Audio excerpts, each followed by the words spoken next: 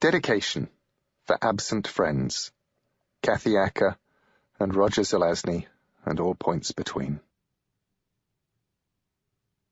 An introduction to the 10th anniversary edition.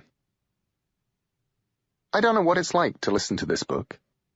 I only know what it was like to live the writing of it. I moved to America in 1992. Something started in the back of my head. There were unrelated ideas that I knew were important and yet seemed unconnected. Two men meeting on a plane, the car on the ice, the significance of coin tricks, and more than anything, America. This strange, huge place where I now found myself living that I knew I didn't understand. But I wanted to understand it. More than that, I wanted to describe it. And then, during a stopover in Iceland, I stared at a tourist diorama of the travels of Leif Erikson, and it all came together. I wrote a letter to my agent and my editor that explained what the book would be. I wrote American Gods at the top of the letter, certain I could come up with a better title. A couple of weeks later, my editor sent me a mock-up of the book cover. It showed a road and a lightning strike, and at the top it said, American Gods. It seemed to be the cover of the book I had planned to write. I found it both off-putting and exhilarating to have the cover before the book. I put it up on the wall and looked at it, intimidated, all thoughts of ever finding another title gone forever. This was the book cover. This was the book. Now I just had to write it. I wrote the first chapter on a train journey from Chicago to San Diego, and I kept traveling, and I kept writing. I drove from Minneapolis to Florida by back roads, following routes I thought Shadow would take in the book. I wrote, and sometimes when I was stuck, I hit the road. I ate pasties in the Upper Peninsula and hush puppies in Cairo. I did my best not to write about any place I had not been. I wrote my book in many places, houses in Florida and in a cabin on a Wisconsin lake, and in a hotel room in Las Vegas. I would follow Shadow on his journey, and when I did not know what happened to Shadow, I would write a Coming to America story, and by the time I got to the end of that, I would know what Shadow was doing, and so would return to him. I wanted to write 2,000 words a day, and if I wrote 1,000 words a day, I was happy. I remember when it was all done in first draft, telling Gene Wolfe, who is the wisest writer I know, and has written more excellent novels than any man I've met, that I thought I had now learned how to write a novel. Gene looked at me and smiled kindly. You never learn how to write a novel, he told me. You only learn to write the novel you're on. He was right. I'd learned to write the novel I was writing, and nothing more. Still, it was a fine, strange novel to have learned how to write. I was always aware of how very far short it fell of the beautiful, golden, gleaming, perfect book I had in my head, but even so, it made me happy. I grew a beard, and I did not cut my hair while I was writing this book, and many people thought I was a trifle odd, although not the Swedes, who approved and told me that a king of theirs had done something very similar, only not with a novel. I shaved the beard off at the end of the first draft, and disposed of the unfeasibly long hair shortly after that. The second draft was mostly a process of excavation and clarification. Moments that needed to grow grew, and moments that needed to be shorter were trimmed. I wanted it to be a number of things.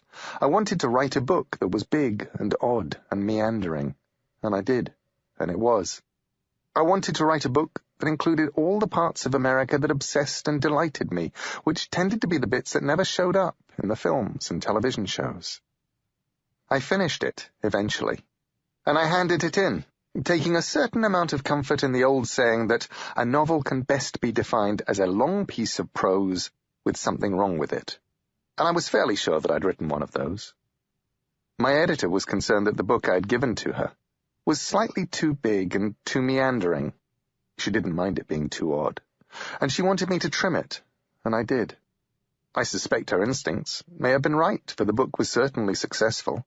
It sold many copies, and it was fortunate enough to receive a number of awards, including the Nebula and the Hugo, for primarily science fiction, the Bram Stoker, for horror, and the Locus, for fantasy, demonstrating that it may have been a fairly odd novel, and that even if it was popular, nobody was quite certain which box it belonged in. But that would be in the future. First, the book needed to be published. The publishing process fascinated me, and I chronicled it on the web, on a blog I started for that reason, but which has continued to this day. When it was published, I went on a book signing tour across the US, then to the UK, then to Canada, and finally home. The first book signing I did was in June 2001, at the Borders Books in the World Trade Center. A couple of days after I returned home, on September the 11th, 2001, neither that bookstore nor the World Trade Center existed. The reception the book was given surprised me. I was used to telling stories that people liked, or that they didn't read. I'd never written anything divisive before. But with this book, people either loved it, or they hated it. The ones who hated it, even if they liked my other books, really hated it.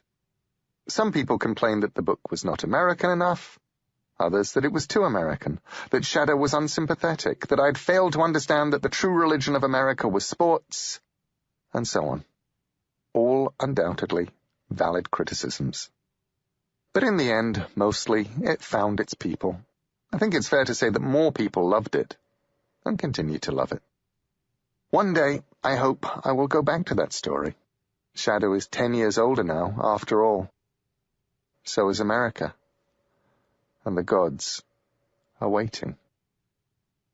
Neil Gaiman, September 2010. A note on the text.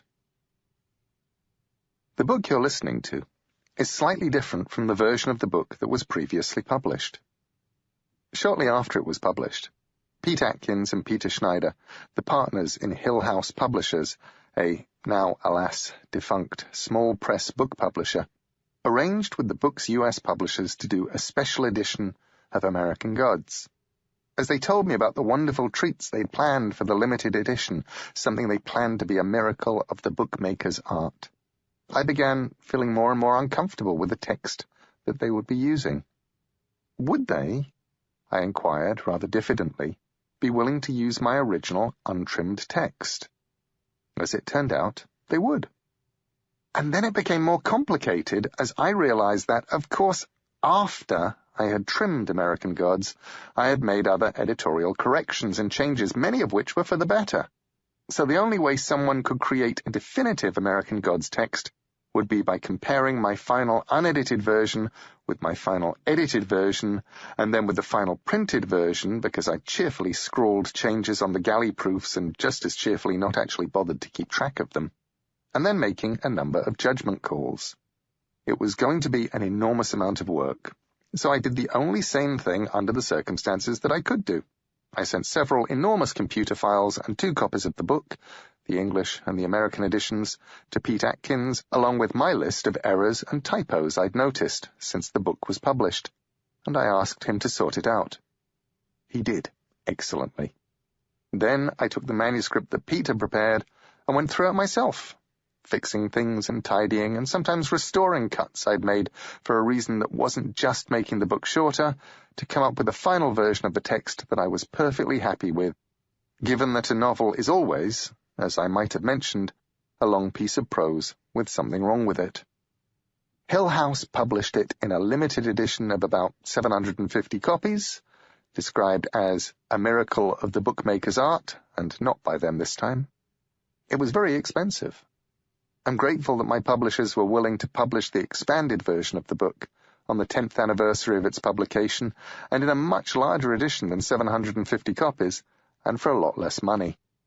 The version of American Gods that you are listening to is about 12,000 words longer than the one that won all the awards, and it's the version of which I'm the most proud. I would like to thank Jennifer Hershey, who was the book's original editor, Jennifer Brell, who midwifed this edition to the world, and above all, I would like to thank Pete Atkins for his help in the preparation of this manuscript. Caveat and warning for travelers. This is a work of fiction, not a guidebook. while the geography of the United States of America in this tale is not entirely imaginary. Many of the landmarks in this book can be visited, paths can be followed, ways can be mapped. I have taken liberties. Fewer liberties than you might imagine, but liberties nonetheless. Permission has neither been asked nor given for the use of real places in this story when they appear. I expect that the owners of Rock City or the House on the Rock and the hunters who own the motel in the center of America are as perplexed as anyone would be to find their properties in here. I have obscured the location of several of the places in this book, the town of Lakeside, for example, and the farm with the ash tree an hour south of Blacksburg. You may look for them if you wish. You might even find them. Furthermore, it goes without saying that all of the people, living, dead, and otherwise, in this story, are fictional, or used in a fictional context. Only the gods are real. One question that has always intrigued me is what happens to demonic beings when immigrants move from their homelands. Irish Americans remember the fairies, Norwegian Americans the Nisir, Greek Americans the Vrikolakas, but only in relation to events remembered in the Old Country.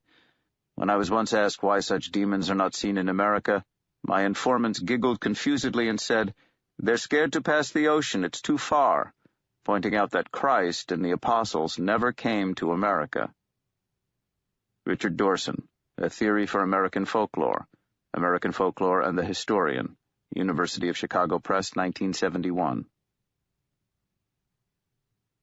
Part 1. Shadows. Chapter 1. The boundaries of our country, sir? Why, sir, on to the north we are bounded by the Aurora Borealis, on the east we are bounded by the rising sun, on the south we are bounded by the precession of the equinoxes, and on the west by the Day of Judgment. The American Joe Miller's Jest Book. Shadow had done 3 years in prison. He was big enough and looked don't fuck with me enough that his biggest problem was killing time. So he kept himself in shape and taught himself coin tricks and thought a lot about how much he loved his wife. The best thing, in Shadow's opinion, perhaps the only good thing about being in prison was a feeling of relief. The feeling that he'd plunged as low as he could plunge and he'd hit bottom. He didn't worry that the man was going to get him because the man had got him. He did not awake in prison with a feeling of dread. He was no longer scared of what tomorrow might bring because yesterday had brought it.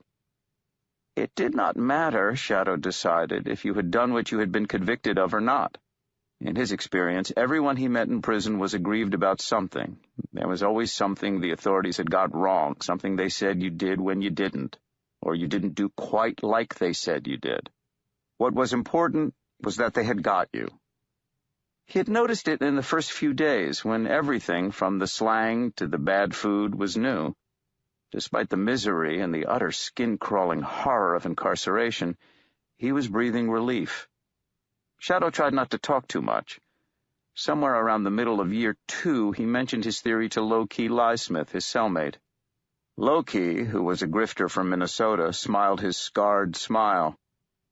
Yeah, that's true. It's even better when you've been sentenced to death. That's when you remember the jokes about the guys who kicked their boots off as the noose flipped around their necks because their friends always told them they'd die with their boots on. Is that a joke? Asked Shadow. Damn right. Gallows humor.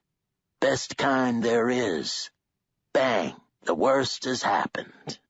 You get a few days for it to sink in, then you're riding the cart on your way to do the dance on nothing. When did they last hang a man in this state?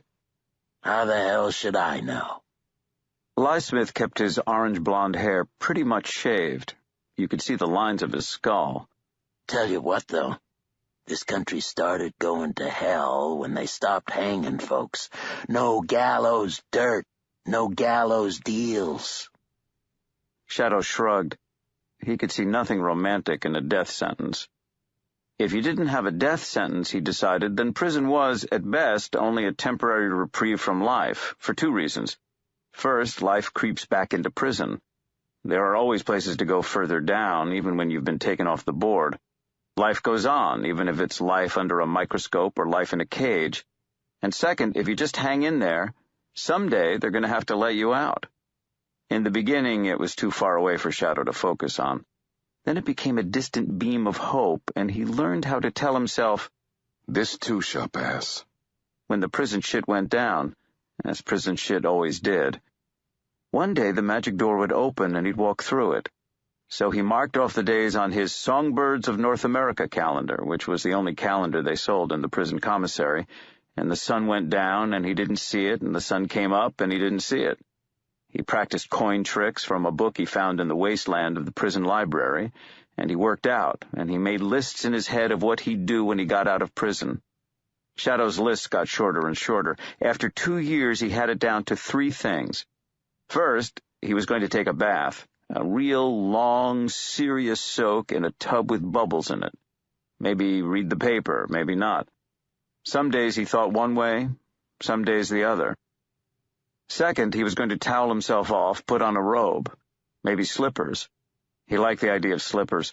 If he smoked, he would be smoking a pipe about now, but he didn't smoke. He would pick up his wife in his arms. "Puppy!" She would squeal in mock horror and real delight. "What are you doing?" He would carry her into the bedroom and close the door. They'd call out for pizzas if they got hungry. Third, after he and Laura had come out of the bedroom, maybe a couple of days later, he was going to keep his head down and stay out of trouble for the rest of his life. "And then you'll be happy?" asked low-key Lysmith. That day they were working in the prison shop, assembling bird feeders, which was barely more interesting than stamping out license plates. "Call no man happy until he is dead," Herodotus said low-key. "Hey, you're learning." "Who the fuck's Herodotus?" asked the Iceman, slotting together the sides of a bird feeder and passing it to Shadow, who bolted and screwed it tight. "Dead Greek." "My last girlfriend was Greek," said the Iceman. "The shit her family ate you would not believe. Like rice wrapped in leaves, shit like that." The Iceman was the same size and shape as a Coke machine, with blue eyes and hair so blonde it was almost white. He had beaten the crap out of some guy who had made the mistake of copping a feel off his girlfriend in the bar where she danced and the Iceman bounced. The guy's friends had called the police, who arrested the Iceman and ran a check on him, which revealed that the Iceman had walked from a work release program 18 months earlier. "So what was I supposed to do?" asked the Iceman aggrieved, when he had told Shadow the whole sad tale. "I told him she was my girlfriend. Was I supposed to let him disrespect me like that, was I? I mean, he had his hands all over her." Shadow had said something meaningless, like, "You tell him," and left it at that. One thing he had learned early: you do your own time in prison. You don't do anyone else's time for them. Keep your head down. Do your own time. Lysmith had loaned Shadow a battered paperback copy of Herodotus's Histories several months earlier. "It's not boring. It's cool." He said, when Shadow protested that he didn't read books. "Read it first, then tell me it's cool." Shadow had made a face, but he had started to read and had found himself hooked against his will. "Greeks. And it ain't true what they say about them, neither. I tried giving it to my girlfriend in the ass. She almost clawed my eyes out." Lysmith was transferred one day without warning. He left Shadow his copy of Herodotus with several actual coins hidden in the pages, 2 quarters, a penny, and a nickel. Coins were contraband. You can sharpen the edges against a stone, slice open someone's face in a fight. Shadow didn't want a weapon. Shadow just wanted something to do with his hands. Shadow was not superstitious. He did not believe in anything he could not see. Still, he could feel disaster hovering above the prison in those final weeks, just as he had felt it in the days before the robbery. There was a hollowness in the pit of his stomach, which he told himself was simply a fear of going back to the world on the outside, but he could not be sure. He was more paranoid than usual, and in prison usual is very, and is a survival skill. Shadow became more quiet, more shadowy than ever. He found himself watching the body language of the guards, of the other inmates, searching for a clue to the bad thing that was going to happen, as he was certain that it would. A month before he was due to be released, Shadow sat in a chilly office, facing a short man with a port wine birthmark on his forehead. They sat across a desk from each other. The man had Shadow's file open in front of him and was holding a ballpoint pen. The end of the pen was badly chewed. "You cold, Shadow?" Yes. A little. The man shrugged. "That's the system. Furnaces don't go on until December the 1st. Then they go off March the 1st.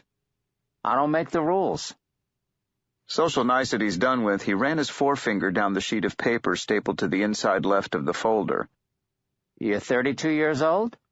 Yes, sir. You look younger. Clean living. Says here you've been a model inmate." I learned my lesson, sir. "Did you? Did you really?" He looked at Shadow intently, the birthmark on his forehead lowering. Shadow thought about telling the man some of his theories about prison, but he said nothing.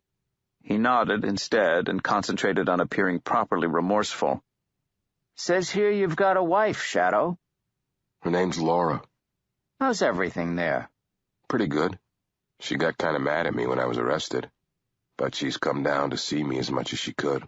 It's a long way to travel. We write, and I call her when I can. "What does your wife do?" She's a travel agent. Sends people all over the world. "How'd you meet her?" Shadow could not decide why the man was asking. He considered telling him it was none of his business, then said, She was my best buddy's wife's best friend. They set us up on a blind date. We hit it off. "And you've got a job waiting for you?" Yes, sir. My buddy Robbie, the one I just told you about, he owns the Muscle Farm, the place I used to train. He says my old job is waiting for me. an eyebrow raised. "Really?" Says he figures I'll be a big draw. Bring back some old-timers and pull in the tough crowd who want to be tougher. The man seemed satisfied. He chewed the end of his ballpoint pen, then turned over the sheet of paper. "How do you feel about your offense?" Shadow shrugged. I was stupid. He said, and meant it. The man with the birthmark sighed. He ticked off a number of items on a checklist, then he riffled through the papers in Shadow's file. "How are you getting home from here? Greyhound?" Flying home. It's good to have a wife who's a travel agent. The man frowned, and the birthmark creased. "She sent you a ticket?" Didn't need to. Just sent me a confirmation number. Electronic ticket. All I have to do is turn up at the airport in a month and show 'em my ID, and I'm out of here. The man nodded, scribbled one final note, then he closed the file and put down the ballpoint pen. Two pale hands rested on the gray desk like pink animals. He brought his hands close together, made a steeple of his forefingers, and stared at Shadow with watery hazel eyes. "You're lucky. You have someone to go back to. You got a job waiting. You can put all this behind you. You got a second chance. Make the most of it." The man did not offer to shake Shadow's hand as he rose to leave, nor did Shadow expect him to. The last week was the worst. In some ways it was worse than the whole 3 years put together. Shadow wondered if it was the weather, oppressive, still, and cold. It felt as if a storm was on the way, but the storm never came. He had the jitters and the heebie-jeebies, a feeling deep in his stomach that something was entirely wrong. In the exercise yard, the wind gusted. Shadow imagined that he could smell snow on the air. He called his wife Collect. Shadow knew that the phone companies whacked a $3 surcharge on every call made from a prison phone. That's why operators are always real polite to people calling from prisons, Shadow had decided. They knew that he paid their wages. Something feels weird. That wasn't the first thing he said to her. The first thing was, I love you. Because it's a good thing to say if you can mean it, and Shadow did. Hello, I love you too. What feels weird? I don't know. Maybe the weather. Feels like if we could only get a storm, everything would be okay. It's nice here. The last of the leaves haven't quite fallen. If we don't get a storm, you'll be able to see them when you get home. 5 days. 120 hours and then you come home. Everything okay there? Nothing wrong? Everything's fine. I'm seeing Robbie tonight. We're planning your surprise welcome home party.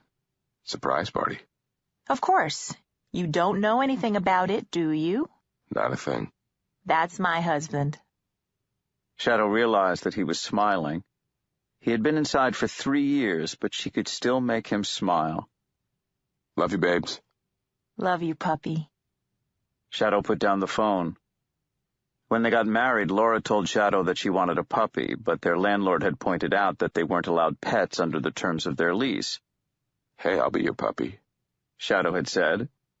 What do you want me to do? Chew your slippers, piss on the kitchen floor, lick your nose, sniff your crotch? I'll bet there's nothing a puppy can do I can't do. And he picked her up as if she weighed nothing at all and began to lick her nose while she giggled and shrieked, and then he carried her to the bed. In the food hall, Sam Fetisher sidled over to Shadow and smiled, showing his old teeth. He sat down beside Shadow and began to eat his macaroni and cheese. "We got to talk," said Sam Fetisher.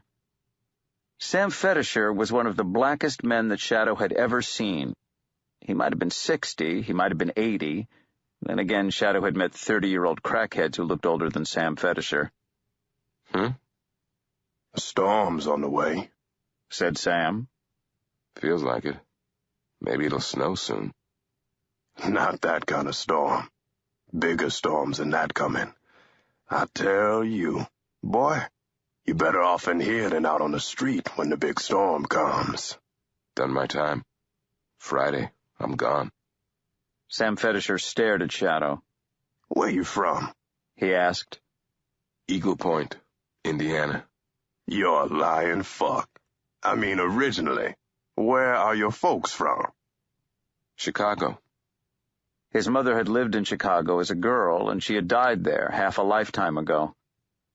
Like I said, big storm coming. Keep your head down, Shadow Boy. It's like, what do they call those things, continents right around on them? Some kind of plates, Tectonic plates? That's it. Tectonic plates. It's like when they go riding, when North America goes skidding into South America. You don't want to be in the middle. You dig me? Not even a little. One brown eye closed in a slow wink. Hell, don't say I didn't warn you. And he spooned a trembling lump of orange jello into his mouth. Shadow spent the night half awake, drifting in and out of sleep, listening to his new cellmate grunt and snore in the bunk below him. Several cells away, a man whined and howled and sobbed like an animal, and from time to time someone would scream at him to shut the fuck up. Shadow tried not to hear. He let the empty minutes wash over him, lonely and slow. 2 days to go. 48 hours, starting with oatmeal and prison coffee, and a guard named Wilson who tapped Shadow harder than he had to on the shoulder and said, "Shadow, this way." Shadow checked his conscience. It was quiet, which did not, he had observed, in a prison, mean that he was not in deep shit. The two men walked more or less side by side, feet echoing on metal and concrete.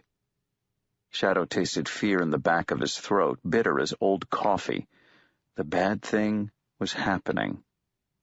There was a voice in the back of his head whispering that they were going to slap another year onto his sentence, drop him into solitary, cut off his hands, cut off his head.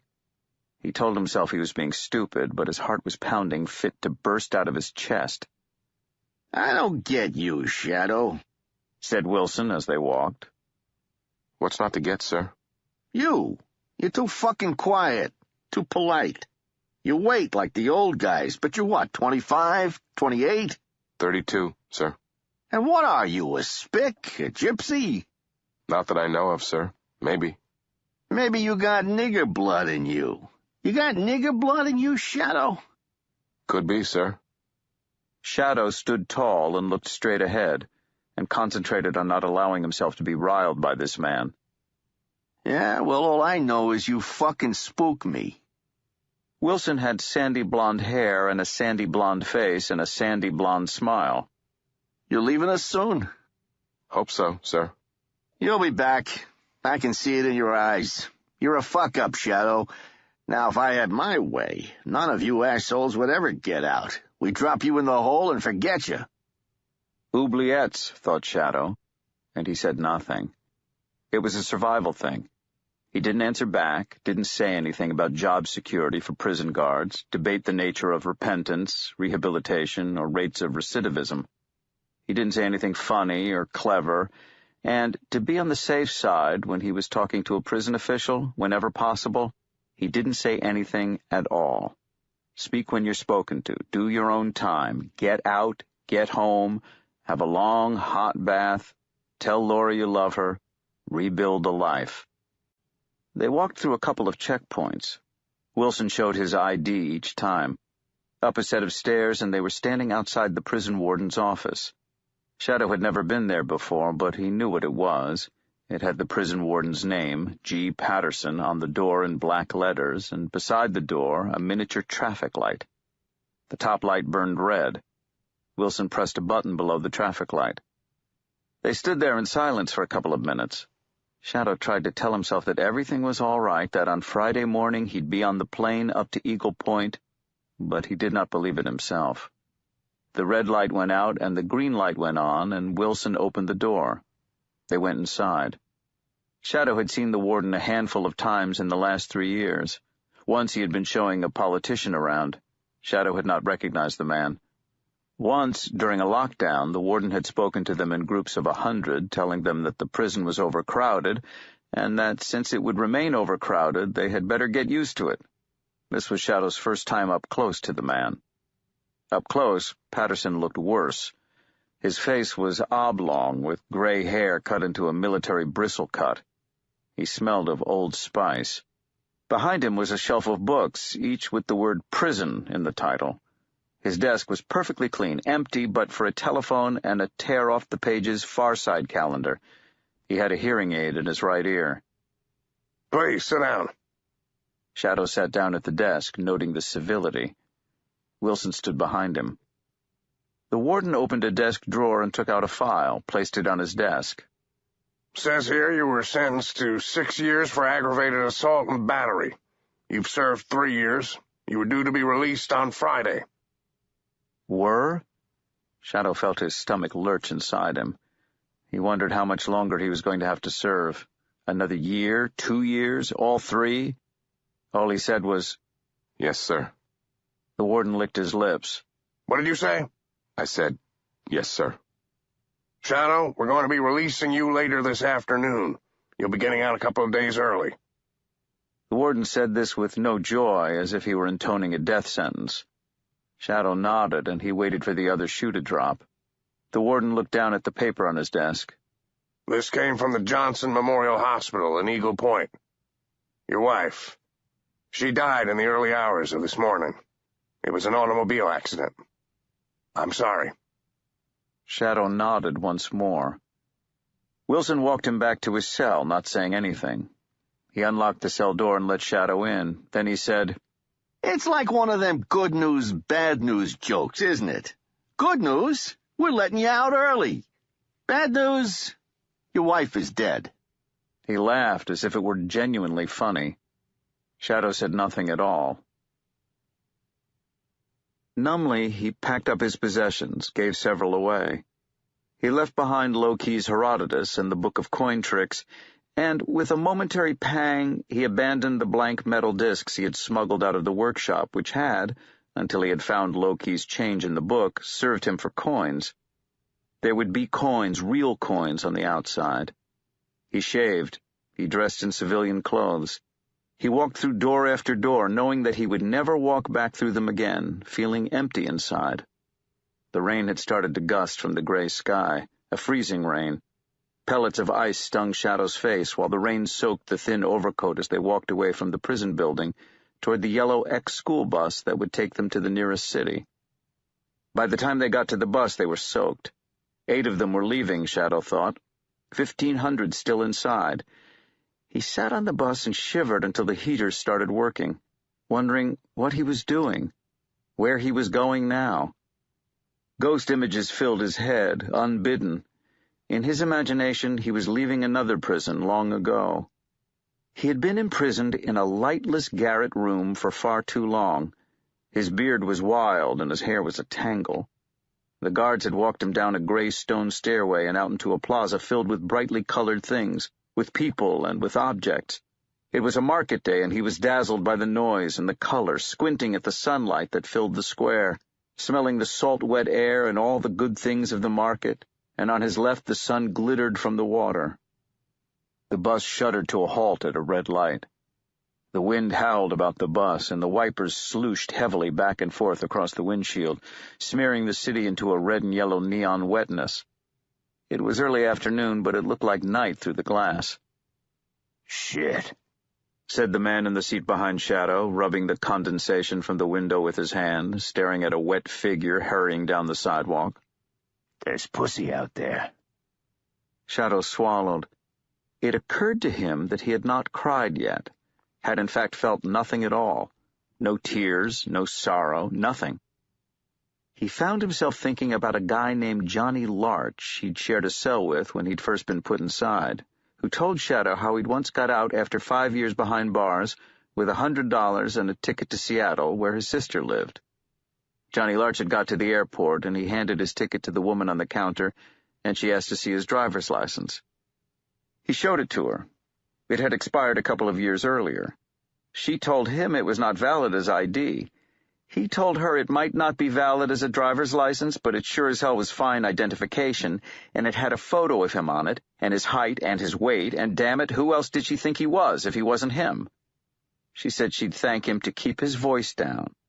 He told her to give him a fucking boarding pass or she was going to regret it, and that he wasn't going to be disrespected. You don't let people disrespect you in prison.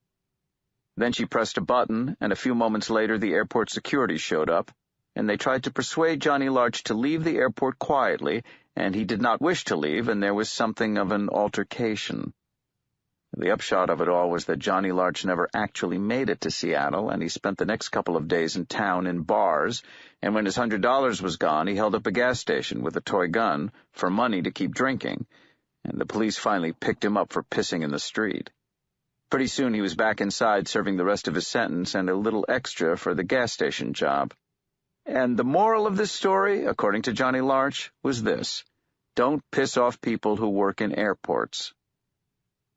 Are you sure it's not something like kinds of behavior that work in a specialized environment, such as a prison, can fail to work and in fact become harmful when used outside such an environment?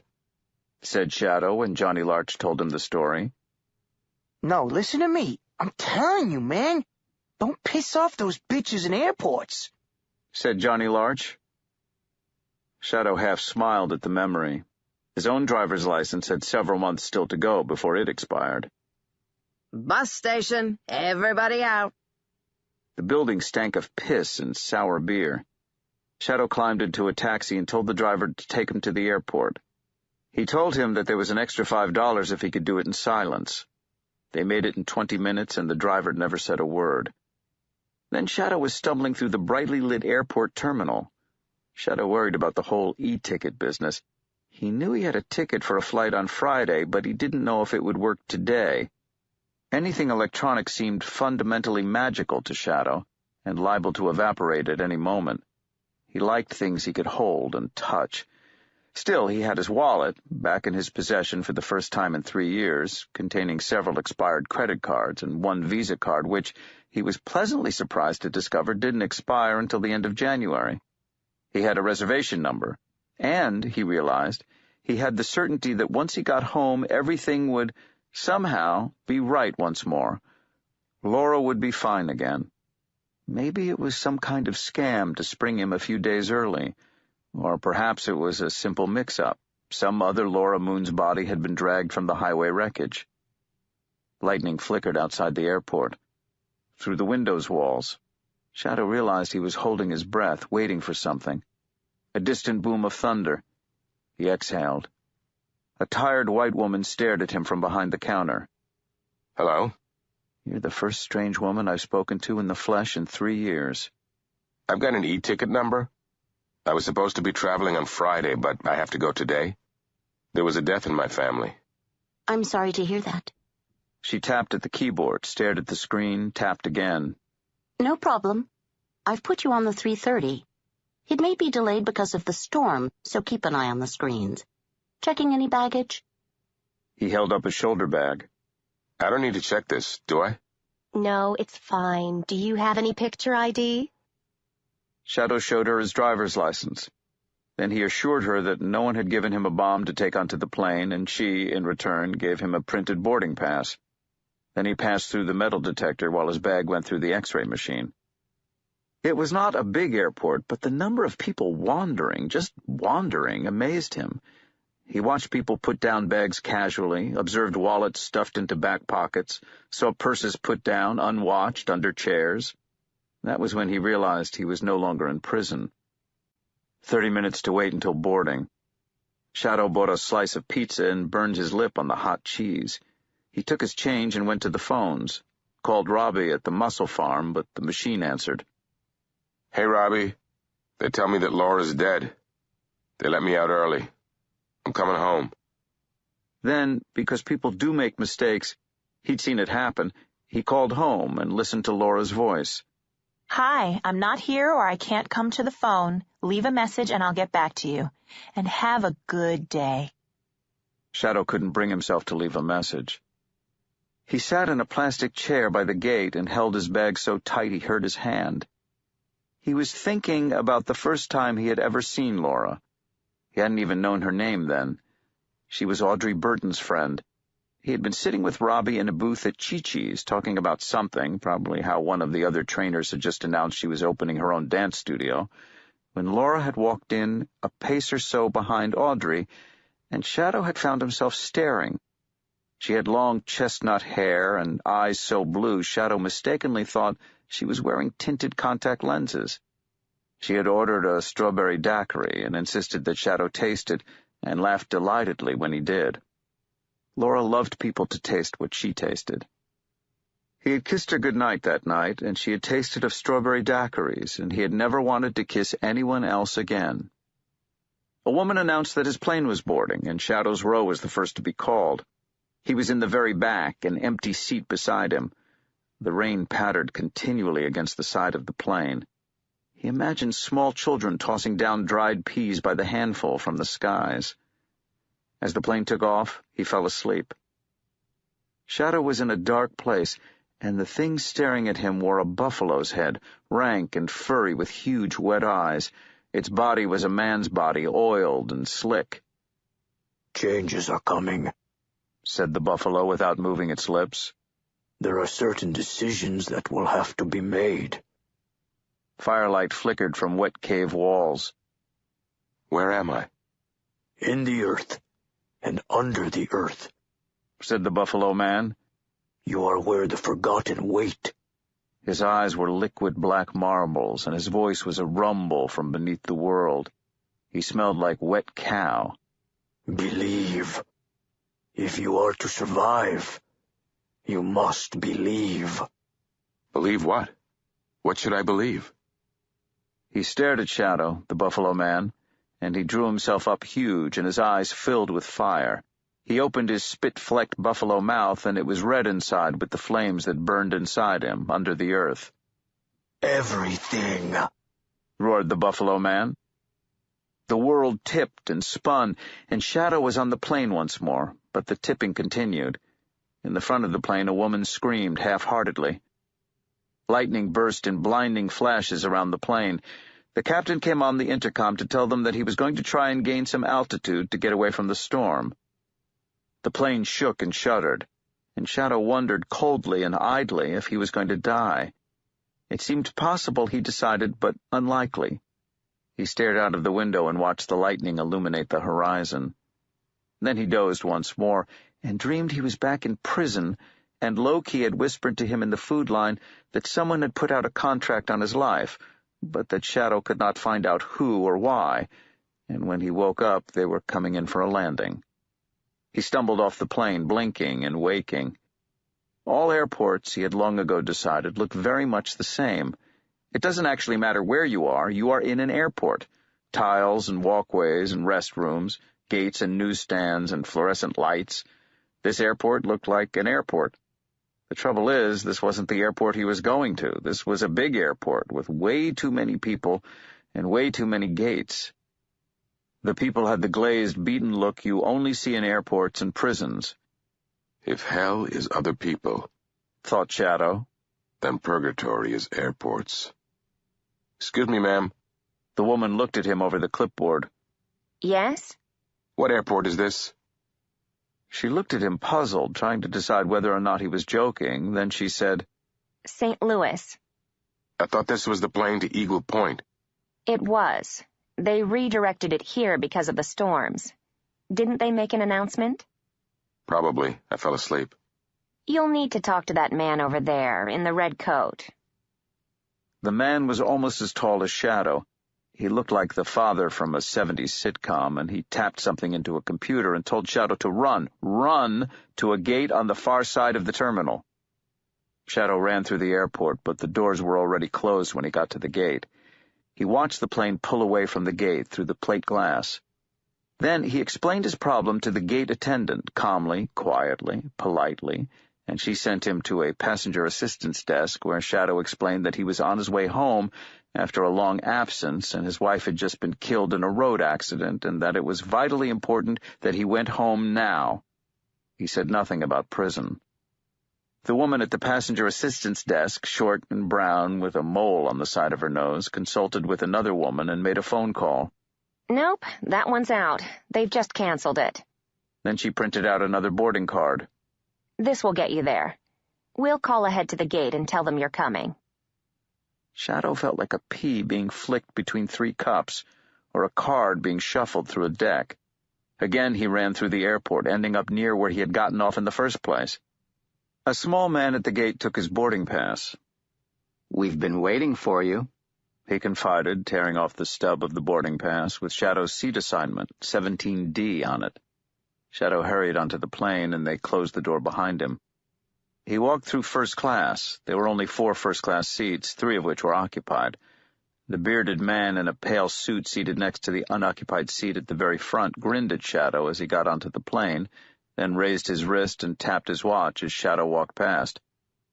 Yeah, I'm making you late, thought Shadow. Let that be the worst of your worries. The plane seemed pretty full as he made his way down toward the back. Actually, Shadow quickly discovered it was completely full, and there was a middle-aged woman sitting in seat 17D. Shadow showed her his boarding card stub, and she showed him hers. They matched. "Can you take your seat, please?" asked the flight attendant. No, I'm afraid I can't. This lady is sitting in it. She clicked her tongue and checked their boarding cards, then she led him back up to the front of the plane and pointed him to the empty seat in first class. "Looks like it's your lucky day." Shadow sat down. "Can I bring you something to drink?" she asked him. "We'll just have time before we take off, and I'm sure you need one after that." I'd like a beer, please. Whatever you got. The flight attendant went away. The man in the pale suit in the seat beside Shadow put out his arm and tapped his watch with his fingernail. It was a black Rolex. "You're late," said the man, and he grinned a huge grin with no warmth in it at all. Sorry? "I said you're late." The flight attendant handed Shadow a glass of beer. He sipped it. For one moment he wondered if the man was crazy, and then he decided he must have been referring to the plane, waiting for one last passenger. Sorry if I held you up. You in a hurry? The plane backed away from the gate. The flight attendant came back and took away Shadow's beer, half finished. The man in the pale suit grinned at her and said, "Don't worry, I'll hold on to this tightly." And she let him keep his glass of Jack Daniels while protesting weakly that it violated airline regulations. "Let me be the judge of that, my dear. Time is certainly of the essence, but no, I am not in a hurry. I was merely concerned that you would not make the plane." That was kind of you. The plane sat restlessly on the ground, engines throbbing, aching to be off.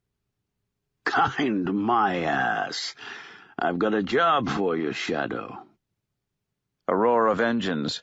The little plane jerked forward into a takeoff, pushing Shadow back into his seat.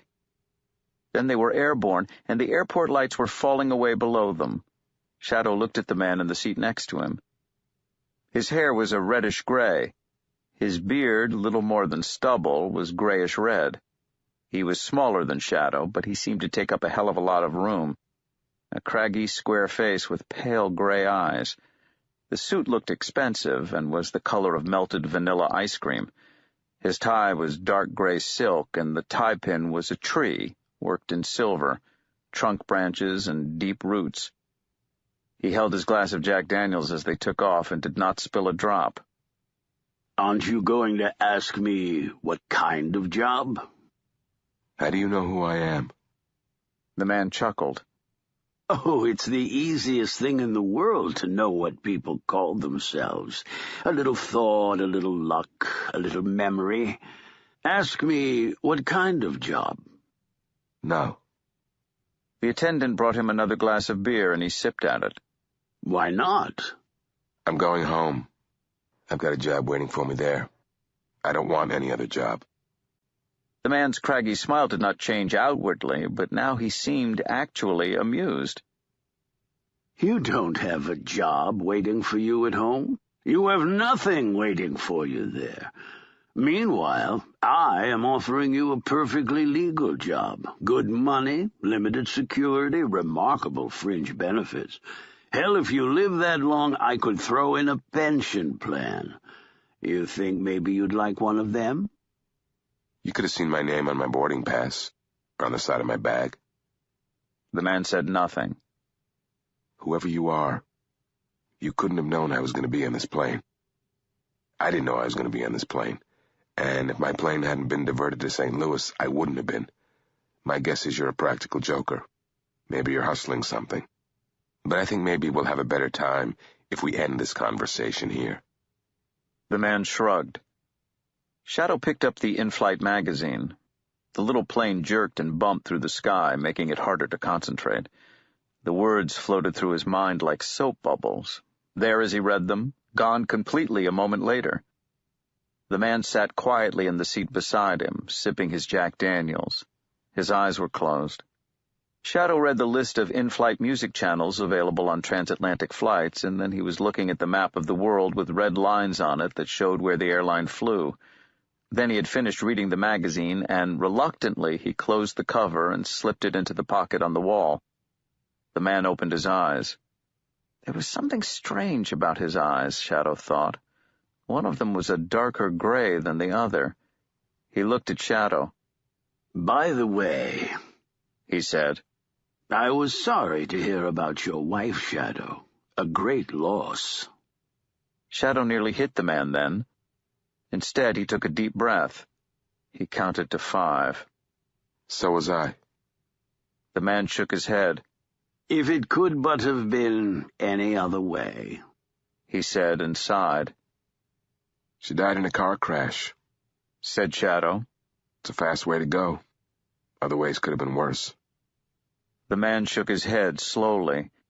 For a moment it seemed to Shadow as if the man was insubstantial, as if the plane had suddenly become more real while his neighbor had become less so. Shadow, it's not a joke. It's not a trick. I can pay you better than any other job you'll find will pay you. You're an ex-con. There's not a long line of people elbowing each other out of the way to hire you. Mr. Whoever the fuck you are, said Shadow, just loud enough to be heard over the din of the engines. There isn't enough money in the world. The grin got bigger. Shadow found himself remembering a PBS show he had seen as a teenager about chimpanzees. The show claimed that when apes and chimps smile, it's only to bare their teeth in a grimace of hate or aggression or terror. When a chimp grins, it's a threat. This grin was one of those. Sure, there's money enough. And there are also bonuses. Work for me and I'll tell you things. There may be a little risk, of course, but if you survive, you can have whatever your heart desires. You could be the next King of America. Now, who else is going to pay you that well? Who are you? Ah, yes, the age of information. Young lady, could you pour me another glass of Jack Daniels? Easy on the ice. Not, of course, that there has ever been any other kind of age. Information and knowledge. These are currencies that have never gone out of style. I said, who are you? Let's see. Well, seeing that today certainly is my day, why don't you call me Wednesday? Mr. Wednesday. Although given the weather, it might as well be Thursday, eh? What's your real name? Worked for me long enough and well enough, and I may even tell you that. There, job offer. Think about it. No one expects you to say yes immediately, not knowing whether you're leaping into a piranha tank or a pit of bears. Take your time. He closed his eyes and leaned back in his seat. I don't think so. I don't like you. I don't want to work with you. Like I say, don't rush into it. Take your time. The plane landed with a bump, and a few passengers got off. Shadow looked out of the window. It was a little airport in the middle of nowhere, and there were still 2 little airports to go before Eagle Point. Shadow transferred his glance to the man in the pale suit. Mr. Wednesday? He seemed to be asleep. Shadow stood up, grabbed his bag, and stepped off the plane, down the steps onto the slick, wet tarmac, walking at an even pace toward the lights of the terminal. A light rain spattered his face. Before he went inside the airport building, he stopped and turned and watched. No one else got off the plane. The ground crew rolled the steps away, the door was closed, and it taxied off down the runway. Shadow stared at it until it took off, then he walked inside to the budget car rental desk, the only one open, and he rented what turned out, when he got to the parking lot, to be a small red Toyota. Shadow unfolded the map they had given him. He spread it out on the passenger seat. Eagle Point was about 250 miles away, most of the journey on the freeway. He had not driven a car in 3 years. The storms had passed, if they had come this far. It was cold and clear. Clouds scudded in front of the moon, and for a moment Shadow could not be certain whether it was the clouds or the moon that was moving. He drove north for an hour and a half. It was getting late. He was hungry, and when he realized how hungry he really was, he pulled off at the next exit and drove into the town of Nottaman, population 1,301. He filled the gas tank at the Amoco and asked the bored woman at the cash register where the best bar in the area was, somewhere that he could get something to eat. Jack's Crocodile Bar. It's west on County Road North. Crocodile Bar? Yeah. Jack says they add character. She drew him a map on the back of a mauve flyer, which advertised a chicken roast to raise money for a young girl who needed a new kidney. He's got a couple of crocodiles, a snake, one of them big lizard things. An iguana? That's him. Through the town, over a bridge, on for a couple of miles, and he stopped at a low rectangular building with an illuminated Pabst sign and a Coca-Cola machine by the door. The parking lot was half empty. Shadow parked the red Toyota and went inside. The air was thick with smoke, and Walkin' After Midnight was playing on the jukebox. Shadow looked around for the crocodiles, but could not see them. He wondered if the woman in the gas station had been pulling his leg. What'll it be? You Jack? It's Jack's night off. I'm Paul. Hi, Paul. House beer. And a hamburger with all the trimmings? No fries? Bowl of chili to start? Best chili in the state. Sounds good. Where's the restroom? The man pointed to a door in the corner of the bar. There was a stuffed alligator head mounted on the door. Shadow went through the door. It was a clean, well-lit restroom. Shadow looked around the room first. Force of habit. Remember, Shadow, you can't fight back when you're pissing. Low-key said. Low-key, as always, in the back of his head. He took the urinal stall on the left. Then he unzipped his fly and pissed for an age, relaxing, feeling relief. He read the yellowing press clipping framed at eye level with a photo of Jack and 2 alligators. There was a polite grunt from the urinal immediately to his right, although he had heard nobody come in. The man in the pale suit was bigger standing than he had seemed sitting on the plane beside Shadow. He was almost Shadow's height, and Shadow was a big man. He was staring ahead of him.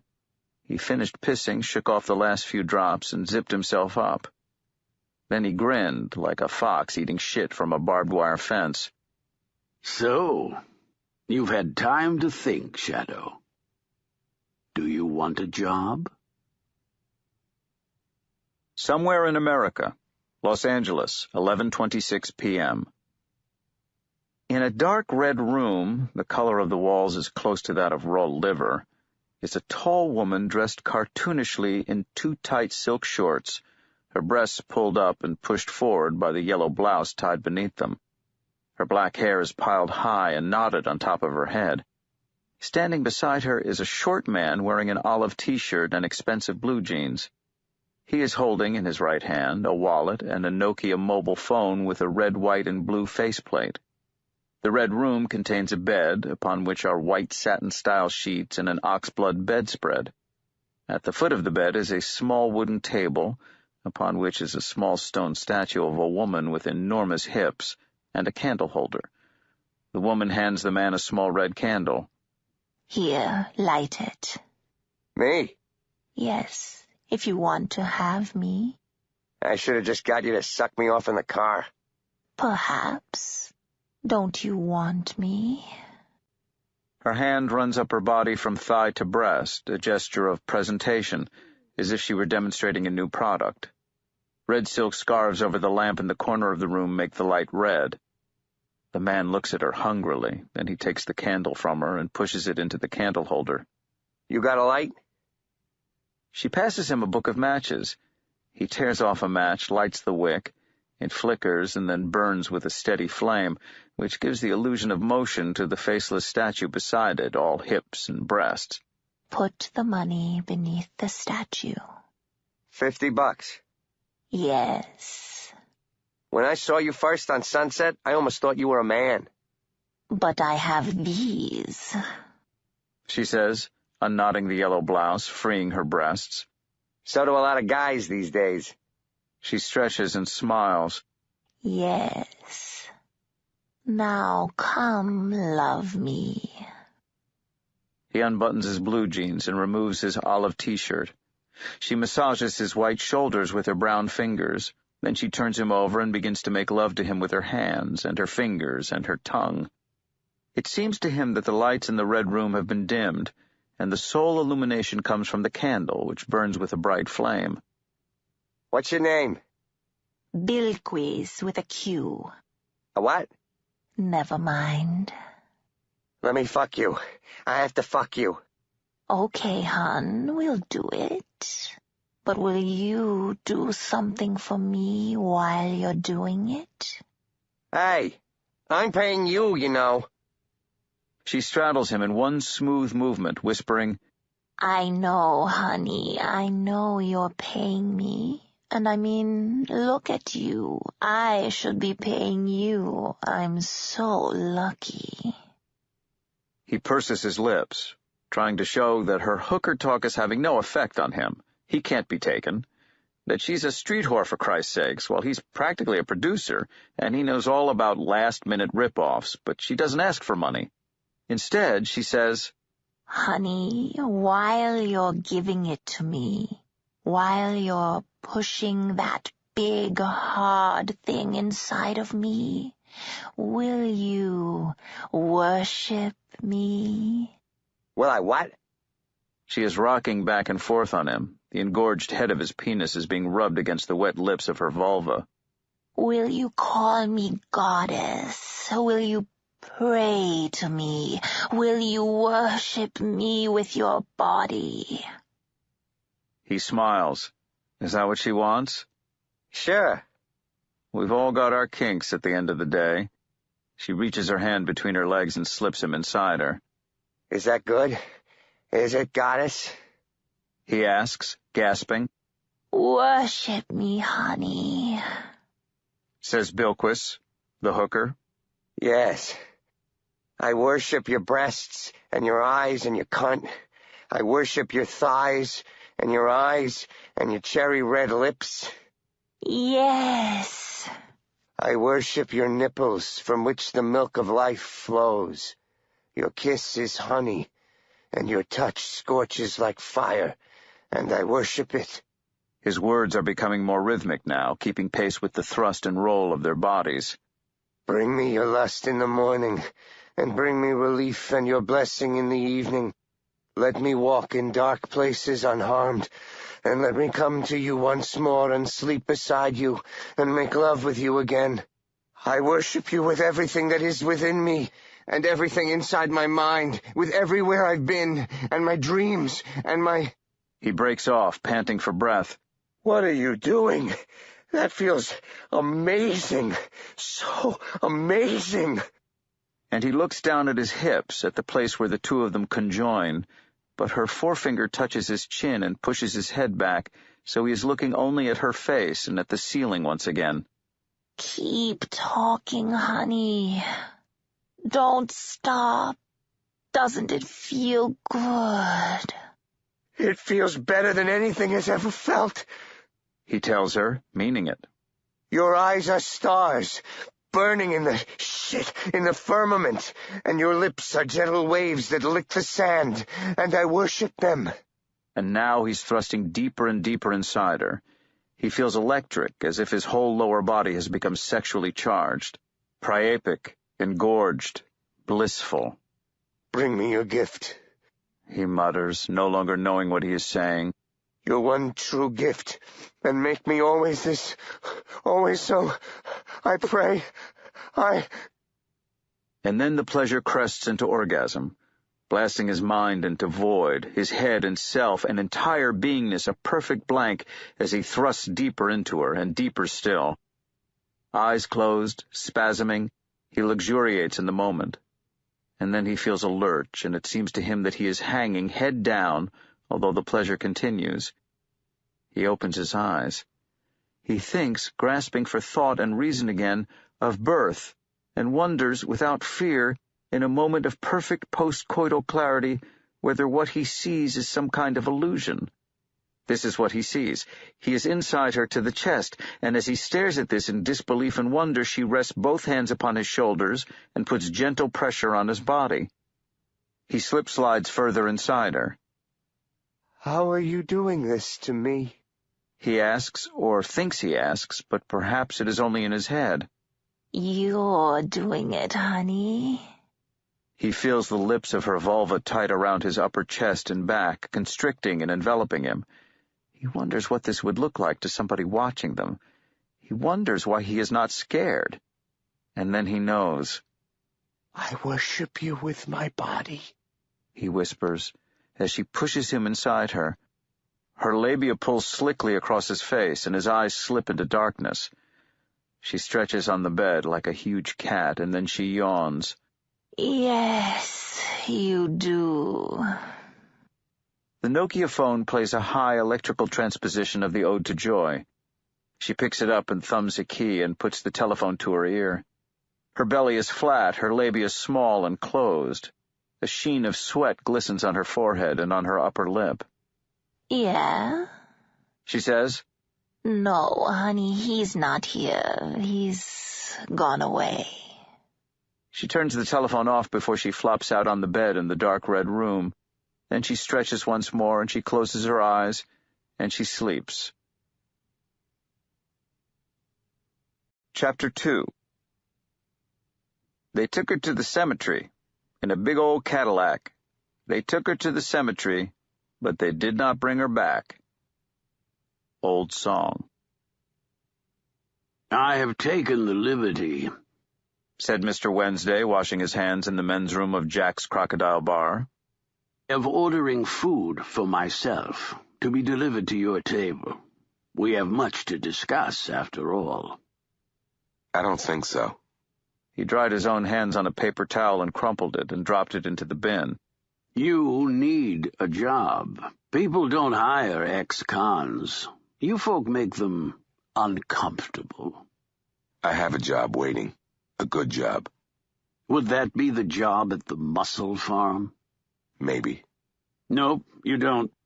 Robbie Burton's dead. Without him, the mussel farm's dead, too." You're a liar. "Of course, and a good one. The best you will ever meet. But I'm afraid I'm not lying to you about this." He reached into his pocket, produced a newspaper, much folded, and handed it to Shadow. Page 7. Come on back to the bar. You can read it at the table. Shadow pushed open the door back into the bar. The air was blue with smoke, and the Dixie cups were on the jukebox singing Iko Iko. Shadow smiled slightly in recognition of the old children's song. The barman pointed to a table in the corner. There was a bowl of chili and a burger at one side of the table, a rare steak and a bowl of fries laid in the place across from it. "Look at my king all dressed in red, Iko Iko all day. I bet you $5 he'll kill you dead. Giacomo Fina ne." Shadow took his seat at the table. He put the newspaper down. "I got out of prison this morning," he said. "This is my first meal as a free man. You won't object if I wait until after I've eaten to read you page 7. Not in the slightest bit." Shadow ate his hamburger. It was better than prison hamburgers. The chili was good, but he decided, after a couple of mouthfuls, not the best in the state. Laura made a great chili. She used lean cut meat, dark kidney beans, carrots cut small, a bottle or so of dark beer, and freshly sliced hot peppers. She would let the chili cook for a while, then add red wine, lemon juice, and a pinch of fresh dill, and finally measure out and add her chili powders. On more than one occasion, Shadow had tried to get her to show him how she made it. He would watch everything she did, from slicing the onions and dropping them into the olive oil at the bottom of the pot on. He had even written down the sequence of events, ingredient by ingredient, and he had once made Laura's chili for himself on a weekend when she had been out of town. It had tasted okay.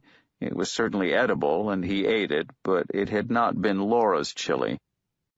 The news item on page 7 was the first account of his wife's death that Shadow had read. It felt strange, as if he were reading about someone in a story. How Laura Moon, whose age was given in the article as 27, and Robbie Burton, 39, were in Robbie's car on the interstate when they swerved into the path of a 32-wheeler, which sideswiped them as it tried to change lanes and avoid them. The truck brushed Robbie's car and sent it spinning off the side of the road, where the car had hit a road sign hard and stopped spinning. Rescue crews were on the scene in minutes. They pulled Robbie and Laura from the wreckage. They were both dead by the time they arrived at the hospital. Shadow folded the newspaper up once more and slid it back across the table toward Wednesday, who was gorging himself on a steak so bloody and so blue it might never have been introduced to a kitchen flame. "Here, take it back." Robbie had been driving. He must have been drunk, although the newspaper account said nothing about this. Shadow found himself imagining Laura's face when she realized that Robbie was too drunk to drive. The scenario unfolded in Shadow's mind, and there was nothing he could do to stop it. Laura shouting at Robbie, shouting at him to pull off the road, then the thud of car against truck and the steering wheel wrenching over, the car on the side of the road, broken glass glittering like ice and diamonds in the headlights, blood pooling in rubies on the road beside them. 2 bodies, dead or soon to die, being carried from the wreck or laid neatly by the side of the road. "Well?" asked Mr. Wednesday. He had finished his steak, sliced and devoured it like a starving man. Now he was munching the French fries, spearing them with his fork. "You're right. I don't have a job." Shadow took a quarter from his pocket, tails up. He flicked it up in the air, knocking it against his finger as it left his hand to give it a wobble that made it look as if it were turning, caught it, slapped it down on the back of his hand. "Call." "Why?" "I don't want to work for anyone with worse luck than me. Call." "Heads." "Sorry," said Shadow, revealing the coin without even bothering to glance at it. "It was tails. I rigged the toss." "Rigged games are the easiest ones to beat," said Wednesday, wagging a square finger at Shadow. "Take another look at the quarter." Shadow glanced down at it. The head was face up. "I must have fumbled the toss." "You do yourself a disservice," said Wednesday, and he grinned. "I'm just a lucky, lucky guy." Then he looked up. "Well, I never. Mad Sweeney. Will you have a drink with us?" "Southern Comfort and Coke. Straight up," said a voice from behind Shadow. I'll go and talk to the barman. He stood up and began to make his way toward the bar. Aren't you going to ask what I'm drinking? I already know what you're drinking, said Wednesday, and then he was standing by the bar. Patsy Cline started to sing Walkin' After Midnight on the jukebox again. The man who had ordered Southern Comfort and Coke sat down beside Shadow. He had a short, ginger-colored beard. He wore a denim jacket covered with bright sew-on patches, and under the jacket a stained white T-shirt. On the T-shirt was printed, "If you can't eat it, drink it, smoke it, or snort it, then fuck it." He wore a baseball cap on which was printed, "The only woman I have ever loved was another man's wife, my mother." He opened a soft pack of Lucky Strikes with a dirty thumbnail, took a cigarette, offered one to Shadow. Shadow was about to take one, automatically. He did not smoke, but a cigarette makes good barter material, when he realized that he was no longer inside. You could buy cigarettes here whenever you wanted. He shook his head. "You working for our man, then?" asked the bearded man. He was not sober, although he was not yet drunk. It looks that way. The bearded man lit his cigarette. "I'm a leprechaun." Shadow did not smile. Really? Shouldn't you be drinking Guinness? Stereotypes. You have to learn to think outside the box. There's a lot more to Ireland than Guinness. You don't have an Irish accent. I've been over here too fucking long. So you are originally from Ireland? I told you I'm a leprechaun. We don't come from fucking Moscow. I guess not. Wednesday returned to the table, 3 drinks held easily in his paw-like hands. Southern Comfort and Coke for you, Mad Sweeney, my man, and a Jack Daniels for me. And this is for you, Shadow. What is it? Taste it. The drink was a tawny golden color. Shadow took a sip, tasting an odd blend of sour and sweet on his tongue. He could taste the alcohol underneath and a strange blend of flavors. It reminded him a little of prison hooch, brewed in a garbage bag from rotten fruit and bread and sugar and water, but it was smoother, sweeter, infinitely stranger. Okay, I tasted it. What was it? Mead, honey wine, the drink of heroes, the drink of the gods. Shadow took another tentative sip. Yes, he could taste the honey, he decided. That was one of the tastes. Tastes kind of like pickle juice, he said. Sweet pickle juice wine. Tastes like a drunken diabetic's piss. I hate the stuff. Then why did you bring it for me? Wednesday stared at Shadow with his mismatched eyes. One of them, Shadow decided, was a glass eye, but he could not decide which one. I brought you mead to drink because it's traditional, and right now we need all the tradition we can get. It seals our bargain. We haven't made a bargain.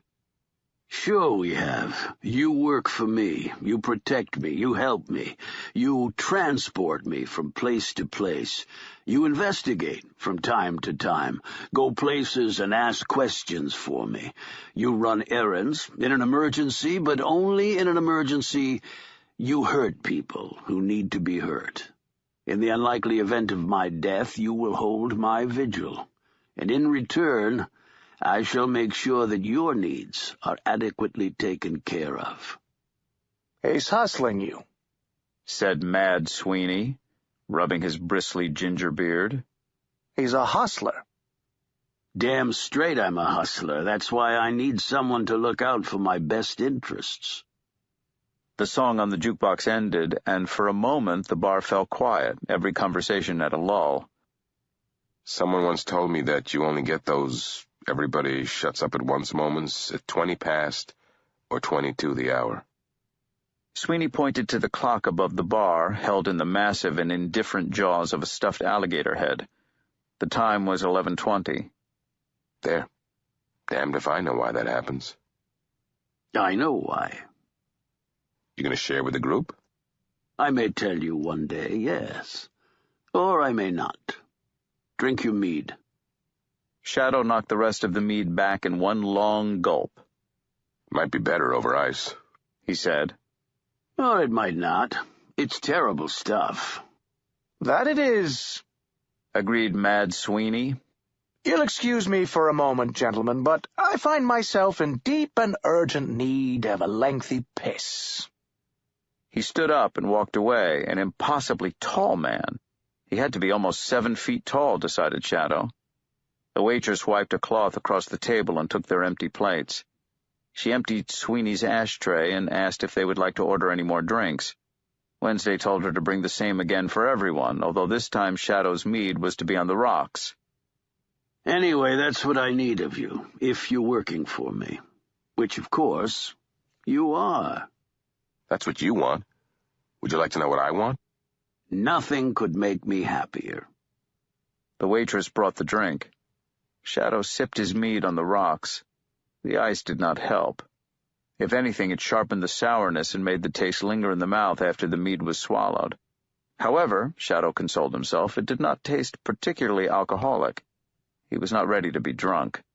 Not yet. He took a deep breath. Okay. My life, which for 3 years has been a long way from being the greatest life there has ever been, just took a distinct and sudden turn for the worse. Now there are a few things I need to do. I want to go to Laura's funeral. I want to say goodbye. After that, if you still need me, I want to start at $500 a week. The figure was a stab in the dark, a made-up number. Wednesday's eyes revealed nothing. If we're happy working together, in 6 months' time you raise it to $1,000 a week. He paused. It was the longest speech he'd made in years. You say you may need people to be hurt. Well, I'll hurt people if they're trying to hurt you. But I don't hurt people for fun or for profit. I won't go back to prison. Once was enough. You won't have to. No, I won't. He finished the last of the mead. He wondered suddenly, somewhere in the back of his head, whether the mead was responsible for loosening his tongue, but the words were coming out of him like the water spraying from a broken fire hydrant in summer, and he could not have stopped them if he had tried. I don't like you, Mr. Wednesday, or whatever your real name may be. We are not friends. I don't know how you got off that plane without me seeing you, or how you trailed me here, but I'm impressed. You have class, and I'm at a loose end right now. You should know that when we're done, I'll be gone. And if you piss me off, I'll be gone too. Until then, I'll work for you. Wednesday grinned. His smiles were strange things, Shadow decided. They contained no shred of humor, no happiness, no mirth. Wednesday looked like he had learned to smile from a manual.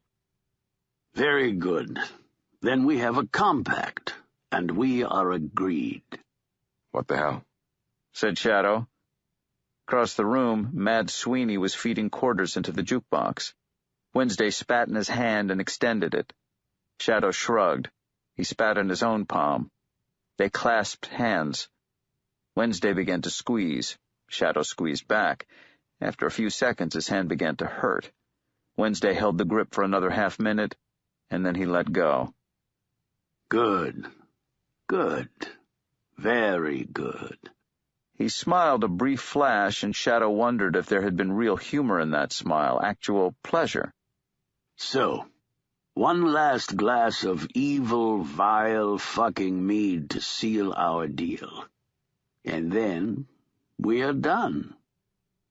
It'll be a Southern Comfort and Coke for me, said Sweeney, lurching back from the jukebox. The jukebox began to play the Velvet Underground's Who Loves the Sun. Shadow thought it a strange song to find on a jukebox. It seemed very unlikely, but then this whole evening had become increasingly unlikely. Shadow took the quarter he had used for the coin toss from the table, enjoying the sensation of a freshly milled coin against his fingers. Producing it in his right hand between forefinger and thumb, he appeared to take it into his left hand in one smooth movement while casually finger-palming it. He closed his left hand on the imaginary quarter. Then he took a second quarter in his right hand between finger and thumb, and, as he pretended to drop that coin into the left hand, he let the palmed quarter fall into his right hand, striking the quarter he held there on the way. The chink confirmed the illusion that both coins were in his left hand, while they were now both held safely in his right. Coin tricks, is it? Asked Sweeney, his chin raising, his scruffy beard bristling. Why, if it's coin tricks we're doing, watch this. He took a glass from the table, a glass that had once held mead, and he tipped the ice cubes into the ashtray. Then he reached out and took a large coin, golden and shining, from the air. He dropped it into the glass. He took another gold coin from the air and tossed it into the glass, where it clinked against the first. He took a coin from the candle flame of a candle on the wall, another from his beard, a third from Shadow's empty left hand, and dropped them, one by one, into the glass. Then he curled his fingers over the glass and blew hard, and several more golden coins dropped into the glass from his hand. He tipped the glass of sticky coins into his jacket pocket and then tapped the pocket to show, unmistakably, that it was empty. There. That's a coin trick for you. Shadow, who had been watching closely throughout the impromptu performance, put his head on one side. We have to talk about that. I need to know how you did it. I did it with panache and style. That's how I did it. He laughed silently, rocking on his heels, his gappy teeth bared. Yes, that is how you did it. You gotta teach me. All the ways of doing the miser's dream that I've read about, you'd be hiding the coins in the hand that holds the glass, and dropping them in while you produce and vanish the coin in your right hand. Sounds like a hell of a lot of work to me, said Mad Sweeney. It's easier just to pick them out of the air. He picked up his half-finished Southern Comfort and Coke, looked at it, and put it down on the table. Wednesday stared at both of them as if he had just discovered new and previously unimagined life forms. Mead for you, Shadow. I'll stick with Mr. Jack Daniels, and for the freeloading Irishman, a bottled beer. Something dark for preference, said Sweeney. Freeloader, is it? He picked up what was left of his drink and raised it to Wednesday in a toast. May the storm pass over us and leave us hale and unharmed, he said, and knocked the drink back. A fine toast, but it won't. Another mead was placed in front of Shadow. Do I have to drink this? He asked, without enthusiasm. Yes, I'm afraid you do. It seals our deal. Third time's the charm, huh? Shit. He swallowed the mead in 2 large gulps. The pickled honey taste filled his mouth. There. You're my man now. So, you want to know the trick of how it's done? Yes, said Shadow. Were you loading them in your sleeve? They were never in my sleeve. He chortled to himself, rocking and bouncing as if he were a lanky, bearded, drunken volcano, preparing to erupt with delight at his own brilliance. It's the simplest trick in the world. I'll fight you for it. Shadow shook his head. I'll pass. Now there's a fine thing, said Sweeney to the room. Old Wednesday gets himself a bodyguard, and the fellow's too scared to put up his fists even. I won't fight you. Sweeney swayed and sweated. He fiddled with the peak of his baseball cap. Then he pulled one of his coins out of the air and placed it on the table. Real gold, if you were wondering. Win or lose, and you'll lose. It's yours if you fight me. A big fella like you? Who'd have thought you'd be a fucking coward? He's already said he won't fight you. Go away, Mad Sweeney. Take your beer and leave us in peace. Sweeney took a step closer to Wednesday. Call me a freeloader, will you? You doomed old creature. You cold-blooded, heartless old tree-hanger. His face was turning a deep, angry red. Wednesday put out his hands, palms up, pacific. Foolishness, Sweeney. Watch where you put your words. Sweeney glared at him. Then he said with the gravity of the very drunk, You've hired a coward. What would he do if I hurt you, do you think? Wednesday turned to Shadow. I've had enough of this. Deal with it. Shadow got to his feet and looked up into Mad Sweeney's face. How tall was the man, he wondered. You're bothering us. You're drunk. I think you ought to leave now. A slow smile spread over Sweeney's face. There now. Like a little yapping dog. It's finally ready to fight. Hey, everybody! He called to the room. There's going to be a lesson learned. Watch this. He swung a huge fist at Shadow's face. Shadow jerked back. Sweeney's hand caught him beneath the right eye. He saw blotches of light and felt pain. And with that, the fight began. Sweeney fought without style, without science, with nothing but enthusiasm for the fight itself. Huge, barreling roundhouse blows that missed as often as they connected. Shadow fought defensively, carefully, blocking Sweeney's blows or avoiding them. He became very aware of the audience around them. Tables were pulled out of the way with protesting groans, making a space for the men to spar. Shadow was aware at all times of Wednesday's eyes upon him, of Wednesday's humorless grin. It was a test, that was obvious, but what kind of a test? In prison, Shadow had learned there were two kinds of fights. Don't fuck with me fights, where you made it as showy and impressive as you could, and private fights, real fights, which were fast and hard and nasty, and always over in seconds. Hey, Sweeney, why are we fighting? For the joy of it, said Sweeney, sober now, or at least no longer visibly drunk. For the sheer, unholy fucking delight of it. Can't you feel the joy in your own veins, rising like the sap in the springtime? His lip was bleeding. So was Shadow's knuckle. So how'd you do the coin production?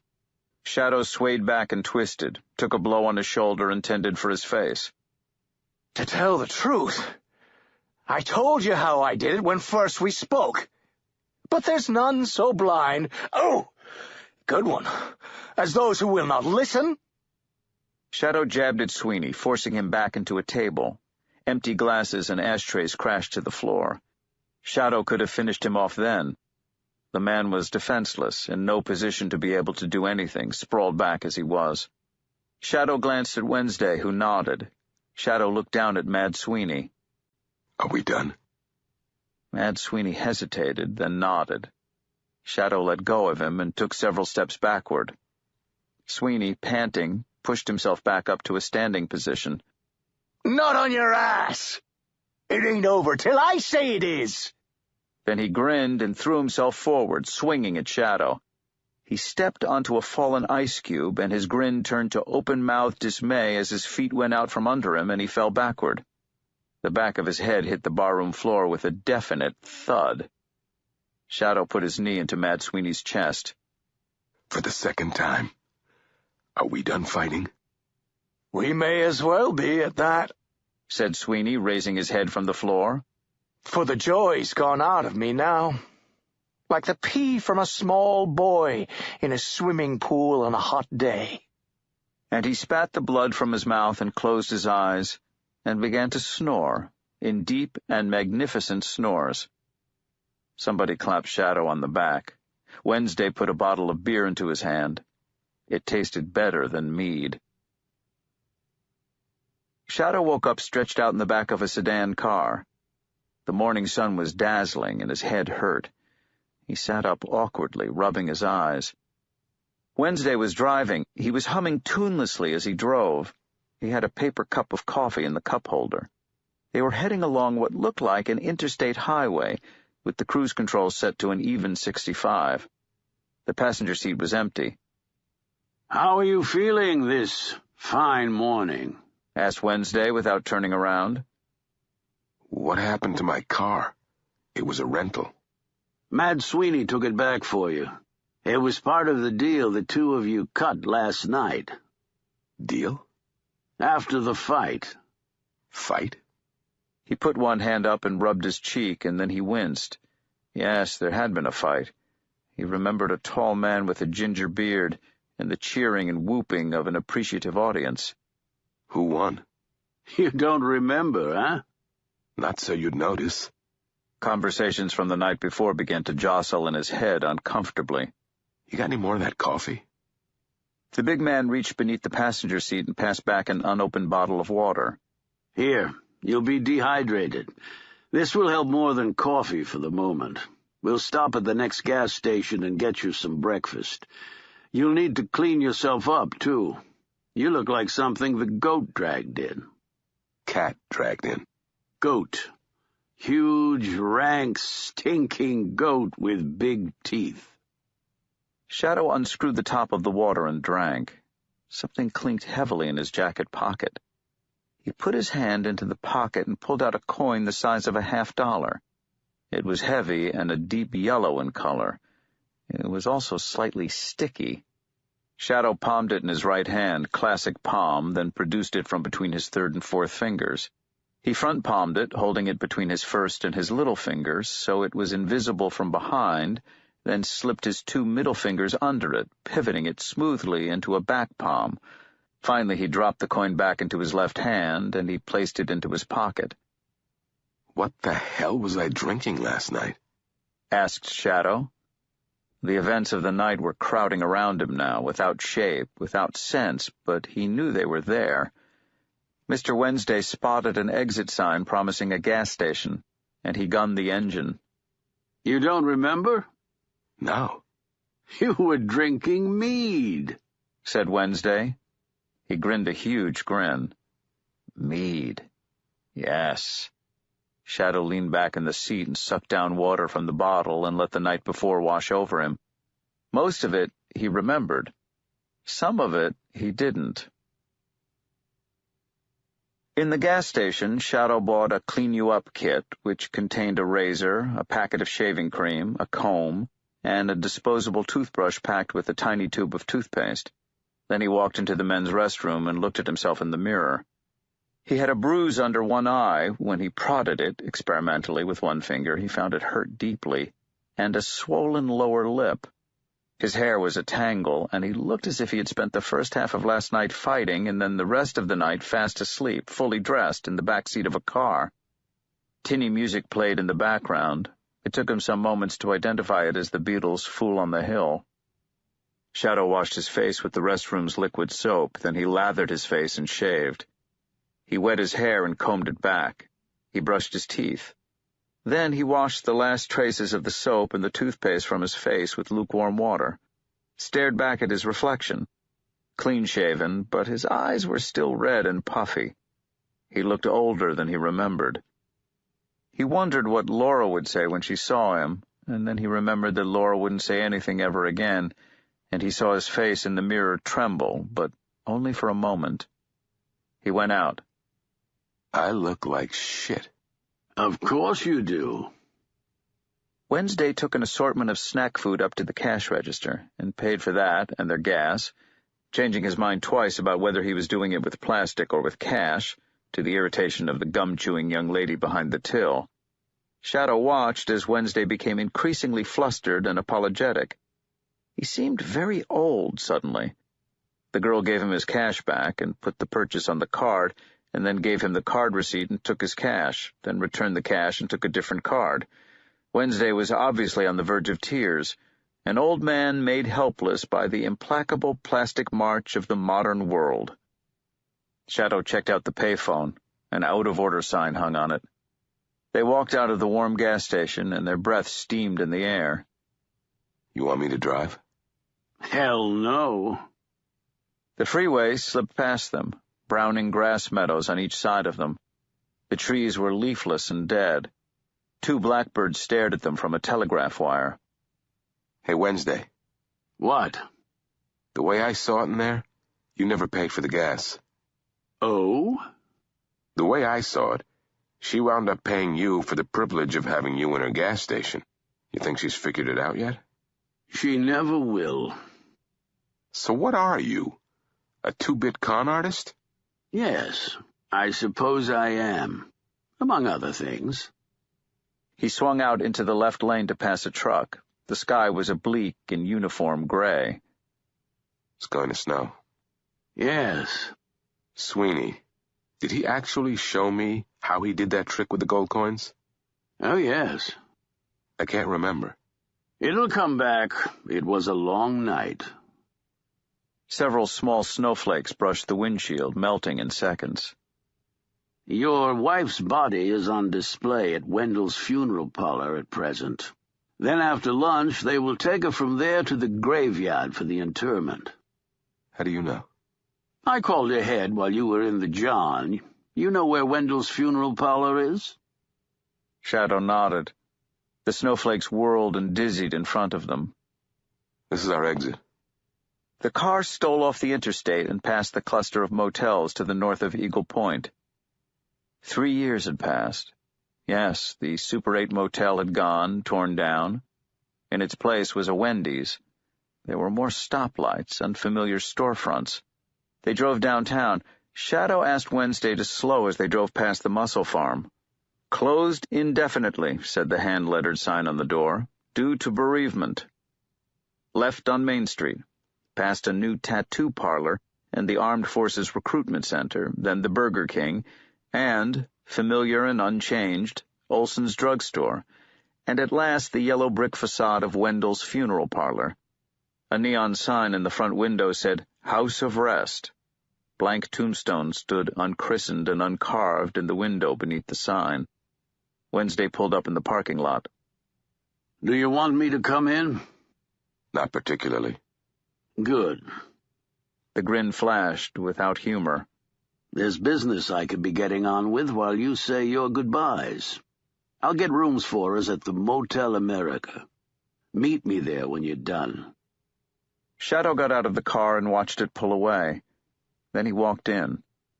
The dimly lit corridor smelled of flowers and of furniture polish, with just the slightest tang of formaldehyde and rot beneath the surface.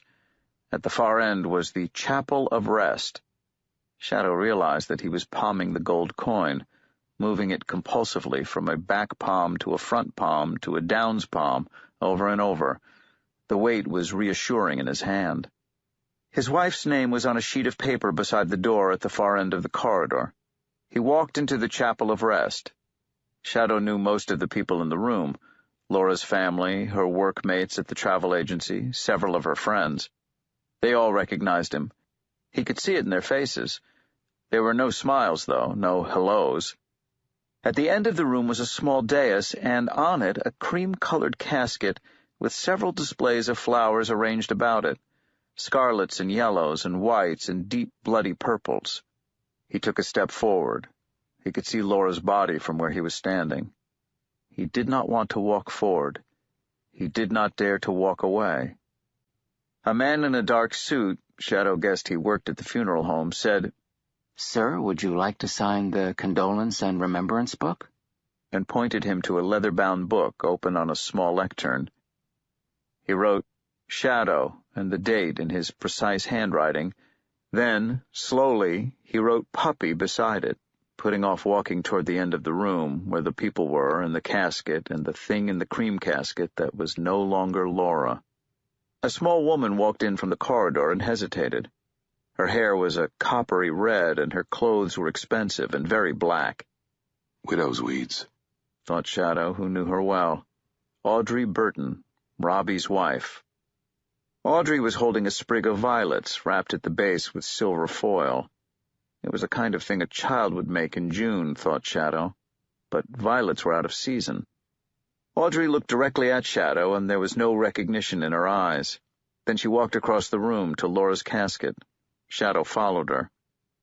Laura lay with her eyes closed and her arms folded across her chest. She wore a conservative blue suit he did not recognize. Her long brown hair was out of her eyes. It was his Laura, and it was not. Her repose, he realized, was what was unnatural. Laura was always such a restless sleeper. Audrey placed her sprig of summer violets on Laura's chest. Then she pursed her blackberry-colored lips, worked her mouth for a moment, and spat hard onto Laura's dead face. The spit caught Laura on the cheek and began to drip down toward her ear. Audrey was already walking toward the door. Shadow hurried after her. "Audrey?" This time she recognized him. He wondered if she was taking tranquilizers. Her voice was distant and detached. "Shadow, did you escape? Or did they let you out?" "Let me out yesterday. I'm a free man. What the hell was that all about?" She stopped in the dark corridor. "The violets? They were always her favorite flower. When we were girls, we used to pick them together." "Not the violets." "Oh, that." She wiped a speck of something invisible from the corner of her mouth. "Well, I would have thought that was obvious." "Not to me, Audrey." They didn't tell you? Your wife died with my husband's cock in her mouth, Shadow. She turned away, walked out into the parking lot, and Shadow watched her leave. He went back into the funeral home. Someone had already wiped away the spit. None of the people at the viewing were able to meet Shadow's eye. Those who came over and talked to him did so as little as they could, mumbled awkward commiserations, and fled. After lunch, Shadow ate at the Burger King, was the burial. Laura's cream-colored coffin was interred in the small non-denominational cemetery on the edge of town. Unfenced, a hilly woodland meadow filled with black granite and white marble headstones. He rode to the cemetery in the Wendell's hearse with Laura's mother. Mrs. McCabe seemed to feel that Laura's death was Shadow's fault. "If you'd been here," she said, "this would never have happened. I don't know why she married you. I told her. Time and again I told her. But they don't listen to their mothers, do they?" She stopped, looked more closely at Shadow's face. "Have you been fighting?" Yes. "Barbarian," she said. Then she set her mouth, raised her head so her chins quivered, and stared straight ahead of her. To Shadow's surprise, Audrey Burton was also at the funeral, standing toward the back. The short service ended, the casket was lowered into the cold ground. The people went away. Shadow did not leave. He stood there with his hands in his pockets, shivering, staring at the hole in the ground. Above him the sky was iron gray, featureless and flat as a mirror. It continued to snow erratically in ghost-like tumbling flakes. There was something he wanted to say to Laura, and he was prepared to wait until he knew what it was. The world slowly began to lose light and color. Shadow's feet were going numb, while his hands and face hurt from the cold. He burrowed his hands into his pockets for warmth, and his fingers closed about the gold coin. He walked over to the grave. "This is for you." Several shovels of earth had been emptied onto the casket, but the hole was far from full. He threw the gold coin into the grave with Laura, then he pushed more earth into the hole to hide the coin from acquisitive grave diggers. He brushed the earth from his hands and said, "Good night, Laura." Then he said, "I'm sorry." He turned his face toward the lights of the town and began to walk back into Eagle Point. His motel was a good 2 miles away, but after spending 3 years in prison, he was relishing the idea that he could simply walk and walk forever, if need be. He could keep walking north and wind up in Alaska, or head south to Mexico and beyond. He could walk to Patagonia or to Tierra del Fuego, the land of fire. He tried to remember how it had got its name. He remembered reading as a boy of naked men crouched by fires to keep warm. A car drew up beside him. The window hummed down. "You want a lift, Shadow?" asked Audrey Burton. "No, not from you." He continued to walk. Audrey drove beside him at 3 miles an hour. Snowflakes danced in the beams of her headlights. "I thought she was my best friend. We talk every day. When Robbie and I had a fight, she'd be the first one to know. We'd go down to Chi-Chi's for margaritas and to talk about what scumpots men can be. And all the time she was fucking him behind my back." "Please go away, Audrey." "I just want you to know I had good reason for what I did." He said nothing. "Hey, I'm talking to you." Shadow turned. "Do you want me to tell you that you were right when you spit in Laura's face? Do you want me to say it didn't hurt? Or that what you told me made me hate her more than I miss her? It's not going to happen, Audrey." She drove beside him for another minute, not saying anything. Then she said, "So how was prison, Shadow?" "It was fine. You would have felt right at home." She put her foot down on the gas then, making the engine roar, and drove on and away. With the headlights gone, the world was dark. Twilight faded into night. Shadow kept expecting the act of walking to warm him, to spread warmth through his icy hands and feet. It didn't happen. Back in prison, Low-Key Lysmith had once referred to the little prison cemetery out behind the infirmary as the Bone Orchard, and the image had taken root in Shadow's mind. That night he had dreamed of an orchard under the moonlight, of skeletal white trees, their branches ending in bony hands, their roots going deep down into the graves.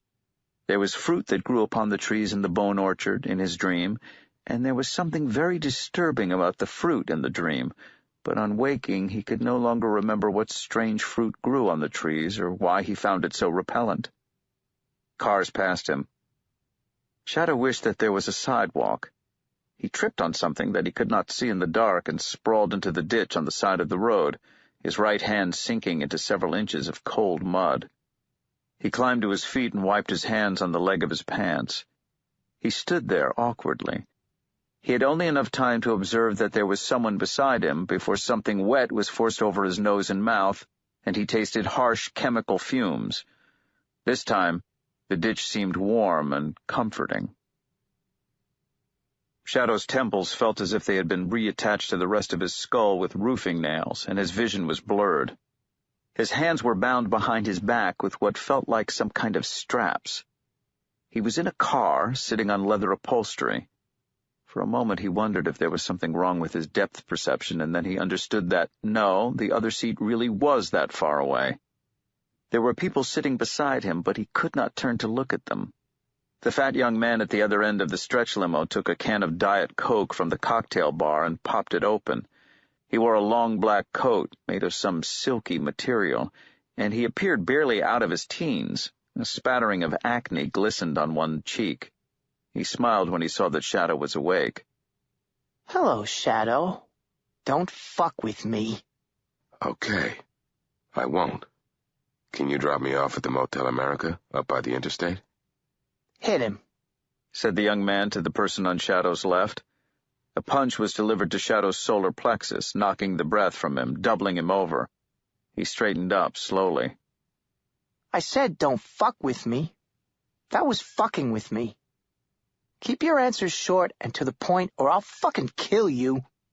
Or maybe I won't kill you. Maybe I'll have the children break every bone in your fucking body.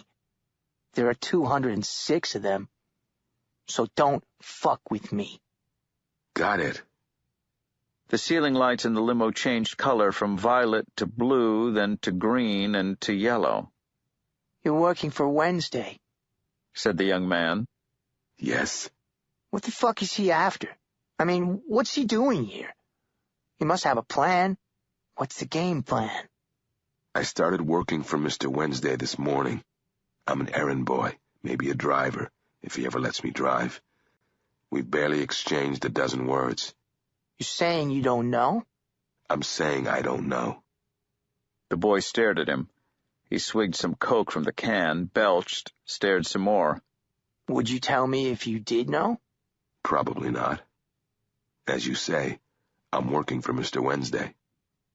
The boy opened his jacket and took out a silver cigarette case from an inside pocket. He opened it and offered a cigarette to Shadow. "Smoke?" Shadow thought about asking for his hands to be untied, but decided against it. No, thank you, he said. The cigarette appeared to have been hand-rolled, and when the boy lit it with a matte black Zippo lighter, the odor that filled the limo was not tobacco. It was not pot either, decided Shadow. It smelled a little like burning electrical parts. The boy inhaled deeply, then held his breath. He let the smoke trickle out from his mouth, pulled it back into his nostrils. Shadow suspected that he had practiced that in front of a mirror for a while before doing it in public. "If you've lied to me, I'll fucking kill you. You know that." So you said. The boy took another long drag on his cigarette. The lights inside the limo transmuted from orange to red and back to purple. "You say you're staying at the Motel America?"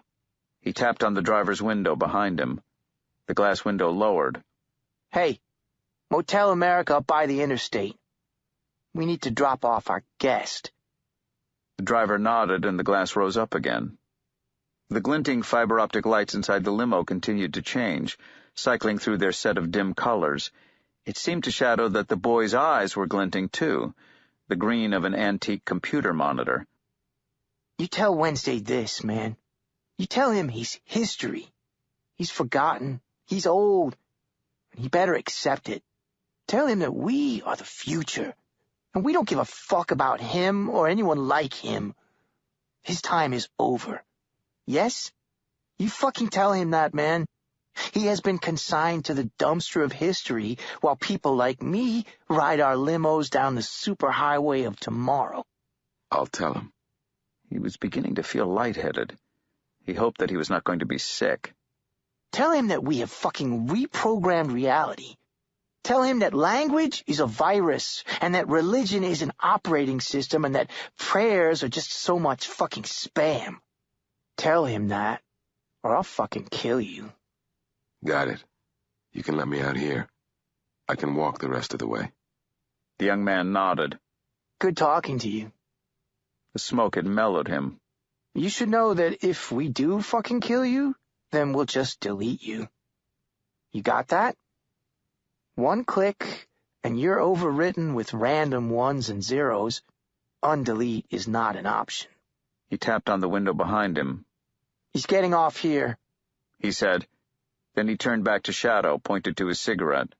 Synthetic toad skins. You know they can synthesize bufotenin now? The car stopped. The person to Shadow's right got out and held the door open for Shadow. Shadow climbed out awkwardly, his hands tied behind his back. He realized that he had not yet got a clear look at either of the people who had been in the back seat with him. He did not know if they were men or women, old or young. Shadow's bonds were cut. The nylon strips fell to the tarmac. Shadow turned around. The inside of the car was now one writhing cloud of smoke in which two lights glinted, copper-colored, like the beautiful eyes of a toad. It's all about the dominant fucking paradigm, Shadow. Nothing else is important. And hey, sorry to hear about your old lady. The door closed, and the stretch limo drove off quietly. Shadow was a couple of 100 yards away from his motel, and he walked there, breathing the cold air, past red and yellow and blue lights advertising every kind of fast food a man could imagine, as long as it was a hamburger. And he reached the Motel America without incident. Chapter 3. Every hour wounds, the last one kills. Old saying. There was a thin young woman behind the counter at the Motel America. She told Shadow he had already been checked in by his friend and gave him his rectangular plastic room key. She had pale blonde hair and a rodent-like quality to her face that was most apparent when she looked suspicious and eased when she smiled. Most of the time she looked at Shadow, she looked suspicious. She refused to tell him Wednesday's room number and insisted on telephoning Wednesday on the house phone to let him know his guest was here.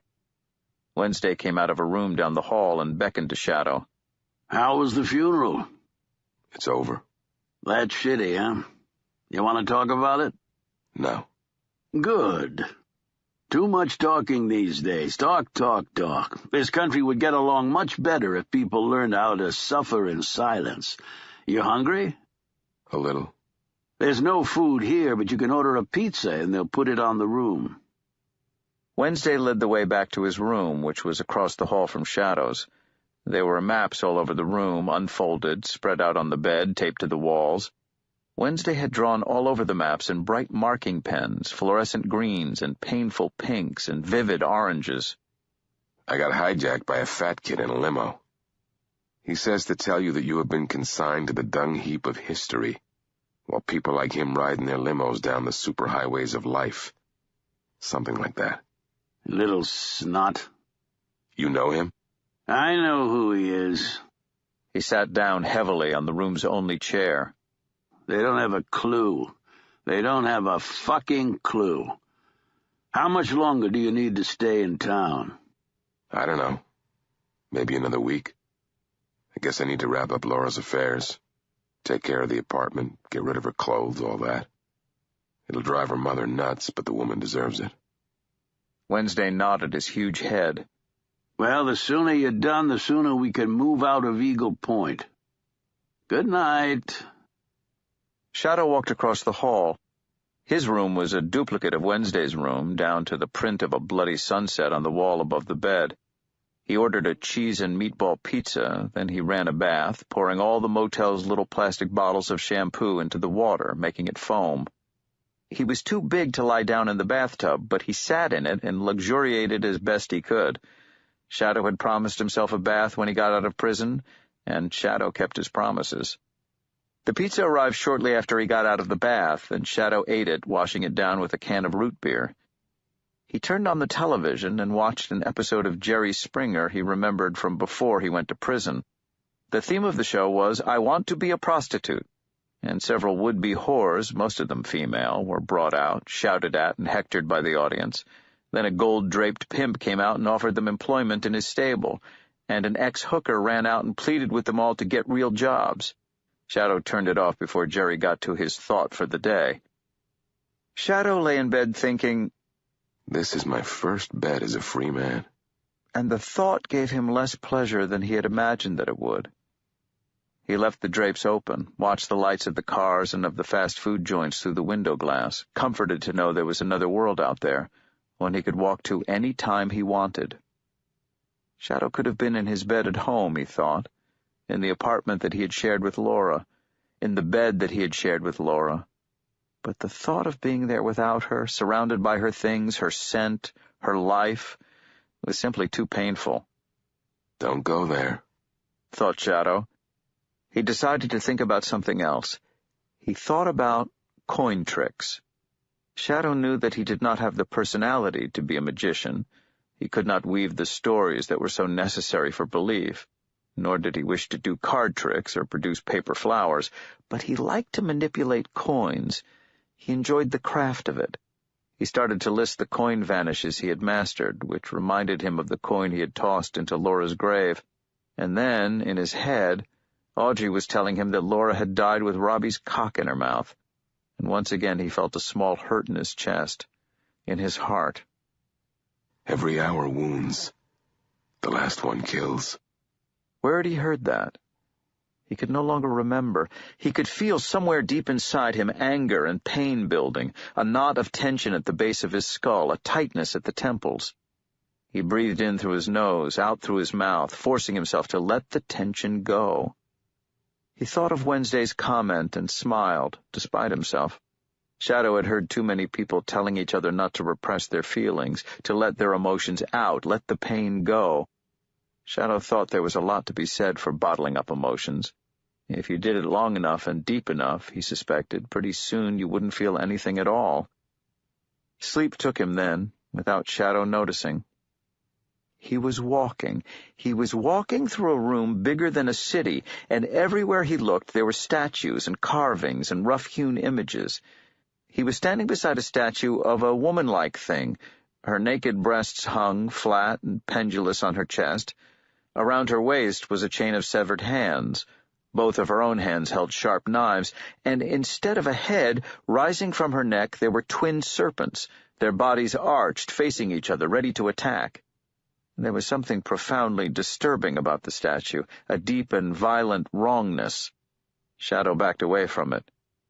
He began to walk through the hall. The carved eyes of those statues that had eyes seemed to follow his every step. In his dream, he realized that each statue had a name burning on the floor in front of it. The man with the white hair, with a necklace of teeth about his neck, holding a drum, was Lukosius. The broad-hipped woman with monsters dropping from the vast gash between her legs was Huber. The ram-headed man holding the golden ball was Hershef. A precise voice, fussy and exact, was speaking to him in his dream, but he could see no one. "These are gods who have been forgotten, and now might as well be dead. They can be found only in dry histories. They are gone, all gone. But their names and their images remain with us." Shadow turned a corner and knew himself to be in another room, even vaster than the first. It went on further than the eye could see. Close to him was the skull of a mammoth, polished and brown, and a hairy ochre cloak, being worn by a small woman with a deformed left hand. Next to that were 3 women, each carved from the same granite boulder, joined at the waist. Their faces had an unfinished, hasty look to them, although their breasts and genitalia had been carved with elaborate care. And there was a flightless bird which Shadow did not recognize, twice his height, with a beak made for rending, like a vulture's, but with human arms, and on and on. The voice spoke once more, as if it were addressing a class, saying, "These are the gods who have passed out of memory. Even their names are lost. The people who worshipped them are as forgotten as their gods. Their totems are long since broken and cast down. Their last priests died without passing on their secrets. Gods die, and when they truly die, they are unmourned and unremembered. Ideas are more difficult to kill than people, but they can be killed in the end." There was a whispering noise that began then to run through the hall, a low susurrus that caused Shadow, in his dream, to experience a chilling and inexplicable fear. An all-engulfing panic took him, there in the halls of the gods whose very existence had been forgotten, octopus-faced gods and gods who were only mummified hands or falling rocks or forest fires. Shadow woke with his heart jackhammering in his chest, his forehead clammy, entirely awake. The red numerals on the bedside clock told him the time was 1:03 a.m. The light of the Motel America sign outside shone through his bedroom window. Disoriented, Shadow got up and walked into the tiny motel bathroom. He pissed without turning on the lights and returned to the bedroom. The dream was still fresh and vivid in his mind's eye, but he could not explain to himself why it had scared him so. The light that came into the room from outside was not bright, but Shadow's eyes had become used to the dark. There was a woman sitting on the side of his bed. He knew her. He would have known her in a crowd of 1,000 or of 100,000. She sat straight on the side of his bed. She was still wearing the navy blue suit they had buried her in. Her voice was a whisper, but a familiar one. "I guess you're going to ask what I'm doing here," said Laura. Shadow said nothing. He sat down on the room's only chair and finally asked, "Babe, is that you?" "Yes. I'm cold, puppy." "You're dead, babe." "Yes. Yes, I am." She patted the bed next to her. "Come and sit by me." "No. I think I'll stay right here for now. We have some unresolved issues to address." "Like me being dead?" "Possibly. But I was thinking more of how you died. You and Robbie." "Oh, that." Shadow could smell, or perhaps he thought he simply imagined that he smelled, an odor of rot, of flowers and preservatives. His wife, his ex-wife, no, he corrected himself, his late wife, sat on the bed and stared at him, unblinking. "Puppy, do you think you could possibly get me a cigarette?" "I thought you gave them up." "I did, but I'm no longer concerned about the health risks, and I think it would calm my nerves. There's a machine in the lobby." Shadow pulled on his jeans and a T-shirt and went barefoot into the lobby. The night clerk was a middle-aged man reading a book by John Grisham. Shadow bought a pack of Virginia Slims from the machine. He asked the night clerk for a book of matches. The man stared at him, asked for his room number. Shadow told him. The man nodded. "You're in a non-smoking room. You make sure you open the window now." He passed Shadow a book of matches and a plastic ashtray with the Motel America logo on it. "Got it." He went back into his bedroom. He did not turn the light on. His wife was still on the bed. She had stretched out now on top of his rumpled covers. Shadow opened the window and then passed her the cigarettes and the matches. Her fingers were cold. She lit a match and he saw that her nails, usually pristine, were battered and chewed, and there was mud under them. Laura lit the cigarette, inhaled, blew out the match. She took another puff. "I can't taste it. I don't think this is doing anything." "I'm sorry." "Me too." When she inhaled, the cigarette tip glowed, and he was able to see her face. "So, they let you out?" "Yes." "How was prison?" "Could have been worse." "Yes." The tip of the cigarette glowed orange. "I'm still grateful. I should never have got you mixed up in it." "Well, I agreed to do it. I could have said no." He wondered why he wasn't scared of her, why a dream of a museum could leave him terrified while he seemed to be coping with a walking corpse without fear. "Yes, you could have, you big galoot." Smoke wreathed her face. She was very beautiful in the dim light. You want to know about me and Robbie? Yes. It was Laura, he realized. Living or dead, he couldn't fear her.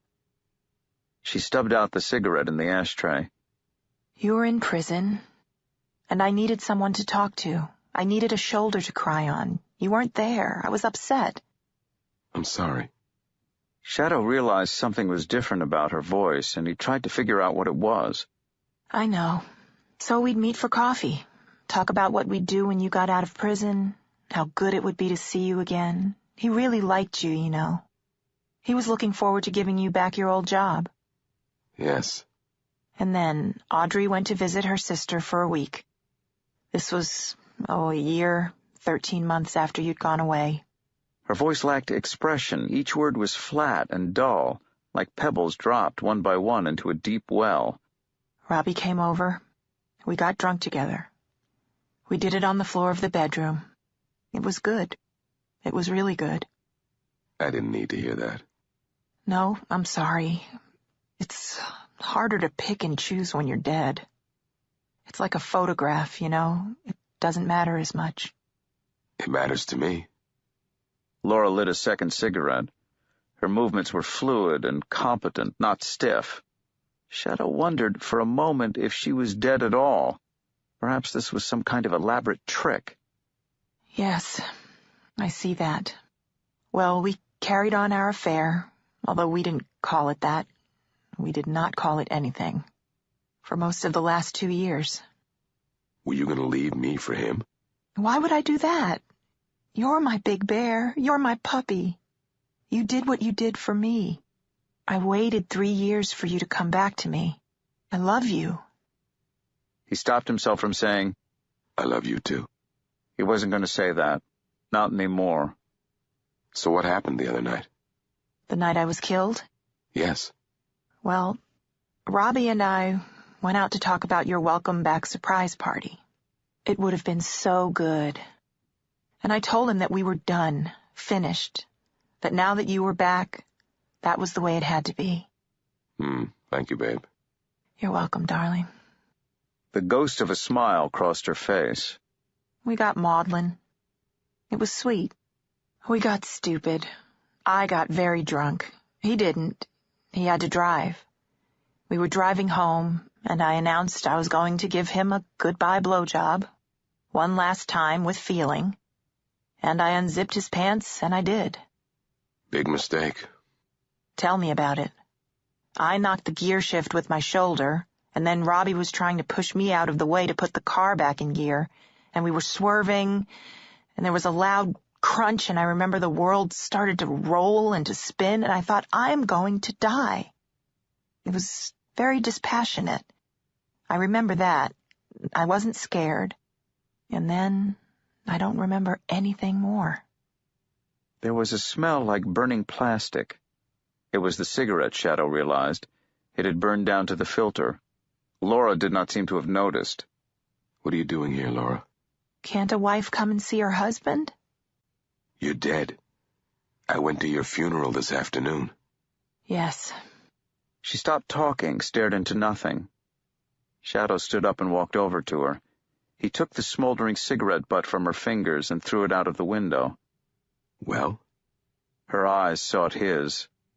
I don't know much more than I did when I was alive. Most of the stuff I know now that I didn't know then, I can't put into words. Normally, people who die stay in their graves. Do they? Do they really, puppy? I used to think they did too. Now I'm not so sure. Perhaps. She climbed off the bed and walked over to the window. Her face, in the light of the motel sign, was as beautiful as it had ever been. The face of the woman he had gone to prison for. His heart hurt in his chest as if someone had taken it in a fist and squeezed. Laura. She did not look at him. You've gotten yourself mixed up in some bad things, Shadow. You're going to screw it up if someone isn't there to watch out for you. I'm watching out for you. And thank you for my present. What present? She reached into the pocket of her blouse and pulled out the gold coin he had thrown into the grave earlier that day. There was still black dirt on it. I may have it put on a chain. It was very sweet of you. You're welcome. She turned then and looked at him with eyes that seemed both to see and not to see him. I think there are several aspects of our marriage we're going to have to work on. Babes, you're dead. That's one of those aspects, obviously.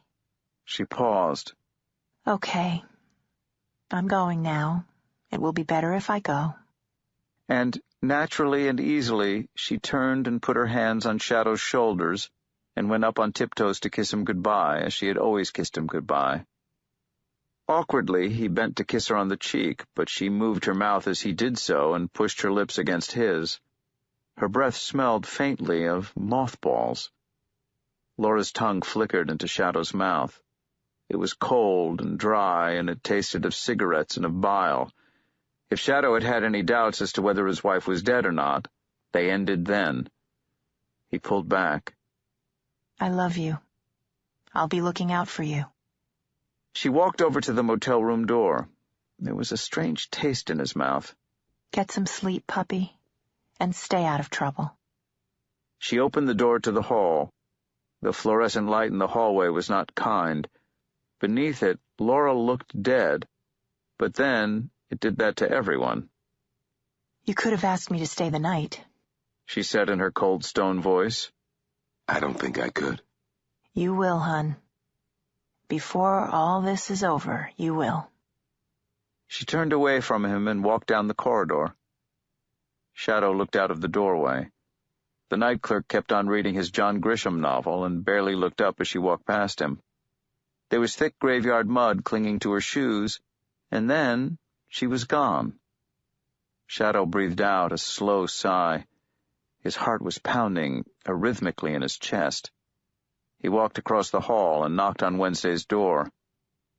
As he knocked, he got the weirdest notion that he was being buffeted by black wings, as if an enormous crow was flying through him, out into the hall and the world beyond. Wednesday opened the door. He had a white motel towel wrapped around his waist, but was otherwise naked. What the hell do you want? Something you should know. Maybe it was a dream, but it wasn't. Or maybe I inhaled some of the fat kid's synthetic toadskin smoke. Or probably I'm just going mad. Yeah, spit it out. I'm kind of in the middle of something here. Shadow glanced into the room. He could see someone in the bed watching him. A sheet pulled up over small breasts. Pale blonde hair, something radish about the face. The girl from the motel desk. He lowered his voice. I just saw my wife. She was in my room. A ghost, you mean? You saw a ghost? No, not a ghost. She was solid. It was her. She's dead all right, but it wasn't any kind of a ghost. I touched her. She kissed me. I see. Wednesday darted a look at the woman in the bed. Be right back, my dear. They crossed the hall to Shadow's room. Wednesday turned on the lamps. He looked at the cigarette butt in the ashtray. He scratched his chest. His nipples were dark, old man nipples, and his chest hair was grizzled. There was a white scar down one side of his torso.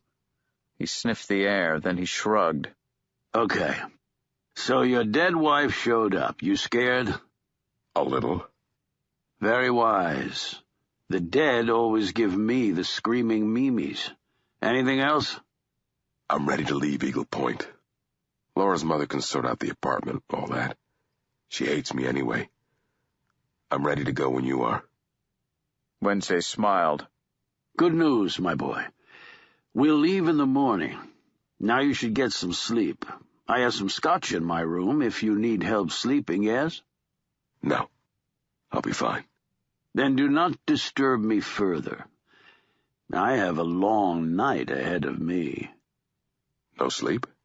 Asked Shadow, smiling. I don't sleep. It's overrated. A bad habit I do my best to avoid. In company, wherever possible. And the young lady may go off the boil if I don't get back to her. Good night.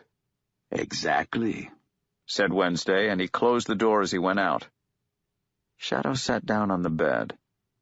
The smell of cigarettes and preservatives lingered in the air. He wished that he were mourning Laura.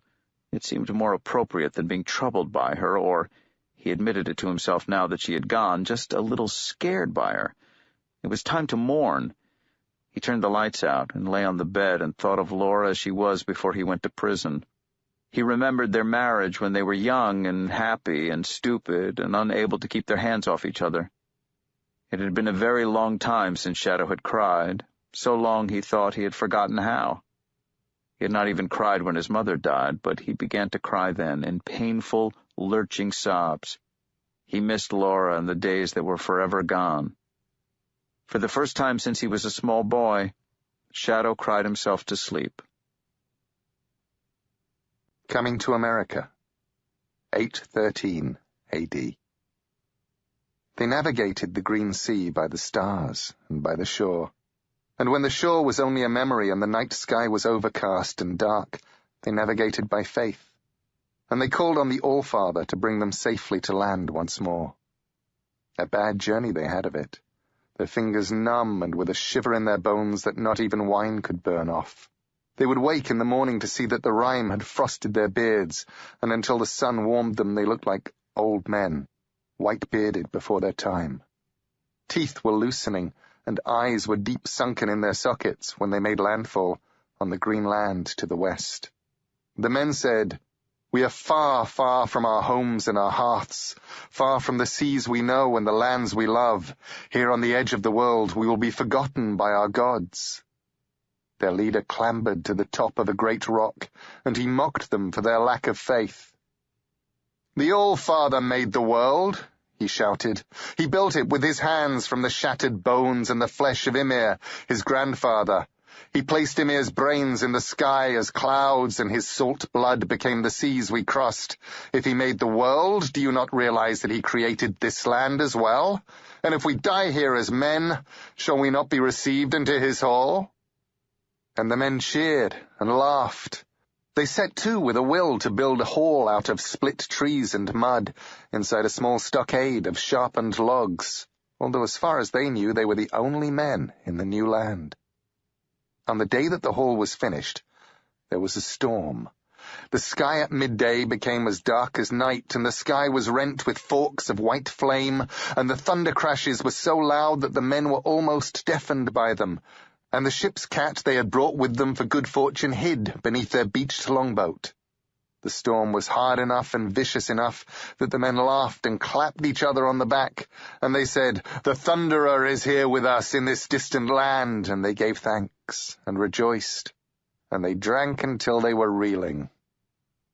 In the smoky darkness of their hall, that night, the bard sang them the old songs. He sang of Odin, the All-Father, who was sacrificed to himself as bravely and as nobly as others were sacrificed to him. He sang of the 9 days that the All-Father hung from the world tree, his side pierced and dripping from the spear point. At this point his song became, for a moment, a scream. And he sang them all the things that the All-Father had learned in his agony, 9 names, and 9 runes, and twice 9 charms. When he told them of the spear piercing Odin's side, the bard shrieked in pain, as the All-Father himself had called out in his agony, and all the men shivered, imagining his pain. They found the Skraeling the following day, which was the All-Father's own day. He was a small man, his long hair black as a crow's wing, his skin the color of rich red clay. He spoke in words none of them could understand, not even their bard, who had been on a ship that had sailed through the Pillars of Hercules, and who could speak the traders' pidgin men spoke all across the Mediterranean. The stranger was dressed in feathers and in furs, and there were small bones braided into his long hair. They led him into their encampment, and they gave him roasted meat to eat, and strong drink to quench his thirst. They laughed riotously at the man as he stumbled and sang, at the way his head rolled and lolled, and this on less than a drinking horn of mead. They gave him more drink, and soon enough he lay beneath the table with his head curled under his arm. Then they picked him up, a man at each shoulder, a man at each leg, carried him at shoulder height, the 4 men making him an 8-legged horse. And they carried him at the head of a procession to an ash tree on the hill overlooking the bay, where they put a rope around his neck and hung him high in the wind, their tribute to the All-Father, the Gallows Lord. The Skraeling's body swung in the wind, his face blackening, his tongue protruding, his eyes popping, his penis hard enough to hang a leather helmet on, while the men cheered and shouted and laughed, proud to be sending their sacrifice to the heavens. And the next day, when 2 huge ravens landed upon the Skraeling's corpse, one on each shoulder, and commenced to peck at its cheeks and eyes, the men knew their sacrifice had been accepted. It was a long winter, and they were hungry, but they were cheered by the thought that, when spring came, they would send the boat back to the Northlands, and it would bring settlers and bring women. As the weather became colder and the days became shorter, some of the men took to searching for the Skraeling village, hoping to find food and women. They found nothing, save for the places where fires had been, where small encampments had been abandoned. One midwinter's day, when the sun was as distant and cold as a dull silver coin, they saw that the remains of the Skraeling's body had been removed from the ash tree. That afternoon it began to snow, in huge, slow flakes. The men from the Northlands closed the gates of their encampment, retreated behind their wooden wall. The Skraeling war party fell upon them that night, 500 men to 30. They climbed the wall, and over the following 7 days they killed each of the 30 men in 30 different ways. And the sailors were forgotten by history and their people. The wall they tore down, and the village they burned. The longboat, upside down and pulled high on the shingle, they also burned, hoping that the pale strangers had but one boat, and that by burning it they were ensuring that no other Northmen would come to their shores. It was more than 100 years before Leif the Fortunate, son of Eric the Red, rediscovered that land, which he would call Vineland. His gods were already waiting for him when he arrived, Tyr one-handed, and Grey Odin, Gallows God, and Thor of the Thunders. They were there. They were waiting. Chapter 4. Let the midnight special shine its light on me. Let the midnight special shine its ever-loving light on me. The Midnight Special. Traditional Song. Shadow and Wednesday ate breakfast at a country kitchen across the street from their motel. It was 8 in the morning, and the world was misty and chill. "You still ready to leave Eagle Point?" asked Wednesday at the breakfast bar. "I have some calls to make if you are. Friday today. Friday's a free day. A woman's day. Saturday tomorrow. Much to do on Saturday." I'm ready. Nothing keeping me here. Wednesday heaped his plate high with several kinds of breakfast meats. Shadow took some melon, a bagel, and a packet of cream cheese. They went and sat down in a booth. "That was some dream you had last night," said Wednesday. Yes, it was. Laura's muddy footprints had been visible on the motel carpet when he got up that morning, leading him from his bedroom to the lobby and out the door. "So, why'd they call you Shadow?" Shadow shrugged. It's a name. Outside the plate glass, the world in the mist had become a pencil drawing executed in a dozen different grays with, here and there, a smudge of electric red or pure white. How'd you lose your eye? Wednesday shoveled half a dozen pieces of bacon into his mouth, chewed, wiped the fat from his lips with the back of his hand. "Didn't lose it. I still know exactly where it is." So what's the plan? Wednesday looked thoughtful. He ate several vivid pink slices of ham, picked a fragment of meat from his beard, dropped it onto his plate. "Plan is as follows. On Saturday night, which, as I have already remarked, is tomorrow, we shall be meeting with a number of persons preeminent in their respective fields. Do not let their demeanor intimidate you. We shall meet at one of the most important places in the entire country, Afterward, we shall wine and dine them. There will be, at a guess, 30 or 40 of them, perhaps more. I need to enlist them in my current enterprise. And where is the most important place in the country? One of them, my boy. I said one of them. Opinions are justifiably divided. I have sent word to my colleagues. We'll stop off in Chicago on the way, as I need to pick up some money. Entertaining in the manner we shall need to entertain will take more ready cash than I happen to have available.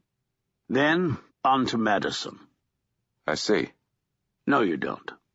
But all will become clear in time. Wednesday paid, and they left, walked back across the road to the motel parking lot. Wednesday tossed Shadow the car keys. He drove down to the freeway and out of town.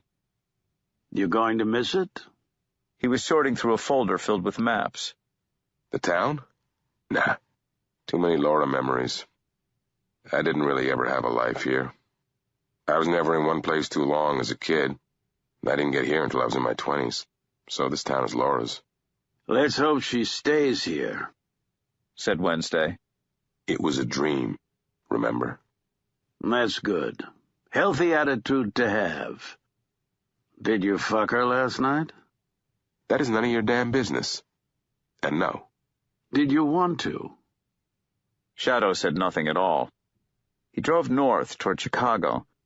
Wednesday chuckled and began to pore over his maps, unfolding and refolding them, making occasional notes on a yellow legal pad with a large silver ballpoint pen. Eventually he was finished. He put his pen away, put the folder on the back seat. The best thing about the states we're heading for, Minnesota, Wisconsin, all around there, is it has the kind of women I liked when I was younger. Pale-skinned and blue-eyed, hair so fair it's almost white, wine-colored lips and round, full breasts with the veins running through them, like a good cheese. Only when you were younger? Looked like you were doing pretty good last night. Yes. Would you like to know the secret of my success? You pay them? Nothing so crude, no. The secret is charm, pure and simple. Charm, huh? Well, like they say, you either got it or you ain't. Charms can be learnt. So where are we going? There's an old friend of mine we need to talk to. He's one of the people who'll be coming to the get-together. Old man now. He's expecting us for dinner. They drove north and west toward Chicago. Whatever's happening with Laura, said Shadow, breaking the silence. Is it your fault? Did you make it happen? No. Like the kid in the car asked me. Would you tell me if it was? I'm as puzzled as you are. Shadow tuned the radio to an oldie station and listened to songs that were current before he was born. Bob Dylan sang about a hard rain that was going to fall, and Shadow wondered if that rain had fallen yet, or if it was something that was still going to happen. The road ahead of them was empty, and the ice crystals on the asphalt glittered like diamonds in the morning sun. Chicago happened slowly, like a migraine. First they were driving through countryside, then, imperceptibly, the occasional town became a low suburban sprawl, and the sprawl became the city. They parked outside a squat black brownstone. The sidewalk was clear of snow. They walked to the lobby. Wednesday pressed the top button on the gouged metal intercom box. Nothing happened. He pressed it again. Then, experimentally, he began to press the other buttons for other tenants, with no response. "He's dead," said a gaunt old woman coming down the steps. "It doesn't work. We call the super, ask him when he going to fix, when he going to mend the heating. He does not care. Goes to Arizona for the winter, for his chest." Her accent was thick Eastern European, Shadow guessed. Wednesday bowed low. "Zoria, my dear, may I say how unutterably beautiful you look. A radiant creature. You have not aged." The old woman glared at him. "He don't want to see you. I don't want to see you neither. You bad news." "That's because I don't come if it isn't important." The woman sniffed. She carried an empty string shopping bag and wore an old red coat, buttoned up to her chin, and perched on her gray hair a green velvet hat that was, in appearance, a little bit flower pot, a little bit bread loaf. She looked at Shadow suspiciously. Who is the big man?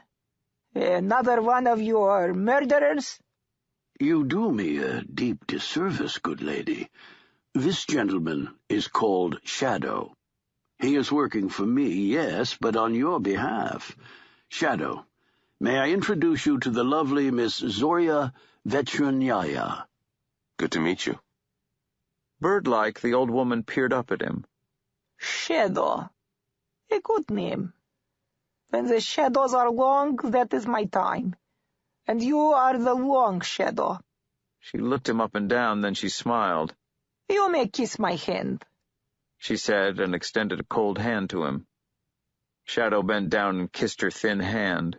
She had a large amber ring on her middle finger. Good boy. I am going to buy groceries. You see, I am the only one of us who brings in any money. The other two cannot make money fortune-telling. This is because they only tell the truth, and the truth is not what people want to hear. It is a bad thing, and it troubles people, so they do not come back. But I can lie to them, tell them what they want to hear. I tell the pretty fortunes, so I bring home the bread. Do you think you will be here for supper? I would hope so. Then you had better give me some money to buy more food. I am proud, but I am not stupid. The others are prouder than I am, and he is the proudest of all. So give me money and do not tell them that you give me money. Wednesday opened his wallet and reached in. He took out a 20. Zorya Vetchernyaya plucked it from his fingers and waited. He took out another 20 and gave it to her. It's good. We will feed you like princes, like we would feed our own father. Now go up the stairs to the top. Zorya Vetchernyaya is awake, but our other sister is still asleep, so do not be making too much noise when you get to the top. Shadow and Wednesday climbed the dark stairs. The landing 2 stories up was half filled with black plastic garbage bags, and it smelled of rotting vegetables. Are they gypsies? Zorya and her family? Not at all. They're not Romanian. They're Russian. Slavs, I believe. But she does fortune-telling. Lots of people do fortune-telling. I dabble in it myself. Wednesday was panting as they went up the final flight of stairs. I'm out of condition. The landing at the top of the stairs ended in a single door painted red with a peephole in it. Wednesday knocked at the door. There was no response. He knocked again, louder this time. Okay, I heard you. The sound of locks being undone, of bolts being pulled, the rattle of a chain. The red door opened a crack. Who is it? An old friend, Chernobog, with an associate. The door opened as far as the security chain would allow. Shadow could see a gray face in the shadows peering out at them. What do you want, Grimnir? Initially, simply the pleasure of your company, and I have information to share. What's that phrase? Oh, yes. You may learn something to your advantage. The door opened all the way. The man in the dusty bathrobe was short, with iron-gray hair and craggy features. He wore gray pinstripe pants, shiny from age, and slippers. He held an unfiltered cigarette with square-tipped fingers, sucking the tip while keeping it cupped in his fist. Like a convict, thought Shadow, or a soldier. He extended his left hand to Wednesday. Welcome, then, Grimnir. They call me Wednesday these days, he said, shaking the old man's hand. A narrow smile, a flash of yellow teeth. Yes, very funny. And this is... This is my associate.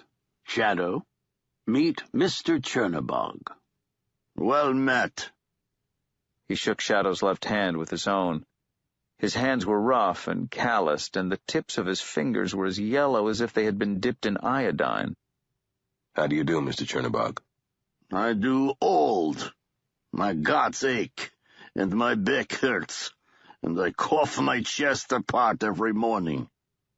Why are you standing at the door? Shadow looked over Chernobog's shoulder at the old woman standing behind him. She was smaller and frailer than her sister, but her hair was long and still golden. I am Zorya Utreniaya. You must not stand there in the hall. You must come in, go through to the sitting room, through there. I will bring you coffee. Go in, through there. Through the doorway into an apartment that smelled like overboiled cabbage and catbox and unfiltered foreign cigarettes, and they were ushered through a tiny hallway, past several closed doors, to the sitting room at the far end of the corridor, and were seated on a huge old horsehair sofa, disturbing an elderly gray cat in the process, who stretched, stood up, and walked stiffly to a distant part of the sofa, where he lay down, warily stared at each of them in turn, then closed one eye and went back to sleep. Chernobog sat in an armchair across from them. Zorya Utreniaya found an empty ashtray and placed it beside Chernobog. How you want your coffee? She asked her guests. Here we take it black as night, sweet as sin. That'll be fine, ma'am, said Shadow. He looked out of the window at the buildings across the street. Zorya Utreniaya went out. Chernobog stared at her as she left. That's a good woman, not like your sisters. One of them is a harpy. The other, all she does is sleep. He put his slippered feet up on a long, low coffee table, a chessboard inset in the middle, cigarette burns and mug rings on its surface. Is she your wife? She's nobody's wife. The old man sat in silence for a moment, looking down at his rough hands. No, we are all relatives. We come over here together long time ago. From the pocket of his bathrobe, Chernobog produced a pack of unfiltered cigarettes. Shadow did not recognize the brand. Wednesday pulled out a narrow gold lighter from the pocket of his pale suit and lit the old man's cigarette. First, we come to New York. All our countrymen go to New York. Then we come out here to Chicago. Everything got very bad. In the old country, they had nearly forgotten me. Here, I am a bad memory no one wants to remember. You know what I did when I got to Chicago? No. I get a job in the meat business, on the kill floor. When the steer comes up the ramp, I was a knocker. You know why we are called knockers? It's because we take the sledgehammer and we knock the cow down with it. Bam! It takes strength in the arms, yes? Then the shackler chains the beef up, holds it up, then they cut the throat. They drain the blood first, before they cut the head off. We were the strongest, the knockers. He pushed up the sleeve of his bathrobe, flexed his upper arm to display the muscles still visible under the old skin. He's not just strong, though. There was an art to it, to the blow. Otherwise the cow is just stunned or angry. Then in the 50s they give us the bolt gun. You put it to the forehead, bam, bam. Now you think anybody can kill. Not so. He mimed putting a metal bolt through a cow's head. It still takes skill. He smiled at the memory, displaying an iron-colored tooth. Don't tell them cow-killing stories. Zorya Utreniaya carried in their coffee on a red wooden tray. Small, brightly enameled cups filled with a brown liquid so dark it was almost black. She gave them each a cup, then sat beside Chernobog. Zorya Utreniaya is doing shopping. She will be soon back. We met her downstairs. She says she tells fortunes. Yes, in the twilight, that is the time for lies. I do not tell good lies, so I'm a poor fortune-teller. And our sister, Zorya Polunochnaya, she can tell no lies at all. The coffee was even sweeter and stronger than Shadow had expected. Shadow excused himself to use the bathroom. A cramped, closet-like room near the front door hung with several brown-spotted framed photographs. It was early afternoon, but already the daylight was beginning to fade. He heard voices raised from down the hall. He washed his hands in icy cold water with a sickly-smelling sliver of pink soap. Chernobog was standing in the hall as Shadow came out. You bring trouble. Nothing but trouble. I will not listen. You will get out of my house. Wednesday was still sitting on the sofa, sipping his coffee, stroking the gray cat. Zorya Utranyaya stood on the thin carpet, one hand nervously twining in and out of her long yellow hair. Is there a problem? He is the problem. He is. You tell him that there is nothing will make me help him. I want him to go. I want him out of here, both of you. Go! Please, please, be quiet. You wake up Zorya Polunochnaya. You are like him. You want me to join his madness. He looked as if he was on the verge of tears. A pillar of ash tumbled from his cigarette onto the threadbare hall carpet. Wednesday stood up, walked over to Chernobog. He rested his hand on Chernobog's shoulder. Listen, firstly, it's not madness. It's the only way. Secondly, everyone will be there. You would not want to be left out, would you? You know who I am. You know what these hands have done. You want my brother, not me, and he's gone. A door in the hallway opened, and a sleepy female voice said, Is something wrong? Nothing is wrong, my sister. Go back to sleep. Then she turned to Chernobog. See? See what you do with all your shouting? You go back in there and sit down. Sit! Chernobog looked as if he were about to protest, and then the fight went out of him. He looked frail suddenly, frail and lonely. The three men went back into the shabby sitting room. There was a brown nicotine ring around that room that ended about a foot from the ceiling, like the tide line in an old bathtub. It doesn't have to be for you. If it is for your brother, it's for you as well. That's one place you dualistic types have it over the rest of us, huh? Chernobog said nothing. Talking of Bielebog, have you heard anything from him? Chernobog shook his head. Then he spoke, staring down at the threadbare carpet. None of us have heard of him. I am almost forgotten. But still, they remember me a little, here and in the old country. He looked up at Shadow.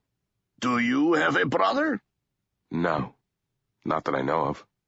I have a brother. They say, you put us together, we are like one person, you know?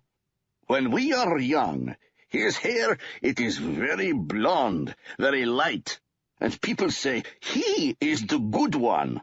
And my hair is very dark, darker than yours even. And people say, I am the rogue, you know? I am the bad one. And now time passes, and my hair is gray. His hair, too, I think, is gray. And you look at us, you would not know who was light, who was dark. Were you close? Close? No, we were not close. How could we be? We cared about such different things. There was a clatter from the end of the hall, and Zorya Vechernyaya came in. Supper in 1 hour. Then she went out. Chernobog sighed. She thinks she is a good cook, he said. She was brought up there were servants to cook. Now there are no servants. There is nothing. Not nothing.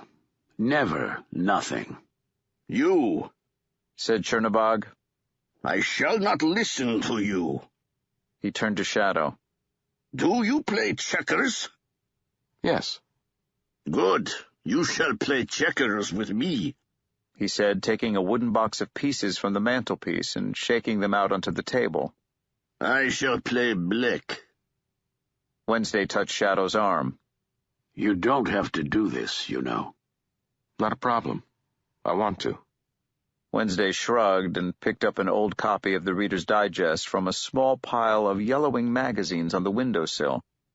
Chernobog's brown fingers finished arranging the pieces on the squares, and the game began. In the days that were to come, Shadow often found himself remembering that game. Some nights he dreamed of it. His flat, round pieces were the color of old, dirty wood, nominally white. Chernobog's were a dull, faded black. Shadow was the first to move. In his dreams, there was no conversation as they played, just the loud click as the pieces were put down, or the hiss of wood against wood as they were slid from square to adjoining square. For the first half-dozen moves, each of the men slipped pieces out onto the board, into the center, leaving the back rows untouched. There were pauses between the moves, long chess-like pauses, while each man watched and thought. Shadow had played checkers in prison. It passed the time. He had played chess, too, but he was not temperamentally suited to chess. He did not like planning ahead. He preferred picking the perfect move for the moment. You could win in checkers like that sometimes. There was a click as Chernobog picked up a black piece and jumped it over one of Shadow's white pieces, placing it on the square on the other side. The old man picked up Shadow's white piece and put it on the table at the side of the board. First blood. You have lost. The game is done. No, said Shadow. Game's got a long way to go yet. Then would you care for a wager? A little side bet to make it more interesting? No, said Wednesday without looking up from a humor in uniform column. He wouldn't. I am not playing with you, old man. I play with him. So, you want to bet on the game, Mr. Shadow? What were you two arguing about before? Chernobog raised a craggy eyebrow. Your master wants me to come with him, to help him with his nonsense. I would rather die. You want to make a bet? Okay. If I win, you come with us. The old man pursed his lips. Perhaps. But only if you take my forfeit when you lose. And that is? There was no change in Chernobog's expression. If I win, I get to knock your brains out with a sledgehammer. First, you go down on your knees. Then I hit you a blow with it, so you don't get up again. Shadow looked at the man's old face, trying to read him. He was not joking, Shadow was certain of that. There was a hunger there for something, for pain or death or retribution. Wednesday closed the Reader's Digest. This is getting ridiculous, he said. I was wrong to come here. Shadow, we're leaving. The gray cat, disturbed, got to its feet and leapt onto the table beside the checkers game. It stared at the pieces, then leapt down onto the floor, and, tail held high, it stalked from the room. No. Shadow was not scared of dying. After all, it was not as if he had anything left to live for. It's fine. I accept. If you win the game, you get the chance to knock my brains out with one blow of your sledgehammer. And he moved his next white piece to the adjoining square on the edge of the board.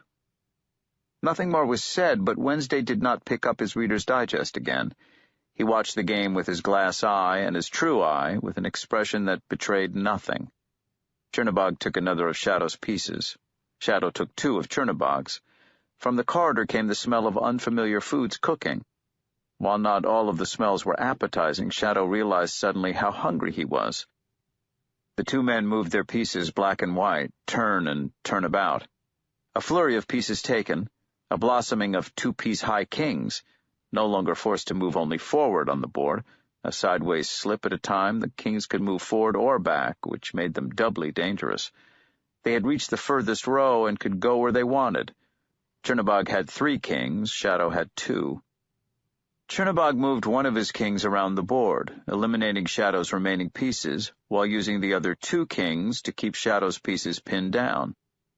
And then Chernobog made a 4th king and returned down the board to Shadow's 2 kings and, unsmiling, took them both. And that was that. So, I get to knock out your brains, and you will go on your knees willingly. Is good. He reached out an old hand and patted Shadow's arm with it. We've still got time before dinner's ready. You want another game? Same terms? Chernobog lit another cigarette from a kitchen box of matches. How can it be same terms? You want I should kill you twice? Right now, you have one blow. That's all. You told me yourself that it's not just strength, it's skill, too. This way, if you win this game, you get 2 blows to my head. Chernobog glowered. One blow is all it takes. One blow. That is the art. He patted his upper right arm, where the muscles were, with his left, scattering gray ash from the cigarette in his left hand. It's been a long time. If you've lost your skill, you might simply bruise me. How long has it been since you swung a killing hammer in the stockyards? 30 years? 40? Chernobog said nothing. His closed mouth was a gray slash across his face. He tapped his fingers on the wooden table, drumming out a rhythm with them. Then he pushed the 24 checkers pieces back to their home squares on the board. Play. Again, you are light, I am dark. Shadow pushed his first piece out. Chernobog pushed one of his own pieces forward. And it occurred to Shadow that Chernobog was going to try to play the same game again, the one that he had just won, that this would be his limitation. This time Shadow played recklessly. He snatched tiny opportunities, moved without thinking, without a pause to consider, and this time, as he played, Shadow smiled, and whenever Chernobog moved a piece, Shadow smiled wider. Soon, Chernobog was slamming his pieces down as he moved them, banging them down on the wooden table so hard that the remaining pieces shivered on their black squares. There, said Chernobog, taking one of Shadow's men with a crash, slamming the black piece down. What do you say to that? Shadow said nothing. He simply smiled and jumped the piece that Chernobog had put down, and another, and another, and a fourth, clearing the center of the board of black pieces. He took a white piece from the pile beside the board and kinged his man. After that, it was just a mopping-up exercise. Another handful of moves, and the game was done. Shadow said, "Best of 3?" Chernobog simply stared at him, his gray eyes like points of steel, and then he laughed, clapped his hands on Shadow's shoulders. I like you. You have balls. Then Zorya Utranyaya put her head around the door to tell them that dinner was ready, and they should clear their game away and put the tablecloth down on the table. We have no dining room. I am sorry. We eat in here. Serving dishes were placed on the table. Each of the diners was given a small painted tray, on which was some tarnished cutlery to place on his or her lap. Zorya Vechernyaya took 5 wooden bowls and placed an unpeeled boiled potato in each, then ladled in a healthy serving of a ferociously crimson borscht. She plopped a spoonful of white sour cream in and handed the bowls to each of them. I thought there were 6 of us. Zorya Polunochnaya is still asleep. We keep her food in the refrigerator. When she wakes, she will eat. The borscht was vinegary and tasted like pickled beets. The boiled potato was mealy. The next course was a leathery pot roast, accompanied by greens of some description, although they had been boiled so long and so thoroughly that they were no longer, by any stretch of the imagination, greens, and were in fact well on their way to becoming browns. Then there were cabbage leaves stuffed with ground meat and rice, cabbage leaves of such a toughness that they were almost impossible to cut without spattering ground meat and rice all over the carpet. Shadow pushed his around his plate. We played checkers, said Chernobog, hacking himself another lump of pot roast. The young man and me. He won a game, I won a game. Because he won a game, I have agreed to go with him and Wednesday and help them in their madness. And because I won a game, when this is all done, I get to kill the young man with a blow of a hammer. The 2 Zoryas nodded gravely. Such a pity, said Zorya Vechernyaya. In my fortune for you, I should have said you would have a long life and a happy one with many children. That is why you are a good fortune teller, said Zorya Utranyaya. She looked sleepy, as if it were an effort for her to be up so late. You tell the best lies. It was a long meal, and at the end of it, Shadow was still hungry. Prison food had been pretty bad, and prison food was better than this. Good food, said Wednesday, who had cleaned his plate with every evidence of enjoyment. I thank you, ladies. And now I am afraid that it is incumbent upon us to ask you to recommend to us a fine hotel in the neighborhood. Zorya Vechernaya looked offended at this. Why should you go to a hotel? We are not your friends? I couldn't put you to any trouble. Is no trouble, said Zorya Uchanyaya, one hand playing with her incongruously golden hair, and she yawned. You can sleep in Billy Bog's room, said Zorya Vechernaya, pointing to Wednesday. It's empty. And for you, young man, I make up a bed on sofa. You will be more comfortable than in feather bed, I swear. That would be really kind of you. We accept. And you pay me only no more than what you pay for hotel, said Zorya Vechernaya with a triumphant toss of her head. $100. 30. 50. 35. 45. 40.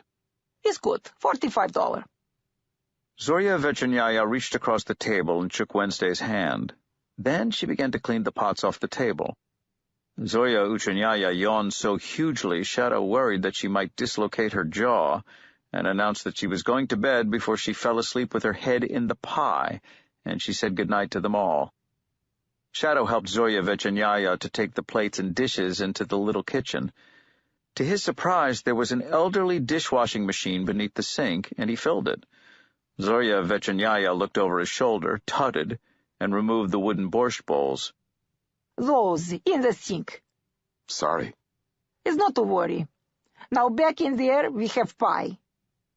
The pie, it was an apple pie, had been bought in a store and oven-warmed and was very, very good indeed.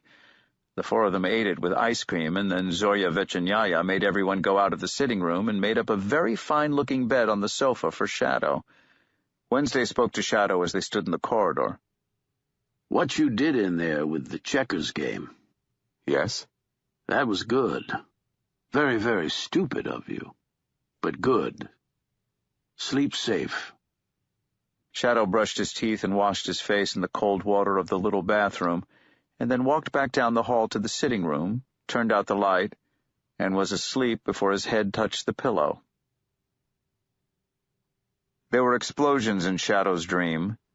He was driving a truck through a minefield, and bombs were going off on each side of him.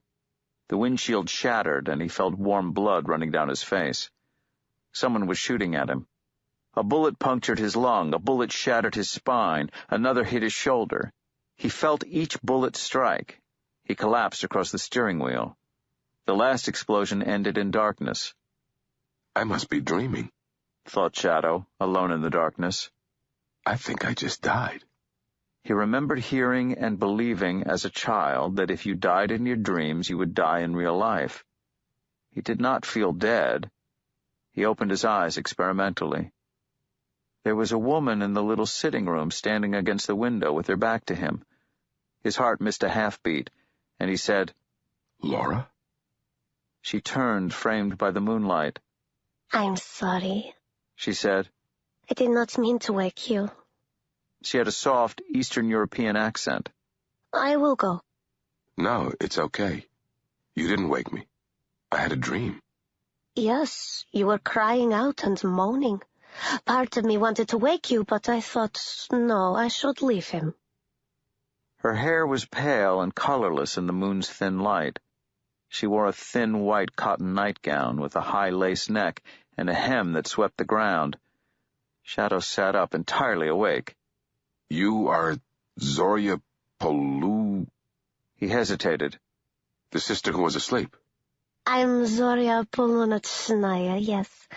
And you are called Shadow, yes? That was what Zorya Vechernaya told me when I woke. Yes. What were you looking at out there? She looked at him, then she beckoned him to join her by the window. She turned her back while he pulled on his jeans. He walked over to her. It seemed a long walk for such a small room. He could not tell her age.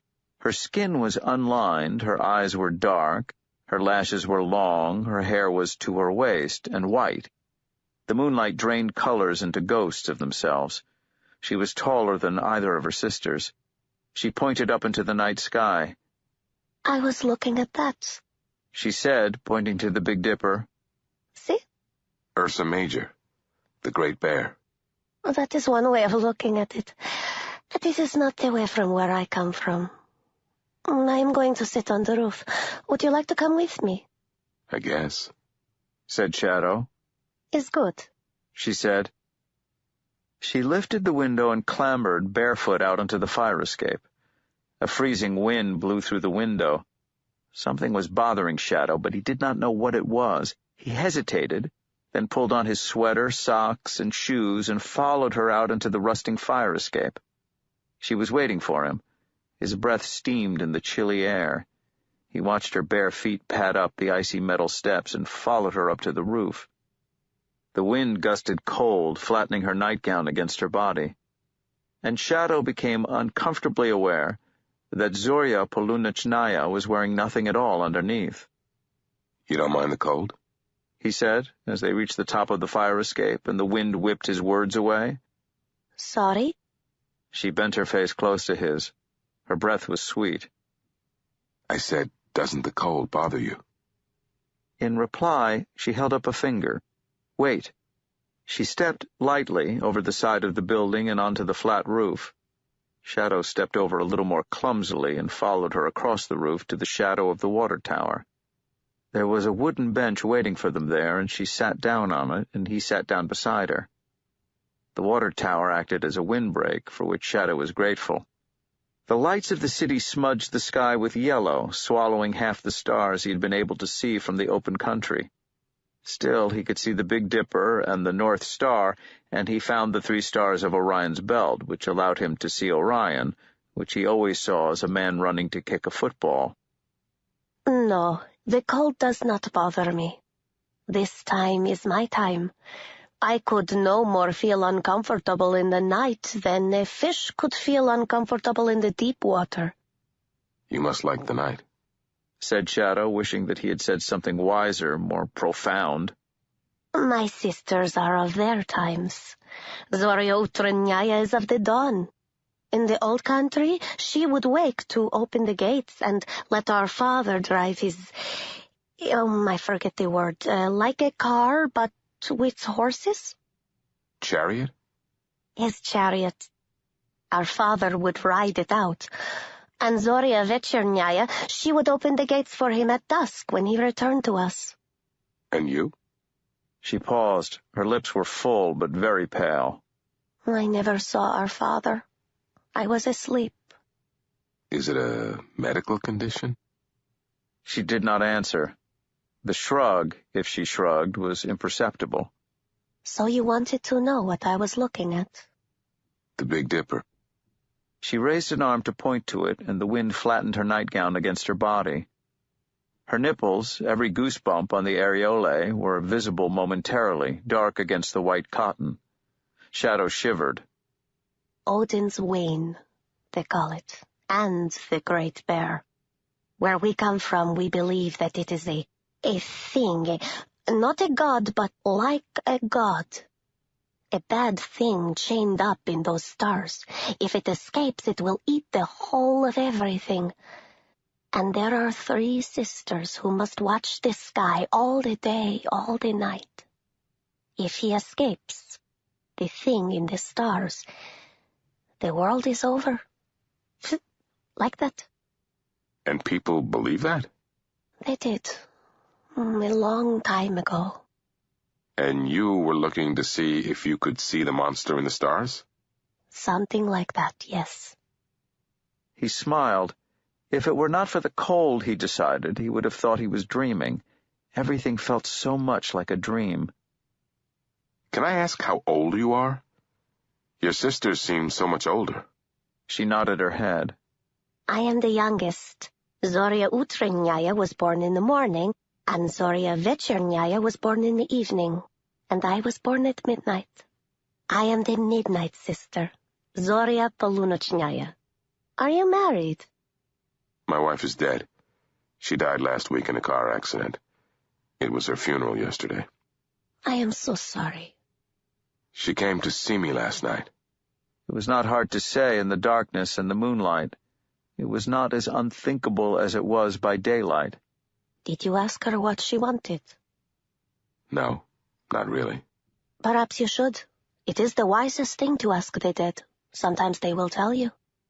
Zoria Vechernaya tells me that you play checkers with Chernobog. Yes, he won the right to knock in my skull with a sledge. In the old days, they would take people up to the top of the mountains, to the high places. They would smash the back of their skulls with a rock for Chernobog. Shadow glanced about. No, they were alone on the roof. Zoria Polunichnaya laughed. Silly, he's not here. And you won a game also. He may not strike his blow until this is all over. He said he would not. And you will know. Like the cows he killed, they always know first. Otherwise, what is the point?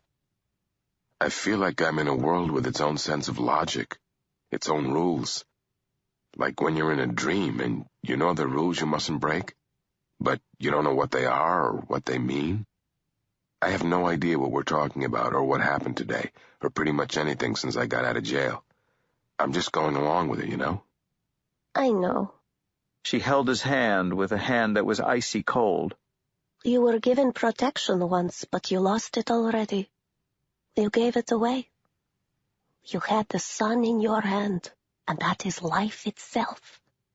All I can give you is much weaker protection. The daughter, not the father. But all helps, yes? Her white hair blew about her face in the chilly wind, and Shadow knew that it was time to go back inside.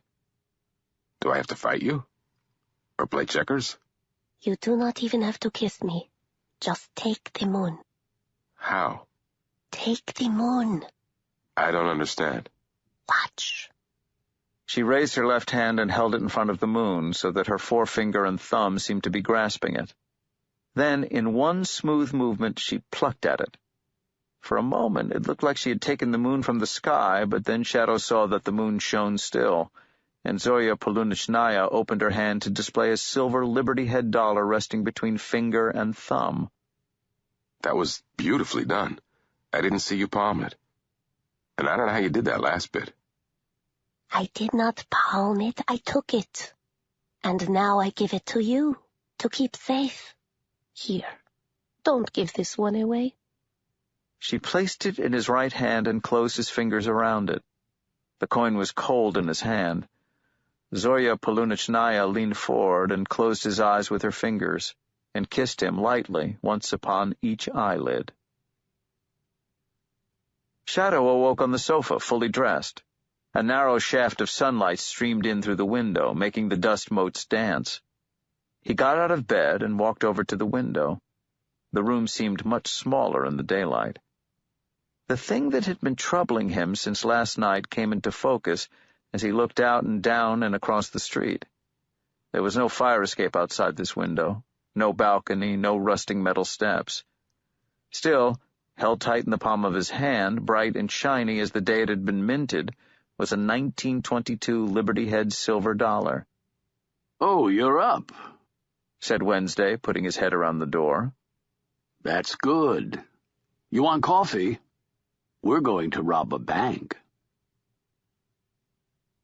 Coming to America, 1721. The important thing to understand about American history, wrote Mr. Ibis in his leather-bound journal, is that it is fictional, a charcoal-sketched simplicity for the children, or the easily bored. For the most part, it is uninspected, unimagined, unthought, a representation of the thing, and not the thing itself.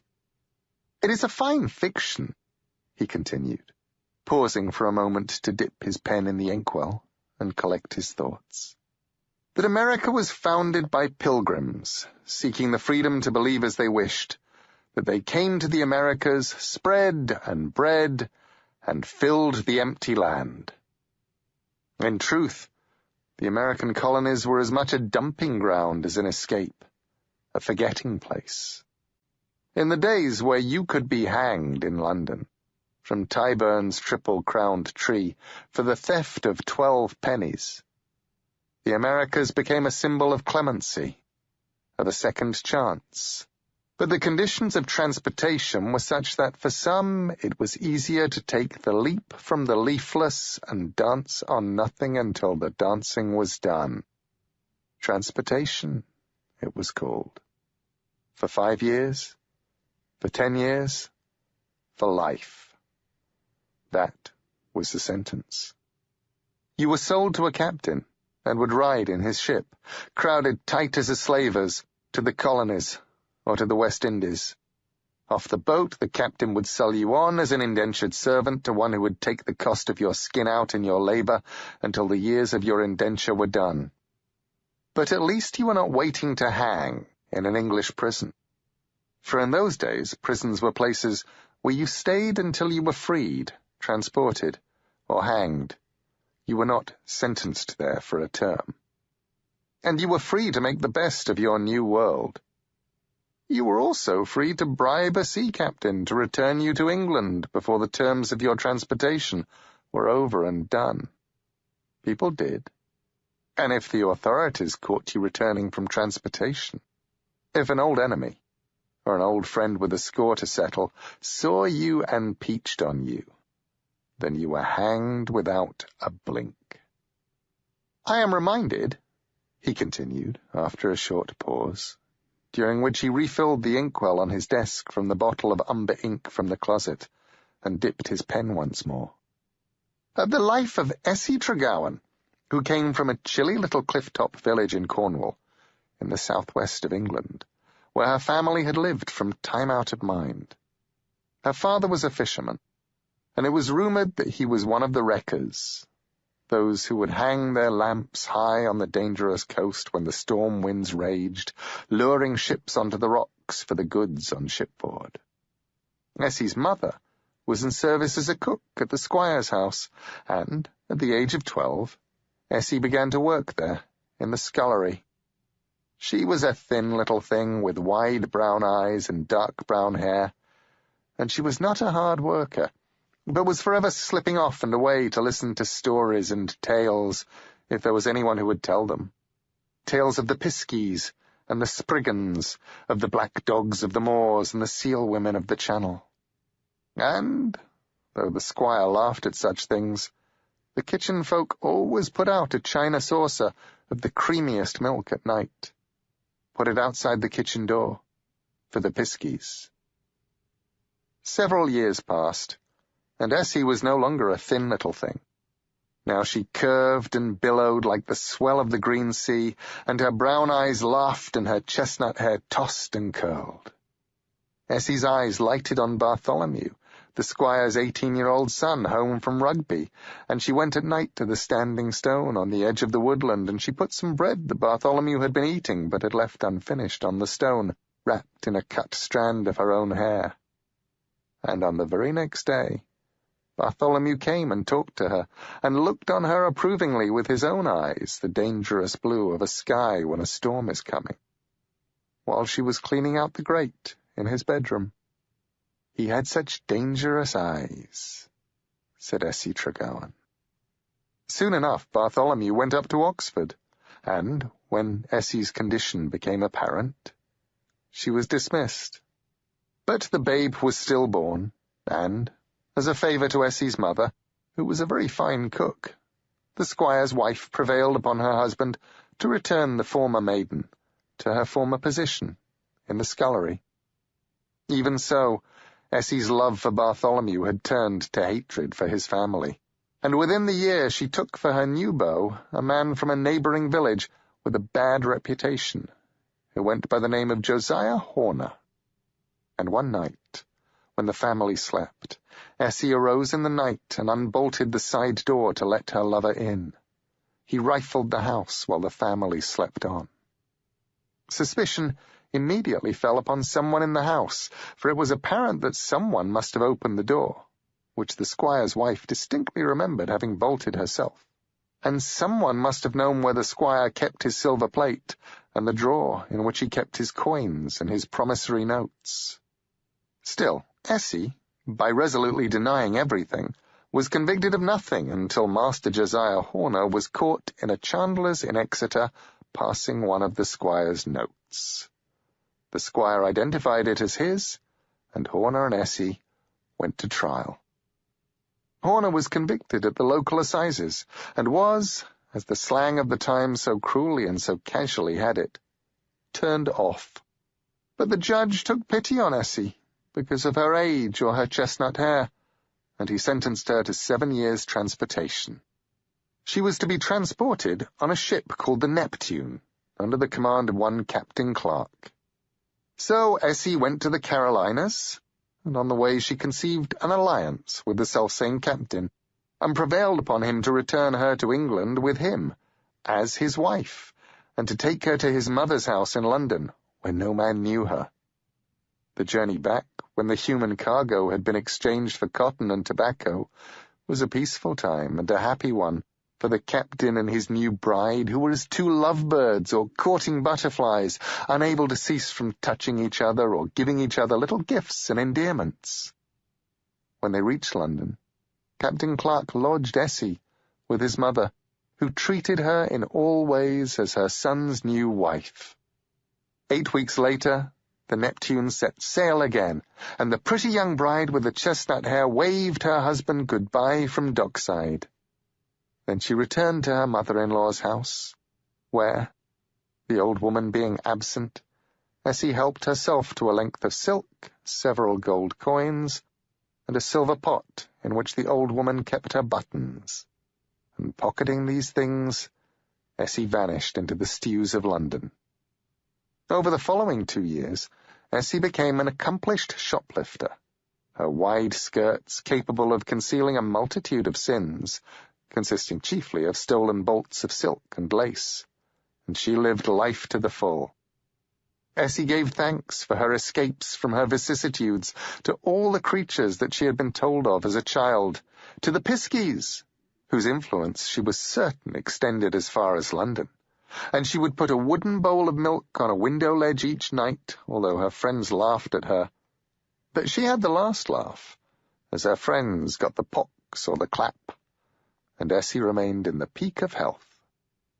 She was a year shy of her 20th birthday, when fate dealt her an ill blow. She sat in the Crossed Forks Inn, off Fleet Street, in Bell Yard, when she saw a young man enter and seat himself near the fireplace, fresh down from the university. "Oh, a pigeon ripe for the plucking," thinks Essie to herself. And she sits next to him, and tells him what a fine young man he is, and with one hand she begins to stroke his knee, while her other hand more carefully goes in search of his pocket watch. And then he looked her full in the face, and her heart leapt and sank, as eyes the dangerous blue of the summer sky before a storm gazed back into hers, and Master Bartholomew said her name. She was taken to Newgate, and charged with returning from transportation. Found guilty, Essie shocked no one by pleading her belly, although the town matrons who assessed such claims, which were usually spurious, were surprised when they were forced to agree that Essie was, indeed, with child, although who the father was, Essie declined to say. Her sentence of death was once more commuted to transportation, this time for life. She rode out this time on the Sea Maiden. There were 200 transportees on that ship, packed into the hold like so many fat hogs on their way to market. Fluxes and fevers ran rampant. There was scarcely room to sit, let alone to lie down.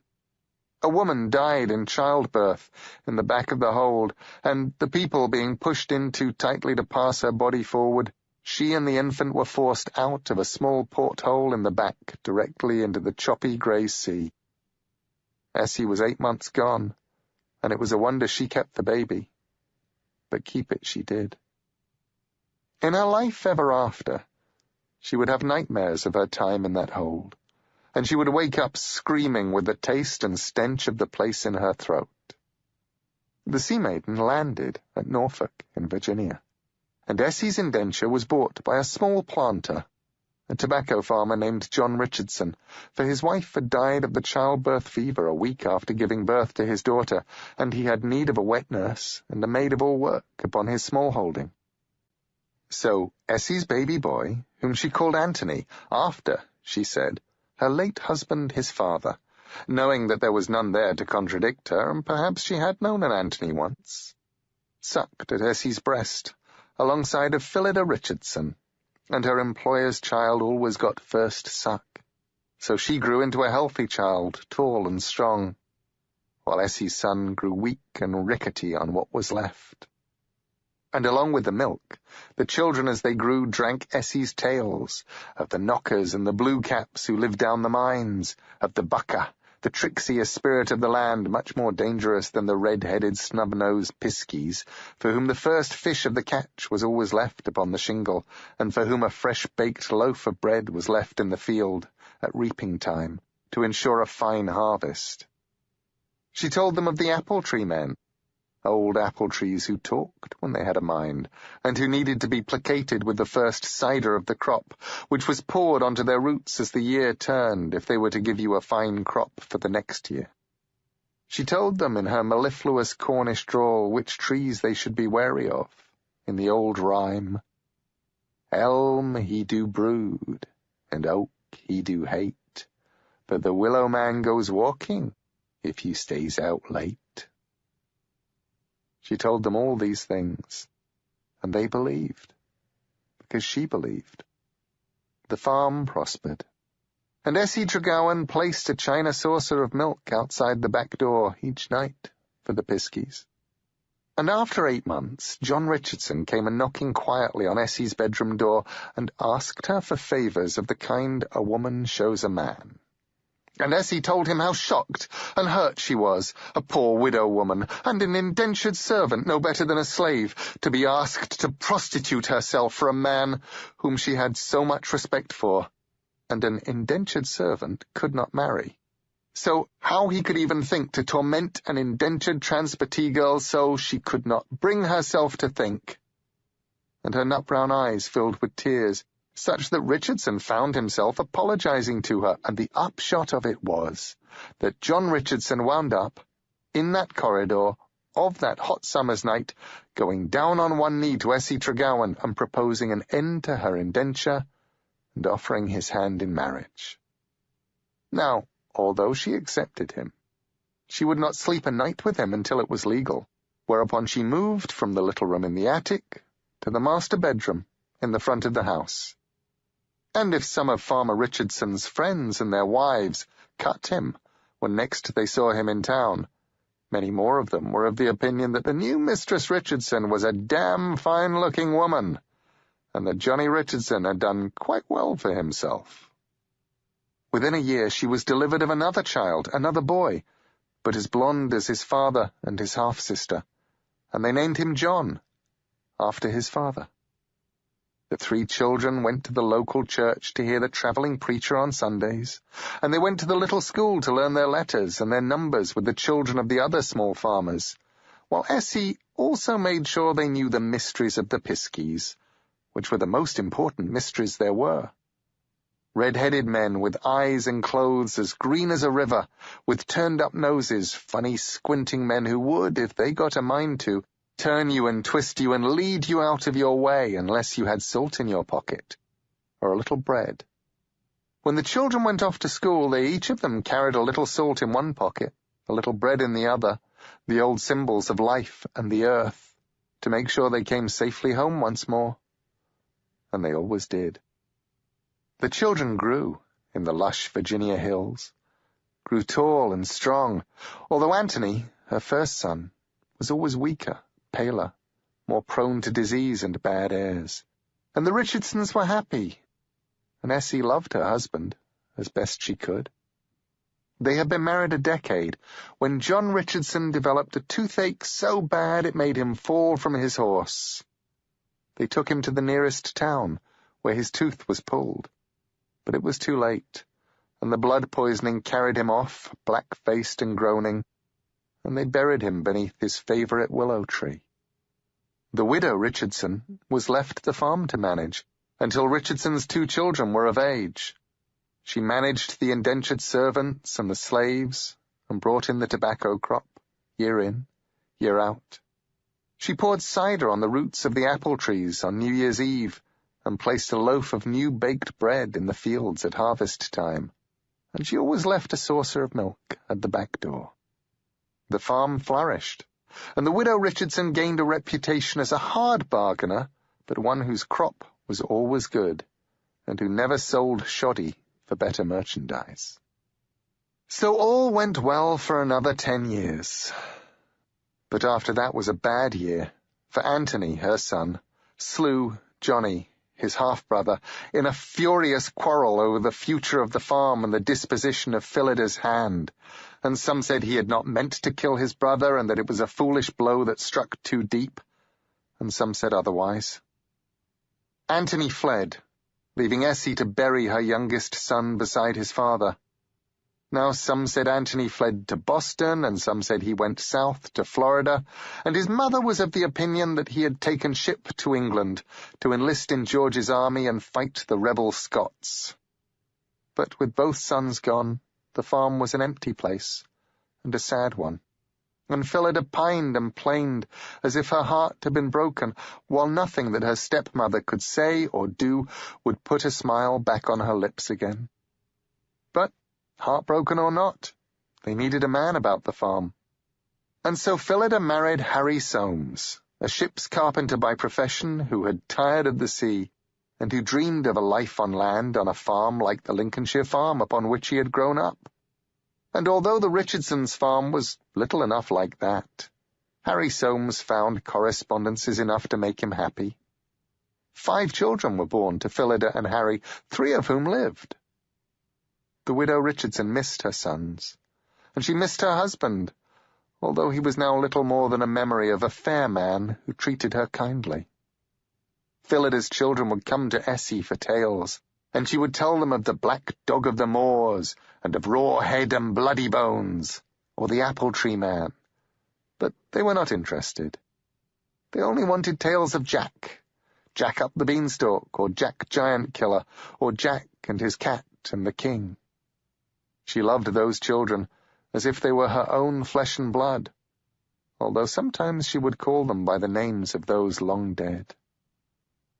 It was May, and she took her chair out into the kitchen garden to pick peas and to shuck them in the sunlight, for even in the lush heat of Virginia the cold had entered her bones as the frost had entered her hair, and a little warmth was a fine thing. As the widow Richardson shucked the peas with her old hands, she got to thinking about how fine it would be to walk once more on the moors and the salty cliffs of her native Cornwall, and she thought of sitting on the shingle as a little girl waiting for her father's boat to return from the grey seas. Her hands, blue-knuckled and clumsy, opened the pea pods, forced the full peas into an earthenware bowl, and dropped the empty pea pods onto her aproned lap. And then she found herself remembering, as she had not remembered for a long time, a life well lost. How she had twitched purses and filched silks with her clever fingers. And now she remembers the warden of Newgate telling her that it would be a good 12 weeks before her case would be heard, and that she could escape the gallows if she could plead her belly. And what a pretty thing she was. And how she had turned to the wall and bravely lifted her skirts, hating herself and hating him, but knowing he was right, and the feel of the life quickening inside her that meant that she could cheat death for a little longer. "Essie Tregowan?" said the stranger.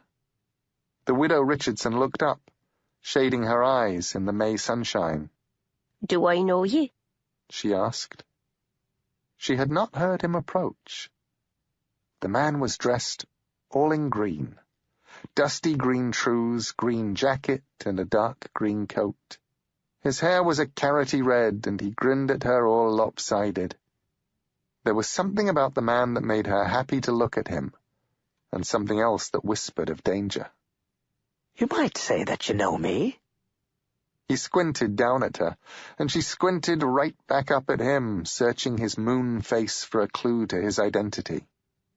He looked as young as one of her own grandchildren, yet he had called her by her old name, and there was a burr in his voice she knew from her childhood, from the rocks and the moors of her home.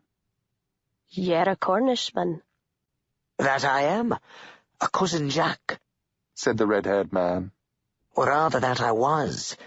But now I'm here in this new world where nobody puts out ale or milk for an honest fellow, or a loaf of bread come harvest time. The old woman steadied the bowl of peas upon her lap. If you're who I think you are, then I've no quarrel with you.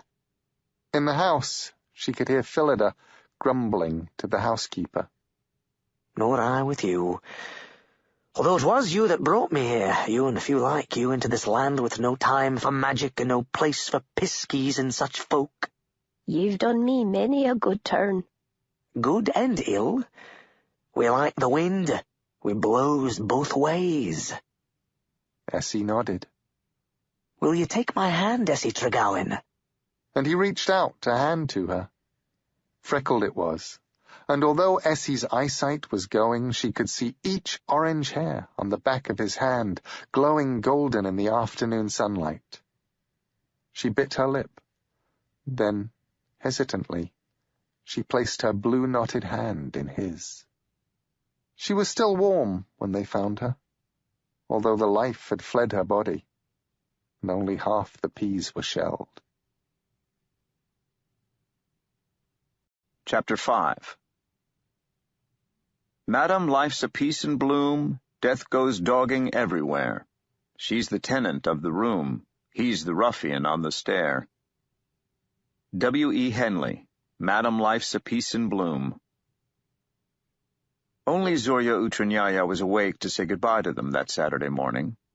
She took Wednesday's $45 and insisted on writing him out a receipt for it in wide, looping handwriting on the back of an expired soft drink coupon. She looked quite doll-like in the morning light, with her old face carefully made up and her golden hair piled high upon her head. Wednesday kissed her hand. Thank you for your hospitality, dear lady. You and your lovely sisters remain as radiant as the sky itself. You are a bad old man, she told him and shook a finger at him. Then she hugged him. Keep safe. I would not like to hear that you were gone for good. It would distress me equally, my dear.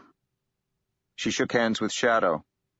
Zorya Polunochnaya thinks very highly of you. I also. Thank you. Thanks for the dinner. She raised an eyebrow at him.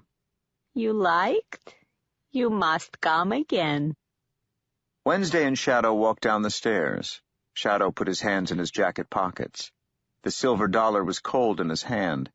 It was bigger and heavier than any coins he'd used so far. He classic palmed it, let his hand hang by his side naturally, then straightened his hand as the coin slipped down to a front palm position. It felt natural there, held between his forefinger and his little finger by the slightest of pressure. Smoothly done.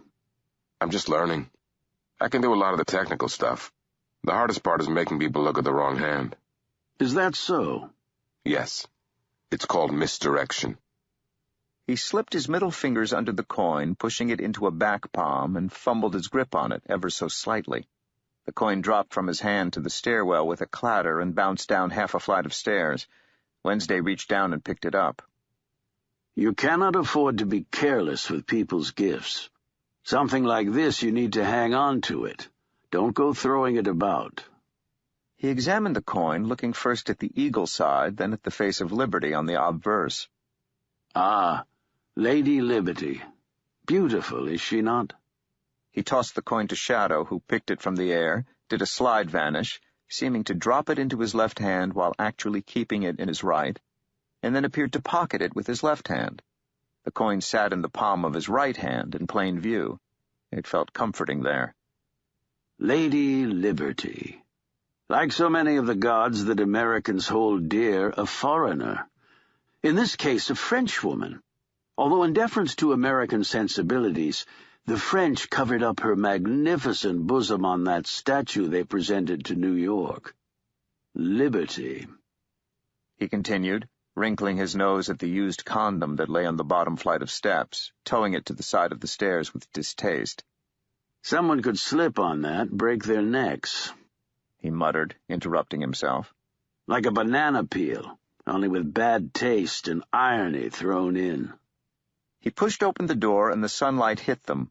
The world outside was colder than it had looked from indoors. Shadow wondered if there was more snow to come. Liberty, boomed Wednesday as they walked to his car, is a bitch who must be bedded on a mattress of corpses. Yeah? Quoting someone French. That's who they have a statue to in their New York harbor. A bitch who liked to be fucked on the refuse from the tumbrel. Hold your torch as high as you want, my dear. There's still rats in your dress and cold jism dripping down your leg. He unlocked the car and pointed Shadow to the passenger seat. I think she's beautiful, said Shadow, holding the coin up close. Liberty's silver face reminded him a little of Zorya Polunachnaya. That, said Wednesday, driving off, is the eternal folly of man, to be chasing after the sweet flesh without realizing that it is simply a pretty cover for the bones. Worm food. At night you're rubbing yourself against worm food. No offense meant. Shadow had never seen Wednesday quite so expansive. His new boss, he decided, went through phases of extroversion followed by periods of intense quiet. So you aren't American? Nobody's American. Not originally. That's my point. He checked his watch. We still have several hours to kill before the banks close. Good job last night with Chernobog, by the way. I would have closed him on coming eventually, but you enlisted him more wholeheartedly than ever I could have. Only because he gets to kill me afterward. Not necessarily. As you yourself so wisely pointed out, he's old, and the killing stroke might merely leave you, well, paralyzed for life, say, a hopeless invalid, so you have much to look forward to should Mr. Chernobog survive the coming difficulties. And there is some question about this? Said Shadow, echoing Wednesday's manner, then hating himself for it. Fuck yes! He pulled up in the parking lot of a bank. This is the bank I shall be robbing. They don't close for another few hours. Let's go in and say hello. He gestured to Shadow. Reluctantly, Shadow got out of the car and followed Wednesday in. If the old man was going to do something stupid, Shadow could see no reason why his face should be on the camera. But curiosity pulled him in, and he walked into the bank. He looked down at the floor, rubbed his nose with his hand, doing his best to keep his face hidden. "Deposit forms, ma'am?" said Wednesday to the loan teller. Over there. Very good. And if I were to need to make a night deposit? Same forms. You know where the night deposit slot is, hon? Left out the main door. It's on the wall. My thanks. Wednesday picked up several deposit forms. He grinned a goodbye at the teller, and he and Shadow walked out. Wednesday stood there on the sidewalk for a moment, scratching his beard meditatively. Then he walked over to the ATM machine and to the night safe set in the side of the wall and inspected them. He led Shadow across the road to the supermarket, where he bought a chocolate fudge popsicle for himself and a cup of hot chocolate for Shadow. There was a payphone set in the wall of the entryway as you went in, below a notice board with rooms to rent and puppies and kittens in need of good homes. Wednesday wrote down the telephone number of the payphone. They crossed the road once more. What we need is snow. A good, driving, irritating snow. Think snow for me, will you? Huh? Concentrate on making those clouds, the ones over there in the west, making them bigger and darker. Think gray skies and driving winds coming down from the Arctic. Think snow. I don't think it'll do any good. Nonsense. If nothing else, it will keep your mind occupied, said Wednesday, unlocking the car. Kinko's next. Hurry up. Snow, thought Shadow in the passenger seat, sipping his hot chocolate. Huge, dizzying clumps and clusters of snow falling through the air. Patches of white against an iron-gray sky. Snow that touches your tongue with cold in winter, that kisses your face with its hesitant touch before freezing you to death. 12 cotton candy inches of snow, creating a fairy tale world, making everything unrecognizably beautiful. Wednesday was talking to him. I'm sorry? I said we're here. You were somewhere else. I was thinking about snow, said Shadow. In Kinko's, Wednesday set about photocopying the deposit slips from the bank. He had the clerk instant print him 2 sets of 10 business cards. Shadow's head had begun to ache, and there was an uncomfortable feeling between his shoulder blades. He wondered if he had slept on it wrong, if it was an awkward legacy of the night before his sofa. Wednesday sat at the computer terminal, composing a letter, and with the clerk's help making several large-sized signs. Snow, thought Shadow. High in the atmosphere. Perfect, tiny crystals that form about a minute piece of dust, each a lace-like work of unique, 6-sided fractal art. And the snow crystals clump together into flakes as they fall, covering Chicago in their white plenty, inch upon inch. Here, said Wednesday. He handed Shadow a cup of Kinko's coffee, a half-dissolved lump of non-dairy creamer powder floating on the top. I think that's enough, don't you? Enough what? Enough snow. Don't want to immobilize the city, do we? The sky was a uniform battleship gray. Snow was coming, yes. I didn't really do that. I mean, I didn't. Did I? Drink the coffee. It's foul stuff, but it will ease the headache. Then he said, Good work. Wednesday paid the Kinko's clerk, and he carried his signs and letters and cards outside to the car. He opened the trunk of his car, put the papers in a large black metal case of the kind carried by payroll guards, and closed the trunk. He passed Shadow a business card. Who is A. Haddock, Director of Security, A1 Security Services? You are. A. Haddock? Yes. What does the A stand for? Alfredo, Alphonse, Augustine, Ambrose, your call entirely. Oh, I see. I'm James O'Gorman. Jimmy to my friends. See, I've got a card, too. They got back in the car. If you can think A. Haddock as well as you thought Snow, we should have plenty of lovely money with which to wine and dine my friends of tonight. And if we're in jail by this evening? Then my friends will just have to make do without us. I'm not going back to prison. You won't be. I thought we had agreed that I wouldn't be doing anything illegal. You aren't. Possibly aiding and abetting, a little conspiracy to commit, followed, of course, by receiving stolen money, but trust me, you'll come out of this smelling like a rose. Is that before or after your elderly Slavic Charles Atlas crushes my skull with one blow? His eyesight's going. He'll probably miss you entirely. Now, we still have a little time to kill. The bank closes at midday on Saturdays, after all. Would you like lunch? Yes. I'm starving. I know just the place. He hummed as he drove, some cheerful song that Shadow could not identify. Snowflakes began to fall, just as Shadow had imagined them, and he felt strangely proud. He knew, rationally, that he had nothing to do with the snow, just as he knew the silver dollar he carried in his pocket was not, and never had been, the moon. But still... They stopped outside a large shed-like building. A sign said that the all-you-can-eat lunch buffet was $4.99. I love this place. Good food?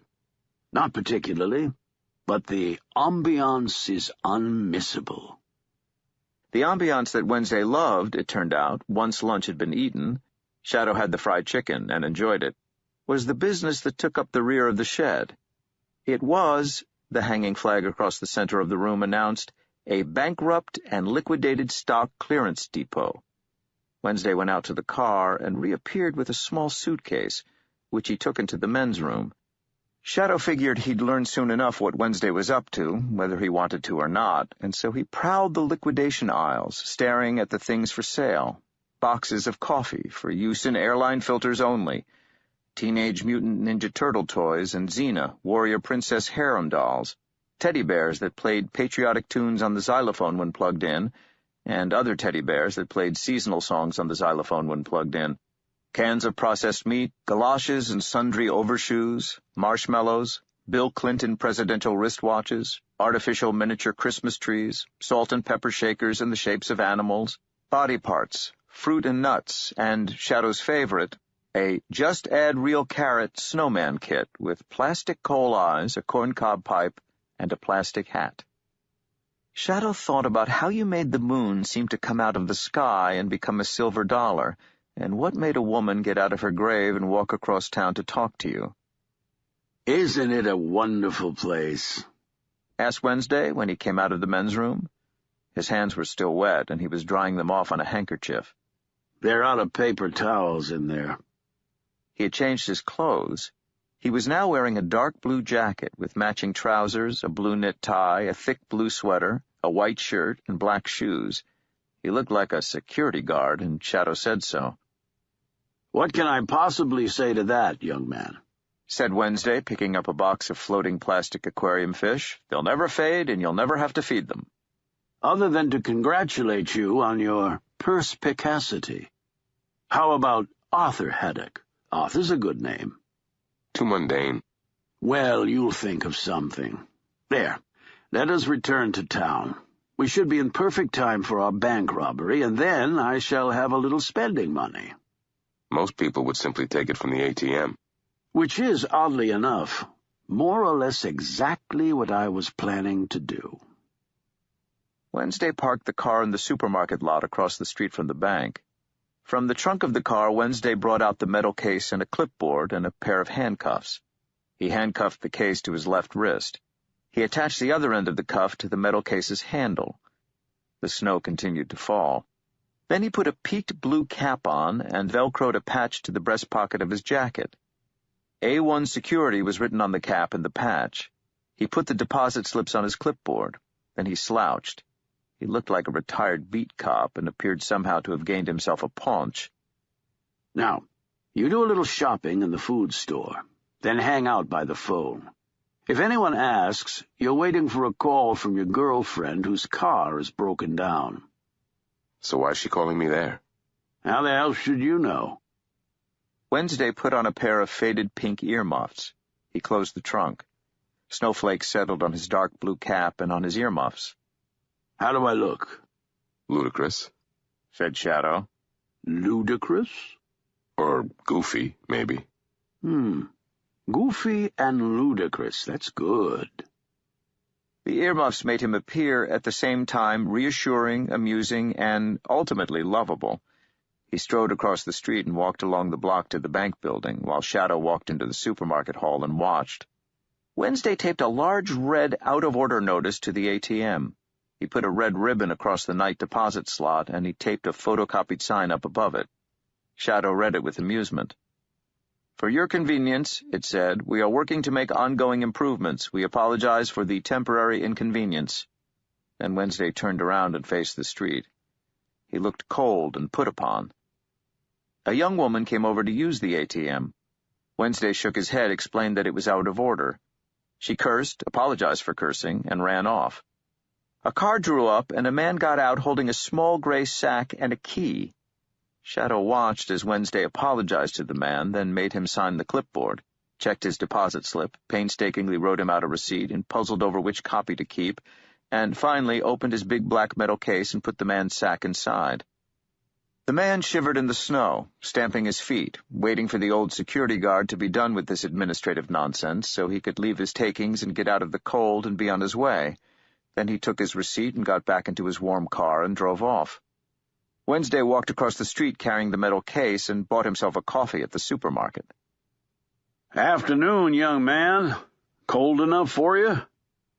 He walked back across the street and took gray sacks and envelopes from people coming to deposit their earnings or their takings on this Saturday afternoon, a fine old security man in his funny pink earmuffs.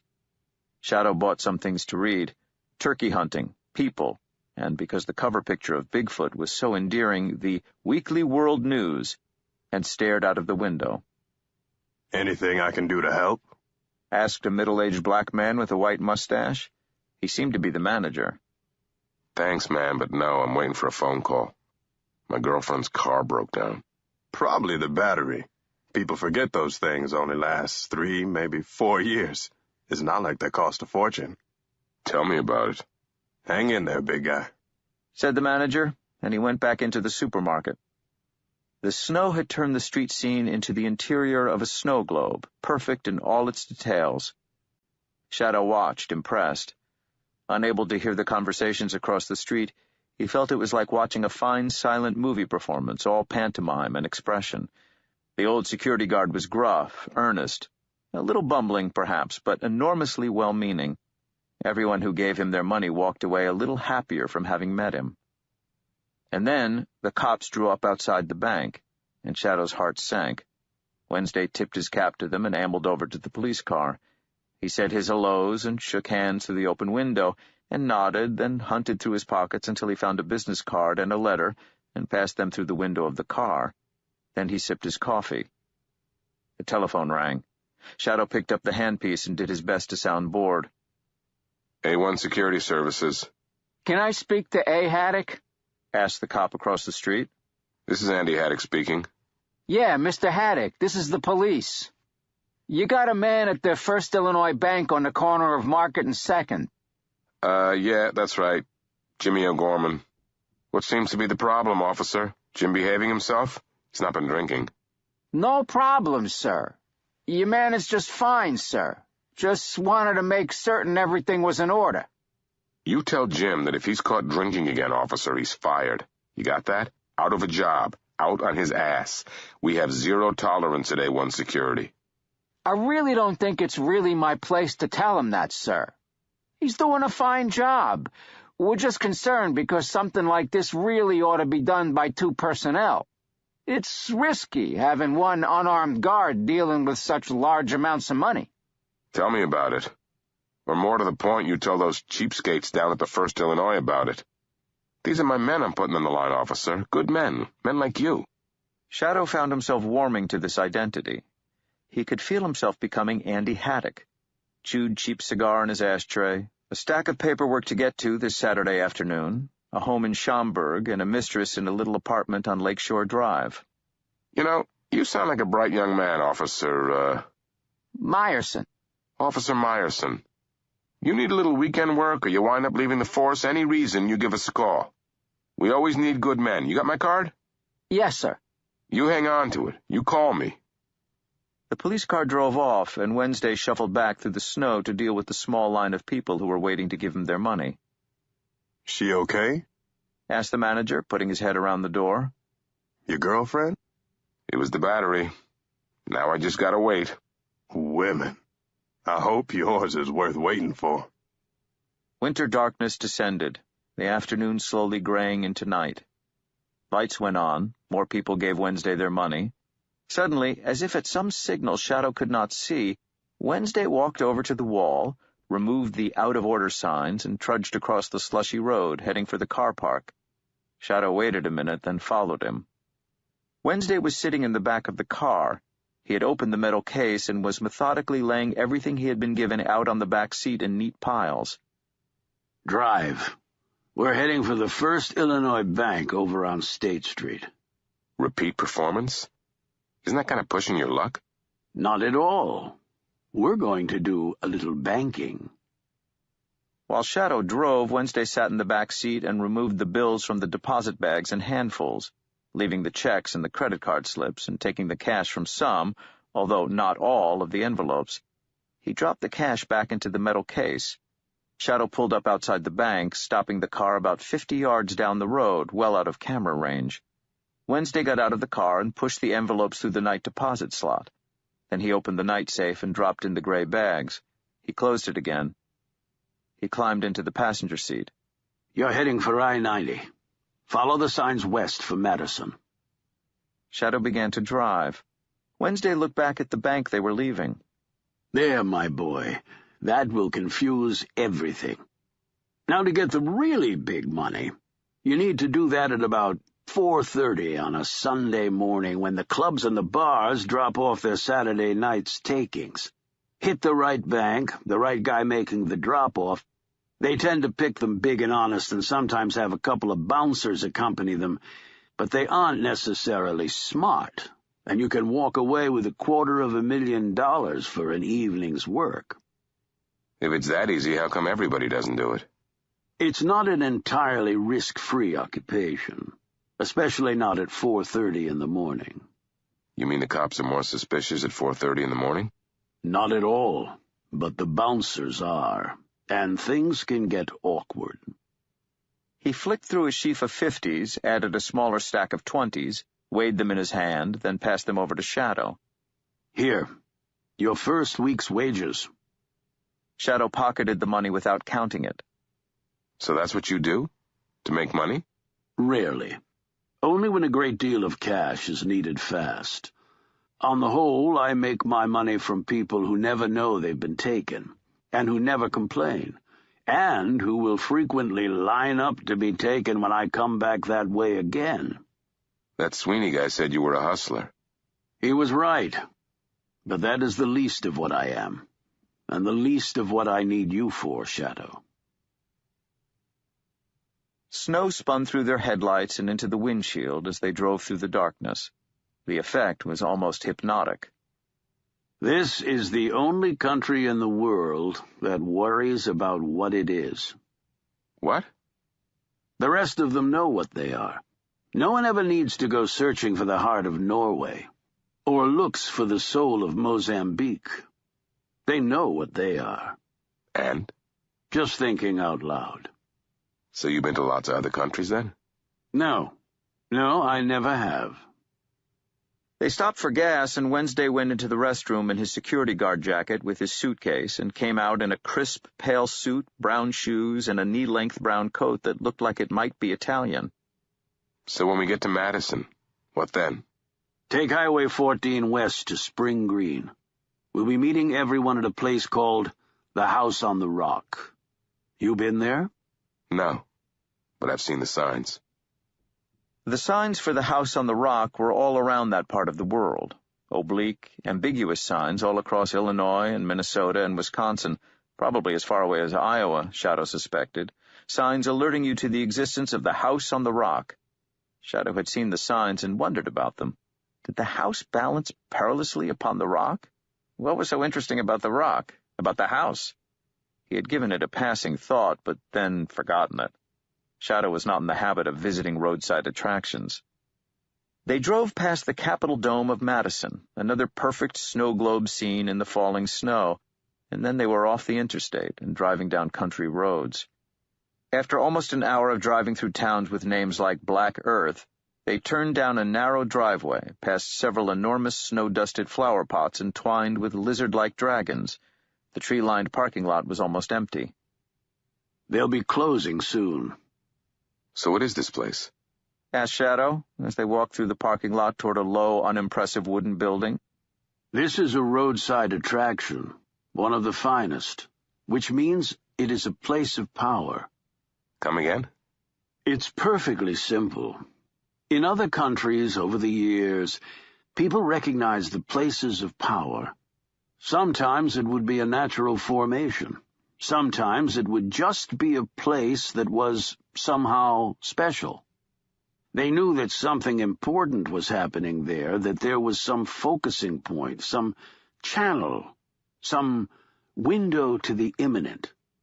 And so they would build temples or cathedrals or erect stone circles or, well, you get the idea. There are churches all across the states, though. In every town, sometimes on every block, and about as significant in this context as dentists' offices.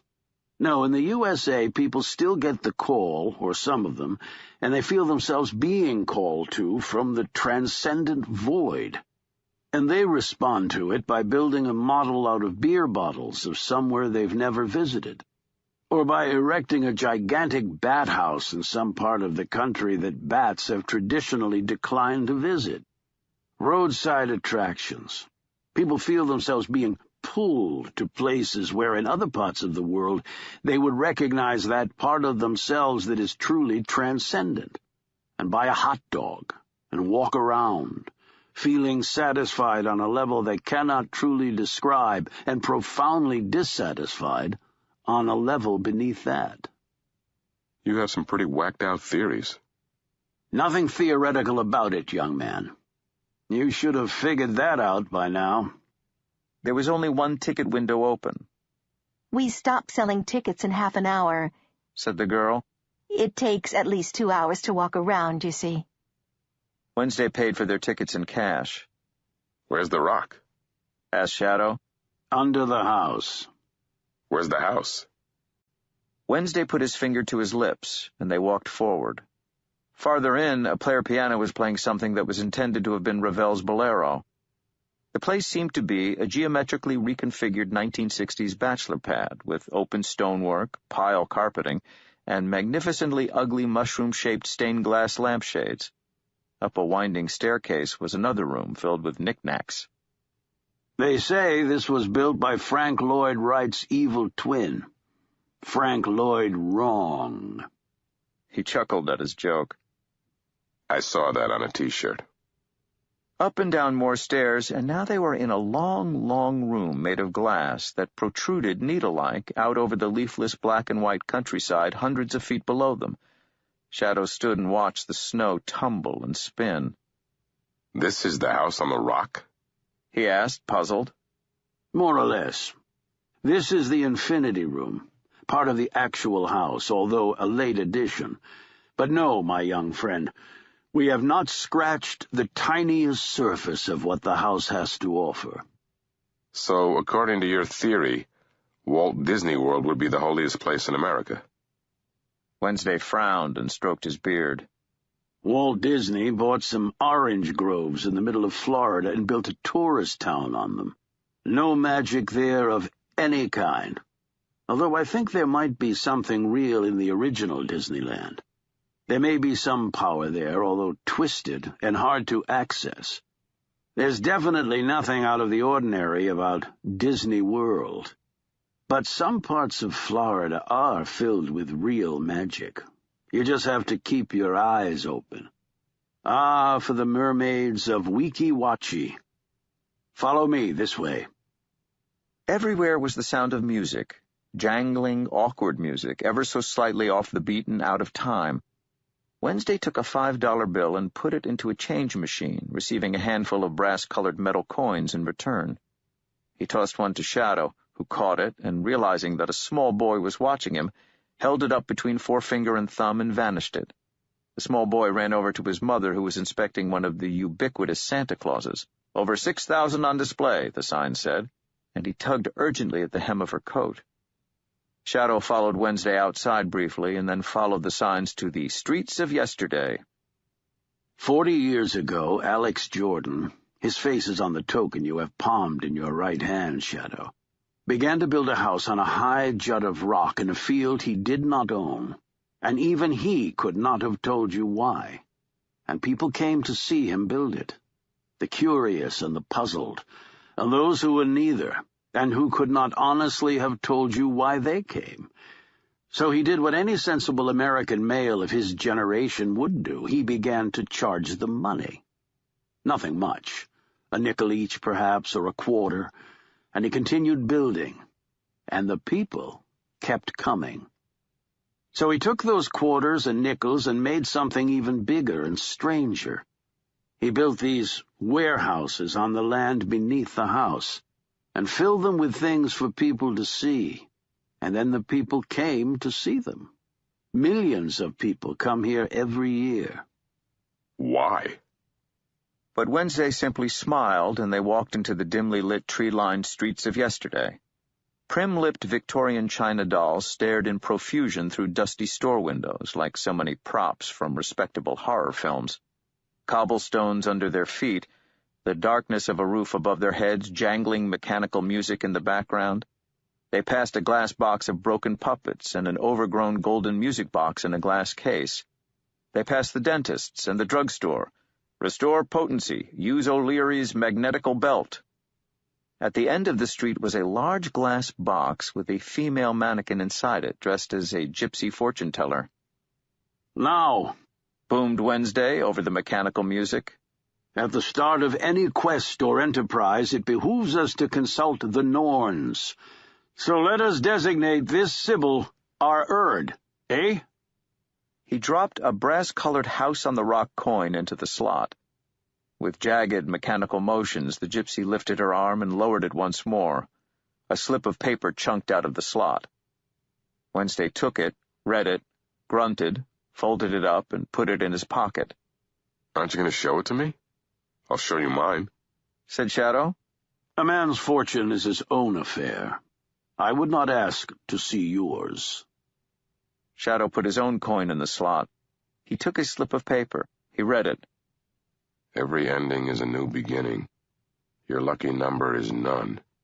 Your lucky color is dead. Motto, like father, like son. Shadow made a face. He folded the fortune up and put it in his inside pocket.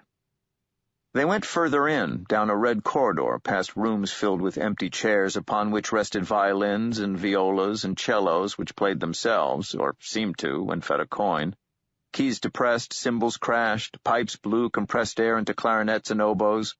Shadow observed with a wry amusement that the bows of the stringed instruments, played by mechanical arms, never actually touched the strings, which were often loose or missing. He wondered whether all the sounds he heard were made by wind and percussion, or whether there were tapes as well. They had walked for what felt like several miles when they came to a room called the Mikado, one wall of which was a 19th-century pseudo-oriental nightmare, in which beetle-browed mechanical drummers banged cymbals and drums while staring out from their dragon-encrusted lair. Currently, they were majestically torturing Saint-Saëns' Danse Macabre. Chernobog sat on a bench in the wall facing the Mikado machine, tapping out the time with his fingers. Pipes fluted, bells jangled. Wednesday sat next to him. Shadow decided to remain standing. Chernobog extended his left hand, shook Wednesday's, shook Shadow's. "Well met," he said, and he sat back, apparently enjoying the music. The Danse Macabre came to a tempestuous and discordant end. That all the artificial instruments were ever so slightly out of tune added to the otherworldliness of the place. A new piece began. "How was your bank robbery?" asked Chernobog. "It went well?" He stood, reluctant to leave the Mikado and its thundering, jangling music. "Slick as a snake in a barrel of butter," said Wednesday. "I get a pension from the slaughterhouse," said Chernobog. "I do not ask for more." "It won't last forever. Nothing does." More corridors, more musical machines. Shadow became aware that they were not following the path through the rooms intended for tourists, but seemed to be following a different route of Wednesday's own devising. They were going down a slope, and Shadow, confused, wondered if they had already been that way. Chernobog grasped Shadow's arm. "Quickly, come here," he said, pulling him over to a large glass box by a wall. It contained a diorama of a tramp asleep in a churchyard in front of a church door. "The Drunkard's Dream," said the label, which explained that it was a 19th-century penny-in-the-slot machine, originally from an English railway station. The coin slot had been modified to take the brass house-on-the-rock coins. "Put in the money." "Why?" "You must see. I show you." Shadow inserted his coin. The drunk in the graveyard raised his bottle to his lips. One of the gravestones flipped over, revealing a grasping corpse. A headstone turned around, flowers were placed by a grinning skull. A wraith appeared on the right of the church, while on the left of the church something with a half-glimpsed, pointed, unsettlingly bird-like face, a pale Boschian nightmare, glided smoothly from a headstone into the shadows and was gone. Then the church door opened, a priest came out, and the ghosts, haunts, and corpses vanished. And only the priest and the drunk were left alone in the graveyard. The priest looked down at the drunk disdainfully and back through the open door, which closed behind him, leaving the drunk on his own. The clockwork story was deeply unsettling. Much more unsettling, thought Shadow, than clockwork has any right to be. "You know why I showed that to you?" "No." "That is the world as it is. That is the real world. It is there in that box. They wandered through a blood-colored room filled with old theatrical organs, huge organ pipes, and what appeared to be enormous copper brewing vats liberated from a brewery. Where are we going? The carousel. But we've passed signs to the carousel a dozen times already. He goes his way. We travel a spiral. The quickest way is sometimes the longest. Shadow's feet were beginning to hurt, and he found this sentiment to be extremely unlikely. A mechanical machine played Octopus's Garden, in a room that went up for many stories, the center of which was filled entirely with a replica of a great black whale-like beast with a life-size replica of a boat in its vast fiberglass mouth. They passed on from there to a travel hall, where they saw the car covered with tiles and the functioning Rube Goldberg chicken device and the rusting Burmashave ads on the wall. "Life is hard, it's toil and trouble. Keep your jawline free from stubble. Burmashave," read one. And, "He undertook to overtake, the road was on a bend. From now on, the Undertaker is his only friend." Burmashave. And they were at the bottom of a ramp now, with an ice cream shop in front of them. It was nominally open, but the girl washing down the surfaces had a closed look on her face, so they walked past it into the pizzeria cafeteria, empty but for an elderly black man wearing a bright check suit and canary-yellow gloves. He was a small man, the kind of little old man who looked as if the passing of the years had shrunk him, eating an enormous many-scooped ice cream sundae, drinking a supersized mug of coffee. A black cigarillo was burning in the ashtray in front of him. 3 coffees, said Wednesday to Shadow. He went to the restroom. Shadow bought the coffees and took them over to Chernobog, who was sitting with the old black man and was smoking a cigarette surreptitiously, as if he were scared of being caught. The other man, happily toying with his sundae, mostly ignored his cigarillo, but as Shadow approached he picked it up, inhaled deeply, and blew 2 smoke rings. First one large one, then another, smaller one, which passed neatly through the first, and he grinned as if he were astonishingly pleased with himself.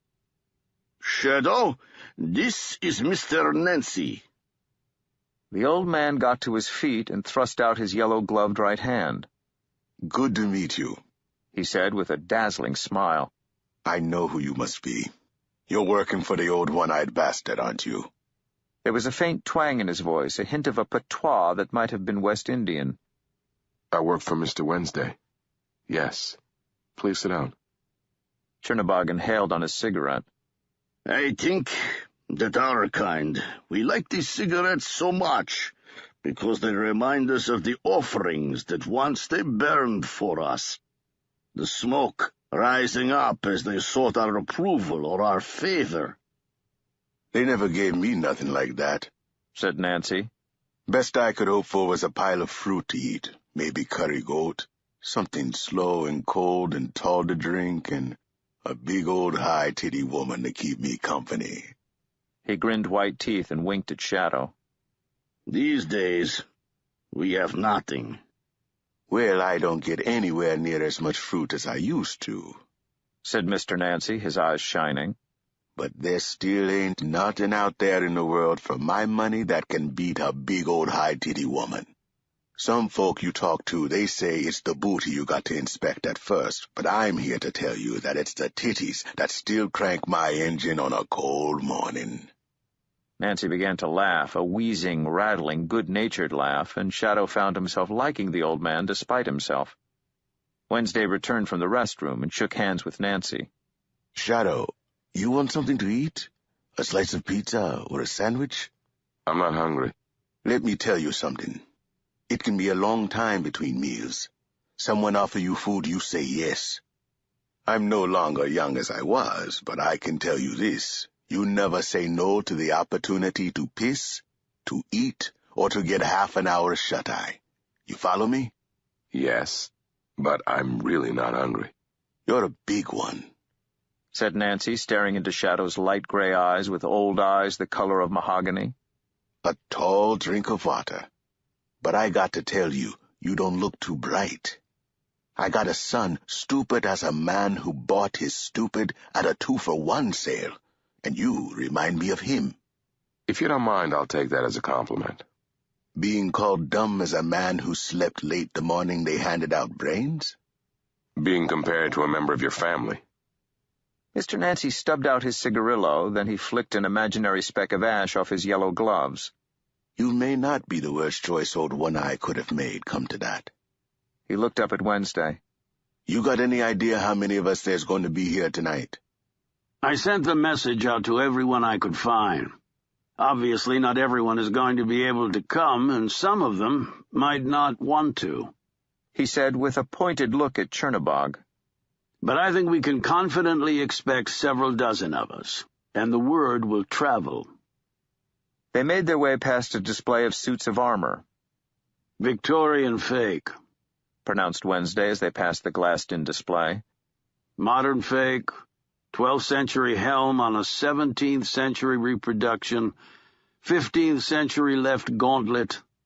And then Wednesday pushed through an exit door, circled them around the outside of the building. I can't be doing with all these ins and outs. I'm not as young as I used to be, and I come from warmer climes. Along a covered walkway, in through another exit door, and they were in the carousel room. Calliope music played, a Strauss waltz, stirring and occasionally discordant. The wall, as they entered, was hung with antique carousel horses, hundreds of them, some in need of a lick of paint, others in need of a good dusting. Above them hung dozens of winged angels constructed rather obviously from female store window mannequins. Some of them bared their sexless breasts. Some had lost their wigs and stared baldly and blindly down from the darkness. And then there was the carousel. A sign proclaimed it was the largest in the world, said how much it weighed, how many thousand light bulbs were to be found in the chandeliers that hung from it in Gothic profusion, and forbade anyone from climbing on it or from riding on the animals. And such animals!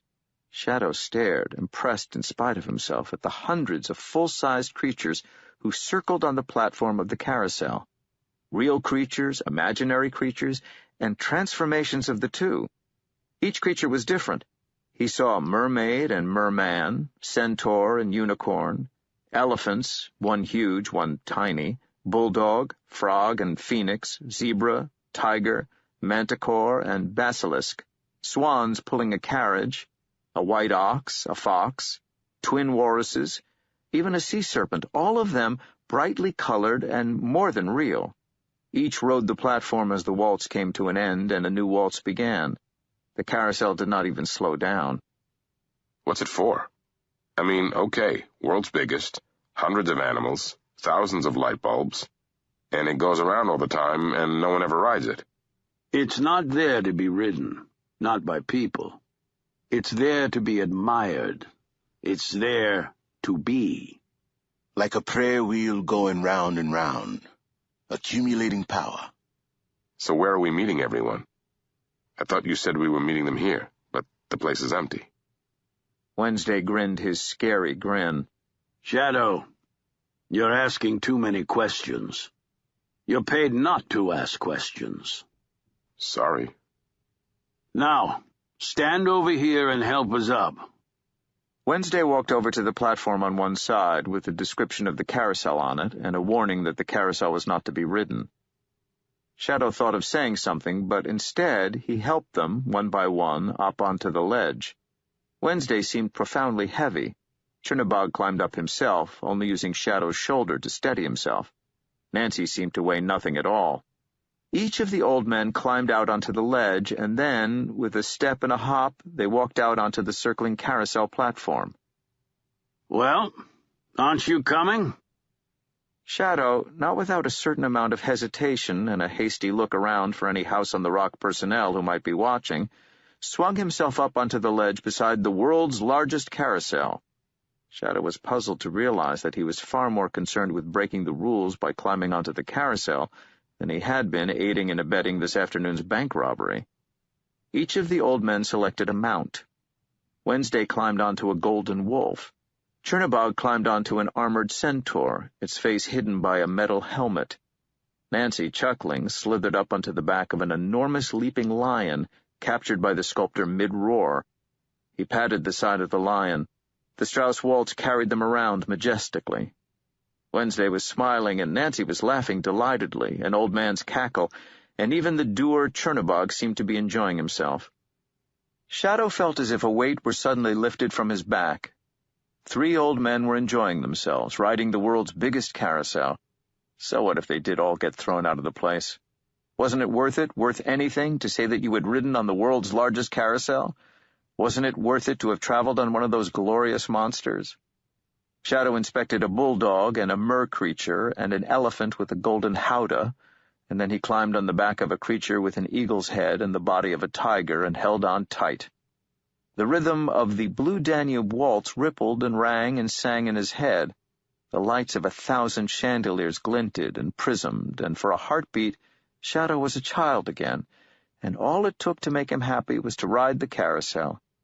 He stayed perfectly still, riding his eagle tiger at the center of everything, and the world revolved around him. Shadow heard himself laugh over the sound of the music. He was happy. It was as if the last 36 hours had never happened, as if the last 3 years had not happened, as if his life had evaporated into the daydream of a small child, riding the carousel in Golden Gate Park in San Francisco on his first trip back to the States, a marathon journey by ship and by car, his mother standing there watching him proudly and himself sucking his melting popsicle, holding on tightly, hoping that the music would never stop, the carousel would never slow, the ride would never end.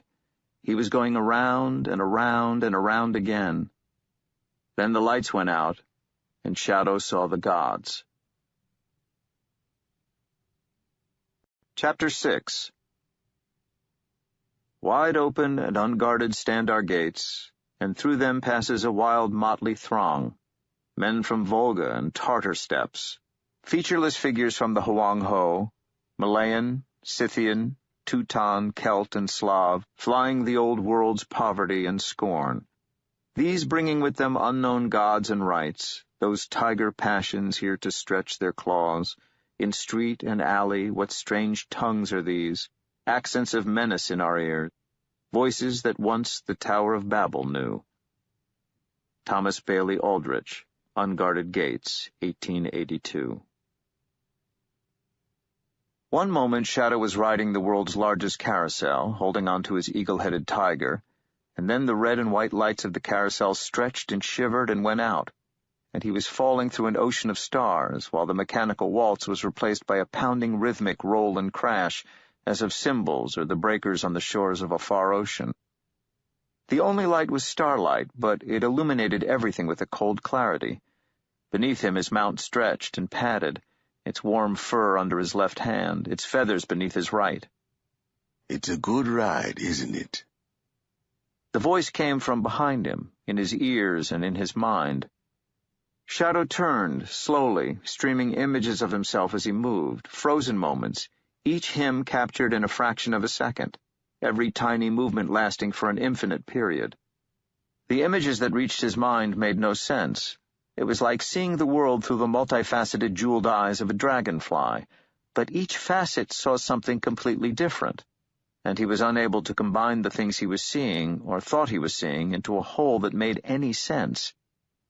He was looking at Mr. Nancy, an old black man with a pencil mustache, in his check sports jacket and his lemon-yellow gloves, riding a carousel lion as it rose and lowered, high in the air, and at the same time, in the same place, he saw a jeweled spider as high as a horse, its eyes an emerald nebula, strutting, staring down at him, and, simultaneously, he was looking at an extraordinarily tall man with teak-colored skin and 3 sets of arms, wearing a flowing ostrich feather headdress, his face painted with red stripes, riding an irritated golden lion, 2 of his 6 hands holding on tightly to the beast's mane.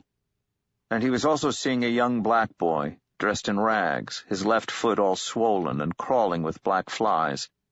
And, last of all, and behind all these things, Shadow was looking at a tiny brown spider hiding under a withered ochre leaf. Shadow saw all these things, and he knew they were the same thing.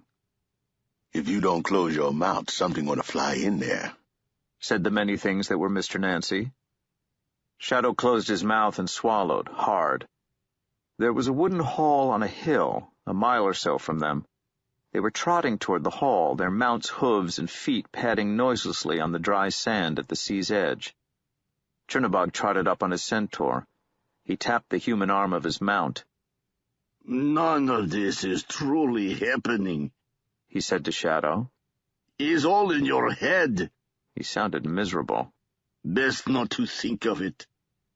Shadow saw a gray-haired old East European immigrant with a shabby raincoat and one iron-colored tooth, true, but he also saw a squat black thing, darker than the darkness that surrounded them, its eyes two burning coals, and he saw a prince with long flowing black hair and long black mustaches, blood on his hands and his face, riding naked, but for a bearskin over his shoulder, on a creature half man, half beast, his face and torso blue tattooed with swirls and spirals.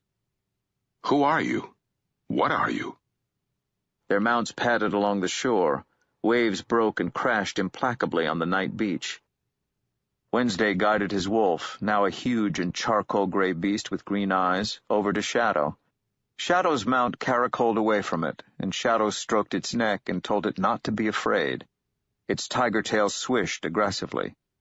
It occurred to Shadow that there was another wolf, a twin to the one that Wednesday was riding, keeping pace with them in the sand dunes, just a moment out of sight.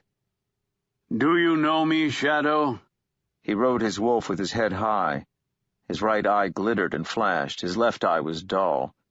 He wore a cloak with a deep monk-like cowl, and his face stared out at them from the shadows. "I told you I would tell you my names. This is what they call me. I am called Glad of War, Grim, Raider, and Third. I am one-eyed. I am called Highest and True Guesser. I am Grimnir, and I am the Hooded One. I am All-Father, and I am Gonlir One-Bearer. I have as many names as there are winds, as many titles as there are ways to die. My ravens are Hugin and Moonin, Thought and Memory. My wolves are Frecky and Jerry. My horse is the Gallows." Two ghostly gray ravens, like transparent skins of birds, landed on Wednesday's shoulders, pushed their beaks into the side of Wednesday's head, as if tasting his mind, and flapped out into the world once more. "What should I believe?" thought Shadow, and the voice came back to him from somewhere deep beneath the world in a bass rumble. "Believe everything." "Odin?" said Shadow, and the wind whipped the word from his lips.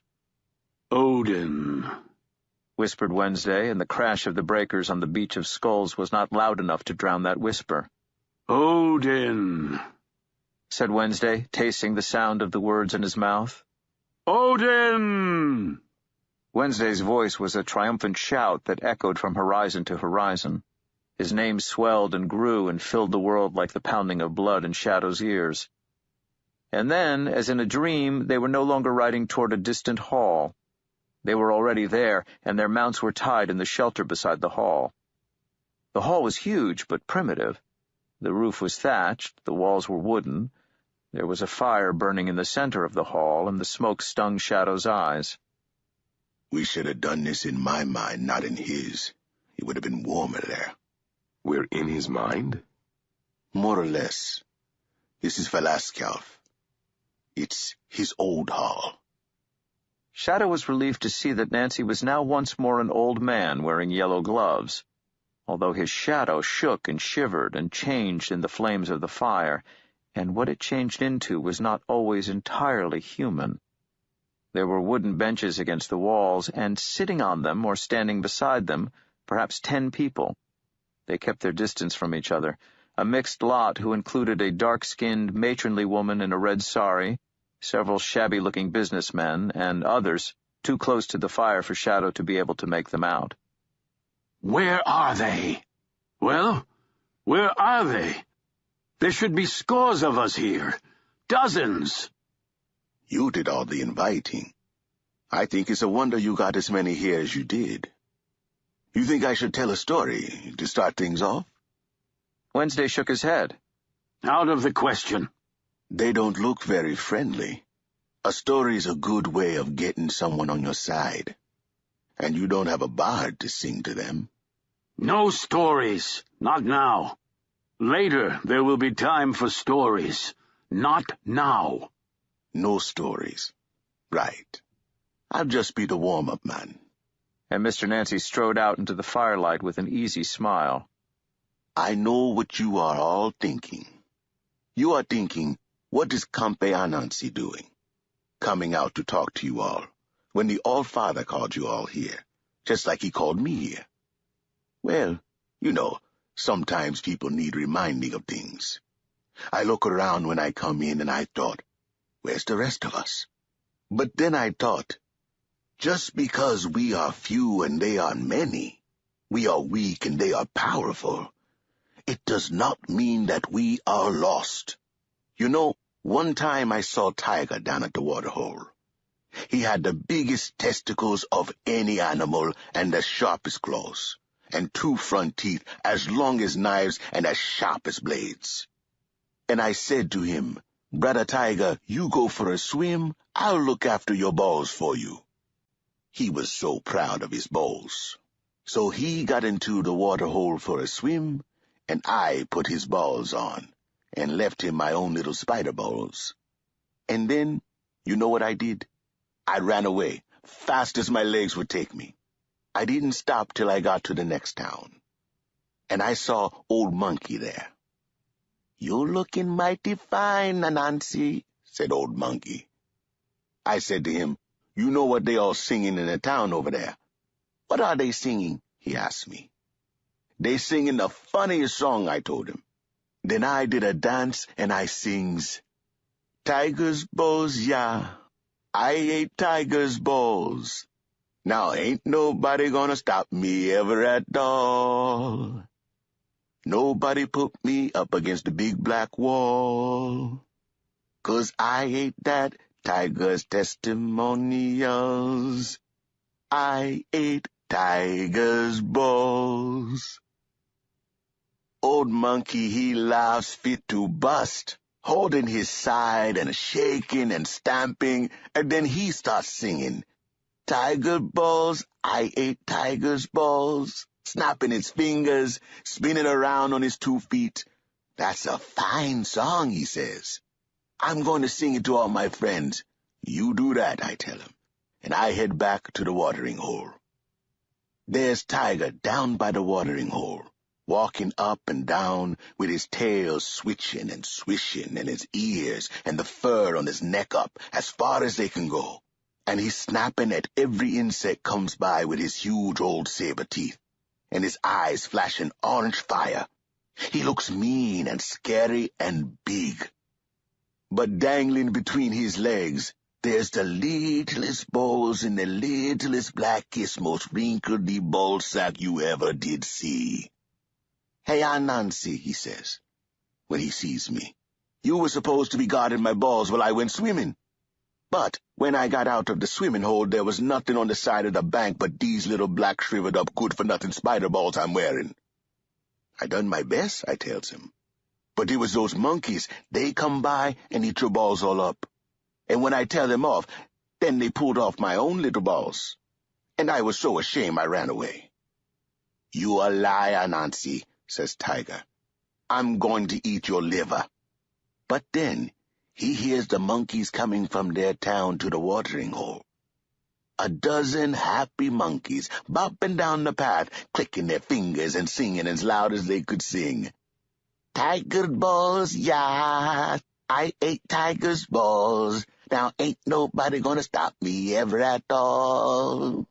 Nobody put me up against the big black wall, 'cause I ate that tiger's testimonials.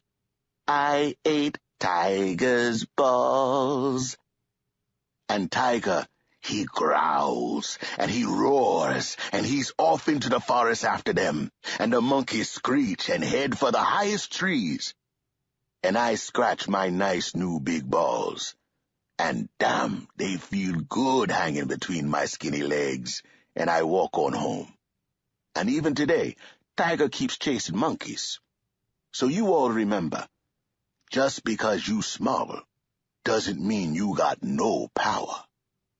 Mr. Nancy smiled and bowed his head and spread his hands, accepting the applause and laughter like a pro, and then he turned and walked back to where Shadow and Chernobog were standing.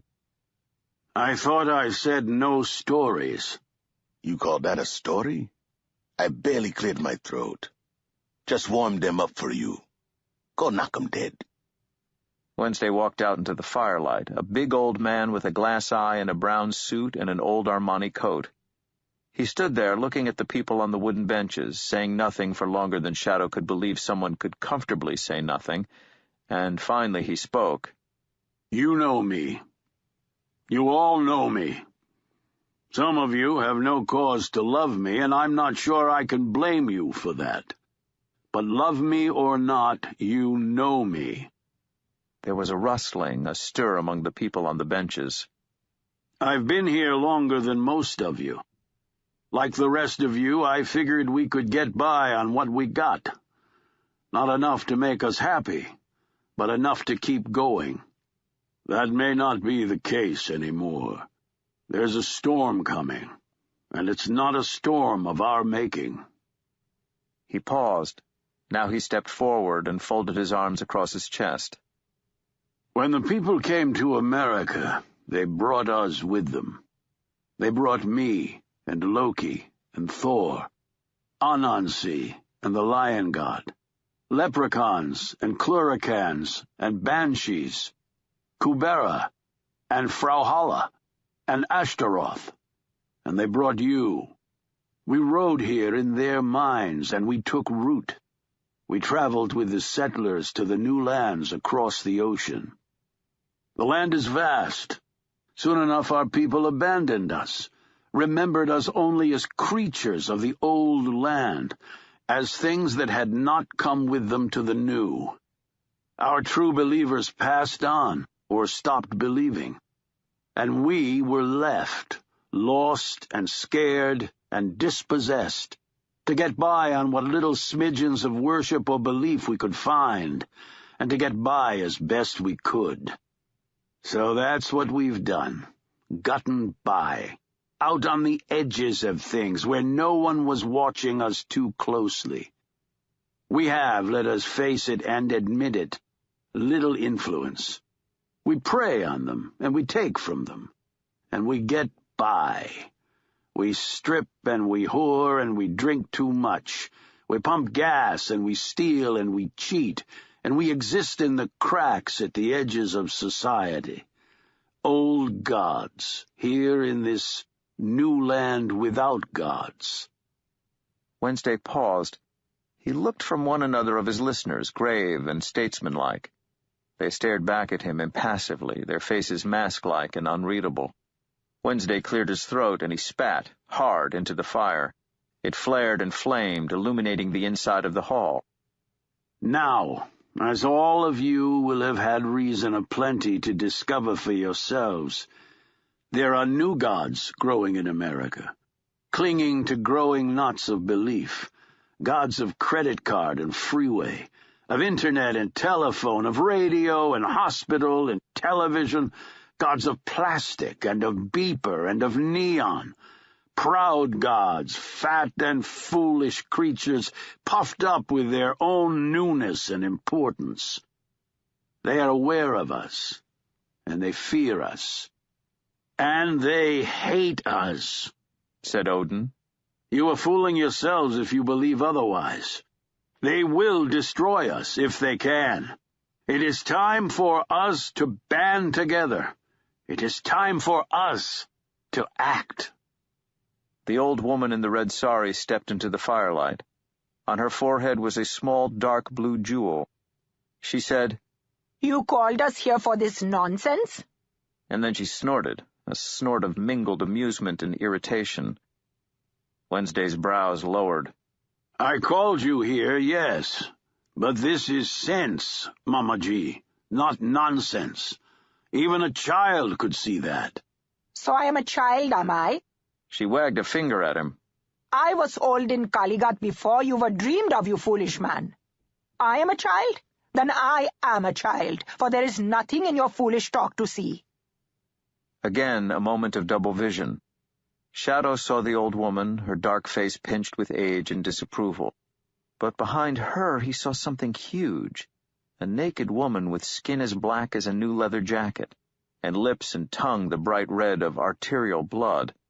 Around her neck were skulls, and her many hands held knives and swords and severed heads. I did not call you a child, Mamaji, but it seems self-evident. The only thing that seems self-evident, said the old woman, pointing, as behind her, through her, above her, a black finger, sharp-taloned, pointed in echo, is your own desire for glory. We have lived in peace in this country for a long time. Some of us do better than others, I agree. I do well. Back in India, there is an incarnation of me who does much better, but so be it. I am not envious. I've watched the new ones rise, and I've watched them fall again. Her hand fell to her side. Shadow saw that the others were looking at her, a mixture of expressions, respect, amusement, embarrassment, in their eyes. They worshipped the railroads here only a blink of an eye ago, and now the iron gods are as forgotten as the emerald hunters. Make your point, Mamaji. My point? Her nostrils flared, the corners of her mouth turned down. And I am obviously only a child, say that we wait. We do nothing. We don't know that they mean us harm. And will you still counsel waiting when they come in the night and they kill you? Or they take you away? Her expression was disdainful and amused. It was all in the lips and the eyebrows and the set of the nose. If they try such a thing, they will find me hard to catch and harder still to kill. A squat young man sitting on the bench behind her harumphed for attention, then said with a booming voice, All Father, my people are comfortable. We make the best of what we have. If this war of yours goes against us, we could lose everything. You have already lost everything. I am offering you the chance to take something back. The fire blazed high as he spoke, illuminating the faces of the audience. I don't really believe, Shadow thought. I don't believe any of this. Maybe I'm still 15. Mom's still alive and I haven't even met Laurie yet. Everything that's happened so far has been some kind of especially vivid dream. And yet he could not believe that either. All we have to believe with is our senses, the tools we use to perceive the world, our sight, our touch, our memory. If they lie to us, then nothing can be trusted. And even if we do not believe, then still we cannot travel in any other way than the road our senses show us, and we must walk that road to the end. Then the fire burned out, and there was darkness in Velaskjalf, Odin's hall. Now what? Now we go back to the carousel room. And old One-Eye buys us all dinner, greases some palms, kisses some babies, and no one says the G-word anymore. G-word? Gods, what were you doing the day they handed out brains, boy, anyway? Someone was telling a story about stealing a tiger's balls. I had to stop and find out how it ended. Mr. Nancy chuckled. But nothing was resolved. Nobody agreed to anything. He's working them slowly. He'll land them one at a time. You see, they'll come around in the end. Shadow could feel that a wind was coming up from somewhere, stirring his hair, touching his face, pulling at him. They were standing in the room of the biggest carousel in the world, listening to the Emperor waltz. There was a group of people, tourists by the look of them, talking with Wednesday over at the other side of the room, by the wall covered with all the wooden carousel horses. As many people as there had been shadowy figures in Wednesday's hall. Through here, boomed Wednesday, and he led them through the only exit, formed to look like the gaping mouth of a huge monster, its sharp teeth ready to rend them all to slivers. He moved among them like a politician, cajoling, encouraging, smiling, gently disagreeing, pacifying. Did that happen? Did what happen, shit for brains? The hall. The fire. Tiger balls, riding the carousel.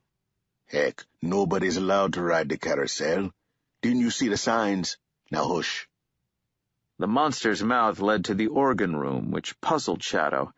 Hadn't they already come through that way? It was no less strange the second time. Wednesday led them all up some stairs, past life-size models of the 4 horsemen of the apocalypse hanging from the ceiling, and they followed the signs to an early exit.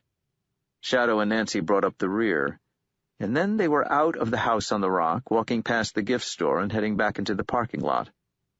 Pity we had to leave before the end. I was kind of hoping to see the biggest artificial orchestra in the whole world. I've seen it, said Chernobog. It's not so much. The restaurant was a big and barn-like structure 10 minutes up the road. Wednesday had told each of his guests that tonight's dinner was on him and had organized rides to the restaurant for any of them that didn't have their own transportation. Shadow wondered how they had gotten to the house on the rock without their own transportation and how they were going to get away again, but he said nothing. It seemed the smartest thing to say. Shadow had a car full of Wednesday's guests to ferry to the restaurant. The woman in the red sari sat in the front seat beside him. There were 2 men in the back seat, a peculiar-looking young man whose name Shadow had not properly caught but thought might be Elvis, and another man in a dark suit whose Shadow could not remember. He had stood beside the man as he got into the car, had opened and closed the door for him, and was unable to remember anything about him. He turned around in the driver's seat and looked at him, carefully noting his face, his hair, his clothes, making certain he would know him if he met him again, and turned back to start the car to find that the man had slipped from his mind. An impression of wealth was left behind, but nothing more. I'm tired, thought Shadow. He glanced to his right and snuck a glance at the Indian woman. He noted the tiny silver necklace of skulls that circled her neck, her charm bracelet of heads and hands that jangled like tiny bells when she moved. There was a dark blue jewel on her forehead. She smelled of spices, of cardamom and nutmeg and flowers. Her hair was pepper and salt, and she smiled when she saw him look at her. You call me Mama G. I am Shadow, Mama G. And what do you think of your employer's plans, Mr. Shadow? He slowed as a large black truck sped past, overtaking them with a spray of slush. I don't ask, he don't tell, he said. If you ask me, he wants a last stand. He wants us to go out in a blaze of glory. That's what he wants. And we are old enough or stupid enough that maybe some of us will say yes. It's not my job to ask questions, Mama G, said Shadow, the inside of the car filled with her tinkling laughter. The man in the back seat, not the peculiar-looking young man, the other one, said something, and Shadow replied to him, but a moment later he was damned if he could remember what had been said. The peculiar-looking young man had said nothing, but now he started to hum to himself, a deep melodic bass humming that made the interior of the car vibrate and rattle and buzz. The peculiar-looking man was of average height, but of an odd shape. Shadow had heard of men who were barrel-chested before, but had no image to accompany the metaphor. This man was barrel-chested, and he had legs like tree trunks, and hands like, exactly, ham hocks. He wore a black parka with a hood, several sweaters, thick dungarees, and, incongruously, in the winter and with those clothes, a pair of white tennis shoes, which were the same size and shape as shoe boxes. His fingers resembled sausages with flat, squared-off fingertips. That's some hum you got, said Shadow from the driver's seat. Sorry, said the peculiar young man in a deep, deep voice, embarrassed. He stopped humming. No, I enjoyed it. Don't stop. The peculiar young man hesitated, then commenced to hum once more, his voice as deep and reverberant as before. This time there were words interspersed in the humming. Down, down, down, he sang, so deeply that the windows rattled.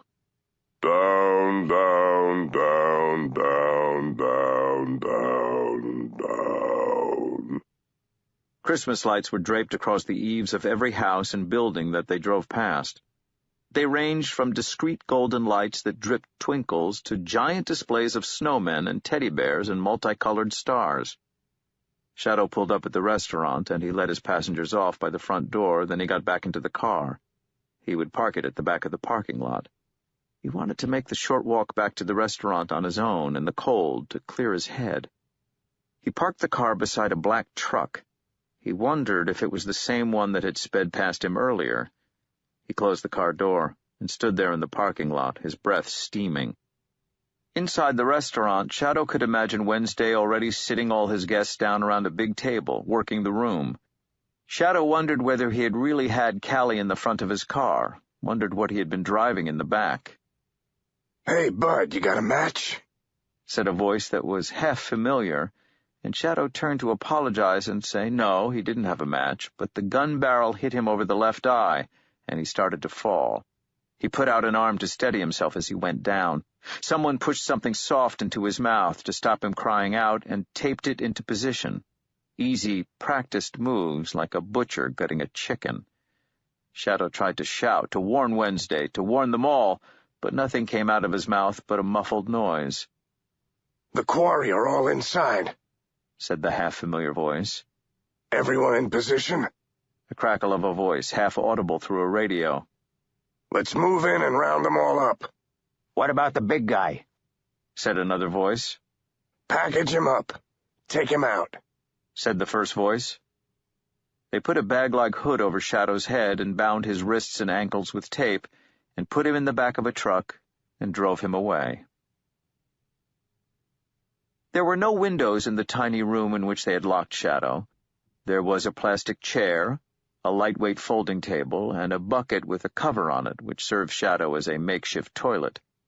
There was also a 6-foot-long strip of yellow foam on the floor, and a thin blanket with a long-since-crusted brown stain in the center.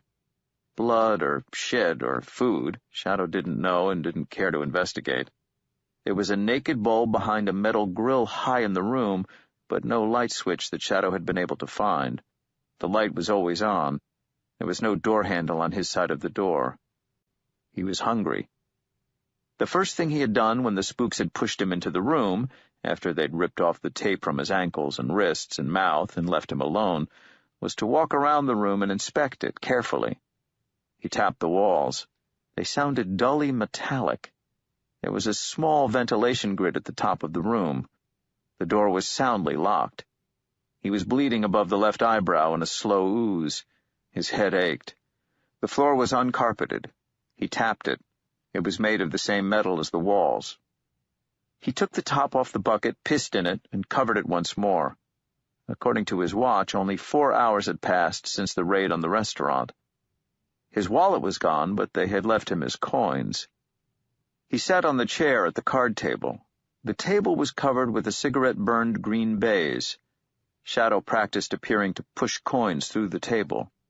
Then he took 2 quarters and made up a pointless coin trick. He concealed a quarter in his right palm and openly displayed the other quarter in his left hand, between finger and thumb. Then he appeared to take the quarter from his left hand while actually letting it drop back into his left hand. He opened his right hand to display the quarter that had been there all along. The thing about coin manipulation was that it took all Shadow's head to do it, or rather, he could not do it if he was angry or upset, so the action of practicing an illusion, even one with no possible use on its own, consider he had expended an enormous amount of effort and skill to make it appear that he had moved a quarter from one hand to the other, something that it takes no skill whatever to do for real, calmed him, cleared his mind of turmoil and fear. He began a trick even more pointless, a one-handed half-dollar to penny transformation, but with his 2 quarters. Each of the coins was alternately concealed and revealed as the trick progressed. He began with 1 quarter visible, held between the tips of his forefingers, the other hidden horizontally in the fork of his thumb, a Downs palm. He raised his hand to his mouth and blew on the coin while slipping the visible quarter onto the tip of his 3rd finger and pushing it into a classic palm, as the first 2 fingers took the hidden quarter out of the Downs palm and presented it.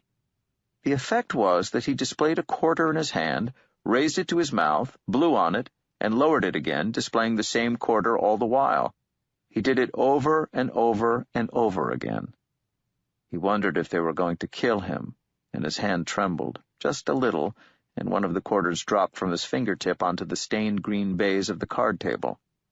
And then, because he just couldn't do it any more, he put the coins away, and took out the Liberty Head dollar that Zorya Polunitchnaya had given him, and held on to it tightly, and waited.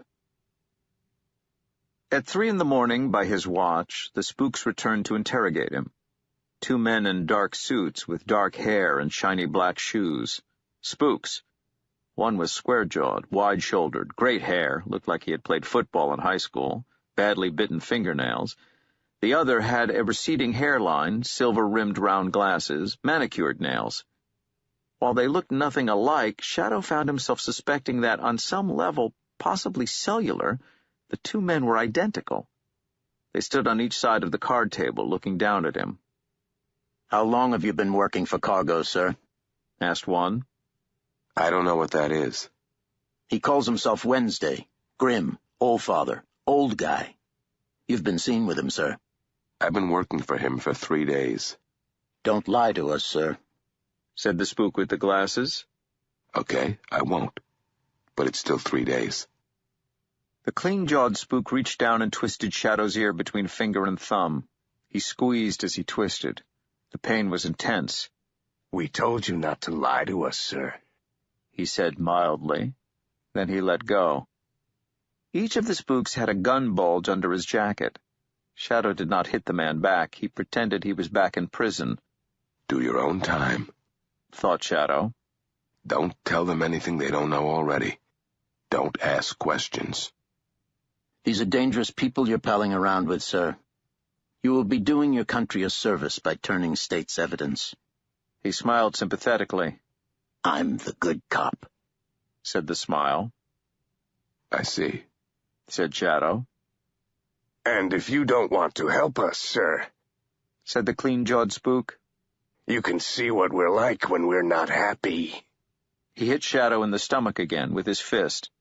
It wasn't torture, Shadow thought, just punctuation. "I'm the bad cop." He retched in pain. "I would like to make you happy." "All we ask is your cooperation, sir." "Can I ask?" gasped Shadow.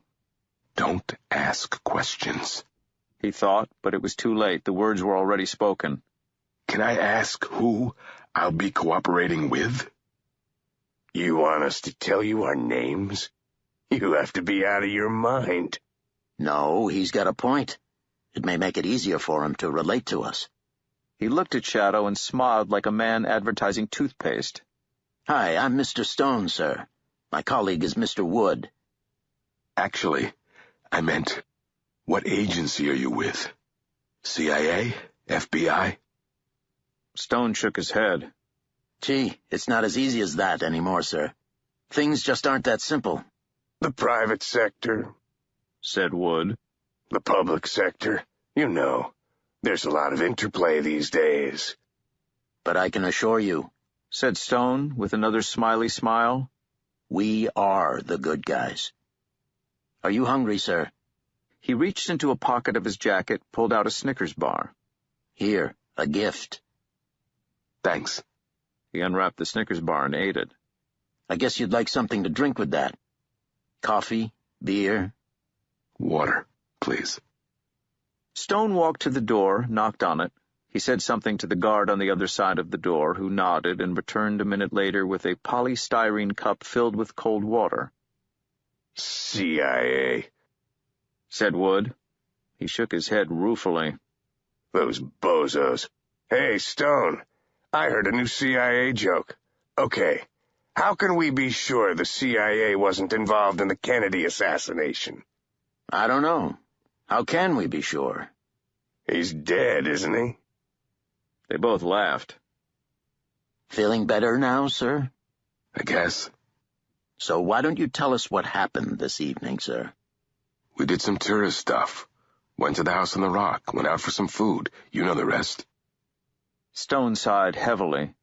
Wood shook his head as if disappointed and kicked Shadow in the kneecap. The pain was excruciating. Then Wood pushed a fist slowly into Shadow's back, just above the right kidney, and he twisted his fist, and the pain was worse for Shadow than the pain in his knee. "I'm bigger than either of them," he thought. "I can take them." But they were armed, and even if he somehow killed or subdued them both, he'd still be locked in the cell with them. But he'd have a gun. He'd have 2 guns. No. Wood was keeping his hands away from Shadow's face. No marks, nothing permanent, just fists and feet on his torso and knees. It hurt, and Shadow clutched the Liberty dollar tight in the palm of his hand and waited for it to be over. And after far too long a time, the beating ended. "We'll see you in a couple of hours, sir. You know, Woody really hated to have to do that. We're reasonable men. Like I said, we are the good guys. You're on the wrong side. Meantime, why don't you try to get a little sleep?" You better start taking us seriously. Woody's got a point there, sir. Think about it. The door slammed closed behind them. Shadow wondered if they would turn out the light, but they didn't, and it blazed into the room like a cold eye. Shadow crawled across the floor to the yellow foam rubber pad and climbed onto it, pulling the thin blanket over himself, and he closed his eyes, and he held on to nothing, and he held on to dreams. Time passed. He was 15 again, and his mother was dying, and she was trying to tell him something very important, and he couldn't understand her. He moved in his sleep, and a shaft of pain moved him from half-sleep to half-waking, and he winced.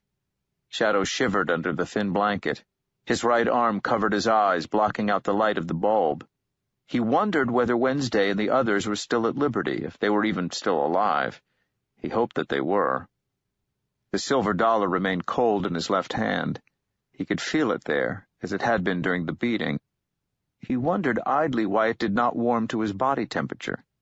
Half asleep now and half delirious, the coin, and the idea of liberty and the moon, and Zorya Polonochnaya somehow became intertwined in one woven beam of silver light that shone from the depths to the heavens, and he rode the silver beam up and away from the heartache and the fear, away from the pain, and, blessedly, back into dreams. From far away he could hear some kind of noise, but it was too late to think about it. He belonged to sleep now. A half-thought, he hoped it was not people coming to wake him up, to hit him, or to shout at him. And then he noticed with pleasure he was really asleep, and no longer cold. Somebody somewhere was shouting for help, in his dream or out of it. Shadow rolled over on the foam rubber, finding new places that hurt as he rolled, hoping that he had not woken fully and relieved to find sleep was enfolding him once more. Someone was shaking his shoulder. He wanted to ask them not to wake him, to let him sleep and leave him be, but it came out as a grunt. "Puppy, you have to wake up. Please wake up, hon." And there was a moment's gentle relief. He had had such a strange dream of prisons and con men and down-at-heel gods, and now Laura was waking him to tell him it was time for work, and perhaps there would be time enough before work to steal some coffee and a kiss, or more than a kiss, and he put out his hand to touch her. Her flesh was cold as ice and sticky. Shadow opened his eyes. Where did all the blood come from? Other people. It's not mine. I'm filled with formaldehyde mixed with glycerin and lanolin. Which other people? The guards. It's okay. I killed them. You better move. I don't think I gave anyone a chance to raise the alarm. Take a coat from out there or you'll freeze your butt off. You killed them? She shrugged and half-smiled awkwardly.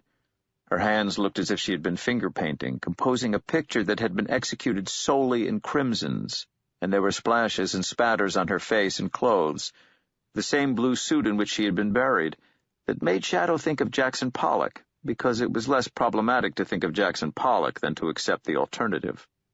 It's easier to kill people when you're dead yourself. I mean, it's not such a big deal. You're not so prejudiced anymore. It's still a big deal to me.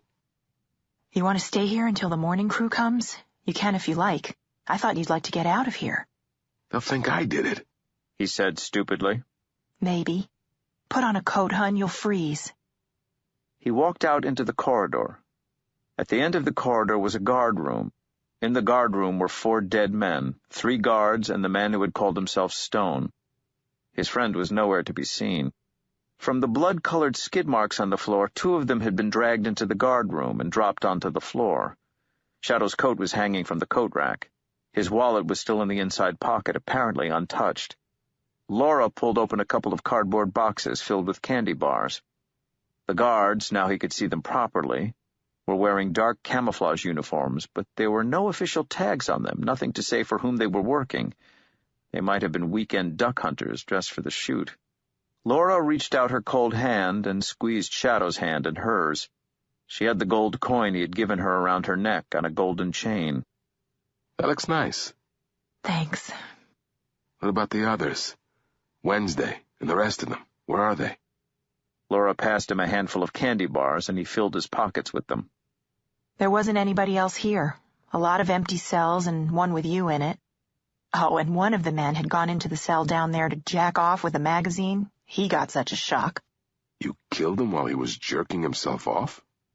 She shrugged. I guess. She said uncomfortably. I was worried they were hurting you. Someone has to watch out for you, and I told you I would, didn't I? Here, take these.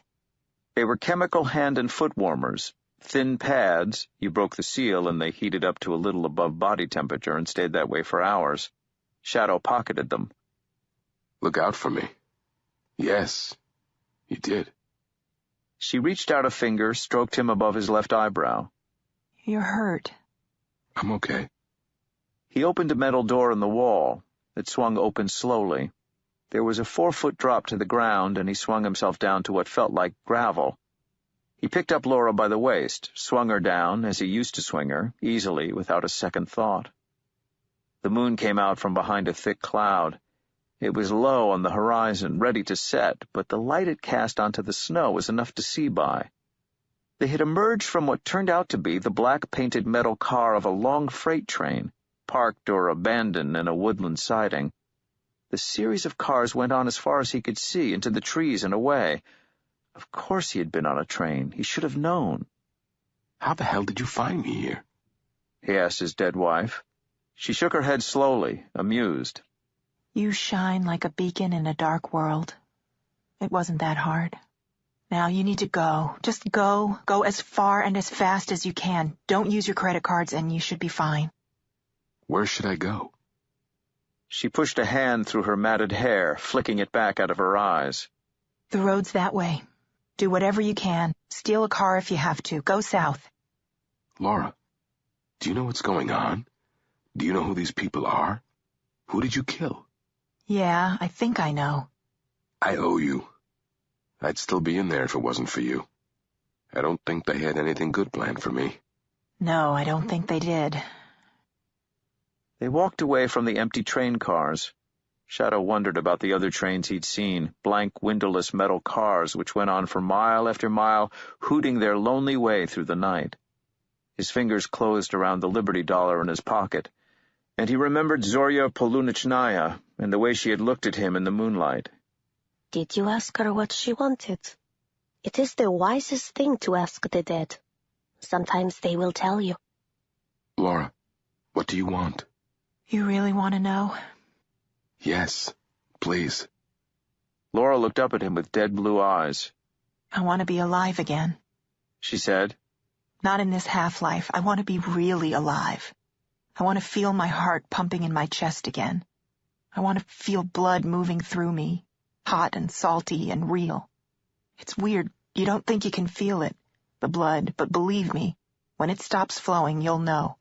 She rubbed her eyes, smudging her face with red from the mess on her hands. Look, I don't know why this happened to me, but it's hard. You know why dead people only go out at night, puppy? Because it's easier to pass for real in the dark. And I don't want to have to pass. I want to be alive. I don't understand what you want me to do. Make it happen, hun. You'll figure it out. I know you will. Okay. I'll try.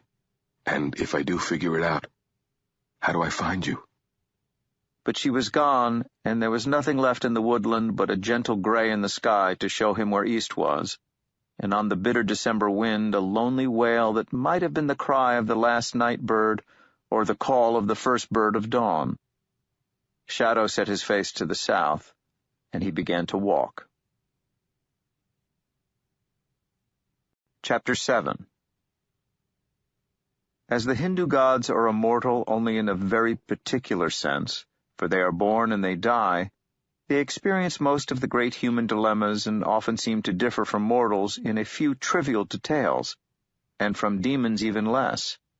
Yet they are regarded by the Hindus as a class of beings by definition totally different from any other, They are symbols in a way that no human being, however archetypal his life story, can ever be. They are actors playing parts that are real only for us. They are the masks behind which we see our own faces.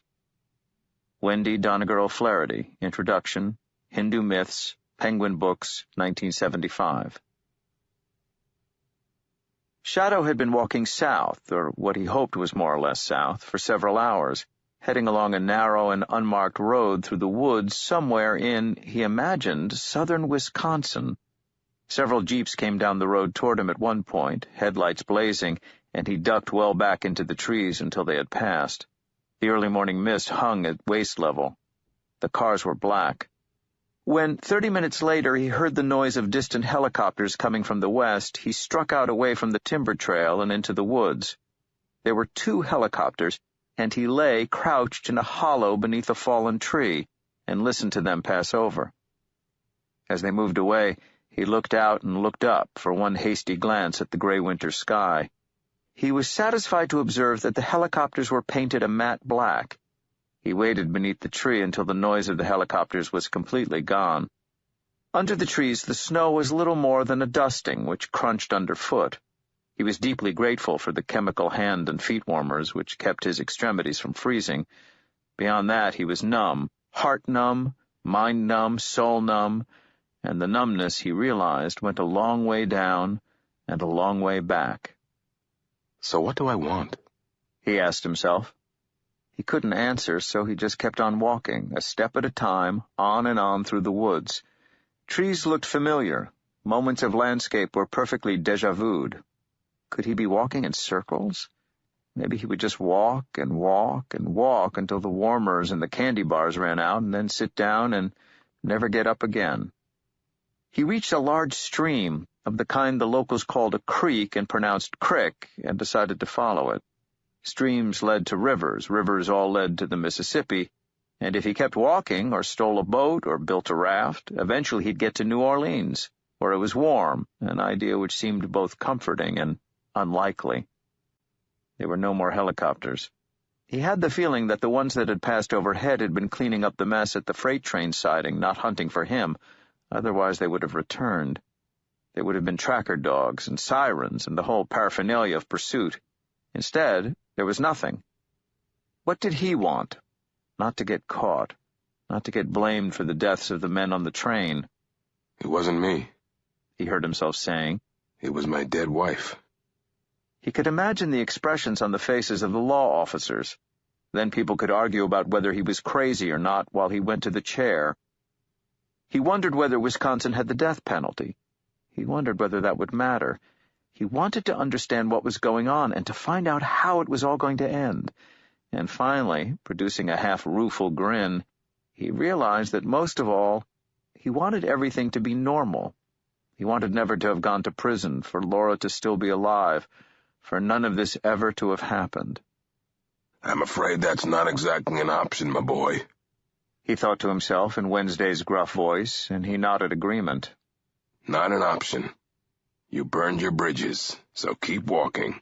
Do your own time. A distant woodpecker drummed against a rotten log. Shadow became aware of eyes on him. A handful of red cardinals stared at him from a skeletal elder bush, then returned to pecking at the clusters of black elderberries. They looked like the illustrations in the Songbirds of North America calendar. He heard the birds' video arcade trills and zaps and whoops follow him along the side of the creek. Eventually they faded away. The dead fawn lay in a glade in the shadow of a hill, and a blackbird the size of a small dog was picking at its side with a large wicked beak, rending and tearing gobbets of red meat from the corpse. Its eyes were gone, but its head was untouched, and white fawn spots were visible on its rump. Shadow wondered how it had died. The blackbird cocked its head onto one side and then said, in a voice like stones being struck, "You Shadow Man." "I'm Shadow," said Shadow. The bird hopped up onto the fawn's rump, raised its head, ruffled its crown and neck feathers. It was enormous, and its eyes were black beads. There was something intimidating about a bird that size, this close. "Says he will see you in Cairo," talked the raven. Shadow wondered which of Odin's ravens this was, Hugin or Munnin, memory or thought. Cairo? In Egypt. How am I going to go to Egypt? Follow Mississippi. Go south. Find Jackal. Look, I don't want to seem like I'm... Jesus, look. He paused, regrouped. He was cold, standing in a wood, talking to a big black bird who was currently brunching on Bambi. Okay, what I'm trying to say is, I don't want mysteries. Mysteries? What I want is explanations. Jackal and Cairo, this does not help me. It's a line from a bad spy thriller. Jackal. Friend. Doc. Cairo. So you said. I'd like a little more information than that. The bird half turned and pulled another bloody strip of raw venison from the fawn's ribs. Then it flew off into the trees, the red strip dangling from its beak like a long bloody worm. Hey, can you at least get me back to a real road? Called Shadow? The raven flew up and away. Shadow looked at the corpse of the baby deer. He decided that if he were a real woodsman, he would slice off a steak and grill it over a wood fire. Instead, he sat on a fallen tree and ate a Snickers bar and knew that he really wasn't a real woodsman. The raven cawed from the edge of the clearing. You want me to follow you? Or has Timmy fallen down another well? The bird cawed again impatiently. Shadow started walking toward it. It waited until he was close, then flapped heavily into another tree, heading somewhat to the left of the way Shadow had originally been going. Hey, Hugin or Moonin, or whoever you are.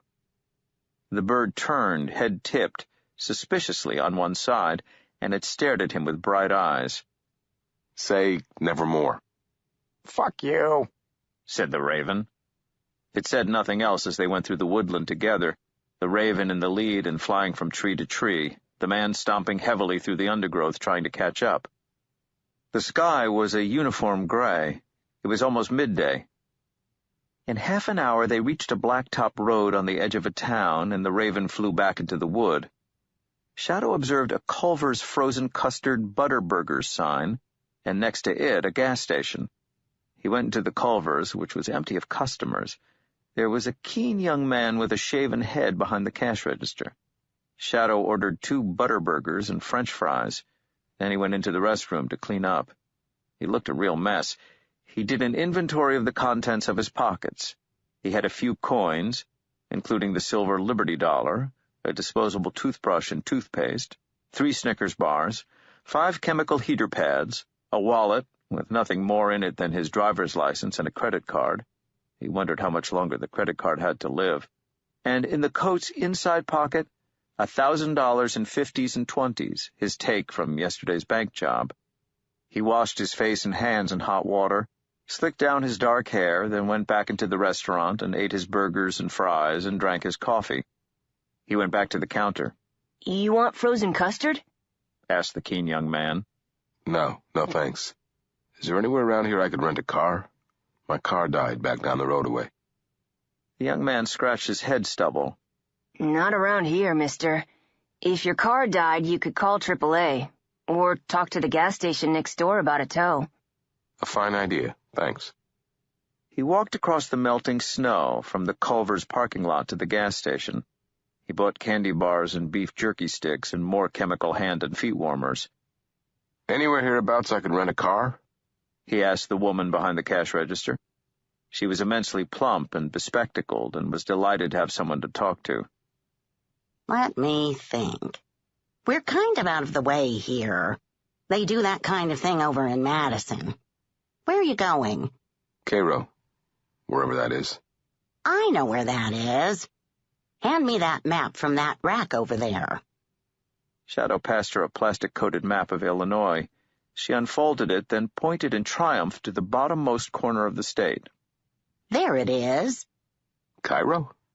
That's how they pronounce the one in Egypt. The one in Little Egypt. They call that one Cairo. They got a Thebes down there. All sorts.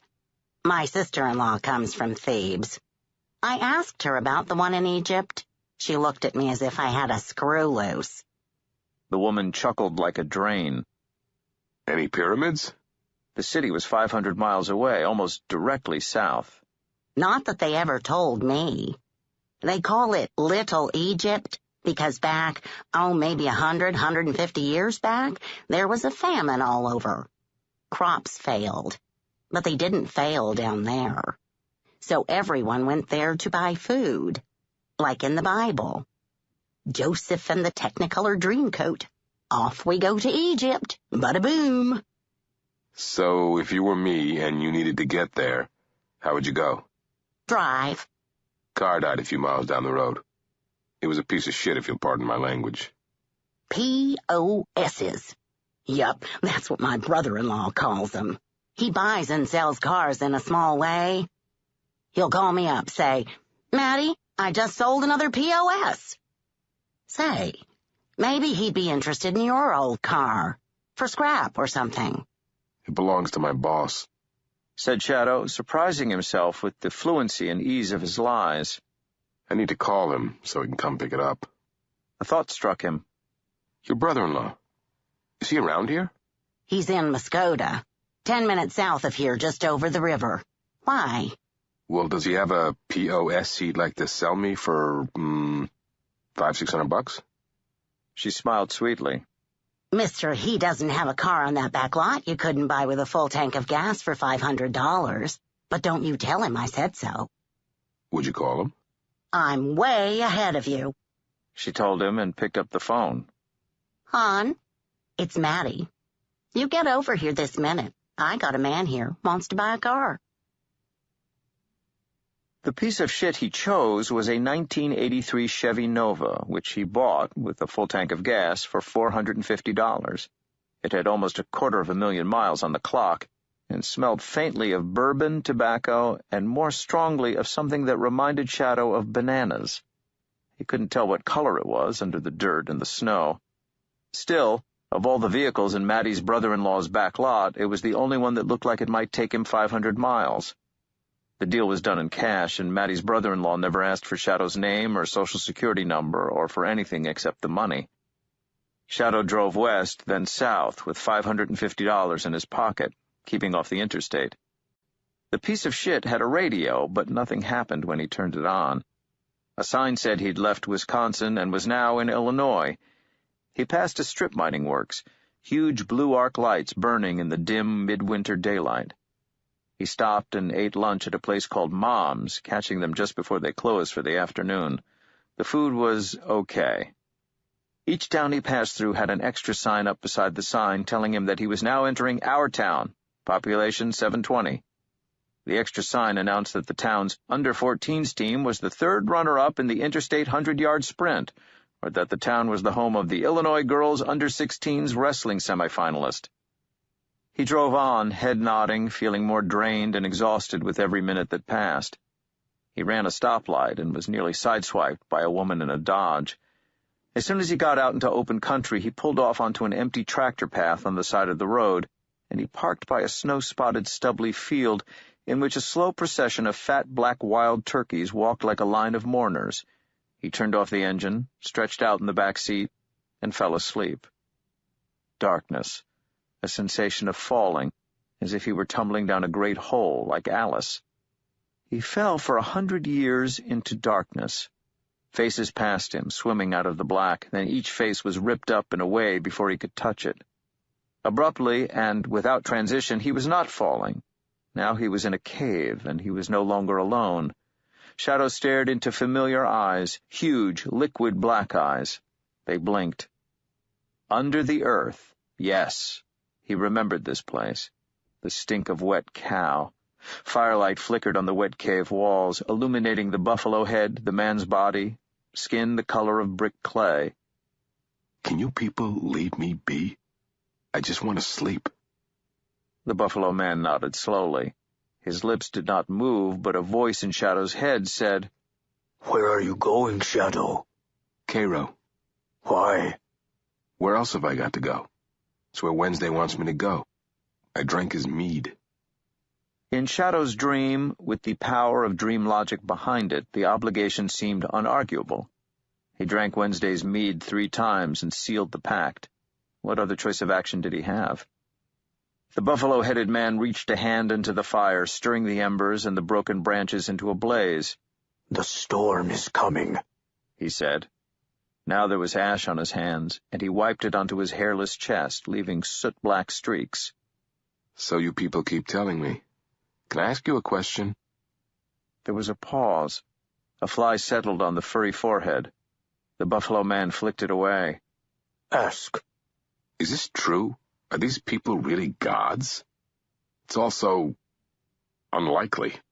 Which was not exactly the word he had been going for, but seemed to be the best he could do. "What are gods?" asked the buffalo man. "I don't know." There was a tapping, relentless and dull. Shadow waited for the buffalo man to say something more, to explain what gods were, to explain the whole tangled nightmare that his life seemed to have become. He was cold. The fire no longer burned. Tap, tap, tap. Shadow opened his eyes and groggily sat up. He was freezing, and the sky outside the car was the deep luminescent purple that divides the dusk from the night. Tap, tap. Someone said, "Hey, mister." And Shadow turned his head. The someone was standing beside the car, no more than a darker shape against the darkling sky. Shadow reached out a hand and cranked down the window a few inches. He made several waking up noises, and then he said, "Hi." "You all right? You sick? You been drinking?" The voice was high, a woman's or a boy's. "I'm fine. Hold on." He opened the door and got out, stretching his aching limbs and neck as he did so. Then he rubbed his hands together to get the blood circulating and to warm them up. "Whoa, you're pretty big." "That's what they tell me. Who are you?" "I'm Sam," said the voice. "Boy Sam or girl Sam?" "Girl Sam.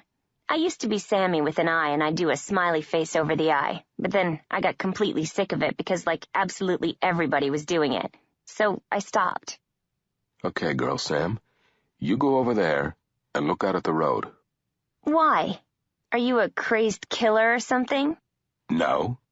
I need to take a leak, and I'd like just the smallest amount of privacy." "Oh, right. Okay. Got it. No problem. I am so with you. I can't even pee if there's someone in the next stall. Major shy bladder syndrome." "Now, please." She walked to the far side of the car, and Shadow took a few steps closer to the field, unzipped his jeans, and pissed against a fence post for a very long time. He walked back to the car. The last of the gloaming had become night. "You still there?" "Yes." "You must have a bladder like Lake Erie. I think empires rose and fell in the time it took you to pee. I could hear it the whole time." "Thank you. Do you want something?" "Well, I wanted to see if you were okay. I mean, if you were dead or something, I would have called the cops. But the windows were kind of fogged up, so I thought, well, he's probably still alive." "You live around here?" "Nope. Hitchhiking down from Madison." "That's not safe." "I've done it 5 times a year for 3 years now. I'm still alive. Where are you headed?" "I'm going as far as Cairo." "Thank you. I'm going to El Paso, staying with my aunt for the holidays." "I can't take you all the way." "Not El Paso, Texas. The other one. In Illinois. It's a few hours south. You know where you are now?" "No, I have no idea. Somewhere on Highway 52? "The next town's Peru. Not the one in Peru. The one in Illinois. Let me smell you. Bend down." Shadow bent down, and the girl sniffed his face. "Okay. I don't smell booze. You can drive. Let's go." "What makes you think I'm giving you a ride?" "Because I'm a damsel in distress, and you are a knight in... whatever. A really dirty car. You know someone wrote 'wash me' on your rear window?" Shadow got into the car and opened the passenger door. The light that goes on in cars when the front door is open did not go on in this car. "No, I didn't." She climbed in. "It was me. I wrote it. While there was still enough light to see." Shadow started the car, turned on the headlights, and headed back onto the road. "Left," said Sam helpfully. Shadow turned left, and he drove. After several minutes, the heater started to work, and blessed warmth filled the car. "You haven't said anything yet. Say something." "Are you human?" An honest-to-goodness, born of man and woman, living, breathing human being? Sure. Okay, just checking. So what would you like me to say? Something to reassure me at this point. I suddenly have that, oh shit, I'm in the wrong car with the crazy man feeling. Yeah, I've had that one. What would you find reassuring? Just tell me you're not an escaped convict or a mass murderer or something. He thought for a moment. You know, I'm really not. You had to think about it, though, didn't you? Done my time. Never killed anybody. Oh. They entered a small town lit up by streetlights and blinking Christmas decorations, and Shadow glanced to his right. The girl had a tangle of short dark hair and a face that was both attractive and, he decided, faintly mannish. Her features might have been chiseled out of rock. She was looking at him. What were you in prison for? I hurt a couple people real bad. I got angry. Did they deserve it? I thought so at the time. Would you do it again? Hell no. I lost 3 years of my life in there. You got Indian blood in you? Not that I know of. You looked like it was all. Sorry to disappoint you. It's okay. You hungry? I could eat. There's a good place just past the next set of lights. Good food. Cheap, too. Shadow pulled up in the parking lot. They got out of the car. He didn't bother to lock it, although he pocketed the keys. He pulled out some coins to buy a newspaper. Can you afford to eat here? Yeah. I can pay for myself. Tell you what. I'll toss you for it. Heads, you pay for my dinner. Tails, I pay for yours. Let me see the coin first. I had an uncle had a double-headed quarter. She inspected it, satisfied herself there was nothing strange about the quarter. Shadow placed the coin head up on his thumb and cheated the toss so it wobbled and looked like it was spinning. Then he caught it and flipped it over onto the back of his left hand and uncovered it with his right in front of her. Tails, dinner's on you. Yep. You can't win them all. Shadow ordered the meatloaf. Sam ordered lasagna. Shadow flipped through the newspaper to see if there was anything in it about dead men in a freight train. There wasn't. The only story of interest was on the cover. Crows in record numbers were infesting the town. Local farmers wanted to hang dead crows around the town on public buildings to frighten the others away. Ornithologists said that it wouldn't work, that the living crows would simply eat the dead ones. The locals were implacable. When they see the corpses of their friends, said a spokesman, they'll know that we don't want 'em here. The food was good, and it came mounted on steaming plates, more than any one person could eat. So, what's in Cairo? Asked Sam with her mouth full. No idea. I got a message from my boss saying he needs me down there. What do you do?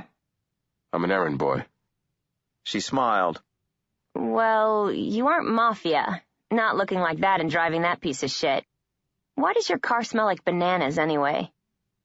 He shrugged, carried on eating. Sam narrowed her eyes. Maybe you're a banana smuggler. You haven't asked me what I do yet. I figured you're at school. UW-Madison. Where you are undoubtedly studying art history, women's studies, and probably casting your own bronzes. And you probably work in a coffee house to help cover the rent. She put down her fork, nostrils flaring, eyes wide. How the fuck did you do that? What? Now you say no, actually. I'm studying Romance languages and ornithology. So you're saying that was a lucky guess or something? What was? She stared at him with dark eyes. You are one peculiar guy, Mr. I don't know your name. They call me Shadow. She twisted her mouth wryly, as if she were tasting something she disliked. She stopped talking, put her head down, finished her lasagna.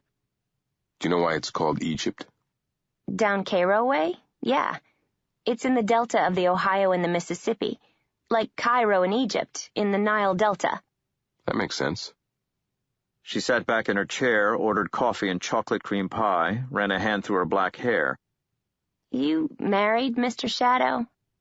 And then, as he hesitated, Gee, I just asked another tricky question, didn't I? They buried her on Thursday. She was killed in a car crash. Oh, God. Jesus, I'm sorry. Me too.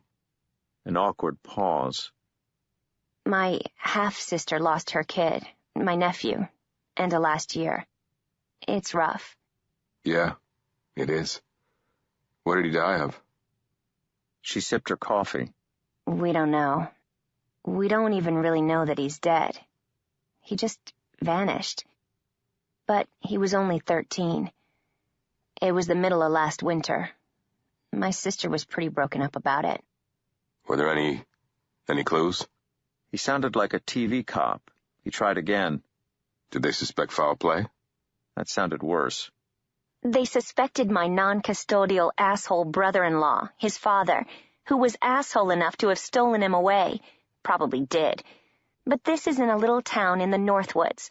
Lovely, sweet, pretty little town where no one ever locks their doors. She sighed, shook her head. She held her coffee cup in both hands. Then she looked up at him, changing the subject. How did you know I cast bronzes? Lucky guess. It was just something to say. Are you sure you aren't part Indian? Not that I know. It's possible. I never met my father.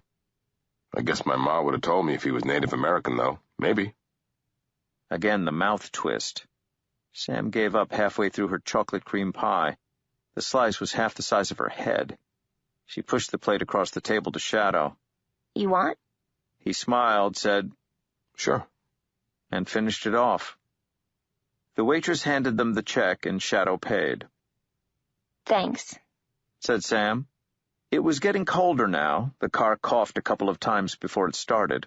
Shadow drove back onto the road and kept going south. You ever read a guy named Herodotus? Jesus, what? Herodotus. You ever read his histories? You know, I don't get it. I don't get how you talk, or the words you use, or anything. One moment you're a big dumb guy, the next you're reading my friggin' mind, and the next we're talking about Herodotus. So, no, I have not read Herodotus. I've heard about him, maybe on NPR. Isn't he the one they call the father of lies? I thought that was the devil. Yeah, him too.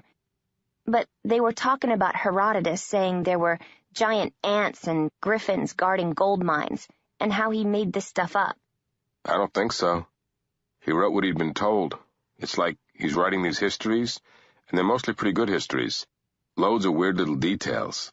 Like, did you know in Egypt, if a particularly beautiful girl, or the wife of a lord or whatever, died, they wouldn't send her to the embalmer for 3 days? They'd let her body spoil in the heat first. Why? Oh, hold on. Okay, I think I know why. Oh, that's disgusting. And there are battles in there. All sorts of normal things. And then there are the gods. Some guy's running back to report on the outcome of a battle, and he's running, and he sees Pan in a glade. And Pan says, "Tell them to build me a temple here." So he says, okay, and runs the rest of the way back. And he reports the battle news, and then says, oh, and by the way, Pan wants you to build him a temple. It's really matter of fact, you know? So there are stories with gods in them. What are you trying to say? That these guys had hallucinations? No, that's not it. She chewed a hangnail. I read some book about brains. My roommate had it, and she kept waving it around. It was like how 5,000 years ago the lobes of the brain fused, and before that, people thought when the right lobe of the brain said anything, it was the voice of some god telling them what to do. It's just brains. I like my theory better. What's your theory? That back then people used to run into the gods from time to time. Oh. Silence. Only the rattling of the car, the roar of the engine, the growling of the muffler, which did not sound healthy. Then... Do you think they're still there? Where? Greece, Egypt, the islands, those places. Do you think if you walked where those people walked, you'd see the gods? Maybe. But I don't think people would know that was what they'd seen. I bet it's like space aliens. These days, people see space aliens. Back then, they saw gods. Maybe the space aliens come from the right side of the brain. I don't think the gods ever gave rectal probes. And they didn't mutilate cattle themselves. They got people to do it for them. She chuckled. They drove in silence for a few minutes, and then she said, Hey, that reminds me of my favorite God story from Comparative Religion 101. You want to hear it? Sure. Okay. This is one about Odin, the Norse god, you know? There was some Viking king on a Viking ship. This was back in the Viking times, obviously. And they were becalmed, so he says he'll sacrifice one of his men to Odin if Odin will send them a wind and get them to land. Okay, the wind comes up and they get to land. So on land, they draw lots to figure out who gets sacrificed, and it's the king himself. Well, he's not happy about this, but they figure out that they can hang him in effigy and not hurt him. They take a calf's intestines and loop them loosely around the guy's neck, and they tie the other end to a thin branch, and they take a reed instead of a spear and poke him with it and go, "Okay, you've been hanged, whatever. You've been sacrificed to Odin." The road curved. Another town, population 300, home of the runner-up to the state under-12 speed skating championship. 2 huge, giant, economy-sized funeral parlors on each side of the road. And how many funeral parlors do you need, Shadow wondered, when you only have 300 people? Okay, as soon as they say Odin's name, the reed transforms into a spear and stabs the guy in the side. The calf intestines become a thick rope. The branch becomes the bough of a tree, and the tree pulls up, and the ground drops away. And the king is left hanging there to die with a wound in his side and his face going black. End of story. White people have some fucked up gods, Mr. Shadow. Yes. You're not white?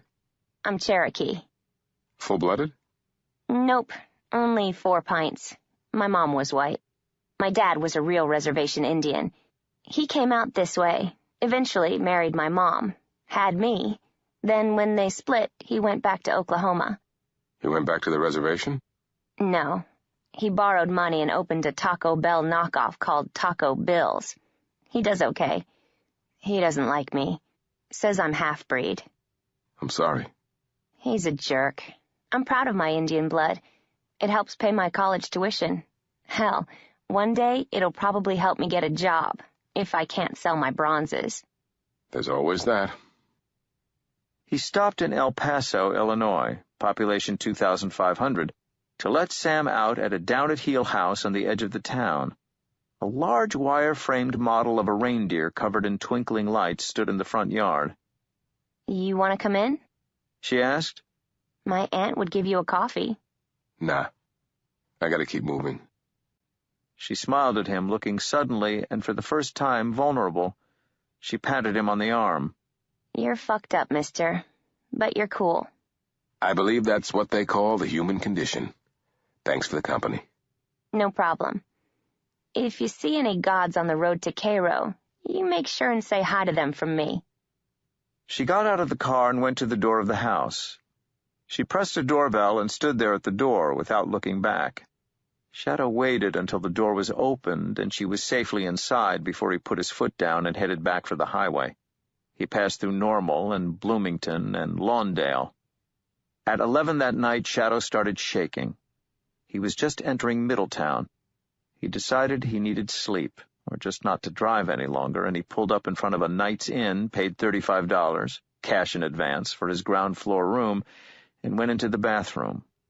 A sad cockroach lay on its back in the middle of the tiled floor. Shadow took a towel and cleaned off the inside of the tub with it, then ran a bath. In the main room, he took off his clothes and put them on the bed. The bruises on his torso were dark and vivid. He sat in the bath, watching the color of the bathwater change.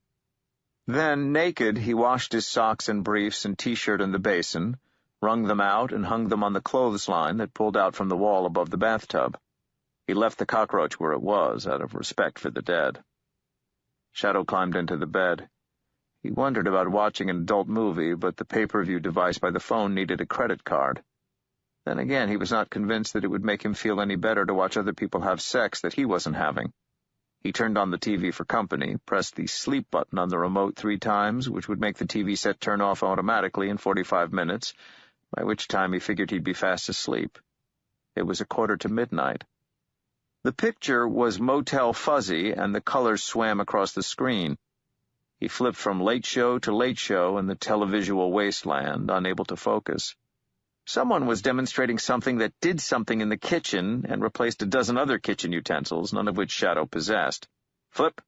A man in a suit explained that these were the end times, and that Jesus, a 4 or 5 syllable word, the way the man pronounced it, would make Shadow's business prosper and thrive if Shadow sent him money.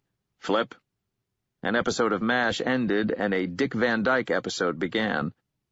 Shadow hadn't seen an episode of the Dick Van Dyke Show for years, but there was something comforting about the 1965 black-and-white world it painted, and he put the channel changer down beside the bed and turned off the bedside light.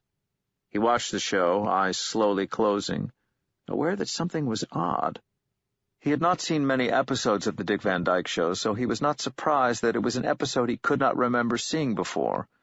What he found strange was the tone.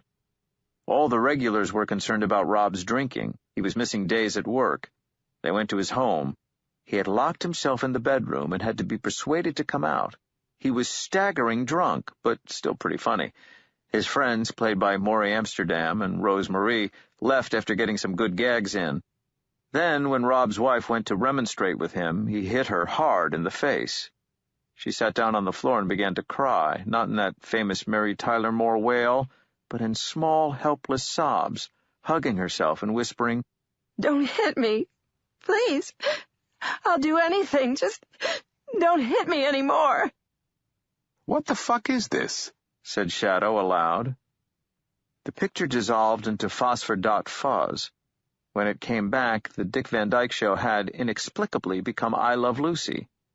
Lucy was trying to persuade Ricky to let her replace their old icebox with a new refrigerator.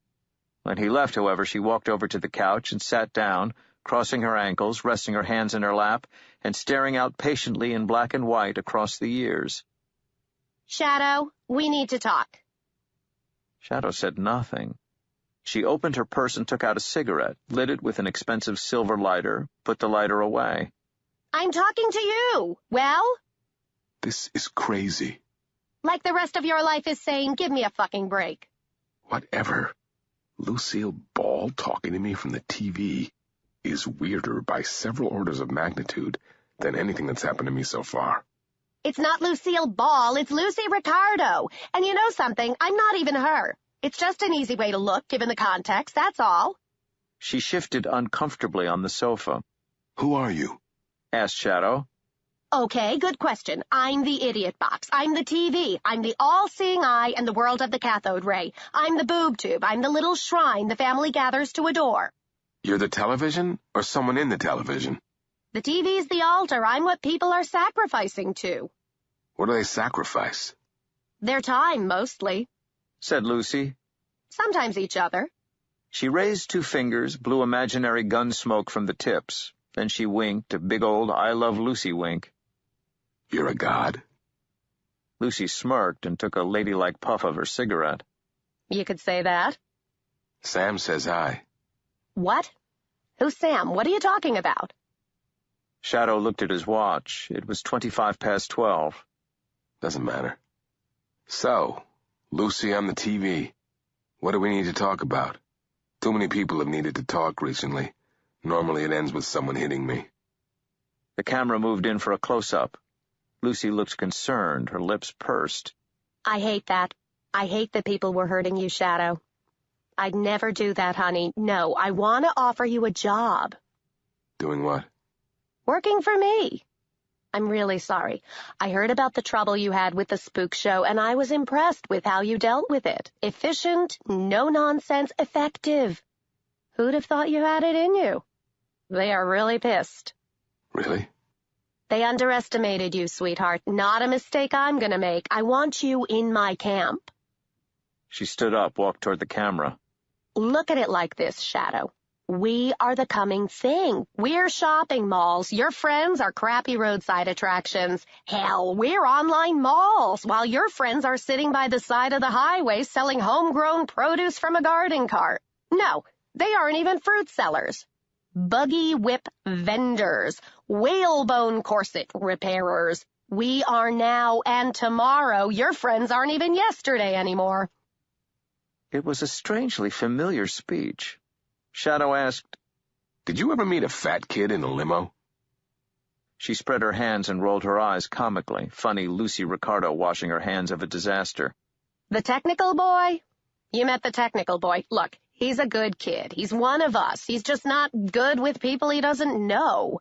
When you're working for us, you'll see how amazing he is. And if I don't want to work for you, I Love Lucy? There was a knock on the door of Lucy's apartment, and Ricky's voice could be heard off stage asking, "Lucy, what was keeping her so long?" It was due down at the club in the next scene. A flash of irritation touched Lucy's cartoonish face. Hell. Look, whatever the old guys are paying you, I can pay you double, treble, 100 times. Whatever they're giving you, I can give you so much more. She smiled a perfect, roguish Lucy Ricardo smile. You name it, honey. What do you need? She began to undo the buttons of her blouse. Hey, you ever wanted to see Lucy's tits? The screen went black. The sleep function had kicked in and the set turned itself off.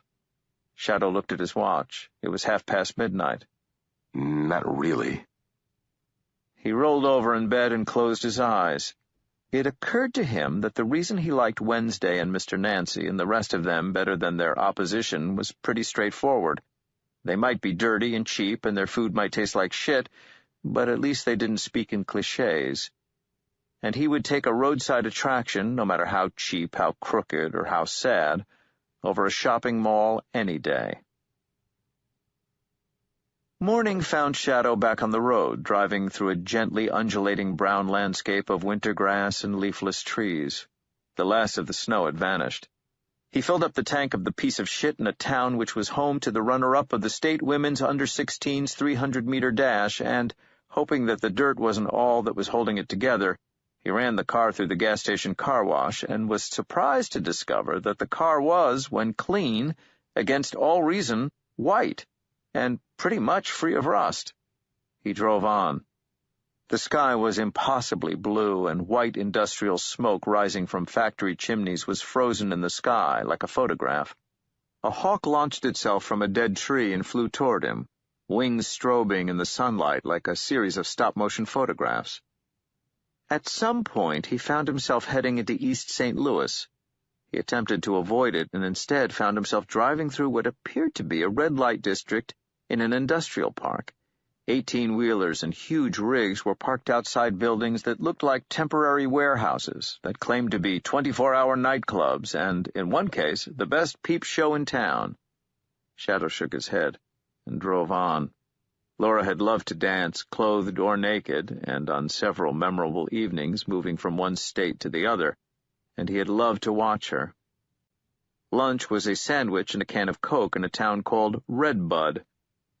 He passed a valley filled with the wreckage of thousands of yellow bulldozers, tractors, and caterpillars. He wondered if this was the bulldozers' graveyard, where the bulldozers went to die. He drove past the Papa Top Lounge. He drove through Chester, home of Popeye.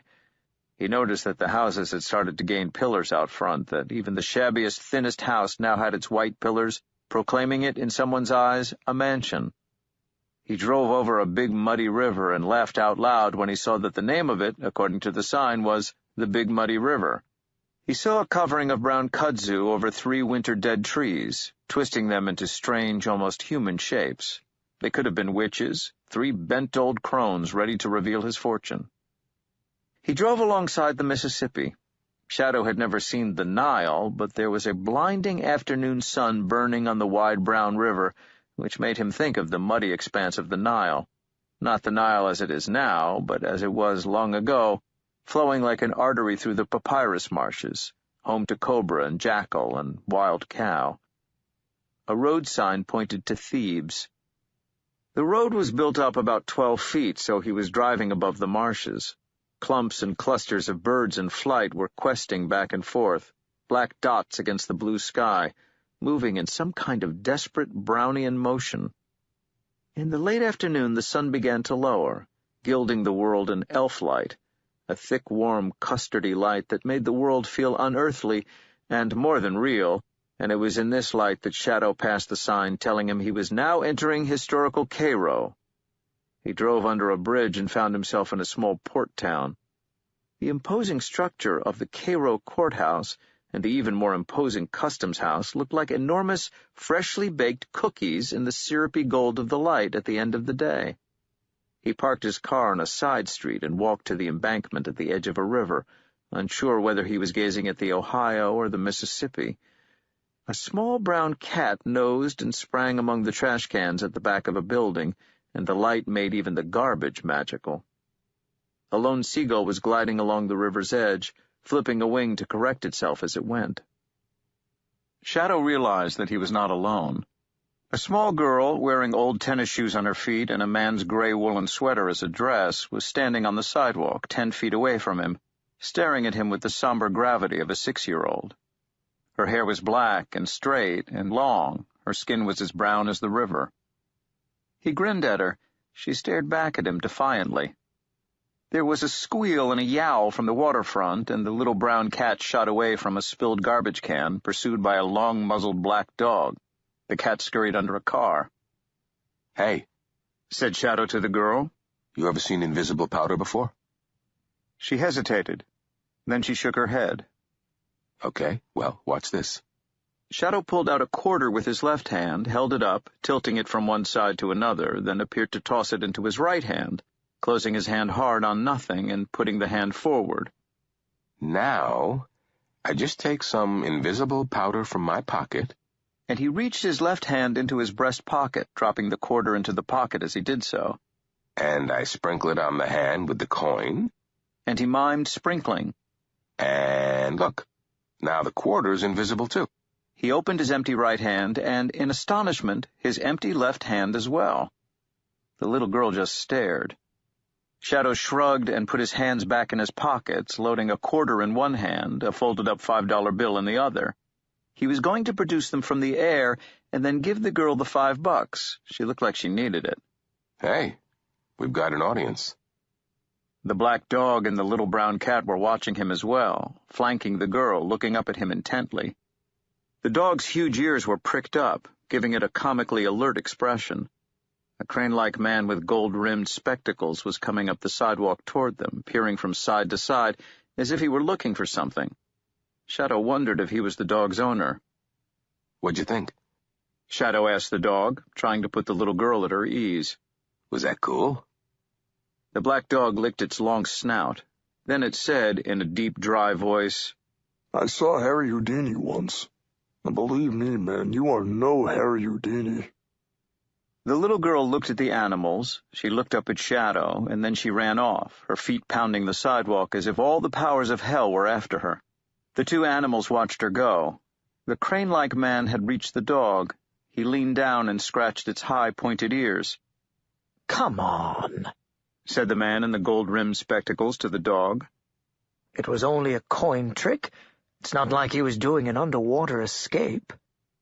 "Not yet," said the dog. "But he will." The golden light was done, and the gray of twilight had begun.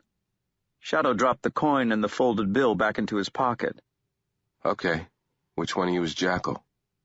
"Use your eyes," said the black dog with the long snout. "This way." It began to amble along the sidewalk beside the man in the gold-rimmed glasses, and after a moment's hesitation, Shadow followed them. The cat was nowhere to be seen. They reached a large old building on a row of boarded-up houses. The sign beside the door said Ibis and Jackal, a family firm, funeral parlor, since 1863. "I'm Mr. Ibis," said the man in the gold-rimmed glasses. "I think I should buy you a spot of supper. I'm afraid my friend here has some work that needs doing." Somewhere in America. New York scares Salim, and so he clutches his sample case protectively with both hands, holding it to his chest.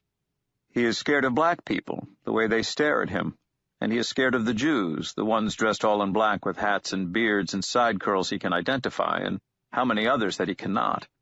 He is scared of the sheer quantity of the people, all the shapes and sizes of people as they spill from their high, filthy buildings onto the sidewalks. He is scared of the honking hullabaloo of the traffic, and he is even scared of the air, which smells both dirty and sweet, and nothing at all like the air of Oman. Salim has been in New York, in America, for a week. Each day he visits 2, perhaps 3 different offices, opens his sample case, shows them the copper trinkets, the rings and bottles and tiny flashlights, the models of the Empire State Building, the Statue of Liberty, the Eiffel Tower, gleaming in copper inside. Each night he writes a fax to his brother-in-law, Fuad, at home in Muscat, telling him that he has taken no orders, or, on one happy day, that he had taken several orders, but, as Salim is painfully aware, not yet enough even to cover his airfare and hotel bill. For reasons Salim does not understand, his brother-in-law's business partners have booked him into the Paramount Hotel on 46th Street. He finds it confusing, claustrophobic, expensive, alien. Fuad is Salim's sister's husband. He is not a rich man, but he is the co-owner of a small trinket factory, making knickknacks from copper, brooches and rings and bracelets and statues. Everything is made for export to other Arab countries, to Europe, to America. Salim has been working for Fuad for 6 months. Fuad scares him a little. The tone of Fuad's faxes is becoming harsher. In the evening, Salim sits in his hotel room reading his Quran, telling himself that this will pass, that his stay in this strange world is limited and finite. His brother-in-law gave him $1,000 for miscellaneous traveling expenses, and the money, which seems so huge a sum when first he saw it, is evaporating faster than Salim can believe. When he first arrived, scared of being seen as a cheap Arab, he tipped everyone, handing extra dollar bills to everyone he encountered. And then he decided that he was being taken advantage of, that perhaps they were even laughing at him, and he stopped tipping entirely. On his first and only journey by subway, he got lost and confused and missed his appointment. Now he takes taxis only when he has to, and the rest of the time he walks. He stumbles into overheated offices, his cheeks numb from the cold outside, sweating beneath his coat, shoes soaked by slush, and when the winds blow down the avenues, which run from north to south, as the streets run west to east, all so simple, and Salim always knows where to face Mecca, he feels a cold on his exposed skin that is so intense it is like being struck. He never eats at the hotel, for while the hotel bill is being covered by Fuad's business partners, he must pay for his own food. Instead, he buys food at falafel houses and at little food stores, smuggles it up to the hotel beneath his coat for days before he realizes that no one cares. And even then he feels strange about carrying the bags of food into the dimly lit elevators. Salim always has to bend and squint to find the button to press to take him to his floor, and up to the tiny white room in which he stays. Salim is upset. The fax that was waiting for him when he woke this morning was curt, and alternately chiding, stern, and disappointed. Salim was letting them down. His sister, Fuad's business partners, the Sultanate of Oman, the whole Arab world. Unless he was able to get the orders, Fuad would no longer consider it his obligation to employ Salim. They depended upon him. His hotel was too expensive. What was Salim doing with their money, living like a sultan in America? Salim read the fax in his room, which has always been too hot and stifling, so last night he opened a window and was now too cold, and sat there for a time, his face frozen into an expression of complete misery. Then Salim walked downtown, holding his sample case as if it contained diamonds and rubies, trudging through the cold for block after block until, on Broadway and 19th Street, he finds a squat building over a laundromat and walks up the stairs to the 4th floor to the office of Pan Global Imports. The office is dingy, but he knows that Pan Global handles almost half of the ornamental souvenirs that enter the U.S. from the Far East. A real order, a significant order from Pan Global, could redeem Salim's journey, could make the difference between failure and success. So Salim sits on an uncomfortable wooden chair in an outer office, his sample case balanced on his lap, staring at the middle-aged woman with her hair dyed too bright a red, who sits behind the desk, blowing her nose on Kleenex after Kleenex. After she blows her nose, she wipes it and drops the Kleenex into the trash. Salim got there at 10:30 a.m., half an hour before his appointment. Now he sits there, flushed and shivering, wondering if he is running a fever. The time ticks by so slowly. Salim looks at his watch, then he clears his throat. The woman behind the desk glares at him. Yes, she says. It is 11:35, says Salim. The woman glances at the clock on the wall and says, Yes, it is. My appointment was for 11. Mr. Blandig knows you're here. Salim picks up an old copy of the New York Post from the table. He speaks English better than he reads it, and he puzzles his way through the stories like a man doing a crossword puzzle. He waits, a plump young man with the eyes of a hurt puppy glancing from his watch to his newspaper to the clock on the wall. At 12:30, several men come out from the inner office. They talk loudly, jabbering away to each other in American. One of them, a big, paunchy man, has a cigar unlit in his mouth.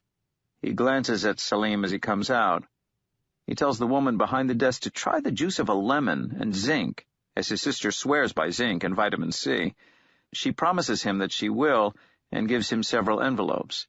He pockets them, and then he and the other men go out into the hall. The sound of their laughter disappears down the stairwell. It is 1 o'clock. The woman behind the desk opens a drawer and takes out a brown paper bag, from which she removes several sandwiches, an apple, and a Milky Way. She also takes out a small plastic bottle of freshly squeezed orange juice. Excuse me, but can you perhaps call Mr. Blandig and tell him that I'm still waiting? She looks up at him as if surprised to see that he is still there, as if they have not been sitting 5 feet apart for 2.5 hours. He's at lunch. Salim knows deep down in his gut that Blandig was the man with the unlit cigar. When will he be back? She shrugs, takes a bite of her sandwich. He's busy with appointments for the rest of the day. Will he see me then, when he comes back? She shrugs and blows her nose. Salim is hungry, increasingly so, and frustrated and powerless. At 3 o'clock, the woman looks at him and says, He won't be coming back. Excuse? Mr. Blandig, he won't be coming back today. Can I make an appointment for tomorrow? She wipes her nose. You have to telephone. Appointments only by telephone. I see, says Salim. And then he smiles.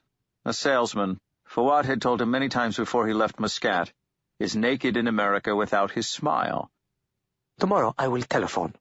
He takes his sample case and he walks down the many stairs to the street where the freezing rain is turning to sleet.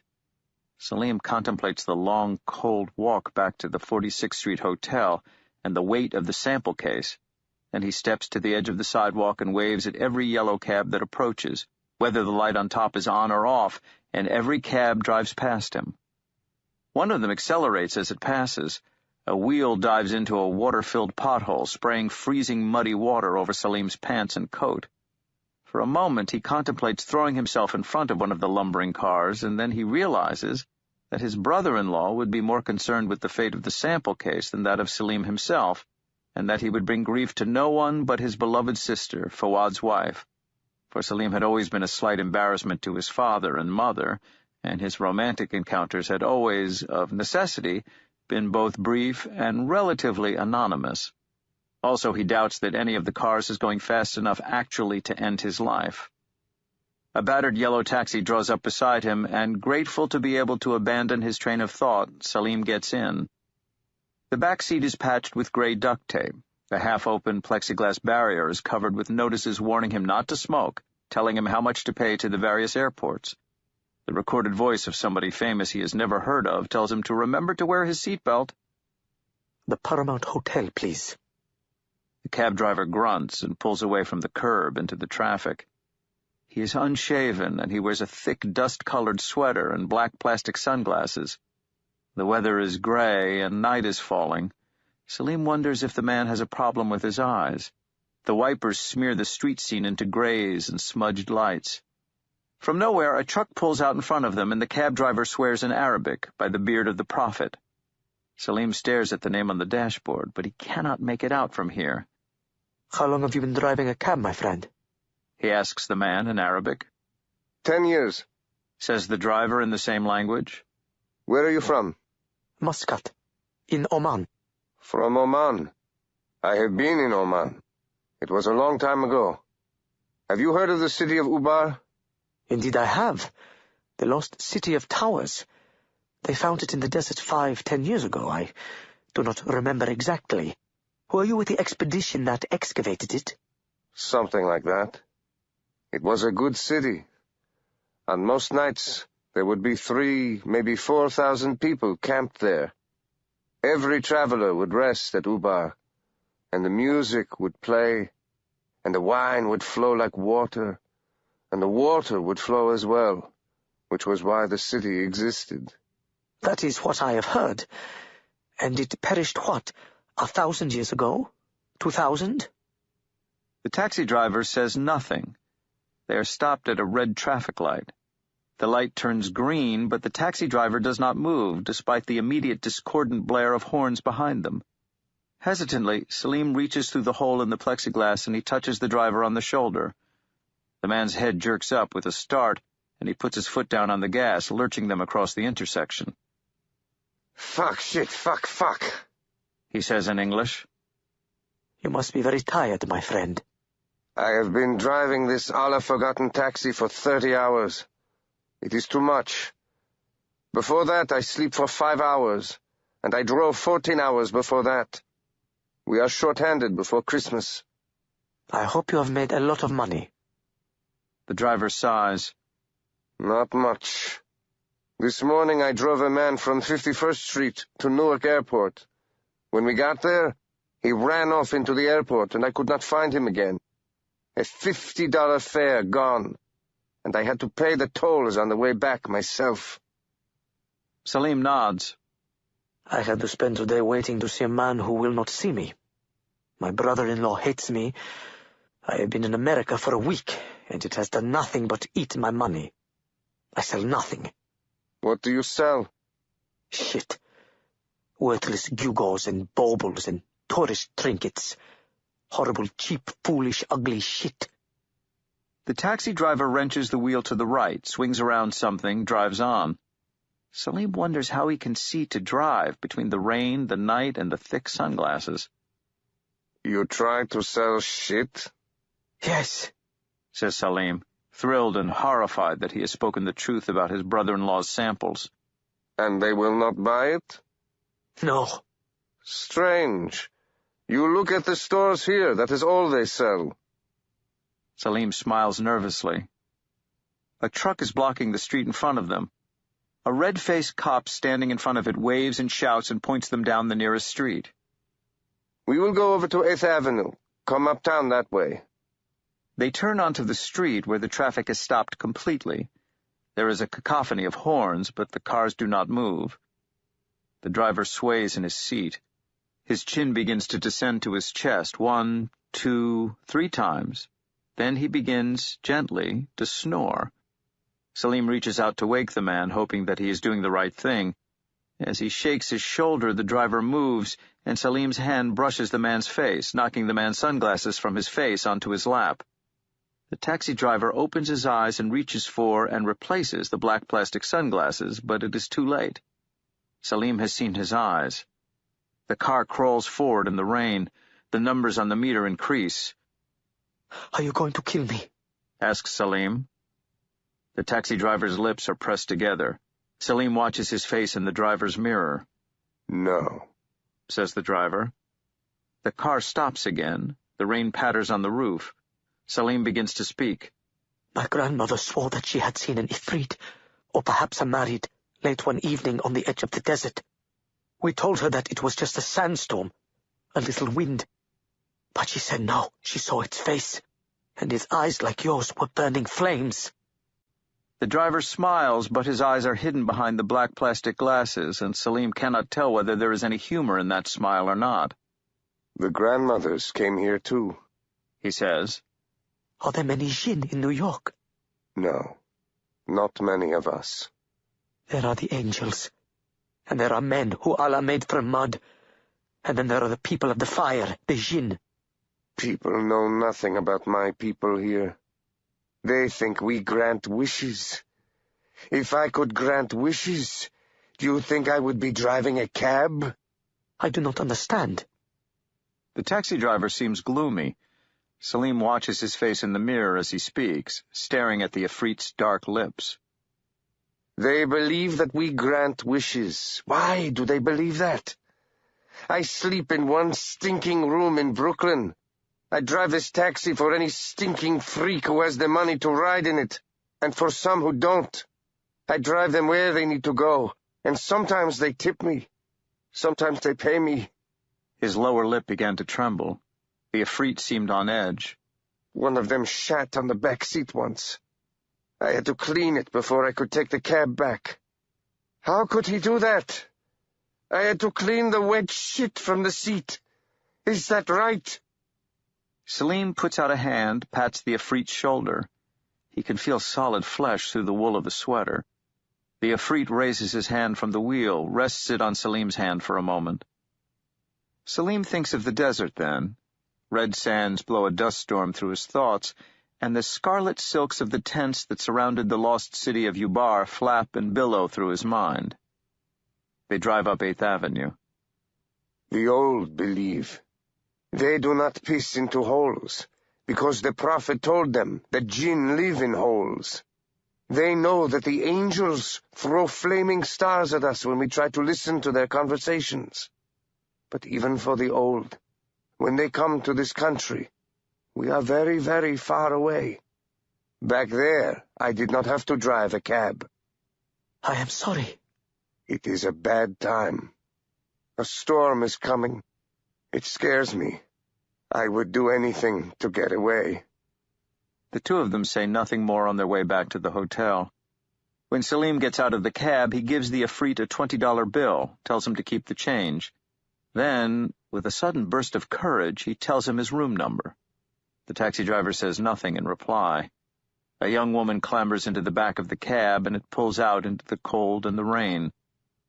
6 o'clock in the evening. Salim has not yet written the fax to his brother-in-law.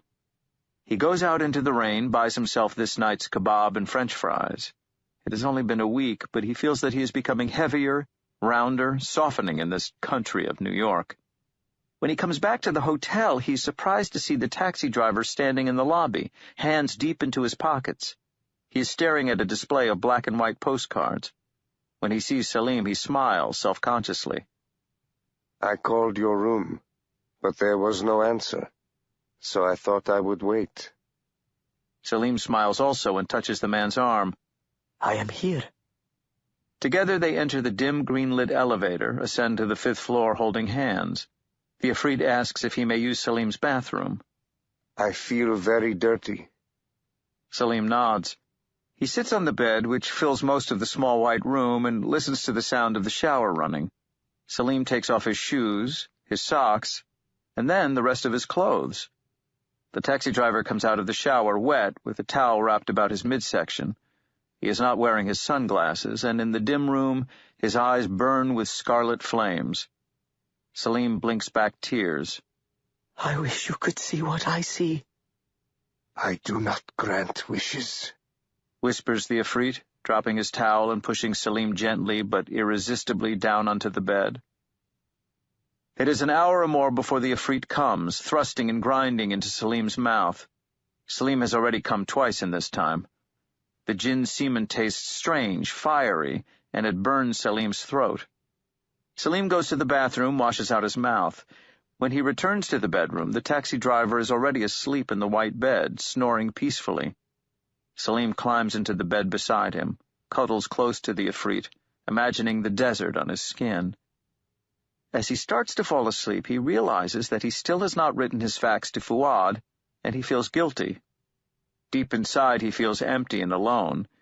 He reaches out, rests his hand on the Ifrit's tumescent cock, and, comforted, he sleeps. They wake in the small hours, moving against each other, and they make love again.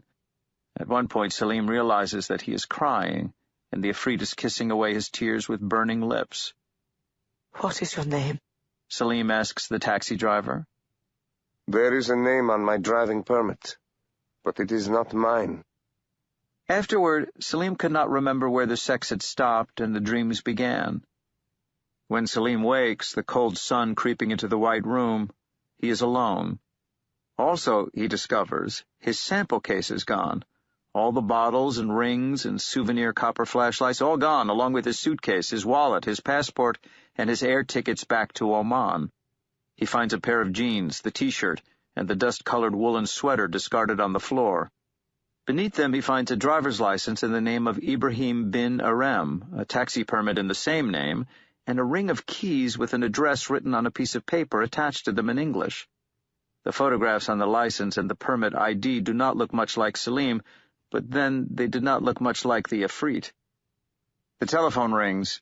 It is the front desk calling to point out that Salim has already checked out and his guest needs to leave soon so that they can service the room to get it ready for another occupant. I do not grant wishes, says Salim, tasting the way the words shape themselves in his mouth. He feels strangely lightheaded as he dresses. New York is very simple. The avenues run north to south, the streets run west to east. How hard can it be, he asks himself. He tosses the car keys into the air and catches them. Then he puts on the black plastic sunglasses he found in the pockets and leaves the hotel room to go and look for his cab.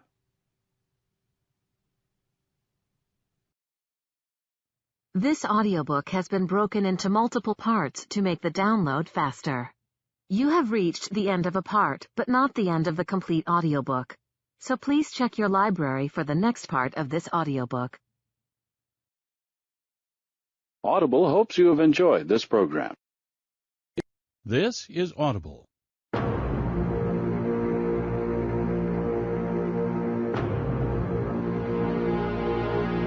Harper Audio presents a full cast production of American Gods, the 10th Anniversary Edition, by Neil Gaiman.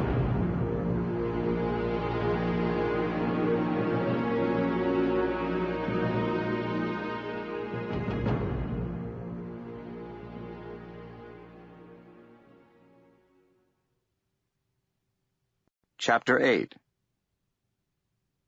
He said the dead had souls, but when I asked him how that could be, I thought the dead were souls. He broke my trance. Don't that make you suspicious that there's something the dead are keeping back? Yes, there's something the dead are keeping back. Robert Frost, Two Witches.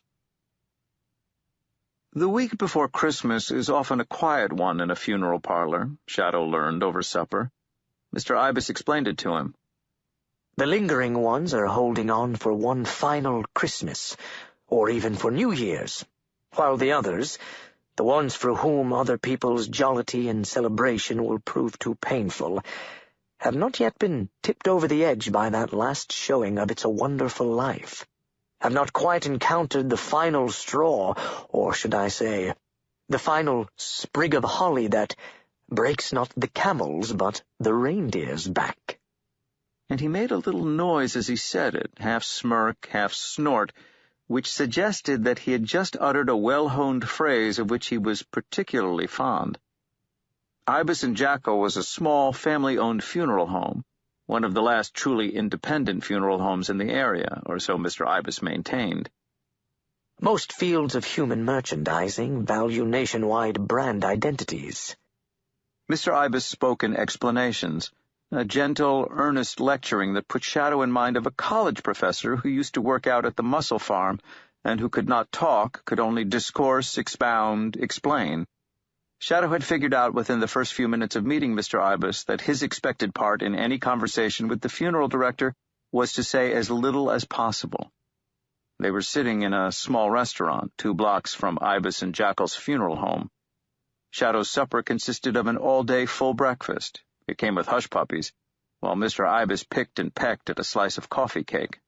This, I believe, is because people like to know what they are getting ahead of time. Thus McDonald's, Walmart, F.W. Woolworth of blessed memory, store brands maintained and visible across the entire country. Wherever you go, you will get something that is, with small regional variations, the same. In the field of funeral homes, however, things are perforce different. You need to feel that you're getting small-town personal service from someone who has a calling to the profession. You want personal attention to you and your loved one in a time of great loss. You wish to know that your grief is happening on a local level, not on a national one. But in all branches of industry, and death is an industry, my young friend, make no mistake about that.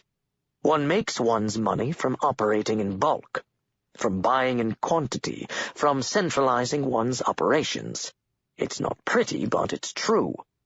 Trouble is, No one wants to know that their loved ones are traveling in a cooler van to some big old converted warehouse where they may have 20, 50, 100 cadavers on the go. No, sir. Folks want to think they're going to a family concern. Somewhere they'll be treated with respect by someone who'll tip his hat to them if he sees them in the street. Mr. Ibis wore a hat. It was a sober brown hat that matched his sober brown blazer and his sober brown face. Small gold-rimmed glasses perched on his nose. In Shadow's memory, Mr. Ibis was a short man. Whenever he would stand beside him, Shadow would rediscover that Mr. Ibis was well over 6 feet in height, with a crane-like stoop. So when the big companies come in, they buy the name of the company. They pay the funeral directors to stay on. They create the apparency of diversity. But that is merely the tip of the gravestone. In reality, they are as local as Burger King. Now, for our own reasons, we are truly an independent. We do all our own embalming, and it's the finest embalming in the country, although nobody knows it but us. We don't do cremations, though. We could make more money if we had our own crematorium, but it goes against what we're good at. What my business partner says is, if the Lord gives you a talent or a skill, you have an obligation to use it as best you can. Don't you agree? Sounds good to me. The Lord gave my business partner dominion over the dead, just as he gave me skill with words. Fine things, words. I write books of tales, you know. Nothing literary, just for my own amusement. Accounts of lives. He paused. By the time Shadow realized that he should have asked if he might be allowed to read one, the moment had passed. Anyway, what we give them here is continuity. There's been an ibis and jackal in business here for almost 200 years. We weren't always funeral directors, though. We used to be morticians, and before that, undertakers. And before that? Well, we go back a very long way. Of course, it wasn't until after the war between the states that we found our niche here. That was when we became the funeral parlor for the colored folks hereabouts. Before that, no one thought of us as colored. Foreign, maybe, exotic and dark, but not colored. Once the war was done, pretty soon no one could remember a time when we weren't perceived as black. My business partner, he's always had darker skin than mine. It was an easy transition. Mostly, you are what they think you are.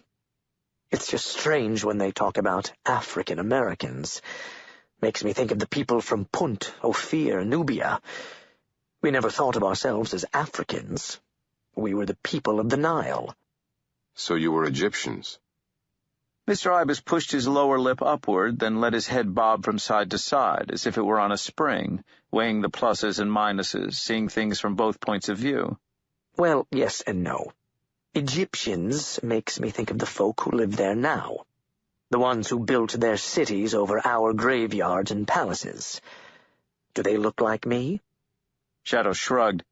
He'd seen black guys who looked like Mr. Ibis. He'd seen white guys with tans who looked like Mr. Ibis. How was your coffee cake? Asked the waitress, refilling their coffees. Best I ever had. You give my best to your ma. I'll do that, she said, and bustled away. You don't want to ask after the health of anyone if you're a funeral director. They think maybe you're scouting for business. Shall we see if your room is ready? Their breath steamed in the night air. Christmas lights twinkled in the windows of the stores they passed. It's good of you putting me up. I appreciate it. We owe your employer a number of favors, and Lord knows we have the room. It's a big old house. There used to be more of us, you know. Now it's just the three of us. You won't be in the way. Any idea how long I'm meant to stay with you? He didn't say, but we're happy to have you here, and we can find you work, if you're not squeamish, if you treat the dead with respect. So, what are you people doing here in Cairo? Was it just a name or something? No, not at all. Actually, this region takes its name from us, although people barely know it. It was a trading post back in the old days. Frontier times? You might call it that, said Mr. Ibis. Evening, Miss Simmons, and a Merry Christmas to you, too. The folk who brought me here came up the Mississippi a long time back. Shadow stopped in the street and stared.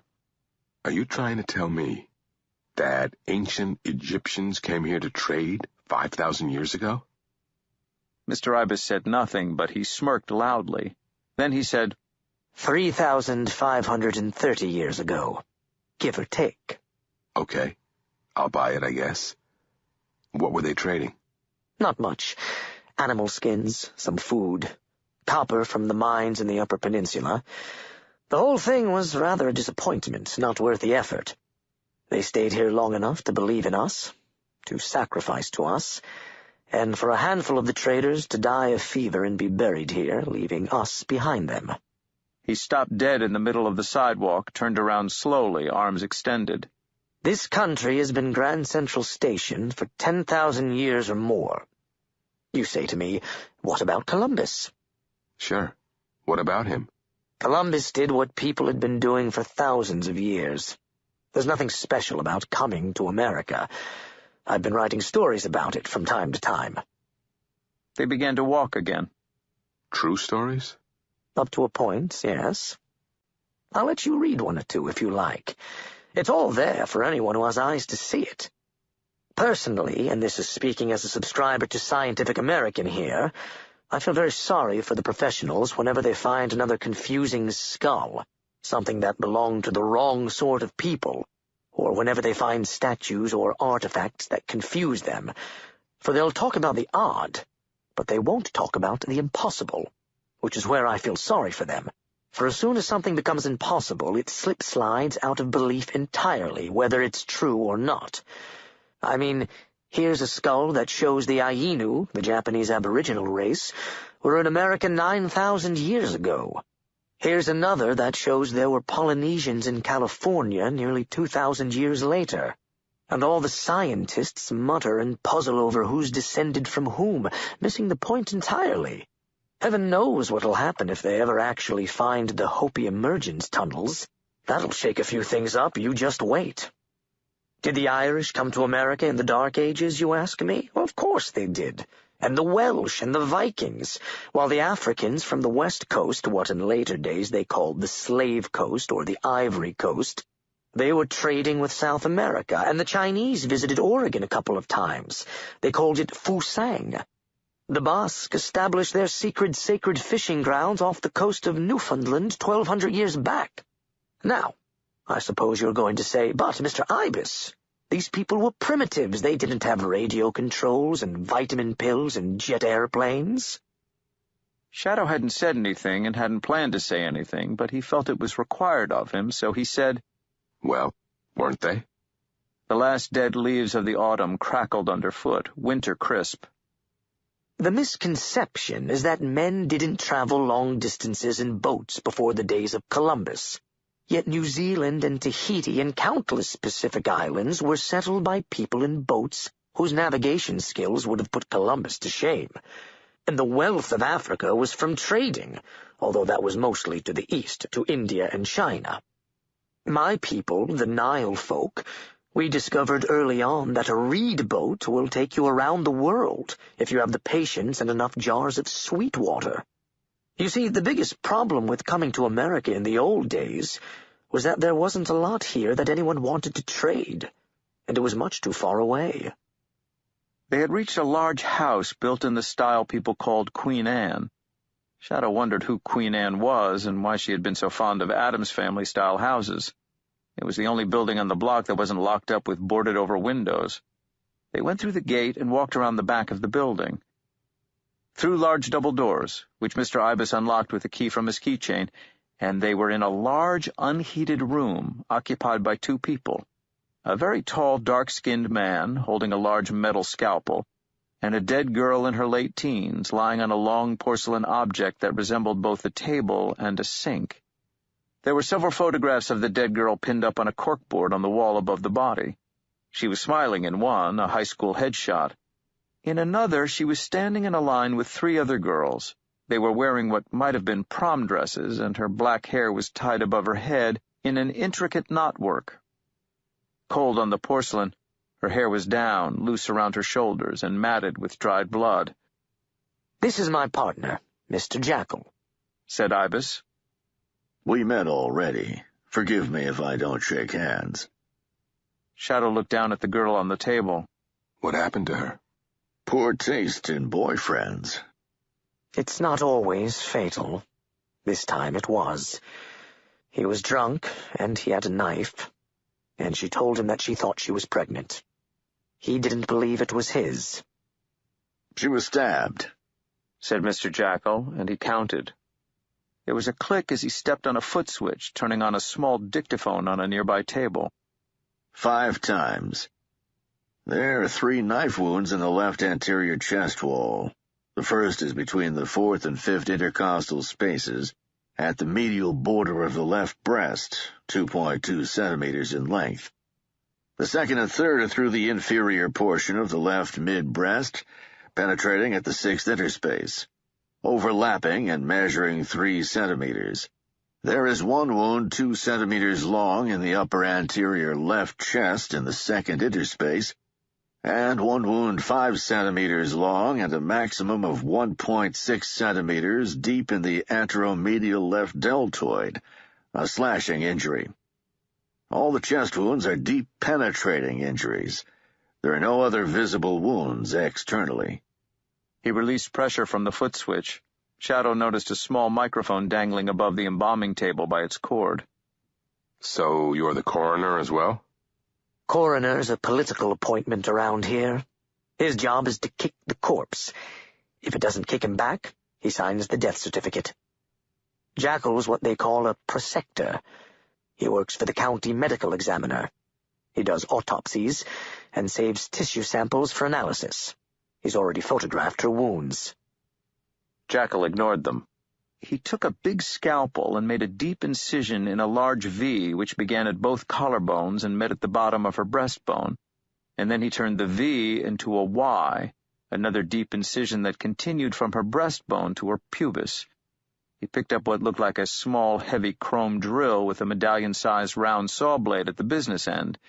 He turned it on and cut through the ribs at both sides of her breastbone. The girl opened like a purse. Shadow suddenly was aware of a mild but unpleasantly penetrating, pungent, meaty smell. I thought it would smell worse. She's pretty fresh, and the intestines weren't pierced, so it doesn't smell of shit. Shadow found himself looking away, not from revulsion, as he would have expected, but from a strange desire to give the girl some privacy. It would be hard to be nakeder than this open thing. Jackal tied off the intestines, glistening and snake-like in her belly, below the stomach and deep in the pelvis. He ran them through his fingers, foot after foot of them, described them as normal to the microphone, put them in a bucket on the floor. He sucked all the blood out of her chest with a vacuum pump and measured the volume. Then he inspected the inside of her chest. He said to the microphone, "There are 3 lacerations in the pericardium, which is filled with clotted and liquefied blood." Jackal grasped her heart, cut it at its top, turned it about in his hand, examining it. He stepped on his switch and said, "There are 2 lacerations of the myocardium, a 1.5 centimeter laceration in the right ventricle, and a 1.8 centimeter laceration penetrating the left ventricle." Jackal removed each lung. The left lung had been stabbed and was half collapsed. He weighed them and the heart, and he photographed the wounds. From each lung he sliced a small piece of tissue, which he placed into a jar. "Formaldehyde," whispered Mr. Ibis, helpfully. Jackal continued to talk to the microphone, describing what he was doing, what he saw, as he removed the girl's liver, the stomach, spleen, pancreas, both kidneys, the uterus, and the ovaries. He weighed each organ, reported them as normal and uninjured. From each organ he took a small slice and put it into a jar of formaldehyde. From the heart, the liver, and from one of the kidneys he cut an additional slice. These pieces he chewed slowly, making them last, and ate while he worked. Somehow it seemed to Shadow a good thing for him to do, respectful, not obscene. "So you want to stay here with us for a spell?" said Jackal, masticating the slice of the girl's heart. "If you'll have me." "Certainly we'll have you. No reason why not, and plenty of reasons why. You'll be under our protection as long as you're here." I hope you don't mind sleeping under the same roof as the dead. Shadow thought of the touch of Laura's lips, bitter and cold. No. Not as long as they stay dead, anyhow. Jackal turned and looked at him with dark brown eyes as quizzical and cold as a desert dog's. They stay dead here, was all he said. Seems to me that the dead come back pretty easy. Not at all. Even zombies, they make them out of the living, you know. A little powder, a little chanting, a little push, and you have a zombie. They live, but they believe they are dead. But to truly bring the dead back to life in their bodies, that takes power. He hesitates, then. In the old land, in the old days, it was easier then. You could bind the ka of a man to his body for 5,000 years, binding or loosing, but that was a long time ago. He took all the organs that he had removed and replaced them, respectfully, in the body cavity. He replaced the intestines and the breastbone and pulled the skin edges near each other. Then he took a thick needle and thread, and with deft, quick strokes he sewed it up, like a man stitching a baseball. The cadaver transformed from meat into girl once again. I need a beer. Jackal pulled off his rubber gloves and dropped them into the bin. He dropped his dark brown overalls into a hamper. Then he took the cardboard tray of jars filled with little red and brown and purple slices of the organs. Coming? They walked up the back stairs to the kitchen. It was brown and white, a sober and respectable room that looked to Shadow as if it had last been decorated in 1920. There was a huge kelvinator rattling to itself by one wall. Jackal opened the kelvinator's door, put the plastic jars with their slivers of spleen, of kidney, of liver, of heart inside. He took out 3 brown bottles. Ibis opened a glass-fronted cupboard, removed 3 tall glasses. Then he gestured for Shadow to sit down at the kitchen table. Ibis poured the beer and passed a glass to Shadow, a glass to Jackal. It was a fine beer, bitter and dark. Good beer, said Shadow. We brew it ourselves. In the old days, the women did the brewing. They were better brewers than we are. But now it is only the 3 of us here. Me, him, and her. He gestured toward the small brown cat fast asleep in a cat basket in the corner of the room. There were more of us in the beginning. But Set left us to explore, 200 years ago? Must be by now. We got a postcard from him from San Francisco in 1905, 1906. Then nothing. While poor Horace... He trailed off in a sigh and shook his head. I still see him on occasion, on my way to a pickup. He sipped his beer. I'll work for my keep while I'm here. You tell me what you need doing, and I'll do it. We'll find work for you. The small brown cat opened her eyes and stretched to her feet. She padded across the kitchen floor and pushed at Shadow's boot with her head. He put down his left hand and scratched her forehead and the back of her ears and the scruff of her neck. She arched ecstatically, then sprang into his lap, pushed herself up against his chest, and touched her cold nose to his. Then she curled up in his lap and went back to sleep. He put his hand down to stroke her. Her fur was soft, and she was warm and pleasant in his lap. She acted like she was in the safest place in the world, and Shadow felt comforted. The beer left a pleasant buzz in Shadow's head. Your room is at the top of the stairs, by the bathroom. Your work clothes will be hanging in the closet. You'll see. You'll want to wash up and shave first, I guess.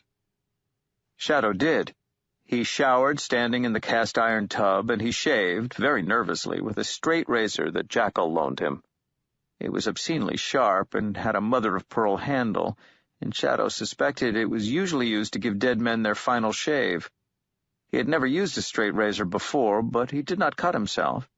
He washed off the shaving cream, looked at himself naked in the fly-specked bathroom mirror. He was bruised, fresh bruises on his chest and arms overlaying the fading bruises that Mad Sweeney had left him. He looked at his wet black hair and the dark gray eyes which looked back mistrustfully from the mirror at him, looked at the marks on his coffee-colored skin. And then, as if someone else were holding his hand, he raised the straight razor, placed it blade open against his throat. Would be a way out, he thought. An easy way out.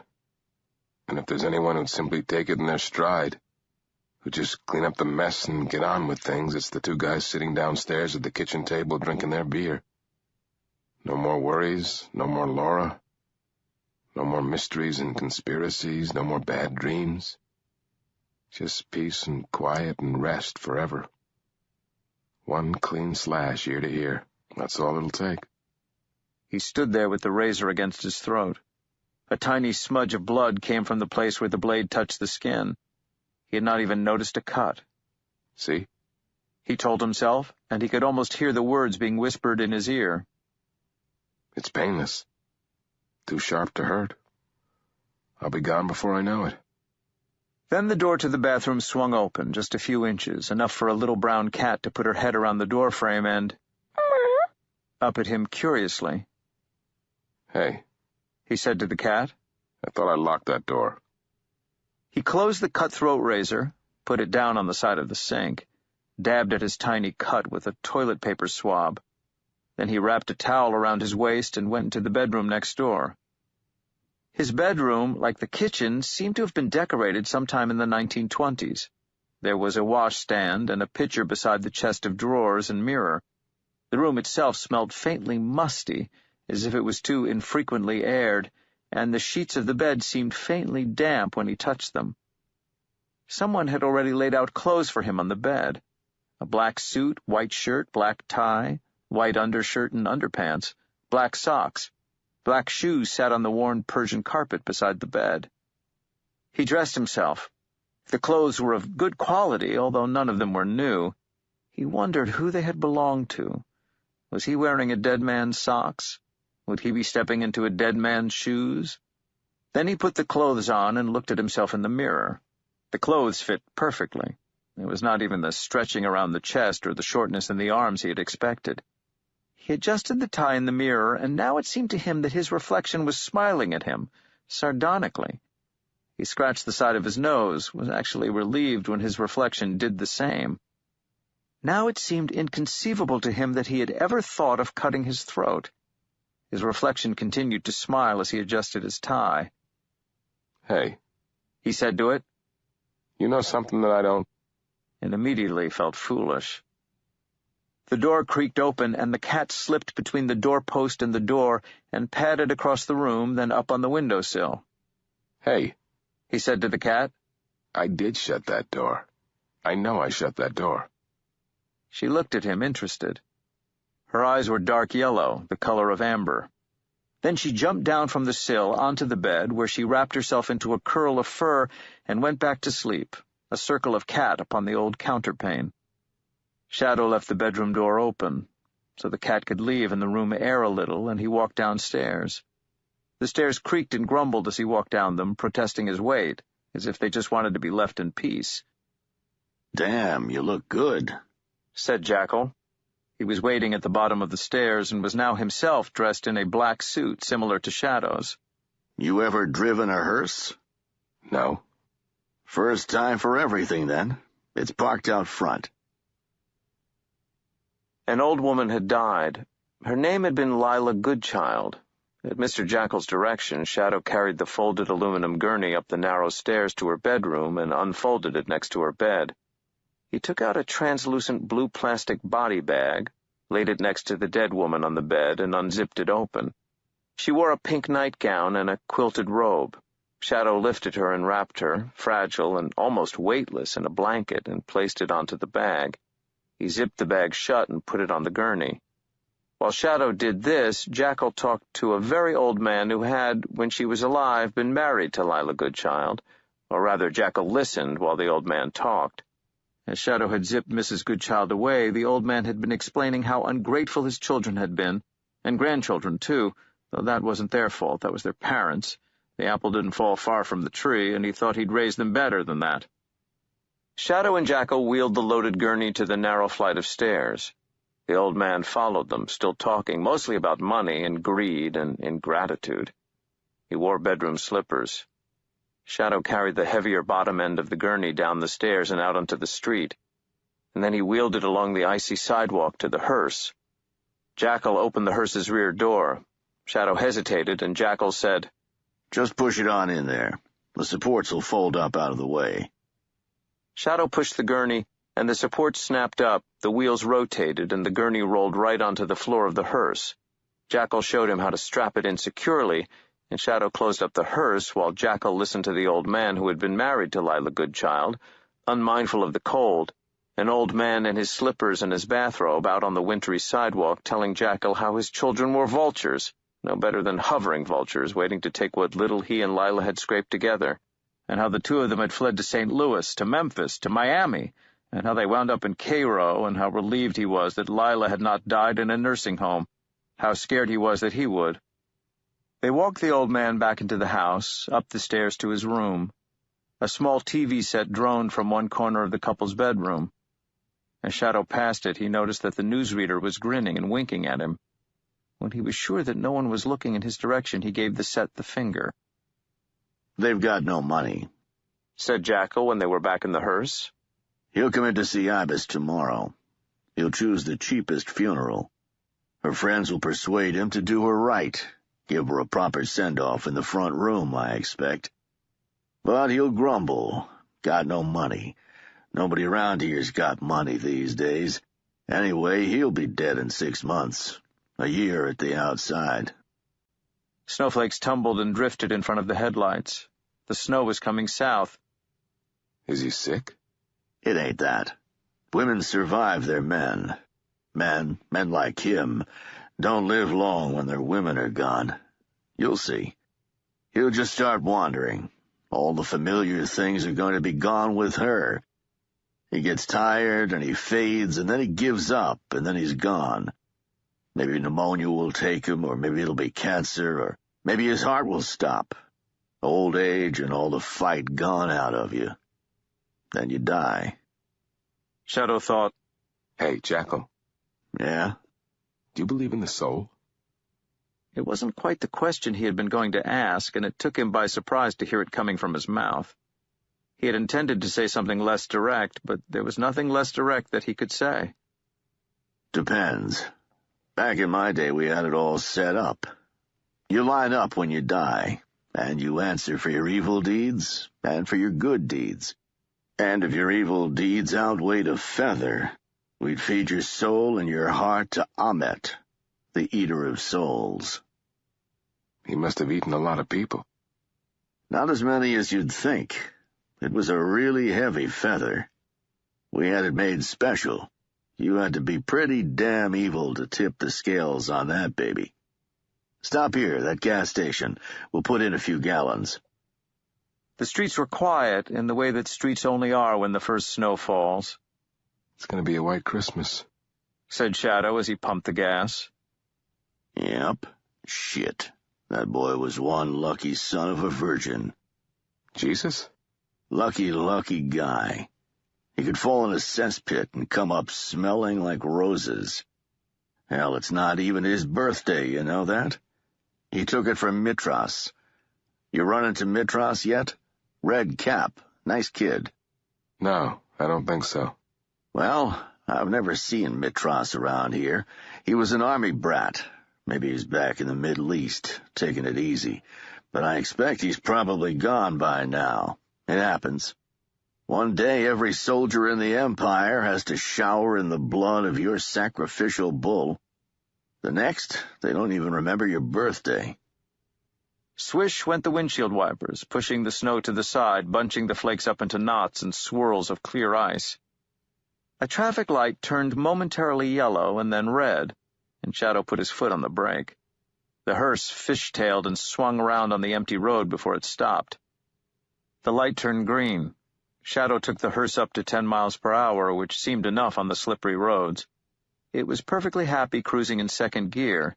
He guessed it must have spent a lot of its time at that speed, holding up traffic. "That's good. So yeah, Jesus does pretty good over here. But I met a guy who said he saw him hitchhiking by the side of the road in Afghanistan, and nobody was stopping to give him a ride. You know, it all depends on where you are." "I think a real storm's coming," said Shadow. He was talking about the weather. Jackal, when eventually he began to answer, wasn't talking about the weather at all. "You look at me and Ibis. We'll be out of business in a few years. We got savings put aside for the lean years, but the lean years have been here for a long while, and every year they just get leaner. Horace is crazy, really bug-fuck crazy. Spends all his time as a hawk, eats roadkill. What kind of a life is that? You've seen Bast, and we're in better shape than most of them. At least we've got a little belief to be going along with. Most of the suckers out there have barely got that. It's like the funeral business. The big guys are going to buy you up one day, like it or not, because they're bigger and more efficient, and because they work. Fighting's not going to change a damn thing, because we lost this particular battle when we came to this green land 100 years ago, or 1,000, or 10,000. We arrived, and America just didn't care that we'd arrived. So we get bought out, or we press on, or we hit the road. So yes, you're right. The storm's coming. Shadow turned onto the street where the houses were, all but one of them dead, their windows blind and boarded. Take the back alley. He backed the hearse up until it was almost touching the double doors at the rear of the house. Ibis opened the hearse and the mortuary doors, and Shadow unbuckled the gurney and pulled it out. The wheeled supports rotated and dropped as they cleared the bumper. He wheeled the gurney to the embalming table. He picked up Lila Goodchild, cradling her in her opaque bag like a sleeping child, and placed her carefully on the table in the chilly mortuary, as if he were afraid to wake her. You know, I have a transfer board. You don't have to carry her. Ain't nothing. He was starting to sound more like Jackal. I'm a big guy. It doesn't bother me. As a kid, Shadow had been small for his age, all elbows and knees. The only photograph of Shadow as a kid that Laura had liked enough to frame showed a serious child with unruly hair and dark eyes standing beside a table, laden high with cakes and cookies. Shadow thought the picture might have been taken at an embassy Christmas party, as he had been dressed in a bow tie and his best clothes, as one might dress a doll. He was looking solemnly out at the adult world that surrounded him. They had moved too much, his mother and Shadow, first around Europe, from embassy to embassy, where his mother had worked as a communicator in the Foreign Service, transcribing and sending classified telegrams across the world, and then, when he was 8 years old, back to the U.S., where his mother, now too sporadically sick to hold down a steady job, had moved from city to city, restlessly spending a year here or a year there, temping when she was well enough. They never spent long enough in any place for Shadow to make friends, to feel at home, to relax, and Shadow had been a small child. He had grown so fast. In the spring of his 13th year, the local kids had been picking on him, goading him into fights they knew they could not fail to win, and after which Shadow would run, angry and often weeping, to the boys' room to wash the mud or the blood from his face before anyone could see it. Then came summer, a long, magical 13th summer, which he spent keeping out of the way of the bigger kids, swimming in the local pool, reading library books at poolside. At the start of the summer he could barely swim. By the end of August he was swimming length after length in an easy crawl, diving from the high board, ripening to a deep brown from the sun and the water. In September he had returned to school to discover that the boys who had made him miserable were small, soft things, no longer capable of upsetting him. The two who tried it were taught better manners, hard and fast and painfully, and Shadow found that he had redefined himself. He could no longer be a quiet kid, doing his best to remain unobtrusively at the back of things. He was too big for that, too obvious. By the end of the year he was on the swimming team and on the weightlifting team, and the coach was courting him for the triathlon team. He liked being big and strong. It gave him an identity. He'd been a shy, quiet, bookish kid, and that had been painful. Now he was a big, dumb guy, and nobody expected him to be able to do anything more than move his sofa into the next room on his own. Nobody until Laura, anyway. Mr. Ibis had prepared dinner, rice and boiled greens for himself and Mr. Jackal. I am not a meat-eater, he explained, while Jackal gets all the meat he needs in the course of his work. Beside Shadow's place was a carton of chicken pieces from KFC and a bottle of beer. It was more chicken than Shadow could eat, and he shared the leftovers with the cat. removing the skin and crusty coating, then shredding the meat for her with his fingers. There was a guy in prison named Jackson, said Shadow as he ate. Worked in the prison library.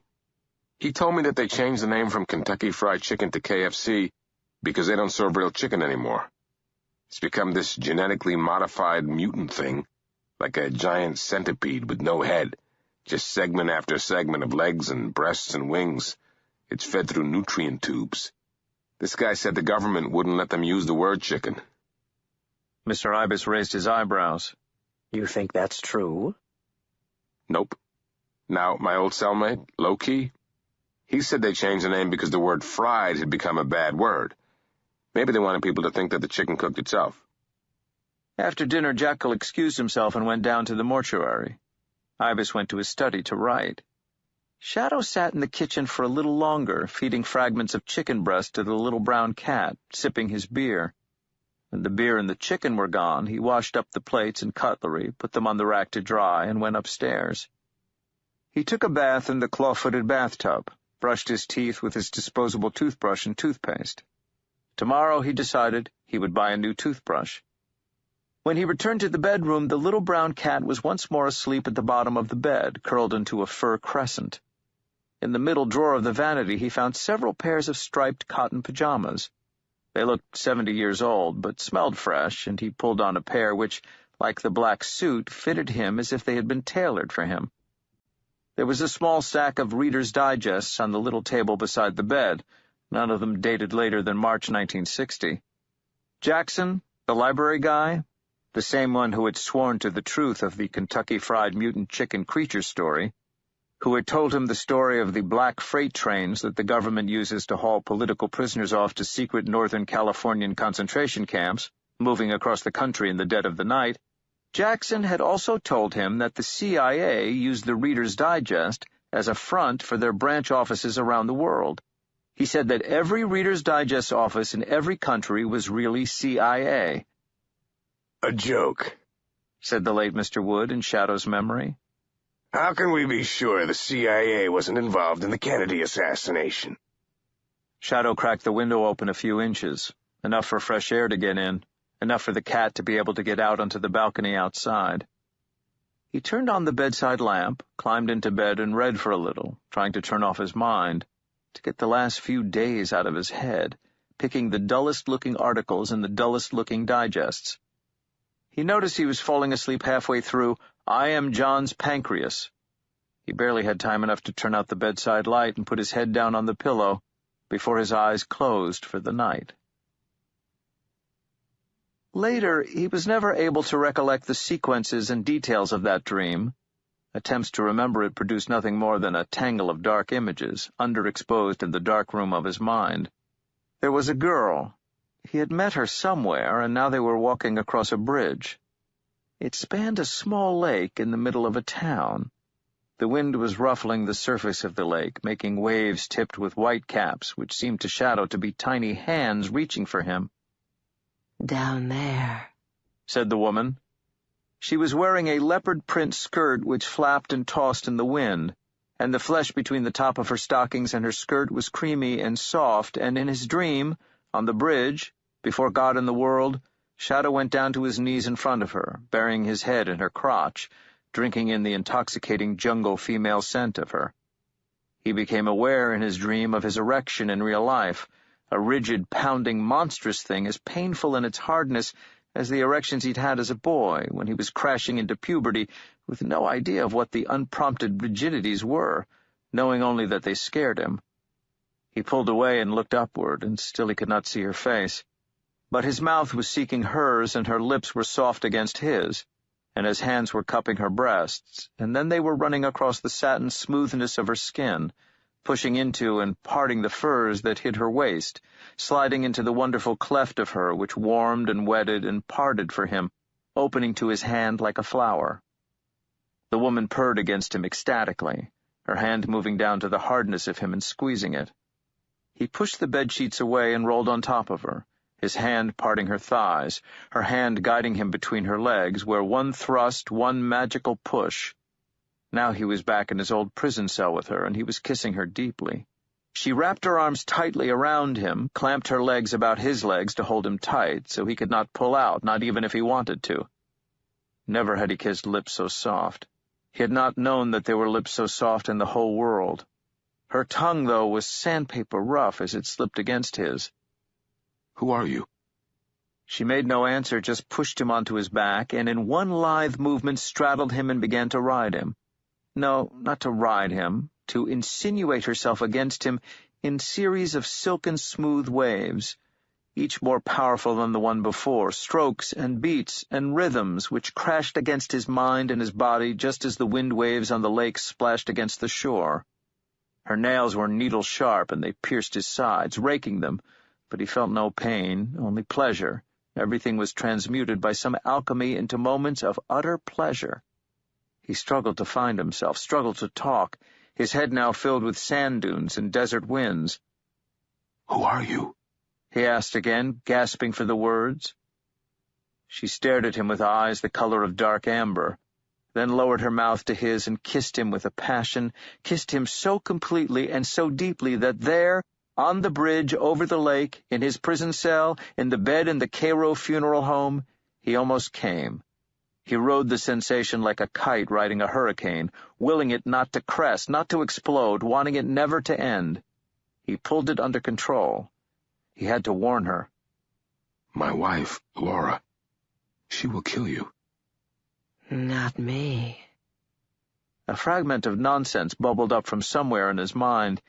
In medieval days, it was said that a woman on top during coitus would conceive a bishop. That was what they called it, trying for a bishop. He wanted to know her name, but he dared not ask her a third time, and she pushed her chest against his. And he could feel the hard nubs of her nipples against his chest, and she was squeezing him, somehow squeezing him down there, deep inside her, and this time he could not ride it or surf it. This time it picked him up and spun and tumbled him away, and he was arching up, pushing into her as deeply as he could imagine, as if they were in some way part of the same creature, tasting, drinking, holding, wanting. Let it happen. Her voice a throaty feline growl. Give it to me. Let it happen. And he came, spasming and dissolving, the back of his mind itself liquefying, then sublimating slowly from one state to the next. Somewhere in there, at the end of it, he took a breath, a clear draught of air he felt all the way down to the depths of his lungs, and he knew that he had been holding his breath for a long time now. 3 years at least, perhaps even longer. Now, rest, she said, and she kissed his eyelids with her soft lips. Let it go. Let it all go. The sleep he slept after that was deep and dreamless and comforting, and Shadow dived deep and embraced it. The light was strange. It was, he checked his watch, 6:45 a.m., and still dark outside, but the room was filled with a pale blue dimness. He climbed out of bed. He was certain that he had been wearing pajamas when he went to bed, but now he was naked, and the air was cold on his skin. He walked to the window and closed it. There had been a snowstorm in the night. 6 inches had fallen, perhaps more. The corner of the town that Shadow could see from his window, dirty and run down, had been transformed into somewhere clean and different. These houses were not abandoned and forgotten. They were frosted into elegance. The streets had vanished completely, lost beneath a white field of snow. There was an idea that hovered at the edge of his perception, something about transience. It flickered and was gone. He could see as well as if it were full daylight. In the mirror, Shadow noticed something strange. He stepped closer and stared, puzzled. All his bruises had vanished. He touched his side, pressing firmly with his fingertips, feeling for one of the deep pains that told him he had encountered Mr. Stone and Mr. Wood, hunting for the greening blossoms of bruise that Mad Sweeney had gifted him with, and finding nothing. His face was clear and unmarked. His sides, however, and his back, he twisted to examine it, were scratched with what looked like claw marks. He hadn't dreamed it then. Not entirely. Shadow opened the drawers and put on what he found, an ancient pair of blue denim Levi's, a shirt, a thick blue sweater, and a black undertaker's coat he found hanging in the wardrobe at the back of the room. He wondered again who the clothes had belonged to. He wore his own old shoes. The house was still asleep. He crept through it, willing the floorboards not to creak, and then he was outside, out through the front door, not the mortuary, not this morning, not when he didn't have to. And he walked through the snow, his feet leaving deep prints in the virgin snow, his steps crunching as they pushed the soft snow deep onto the sidewalk. It was lighter out than it had seemed from inside the house, and the snow reflected the light from the sky. After 15 minutes walking, Shadow came to a bridge with a big sign on the side of it warning him he was now leaving historical Cairo. A man stood under the bridge, tall and gangling, sucking on a cigarette and shivering continually. Shadow thought he recognized the man, but the light on the snow was playing tricks on his eyes, and he walked closer and closer in order to be sure. The man wore a patched denim jacket and a baseball cap. And then, under the bridge in the winter darkness, he was close enough to see the purple smudge of bruise around the man's eye, and he said, "Good morning, Mad Sweeney." The world was so quiet. Not even cars disturbed the snowbound silence. "Hey, man," said Mad Sweeney. He did not look up. The cigarette had been rolled by hand. Shadow wondered if the man was smoking a joint. No, the smell was tobacco. "You keep hanging out on the bridges, Mad Sweeney. People are going to think you're a troll." This time Mad Sweeney looked up. Shadow could see the whites of his eyes all around his irises. The man looked scared. "I was looking for you. You gotta help me, man. I fucked up big time." He sucked on his hand-rolled cigarette, pulled it away from his mouth. The cigarette paper stuck to his lower lip, and the cigarette fell apart, spilling its contents onto his ginger beard and down the front of his filthy T-shirt. Mad Sweeney brushed it off, convulsively, with blackened hands, as if it were a dangerous insect. "My resources are pretty much tapped out, Mad Sweeney. But why don't you tell me what it is you need? You want me to get you a coffee?" Mad Sweeney shook his head. He took out a tobacco pouch and papers from the pocket of his denim jacket and began to roll himself another cigarette. His beard bristled and his mouth moved as he did this, although no words were said aloud. He licked the adhesive side of the cigarette paper and rolled it between his fingers. The result looked only distantly like a cigarette. Then he said, "Not a troll. Shit. Those bastards are fucking mean." "I know you're not a troll, Sweeney," said Shadow gently, hoping that he did not sound as if he were patronizing the man.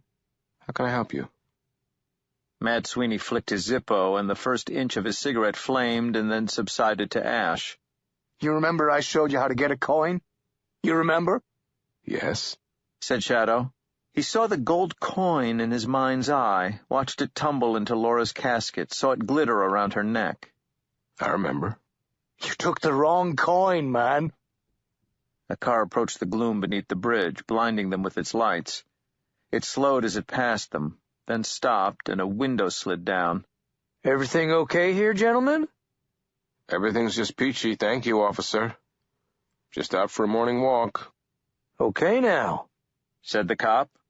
He did not look as if he believed that everything was okay. He waited. Shadow put a hand on Mad Sweeney's shoulder and walked him forward, out of town, away from the police car. He heard the window hum closed, but the car remained where it was. Shadow walked. Mad Sweeney walked, and sometimes he staggered. They passed a sign saying Future City. Shadow imagined a city of spires and Frank R. Paul towers, all gleaming in gentle primary colors, bubble-domed air cars flitting from tower to tower like glittering hoverflies. That was Future City, and somehow Shadow didn't think it was ever going to be built in Cairo. The police car cruised past them slowly, then turned and went back into the city, accelerating down the snowy road. "Now why don't you tell me what's troubling you?" "I did it like he said. I did it all like he said. But I gave you the wrong coin. It wasn't meant to be that coin. That's for royalty, you see? I shouldn't even have been able to take it. That's the coin you'd give to the King of America himself. Not some pissant bastard like you or me. And now I'm in big trouble. Just give me the coin back, man. You'll never see me again. If you do, I swear to fucking Bran. Okay? I swear by the years I spent in the fucking trees." "You did it like who said, Sweeney?" "Grimnir. The dude you call Wednesday. You know who he is? Who he really is? Yeah, I guess. There was a panicked look in the Irishman's crazy blue eyes. It was nothing bad. Nothing bad. He just told me to be there at that bar and to pick a fight with you. He said he wanted to see what you were made of. He tell you to do anything else? Sweeney shivered and twitched. Shadow thought it was the cold for a moment, then knew where he'd seen that shuddering shiver before. In prison. It was a junkie shiver. Sweeney was in withdrawal from something, and Shadow would have been willing to bet it was heroin. A junkie leprechaun? Mad Sweeney pinched off the burning head of his cigarette, dropped it on the ground, put the unfinished yellowing rest of it into his pocket. He rubbed his filthy fingers together, breathed on them to try and rub warmth into them. His voice was a whine now. Listen, just give me the fucking coin, man. What do you want it for, huh? Hey, there's more where that came from. I'll give you another just as good. Hell, I'll give you a shitload, man. He took off his filthy baseball cap, then, with his right hand, he stroked the air, producing a large golden coin.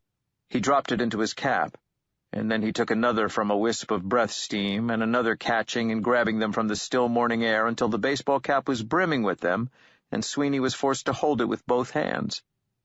He extended the baseball cap filled with gold to Shadow. Here, take them, man.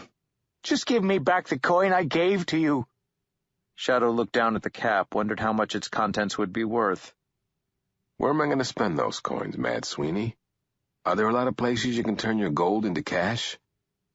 He thought the Irishman was going to hit him for a moment, but the moment passed, and Mad Sweeney just stood there, holding out his gold-filled cap with both hands like Oliver Twist. And then tears swelled in his blue eyes and began to spill down his cheeks. He took the cap and put it, now empty of everything except a greasy sweatband, back over his thinning scalp. You got him, man. Didn't I show you how to do it? I showed you how to take coins from the hoard. I showed you where the hoard was. The treasure of the sun. Just give me that first coin back. It didn't belong to me. I don't have it anymore. Mad Sweeney's tears stopped and spots of color appeared in his cheeks. You fucking... And then the words failed him, and his mouth opened and closed, soundlessly. I'm telling you the truth. I'm sorry. If I had it, I'd give it back to you. But I gave it away. Sweeney's filthy hands clamped on Shadow's shoulders, and the pale blue eyes stared into his. The tears had made streaks in the dirt on Mad Sweeney's face. Shit. Shadow could smell tobacco and stale beer and whiskey sweat. You're telling the truth, you fucker. Gave it away, and freely and of your own will. Damn your dark eyes. You gave it a fucking way. I'm sorry. Shadow remembered the whispering thump the coin had made as it landed in Laura's casket. Sorry or not, I'm damned and I'm doomed. The tears were flowing once more, and clear snot began to run from the man's nose. His words dissolved then into syllables which never quite congealed together into words. He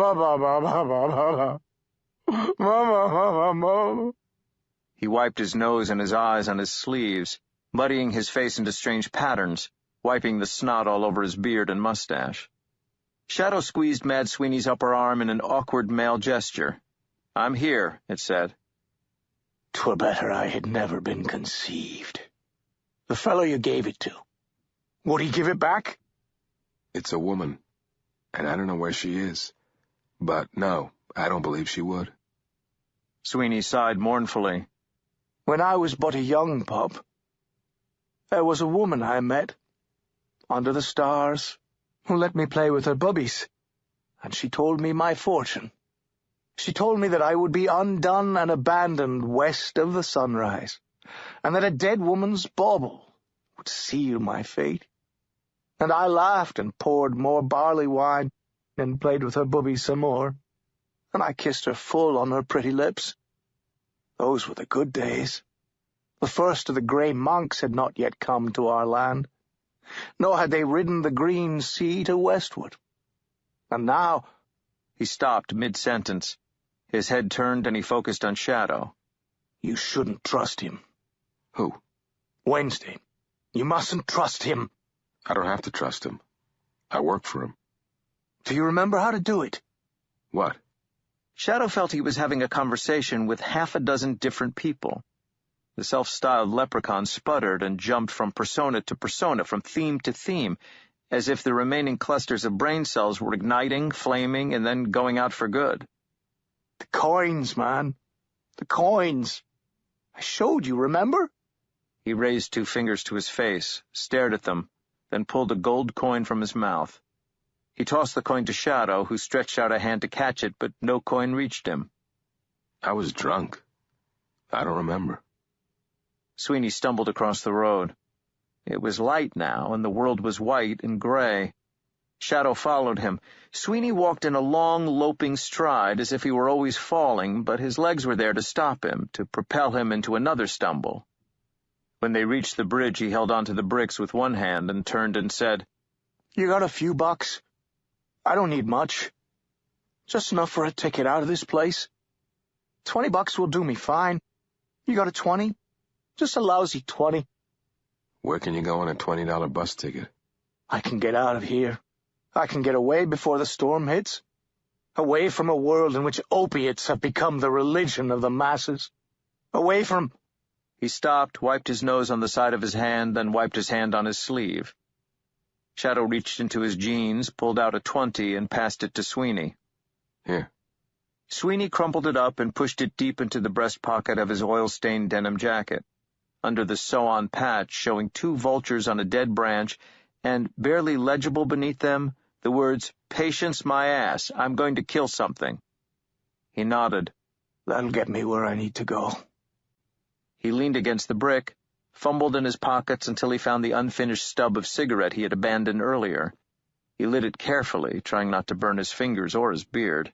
"I'll tell you something. You're walking on gallows ground, and there's a hempen rope around your neck and a raven bird on each shoulder, waiting for your eyes. And the gallows tree has deep roots, for it stretches from heaven to hell. And our world is only the branch from which the rope is swinging." He stopped. "I'll rest here a spell," he said, crouching down, his back resting against the black brickwork. "Good luck." "Hell, I'm fucked. Whatever. Thanks." Shadow walked back toward the town. It was 8 a.m., and Cairo was waking like a tired beast. He glanced back to the bridge and saw Sweeney's pale face, striped with tears and dirt, watching him go. It was the last time Shadow saw Mad Sweeney alive. The brief winter days leading up to Christmas were like moments of light between the winter darknesses, and they fled fast in the house of the dead. It was the 23rd of December, and Jacqueline Ibises played host to a wake for Lila Goodchild. Bustling women filled the kitchen with tubs and with saucepans and with skillets and with Tupperware, and the deceased was laid out in her casket in the funeral home's front room with hothouse flowers around her. There was a table on the other side of the room laden high with coleslaw and beans and cornmeal hush puppies and chicken and ribs and black-eyed peas, and by mid-afternoon the house was filled with people weeping and laughing and shaking hands with the minister, everything being quietly organized and overseen by the sober-suited Messieurs Jackal and Ibis. The burial would be on the following morning. When the telephone in the hall rang, it was bakelite and black and had an honest-to-goodness rotary dial on the front. Mr. Ibis answered. Then he took Shadow aside. "That was the police. Can you make a pickup?" "Sure." "Be discreet. Here."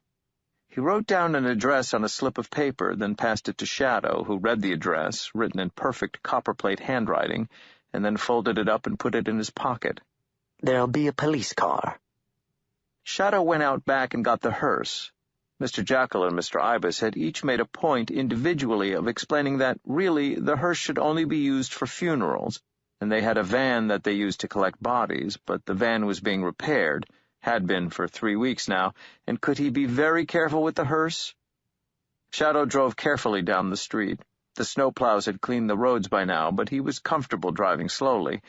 It seemed right to go slow in a hearse, although he could barely remember the last time he had seen a hearse on the streets. Death had vanished from the streets of America, thought Shadow, Now it happened in hospital rooms and in ambulances. We must not startle the living, thought Shadow. Mr. Ibis had told him that they moved the dead about in some hospitals on the lower level of apparently empty covered gurneys, the deceased traveling their own paths in their own covered ways. A dark blue police cruiser was parked on a side street, and Shadow pulled up the hearse behind it. There were 2 cops inside the cruiser drinking their coffee from thermos tops. They had the engine running to keep warm. Shadow tapped on the side window. Yeah? I'm from the funeral home. We're waiting for the medical examiner, said the cop. Shadow wondered if it was the same man who had spoken to him under the bridge. The cop, who was black, got out of the car, leaving his colleague in the driver's seat, and walked Shadow back to a dumpster. Mad Sweeney was sitting in the snow beside the dumpster. There was an empty green bottle in his lap, a dusting of snow and ice on his face and baseball cap and shoulders. He didn't blink. Dead wino. Looks like it. Don't touch anything yet. Medical examiner should be here any time now. You ask me, the guy drank himself into a stupor and froze his ass. Yes, that's certainly what it looks like. He squatted down and looked at the bottle in Mad Sweeney's lap. Jameson Irish whiskey. A $20 ticket out of this place. A small green Nissan pulled up, and a harassed middle-aged man with sandy hair and a sandy mustache got out, walked over. He touched the corpse's neck. He kicks the corpse, thought Shadow. And if it doesn't kick him back... He's dead, said the medical examiner. Any ID? He's a John Doe, said the cop. The medical examiner looked at Shadow. You working for Jackal and Ibis? Yes. Tell Jackal to get dentals and prints for ID and identity photos. We don't need a post. He should just draw blood for toxicology. Got that? Do you want me to write it down for you? No, it's fine. I can remember. The man scowled fleetingly, then pulled a business card from his wallet, scribbled on it, and gave it to Shadow, saying, Give this to Jackal. Then the medical examiner said, Merry Christmas, to everyone, and was on his way. The cops kept the empty bottle. Shadow signed for the John Doe and put it on the gurney. The body was pretty stiff, and Shadow couldn't get it out of a sitting position. He fiddled with the gurney, and found out that he could prop up one end. He strapped John Doe, sitting, to the gurney and put him in the back of the hearse facing forward. Might as well give him a good ride. He closed the rear curtains, then he drove back to the funeral home. The hearse was stopped at a traffic light, the same lights he'd fishtailed at several nights earlier, when Shadow heard a voice croak, And it's a fine wake I'll be wanting, with the best of everything, and beautiful women shedding tears, and their clothes in their distress, and brave men lamenting and telling fine tales of me in my great days. You're dead, Mad Sweeney. You take what you're given when you're dead. Aye, that I shall, sighed the dead man sitting in the back of the hearse. The junky whine had vanished from his voice now, replaced with a resigned flatness, as if the words were being broadcast from a long, long way away. Dead words being sent out on a dead frequency. The light turned green, and Shadow put his foot gently down on the gas. But give me a wake tonight, nonetheless. Set me a place at table. Give me a stinking drunk wake tonight. You killed me, Shadow. You owe me that much. I never killed you, Mad Sweeney. It's $20, he thought, for a ticket out of here. It was the drink and the cold killed you, not me. There was no reply, and there was silence in the car for the rest of the journey. After he parked at the back, Shadow wheeled the gurney out of the hearse and into the mortuary. He manhandled Mad Sweeney onto the embalming table as if he were hauling a side of beef. He covered the John Doe with a sheet and left him there, with the paperwork beside him. As he went up the back stairs, he thought he heard a voice, quiet and muted, like a radio playing in a distant room, which said, And what would drink or cold be doing killing me, a leprechaun of the blood? No, it was you losing the little golden sun killed me, Shadow. Killed me dead as sure as water's wet and days are long, and a friend will always disappoint you in the end. Shadow wanted to point out to Mad Sweeney that that was a kind of bitter philosophy, but he suspected it was the being dead that made you bitter. He went upstairs to the main house, where a number of middle-aged women were putting saran wrap on casserole dishes, popping the Tupperware tops onto plastic pots of cooling fried potatoes and macaroni and cheese. Mr. Goodchild, the husband of the deceased, had Mr. Ibis against a wall and was telling him how he knew none of his children would come out to pay their respects to their mother. The apple don't fall far from the tree, he told anyone who would listen to him. The apple don't fall far from the tree. That evening, Shadow laid an extra place at the table. He put a glass at each place and a new bottle of Jameson Gold in the middle of the table. It was the most expensive Irish whiskey they sold at the liquor store. After they ate, a large platter of leftovers left for them by the middle-aged women, Shadow poured a generous tot into each glass. His, Ibis's, Jackal's, and Mad Sweeney's. So what if he's sitting in a gurney in the cellar? Said Shadow as he poured.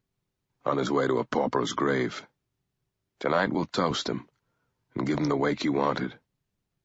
Shadow raised his glass to the empty place at the table. I only met Mad Sweeney twice, alive.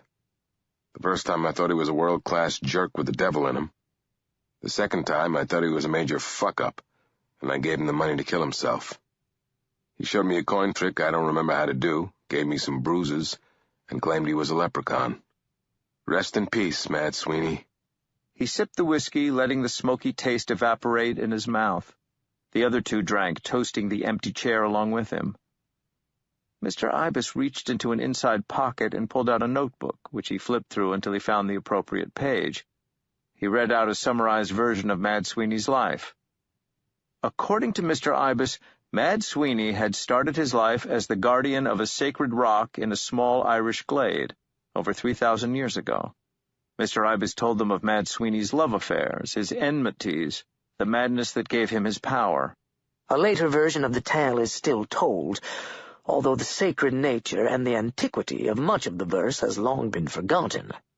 The worship and adoration in his own land that slowly transmuted into a guarded respect and then, finally, into amusement.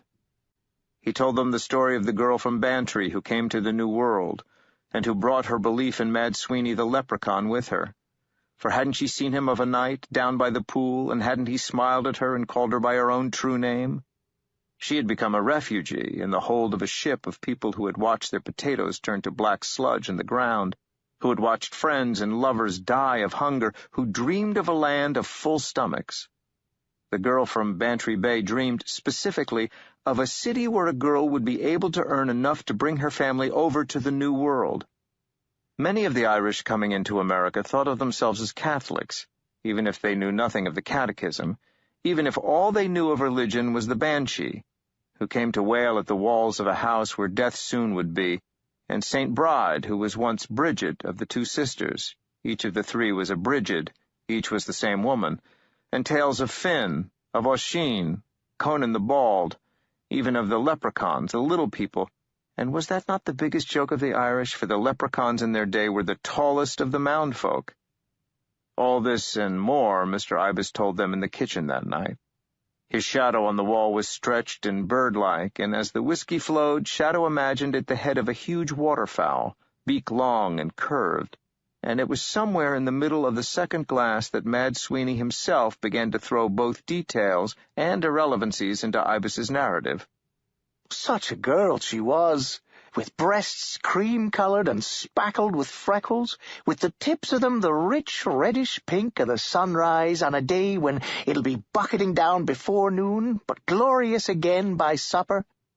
And then Sweeney was trying, with both hands, to explain the history of the gods in Ireland, wave after wave of them as they came in from Gaul and from Spain, and from every damn place, each wave of them transforming the last gods into trolls and fairies and every damn creature, until Holy Mother Church herself arrived, and every god in Ireland was transformed into a fairy or a saint or a dead king without so much as a by your leave.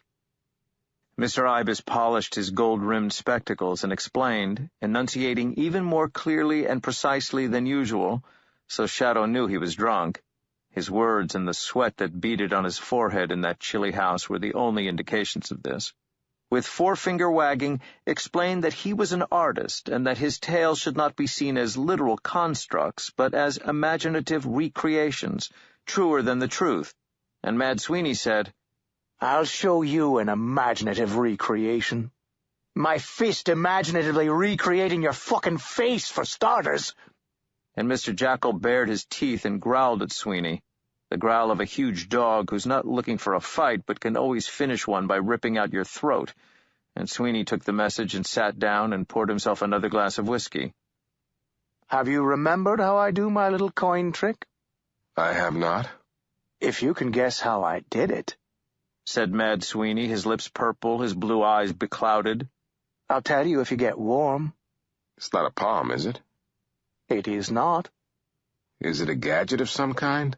Something up your sleeve or elsewhere that shoots the coins up for you to catch? Or a coin on a wire that swings in front of you and behind your hand? "It is not that, neither. More whiskey, anybody?" I read in a book about a way of doing the miser's dream with latex covering the palm of your hand, making a skin-colored pouch for the coins to hide behind. "This is a sad wake for great Sweeney, who flew like a bird across all of Ireland and ate watercress in his madness, to be dead and unmourned save for a bird, a dog, and an idiot. No, it is not a pouch." Well, that's pretty much it for ideas. I expect you just take them out of nowhere.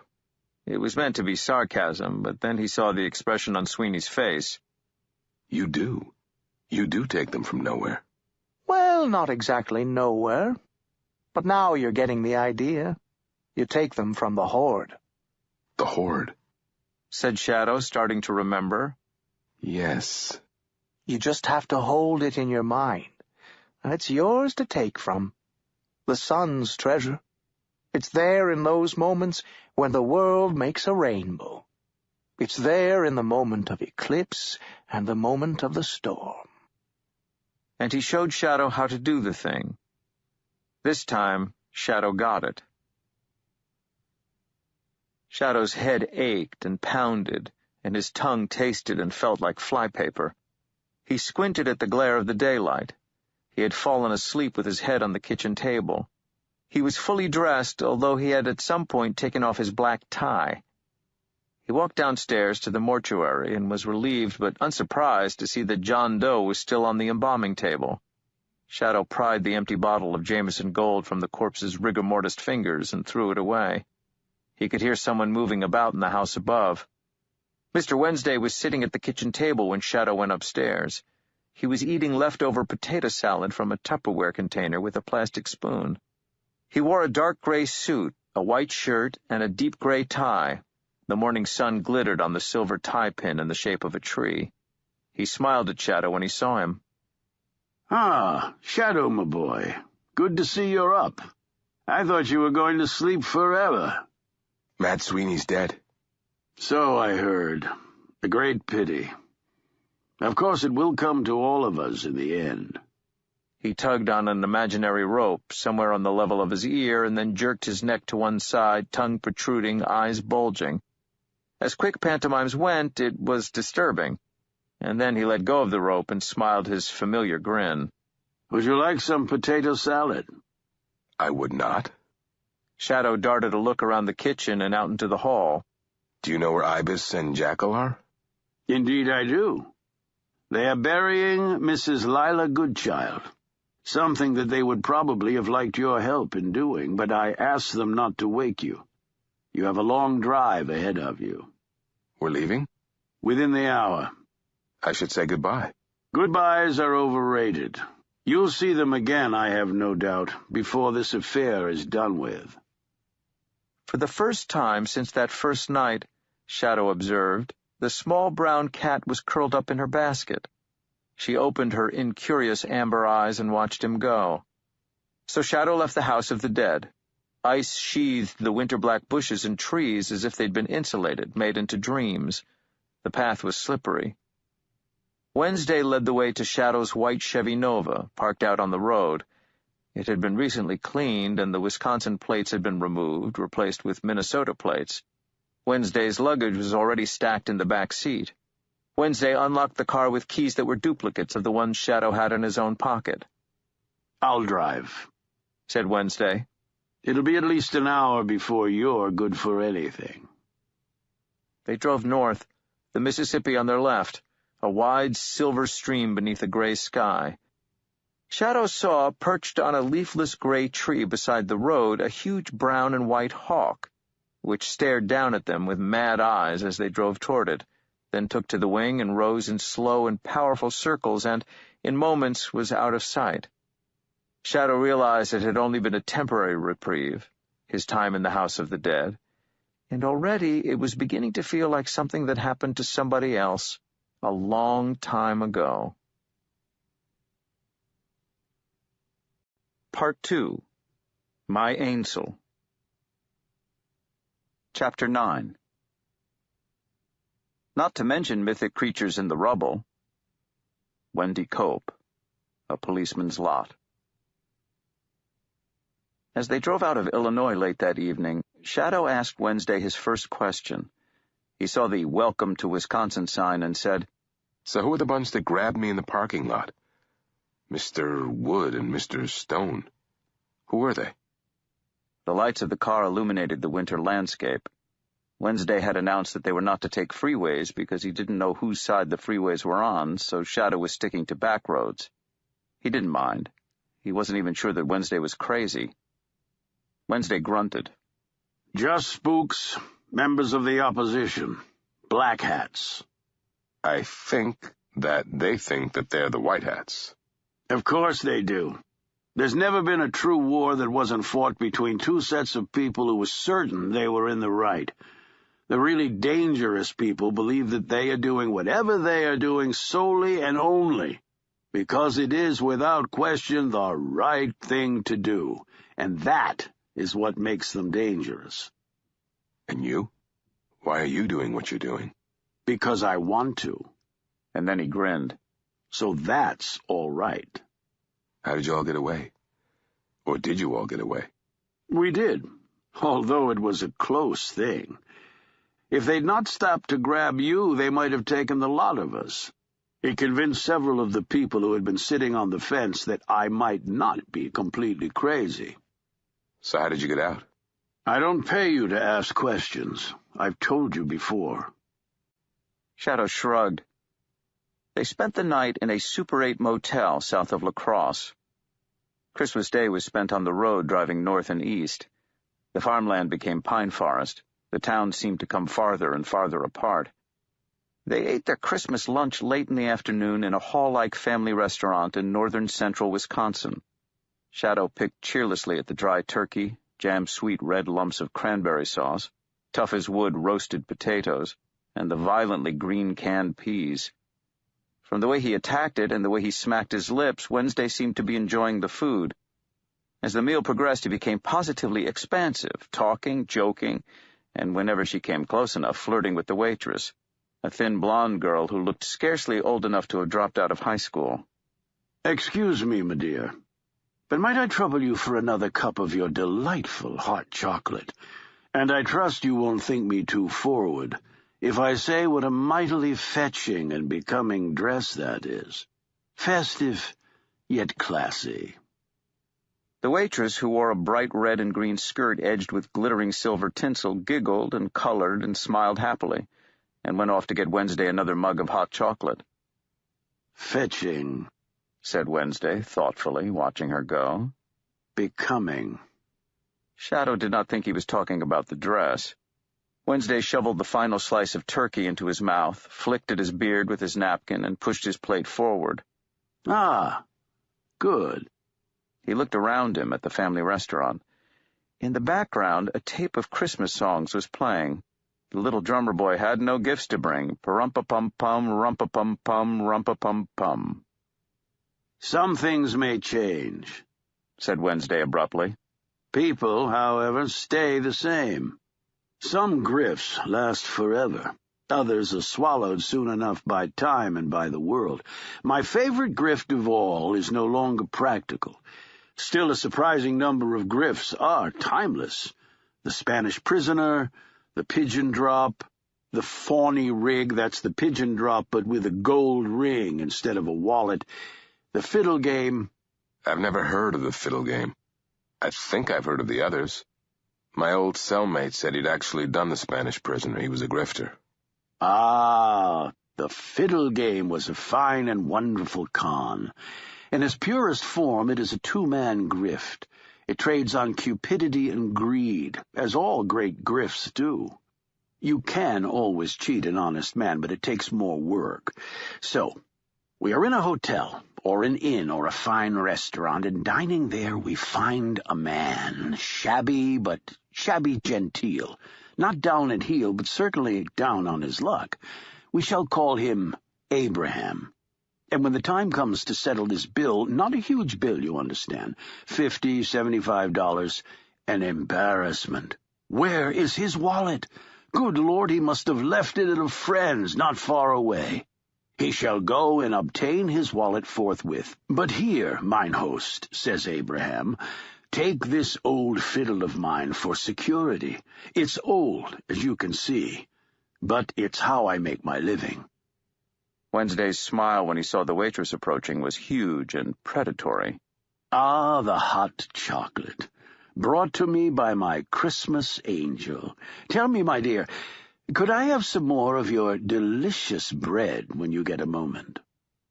The waitress, what was she, Shadow wondered, 16, 17, looked at the floor and her cheeks flushed crimson.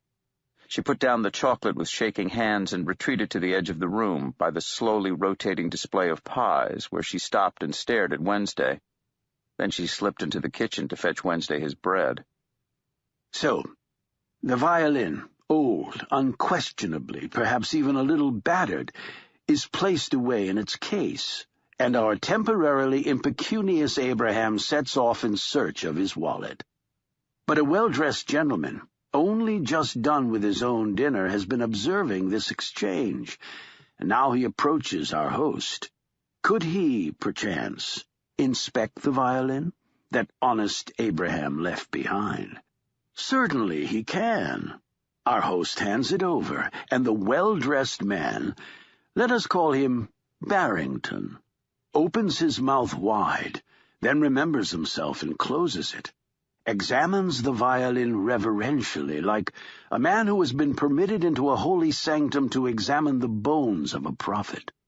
"Why," he says, "it must be. No, it cannot be. But yes, there it is, my lord. This is unbelievable." And he points to the maker's mark on a strip of browning paper inside the violin. But still, he says, even without it, he would have known it by the color of the varnish, by the scroll, by the shape. Now Barrington reaches inside his pocket and produces an engraved business card, proclaiming him to be a preeminent dealer in rare and antique musical instruments. "So this violin is rare?" asks mine host. "Indeed it is," says Barrington, still admiring it with awe, "and worth in excess of $100,000, unless I miss my guess. Even as a dealer in such things, I would pay $75,000, good cash money, for such an exquisite piece. I have a man on the West Coast who would buy it tomorrow, sight unseen, with one telegram, and pay whatever I asked for it." And then he consults his watch, and his face falls. "My train," he says. "I have scarcely enough time to catch my train. Good sir, when the owner of this inestimable instrument should return, please give him my card, for, alas, I must be away." And with that, Barrington leaves, a man who knows that time and the train wait for no man. Mine host examines the violin, curiosity mingling with cupidity in his veins, and a plan begins to bubble up through his mind. But the minutes go by, and Abraham does not return. And now it is late, and through the door, shabby but proud, comes our Abraham, our fiddle player, and he holds in his hands a wallet that has seen better days, a wallet that has never contained more than $100 on its best day, and from it he takes the money to pay for his meal or his stay, and he asks for the return of his violin. Mine host puts the fiddle in its case on the counter, and Abraham takes it like a mother, cradling her child. "Tell me," says the host, with the engraved card of a man who'll pay $50,000 good cash money burning in his inside breast pocket, "how much is a violin like this worth? For my niece has a yearning on her to play the fiddle, and it's her birthday coming up in a week or so." "Sell this fiddle," says Abraham. "I could never sell her. I've had her for 20 years, I have.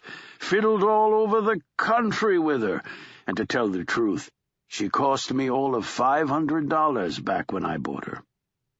Mine host keeps the smile from his face. $500?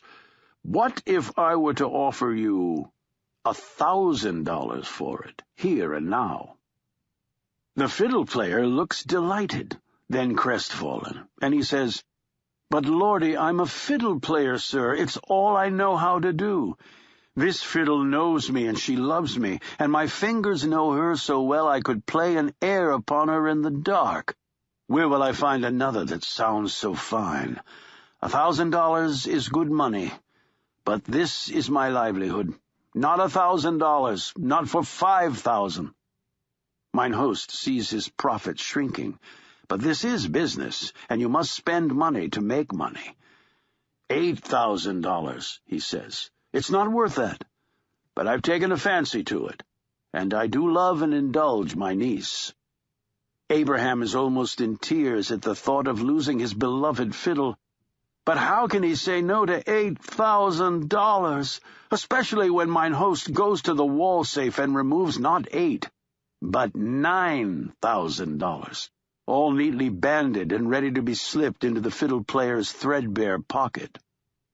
"You're a good man," he tells his host. "You're a saint, but you must swear to take care of my girl." And reluctantly, he hands over his violin. But what if mine host simply hands over Barrington's card and tells Abraham that he's come into some good fortune? "Then we're out the cost of 2 dinners. He wiped the remaining gravy and leftovers from his plate with a slice of bread, which he ate with lip-smacking relish. Let me see if I've got it straight. So Abraham leaves, $9,000 the richer, and in the parking lot by the train station he and Barrington meet up. They split the money, get into Barrington's Model A Ford, and head for the next town. I guess in the trunk of that car they must have a box filled with $100 violins. I personally made it a point of honor never to pay more than $5 for any of them," said Wednesday. Then he turned to the hovering waitress. "Now, my dear, regale us with your description of the sumptuous desserts available to us on this, our Lord's natal day." He stared at her. It was almost a leer, as if nothing that she could offer him would be as toothsome a morsel as herself. Shadow felt deeply uncomfortable. It was like watching an old wolf stalking a fawn too young to know that if it did not run, and run now, it would wind up in a distant glade with its bones picked clean by the ravens. The girl blushed once more and told them that dessert was apple pie a la mode. "That's with a scoop of vanilla ice cream." Christmas cake a la mode, or a red and green whipped pudding. Wednesday stared into her eyes and told her that he would try the Christmas cake a la mode. Shadow passed. Now, as griffs go, the fiddle game goes back 300 years or more, and if you pick your chicken correctly, you could still play it tomorrow, anywhere in America. I thought you said that your favorite grift was no longer practical. I did indeed. However, that is not my favorite.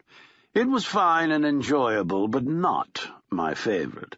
No, my favorite was one they called the Bishop game. It had everything. Excitement, subterfuge, portability, surprise. Perhaps I think from time to time, perhaps with a little modification, it might... No, its time has passed. It is, let us say, 1920, in a city of medium to large size. Chicago, perhaps, or New York, or Philadelphia. We are in a jeweler's emporium.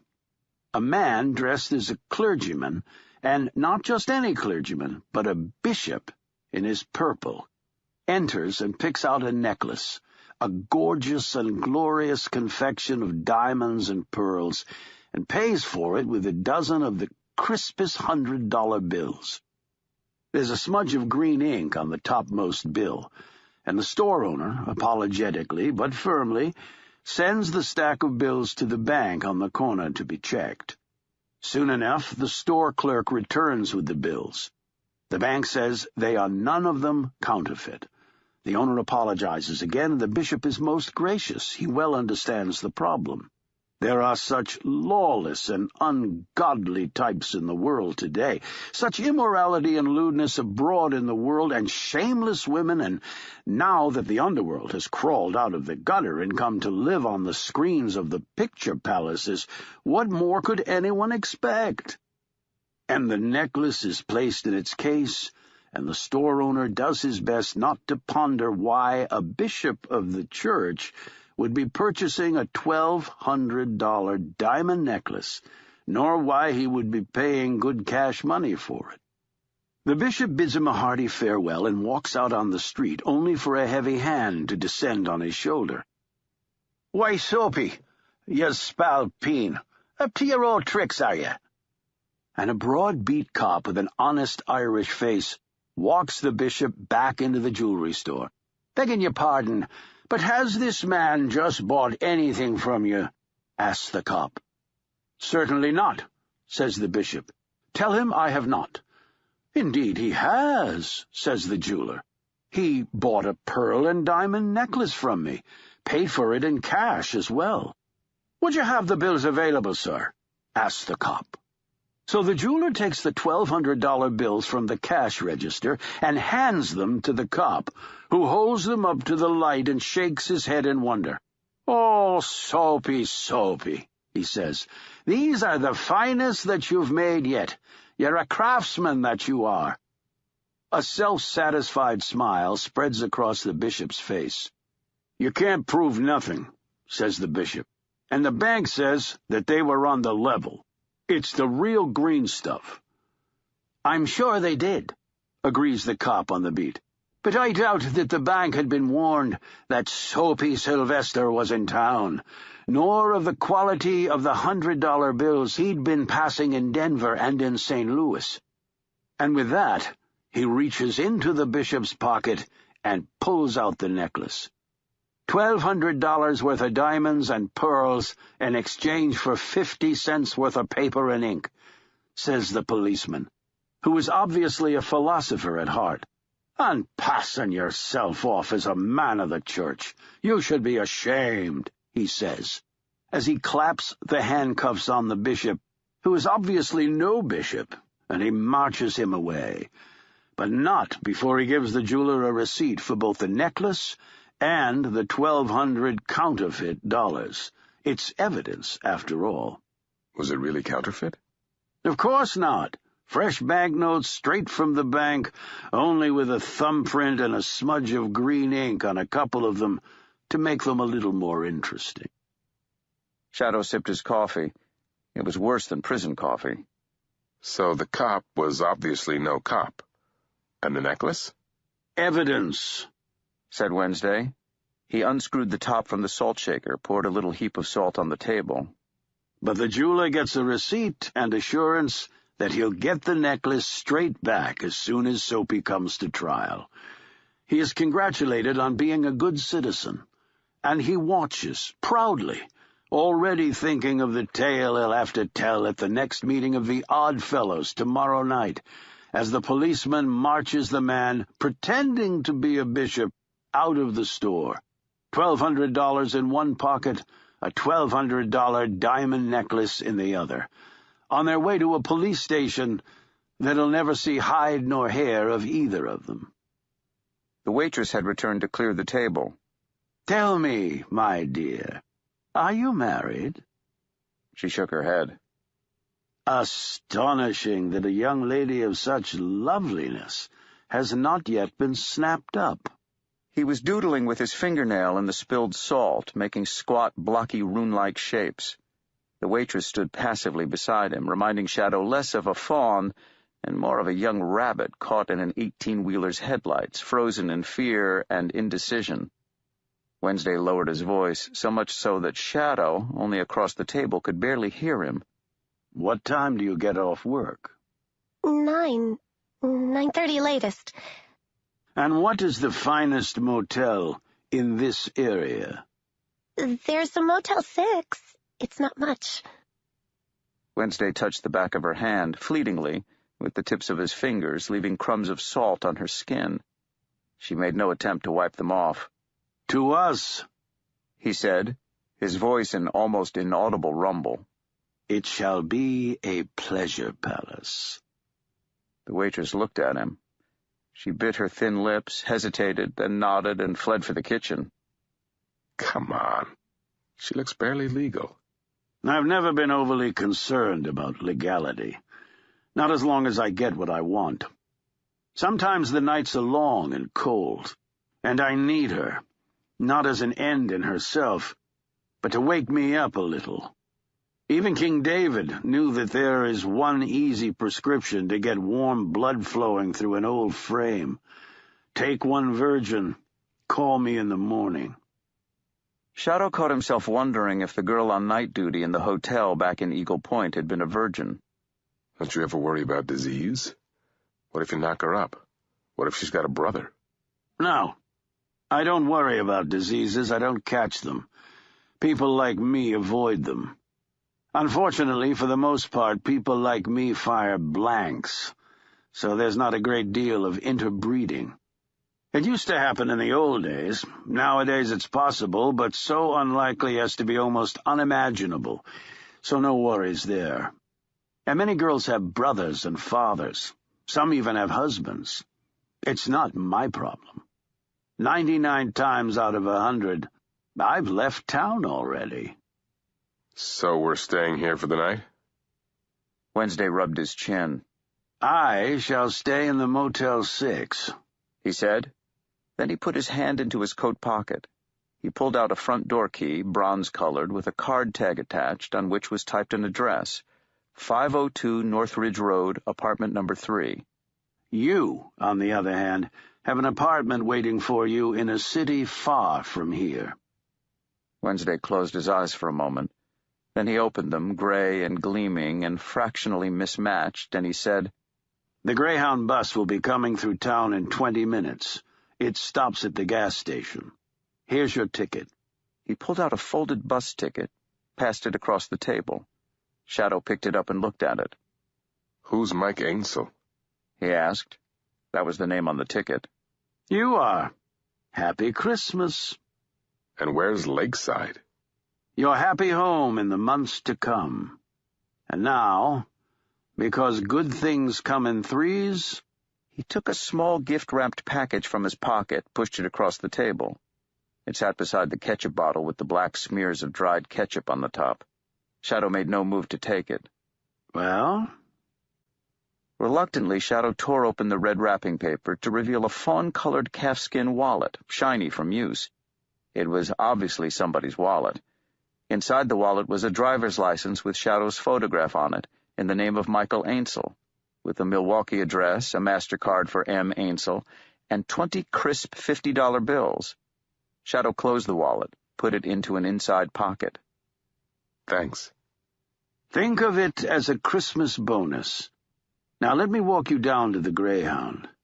I shall wave to you as you ride the gray dog north. They walked outside the restaurant. Shadow found it hard to believe how much colder it had gotten in the last few hours. It felt too cold to snow now, aggressively cold. This was a bad winter. Hey, Wednesday, both of the scams you were telling me about, the violin scam and the bishop one, the bishop and the cop? He hesitated, trying to form his thought, to bring it into focus. What of them? Then he had it. They're both two-man scams. One guy on each side. Did you used to have a partner? Shadow's breath came in clouds. He promised himself that when he got to Lakeside he would spend some of his Christmas bonus on the warmest, thickest winter coat that money could buy. Yes. Yes, I had a partner, a junior partner. But alas, those days are gone. There's the gas station, and there, unless my eye deceives me, is the bus. It was already signaling its turn into the parking lot. Your address is on the key. If anyone asks, I am your uncle, and I shall be rejoicing in the unlikely name of Emerson Borson. Settle in Lakeside, nephew Ainsel. I'll come for you within the week. We shall be traveling together, visiting the people I have to visit. In the meantime, keep your head down and stay out of trouble. My car? I'll take good care of it. Have a good time in Lakeside, said Wednesday. He thrust out his hand, and Shadow took it. Wednesday's hand was colder than a corpse's. Jesus, you're cold. Then the sooner I am making the two-backed beast with the little hotsy-totsy lass from the restaurant in a back room of the Motel 6, the better. And he reached out his other hand and squeezed Shadow's shoulder. Shadow experienced a dizzying moment of double vision. He saw the grizzled man facing him, squeezing his shoulder, but he saw something else. So many winters, hundreds and hundreds of winters, and a gray man in a broad-brimmed hat walking from settlement to settlement, leaning on his staff, staring in through windows at the firelight, at a joy and a burning life he would never be able to touch, never even be able to feel. Go. All is well, and all is well, and all shall be well. Shadow showed his ticket to the driver. Hell of a day to be traveling, she said, and then she added with a certain grim satisfaction, Merry Christmas. The bus was almost empty. When will we get into Lakeside? 2 hours, maybe a bit more, said the driver. They say there's a cold snap coming. She thumbed a switch, and the doors closed with a hiss and a thump. Shadow walked halfway down the bus, put the seat back as far as it would go, and he started to think. The motion of the bus and the warmth combined to lull him, and before he was aware that he was becoming sleepy, he was asleep. In the earth and under the earth. The marks on the wall were the red of wet clay, handprints, finger marks, and, here and there, crude representations of animals and people and birds. The fire still burned, and the buffalo man still sat on the other side of the fire, staring at Shadow with huge eyes like pools of dark mud. The buffalo lips, fringed with matted brown hair, did not move as the buffalo voice said, Well, Shadow, do you believe yet? I don't know, said Shadow. His mouth had not moved either, he observed. Whatever words were passing between the two of them were not being spoken, not in any way that Shadow understood speech. Are you real? Believe, said the buffalo man. Are you a god, too? The buffalo man reached one hand into the flames of the fire, and he pulled out a burning brand. He held the brand in the middle. Blue and yellow flames licked his red hand, but they did not burn. This is not a land for gods, said the buffalo man. But it was not the buffalo man talking anymore, Shadow knew in his dream. It was the fire speaking, the crackling and the burning of the flame itself that spoke to Shadow in the dark place under the earth. This land was brought up from the depths of the ocean by a diver, said the fire. It was spun from its own substance by a spider. It was shat by a raven. It is the body of a fallen father, whose bones are mountains, whose eyes are lakes. This is a land of dreams and fire, said the flame. The buffalo man put the brand back on the fire. Why are you telling me this stuff? I'm not important. I'm not anything. I was an okay physical trainer, a really lousy small-time crook, and maybe not so good a husband as I thought I was. He trailed off. How do I help Laura? Shadow asked the buffalo man. She wants to be alive again. I said I'd help her. I owe her that. The buffalo man said nothing. He pointed up with his soot-blackened palm facing Shadow, his index finger pointing toward the roof of the cave. Shadow's eyes followed. There was a thin, wintry light coming from a tiny opening far above. Up there? I'm supposed to go up there? The dream took him then, the idea becoming the thing itself, and Shadow was crushed into the rock and earth. He was like a mole trying to push through the earth, like a badger climbing through the earth, like a groundhog pushing the earth out of his way, like a bear, but the earth was too hard, too dense, and his breath was coming in gasps, and soon he could go no further, dig and climb no more, and he knew then that he would die, somewhere in the deep place beneath the world. His own strength was not enough. His efforts became weaker. He knew that though his body was riding in a hot bus through cold woods, if he stopped breathing here, beneath the world, he would stop breathing there as well, that even now his breath was coming in shallow, panting gasps. He struggled and he pushed, ever more weakly, each movement using precious air. He was trapped, could go no further, and could not return the way that he had come. "Now, bargain," said a voice in his mind. It might have been his own voice. He could not tell. "What do I have to bargain with? I have nothing." He could taste the clay now, thick and mud-gritty in his mouth. He could taste the sharp mineral tang of the rocks that surrounded him. "Except myself. I have myself, don't I?" It seemed as if everything was holding its breath, not just Shadow, but the whole world under the earth, every worm, every crevice, every cavern, holding its breath. "I offer myself." The response was immediate. The rocks in the earth that had surrounded him began to push down on Shadow, squeezed him so hard that the last ounce of air in his lungs was crushed out of him. The pressure became pain, pushing him on every side, and he felt he was being mashed, a fern becoming coal. He reached the zenith of pain and hung there, cresting, knowing that he could take no more, that no one could take more than this, and at that moment the spasm eased, and Shadow could breathe again. The light above him had grown larger. He was being pushed toward the surface. As the next earth spasm hit, Shadow tried to ride with it. This time he felt himself being pushed upward, the pressure of the earth pushing him out, expelling him, pushing him closer to the light. And then a moment for a breath. The spasms took him and rocked him, each harder, each more painful than the one before it.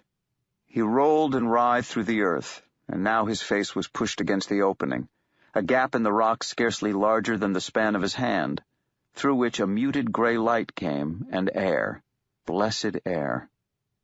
The pain, on that last awful contraction, was impossible to believe as he felt himself being squeezed, crushed, and pushed through that unyielding rock gap, his bones shattering, his flesh becoming something shapeless and snake-like, and as his mouth and ruined head cleared the hole, he began to scream, in fear and pain. He wondered as he screamed whether back in the waking world he was also screaming, if he were screaming in his sleep back on the darkened bus. And as that final spasm ended, Shadow was on the ground, his fingers clutching the red earth, grateful only that the pain was over and he could breathe once more, deep lungfuls of warm evening air. He pulled himself into a sitting position, wiped the earth from his face with his hand, and looked up at the sky. It was twilight, a long purple twilight, and the stars were coming out one by one, stars so much brighter and more vivid than any stars he had ever seen or imagined. "Soon," said the crackling voice of the flame coming from behind him, "they will fall. Soon they will fall, and the star people will meet the earth people. There will be heroes among them, and men who will slay monsters and bring knowledge, but none of them will be gods. This is a poor place for gods."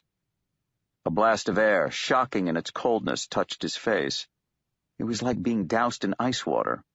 He could hear the driver's voice saying that they were in Pinewood. Anyone who needs a cigarette or wants to stretch their legs will be stopping here for 10 minutes, then we'll be back on the road.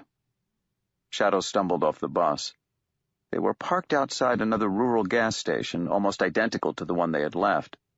The driver was helping a couple of teenage girls onto the bus, putting their suitcases away in the luggage compartment.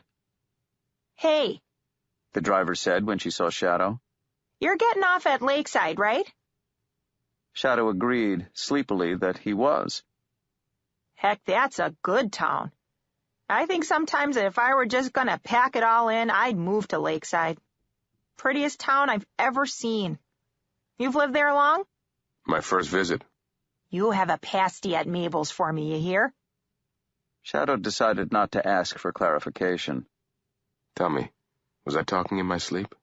If you were, I didn't hear you. She looked at her watch. Back on the bus. I'll call you when we get to Lakeside. The two girls, he doubted that either of them was much more than 14 years old, who had got on in Pinewood were now in the seat in front of him. They were friends, Shadow decided, eavesdropping without meaning to, not sisters. One of them knew almost nothing about sex, but knew a lot about animals, helped out or spent a lot of time at some kind of animal shelter, while the other was not interested in animals, but, armed with 100 tidbits gleaned from the internet and from daytime television, thought she knew a great deal about human sexuality.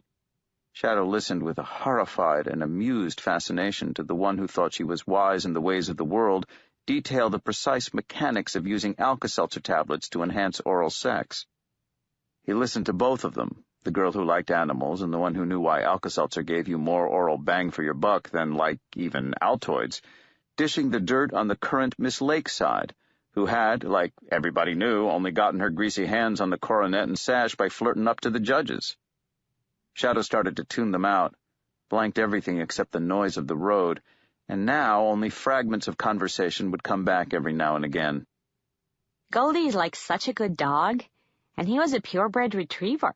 If only my dad would say okay. He wags his tail whenever he sees me. It's Christmas. He has to let me use the snowmobile. You can write your name with your tongue on the side of his thing. I miss Sandy. Yeah, I miss Sandy too. 6 inches tonight, they said. But they just make it up. They make up the weather, and nobody ever calls them on it. And then the brakes of the bus were hissing and the driver was shouting, Lakeside! And the doors clunked open. Shadow followed the girls out into the floodlit parking lot of a video store and tanning salon that functioned, Shadow guessed, as Lakeside's Greyhound station. The air was dreadfully cold, but it was a fresh cold. It woke him up. He stared at the lights of the town to the south and the west and the pale expanse of a frozen lake to the east. The girls were standing in the lot, stamping and blowing on their hands dramatically. One of them, the younger one, snuck a look at Shadow, smiled awkwardly when she realized that he had seen her do so. Merry Christmas. It seemed like a safe thing to say. Yeah, said the other girl, perhaps a year or so older than the first. Merry Christmas to you too. She had carroty red hair and a snub nose covered with 100,000 freckles. Nice town you got here. We like it, said the younger one. She was the one who liked animals. She gave Shadow a shy grin, revealing blue rubber band braces stretching across her front teeth. You look like somebody. Are you somebody's brother or somebody's son or something? You are such a spaz, Allison. Everybody's somebody's son or brother or something. That wasn't what I meant, said Allison. Headlights framed them all for one brilliant white moment. Behind the headlights was a station wagon with a mother in it, and in moments it took the girls and their bags away, leaving Shadow standing alone in the parking lot. Young man, anything I can do for you? The old man was locking up the video store. He pocketed his keys. Store ain't open Christmas, but I come down to meet the bus, make sure everything was okay. Couldn't live with myself if some poor soul had found himself stranded on Christmas Day. He was close enough that Shadow could see his face, old but contented, the face of a man who had sipped life's vinegar and found it, by and large, to be mostly whiskey, and good whiskey at that. Well, you could give me the number of the local taxi company. I could, but Tom will be in his bed this time of night, and even if you could rouse him, you'll get no satisfaction. I saw him down at the buck stops here earlier this evening, and he was very merry indeed. Where is it you're aiming to go? Shadow showed him the address tag on the door key. Well, that's a 10, maybe a 20-minute walk over the bridge and around. But it's no fun when it's this cold, and when you don't know where you're going, it always seems longer. You ever notice that? First time takes forever, and then ever after it's over in a flash? Yes. I've never thought of it like that, but I guess it's true. The old man nodded, his face cracked into a grin. What the heck? It's Christmas. I'll run you over there and Tessie. Tessie? Thank you. You're welcome. Shadow followed the old man to the road where a huge old roadster was parked. It looked like something that gangsters might have been proud to drive in the Roaring Twenties, running boards and all. It was a deep, dark color under the sodium lights that might have been red and might have been green. This is Tessie. Ain't she a beaut? He patted her proprietarily, where the hood curved up and arched over the front near side wheel. What make is she? She's a Wendt Phoenix. Wendt went under in 31. Name was bought by Chrysler, but they never made any more Wendts. Harvey Wendt, who founded the company, was a local boy. Went out to California, killed himself in, 1941-42. Great tragedy. The car smelled of leather and old cigarette smoke. Not a fresh smell, but as if enough people had smoked enough cigarettes and cigars in the car over the years that the smell of burning tobacco had become part of the fabric of the car. The old man turned the key in the ignition, and Tessie started first time. Tomorrow, she goes into the garage. I'll cover her with a dust sheet, and that's where she'll stay until spring. Truth of the matter is, I shouldn't be driving her right now with the snow on the ground. Doesn't she ride well in snow? Rides just fine. It's the salt they put on the roads to melt the snow. Rusts these old beauties faster than you could believe. You want to go door to door, or would you like the moonlight grand tour of the town? I don't want to trouble you. It's no trouble. You get to be my age, you're grateful for the least wink of sleep. I'm lucky if I get 5 hours a night nowadays. Wake up and my mind is just turning and turning. Where are my manners? My name's Hinzelman. I'd say call me Richie, but round here, folks who know me just call me plain Hinzelman. I'd shake your hand, but I need 2 hands to drive Tessie. She knows when I'm not paying attention. Mike Ainsel. Pleased to meet you, Hinzelman. So we'll go round the lake. Grand tour, said Hinzelman. Main Street, which they were on, was a pretty street, even at night, and it looked old-fashioned in the best sense of the word, as if for 100 years people had been caring for that street and they had not been in a hurry to lose anything they liked. Hinzelman pointed out the town's 2 restaurants as they passed them, a German restaurant and what he described as Greek, Norwegian, bit of everything, and a popover at every plate. He pointed out the bakery and the bookstore. What I say is a town isn't a town without a bookstore. It may call itself a town, but unless it's got a bookstore, it knows it's not fooling a soul. He slowed Tessie as they passed the library so Shadow could get a good look at it. Antique gaslights flickered over the doorway. Hinzelman proudly called Shadow's attention to them. Built in the 1870s by John Henning, local lumber baron. He wanted it called the Henning Memorial Library, but when he died, they started calling it the Lakeside Library, and I guess it'll be the Lakeside Library now until the end of time. Isn't it a dream? He couldn't have been prouder of it if he had built it himself. The building reminded Shadow of a castle, and he said so. That's right. Turrets and all. Henning wanted it to look like that on the outside. Inside, they still have all the original pine shelving. Miriam Schultz wants to tear the insides out and modernize, but it's on the Register of Historic Places, and there's not a damn thing she can do. They drove around the south side of the lake. The town circled the lake, which was a 30-foot drop below the level of the road.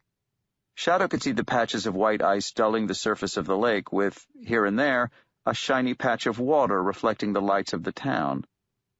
Looks like it's freezing over. It's been frozen over for a month now. The dull spots are snowdrifts, and the shiny spots are ice. It froze just after Thanksgiving in one cold night. Froze smooth as glass.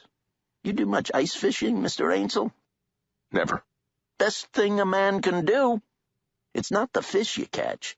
It's the peace of mind that you take home at the end of the day. I'll remember that. Shadow peered down at the lake through Tessie's window. Can you actually walk on it already? You can walk on it. Drive on it, too, but I wouldn't want to risk it yet. It's been cold up here for 6 weeks. But you also gotta allow that things freeze harder and faster up here in northern Wisconsin than they do most any place else there is. I was out hunting once, hunting for deer, and this was, 30, 40 years back, and I shot at a buck, missed him and sent him running off through the woods. This was over across the north end of the lake, up near where you'll be living, Mike. Now, he was the finest buck I ever did see, 20 point. Big as a small horse, no lie.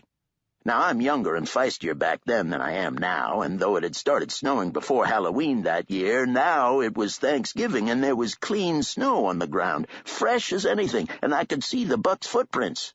It looked to me like the big fellow was heading for the lake in a panic. Well, only a damn fool tries to run down a buck, but there am I, a damn fool, running after him, and there he is, standing in the lake in, 8, 9 inches of water, and he's just looking at me. That very moment, the sun goes behind a cloud, and the freeze comes. Temperature must have fallen 30 degrees in 10 minutes, not a word of a lie. And that old stag, he gets ready to run, and he can't move. He's frozen into the ice. Me, I just walk over to him slowly. You can see he wants to run, but he's iced in, and it just isn't gonna happen. But there's no way I can bring myself to shoot a defenseless critter when he can't get away. What kind of man would I be if I'd done that, huh? So I takes my shotgun and I fires off 1 shell straight up into the air. Well, the noise and the shock is enough to make that buck just about jump out of his skin, and seeing that his legs are iced in, that's just what he proceeds to do. He leaves his hide and his antlers stuck to the ice while he charges back into the woods pink as a newborn mouse and shivering fit to bust. I felt bad enough for that old buck that I talked the Lakeside Ladies Knitting Circle into making him something warm to wear all the winter, and they knitted him an all-over one-piece woolen suit so he wouldn't freeze to death. Of course, the joke was on us, because they knitted him a suit of bright orange wool so no hunter ever shot at it. Hunters in these parts wear orange at hunting season. And if you think there's a word of a lie in that, I can prove it to you. I've got the antlers up in my rec room wall to this day. Shadow laughed, and the old man smiled the satisfied smile of a master craftsman. They pulled up outside a brick building with a large wooden deck from which golden holiday lights hung and twinkled invitingly. That's 502. Apartment 3 would be on the top floor round the other side overlooking the lake. There you go, Mike. Thank you, Mr. Hinzelman. Can I give you anything toward gas? Just Hinzelman. And you don't owe me a penny. Merry Christmas from me and from Tessie. Are you sure you won't accept anything? The old man scratched his chin. Tell you what, sometime in the next week or so I'll come by and sell you some tickets for our raffle, charity. For now, young man, you can be getting on to bed. Shadow smiled. Merry Christmas, Hinzelman. The old man shook Shadow's hand with one red-knuckled hand. It felt as hard and as calloused as an oak branch. Now watch the path as you go up there. It's going to be slippery. I can see your door from here at the side there, see it? I'll just wait in the car down here until you're safely inside. You just give me the thumbs up when you're in, okay, and I'll drive off. He kept the Went idling until Shadow was safely up the wooden steps on the side of the house and had opened the apartment door with his key. The door to the apartment swung open. Shadow made a thumbs-up sign, and the old man in the Went, Tessie, thought Shadow, and the thought of a car with a name made him smile one more time. Hinzelman and Tessie swung around and made their way back across the bridge. Shadow shut the front door. The room was freezing. It smelled of people who had gone away to live other lives and of all they had eaten and dreamed. He found the thermostat and cranked it up to 70 degrees. He went into the tiny kitchen, checked the drawers, opened the avocado-colored refrigerator, but it was empty. No surprise there. At least the fridge smelled clean inside, not musty. There was a small bedroom with a bare mattress in it beside the kitchen, next to an even tinier bathroom that was mostly shower stall. An aged cigarette butt floated in the toilet bowl, staining the water brown. Shadow flushed it away. He found sheets and blankets in a closet and made the bed. Then he took off his shoes, his jacket, and his watch, and he climbed into the bed fully dressed, wondering how long it would take him to get warm. The lights were off, and there was silence mostly, nothing but the hum of the refrigerator, and somewhere in the building a radio playing. He lay there in the darkness, wondering if he had slept himself out on the Greyhound, if the hunger and the cold and the new bed and the craziness of the last few weeks would combine to keep him awake that night. In the stillness he heard something snap like a shot. A branch, he thought, or the ice. It was freezing out there. He wondered how long he would have to wait until Wednesday came for him. A day, a week. However long he knew he had to focus on something in the meantime. He would start to work out again, he decided, and practice his coin sleights and palms until he was smooth as anything.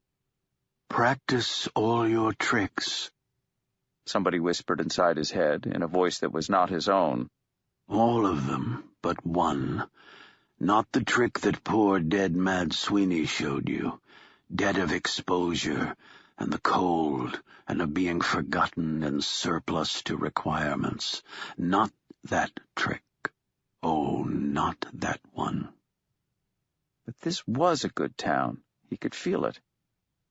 He thought of his dream, if it had been a dream that first night in Cairo. He thought of Zorya. What the hell was her name? The Midnight Sister? And then he thought of Laura. It was as if thinking of her opened a window in his mind. He could see her. He could somehow see her. She was in Eagle Point in the backyard outside her mother's big house.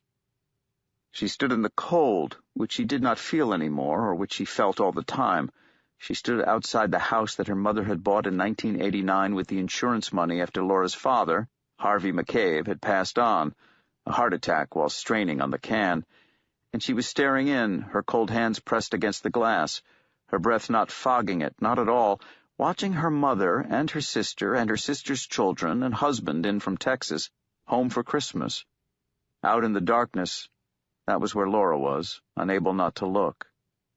Tears prickled in Shadow's eyes, and he rolled over in his bed. Wednesday, he thought. And with just a thought, a window opened, and he was watching from a corner of the room in the Motel 6, watching two figures thrusting and rolling in the semi-darkness. He felt like a peeping Tom, turned his thoughts away, willed them to come back to him. He could imagine huge black wings pounding through the night toward him. He could see the lake spread out below him as the wind blew down from the Arctic, breathed its cold on the land, forcing any remaining liquids to become solid, prying Jack Frost fingers 100 times colder than the fingers of any corpse. Shadow's breath came shallowly now, and he was no longer cold. He could hear a wind rising, a bitter screaming around the house, and for a moment he thought he could hear words on the wind. If he was going to be anywhere, he might as well be here, he thought. And then he slept. Meanwhile, a conversation. Ding-dong. Ms. Crow? Yes? You are Samantha Black Crow? Yes? Do you mind if we ask you a few questions, ma'am? Yeah, I do, actually. There's no need to take that attitude, ma'am. Are you cops? What are you? My name is Town. My colleague here is Mr. Rode. We're investigating the disappearance of 2 of our associates. What were their names? I'm sorry? Tell me their names. I want to know what they were called. Your associates. Tell me their names and maybe I'll help you. Okay. Their names were Mr. Stone and Mr. Wood. Now, can we ask you some questions? Do you guys just see things and pick names? Oh, you be Mr. Sidewalk, he's Mr. Carpet. Say hello to Mr. Airplane. Very funny, young lady. First question. We need to know if you've seen this man. Here. You can hold the photograph. Whoa. Straight on and profile, with numbers on the bottom. And big. He's cute, though. What did he do? He was mixed up in a small-town bank robbery as a driver some years ago. His 2 colleagues decided to keep all the loot for themselves and ran out on him. He got angry, found them, came close to killing them with his hands, The state cut a deal with the men he hurt. They testified and got a suspended sentence. Shadow here got 6 years. He served 3. You ask me, guys like that, they should just lock them up and throw away the key. I've never heard anyone say that in real life, you know. Not out loud. Say what, Miss Crow? Loot. It's not a word you ever hear people say. Maybe in movies people say it. Not for real. This isn't a movie, Miss Crow. Black Crow. It's Ms. Black Crow. My friends call me Sam. Got it, Sam. Now about this man... But you aren't my friends. You can call me Ms. Black Crow. Listen, you snot-nosed little... It's okay, Mr. Road. Sam here, pardon, ma'am. I mean, Ms. Black Crow wants to help us. She's a law-abiding citizen. Ma'am, we know you helped Shadow. You were seen with him in a white Chevy Nova. He gave you a ride. He bought you dinner. Did he say anything that could help us in our investigation? 2 of our best men have vanished. I never met him. You met him. Please, don't make the mistake of thinking we're stupid. We aren't stupid. I meet a lot of people. Maybe I met him and forgot already. Ma'am, it really is to your advantage to cooperate with us. Otherwise, you'll have to introduce me to your friends Mr. Thumbscrews and Mr. Penethal? Ma'am, you aren't making this any easier on yourself. Gee, I'm sorry. Now, is there anything else? 'Cause I'm going to say bye-bye now and close the door, and I figure you 2 are going to go and get into Mr. Carr and drive away. Your lack of cooperation has been noted, ma'am. Bye-bye now. Click. Chapter 10. I'll tell you all my secrets, but I lie about my past, so send me off to bed forevermore. Tom Waits, Tango Till They're Sore. A whole life in darkness, surrounded by filth. That was what Shadow dreamed his first night in Lakeside. A child's life long ago and far away, in a land across the ocean, in the lands where the sun rose. But this life contained no sunrises, only dimness by day and blindness by night. Nobody spoke to him. He heard human voices from outside, but he could understand human speech no better than he understood the howling of the owls or the yelps of dogs. He remembered, or thought he remembered, one night, half a lifetime ago, when one of the big people had entered quietly, and had not cuffed him or fed him, but had picked him up to her breast and embraced him. She smelled good.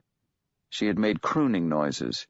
Hot drops of water had fallen from her face to his. He had been scared and had wailed loudly in his fear. She put him down on the straw hurriedly and left the hut, fastening the door behind her. He remembered that moment, and he treasured it just as he remembered the sweetness of a cabbage heart, the tart taste of plums, the crunch of apples, the greasy delight of roasted fish. And now he saw the faces in the firelight, all of them looking at him as he was led out from the hut for the first time, which was the only time. So that was what people looked like. Raised in darkness, he had never seen faces. Everything was so new, so strange. The bonfire light hurt his eyes. They pulled on the rope around his neck to lead him to the space between the 2 bonfires where the man waited for him. And when the first blade was raised in the firelight, what a cheer went up from the crowd, and the child from the darkness began to laugh, and laugh with them, in delight and in freedom. And then the blade came down. Shadow opened his eyes and realized that he was hungry and cold, in an apartment with a layer of ice clouding the inside of the window glass.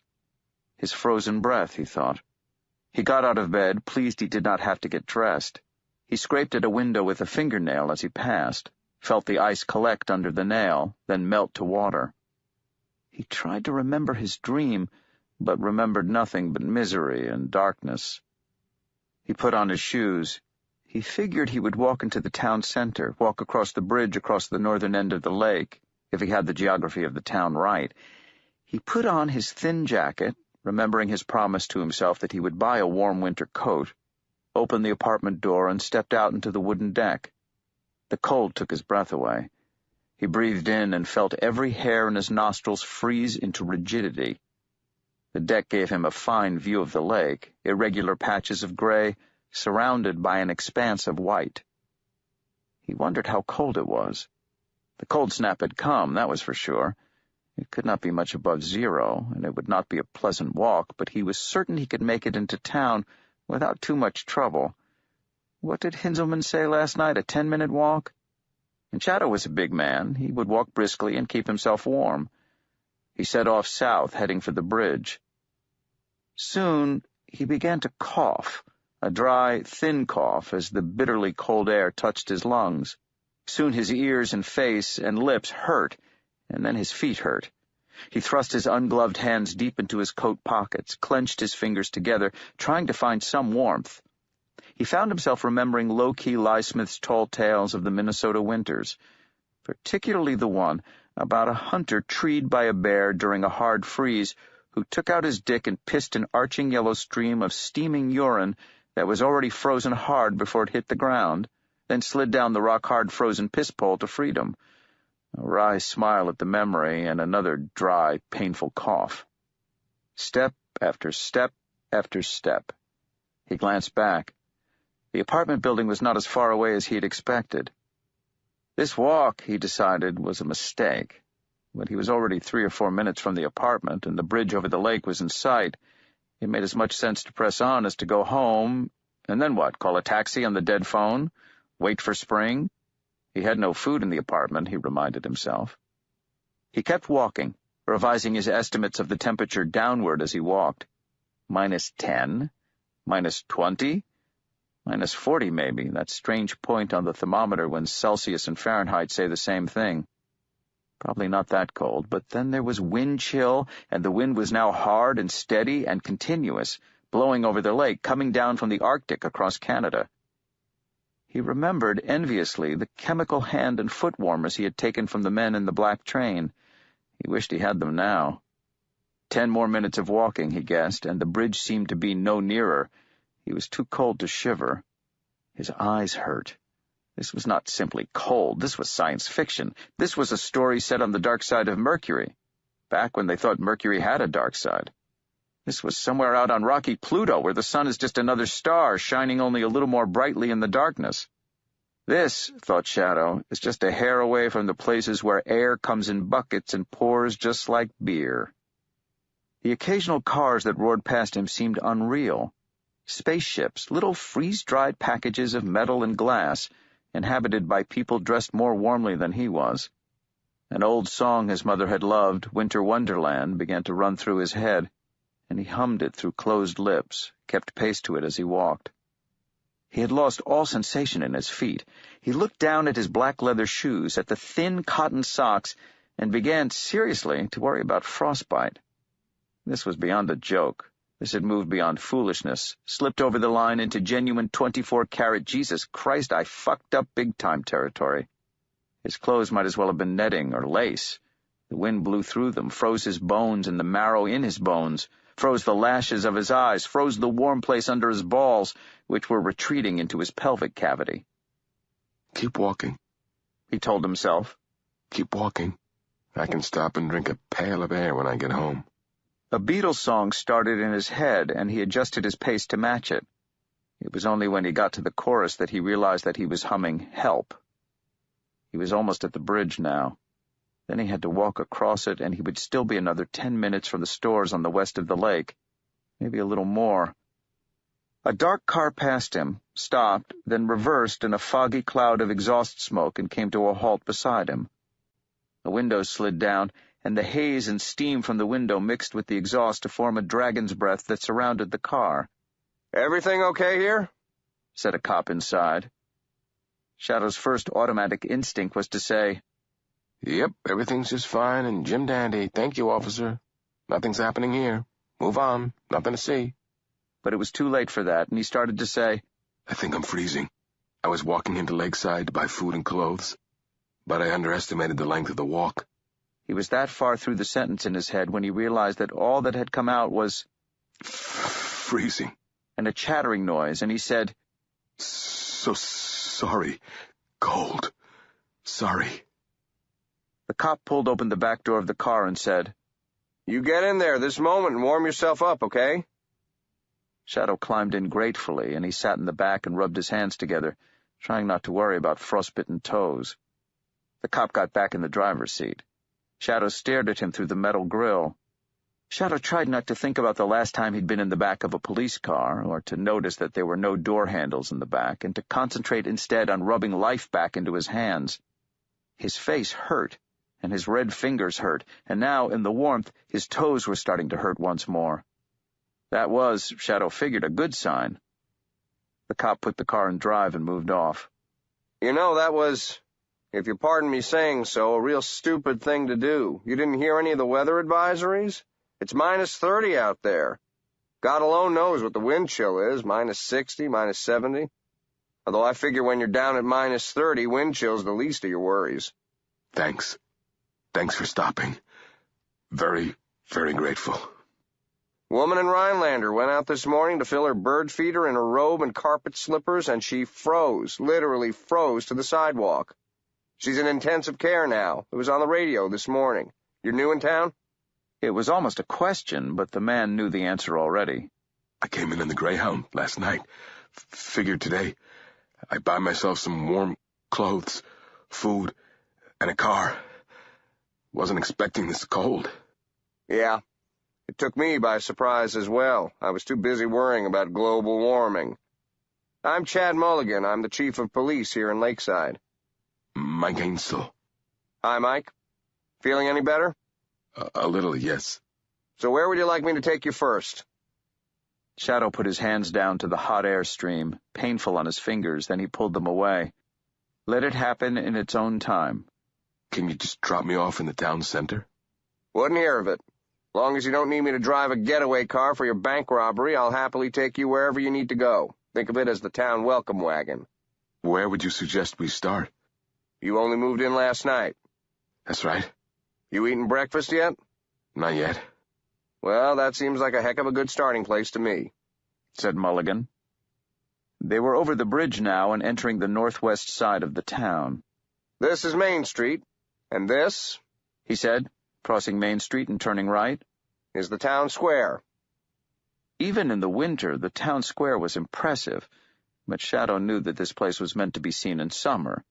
It would be a riot of color, of poppies and irises and flowers of every kind, and the clump of birch trees in one corner would be a green and silver bower.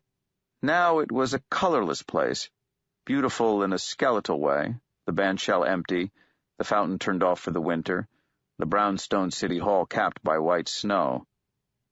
And this, concluded Chad Mulligan, bringing the car to a stop outside a high, glass-fronted old building on the west of the square, is Mabel's. He got out of the car, opened the rear door for Shadow. The two men put their heads down against the cold and the wind and hurried across the sidewalk and into a warm room, fragrant with the smells of new-baked bread, of pastry and soup and bacon. The place was almost empty. Mulligan sat down at a table and Shadow sat opposite him. He suspected that Mulligan was doing this to get a feel for the stranger in town.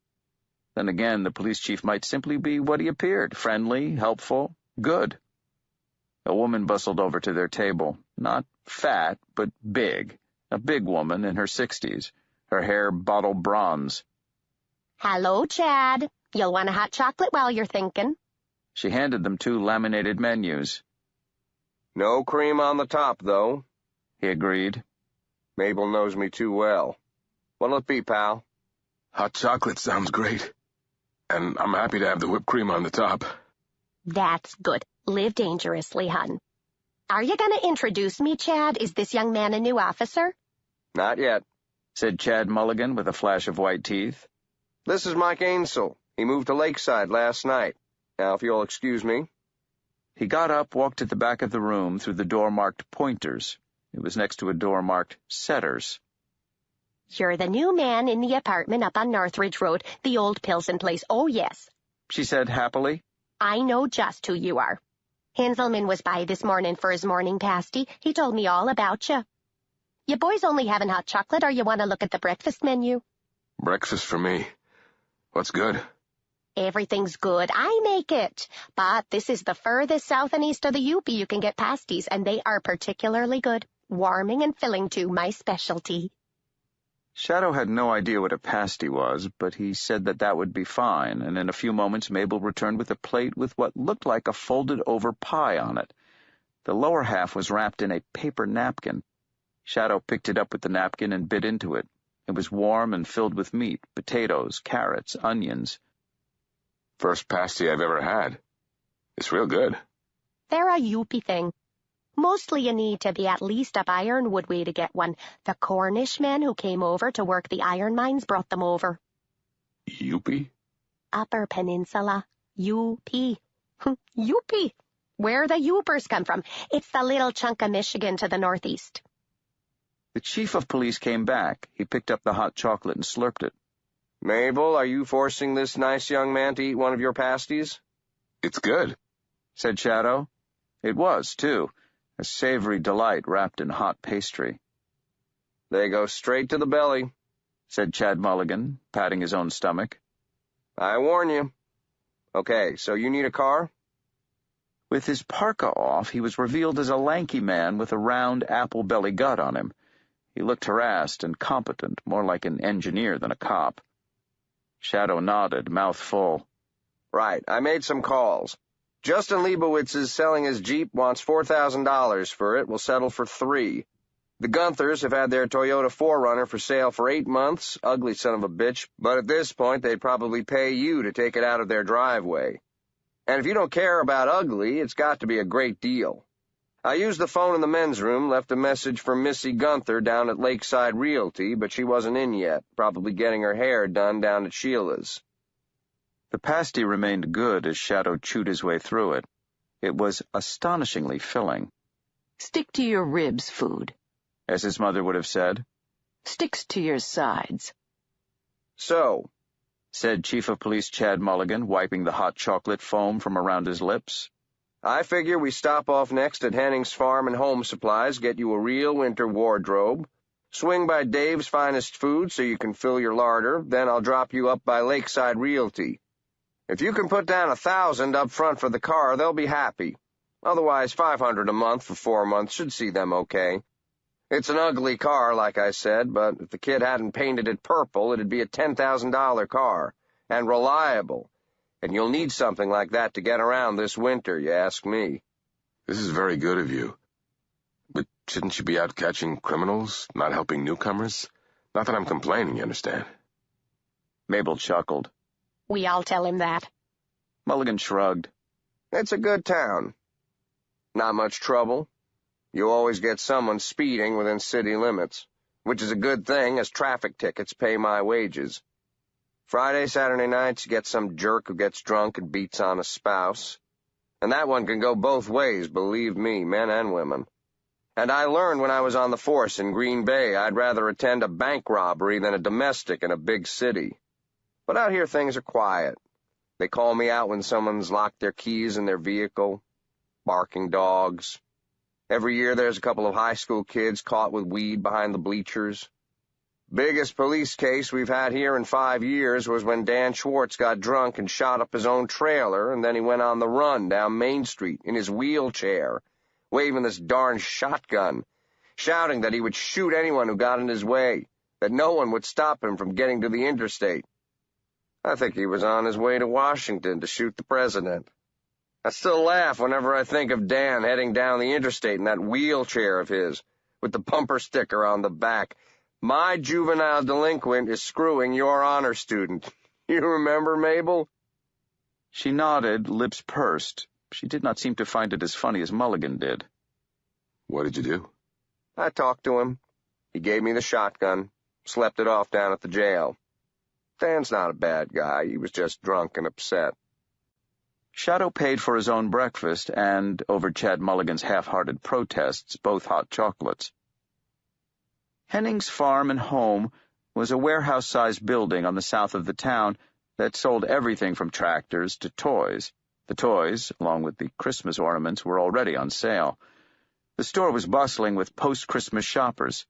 Shadow recognized the younger of the girls who had sat in front of him on the bus. She was trailing after her parents. He waved at her, and she gave him a hesitant, blue rubber-banded smile. Shadow wondered idly what she'd look like in 10 years' time.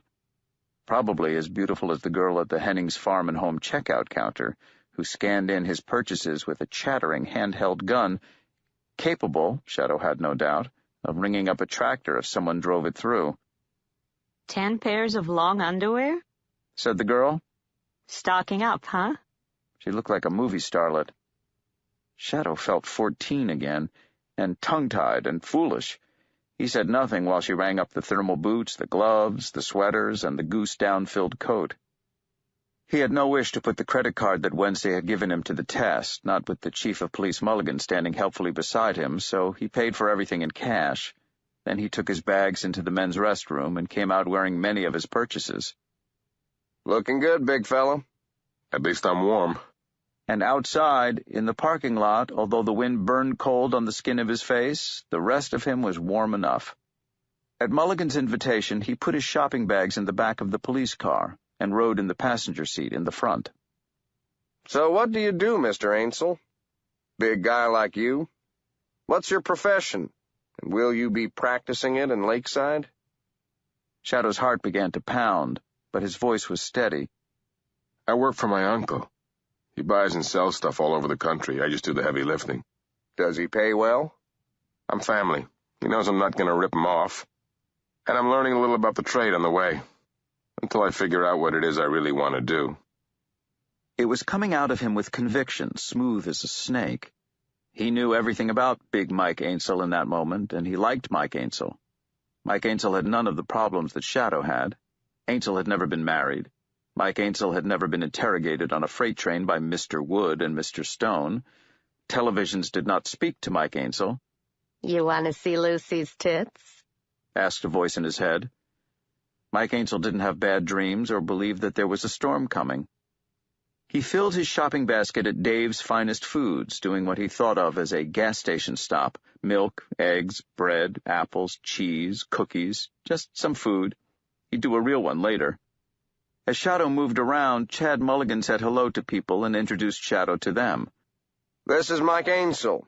He's taken the empty apartment at the old Pilson place, up around the back, he'd say. Shadow gave up trying to remember names. He just shook hands with people and smiled, sweating a little, uncomfortable in his insulated layers in the hot store. Chad Mulligan drove Shadow across the street to Lakeside Realty. Missy Gunther, her hair freshly set and lacquered, did not need an introduction. She knew exactly who Mike Ainsel was. Why, that nice Mr. Borson, his Uncle Emerson? Such a nice man. He'd been by, about 6-8 weeks ago now, and rented the apartment up at the old Pilson place, and wasn't the view just to die for up there? Well, honey, just wait until the spring, and we're so lucky so many of the lakes in this part of the world go bright green from the algae in the summer. It would turn your stomach, but our lake, well, come 4th of July, you could still practically drink it. And Mr. Borson had paid for a whole year's lease in advance, and as for the Toyota 4Runner, she couldn't believe that Chad Mulligan still remembered it, and yes, she'd be delighted to get rid of it. Tell the truth, she'd pretty much resigned herself to giving it to Hinzelman as this year's clunker and just taking the tax write-off. Not that the car was a clunker, far from it, no. It was her son's car before he went to school in Green Bay, and, well, he'd painted it purple one day, and ha-ha, she certainly hoped that Mike Ainsel liked purple. That was all she had to say, and if he didn't, she wouldn't blame him. Chief of Police Mulligan excused himself near the middle of this litany. Looks like they need me back at the office. Good meeting you, Mike. He moved Shadow's shopping bags into the back of Missy Gunther's station wagon. Missy drove Shadow back to her place, where, in the drive, he saw an elderly SUV.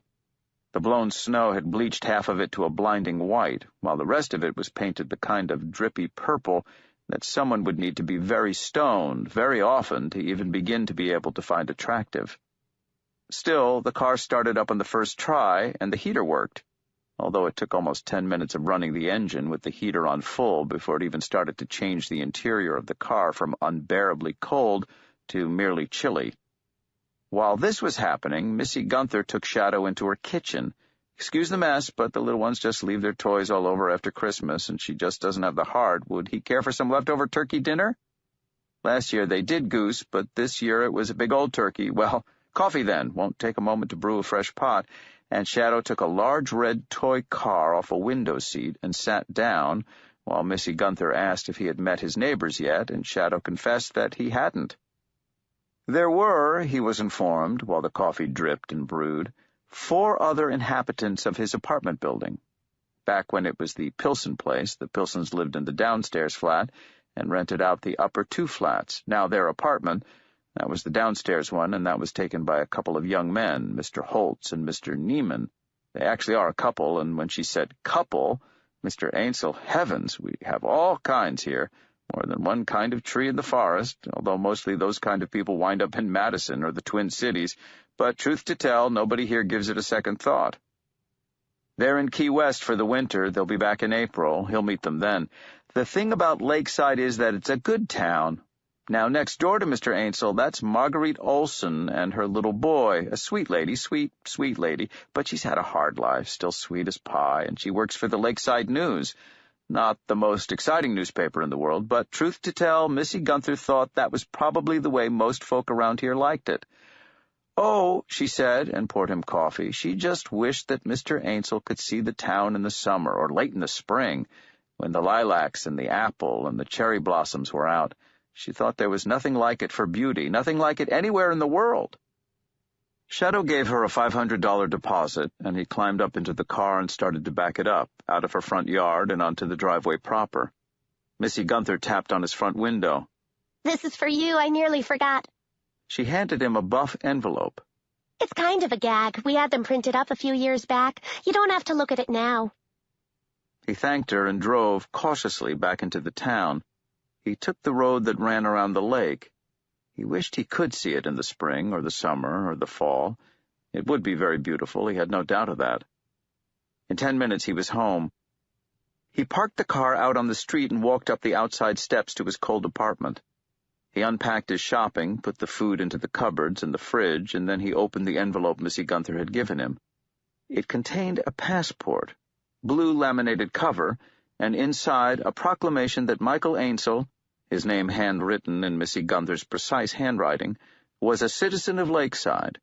There was a map of the town on the next page. The rest of it was filled with discount coupons for various local stores. I think I may like it here. He looked out of the icy window at the frozen lake. If it ever warms up. There was a bang at the front door at around 2 p.m. Shadow had been practicing the sucker vanish with a quarter, tossing it from one hand to the other undetectably. His hands were cold enough and clumsy enough that he kept dropping the coin onto the table, and the knock at the door made him drop it again. He went to the door and opened it. A moment of pure fear. The man at the door wore a black mask which covered the lower half of his face. It was the kind of mask that a bank robber might wear on TV, or a serial killer from a cheap movie might wear to scare his victims. The top of the man's head was covered by a black knit cap. Still, the man was smaller and slighter than Shadow, and he did not appear to be armed, and he wore a bright plaid coat of the kind that serial killers normally avoid. Hillman, said the visitor. Huh? The man pulled the mask downward, revealing Hinzelman's cheerful face. I said it's Hinzelman. You know, I don't know what we did before they came up with these masks. Well, I do remember what we did. Thick-knitted caps that went all around your face, and scarves, and you don't want to know what else. I think it's a miracle what they come up with these days. I may be an old man, but I'm not going to grumble about progress, not me. He finished this speech by thrusting a basket at Shadow, filled high with local cheeses, bottles, jars, and several small salamis that proclaimed themselves to be venison summer sausage, and by coming inside. Merry day after Christmas. His nose and ears and cheeks were red as raspberries, mask or no mask. I hear you already ate a whole one of Mabel's pasties. Brought you a few things. That's very kind of you. Kind, nothing. I'm going to stick it to you next week for the raffle. The Chamber of Commerce runs it, and I run the Chamber of Commerce. Last year, we raised almost $17,000 for the children's ward of Lakeside Hospital. Well, why don't you put me down for a ticket now? It don't start until the day the clunker hits the ice, said Hinzelman. He looked out of Shadow's window toward the lake. Cold out there. Must have dropped 50 degrees last night. It happened really fast. We used to pray for freezes like this back in the old days. My daddy told me. When the settlers were first coming into these parts, farming people and lumber people, long before ever the mining people came out, although the mines never really happened in this county, which they could have done, for there's iron enough under there. You'd pray for days like this? Interrupted Shadow. Well, yeah, it was the only way the settlers survived back then. Weren't enough food for everyone, and you couldn't just go down to Dave's and fill up your shopping trolley in the old days. No, sir. So my grandpa, he got to thinking, and when a really cold day like this come along, he'd take my grandma and the kids, my uncle and my aunt and my daddy, he was the youngest, and the serving girl and the hired man, and he'd go down with them to the creek, give 'em a little rum and herbs drink. It was a recipe he'd got from the old country. Then he'd pour creek water over them. Of course, they'd freeze in seconds, stiff and blue as so many popsicles. He'd haul them to a trench they'd already dug and filled with straw, and he'd stack 'em down there one by one like so much cordwood in the trench, and he'd pack straw around them. Then he'd cover the top of the trench with 2x4s to keep the critters out. In those days, there were wolves and bears and all sorts you never see anymore around here.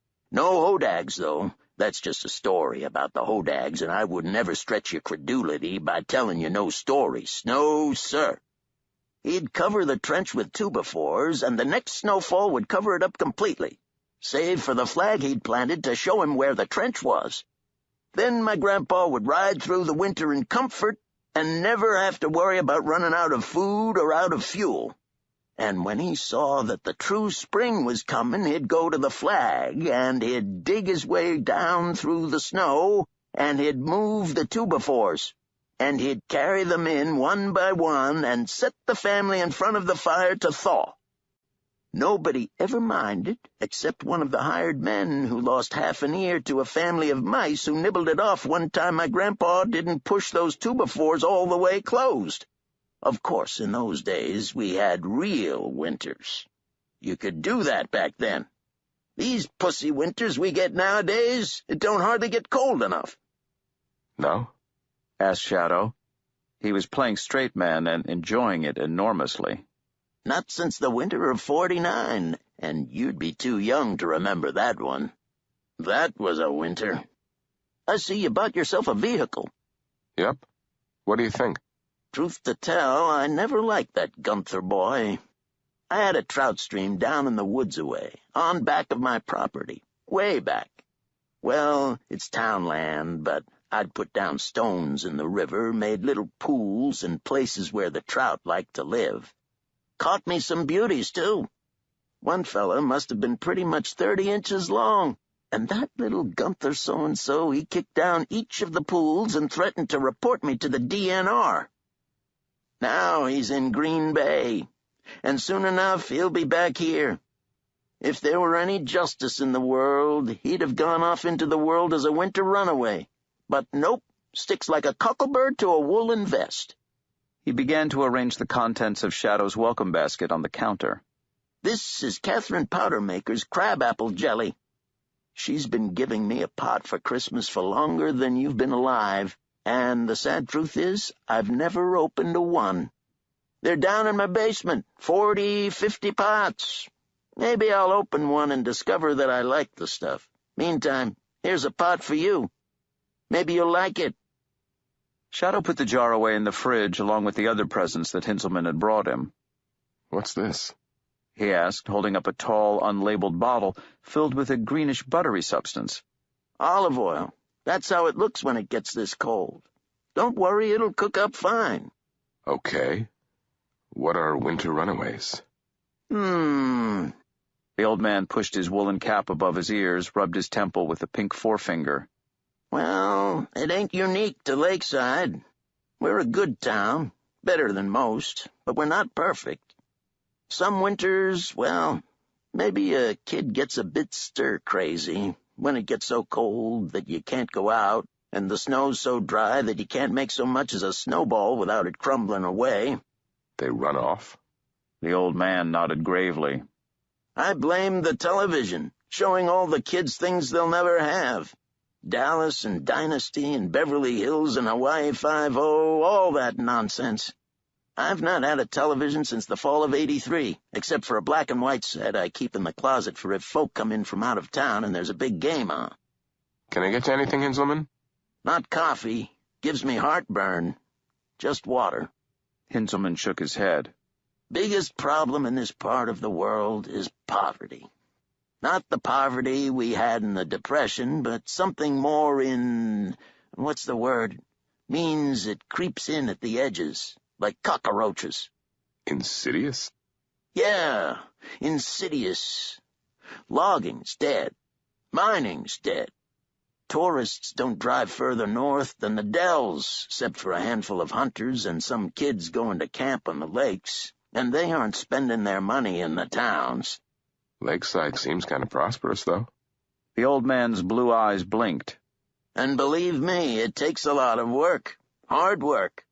But this is a good town, and all the work all the people here put into it is worthwhile. Not that my family weren't poor as kids.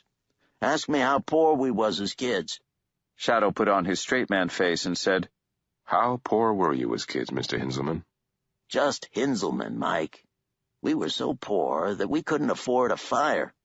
Come New Year's Eve, my father would suck on a peppermint, and us kids, we'd stand around with our hands outstretched, basking in the glow.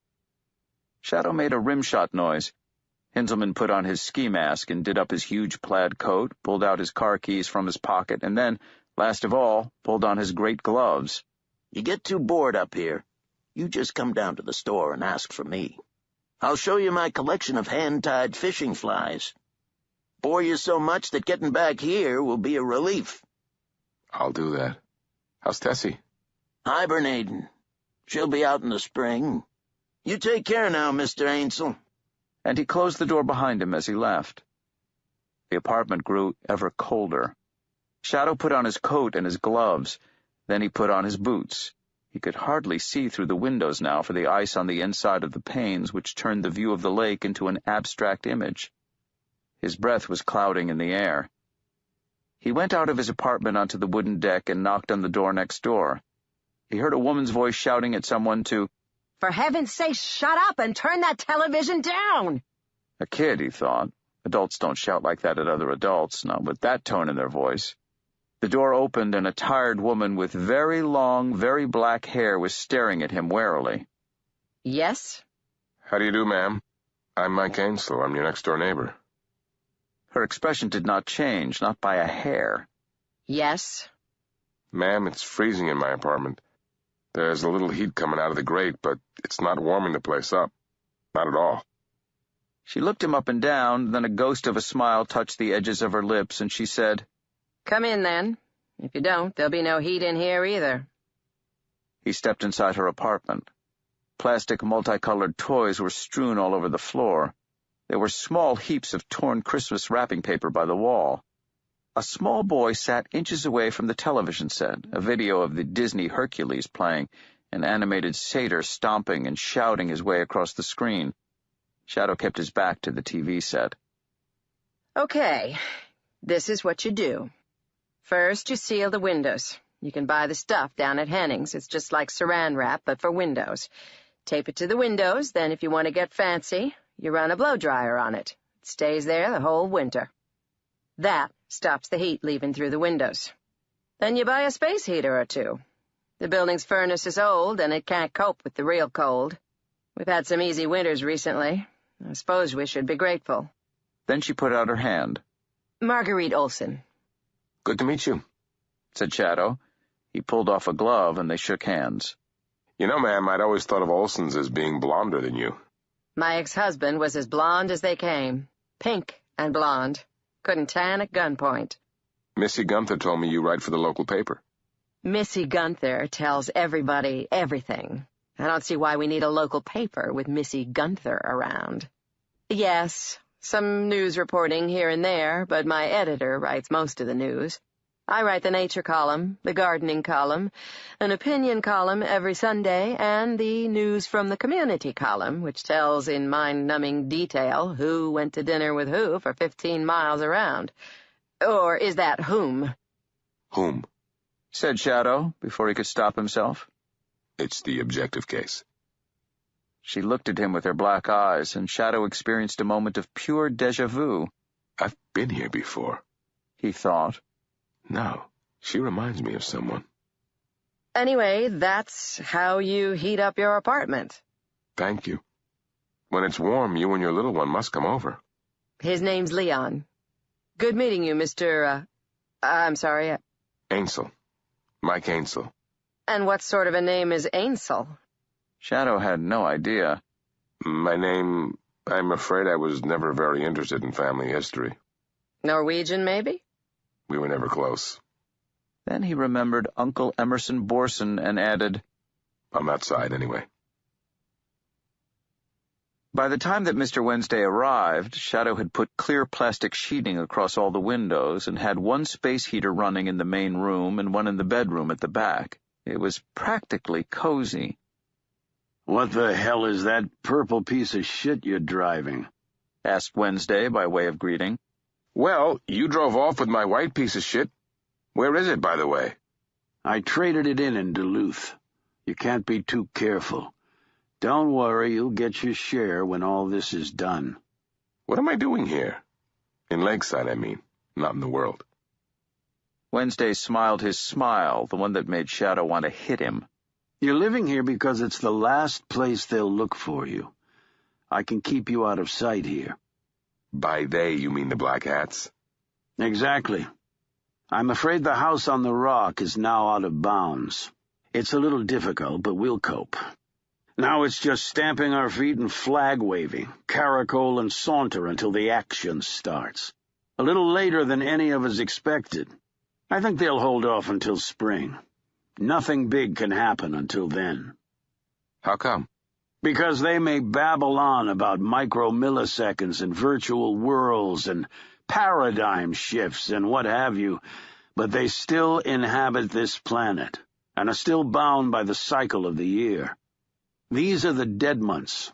A victory in these months is a dead victory. I have no idea what you're talking about, said Shadow. That was not entirely true.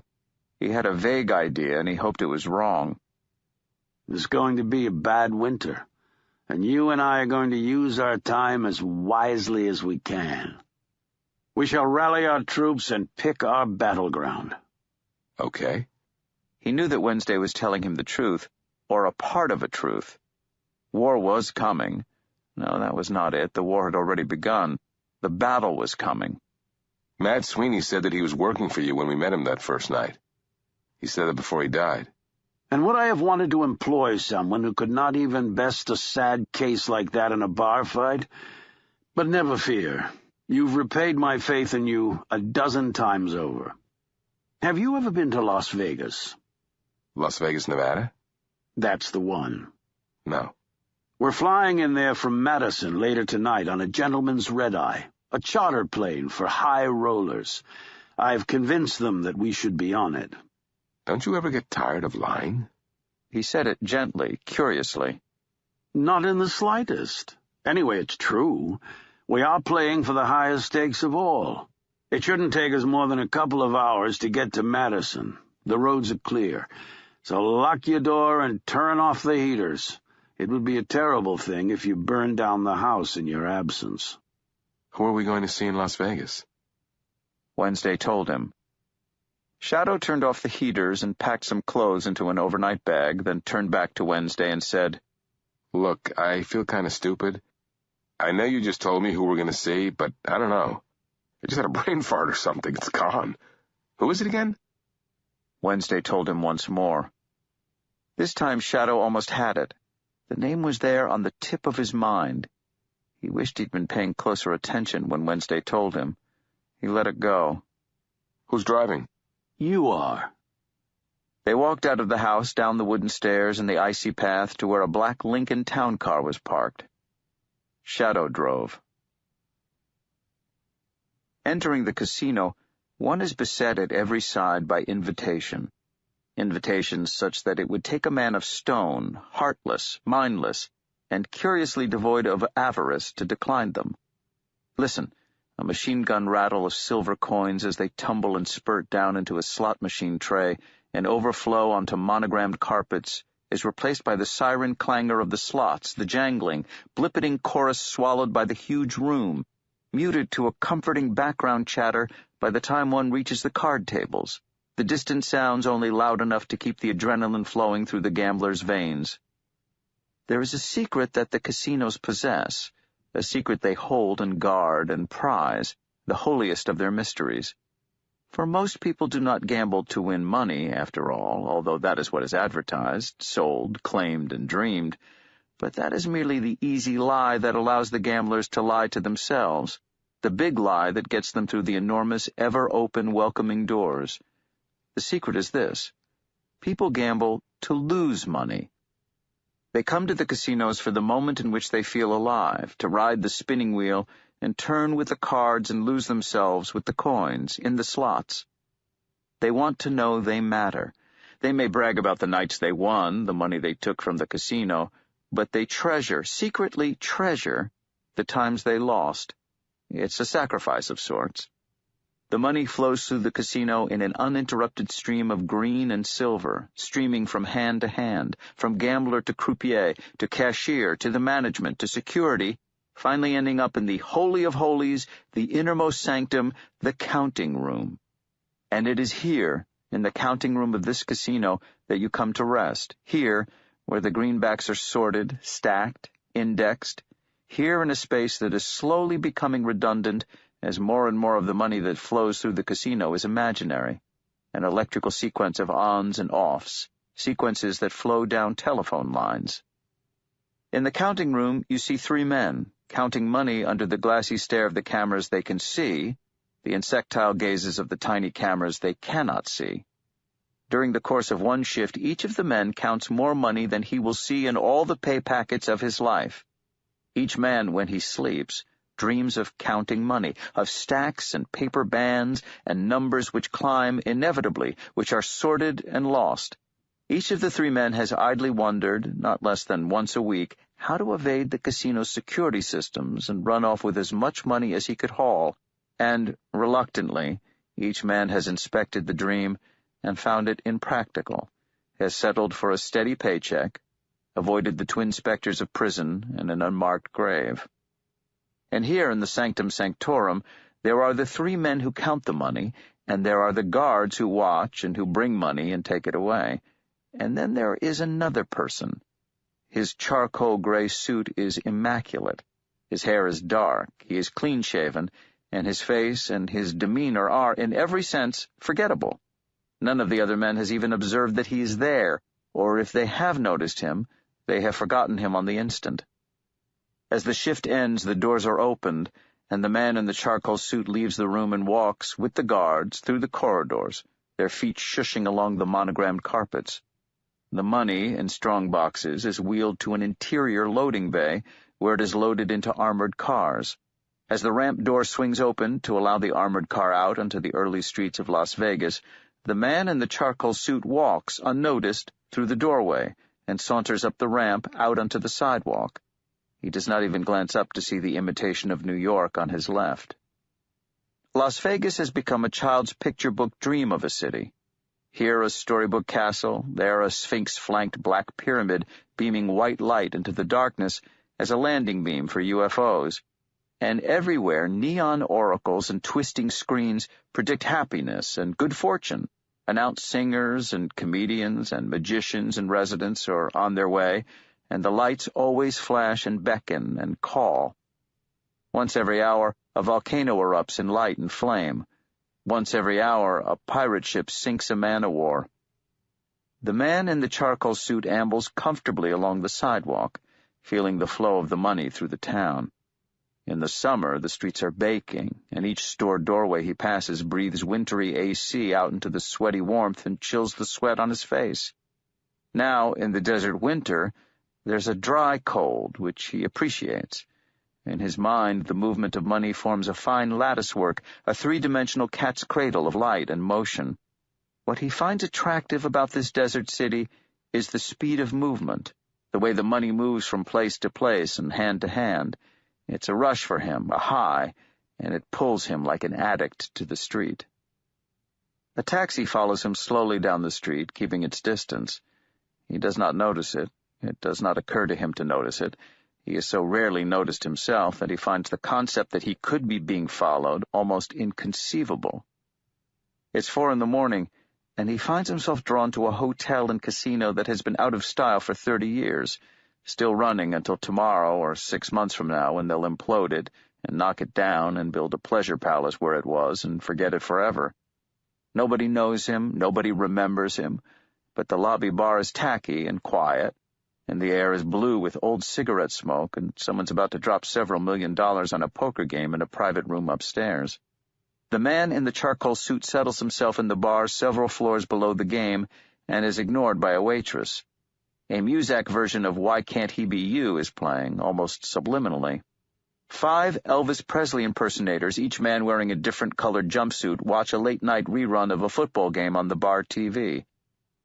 A big man in a light gray suit sits at the man in the charcoal suit's table, and, noticing him even if she does not notice the man in the charcoal suit, the waitress, who is too thin to be pretty, too obviously anorectic to work Luxor or the Tropicana, and who is counting the minutes until she gets off work, comes straight over and smiles. He grins widely at her. "You're looking a treat tonight, my dear. A fine sight for these poor old eyes," he says, and, scenting a large tip, she smiles broadly at him. The man in the light gray suit orders a Jack Daniels for himself and a Lafroig and water for the man in the charcoal suit sitting beside him. "You know," says the man in the light gray suit when his drink arrives, "the finest line of poetry ever uttered in the history of this whole damn country was said by Canada Bill Jones in 1853 in Baton Rouge, while he was being robbed blind in a crooked game of faro. George Devol, who was, like Canada Bill, not a man who was averse to fleecing the odd sucker, drew Bill aside and asked him if he couldn't see that the game was crooked. And Canada Bill sighed and shrugged his shoulders and said, 'I know, but it's the only game in town.' And he went back to the game." Dark eyes stare at the man in the light gray suit distrustfully. The man in the charcoal suit says something in reply. The man in the light suit, who has a graying reddish beard, shakes his head. "Look, I'm sorry about what went down in Wisconsin, but I got you all out safely, didn't I? No one was hurt." The man in the dark suit sips his Lafroig and water, savoring the marshy taste, the body and the bog quality of the whiskey. He asks a question. "I don't know. Everything's moving faster than I expected. Everyone's got a hard-on for the kid I hired to run errands. I've got him outside, waiting in the taxi. Are you still in?" The man in the dark suit replies. The bearded man shakes his head. "She's not been seen for 200 years. If she isn't dead, she's taken herself out of the picture." Something else is said. "Look," says the bearded man, knocking back his Jack Daniels, "you come in. Be there when we need you, and I'll take care of you. What do you want? Soma? I can get you a bottle of Soma, the real stuff." The man in the dark suit stares. Then he nods his head reluctantly and makes a comment. "Of course I am," says the bearded man, smiling like a knife. "What do you expect? But look at it this way. It's the only game in town." He reaches out a paw-like hand and shakes the other man's well-manicured hand. Then he walks away. The thin waitress comes over, puzzled. There's now only one man at the corner table, a sharply dressed man with dark hair and a charcoal gray suit. "Are you doing okay? Is your friend coming back?" The man with the dark hair sighs and explains that his friend won't be coming back, and thus she won't be paid for her time or for her trouble. And then, seeing the hurt in her eyes and taking pity on her, he examines the gold threads in his mind, watches the matrix, follows the money until he spots a node, and tells her that if she's outside Treasure Island at 6 a.m., 30 minutes after she gets off work, she'll meet an oncologist from Denver who will just have won $40,000 at a craps table and will need a mentor, a partner, someone to help him dispose of it all in the 48 hours before he gets on the plane home. The words evaporate in the waitress's mind, but they leave her happy. She sighs and notes that the guys in the corner have done a runner and have not even tipped her, and it occurs to her that instead of driving straight home when she gets off shift, she's going to drive over to Treasure Island. But she would never, if you asked her, be able to tell you why. So who was that guy you were seeing? Asked Shadow as they walked back down the Las Vegas concourse. There were slot machines in the airport. Even at this time of the morning, people stood in front of them, feeding them coins. Shadow wondered if there were those who never left the airport, who got off their planes, walked along the jetway into the airport building, and stopped there, trapped by the spinning images and the flashing lights. People who would stay in the airport until they had fed their last quarter to the machines, and then would turn around and get onto the plane back home. He guessed it must have happened. He suspected that there wasn't much that hadn't happened in Las Vegas at some point or other. And America was so damn big that with so many people there was always bound to be somebody. And then he realized that he had zoned out just as Wednesday had been telling him who the man in the dark suit they had followed in the taxi had been, and he had missed it. So he's in. It'll cost me a bottle of Soma, though. What's Soma? It's a drink. They walked onto the charter plane, empty but for them and a trio of corporate big spenders who needed to be back in Chicago by the start of the next business day. Wednesday got comfortable, ordered himself a Jack Daniels. My kind of people see your kind of people. He hesitated. It's like bees and honey. Each bee makes only a tiny, tiny drop of honey. It takes thousands of them, millions perhaps, all working together to make the pot of honey you have on your breakfast table. Now, imagine that you could eat nothing but honey. That's what it's like for my kind of people. We feed on belief, on prayers, on love. It takes a lot of people believing just the tiniest bit to sustain us. That's what we need instead of food. Belief. And Soma is? To take the analogy further, it's honey wine. Mead. He chuckled. It's a drink. Concentrated prayer and belief distilled into a potent liqueur. They were somewhere over Nebraska eating an unimpressive in-flight breakfast when Shadow said, My wife. The dead one. Laura. She doesn't want to be dead. She told me, after she got me away from the guys in the train. The action of a fine wife, freeing you from durance vile and murdering those who would have harmed you. You should treasure her, nephew Ainsel. She really wants to be alive again. Not one of the walking dead or whatever she is. She wants to live again. Can we do that? Is that possible?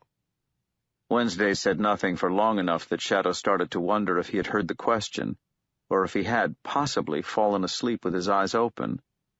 Then he said, staring ahead of him as he talked, I know a charm that can cure pain and sickness, and lift the grief from the heart of the grieving. I know a charm that will heal with a touch. I know a charm that will turn aside the weapons of an enemy. I know another charm to free myself from all bonds and locks. A fifth charm. I can catch a bullet in flight and take no harm from it. His words were quiet, urgent. Gone was the hectoring tone, gone was the grin.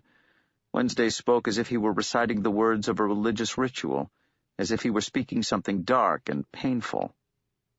A sixth. Spells sent to hurt me will hurt only the sender. A seventh charm I know. I can quench a fire simply by looking at it. An eighth. If any man hates me, I can win his friendship. A ninth. I can sing the wind asleep and calm a storm for long enough to bring a ship to shore. Those were the first 9 charms I learned. 9 nights I hung on the bare tree, my side pierced with a spear's point. I swayed and blew in the cold winds and the hot winds, without food, without water, a sacrifice of myself to myself, and the worlds opened to me. For a 10th charm, I learned to dispel witches, to spin them around in the sky so that they will never find their way back to their own doors again. An 11th, if I sing it when a battle rages, it can take warriors through the tumult unscathed and unhurt, and bring them safely back to their hearth and their home. A 12th charm I know, if I see a hanged man, I can bring him down from the gallows to whisper to us all he remembers. A 13th, if I sprinkle water on a child's head, that child will not fall in battle. A 14th, I know the names of all the gods, every damned one of them. A 15th, I have a dream of power, of glory, and of wisdom, and I can make people believe my dreams. His voice was so low now that Shadow had to strain to hear it over the plane's engine noise. A 16th charm I know. If I need love, I can turn the mind and heart of any woman. A 17th, that no woman I want will ever want another. And I know an 18th charm, and that charm is the greatest of all. And that charm I can tell to no man. For a secret that no one knows but you is the most powerful secret there can ever be. He sighed and then stopped talking. Shadow could feel his skin crawl. It was as if he had just seen a door open to another place, somewhere worlds away, where hanged men blew in the wind at every crossroads, where witches shrieked overhead in the night. Laura, was all he said. Wednesday turned his head, stared into Shadow's pale gray eyes with his own. I can't make her live again. I don't even know why she isn't as dead as she ought to be. I think I did it. It was my fault. Wednesday raised a bushy eyebrow. Mad Sweeney gave me a golden coin, back when he showed me how to do that trick. From what he said, he gave me the wrong coin. What he gave me was something more powerful than what he thought he was giving me. I passed it on to Laura. Wednesday grunted, lowered his chin to his chest, frowned. Then he sat back. That could do it.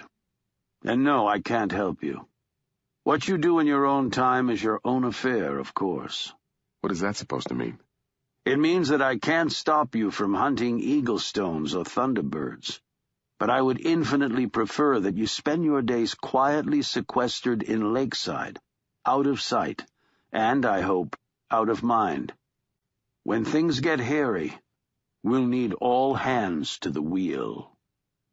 He looked very old as he said this, and fragile, and his skin seemed almost transparent, and the flesh beneath was gray.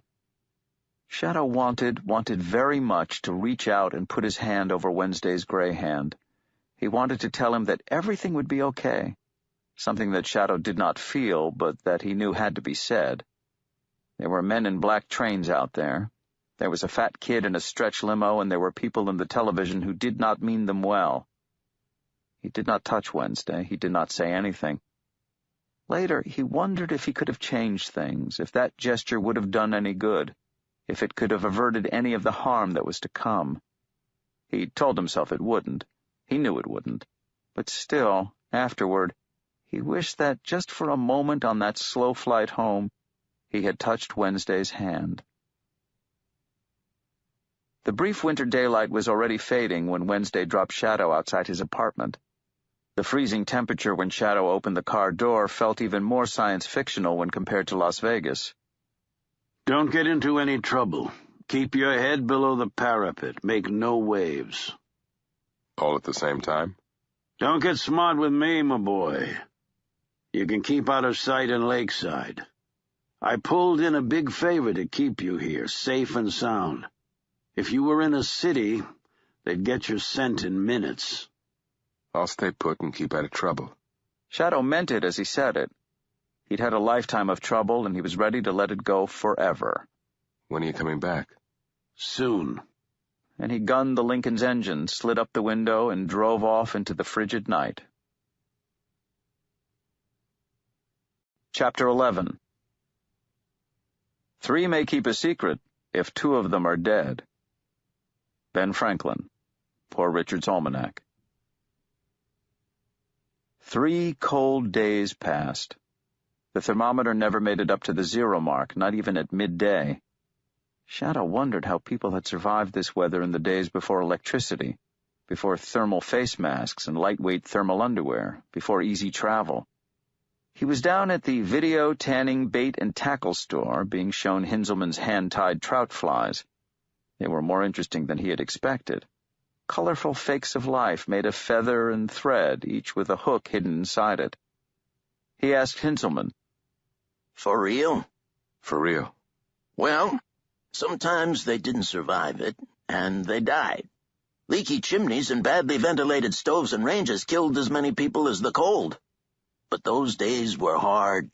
They'd spend the summer and the fall laying up the food and the firewood for the winter. The worst thing of all was the madness. I heard on the radio they were saying how it was to do with the sunlight, how there isn't enough of it in the winter. My daddy, he said folk just went stir-crazy. Winter madness, they called it. Lakeside always had it easy, but some of the other towns around here, they had it hard. There was a saying still had currency when I was a kid, that if the serving girl hadn't tried to kill you by February, she hadn't any backbone. Storybooks were like gold dust. Anything you could read was treasured, back before the town had a lending library. When my grandpa got sent a storybook from his brother in Bavaria, all the Germans in town met up in the town hall to hear him read it. And the Finns and the Irish and the rest of them. They'd make the Germans tell them the stories. 20 miles south of here, in Jibway, they found a woman walking mother naked in the winter with a dead babe at her breast, and she'd not suffer them to take it from her. He shook his head meditatively, closed the fly cabinet with a click. Bad business. You want a video rental card? Eventually, they'll open a Blockbuster here, and then we'll soon be out of business. But for now, we got a pretty fair selection. Shadow reminded Hinzelman that he had no television and no VCR. He enjoyed Hinzelman's company, the reminiscences, the tall tales, the goblin grin of the old man. It could make things awkward between them were Shadow to admit that television had made him uncomfortable ever since it had started to talk to him. Hinzelman fished in a drawer and took out a tin box. By the look of it, it had once been a Christmas box, of the kind that contained chocolates or cookies. A mottled Santa Claus holding a tray of Coca-Cola bottles beamed up from its lid. Hinzelman eased off the metal top of the box, revealing a notebook and books of blank tickets, and said, "How many you want me to put you down for?" How many of what? Clunker tickets. She'll go out onto the ice today, so we've started selling tickets. Each ticket is $10, 5 for $40, 10 for $75. One ticket buys you 5 minutes. Of course, we can't promise it'll go down in your 5 minutes, but the person who's closest stands to win $500, and if it goes down in your 5 minutes, you win $1,000. The earlier you buy your tickets, the more times aren't spoken for. You want to see the info sheet? Sure. Hinzelman handed Shadow a photocopied sheet. The clunker was an old car with its engine and fuel tank removed, which would be parked out on the ice for the winter. Sometime in the spring, the lake ice would melt, and when it was too thin to bear the car's weight, the car would fall into the lake. The earliest the clunker had ever tumbled into the lake was February the 27th. That was the winter of 1998. I don't think you could rightly call that a winter at all. The latest was May the 1st. That was 1950. Seemed that year that the only way that winter would end was if somebody hammered a stake through its heart. The beginning of April appeared to be the most common time for the car to sink, normally in mid-afternoon. All of the mid-afternoons in April had already gone, marked off in Hinzelman's lined notebook. Shadow bought a 25-minute period on the morning of March the 23rd, from 9 a.m. to 9:25 a.m. He handed Hinzelman $40. I just wish everybody in town was as easy a sell as you are. It's a thank you for that ride you gave me that first night I was in town. No, Mike? It's for the children. For a moment he looked serious, with no trace of impishness on his creased old face. Come down this afternoon. You can lend a hand pushing the clunker out onto the lake. He passed Shadow 5 blue cards, each with a date and time written on it in Hinzelman's old-fashioned handwriting, then entered the details of each in his notebook. Hinzelman, have you ever heard of Eagle Stones? Up north of Rhinelander? Nope, that's Eagle River. Can't say I have. How about Thunderbirds? Well, there was the Thunderbird Framing Gallery up on 5th Street, but that closed down. I'm not helping, am I? Nope. Tell you what, why don't you go look at the library? Good people, although they may be kind of distracted by the library sale on this week. I showed you where the library was, didn't I? Shadow nodded and said so long. He wished he'd thought of the library himself. He got into the Purple 4Runner and drove south on Main Street, following the lake around to the southernmost point until he reached the castle-like building which housed the city library. He walked inside. A sign pointed to the basement. Library sale, it said. The library proper was on the ground floor, and he stamped the snow off his boots and went in. A forbidding woman with pursed crimson-colored lips asked him pointedly if she could help him. I suppose I need a library card, and I want to know all about Thunderbirds. The woman had him fill out a form, then she told him it would take a week until he could be issued with his card. Shadow wondered if they spent the week sending out inquiries to ensure that he was not wanted in any other libraries across America for failure to return library books. He had known a man in prison who had been imprisoned for stealing library books. Sounds kind of rough, said Shadow, and the man told him why he was inside. $500,000 worth of books, said the man proudly. His name was Gary McGuire. Mostly rare and antique books from libraries and universities. They found a whole storage locker filled with books from floor to ceiling, open and shut case. Why did you take them? Asked Shadow. I wanted them, said Gary. Jesus, $500,000 worth of books? Gary flashed him a grin, lowered his voice, and said, That was just in the storage locker they found. They never found the garage in San Clemente with the really good stuff in it. Gary had died in prison when what the infirmary had told him was just a malingering, feeling lousy kind of day turned out to be a ruptured appendix. Now, here in the Lakeside Library, Shadow found himself thinking about a garage in San Clemente with box after box of rare, strange, and beautiful books in it rotting away, all of them browning and wilting and being eaten by mold and insects in the darkness, waiting for someone who would never come to set them free.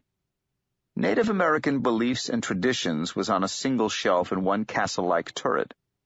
Shadow pulled down some books and sat in the window seat. In several minutes he had learned that Thunderbirds were mythical gigantic birds who lived on mountaintops, who brought the lightning and who flapped their wings to make the thunder.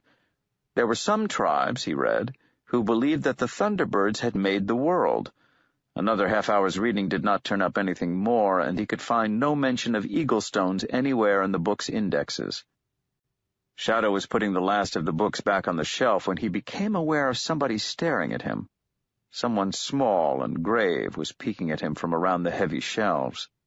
As he turned to look, the face vanished. He turned his back on the boy, then glanced around to see that he was being watched once more. In his pocket was the Liberty Dollar. He took it out of his pocket, held it up in his right hand, making sure the boy could see it. He finger-palmed it into his left hand, displayed both hands empty, raised his left hand to his mouth and coughed once, letting the coin tumble from his left hand into his right. The boy looked at him wide-eyed and scampered away, returning a few moments later, dragging an unsmiling Marguerite Olson, who looked at Shadow suspiciously and said, Hello, Mr. Ainsel. Leon says you were doing magic for him? Just a little prestidigitation, ma'am. Please don't. I'm sorry. I was just trying to entertain him. She shook her head tautly. I never did say thank you for your advice about heating the apartment. It's warm as toast in there right now. That's good. Her icy expression had not begun to thaw. It's a lovely library. It's a beautiful building, but the city needs something more efficient and less beautiful. You going to the library sale downstairs? I wasn't planning on it. Well, you should. It's for a good cause. Makes money for new books, cleans out shelf space, and it's raising money to put in computers for the children's section. But the sooner we get a whole new library built, the better. I'll make a point of getting down there. Head out into the hall and then go downstairs. Good seeing you, Mr. Ainsel. Call me Mike. She said nothing, just took Leon's hand and walked the boy over to the children's section. But Mom, Shadow heard Leon say, it wasn't prestidigitation. It wasn't. I saw it vanish, and then it fell out of his nose. I saw it. An oil portrait of Abraham Lincoln gazed down from the wall at him. Shadow walked down the marble and oak steps to the library basement, through a door into a large room filled with tables, each table covered with books of all kinds, indiscriminately assorted and promiscuously arranged. Paperbacks and hardcovers, fiction and non-fiction, periodicals and encyclopedias all side by side upon the tables, spines up or spines out. Shadow wandered to the back of the room where there was a table covered with old-looking leather-bound books, each with a library catalog number painted in white on the spine. "You're the first person over in that corner all day," said the man sitting by the stack of empty boxes and bags and the small open metal cash box. "Mostly folk just take the thrillers and the children's books and the Harlequin romances, Jenny Curtin, Daniel Steele, all that." The man was reading Agatha Christie's The Murder of Roger Ackroyd. "Everything on the tables is 50 cents a book, or you can take 3 for $1. Shadow thanked him and continued to browse. He found a copy of Herodotus's Histories bound in peeling brown leather. It made him think of the paperback copy he had left behind in prison. There was a book called Perplexing Parlor Illusions, which looked like it might have some coin effects. He carried both the books over to the man with the cash box. "Buy one more, it's still $1, said the man. "And if you take another book away, you'll be doing us a favor. We need the shelf space." Shadow walked back to the old leather-bound books. He decided to liberate the book that was least likely to be bought by anyone else, and found himself unable to decide between Common Diseases of the Urinary Tract with illustrations by a medical doctor and Minutes of the Lakeside City Council, 1872 to 1884.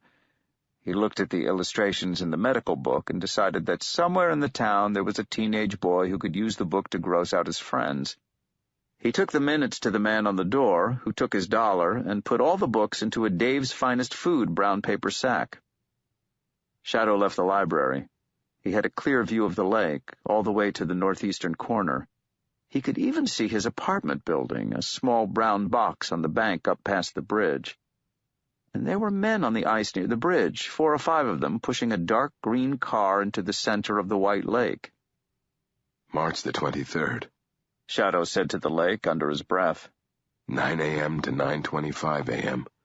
He wondered if the lake or the clunker could hear him, and if they would pay any attention to him, even if they could. He doubted it.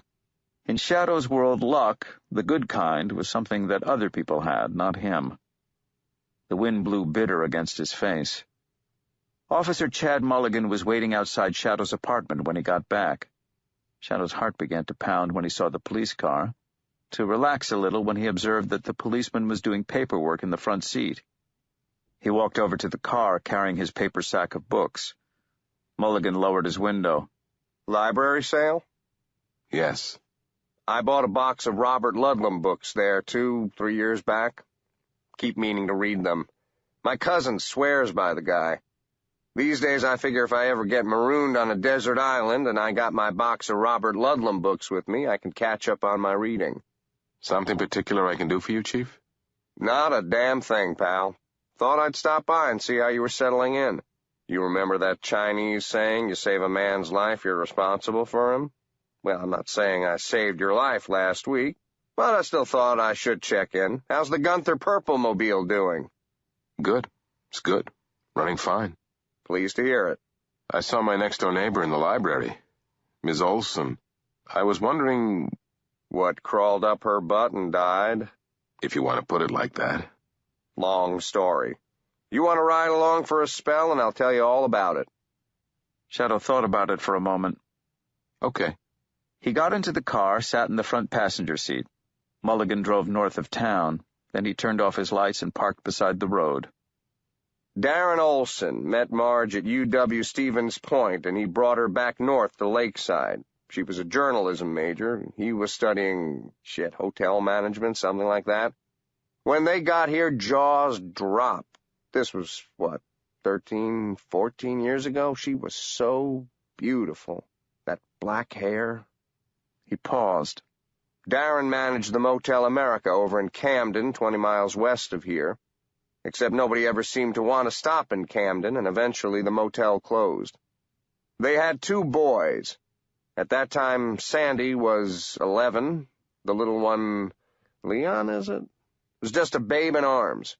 Darren Olson wasn't a brave man. He'd been a good high school football player, but that was the last time he was flying high. Whatever. He couldn't find the courage to tell Margie that he'd lost his job. So for a month, maybe for 2 months, he'd drive off early in the morning, come home late in the evening, complaining about the hard day he'd had at the motel. What was he doing?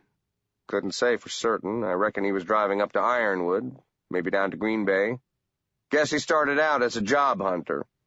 Pretty soon he was drinking the time away, getting stoned, more than probably meeting the occasional working girl for a little instant gratification.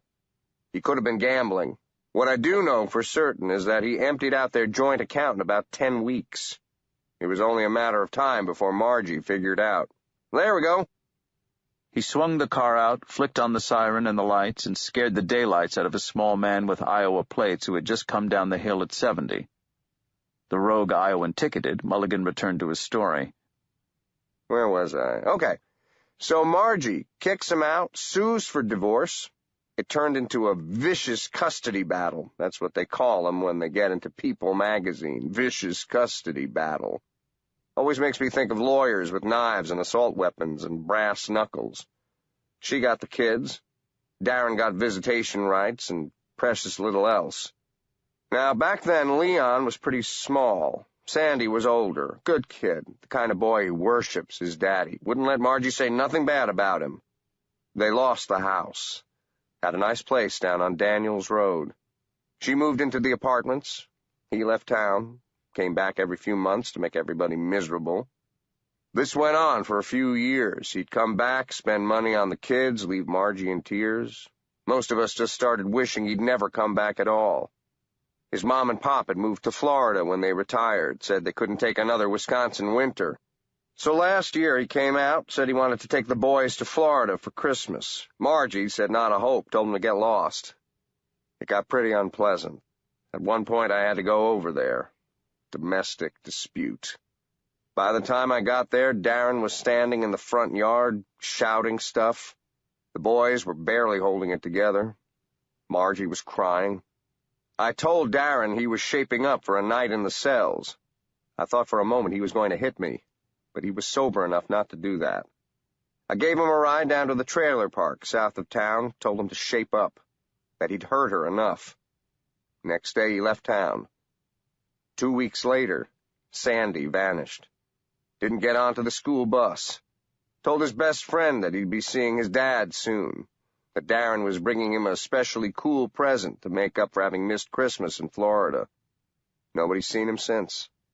Non-custodial kidnappings are the hardest. It's tough to find a kid who doesn't want to be found, you see.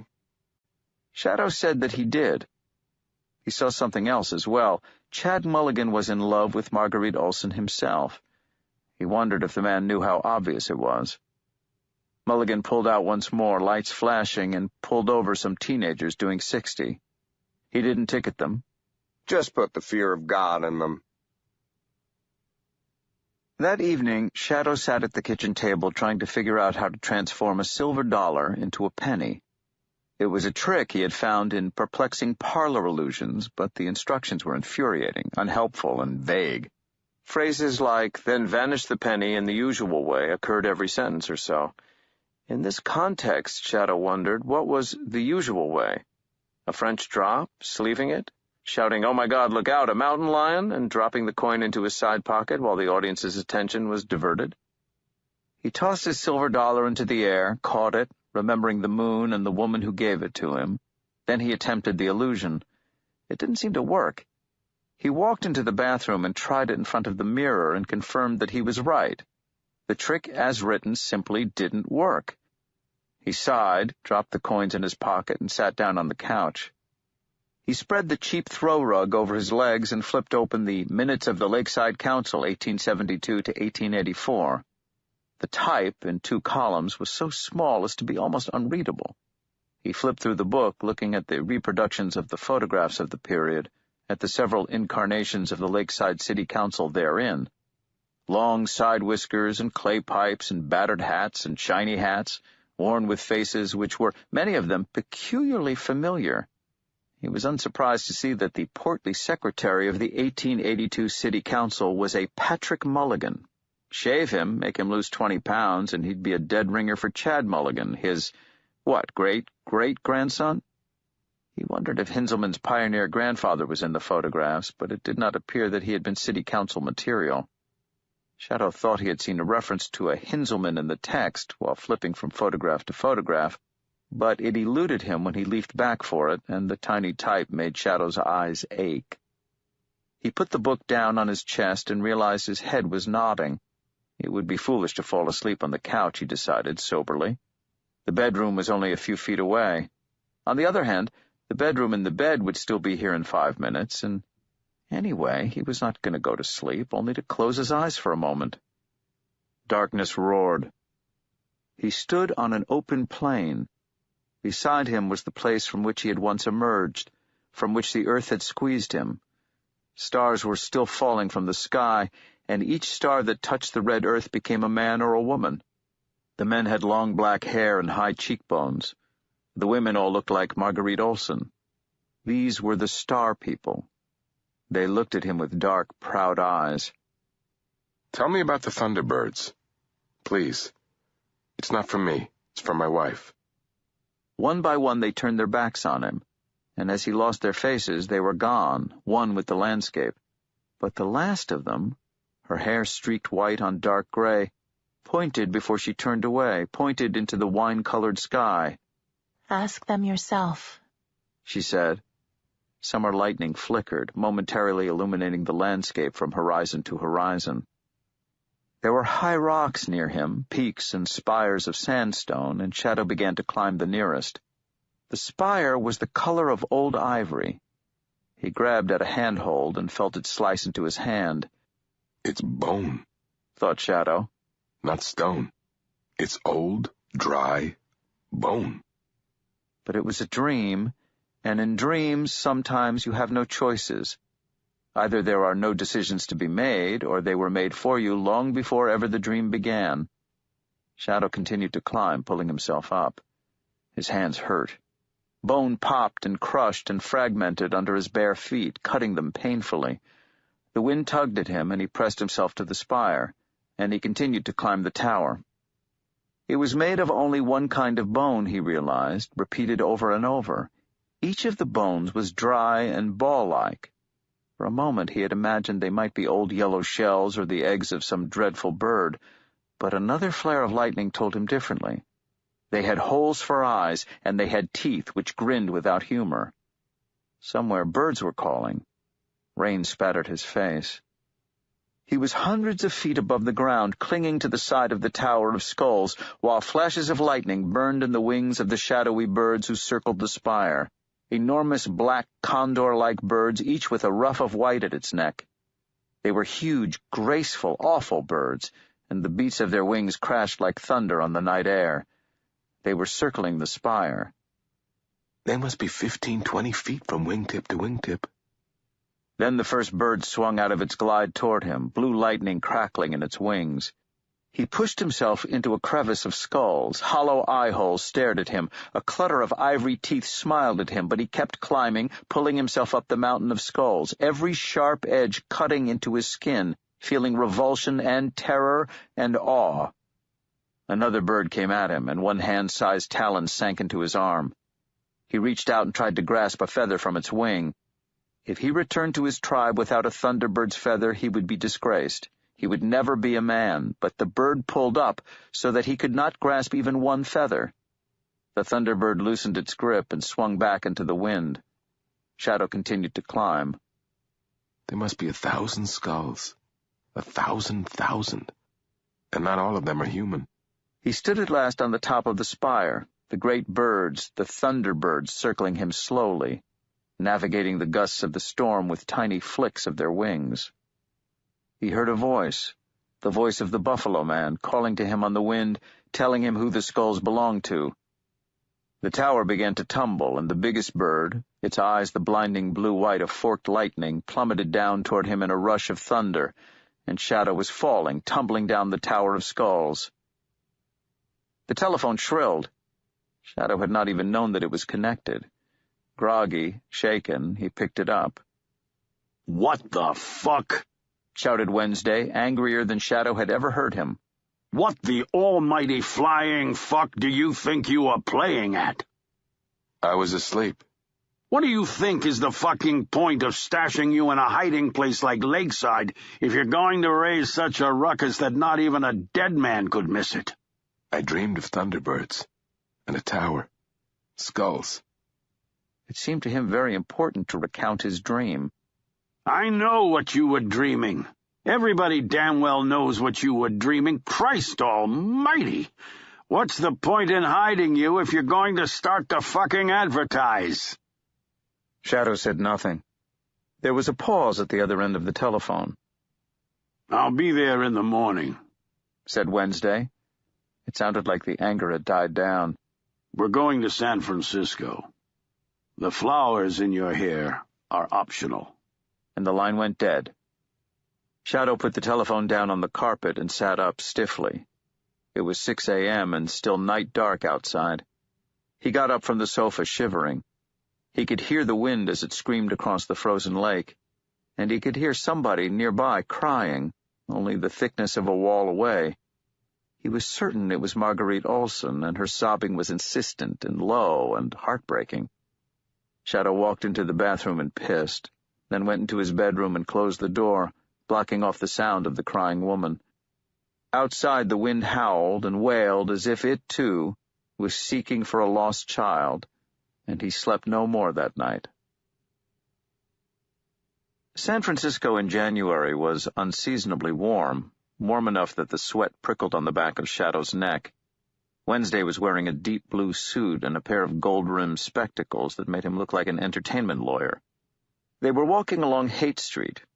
The street people and the hustlers and the moochers watched them go by, and no one shook a paper cup of change at them. No one asked them for anything at all. Wednesday's jaw was set. Shadow had seen immediately that the man was still angry and had asked no questions when the black Lincoln town car had pulled up outside the apartment that morning. They had not talked on the way to the airport.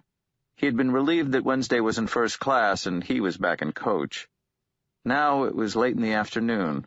Shadow, who had not been in San Francisco since he was a boy, who had only seen it since then as a background to movies, was astonished at how familiar it was, how colorful and unique the wooden houses, how steep the hills, how very much it didn't feel like anywhere else. It's almost hard to believe that this is the same country as Lakeside. Wednesday glared at him. Then he said, "It's not. San Francisco isn't in the same country as Lakeside any more than New Orleans is in the same country as New York, or Miami is in the same country as Minneapolis." Is that so? Indeed it is. They may share certain cultural signifiers, money, a federal government, entertainment. It's the same land, obviously. But the only things that give it the illusion of being one country are the greenback, the Tonight Show, and McDonald's. They were approaching a park at the end of the road. "Be nice to the lady we are visiting, but not too nice." "I'll be cool." They stepped onto the grass. A young girl, no older than 14, her hair dyed green and orange and pink, stared at them as they went by. She sat beside a dog, a mongrel, with a piece of string for a collar and a leash. She looked hungrier than the dog did. The dog yapped at them, then wagged its tail. Shadow gave the girl a $1 bill. She stared at it as if she was not sure what it was. "Buy dog food with it," Shadow suggested. She nodded and smiled. "Let me put it bluntly. You must be very cautious around the lady we are visiting. She might take a fancy to you, and that would be bad." "Is she your girlfriend or something?" "Not for all the little plastic toys in China," said Wednesday agreeably. His anger seemed to have dissipated, or perhaps to have been invested for the future. Shadow suspected that anger was the engine that made Wednesday run. There was a woman sitting on the grass under a tree with a paper tablecloth spread in front of her and a variety of Tupperware dishes on the cloth. She was not fat, no, far from fat. What she was, a word that Shadow had never had cause to use until now, was curvaceous. Her hair was so fair that it was white, the kind of platinum blonde tresses that should have belonged to a long-dead movie starlet. Her lips were painted crimson, and she looked to be somewhere between 25 and 50. As they reached her, she was selecting from a plate of deviled eggs. She looked up as Wednesday approached her and put down the egg she had chosen and wiped her hand. "Hello, you old fraud," she said, but she smiled as she said it, and Wednesday bowed low, took her hand, and raised it to his lips. "You look divine." "How the hell else should I look? Anyway, you're a liar. New Orleans was such a mistake. I put on, 30 pounds there? I swear I knew I had to leave when I started to waddle. The tops of my thighs rub together when I walk now. Can you believe that?" This last was addressed to Shadow. He had no idea what to say in reply and felt a hot flush suffuse his face. The woman laughed delightedly. "He's blushing. Wednesday, my sweet, you brought me a blusher. How perfectly wonderful of you. What's he called?" "This is Shadow." He seemed to be enjoying Shadow's discomfort. "Shadow, say hello to Easter." Shadow said something that might have been hello, and the woman smiled at him again. He felt like he was caught in headlights, the blinding kind that poachers use to freeze deer before they shoot them. He could smell her perfume from where he was standing, an intoxicating mixture of jasmine and honeysuckle, of sweet milk and female skin. "So, how's tricks?" The woman, Easter, laughed a deep and throaty laugh, full-bodied and joyous. How could you not like someone who laughed like that? "Everything's fine. How about you, you old wolf?" "I was hoping to enlist your assistance." "Oh, wasting your time." "At least hear me out before dismissing me." "No point. Don't even bother." She looked at Shadow. "Please sit down here and help yourself to some of this food. Here, take a plate and pile it high. It's all good. Eggs, roast chicken, chicken curry, chicken salad, and over here is lapin. Rabbit, actually. But cold rabbit is a delight, and in that bowl over there is the jug tear. Well, why don't I just fill a plate for you?" And she did, taking a plastic plate and piling it high with foods and passing it to him. Then she looked at Wednesday. "Are you eating?" she asked. "I am at your disposal, my dear." "You are so full of shit, it's a wonder your eyes don't turn brown." She passed him an empty plate. "Help yourself." The afternoon sun at her back burned her hair into a platinum aura. "Shadow," she said, chewing a chicken leg with gusto. "That's a sweet name. Why do they call you Shadow?" Shadow licked his lips to moisten them. When I was a kid, we lived, my mother and I.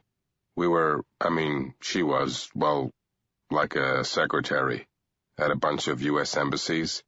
We went from city to city all over Northern Europe. Then she got sick and had to take early retirement, and we came back to the States. I never knew what to say to the other kids, so I'd just find adults and follow them around, not saying anything. I just needed the company, I guess. I don't know. I was a small kid. "You grew." Yes, I grew. She turned back to Wednesday, who was spooning down a bowl of what looked like cold gumbo. "Is this the boy who's got everybody so upset?" "You heard?" "I keep my ears pricked up," she said. Then to Shadow. "You keep out of their way. There are too many secret societies out there, and they have no loyalties and no love. Commercial, independent, government, they're all in the same boat. They range from the barely competent to the deeply dangerous. Hey, old wolf, I heard a joke you'd like the other day. How do you know the CIA wasn't involved in the Kennedy assassination?" "I've heard it." "Pity." She turned her attention back to Shadow. "But the spook show? The ones you met? There's something else. They exist because everyone knows they must exist." She drained a paper cup of something that looked like white wine, and then she got to her feet. Shadow's a good name. I want a mochaccino. Come on. She began to walk away. What about the food? You can't just leave it here. She smiled at him and pointed to the girl sitting by the dog, and then extended her arms to take in the hate in the world. Let it feed them, she said, and she walked with Wednesday and Shadow trailing behind her. Remember, I'm rich. I'm doing just peachy. Why should I help you? You're one of us. You're as forgotten and as unloved and unremembered as any of us. It's pretty clear whose side you should be on. They reached a sidewalk coffee house, went inside, sat down. There was only one waitress who wore her eyebrow ring as a mark of caste and a woman making coffee behind the counter. The waitress advanced upon them, smiling automatically, sat them down, took their orders. Easter put her slim hand on the back of Wednesday's square gray hand. I'm telling you, I'm doing fine. On my festival days, they still feast on eggs and rabbits, on candy, and on flesh, to represent rebirth and copulation. They wear flowers in their bonnets, and they give each other flowers. They do it in my name. More and more of them every year. In my name, old wolf. And you wax fat and affluent on their worship and their love. Don't be an asshole. Suddenly she sounded very tired. She sipped her mochaccino. Serious question, my dear. Certainly I would agree that millions upon millions of them give each other tokens in your name, and that they still practice all the rites of your festival, even down to hunting for hidden eggs.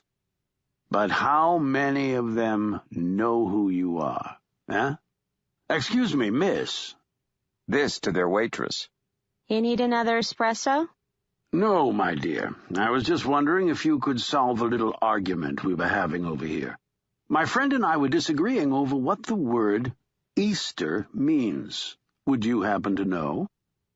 The girl stared at him as if green toads had begun to push their way between his lips. Then she said, I don't know about any of that Christian stuff. I'm a pagan. The woman behind the counter said, I think it's like Latin or something for Christ is risen, maybe. Really? Yeah, sure. Easter, just like the sun rises in the east, you know. The risen sun, of course, a most logical supposition. The woman smiled and returned to her coffee grinder. Wednesday looked up at their waitress. I think I shall have another espresso, if you don't mind. And tell me, as a pagan, who do you worship? Worship?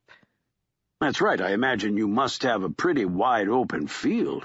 So to whom do you set up your household altar? To whom do you bow down? To whom do you pray at dawn and at dusk? Her lips described several shapes without saying anything before she said, The female principle. It's an empowerment thing, you know.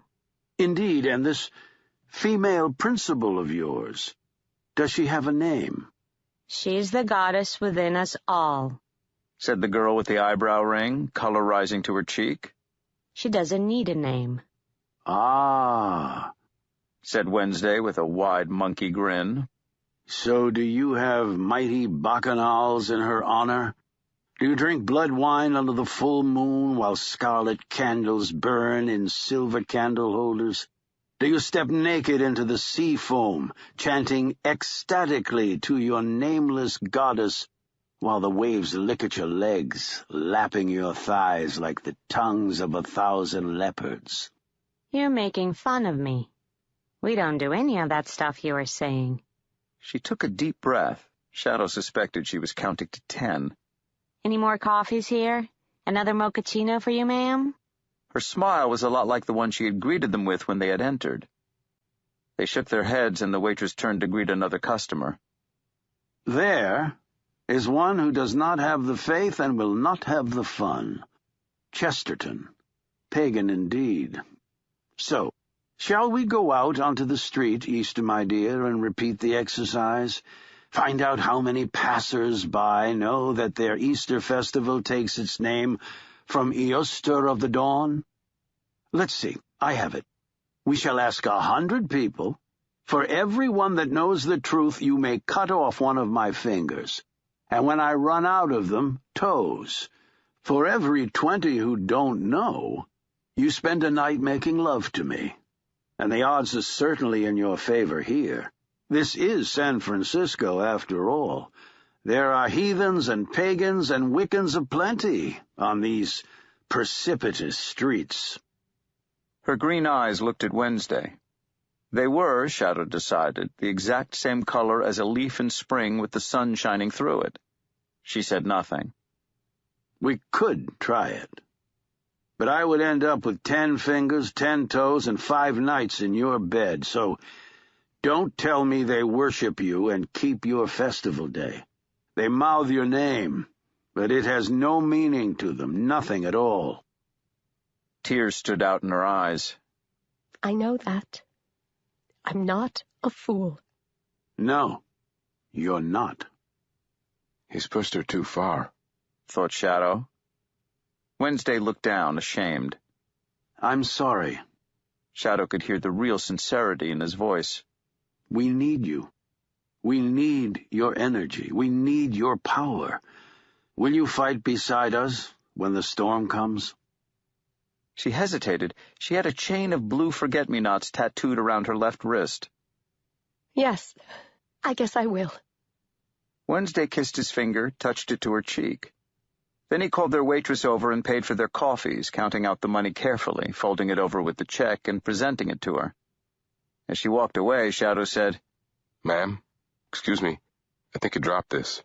He picked up a $10 bill from the floor. No, she said, looking at the wrapped bills in her hand. "I saw it fall, ma'am," said Shadow politely. "You should count them." She counted the money in her hand, looked puzzled, and said, Jesus, you're right. I'm sorry. She took the $10 bill from Shadow and walked away. Easter walked out onto the sidewalk with them. The light was just starting to fade. She nodded to Wednesday, then she touched Shadow's hand and said, "What did you dream about last night?" "Thunderbirds, a mountain of skulls." She nodded. "And do you know whose skulls they were?" "There was a voice in my dream. It told me." She nodded and waited. "It said they were mine. Old skulls of mine. Thousands and thousands of them." She looked at Wednesday and said, "I think this one's a keeper." She smiled her bright smile. Then she patted Shadow's arm and walked away down the sidewalk. He watched her go, trying and failing not to think of her thighs rubbing together as she walked.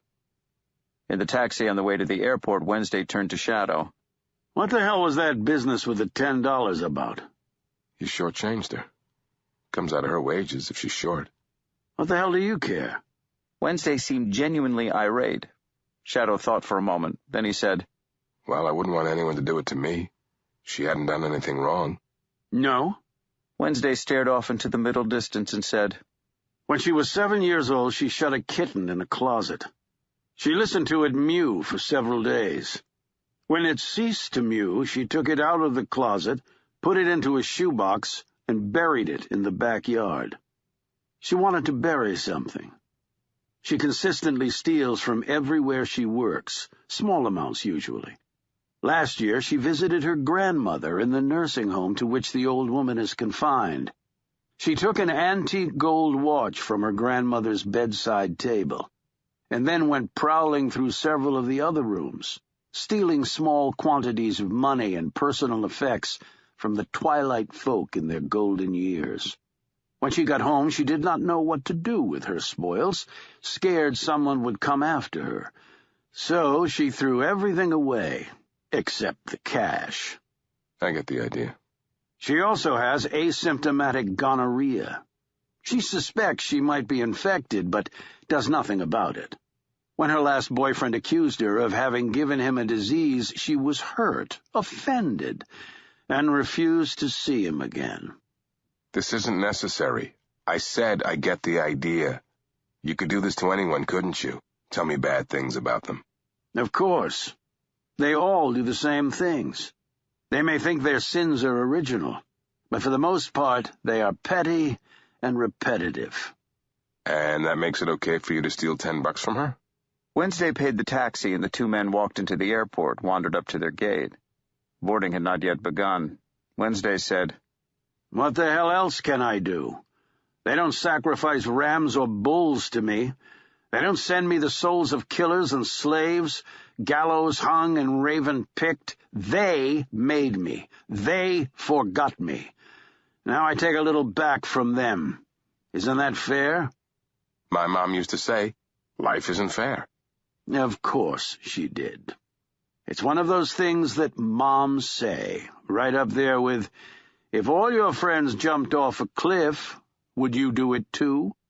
You stiffed that girl for $10, I slipped her $10. It was the right thing to do, and I did it. Someone announced that their plane was boarding. Wednesday stood up.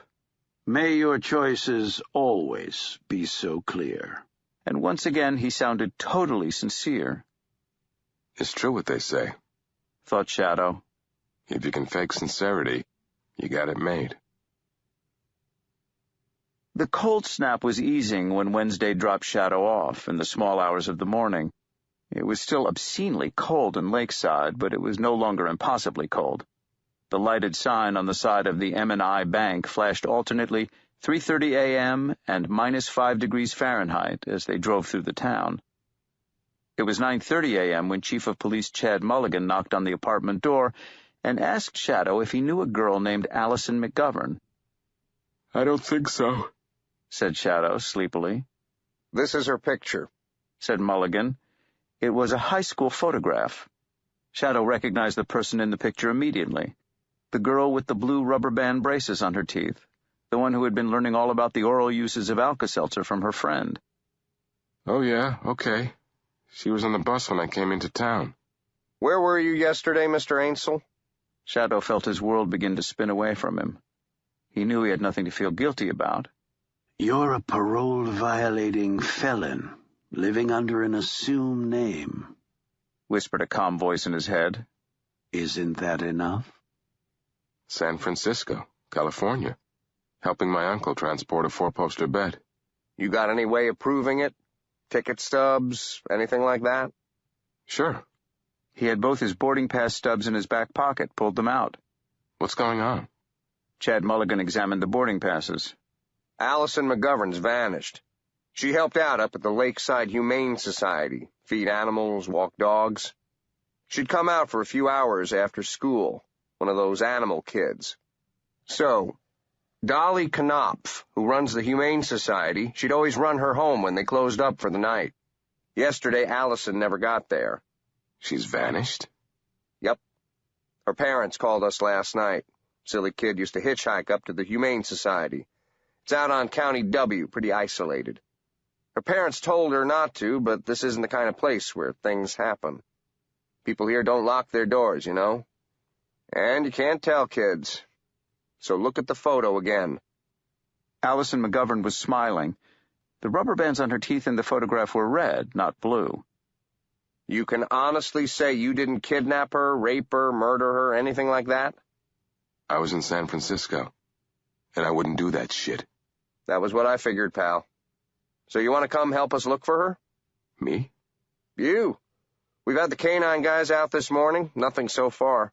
Heck, Mike, I just hope she turns up in the Twin Cities with some dopey boyfriend. You think it's likely? I think it's possible. You want to join the hunting party? Shadow remembered seeing the girl in Henning's Farm and Home Supplies, the flash of a shy, blue-braced smile. How beautiful he had known she was going to be one day. I'll come. There were 24 men and women waiting in the lobby of the fire station. Shadow recognized Hinzelman, and several other faces looked familiar. There were several police officers, dressed in blue, and some men and women from the Lumber County Sheriff's Department, dressed in brown. Chad Mulligan told them what Allison was wearing when she vanished, a scarlet snowsuit, green gloves, blue woolen hat under the hood of her snowsuit, and divided the volunteers into groups of 3. Shadow, Hinzelman, and a man named Brogan comprised one of the groups. They were reminded how short the daylight period was, told that if, God forbid, they found Allison's body, they were not, repeat, not, to disturb anything, just to radio back for help, but that if she was alive, they were to keep her warm until help came. They were dropped off out on County W. Hinzelman, Brogan, and Shadow walked along the edge of a frozen creek. Each group of 3 had been issued a small handheld walkie-talkie before they left. The cloud cover was low, and the world was gray. No snow had fallen in the last 36 hours. Footprints stood out in the glittering crust of the crisp snow. Brogan looked like a retired army colonel with his slim mustache and white temples. He drove them, told Shadow he was a retired high school principal. I took early retirement when I saw I wasn't getting any younger. These days I still teach a little, do the school play. That was always the high point of the year anyhow. And now I hunt a little and have a cabin down on Pike Lake. Spend too much time there. As they set out, Brogan said, On the one hand, I hope we find her. On the other, if she's going to be found, I'd be very grateful if it was someone else who got to find her and not us. You know what I mean? Shadow knew exactly what he meant. The three men did not talk much. They walked, looking for a red snowsuit or green gloves or a blue hat or a white body. Now and again Brogan, who had the walkie-talkie, would check in with Chad Mulligan. At lunchtime they sat with the rest of the search party on a commandeered school bus and ate hot dogs and drank hot soup. Someone pointed out a red-tailed hawk in a bare tree, and someone else said that it looked more like a falcon, but it flew away and the argument was abandoned. Hinzelman told them a story about his grandfather's trumpet, and how he tried playing it during a cold snap, and the weather was so cold outside by the barn where his grandfather had gone to practice that no music came out.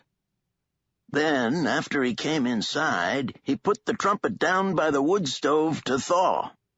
Well, the family are all in bed that night, and suddenly the unfrozen tunes start coming out of that trumpet.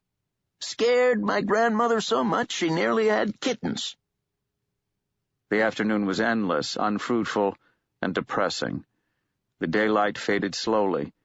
Distances collapsed and the world turned indigo, and the wind blew cold enough to burn the skin on your face. When it was too dark to continue, Mulligan radioed to them to call it off for the evening, and they were picked up and driven back to the fire station.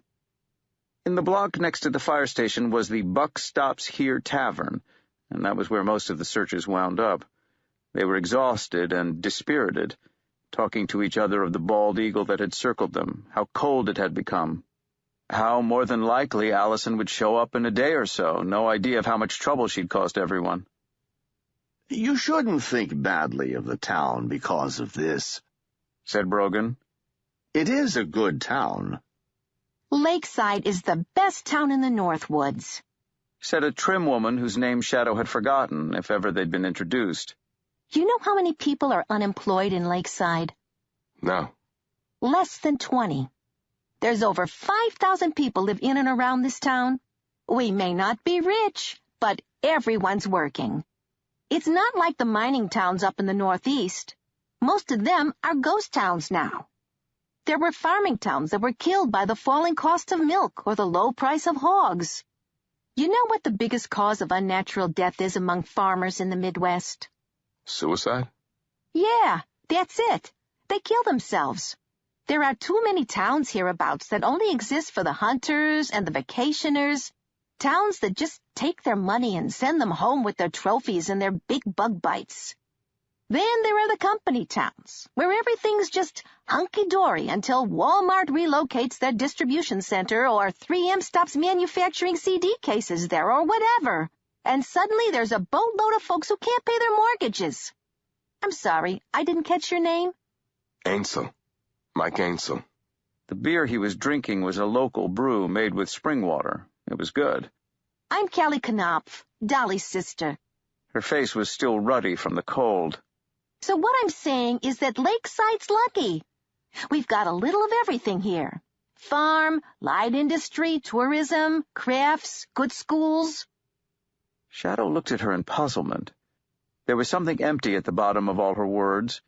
It was as if he were listening to a salesman, a good salesman, who believed in his product, but still wanted to make sure you went home with all the brushes or the full set of encyclopedias. Perhaps she could see it in his face.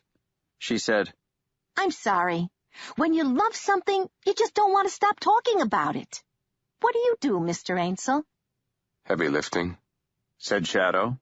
My uncle buys and sells antiques all over the country. He uses me to move big, heavy things without breaking them too badly. It's a good job, but not steady work. A black cat, the bar mascot, wound between Shadow's legs, rubbing its forehead on his boot. It leapt up beside him onto the bench and went to sleep. At least you get to travel, said Brogan. You do anything else? You got 8 quarters on you? Asked Shadow. Brogan fumbled for his change. He found 5 quarters, pushed them across the table to Shadow. Callie Knopf produced another 3 quarters. He laid out the coins, 4 in each row. Then, with scarcely a fumble, he did the coins through the table, appearing to drop half the coins through the wood of the table from his left hand into his right. After that, he took all 8 coins in his right hand, an empty water glass in his left, covered the glass with a napkin, and appeared to make the coins vanish one by one from his right hand and land in the glass beneath the napkin with an audible clink. Finally, he opened his right hand to show it was empty, then swept the napkin away to show the coins in the glass. He returned their coins, 3 to Callie, 5 to Brogan, then took a quarter back from Brogan's hand, leaving 4 coins. He blew on it, and it was a penny, which he gave to Brogan, who counted his quarters and was dumbfounded to find that he still had all 5 in his hand. "You're a Houdini," cackled Hinzelman in delight. "That's what you are." "Just an amateur. I got a long way to go." Still, he felt a smidgen of pride. It had, he realized, been his first adult audience. He stopped at the food store on the way home to buy a carton of milk. The ginger-haired girl on the checkout counter looked familiar, and her eyes were red-rimmed from crying. Her face was one big freckle. "I know you. You're—" And he was about to say the Alka-Seltzer girl, but bit it back and finished. "You're Allison's friend, from the bus. I hope she's going to be okay." She sniffed and nodded. Me too. She blew her nose on a tissue hard and pushed it back into her sleeve. Her badge said, "Hi, I'm Sophie. Ask me how you can lose 20 pounds in 30 days. "I spent today looking for her. No luck yet." Sophie nodded, blinked back tears. She waved the milk carton in front of a scanner, and it chirped its price at them. Shadow passed her $2.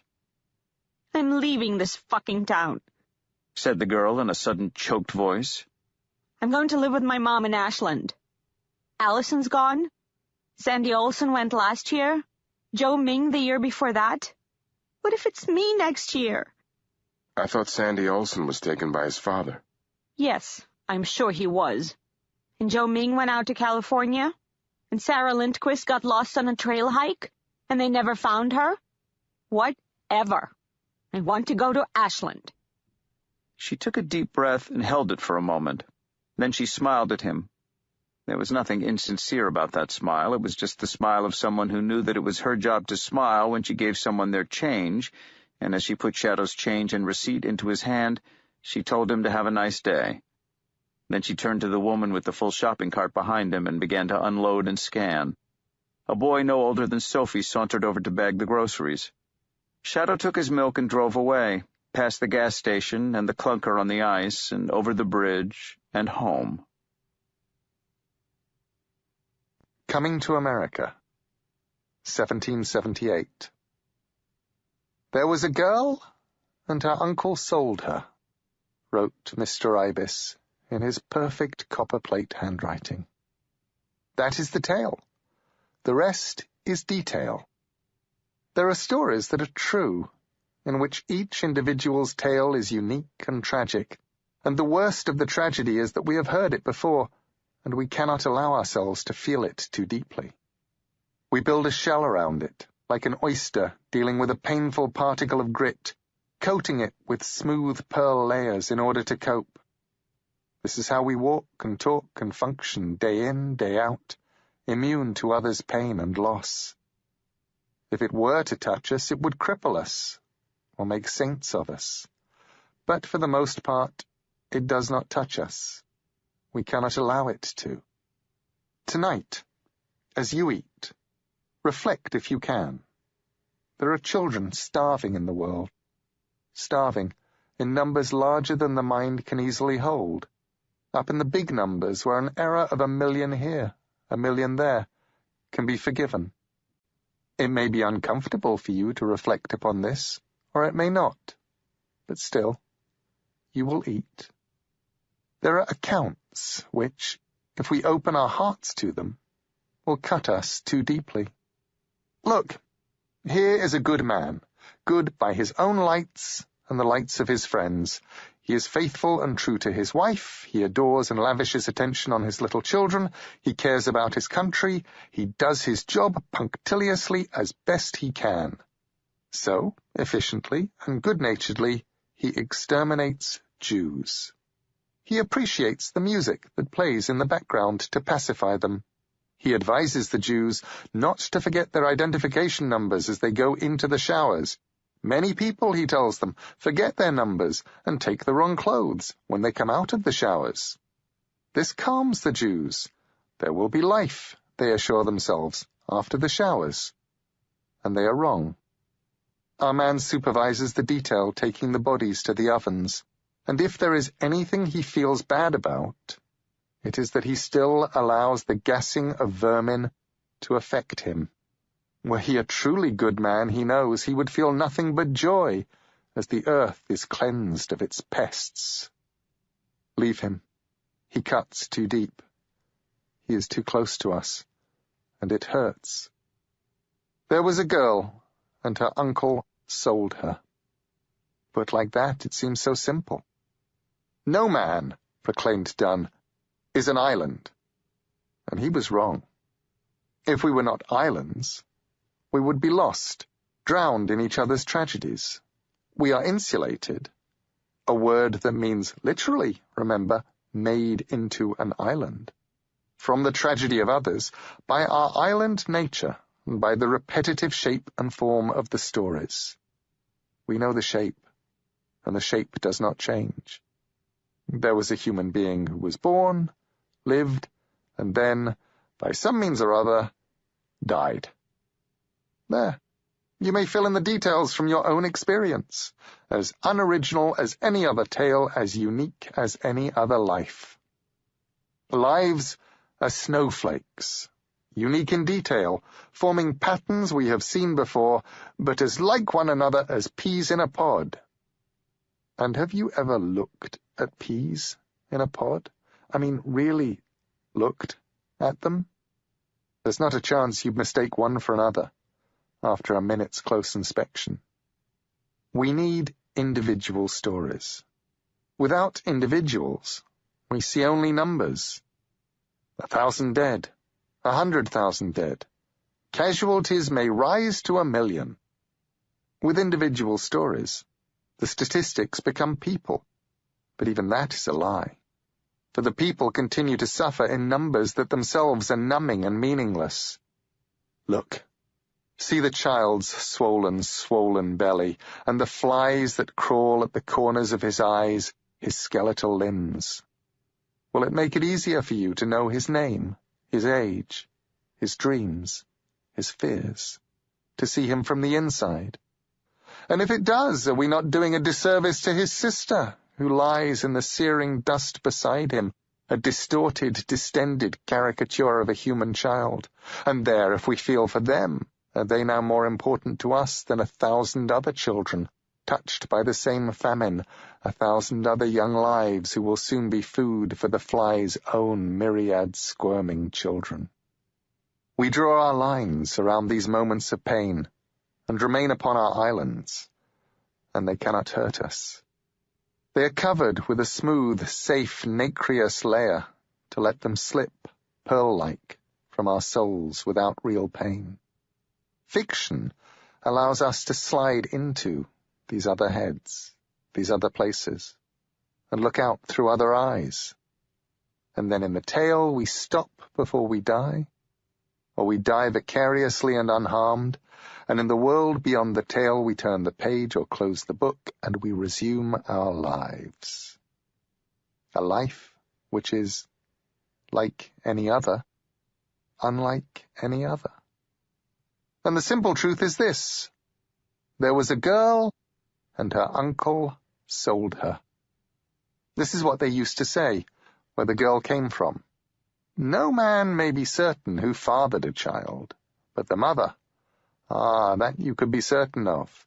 Lineage and property was something that moved in the matrilineal line, but power remained in the hands of the men. A man had complete ownership of his sister's children. There was a war in that place, and it was a small war, no more than a skirmish between the men of two rival villages. It was almost an argument. One village won the argument, one village lost it. Life as a commodity, people as possessions. Enslavement had been part of the culture of those parts for thousands of years. The Arab slavers had destroyed the last of the great kingdoms of East Africa, while the West African nations had destroyed each other.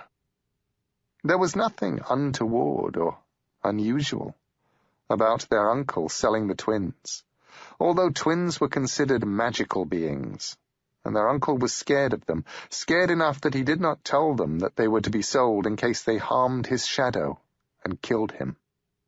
They were 12 years old. She was called Watutu, the messenger bird. He was called Agasu, the name of a dead king. They were healthy children, and, because they were twins, male and female, they were told many things about the gods, and because they were twins, they listened to the things that they were told, and they remembered. Their uncle was a fat and lazy man. If he had owned more cattle, perhaps he would have given up one of his cattle instead of the children, but he did not. He sold the twins. Enough of him. He shall not enter further into this narrative. We follow the twins. They were marched with several other slaves taken or sold in the war for 12 miles to a small outpost. Here they were traded, and the twins, along with 13 others, were bought by 6 men with spears and knives who marched them to the west, toward the sea, and then for many miles along the coast. There were 15 slaves now altogether, their hands loosely bound, tied neck to neck. Watutu asked her brother Agasu what would happen to them. "I do not know," he said. Agasu was a boy who smiled often. His teeth were white and perfect, and he showed them as he grinned, his happy smiles making Watutu happy in her turn. He was not smiling now. Instead, he tried to show bravery for his sister, his head back and shoulders spread, as proud, as menacing, as comical as a puppy with its hackles raised. The man in the line behind Watutu, his cheeks scarred, said, "They will sell us to the white devils, who will take us to their home across the water." "And what will they do to us there?" demanded Watutu. The man said nothing. "Well?" asked Watutu. Agasu tried to dart a glance over his shoulder. They were not allowed to talk or sing as they walked. "It is possible they will eat us," said the man. "That is what I've been told. That is why they need so many slaves. It is because they are always hungry." Watutu began to cry as she walked. Agasu said, "Do not cry, my sister. They will not eat you. I shall protect you. Our gods will protect you." But Watutu continued to cry, walking with a heavy heart, feeling pain and anger and fear as only a child can feel it, raw and overwhelming.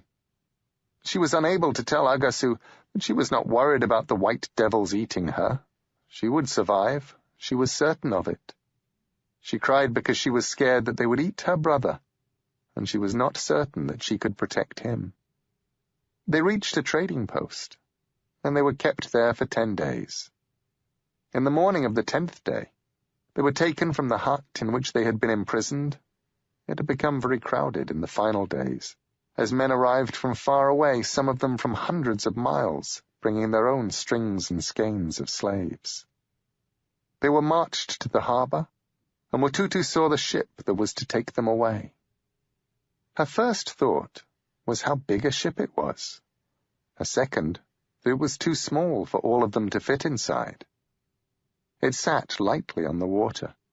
The ship's boat came back and forth, ferrying the captives to the ship, where they were manacled and arranged in low decks by sailors, some of whom were brick red or tan-skinned, with strange pointy noses and beards that made them look like beasts.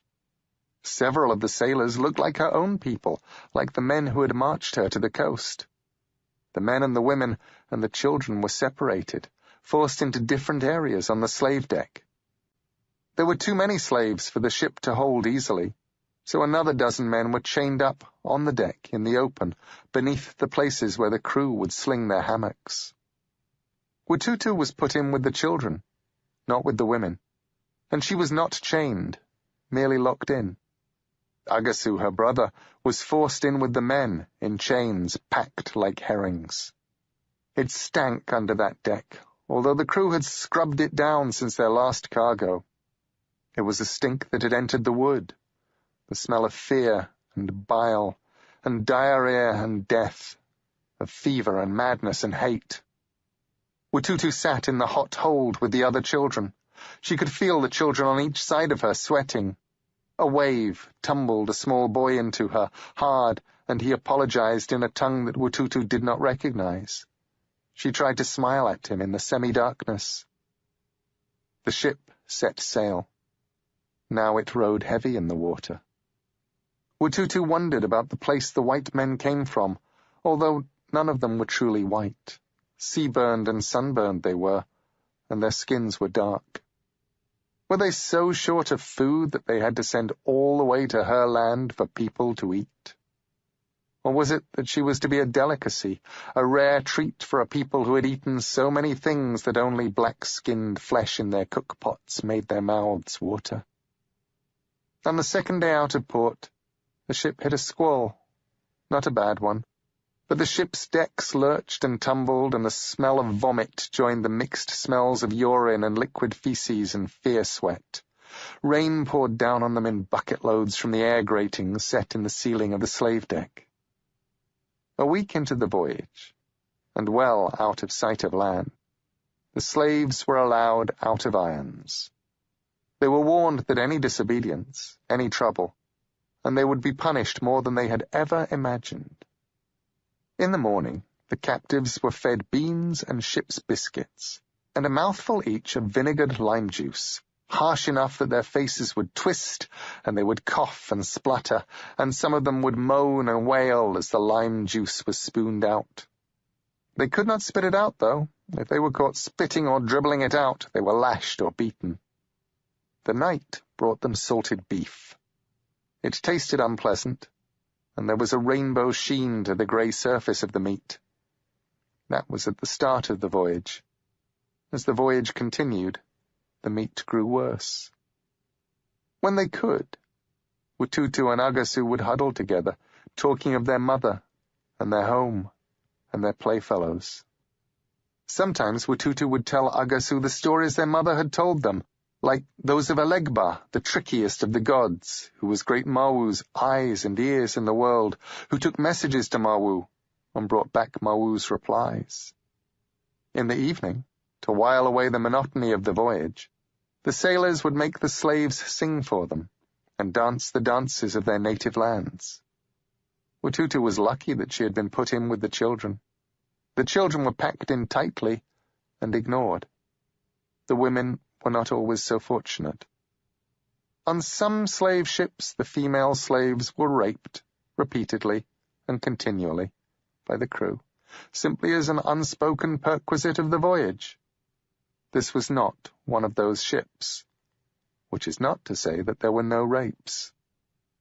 100 men, women, and children died on that voyage, and were dropped over the side. And some of the captives who were dropped over the side had not yet died, but the green chill of the ocean cooled their final fever, and they went down flailing, choking, lost. Watutu and Agasu were travelling on a Dutch ship, but they did not know this, and it might as easily have been British, or Portuguese, or Spanish, or French. The black crewmen on the ship, their skins even darker than Watutu's, told the captives where to go, what to do, when to dance. One morning Watutu caught one of the black guards staring at her. When she was eating, the man came over to her and stared down at her without saying anything. "Why do you do this? Why do you serve the white devils?" He grinned at her as if her question was the funniest thing he ever had heard. Then he leaned over, so his lips were almost brushing her ears, so his hot breath on her ear made her suddenly feel sick. If you were older, I would make you scream with happiness from my penis. Perhaps I will do it tonight. I have seen how well you dance. She looked at him with her nut-brown eyes, and she said, unflinching, smiling even, If you put it in me down there, I will bite it off with my teeth down there. I am a witch girl, and I have very sharp teeth down there. She took pleasure in watching his expression change. He said nothing, and walked away. The words had come out of her mouth, but they had not been her words. She had not thought them or made them. No, she realized, those were the words of Elegba the trickster. Mawu had made the world, and then, thanks to Elegba's trickery, had lost interest in it. It was Elegba of the clever ways and the iron-hard erection who had spoken through her, who had ridden her for a moment. And that night before she slept, she gave thanks to Elegba. Several of the captives refused to eat. They were whipped until they put food into their mouths and swallowed, although the whipping was severe enough that 2 men died of it. Still, no one else on the ship tried to starve themselves to freedom. A man and a woman tried to kill themselves by leaping over the side. The woman succeeded. The man was rescued, and he was tied to the mast and lashed for the better part of a day until his back ran with blood, and he was left there as the day became night. He was given no food to eat, and nothing to drink but his own piss.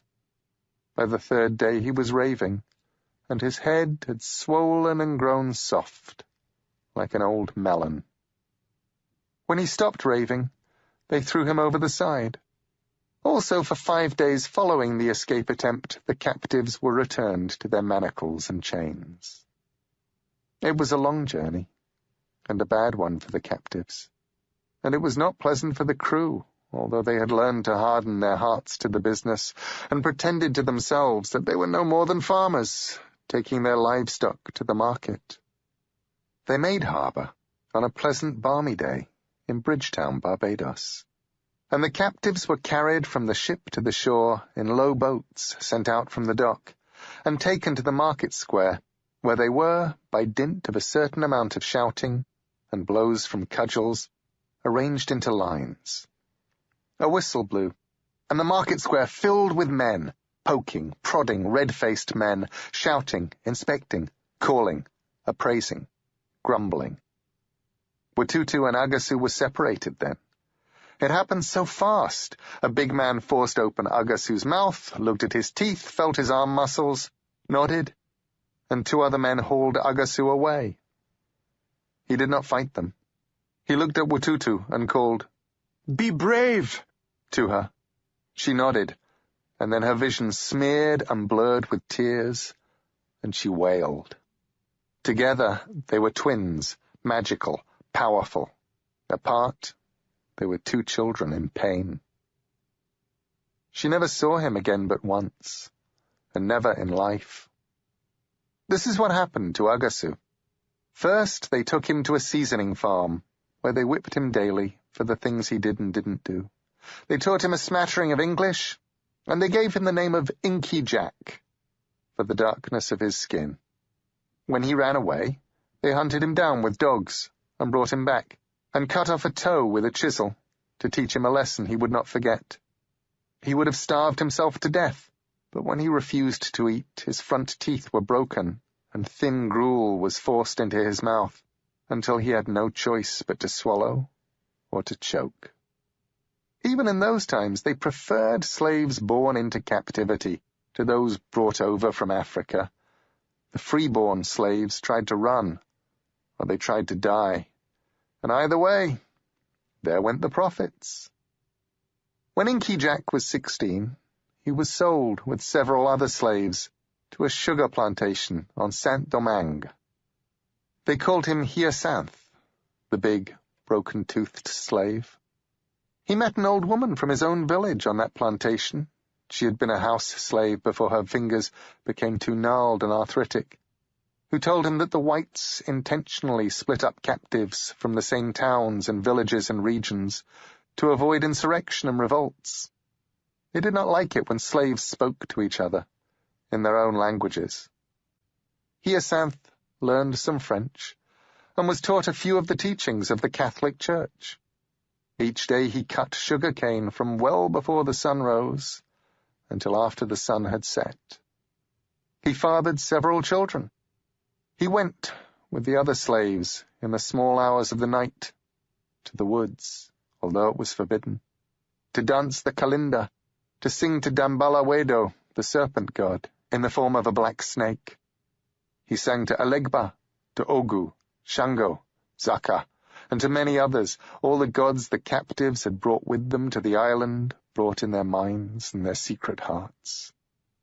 The slaves on the sugar plantations of Saint-Domingue rarely lived more than a decade. The free time they were given, 2 hours in the heat of noon, and 5 hours in the dark of the night, from 11 until 4, was also the only time they had to grow and tend the food they would eat, for they were not fed by their masters, merely given small plots of land to cultivate, with which to feed themselves, and it was also the time they had to sleep and to dream. Even so, they would take that time, and they would gather and dance and sing and worship.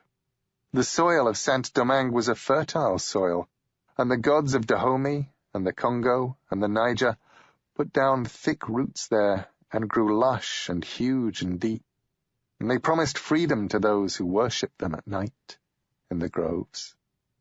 Hyacinth was 25 years of age when a spider bit the back of his right hand. The bite became infected, and the flesh on the back of his hand was necrotic. Soon enough, his whole arm was swollen and purple, and the hand stank. It throbbed, and it burned. They gave him crude rum to drink, and they heated the blade of a machete in the fire until it glowed red and white. They cut his arm off at the shoulder with a saw, and they cauterized it with the burning blade. He lay in a fever for a week. Then he returned to work. The one-armed slave called Hyacinth took part in the slave revolt of 1791. Elegba himself took possession of Hyacinth in the grove, riding him as a white man rode a horse, and spoke through him. He remembered little of what was said, but the others who were with him told him that he had promised them freedom from their captivity. He remembered only his erection, rod-like and painful, and raising both hands, the one he had, and the one he no longer possessed, to the moon. A pig was killed, and the men and the women of that plantation drank the hot blood of the pig, pledging themselves and binding themselves into a brotherhood. They swore that they were an army of freedom, pledged themselves once more to the gods of all the lands from which they had been dragged as plunder. If we die in battle with the whites, they told each other, we will be reborn in Africa, in our homes, in our own tribes. There was another Hyacinth in the uprising, so they now called Agassiz by the name of Big One-Arm. He fought, he worshipped, he sacrificed, he planned. He saw his friends and his lovers killed, and he kept fighting. They fought for 12 years, a maddening, bloody struggle with the plantation owners, with the troops brought over from France. They fought and they kept fighting, and impossibly, they won. On January the 1st, 1804, the independence of Saint-Domingue, soon to be known to the world as the Republic of Haiti, was declared. Big One-Arm did not live to see it. He had died in August 1802, bayoneted by a French soldier. At the precise moment of the death of Big One-Arm, who had once been called Hyacinth, and before that Inky Jack, and who was forever in his heart Agassiz, his sister, whom he had known as Watutu, who had been called Mary on her first plantation in the Carolinas, and Daisy when she had become a house slave, and Suki when she was sold to the Levere family, down the river in New Orleans, felt the cold bayonet slide between her ribs, and started to scream and weep uncontrollably. Her twin daughters woke and began to howl. They were cream and coffee-colored, her new babies, not like the black children she had borne when she was on the plantation, and little more than a girl herself, children she had not seen since they were 15 and 10 years old. The middle girl had been dead for a year when she was sold away from them. Suki had been whipped many times since she had come ashore. Once salt had been rubbed into the wounds. On another occasion she had been whipped so hard and for so long that she could not sit or allow anything to touch her back for several days. She had been raped several times when younger, by black men who had been ordered to share her wooden pallet, and by white men. She had been chained. She had not wept then, though. Since her brother had been taken from her, she had only wept once. It was in North Carolina, when she had seen the food for the slave children and the dogs poured into the same trough, and she had seen her little children scrabbling with the dogs for the scraps. She saw that happen one day, and she'd seen it before, every day, on that plantation, and she would see it again many times before she left. She saw it that one day, and it broke her heart.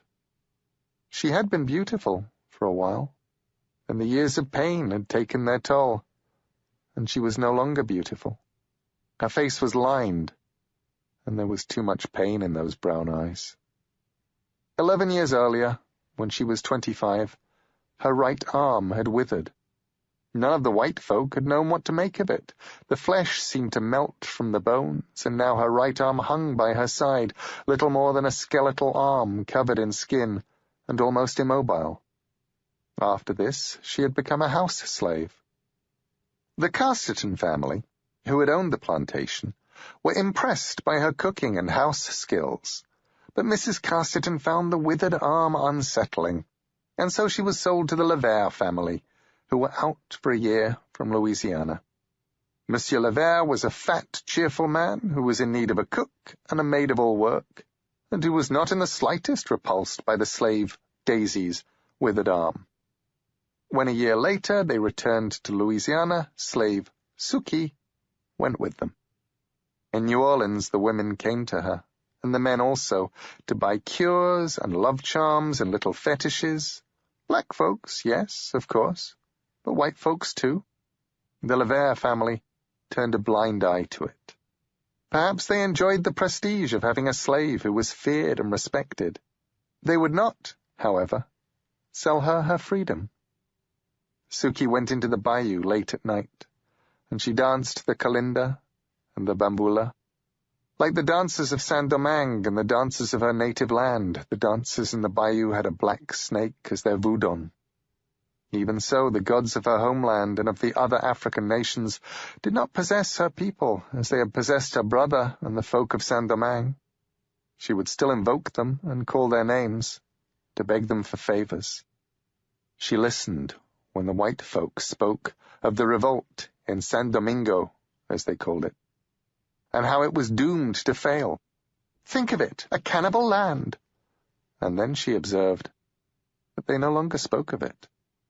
Soon it seemed to her that they pretended that there never had been a place called St. Domingo. And as for Haiti, the word was never mentioned. It was as if the whole American nation had decided that they could, by an effort of belief, command a good-sized Caribbean island to no longer exist, merely by willing it so. A generation of Levere children grew up under Suki's watchful eye. The youngest, unable to say Suki as a child, had called her Mama Zuzu, and the name had stuck. Now the year was 1821, and Suki was in her mid-50s. She looked much older. She knew more of the secrets than old Sanité Dede, who sold candies in front of the Cabildo, more than Marie Salope, who called herself the Voodoo Queen. Both were free women of color, while Mama Zuzu was a slave, and would die a slave, or so her master had said. The young woman who came to her to find what had happened to her husband styled herself the widow Paris. She was high-breasted and young and proud. She had African blood in her, and European blood, and Indian blood. Her skin was reddish, her hair was a gleaming black, her eyes were black and haughty. Her husband, Jacques Paris, was, perhaps, dead. He was 3/4 white, as these things were calculated, and the bastard of a once proud family, one of the many immigrants who had fled from St. Domingo, and as freeborn as his striking young wife. My Jacques, is he dead? Asked the widow Paris. She was a hairdresser who went from home to home, arranging the coiffures of the elegant ladies of New Orleans before their demanding social engagements. Mama Zuzu consulted the bones, then shook her head. He is with a white woman somewhere north of here. A white woman with golden hair. He is alive. This was not magic. It was common knowledge in New Orleans just with whom Jacques Paris had run off, and the color of her hair. Mama Zuzu was surprised to realize that the widow Paris did not already know that Jacques was sticking his quadroon little peepee into a pink-skinned girl up in Colfax every night. While on the nights that he was not so drunk he could use it for nothing better than pissing, perhaps she did know. Perhaps she had another reason for coming. The widow Paris came to see the old slave woman 1 or 2 times a week. After a month, she brought gifts for the old woman, hair ribbons, and a seed cake, and a black rooster. Mama Zuzu, said the girl, it is time for you to teach me what you know. Yes, said Mama Zuzu, who knew which way the wind blew. And besides, the widow Paris had confessed that she had been born with webbed toes, which meant that she was a twin, and she had killed her twin in the womb. What choice did Mama Zuzu have? She taught the girl that 2 nutmegs hung upon a string around the neck until the string breaks will cure heart murmurs, while a pigeon that has never flown, cut open and laid on the patient's head, will draw a fever. She showed her how to make a wishing bag, a small leather bag containing 13 pennies, 9 cotton seeds, and the bristles of a black hog, and how to rub the bag to make wishes come true. The widow Paris learned everything that Mama Zuzu told her. She had no real interest in the gods, though. Not really. Her interests were in the practicalities. She was delighted to learn that if you dip a live frog in honey and place it in an ant's nest, then, when the bones are cleaned and white, a close examination will reveal a flat, heart-shaped bone, and another with a hook in it. The bone with the hook on it must be hooked onto the garment of the one you wish to love you, while the heart-shaped bone must be kept safely, for if it is lost, your loved one will turn on you like an angry dog. Infallibly, if you do this, the one you love will be yours. She learned that dried snake powder, placed in the face powder of an enemy, will produce blindness, and that an enemy can be made to drown herself by taking a piece of her underwear, turning it inside out, and burying it at midnight under a brick. Mama Zuzu showed the widow Paris the World Wonder Root, the Great and Little Roots of John the Conqueror.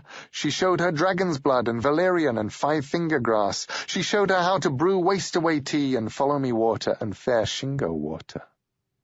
All these things and more Mama Zuzu showed the widow Paris. Still, it was disappointing for the old woman.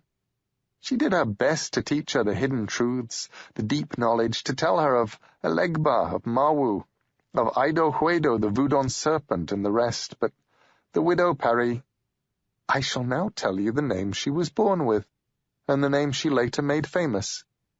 It was Marie Laveau. But this was not the great Marie Laveau, the one you have heard of. This was her mother, who eventually became the widow Glapion. She had no interest in the gods of the distant land.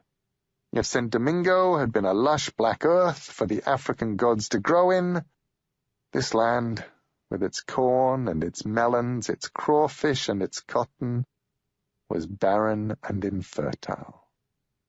She does not want to know, complained Mama Zuzu to Clémentine, her confidant, who took in the washing for many of the houses in that district, washing their curtains and coverlets.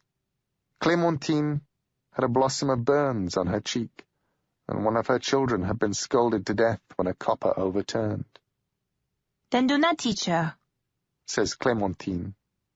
I teach her, but she does not see what is valuable. All she sees is what she can do with it. I give her diamonds, but she cares only for pretty glass.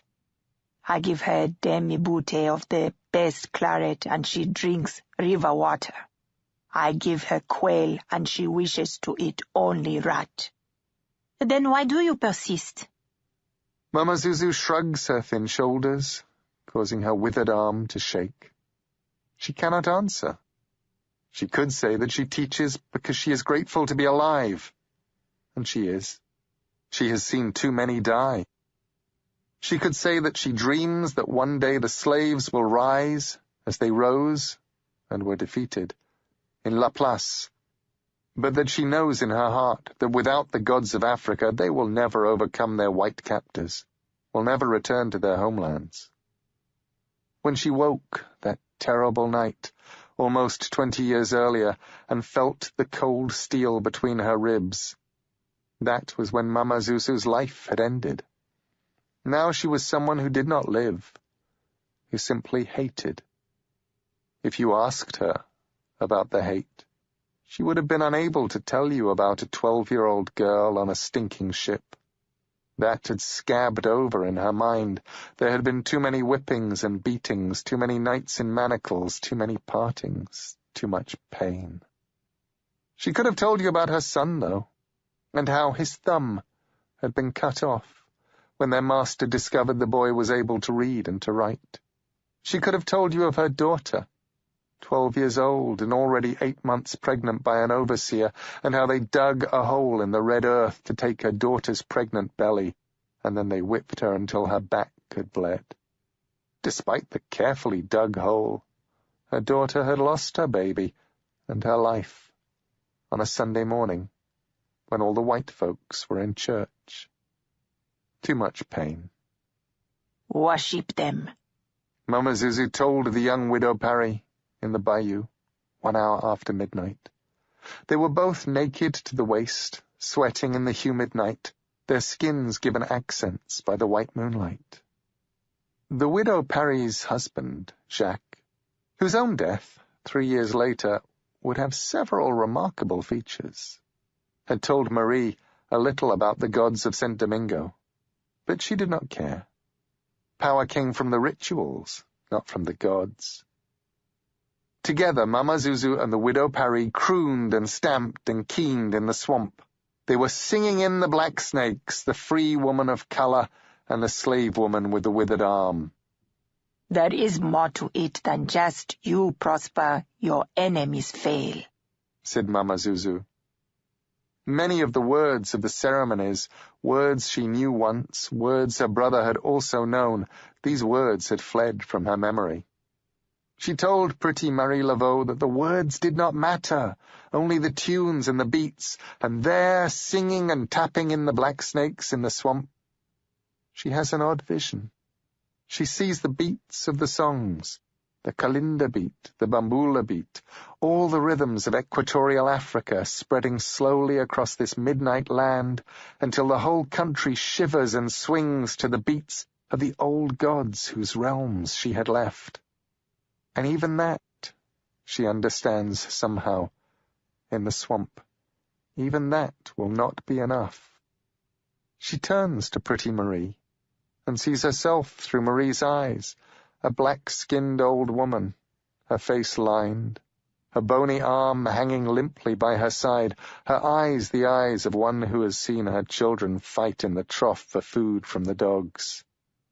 She saw herself, and she knew then for the first time the revulsion and the fear the younger woman had for her. Then she laughed and crouched, and picked up in her good hand a black snake as tall as a sapling and as thick as a ship's rope. Here, she said. Here will be our Voudin. She dropped the unresisting snake into a basket that Yellow Marie was carrying. And then, in the moonlight, the second sight possessed her for a final time, and she saw her brother Agasu, not the 12-year-old boy she had last seen in the Bridgetown market so long ago, but a huge man, bald and grinning with broken teeth, his back lined with deep scars. In one hand he held a machete knife. His right arm was barely a stump. She reached out her own good left hand. Stay a while, she whispered.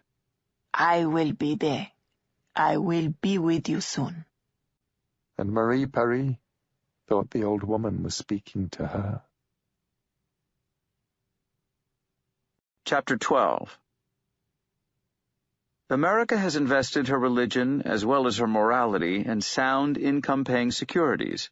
She has adopted the unassailable position of a nation blessed because it deserves to be blessed, and her sons, whatever other theologies they may affect or disregard, subscribe unreservedly to this national creed. Agnes Repplier, Times and Tendencies. Shadow drove west, across Wisconsin and Minnesota and into North Dakota, where the snow-covered hills looked like huge sleeping buffalo, and he and Wednesday saw nothing but nothing and plenty of it for mile after mile. They went south, then into South Dakota, heading for reservation country. Wednesday had traded in the Lincoln Town Car, which Shadow had liked driving, for a lumbering and ancient Winnebago, which smelled non-specifically but pervasively and unmistakably of male cat, in which he didn't enjoy driving at all. As they passed their first signpost for Mount Rushmore, still several hundred miles away, Wednesday grunted, "Now that is a holy place." Shadow had thought Wednesday was asleep. He said, "I know it used to be sacred to the Indians." "It's a holy place. That's the American way. They need to give people an excuse to come and worship. These days, people can't just go and see a mountain. Thus, Mr. Gutzon Borglum's tremendous presidential faces. Once they were carved, permission was granted, and now the people drive out in their multitudes to see something in the flesh that they've already seen on 1,000 postcards." I knew a guy once. He did weight training at the Muscle Farm years back. He said that the Dakota Indians, the young men climb up the mountain, then form death-defying human chains off the heads, just so that the guy at the end of the chain can piss in the president's nose. Oh, fine, very fine. Is any specific president the particular butt of their ire? He never said. Miles vanished beneath the wheels of the Winnebago. Shadow began to imagine that he was staying still while the American landscape moved past them at a steady 67 miles per hour. The wintry mist fogged the edges of things. It was midday on the second day of the drive, and they were almost there. Shadow, who had been thinking, said, "A girl vanished from Lakeside last week, when we were in San Francisco." "Hmm?" Wednesday sounded barely interested. "Kid named Allison McGovern. She's not the first kid to vanish there. There have been others. They go in the wintertime." Wednesday furrowed his brow. "It is a tragedy, is it not? The little faces on the milk cartons. Although I can't remember the last time I saw a kid on a milk carton. And on the walls of freeway rest areas. Have you seen me, they ask.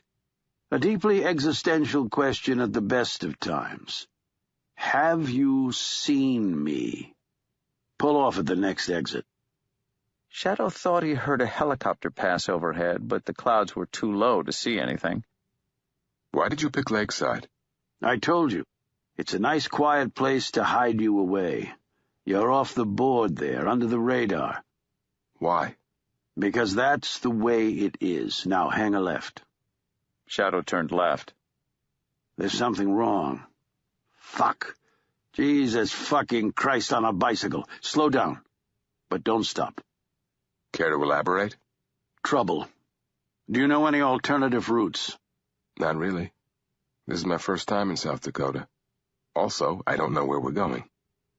On the other side of the hill something flashed redly, smudged by the mist. "Roadblock," said Wednesday. He pushed his hand deeply into first one pocket of his suit, then another, searching for something. I can stop and turn around. If we had a Jeep, I'd go off-road. But the Winnebago's just going to tip if I try and drive her across that ditch. We can't turn. They're behind us as well. Take your speed down to 10, 15 miles per hour. Shadow glanced into the mirror. There were headlights behind them, under a mile back. Are you sure about this? Wednesday snorted. Sure as eggs is eggs. As the turkey farmer said when he hatched his first turtle. Ah, success! And from the bottom of a pocket he produced a small piece of white chalk. He started to scratch with the chalk on the dashboard of the camper, making marks as if he were solving an algebraic puzzle, or perhaps, Shadow thought, as if he were a hobo, scratching long messages to the other hobos in hobo code. Bad dog here. Dangerous town. Nice woman. Soft jail in which to overnight. Okay. Now increase your speed to 30, and don't slow down from that. One of the cars behind them turned on its lights and siren and accelerated toward them. Do not slow down. They just want us to slow before we get to the roadblock. Scratch, scratch, scratch. They crested the hill. The roadblock was less than a quarter of a mile away. 12 cars arranged across the road, and on the side of the road, police cars and several big black SUVs. There, said Wednesday, and he put his chalk away. The dashboard of the Winnebago was now covered with rune-like scratchings. The car with the siren was just behind them. It had slowed to their speed, and an amplified voice was shouting, "Pull over!" Shadow looked at Wednesday. Turn right. Just pull off the road. I can't take this thing off-road. We'll tip. It'll be fine. Take a right, now. Shadow pulled the wheel down with his right hand, and the Winnebago lurched and jolted. For a moment he thought he had been correct, that the camper was going to tip, and then the world through the windshield dissolved and shimmered, like the reflection in a clear pool when the wind brushes the surface, and the Dakotas stretched and shifted. The clouds and the mist and the snow and the day were gone. Now there were stars overhead, hanging like frozen spears of light, stabbing the night sky. Park here. We can walk the rest of the way. Shadow turned off the engine. He went into the back of the Winnebago, pulled on his coat, his sorrel winter boots, and his gloves. Then he climbed out of the vehicle and waited. Okay, let's go. Wednesday looked at him with amusement and something else, irritation perhaps, or pride. Why don't you argue? Why don't you exclaim that it's all impossible? Why the hell do you just do what I say and take it all so fucking calmly? Because you're not paying me to ask questions. And then he said, realizing the truth as the words came out of his mouth. Anyway, nothing's really surprised me since Laura. Since she came back from the dead? Since I learned she was screwing Robbie. That one hurt. Everything else just sits on the surface. Where are we going now? Wednesday pointed, and they began to walk. The ground beneath their feet was rock of some kind, slick and volcanic, occasionally glassy. The air was chilly, but not winter cold. They sidestepped their way awkwardly down a hill. It was a rough path, and they followed it. Shadow looked down to the bottom of the hill and realized that what he was looking at was impossible. What the hell is that? Asked Shadow, but Wednesday touched his finger to his lips, shook his head sharply. Silence. It looked like a mechanical spider, blue metal, glittering LED lights, and it was the size of a tractor. It squatted at the bottom of the hill. Beyond it were an assortment of bones, each with a flame beside it little bigger than a candle flame, flickering. Wednesday gestured for Shadow to keep his distance from these objects. Shadow took an extra step to the side, which was a mistake on that glassy path, as his ankle twisted and he tumbled down the slope, as if he had been dropped, rolling and slipping and bouncing. He grabbed at a rock as he went past, and the obsidian snag ripped his leather glove as if it were paper. He came to rest at the bottom of the hill, between the mechanical spider and the bones. He put a hand down to push himself to his feet, and found himself touching what appeared to be a thigh bone with the palm of his hand, and he was standing in the daylight, smoking a cigarette, and looking at his watch. There were cars all around him, some empty, some not. He was wishing he had not had that last cup of coffee, for he dearly needed a piss, and it was starting to become uncomfortable. One of the local law enforcement people came over to him, a big man with frost in his walrus mustache. He had already forgotten the man's name. I don't know how we could have lost them, says local law enforcement, apologetic and puzzled. It was an optical illusion. You get them in freak weather conditions. The mist. It was a mirage. They were driving down some other road. We thought they were on this one. Local law enforcement looks disappointed. Oh, I thought it was maybe like an X-Files kind of thing. Nothing so exciting, I'm afraid. He suffers from occasional hemorrhoids, and his ass has just started itching in the way that signals that a flare-up is coming. He wants to be back inside the Beltway. He wishes there was a tree to go and stand behind. The urge to piss is getting worse. He drops the cigarette and steps on it. Local law enforcement walks over to one of the police cars and says something to the driver. They both shake their heads. He wonders if he could simply grit his teeth, try to imagine that he's in Maui with no one else around, and piss against the rear wheel of the car. He wishes he weren't so utterly pea-shy, and he thinks maybe he can hold it in for longer, but he finds himself remembering a newspaper clipping that someone had tacked up in the lounge in his frat house 30 years before. The cautionary tale of an old man who had been on a long bus ride with a busted restroom, who had held it in, and at the end of his journey needed to be catheterized in order ever to piss again. That was ridiculous. He isn't that old. He's going to celebrate his 50th birthday in April, and his waterworks work just fine. Everything works just fine. He pulls out his telephone, touches the menu, pages down, and finds the address entry marked laundry, which had amused him so much when he typed it in, a reference to the man from U.N.C.L.E., and as he looks at it, he realizes that it's not from that at all. That was a tailor's. He's thinking of Get Smart, and he still feels weird and slightly embarrassed after all these years about not realizing it was a comedy when he was a kid and just wanting a shoe phone. A woman's voice on the phone. Yes? This is Mr. Town for Mr. World. Hold, please. I'll see if he's available. There is silence. Town crosses his legs, tugs his belt higher on his belly, got to lose those 10 pounds, and away from his bladder. Then an urbane voice says, "Hello, Mr. Town." "We lost them," says Town. He feels a knot of frustration in his gut. These were the bastards, the lousy, dirty sons of bitches who killed Woody and Stone, for Christ's sake. Good men, good men. He badly wants to fuck Mrs. Wood, but knows it's still too soon after Woody's death to make a move, so he is taking her out for dinner every couple of weeks, an investment in the future. She's just grateful for the attention.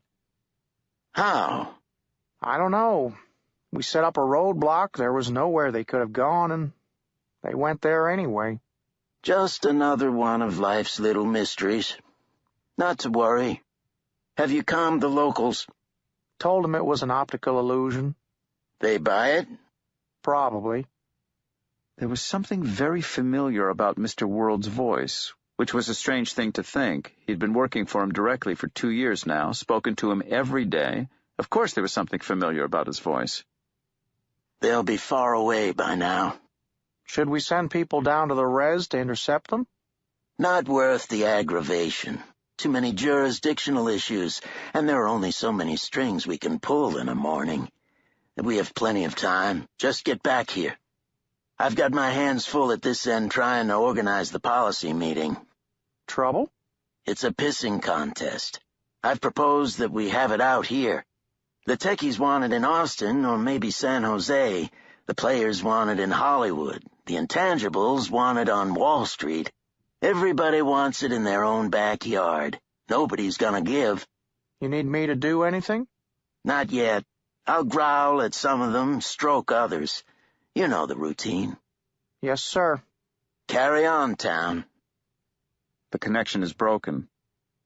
Town thinks he should have had a SWAT team to pick off that fucking Winnebago, or landmines on the road, or a tactical friggin' nuclear device that would have showed those bastards they meant business. It was like Mr. World had once said to him, "We are writing the future in letters of fire." And Mr. Town thinks that, Jesus Christ, if he doesn't piss now, he'll lose a kidney. It'll just burst. It was like his pop had said when they were on long journeys, when Town was a kid, out on the interstate. His pop would always say, "My back teeth are afloat." And Mr. Town could hear that voice even now, that sharp Yankee accent saying, "I gotta take a leak soon. My back teeth are afloat." And it was then that Shadow felt a hand opening his own hand, prizing it open one finger at a time, off the thigh bone it was clutching. He no longer needed to urinate. That was someone else. He was standing under the stars on a glassy rock plain, and the bone was down on the ground beside the other bones. Wednesday made the signal for silence again. Then he began to walk, and Shadow followed. There was a creak from the mechanical spider, and Wednesday froze. Shadow stopped and waited with him. Green lights flickered and ran up and along its side in clusters. Shadow tried not to breathe too loudly. He thought about what had just happened. It had been like looking through a window into someone else's mind. And then he thought, Mr. World. It was me who thought his voice sounded familiar. That was my thought, not Town's. That was why that seemed so strange. He tried to identify the voice in his mind, to put it into the category in which it belonged, but it eluded him. It'll come to me, thought Shadow. Sooner or later, it'll come to me. The green lights went blue, then red, then faded to a dull red, and the spider settled down on its metallic haunches. Wednesday began to walk forward, the lonely figure beneath the stars in a broad-rimmed hat, his frayed dark cloak gusting randomly in the nowhere wind, his staff tapping on the glassy rock floor. When the metallic spider was only a distant glint in the starlight, far back on the plain, Wednesday said, "It should be safe to speak now." Where are we? Behind the scenes. Sorry? Think of it as being behind the scenes, like in a theater or something. I just pulled us out of the audience, and now we're walking about backstage. It's a shortcut. When I touched that bone, I was in the mind of a guy named Town. He's with that spook show. He hates us. Yes. He's got a boss named Mr. World. He reminds me of someone, but I don't know who. I was looking into Town's head, or maybe I was in his head, I'm not certain. Do they know where we're headed? I think they're calling off the hunt right now. They didn't want to follow us to the reservation. Are we going to a reservation? Maybe. Wednesday leaned on his staff for a moment, then continued to walk. What was that spider thing? A pattern manifestation, a search engine. Are they dangerous? You only get to be my age by assuming the worst. Shadow smiled. And how old would that be? Old as my tongue, and a few months older than my teeth. You play your cards so close to your chest that I'm not even sure they're really cards at all. Wednesday only grunted. Each hill they came to was harder to climb. Shadow began to feel headachy. There was a pounding quality to the starlight, something that resonated with the pulse in his temples and his chest. At the bottom of the next hill he stumbled, opened his mouth to say something, and without warning he vomited. Wednesday reached into an inside pocket and produced a small hip flask. Take a sip of this. Only a sip.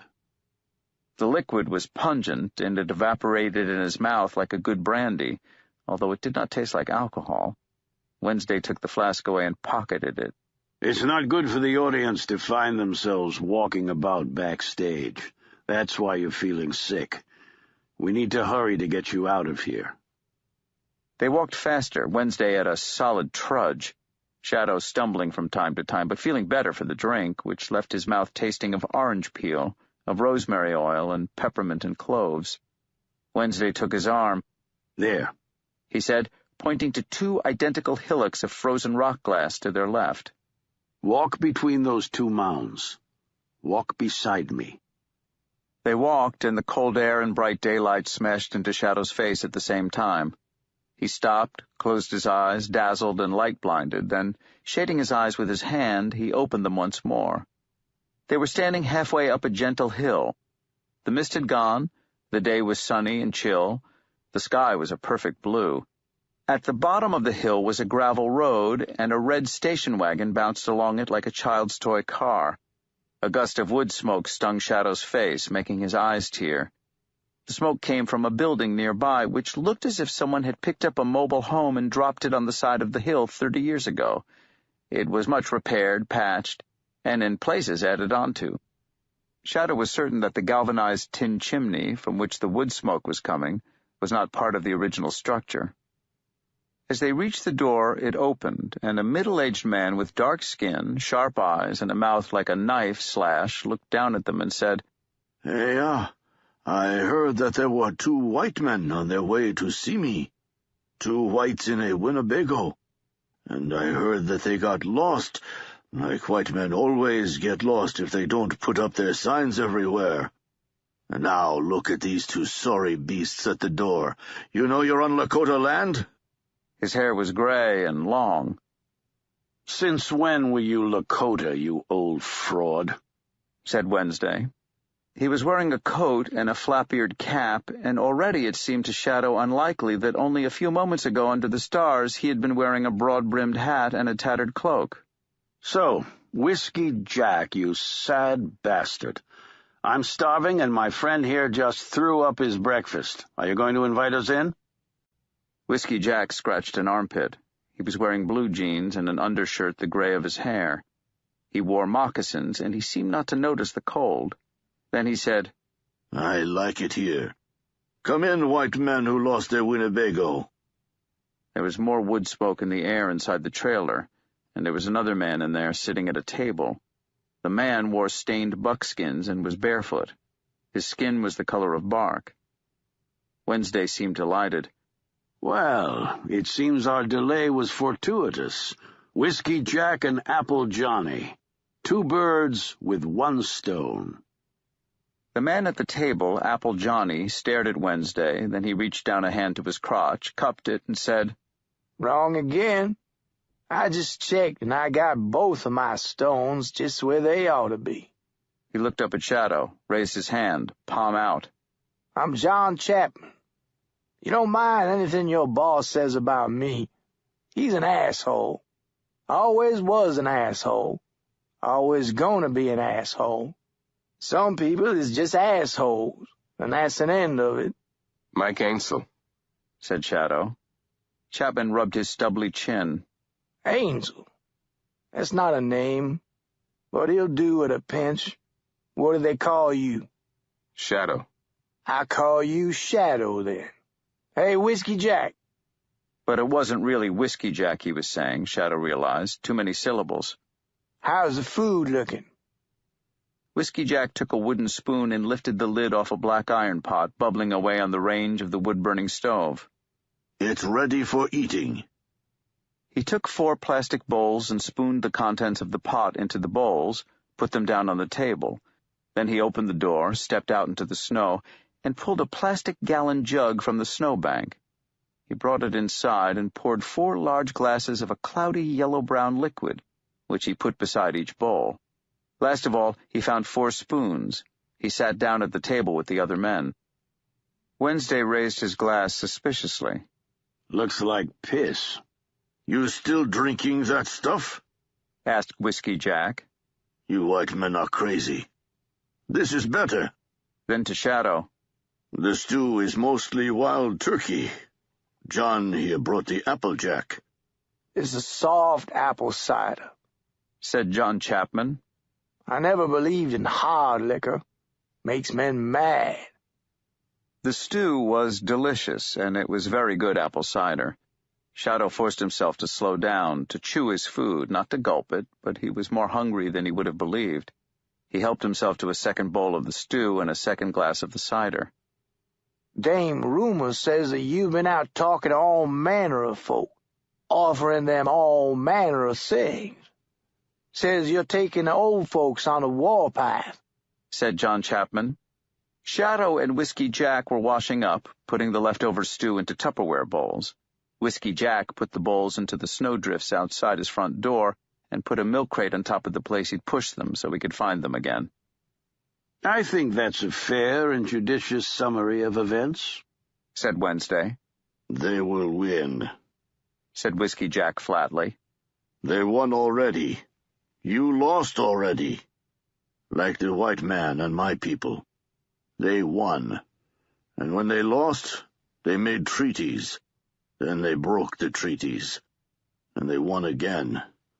I'm not fighting for another lost cause. There's no use you looking at me, said John Chapman. For even if I fought for you, which I won't, I'm no use to you. Mangy rat-tailed bastards just picked me off and clean forgot me. He stopped. Then he said, Paul Bunyan. He shook his head slowly, and he said it again. Paul Bunyan. Shadow had never heard two such innocuous words made to sound so damning. Paul Bunyan? What did he ever do? He took up headspace, said Whiskey Jack. He bummed a cigarette from Wednesday, and the two men sat and smoked. It's like the idiots who figure that hummingbirds worry about their weight or tooth decay or some such nonsense. Maybe they just want to spare hummingbirds the evils of sugar. So they fill the hummingbird feeders with fucking NutraSweet. The birds come to the feeders and they drink it. Then they die, because their food contains no calories, even though their little tummies are full. That's Paul Bunyan for you. Nobody ever told Paul Bunyan stories. Nobody ever believed in Paul Bunyan. He came staggering out of a New York ad agency in 1910 and filled the nation's myth stomach with empty calories. I like Paul Bunyan, said Whiskey Jack. I went on his ride at the Mall of America a few years back. You see big old Paul Bunyan at the top, then you come crashing down. Splash. He's okay by me. I don't mind that he never existed. Means he never cut down any trees. Not as good as planting trees, though. That's better. You said a mouthful, said Johnny Chapman. Wednesday blew a smoke ring. It hung in the air like something from a Warner Brothers cartoon, dissipating slowly in wisps and curls. Damn it, Whiskey Jack, that's not the point, and you know it. I'm not going to help you. When you get your ass kicked, you can come back here, and if I'm still here, I'll feed you again. You get the best food in the fall. All the alternatives are worse. You have no idea what the alternatives are. Then he looked at Shadow. You are hunting. His voice was cigarette-roughened, and it resonated in that space, smoky with leaking wood smoke and cigarettes. I'm working. Whiskey Jack shook his head. You are also hunting something. There is a debt that you wish to pay. Shadow thought of Laura's blue lips and the blood on her hands, and he nodded. Listen, Fox was here first, and his brother was the wolf. Fox said, people will live forever. If they die, they will not die for long. Wolf said, no, people will die. People must die. All things that live must die, or they will spread and cover the world, and eat all the salmon, and the caribou, and the buffalo, eat all the squash and all the corn. Now, one day, Wolf died, and he said to the fox, quick, bring me back to life. And Fox said, no, the dead must stay dead. You convinced me. And he wept as he said this. But he said it, and it was final. Now Wolf rules the world of the dead, and Fox lives always under the sun and the moon, and he still mourns his brother. If you won't play, you won't play. We'll be moving on. Whiskey Jack's face was impassive. I'm talking to this young man. You are beyond help. He is not. He turned back to Shadow. You know, you cannot come to me here unless I wish it. Shadow realized that he did know this. Yes. Tell me your dream. I was climbing a tower of skulls. There were huge birds flying around it. They had lightning in their wings. They were attacking me. The tower fell. Everybody dreams. Can we hit the road? Not everybody dreams of the Walk-in-Yaw, the Thunderbirds. We felt the echoes of it here. I told you, said Wednesday. Jesus. There's a clutch of thunderbirds in West Virginia, said Chapman idly. A couple of hens and an old cockbird at least. There's also a breeding pair in the land. They used to call it the state of Franklin. But old Ben never got his state, up between Kentucky and Tennessee. 'Course, there was never a great number of them, even at the best of times. Whiskey Jack reached out a hand the color of the red clay, and he touched Shadow's face gently. His irises were light brown, banded with dark brown, and in that face, those eyes seemed luminous. Yeah, it's true. If you hunt the Thunderbird, you could bring your woman back. But she belongs to the wolf, in the dead places, not walking the land. How do you know? Whiskey Jack's lips did not move. What did the buffalo tell you? To believe. Good advice. Are you going to follow it? Kind of. I guess. They were talking without words, without mouths, without sound. Shadow wondered if, for the other two men in the room, they were standing, unmoving, for a heartbeat or for a fraction of a heartbeat. When you find your tribe, come back and see me. I can help. I shall. Whiskey Jack lowered his hand. Then he turned to Wednesday. Are you going to fetch your Ho-Chunk? My what? Ho-Chunk. It's what the Winnebago called themselves. Wednesday shook his head. It's too risky. Retrieving it could be problematic. They'll be looking for it. Is it stolen? Not a bit of it. The papers are in the glove compartment. And the keys? I've got them, said Shadow. My nephew, Harry Bluejay, has an '81 Buick. Why don't you give me the keys to your camper? You can take his car. What kind of trade is that? You know how hard it will be to bring back your camper from where you abandoned it? I'm doing you a favor. Take it or leave it. I don't care. He closed his knife-wound mouth. Wednesday looked angry, and then the anger became rue, and he said, Shadow, give the man the keys to the Winnebago. Shadow passed the car keys to Whiskey Jack. Johnny, will you take these men down to find Harry Bluejay? Tell him I said for him to give them his car. Be my pleasure, said John Chapman. He got up and walked to the door, picked up a small Hessian sack sitting next to it, opened the door and walked outside. Shadow and Wednesday followed him. Whiskey Jack waited in the doorway.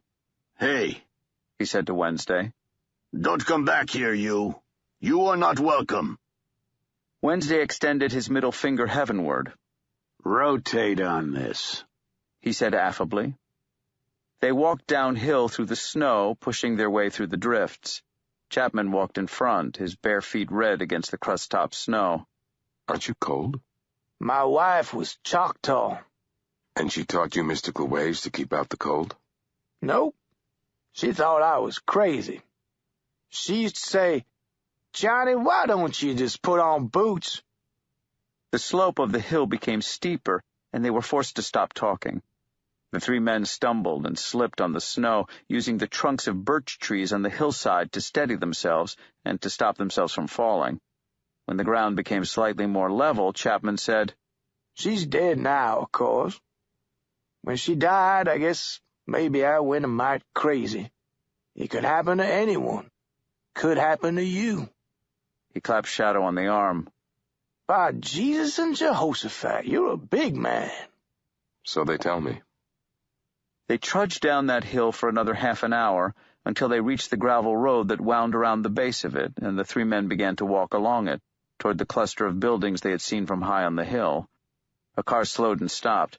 The woman driving it reached over, wound down the passenger window, and said, You bozos need a ride? You are very gracious, madam. We're looking for a Mr. Harry Bluejay. He'll be down at the rec hall, said the woman. She was in her 40s, Shadow guessed. Get in. They got in. Wednesday took the passenger seat. John Chapman and Shadow climbed into the back. Shadow's legs were too long to sit in the back comfortably, but he did the best he could. The car jolted forward down the gravel road. So, where did you three come from? Asked the driver. Just visiting with a friend, said Wednesday. Lives on the hill back there, said Shadow. What hill? Shadow looked back through the dusty rear window, looking back at the hill, but there was no high hill back there, nothing but clouds on the plains. Whiskey Jack. Ah, we call him Inktomi here. I think it's the same guy. My grandfather used to tell some pretty good stories about him. Of course, all the best of them were kind of dirty. They hit a bump in the road and the woman swore. You okay back there? Yes, ma'am, said Johnny Chapman. He was holding on to the back seat with both hands. Res roads. You get used to them. Are they all like this? Pretty much. All the ones around here. And don't you go asking about all the money from casinos, because who in their right mind wants to come all the way out here to go to a casino? We don't see none of that money out here. I'm sorry. Don't be. She changed gears with a crash and a groan. You know the white population all around here is falling? You go out there, you find ghost towns. How you gonna keep them down on the farm after they've seen the world on their television screens? And it's not worth anyone's while to farm the Badlands anyhow. They took our lands, they settled here, now they're leaving. They go south, they go west. Maybe if we wait for enough of them to move to New York and Miami and L.A., we can take the whole of the middle back without a fight. Good luck. They found Harry Bluejay in the rec hall at the pool table doing trick shots to impress a group of several girls. He had a blue jay tattooed on the back of his right hand and multiple piercings in his right ear. Ho hoka, Harry Bluejay, said John Chapman. Fuck off, you crazy barefoot white ghost. You give me the creeps, said Harry Bluejay conversationally. There were older men at the far end of the room, some of them playing cards, some of them talking. There were other men, younger men of about Harry Bluejay's age, waiting for their turn at the pool table. It was a full-size pool table, and a rip in the green baize on one side had been repaired with silver-gray duct tape. I got a message from your uncle, said Chapman, unfazed.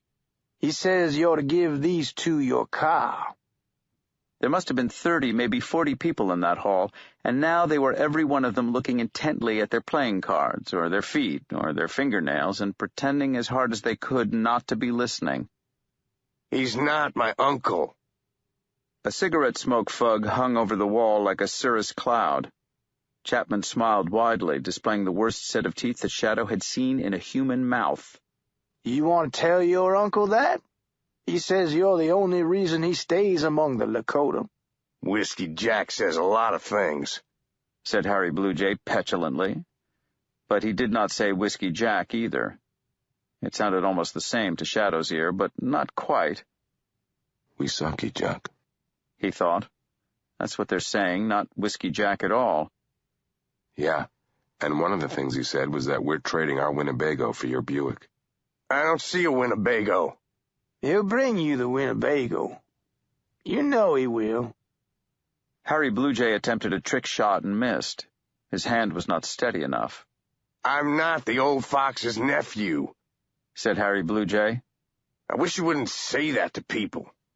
Better a live fox than a dead wolf.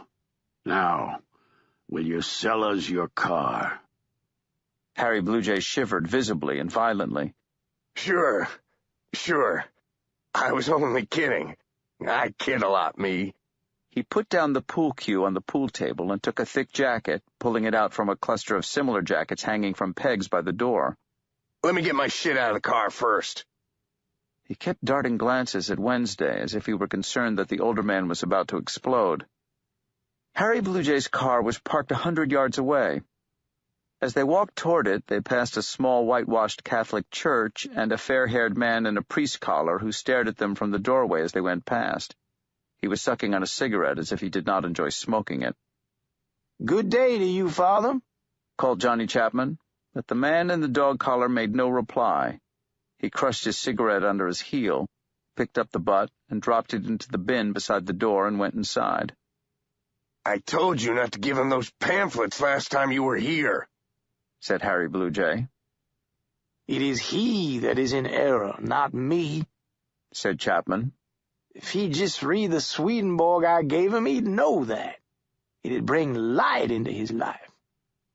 Harry Blue Jay's car was missing its side mirrors, and its tires were the baldest Shadow had ever seen, perfectly smooth black rubber.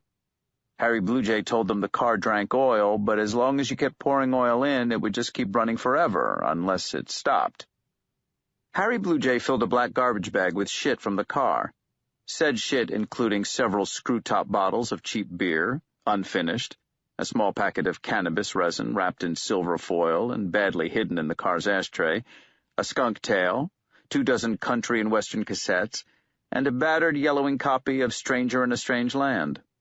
"Sorry I was jerking your chain before," said Harry Blue Jay to Wednesday, passing him the car keys. "You know when I'll get the Winnebago?" Ask your uncle. He's the fucking used car dealer. Wisakajuk is not my uncle. He took his black garbage bag and went into the nearest house and closed the door behind him. They dropped Johnny Chapman in Sioux Falls, outside a Whole Foods store. Wednesday said nothing on the drive. He was brooding. In a family restaurant just outside St. Paul, Shadow picked up a newspaper someone else had put down. He looked at it once, then again, then he showed it to Wednesday. Wednesday was in a black sulk, as he had been since they left Whiskey Jack's place. "Look at that," said Shadow. Wednesday sighed and looked down at the paper with an expression of pain, as if lowering his head hurt more than he could put into words. I am delighted that the air traffic controller's dispute has been resolved without recourse to industrial action. Not that. Look, it says it's the 14th of February. Happy Valentine's Day. So we set out January the what, 20th, 21st? I wasn't keeping track of the dates, but it was the 3rd week of January.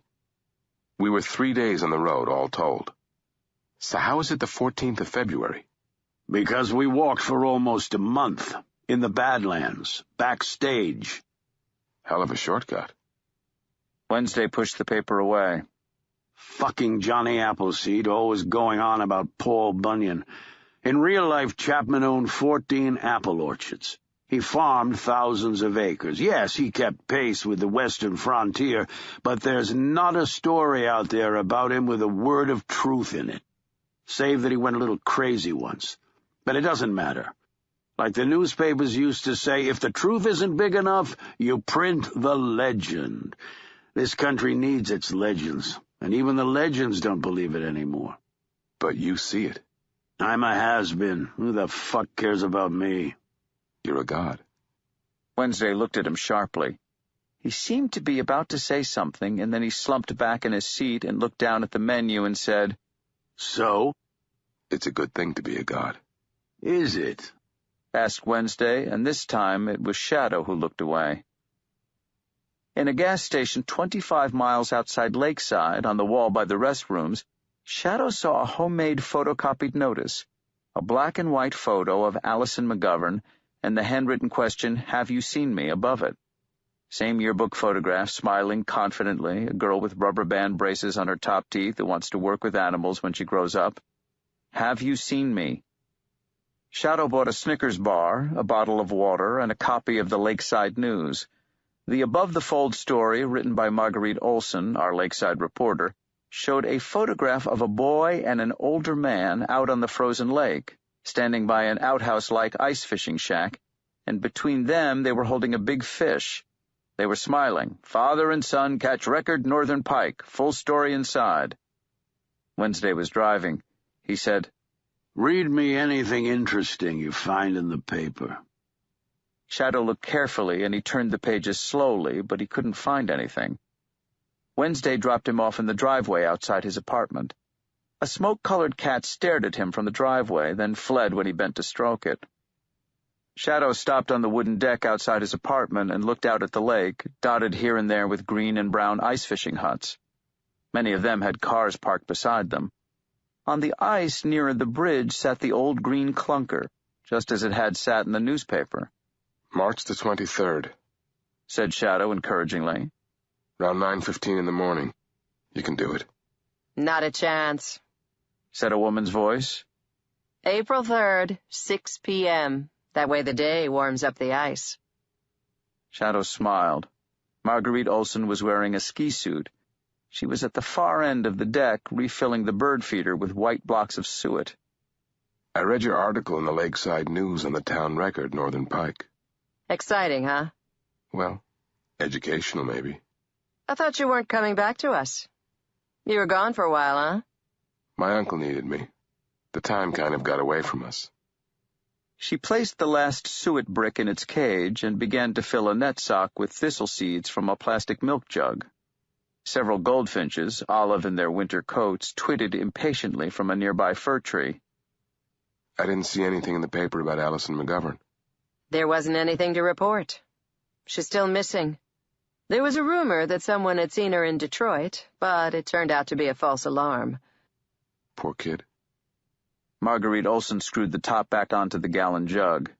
I hope she's dead. Shadow was shocked. Why? Because the alternatives are worse.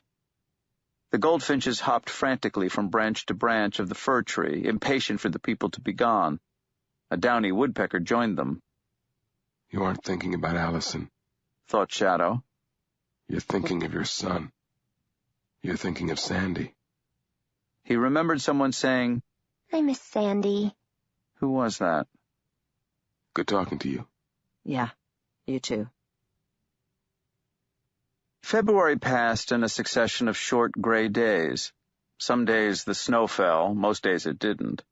The weather warmed up, and on the good days it got above freezing. Shadow stayed in his apartment until it began to feel like a prison cell, and then, on the days that Wednesday did not need him, he began to walk.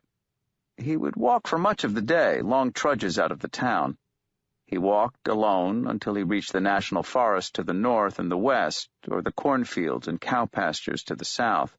He walked the Lumber County Wilderness Trail, and he walked along the old railroad tracks, and he walked the back roads. A couple of times he even walked along the frozen lake from north to south. Sometimes he'd see locals or winter tourists or joggers, and he'd wave and say hi.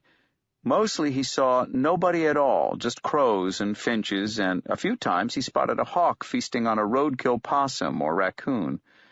On one memorable occasion, he watched an eagle snatch a silver fish from the middle of the White Pine River, the water frozen at the edges, but still rushing and flowing at the center.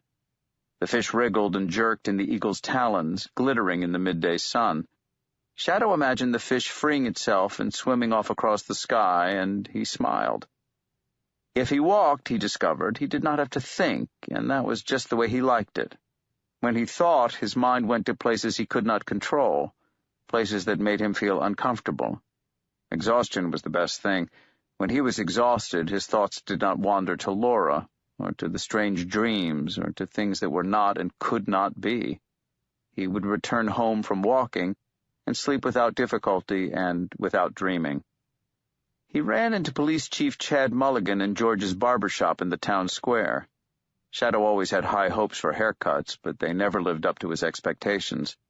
After every haircut he looked more or less the same, only with shorter hair. Chad, seated in the barber's chair beside Shadow's, seemed surprisingly concerned about his own appearance. When his haircut was finished, he gazed grimly at his reflection, as if he were preparing to give it a speeding ticket.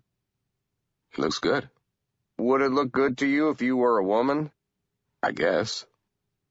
They went across the square to Mabel's together, ordered mugs of hot chocolate. Chad said, Hey, Mike, have you ever thought about a career in law enforcement? I can't say I have. Seems like there's a whole lot of things you gotta know. You know the main part of police work somewhere like this? It's just keeping your head. Something happens, somebody's screaming at you, screaming blue murder. You simply have to be able to say that you're sure that it's all a mistake and you'll just sort it all out if they just step outside quietly. And you have to be able to mean it. And then you sort it out? Mostly, that's when you put handcuffs on them, but yeah, you do what you can to sort it out. Let me know if you want a job. We're hiring, and you're the kind of guy we want. I'll keep that in mind, if the thing with my uncle falls through. They sipped their hot chocolate. Mulligan said, Say, Mike, what would you do if you had a cousin, like a widow, and she started calling you? Calling you how? On the phone, long distance. She lives out of state. His cheeks crimsoned. I saw her last year at a family wedding out in Oregon. She was married back then, though. I mean, her husband was still alive, and she's family. Not first cousin, pretty distant. You got a thing for her? I don't know about that. Well, then put it another way. Does she have a thing for you? Well, she said a few things when she called. She's a very fine-looking woman. So, what are you going to do about it? I could ask her out here. I could do that, couldn't I? She kind of said she'd like to come up here. You're both adults. I'd say go for it. Chad nodded and blushed and nodded again. The telephone in Shadow's apartment was silent and dead. He thought about getting it connected, but could think of no one he wanted to call. Late one night he picked it up and listened, and was convinced that he could hear a wind blowing and a distant conversation between a group of people whose voices were too faint to distinguish. He said, "Hello? Who's there?" But there was no reply, only a sudden silence, and then the faraway sound of laughter. So faint, he was not certain he was not imagining it. Shadow made more journeys with Wednesday in the weeks that followed. He waited in the kitchen of a Rhode Island cottage and listened while Wednesday sat in a darkened bedroom and argued with the woman who would not get out of bed, nor would she let Wednesday or Shadow look at her face. In the refrigerator was a plastic bag filled with crickets, and another filled with the corpses of baby mice. In a rock club in Seattle, Shadow watched Wednesday shout his greeting over the noise of the band to a young woman with short red hair and blue spiral tattoos. That talk must have gone well, for Wednesday came away from it grinning delightedly. 5 days later, Shadow was waiting in the rental when Wednesday walked, scowling, from the lobby of an office building in Dallas. Wednesday slammed the car door when he got in and sat there in silence, his face red with rage. He said, "Drive. Fucking Albanians. Like anybody cares." 3 days after that, they flew to Boulder, where they had a pleasant lunch with 5 young Japanese women. It was a meal of pleasantries and politeness, and Shadow walked away from it, unsure of whether anything had been agreed to or decided. Wednesday, though, seemed happy enough. Shadow had begun to look forward to returning to Lakeside. There was a peace there and a welcome that he appreciated. Each morning, when he was not away working for Wednesday, he would drive across the bridge to the town square. He would buy 2 pasties at Mabel's. He would eat 1 pasty then and there and drink a coffee. If someone had left a newspaper out, he would read it, although he was never interested enough in the news to purchase a newspaper himself. He would pocket the 2nd pasty, wrapped in its paper bag, and eat it for his lunch. He was reading USA Today one morning when Mabel said, "Hey, Mike, where are you going today?" The sky was pale blue. The morning mist had left the trees covered with hoarfrost. "I don't know. Maybe I'll walk the Wilderness Trail again." She refilled his coffee. You ever gone east on County Q? It's kind of pretty out that way. There's a little road that starts across from the carpet store on 20th Avenue. No, never have. Well, it's kind of pretty.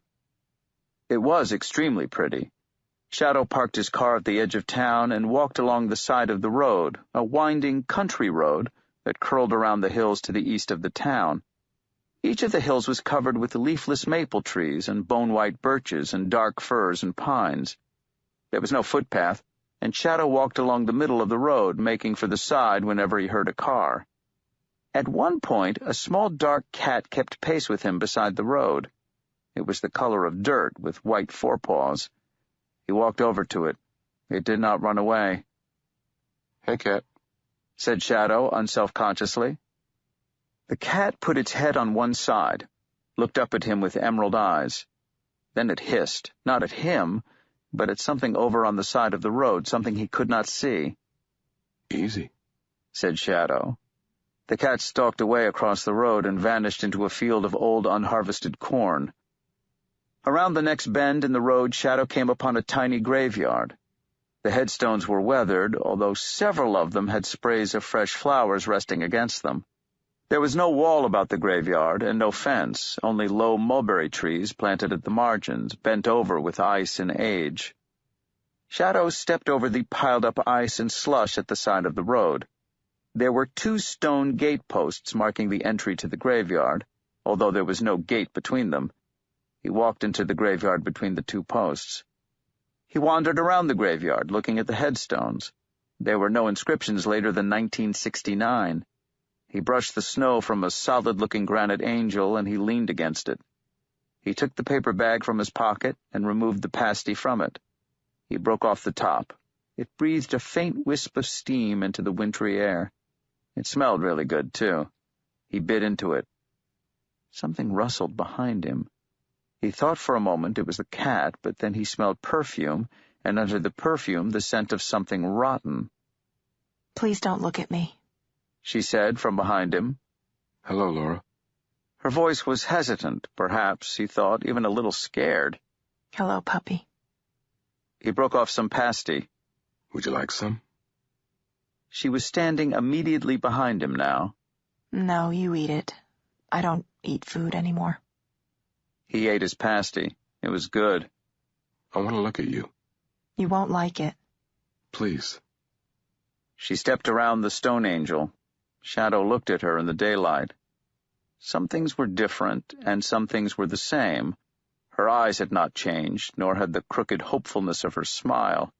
And she was, very obviously, very dead. Shadow finished his pasty.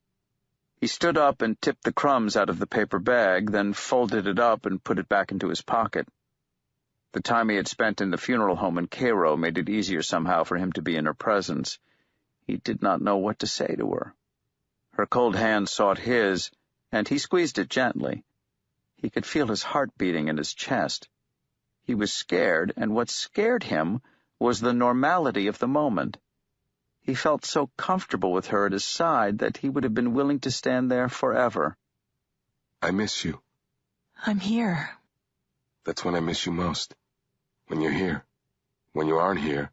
When you're just a ghost from the past or a dream from another life. It's easier then. She squeezed his fingers. So, how's death? Hard. It just keeps going. She rested her head on his shoulder, and it almost undid him. You want to walk for a bit? Sure. She smiled up at him, a nervous, crooked smile in a dead face. They walked out of the little graveyard and made their way back down the road toward the town, hand in hand. Where have you been? Here. Mostly. Since Christmas. I kind of lost you. Sometimes I would know where you were, for a few hours, for a few days. You'd be all over. Then you'd fade away again. I was in this town. Lakeside. It's a good little town. Oh. She no longer wore the blue dress in which she had been buried. Now she wore several sweaters, a long dark skirt, and burgundy boots. Shadow commented on them. Laura ducked her head. She smiled.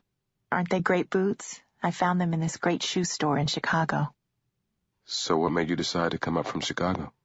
Oh, I've not been in Chicago for a while, puppy. I was heading south. Cold was bothering me. You'd think I'd welcome it, but it's something to do with being dead, I guess.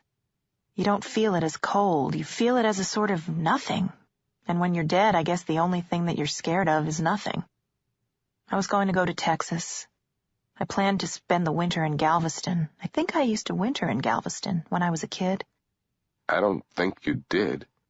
You never mentioned it before. No? Maybe it was someone else then. I don't know. I remember seagulls, throwing bread in the air for seagulls, hundreds of them. The whole sky becoming nothing but seagulls as they flapped their wings and snatched the bread from the air. If I didn't see it, I guess someone else did. A car came around the corner. The driver waved them hello. Shadow waved back. It felt wonderfully normal to walk with his wife. This feels good. Yes. I'm pleased it feels good for you, too. When the call came, I had to hurry back. I was barely into Texas. Call?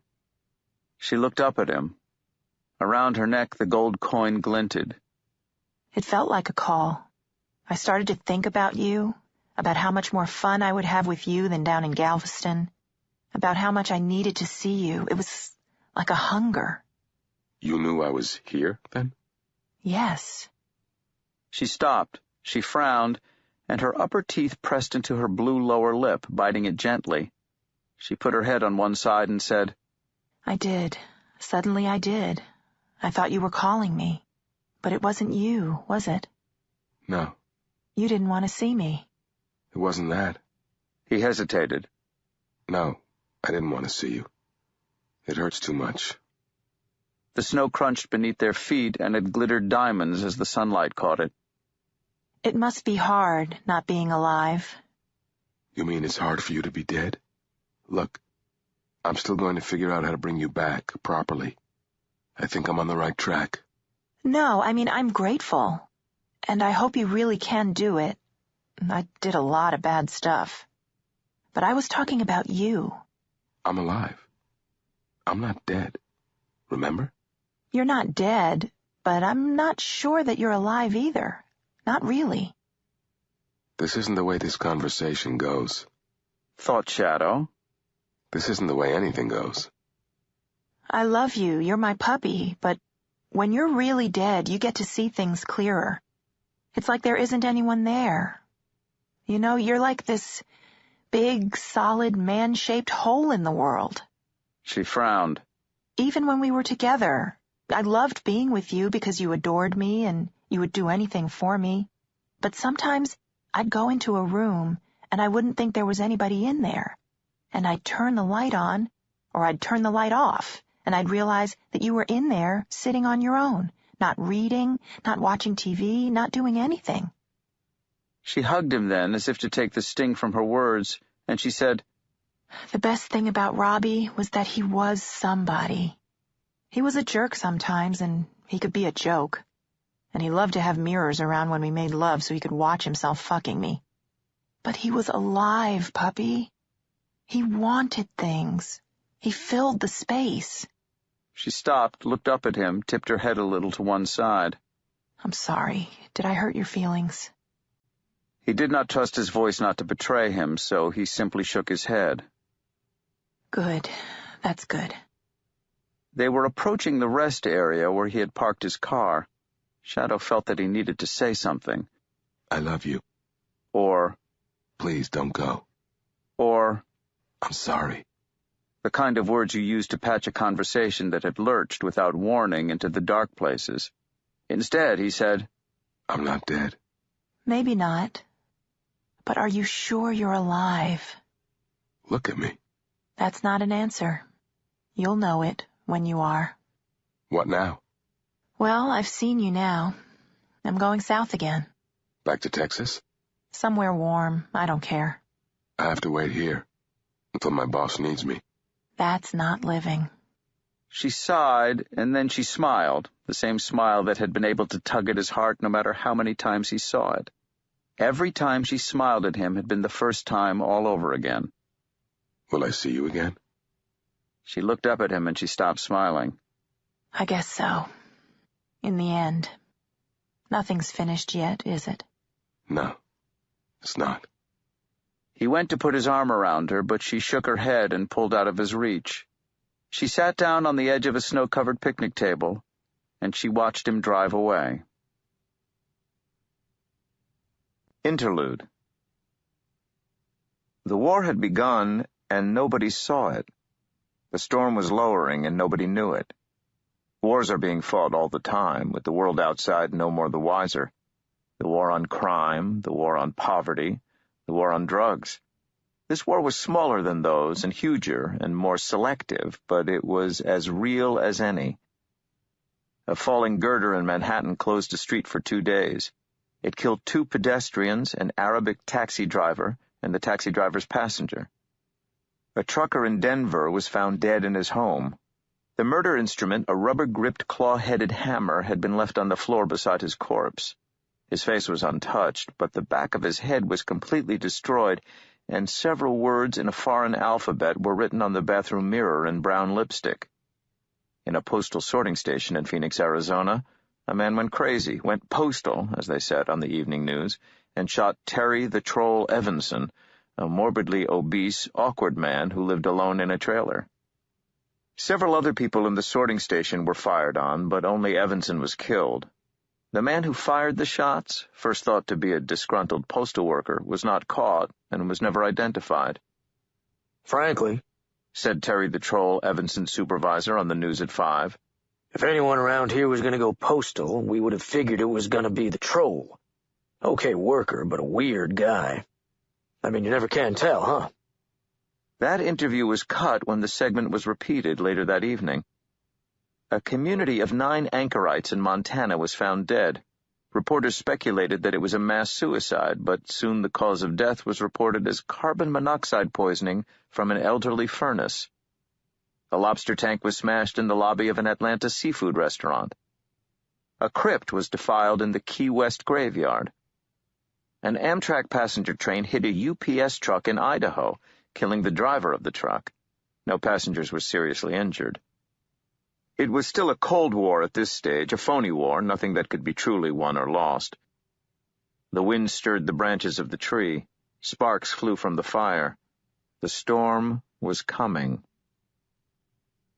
The Queen of Sheba, half demon, they said, on her father's side, witch woman, wise woman, and queen, who ruled Sheba when Sheba was the richest land there ever was, when its spices and its gems and scented woods were taken by boat and camelback to the corners of the earth, who was worshipped even when she was alive, worshipped as a living goddess by the wisest of kings, stands on the sidewalk of Sunset Boulevard at 2 a.m., staring blankly out at the traffic like a slutty plastic bride on a black and neon wedding cake.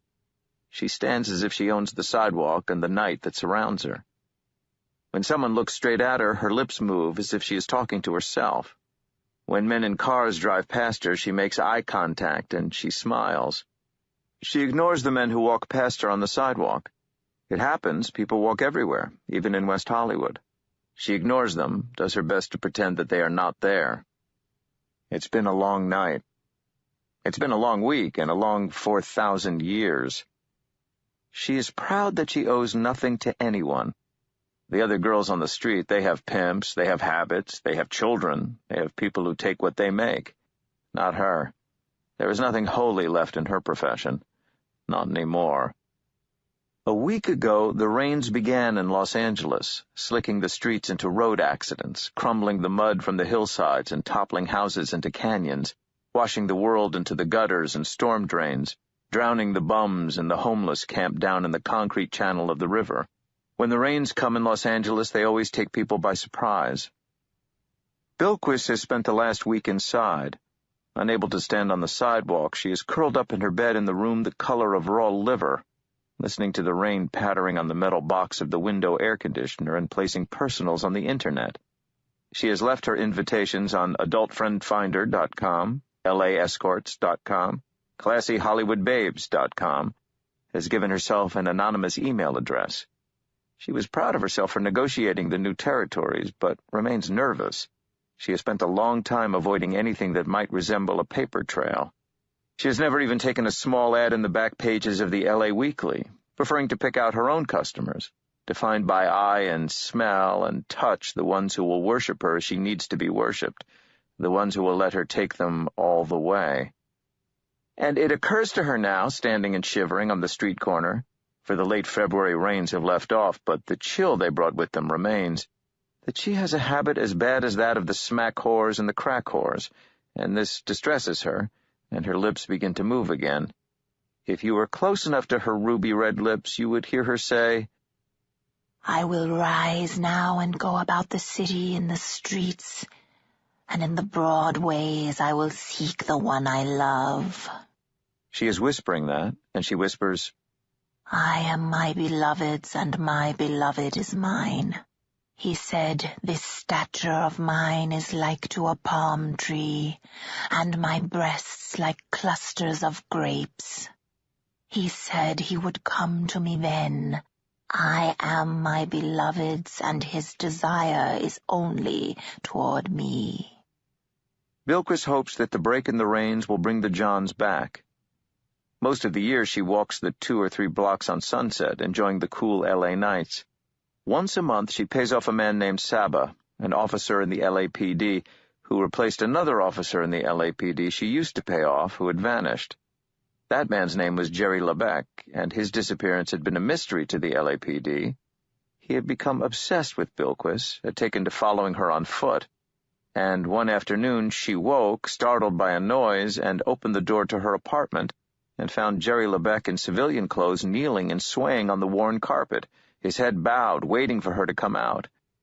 The noise she had heard was the noise of his head, thumping against her door as he rocked back and forth on his knees. She stroked his hair and told him to come inside, and later she put his clothes into a black plastic garbage bag and tossed them into a dumpster behind a hotel several blocks away. His gun and his wallet she put into a grocery store bag. She poured used coffee grounds and food waste on top of them, folded the top of the bag, and dropped it into a trash can at a bus stop. She kept no souvenirs. The orange night sky glimmers to the west with distant lightning somewhere out to sea, and Bilquis knows that the rain will be starting soon. She sighs. She does not want to be caught in the rain. She will return to her apartment, she decides, and take a bath, then shave her legs. It seems to her she's always shaving her legs. And sleep. By night on my bed I sought him whom my soul loveth, she whispers. Let him kiss me with the kisses of his mouth. My beloved is mine, and I am his. She begins to walk up a side street, walking up the hillside to where her car is parked. Headlights come up behind her, slowing as they approach her, and she turns her face to the street and smiles. The smile freezes when she sees the car as a white stretch limo. Men in stretch limos want to fuck in stretch limos, not in the privacy of Bilquis's shrine. Still, it might be an investment, something for the future. A tinted window hums down, and Bilquis walks over to the limo, smiling. Hey, honey, you looking for something? Sweet loving, says a voice from the back of the stretch. She peers inside as much as she can through the open window. She knows a girl who got into a stretch with 5 drunk football players and got hurt real bad, but there's only one John in there that she can see, and he looks kind of on the young side. He doesn't feel like a worshiper, but money. Good money that's passed from his hand to hers, that's an energy in its own right. Baraka, they called it, once on a time, which she can use, and frankly, these days, every little helps. How much? He asks. Depends on what you want and how long you want it for, and whether you can afford it. She can smell something smoky drifting out of the limo window. It smells like burning wires and overheating circuit boards. The door is pushed open from inside. I can pay for anything I want, says the John. She leans into the car and looks around. There's nobody else in there, just the John, a puffy-faced kid who doesn't even look old enough to drink. Nobody else, so she gets in. Rich kid, huh? Richer than rich, he tells her, edging along the leather seat towards her. He moves awkwardly. She smiles at him. Makes me hot, honey. You must be one of them .coms I read about. He preens then, puffs like a bullfrog. Yeah, among other things. I'm a technical boy. The car moves off. So, tell me, Bilquis, how much just to suck my cock? What do you call me? Bilquis, he says again, and then he sings in a voice not made for singing. You are an immaterial girl living in a material world. There is something rehearsed about his words, as if he's practiced this exchange in front of a mirror. She stops smiling, and her face changes, becomes wiser, sharper, harder. What do you want? I told you. Sweet loving. I'll give you whatever you want. She needs to get out of the limo. It's moving too fast for her to throw herself from the car, she figures, but she'll do it if she can't talk her way out of this. Whatever's happening here, she doesn't like it. What I want. Yes. His tongue runs over his lips. I want a clean world.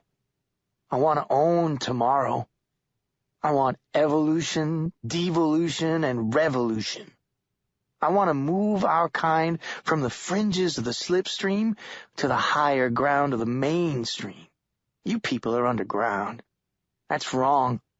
We need to take the spotlight and shine, front and center.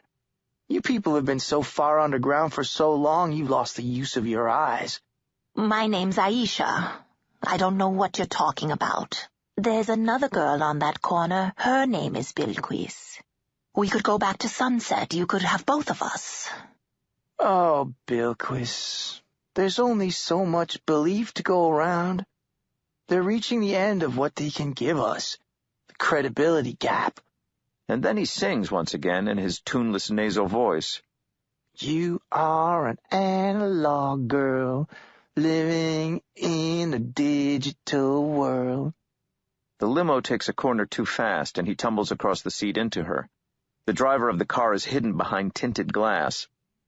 An irrational conviction strikes her that nobody is driving the car, that the white limo is driving through Beverly Hills like Herbie the Love Bug under its own power. Then the John reaches out his hand and taps on the tinted glass. The car slows, and before it has stopped moving, Bilquis has pushed open the door, and she half jumps, half falls out onto the blacktop. She's on a hillside road. To the left of her is a steep hill. To the right is a sheer drop. She starts to run down the road. The limo sits there, unmoving. It starts to rain, and her high heels slip and twist beneath her. She kicks them off and runs, soaked to the skin, looking for somewhere she can get off the road. She's scared. She has power, true, but it's hunger magic, cunt magic. It has kept her alive in this land for so long, true, but for everything else that's not simply living, she uses her sharp eyes and her mind, her height and her presence. There's a metal guardrail at knee height on her right to stop cars from tumbling over the side of the hill, and now the rain is running down the hill road, turning it into a river, and the soles of her feet have started to bleed. The lights of L.A. are spread out in front of her, a twinkling electrical map of an imaginary kingdom, the heavens laid out right here on earth, and she knows that all she needs to be safe is to get off the road. I am black but comely, she mouths to the night and the rain. I am the rose of Sharon and the lily of the valleys. Stay with me, flagons, comfort me with apples, for I am sick of love. A fork of lightning burns greenly across the night sky. She loses her footing, slides several feet, skinning her leg and elbow, and she is getting to her feet when she sees the lights of the car descending the hill toward her. It's coming down too fast for safety, and she wonders whether to throw herself to the right, where it could crush her against the hillside, or to the left, where she might tumble down the gully, and she runs across the road, intending to push herself up the wet earth, to climb, when the white stretch limo comes fishtailing down the slick hillside road. Hell, it must be doing 80, maybe even aquaplaning on the surface of the road, and she's pushing her hands into a handful of weeds and earth, and she's going to get up and away, she knows, when the wet earth crumbles and she tumbles back down onto the road. The car hits her with an impact that crumples the grill and tosses her into the air like a glove puppet. She lands on the road behind the limo, and the impact shatters her pelvis, fractures her skull. Cold rainwater runs over her face. She begins to curse her killer, curse him silently as she cannot move her lips. She curses him in waking and in sleeping, in living and in death. She curses him as only someone who is half demon on her father's side can curse. A car door opens. Someone approaches her. You were an analog girl, he sings again, tunelessly. Living in a digital world. You fucking Madonnas. All you fucking Madonnas. He walks away. The car door slams. The limo reverses and runs back over her, slowly, for the first time. Her bones crunch beneath the wheels. Then the limo comes back down the hill toward her. When, finally, it drives away, down the hill, all it leaves behind on the road is the smeared red meat of roadkill, barely recognizable as human, and soon even that will be washed away by the rain. Interlude 2. Hi, Samantha. Mags, is that you? Who else? Leon said that Auntie Sammy called when I was in the shower. We had a good talk. He's such a sweet kid. Yeah, I think I'll keep him. A moment of discomfort for both of them, barely a crackle of a whisper over the telephone lines. Then, Sammy, how's school? They're giving us a week off. Problem with the furnaces. How are things in your neck of the Northwoods? Well, I've got a new next-door neighbor. He does coin tricks. The Lakeside News letter column currently features a blistering debate on the potential rezoning of the town land down by the old cemetery on the southeast shore of the lake, and Yours truly has to write a strident editorial summarizing the paper's position on this without offending anybody or, in fact, giving anyone any idea what our position is. Sounds like fun. It's not. Allison McGovern vanished last week. Jillian Stan McGovern's oldest. I don't think you met them. Nice kid. She babysat for Leon a few times. Her mouth opens to say something, and it closes again, leaving whatever it was to say unsaid, and instead it says, That's awful. Yes. So... And there's nothing to follow that with that isn't going to hurt, so she says, Is he cute? Who? The neighbor. His name's Ainsel. Mike Ainsel. He's okay. Too young for me. Big guy. Looks, what's the word? Begins with an M. Mean? Moody? Magnificent? Married? Yeah, I guess he does look married. I mean, if there's a look that married men have, he kinda has it. But the word I was thinking of was melancholy. He looks melancholy. And mysterious? Not particularly. When he moved in, he seemed kinda helpless. He didn't even know to heat seal the windows. These days, he still looks like he doesn't know what he's doing here. When he's here, and then he's gone again. I've seen him out walking from time to time. He's no trouble. Maybe he's a bank robber. Uh-huh, just what I was thinking. You were not. That was my idea. Listen, Mags, how are you? Are you okay? Yeah. Really? No. I'm coming up to see you. Sammy, no. It'll be after the weekend, before the furnaces are working and school starts again. It'll be fun. You can make up a bed on the couch for me, and invite the mysterious neighbor over for dinner one night. Sam, you're matchmaking. Who's matchmaking? After Claudine the bitch from hell, maybe I'm ready to go back to boys for a while. I met a nice strange boy when I hitchhiked down to El Paso for Christmas. Look, Sam, you got to stop hitchhiking. How do you think I'm going to get to Lakeside? Allison McGovern was hitchhiking. Even in a town like this, it's not safe. I'll wire you the money. You can take the bus. I'll be fine. Sammy. Okay, Mags. Wire me the money if it'll let you sleep easier. You know it will. Okay, bossy big sister. Give Leon a hug and tell him Auntie Sammy's coming up. And he's not to hide his toys in her bed this time. I'll tell him. I don't promise it'll do any good. So, when should I expect you? Tomorrow night. You don't have to meet me at the bus station. I'll ask Hinzelman to run me over in Tessie. Too late. Tessie's in mothballs for the winter. But Hinzelman will give you a ride anyway. He likes you. You listen to his stories. Maybe you should get Hinzelman to write your editorial for you. Let's see. On the rezoning of the land by the old cemetery, it so happens that in the winter of '03, my grandpa shot a stag down by the old cemetery by the lake. He was out of bullets, so he used a cherry stone from the lunch my grandmama had packed for him, creased the skull of the stag, and it shot off like a bat out of heck. 2 years later, he was down that way, and he sees this mighty buck with a spreading cherry tree growing between its antlers. Well, he shot it, and Grandmama made cherry pies, enough that they were still eating them come the next 4th of July. And they both laughed then. Interlude 3. Jacksonville, Florida, 2 a.m. The sign says help wanted. We're always hiring. I can only work the night shift. Is that going to be a problem? Shouldn't be. I can get you an application to fill out. You ever worked in a gas station before? No, I figure how hard can it be? Well, it ain't rocket science, that's for sure. I'm new here. I don't have a telephone. Waiting for them to put it in. I surely know that one, I surely do. They just make you wait because they can. You know, ma'am, you don't mind my saying this, but you do not look well.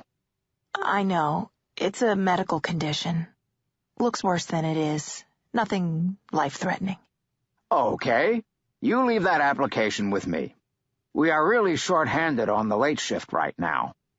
Round here, we call it the zombie shift. You do it too long, that's how you feel. Well now, is that Lorna? Laura. Laura, okay. Well, I hope you don't mind dealing with weirdos, because they come out at night. I'm sure they do. I can cope.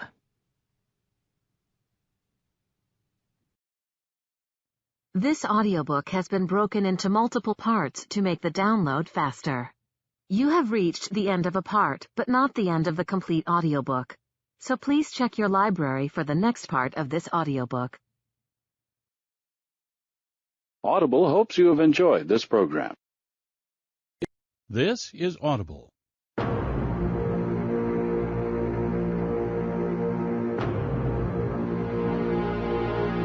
Harper Audio presents a full cast production of American Gods, the 10th Anniversary Edition, by Neil Gaiman.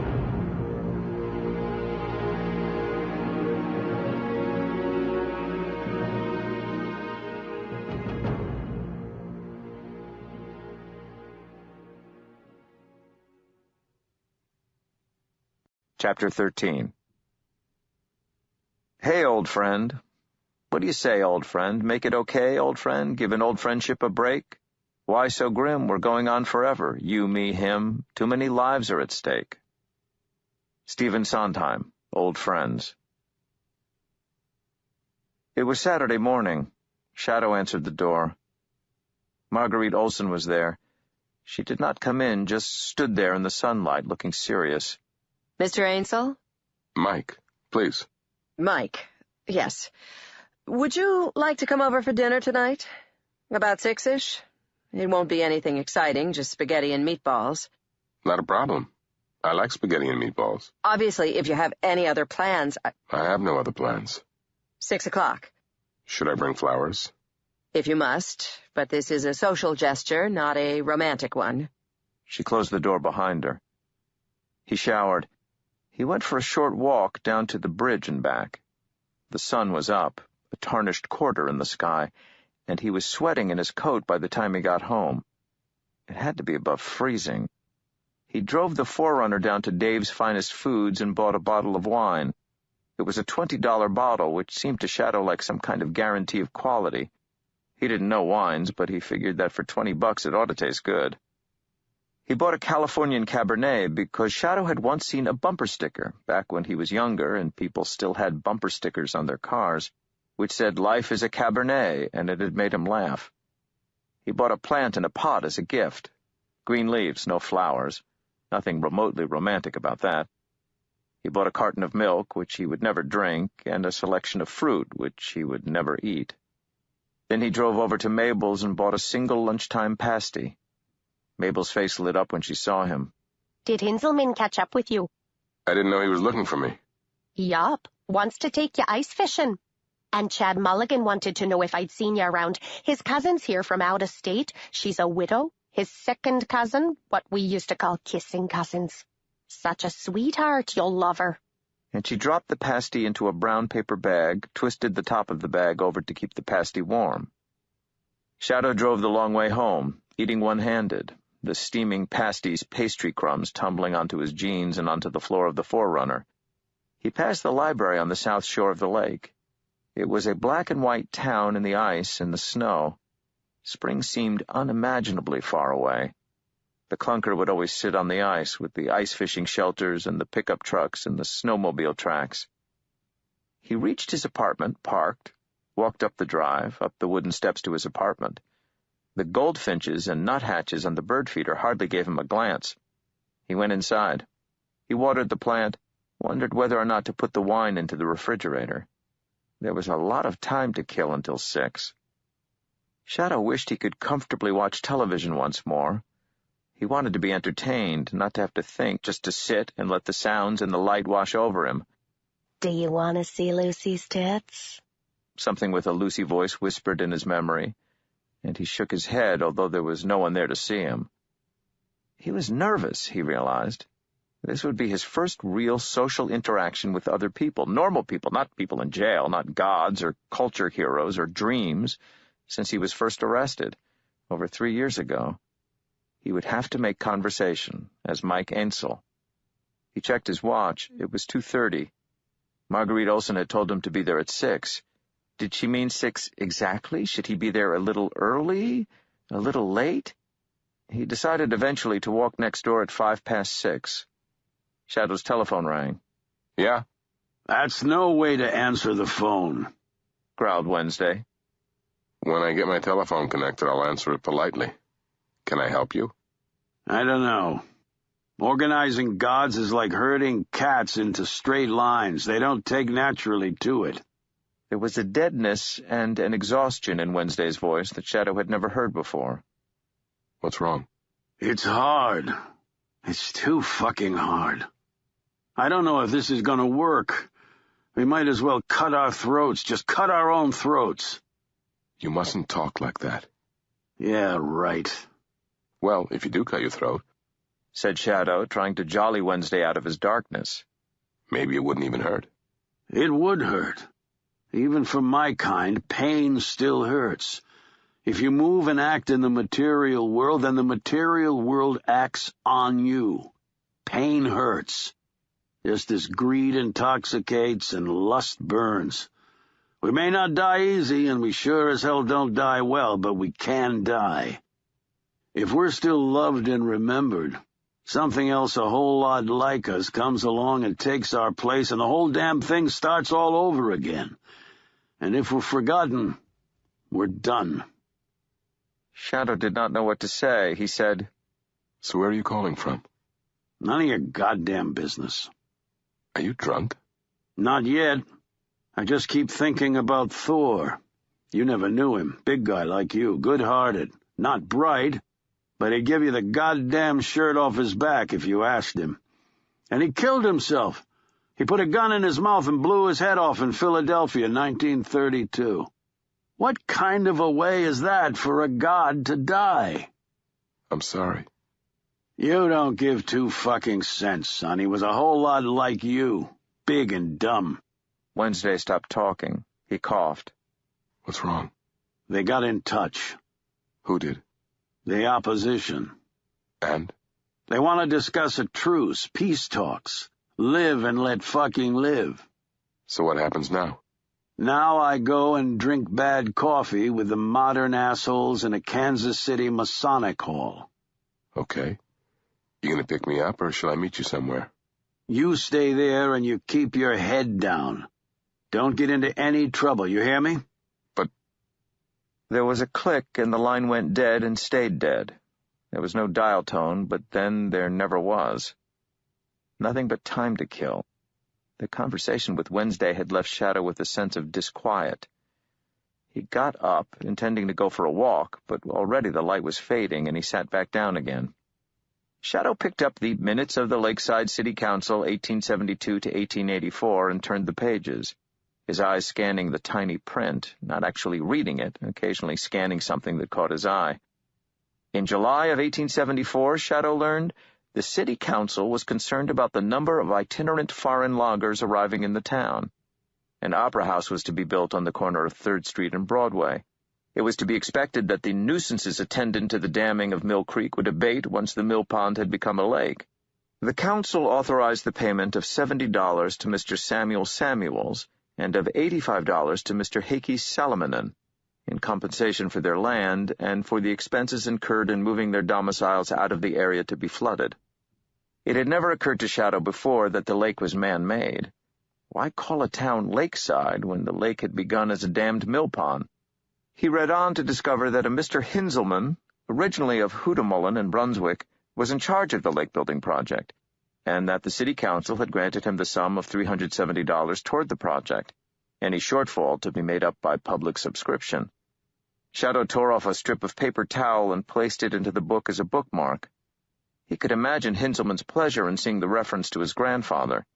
He wondered if the old man knew that his family had been instrumental in building the lake. Shadow flipped forward through the book, scanning for more references to the lake-building project. They had dedicated the lake in a ceremony in the spring of 1876 as a precursor to the town's centennial celebrations. A vote of thanks to Mr. Hinzelman was taken by the council. Shadow checked his watch. It was 5:30. He went into the bathroom, shaved, combed his hair. He changed his clothes. Somehow the final 15 minutes passed. He got the wine and the plant, and he walked next door. The door opened as he knocked. Marguerite Olson looked almost as nervous as he felt. She took the wine bottle and the potted plant and said thank you. The television was on, The Wizard of Oz on video. It was still in sepia, and Dorothy was still in Kansas, sitting with her eyes closed in Professor Marvel's wagon, as the old fraud pretended to read her mind, and the twister wind that would tear her away from her life was approaching. Leon sat in front of the screen playing with a toy fire truck. When he saw Shadow, an expression of delight touched his face. He stood up and ran, tripping over his feet in his excitement, into a back bedroom, from which he emerged a moment later triumphantly, waving a quarter. Watch, Mike Ainsel! Then he closed both his hands and he pretended to take the coin into his right hand, which he opened wide. I made it disappear, Mike Ainsel! You did? Agreed Shadow. After we've eaten, if it's okay with your mom, I'll show you how to do it even smoother than that. Do it now if you want, said Marguerite. We're still waiting for Samantha. I sent her out for sour cream. I don't know what's taking her so long. And, as if that were her cue, footsteps sounded on the wooden deck and somebody shouldered open the front door. Shadow did not recognize her at first. Then she said, I didn't know if you wanted the kind with calories or the kind that tastes like wallpaper paste, so I went for the kind with calories. And he knew her then, the girl from the road to Cairo. That's fine. Sam, this is my neighbor, Mike Ainsel. Mike, this is Samantha Blackcrow, my sister. I don't know you, thought Shadow desperately. You've never met me before. We're total strangers. He tried to remember how he had thought. Snow. How easy and light that had been. This was desperate. He put out his hand and said, Pleased to meet you. She blinked, looked up at his face. A moment of puzzlement, then recognition entered her eyes and curved the corners of her mouth into a grin. Hello. I'll see how the food is doing, said Marguerite, in the taut voice of someone who burns things in kitchens if they leave them alone and unwatched even for a moment. Sam took off her puffy coat and her hat. So you're the melancholy but mysterious neighbor. Who'da thunk it? She kept her voice down. And you are girl Sam. Can we talk about this later? If you promise to tell me what's going on. Deal. Leon tugged at the leg of Shadow's pants. Will you show me now? He asked and held out his quarter. Okay, but if I show you, you have to remember that a master magician never tells anyone how it's done. I promise. Shadow took the coin in his left hand, then moved Leon's right hand in, cupping it in his own hand, huge by comparison, showing him how to appear to take the coin in his right hand while actually leaving it in Shadow's left hand. Then he put the coin into Leon's left hand and made him repeat the movements on his own. After several attempts, the boy mastered the move. Now you know half of it, because the moves are only half of it. The other half is this. Put your attention on the place where the coin ought to be. Look at the place it's meant to be. Follow it with your eyes. If you act like it's in your right hand, no one will even look at your left hand, no matter how clumsy you are. Sam watched all this with her head tipped slightly on one side, saying nothing. Dinner, called Marguerite, pushing her way in from the kitchen with a steaming bowl of spaghetti in her hands. Leon, go wash your hands. The food was good. Crusty garlic bread, thick red sauce, good spicy meatballs. Shadow complimented Marguerite on it. Old family recipe. From the Corsican side of the family. I thought you were Native American. Dad's Cherokee. Mag's mom's father came from Corsica. Sam was the only person in the room who was actually drinking the Cabernet. Dad left her when Mags was 10, and he moved across town. 6 months after that, I was born. Mom and Dad got married when the divorce came through, and I think they tried to make it work for a while, and when I was 10, he went away. I think he has a 10-year attention span. Well, he's been out in Oklahoma for 10 years, said Marguerite. Now, my mom's family were European Jewish, from one of those places that used to be communist and now are just chaos. I think she liked the idea of being married to a Cherokee. Fry bread and chopped liver. Sam took another sip of the red wine. Her mom's a wild woman, said Marguerite semi-approvingly. You know where she is now? Asked Sam. Shadow shook his head. She's in Australia. She met a guy on the internet who lived in Hobart. When they met in the flesh, she decided he was actually kind of icky, but she really liked Tasmania, so she's living down there with a women's group, teaching them to batik cloth and things like that. Isn't that cool? At her age? Shadow agreed that it was and helped himself to more meatballs.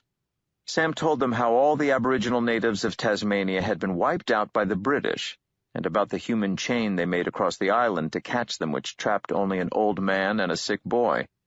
She told him how the Tasmanian tigers, the thylacines, had been killed by farmers, scared for their sheep, how the politicians in the 1930s noticed that the thylacine should be protected only after the last of them was dead.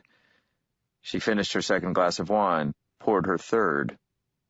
So, Mike, said Sam suddenly, her cheeks reddening. Tell us about your family. What are the Ainsells like? She was smiling, and there was mischief in that smile. We're real dull. None of us ever got as far as Tasmania. So, you're at school in Madison. What's that like? You know. I'm studying art history, women's studies, and casting my own bronzes. When I grow up, I'm going to do magic. Poof! Will you teach me, Mike Ainsel? Sure. If your mom doesn't mind. Marguerite shrugged. After we've eaten, while you're putting Leon to bed, Mags, I think I'm going to get Mike to take me to the buck stops here for an hour or so. Marguerite did not shrug. Her head moved and eyebrow raised slightly. I think he's interesting, said Sam. And we have lots to talk about. Marguerite looked at Shadow, who busied himself in dabbing an imaginary blob of red sauce from his chin with a paper napkin. Well, you're grown-ups, she said, in a tone of voice that did its best to imply that they weren't, and that even if they were, they shouldn't be. After dinner, Shadow helped Sam with the washing up. He dried, and then he did a trick for Leon, counting pennies into Leon's palm. Each time Leon opened his hand and counted them, there was one less coin than he had counted in. And as for the final penny... Are you squeezing it? Tightly? When Leon opened his hand, he found it had transformed into a dime. Leon's plaintive cries of, "How'd you do that? Mama, how'd he do that?" followed him out into the hall. Sam handed him his coat. Come on. Her cheeks were flushed from the wine. Outside it was cold. Shadow stopped in his apartment, tossed the minutes of the Lakeside City Council into a plastic grocery bag, and brought it along. Hinzelman might be down at the Buck, and he wanted to show him the mention of his grandfather. They walked down the drive side by side. He opened the garage door, and she started to laugh. Oh, my God, she said when she saw the 4Runner. Paul Gunther's car. You bought Paul Gunther's car. Oh, my God. Shadow opened the door for her. Then he went around and got in. You know the car? When I came up here 2 or 3 years ago to stay with Mags, it was me that persuaded him to paint it purple. Oh, it's good to have someone to blame. He drove the car out onto the street, got out and closed the garage door, got back into the car. Sam was looking at him oddly as he got in, as if the confidence had begun to leak out of her. He put on his seatbelt, and she said, I'm scared. This was a stupid thing to do, wasn't it? Getting into a car with a psycho killer. I got you safe home last time. You killed 2 men. You're wanted by the feds. And now I find out you're living under an assumed name next door to my sister. Unless Mike Ainsel is your real name. No, said Shadow, and he sighed. It's not. He hated saying it. It was as if he was letting go of something important, abandoning Mike Ainsel by denying him, as if he were taking his leave of a friend. Did you kill those men? No. They came to my house and said we'd been seen together, and this guy showed me photographs of you. What was his name? Mr. Hat? No, Mr. Town. That was him. It was like The Fugitive. But I said I hadn't seen you. Thank you. So, tell me what's going on. I'll keep your secrets if you keep mine. I don't know any of yours. Well, you know that it was my idea to paint this thing purple, thus forcing Paul Gunther to become such an object of scorn and derision for several counties around that he was forced to leave town entirely. We were kind of stoned. I doubt that bit of it's much of a secret. Everyone in Lakeside must have known it's a stoner sort of purple. And then she said, very quiet, very fast, If you're going to kill me, please don't hurt me. I shouldn't have come here with you. I am so dumb. I am so fucking dumb. I should have run away or called the cops when I first saw you. I can identify you. Jesus, I am so dumb. I've never killed anybody. Really.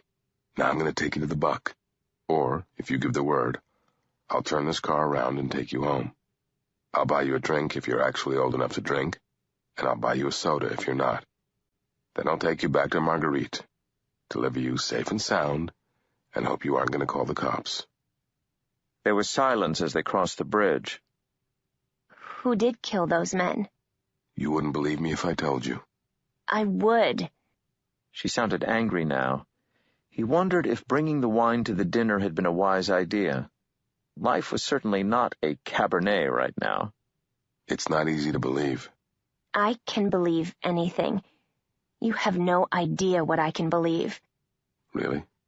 I can believe things that are true, and I can believe things that aren't true. And I can believe things where nobody knows if they're true or not. I can believe in Santa Claus and the Easter Bunny and Marilyn Monroe and the Beatles and Elvis and Mr. Ed.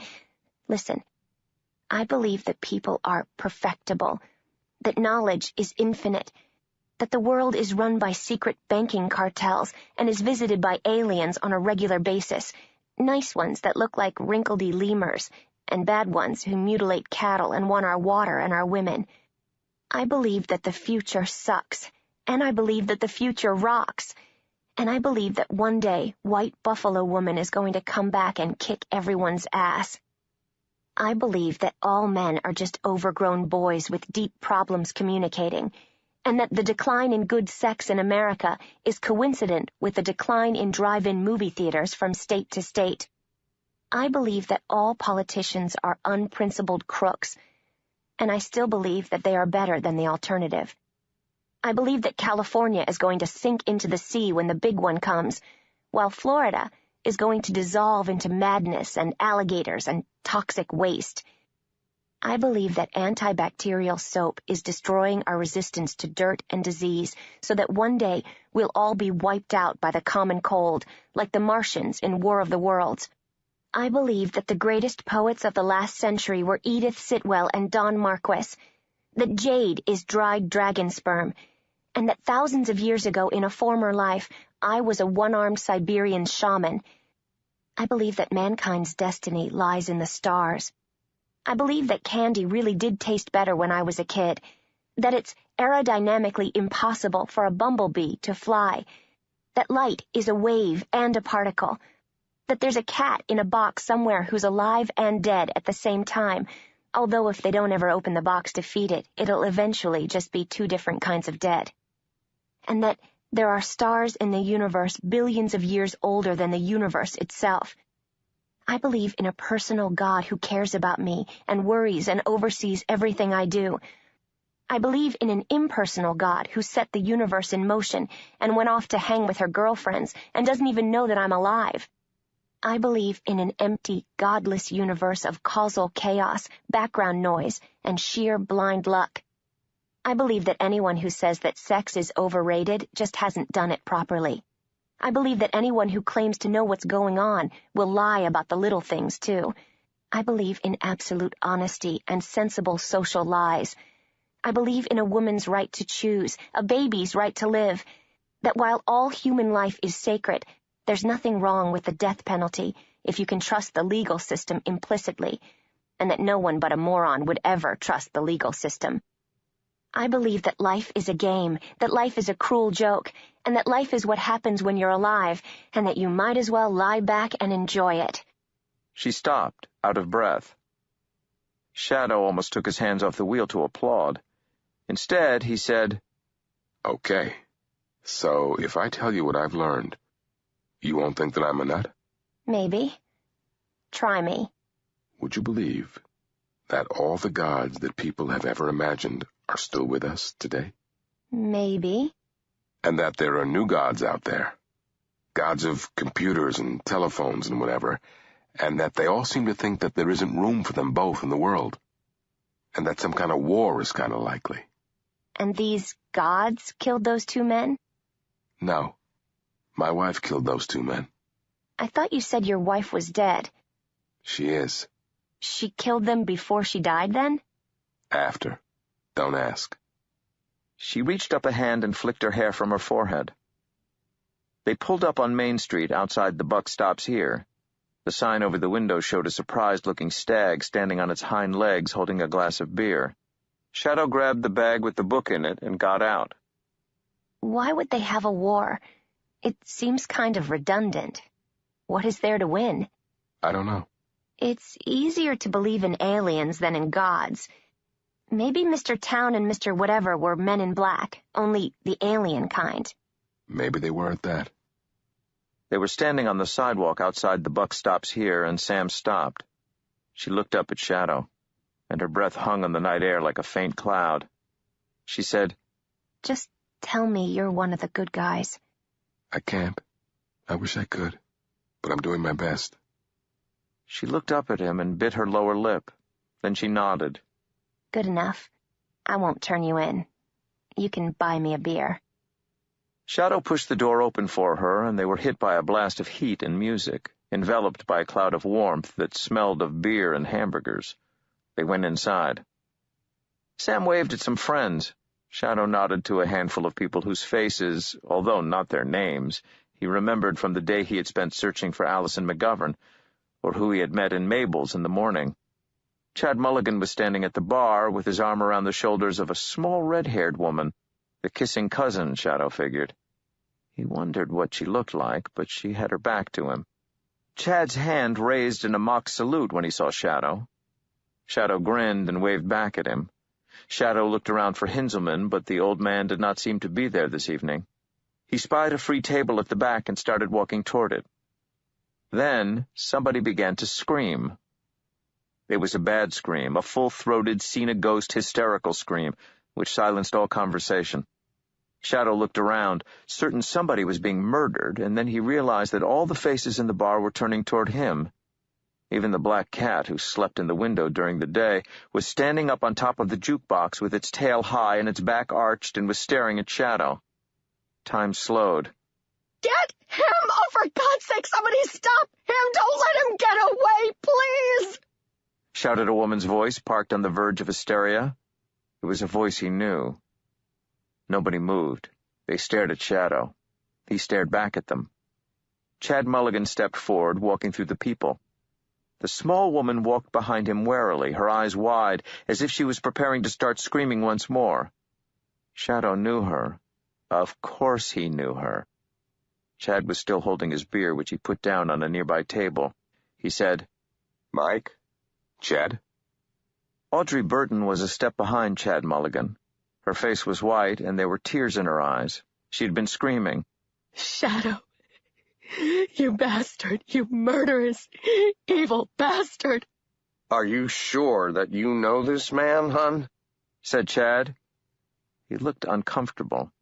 It was obvious that he hoped that whatever was happening here was all some kind of case of mistaken identity, something that one day they might be able to laugh about. Audrey Burton looked at him incredulously. Are you crazy? He worked for Robbie for years. His slutty wife was my best friend. He's wanted for murder. I had to answer questions. He's an escaped convict. She was way over the top, her voice trembling with suppressed hysteria, sobbing out her words like a soap actress going for a daytime Emmy. Kissing cousins, thought Shadow, unimpressed. Nobody in the bar said a word. Chad Mulligan looked up at Shadow. It's probably a mistake. I'm sure we can sort this all out, he said sensibly. Then he said to the bar, It's all fine, nothing to worry about. We can sort this out. Everything's fine. Then to Shadow, Let's step outside, Mike. Quiet competence. Shadow was impressed. Sure, said Shadow. He felt a hand touch his hand, and he turned to see Sam staring at him. He smiled down at her as reassuringly as he could. Sam looked at Shadow, then she looked around the bar at the faces staring at them. She said to Audrey Burton, I don't know who you are, but you are such a cunt.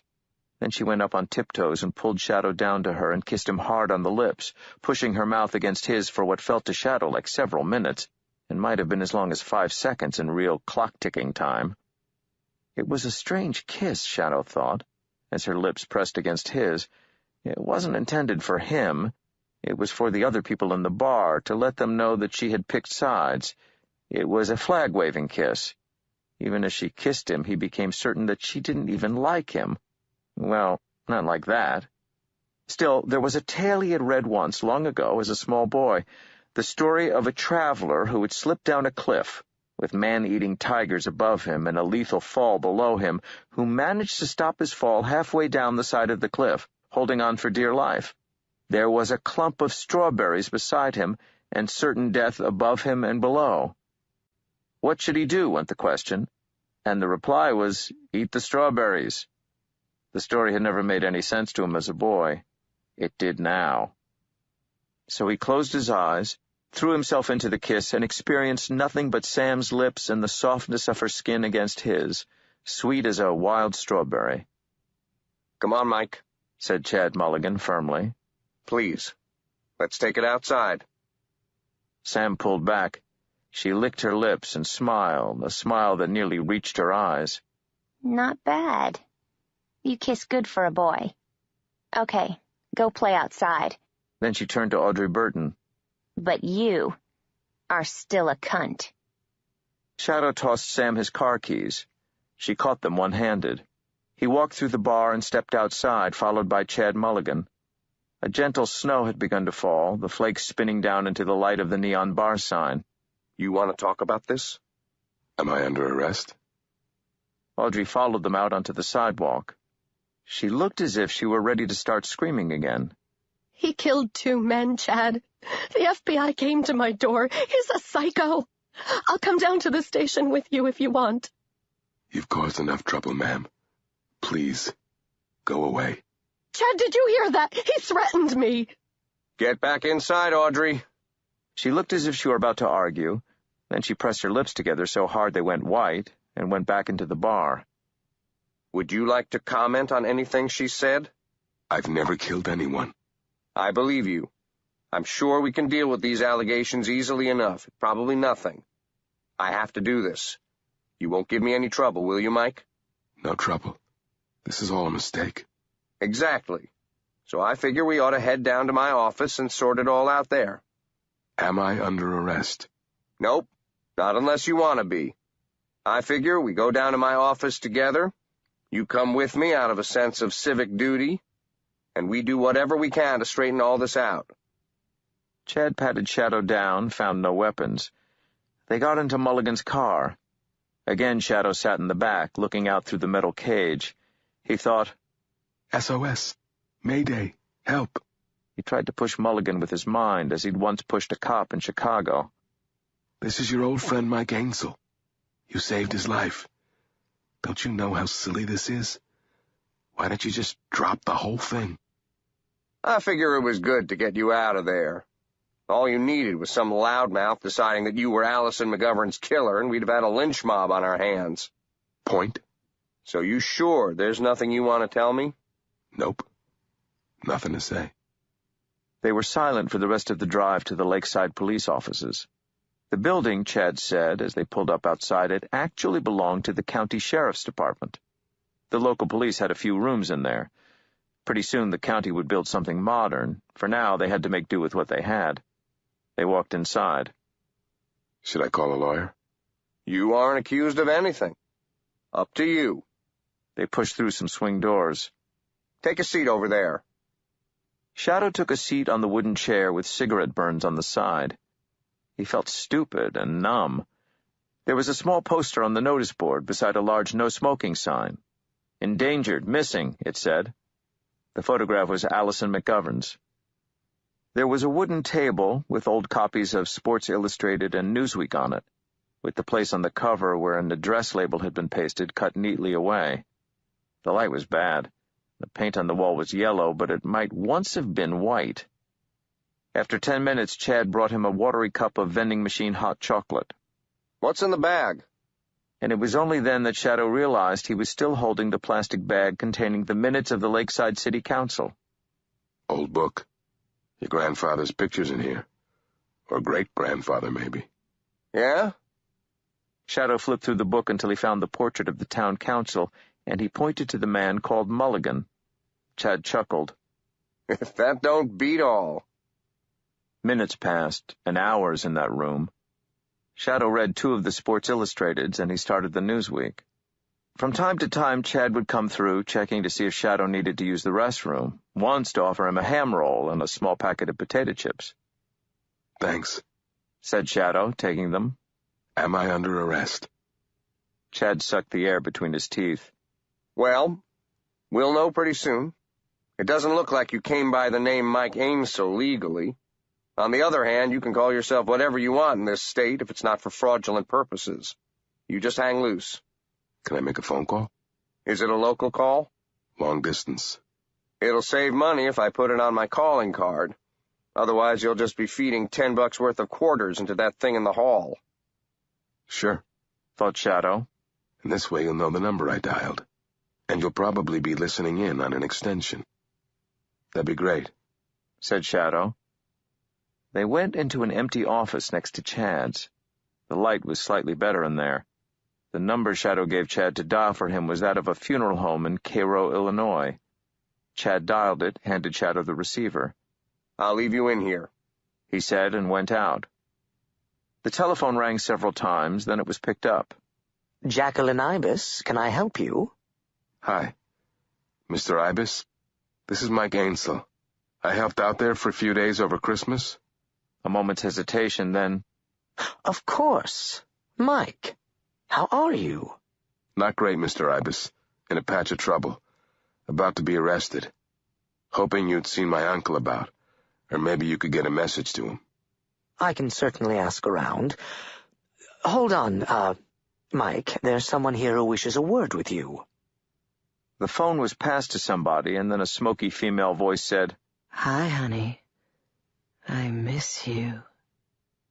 He was certain he'd never heard that voice before, but he knew her. He was sure that he knew her. Let it go, the smoky voice whispered in his mind, in a dream. Let it all go. Who's that girl you were kissing, hon? You trying to make me jealous? We're just friends. I think she was trying to prove a point. How did you know she kissed me? I got eyes wherever my folk walk. You take care now, hon. There was a moment of silence, then Mr. Ibis came back on the line and said, Mike? Yes? There's a problem getting hold of your uncle. He seems to be kind of tied up. But I'll try and get a message to your Aunt Nancy. Best of luck. The line went dead. Shadow sat down, expecting Chad to return. He sat in the empty office, wishing he had something to distract him. Reluctantly, he picked up the minutes once more, opened it to somewhere in the middle of the book, and began to read. An ordinance prohibiting expectoration on sidewalks and on the floors of public buildings, or throwing thereon tobacco in any form, was introduced and passed 8-4 in December of 1876.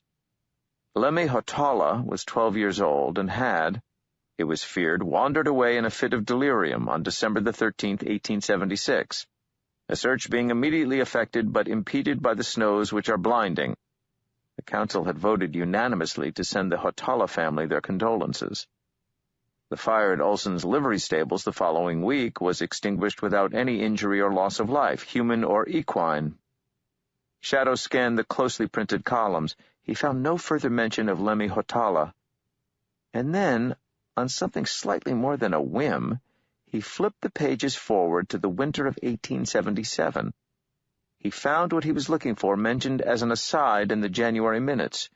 Jessie Lovett, age not given, a Negro child, had vanished on the night of the 28th of December. It was believed that she might have been abducted by traveling so-called peddlers who were run out of town the previous week, having been discovered to be engaged in certain larcenous acts they were said to be making for St. Paul. Telegrams had been sent to St. Paul, but no results were reported. Condolences were not sent to the Lovett family. Shadow was scanning the minutes of winter 1878 when Chad Mulligan knocked and entered, looking shamefaced, like a child bringing home a bad report card. Mr. Ainsel, Mike, I'm truly sorry about this. I appreciate how easy you've been about all this. Personally, I like you, but that don't change anything, you know? Shadow said he knew. I got no choice in the matter but to place you under arrest for violating your parole. Then Police Chief Chad Mulligan read Shadow his rights. He filled out some paperwork. He took Shadow's prints. He walked him down the hall to the county jail on the other side of the building. There was a long counter and several doorways on one side of the room, 2 holding cells, and a doorway on the other. One of the cells was occupied. A man slept on a cement bed under a thin blanket. The other was empty. There was a sleepy-looking woman in a brown uniform behind the counter, watching Jay Leno on a small white portable television. She took the papers from Chad and signed for Shadow. Chad hung around, filled in more papers. The woman came around the counter, patted Shadow down, took all his possessions, wallet, coins, front door key, book, watch, and put them on the counter, then gave him a plastic bag with orange clothes in it and told him to go into the open cell and change into them. He could keep his own underwear and socks. He went in and changed into the orange clothes and the shower footwear. It stank evilly in there. The orange top he pulled over his head had Lumber County Jail written on the back in large black letters. The metal toilet in the cell had backed up and was filled to the brim with a brown stew of liquid feces and sour, beerish urine. Shadow came back out, gave the woman his clothes, which he put into the plastic bag with the rest of his possessions. She had him sign for them. Shadow signed for them as Mike Ainsel, though he found that he was already thinking of Mike Ainsel as someone he had liked well enough in the past but would no longer be seeing in the future. He had thumbed through the wallet before he handed it over. "You take care of this," he had said to the woman. "My whole life is in here." The woman took the wallet from him and assured him that it would be safe with them. She asked Chad if that wasn't true, and Chad, looking up from the last of his paperwork, said Liz was telling the truth. They'd never lost a prisoner's possessions yet. Shadow had slipped the $400 bills that he had palmed from the wallet into his socks when he had changed, along with the silver Liberty dollar he had palmed as he had emptied his pockets. "Say," Shadow asked when he came out, "would it be okay if I finished reading the book?" Sorry, Mike. Rules are rules. Liz put Shadow's possessions in a bag in the back room. Chad said he'd leave Shadow in Officer Butte's capable hands. Liz looked tired and unimpressed. Chad left. The telephone rang and Liz, Officer Butte, answered it.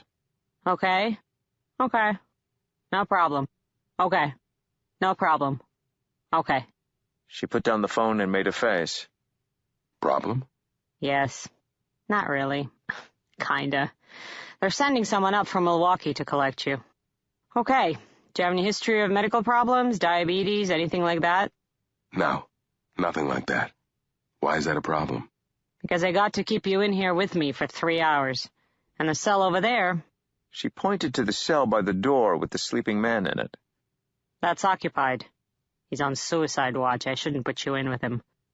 But it's not worth the trouble to sign you into the county and then sign you out again. And you don't want to go in there. She pointed to the empty cell in which he'd changed his clothes. Because the can is shut. It stinks in there, doesn't it? Yes. It was gross. It's common humanity, that's what it is. The sooner we get into the new facilities, it can't be too soon for me. One of the women we had in yesterday must have flushed a tampon away. I tell him not to. We got bins for that. I clog the pipes. Every damn tampon down that John costs the county $100 in plumber's fees. So, I can keep you out here if I cuff you, or you can go in the cell. Your call. I'm not crazy about them. but I'll take the cuffs. She took a pair from her utility belt, then patted the semi-automatic in its holster as if to remind him that it was there. Hands behind your back. The cuffs were a tight fit. He had big wrists. Then she put hobbles on his ankles and sat him down on a bench on the far side of the counter against the wall. Now, you don't bother me, and I won't bother you. She tilted the television so that he could see it. Thanks. When we get our new offices, there won't be none of this nonsense. The Tonight Show finished. Jay and his guests grinned the world goodnight. An episode of Cheers began. Shadow had never really watched Cheers. He had only ever seen one episode of it, the one where Coach's daughter comes to the bar, although he had seen that several times. Shadow had noticed that you only ever catch one episode of shows you don't watch, over and over, years apart. He thought it must be some kind of cosmic law. Officer Liz Butte sat back in her chair. She was not obviously dozing, but she was by no means awake, so she did not notice when the gang at Cheers stopped talking and getting off one-liners and just started staring out of the screen at Shadow. Diane, the blonde barmaid who fancied herself an intellectual, was the first to talk. Shadow, we were so worried about you. You'd fallen off the world. It's so good to see you again, albeit in bondage and orange couture. What I figure is the thing to do, pontificated Bar-Bore Cliff, is to escape in hunting season, when everybody's wearing orange anyway. Shadow said nothing. Ah, cat got your tongue, I see, said Diane. Well, you've led us a merry chase. Shadow looked away. Officer Liz had begun gently to snore. Carla, the little waitress, snapped, Hey, jerkwad! We interrupt this broadcast to show you something that's going to make you piss in your friggin' pants. You ready? The screen flickered and went black. The words live feed pulsated in white at the bottom left of the screen. A subdued female voice said in voiceover, It's certainly not too late to change to the winning side, but you know, you also have the freedom to stay just where you are. That's what it means to be an American. That's the miracle of America. Freedom to believe means the freedom to believe the wrong thing, after all. Just as freedom of speech gives you the right to stay silent. The picture now showed a street scene. The camera lurched forward in the manner of handheld video cameras in real-life documentaries. A man with thinning hair, a tan, and a faintly hangdog expression filled the frame. He was standing by a wall sipping a cup of coffee from a plastic cup.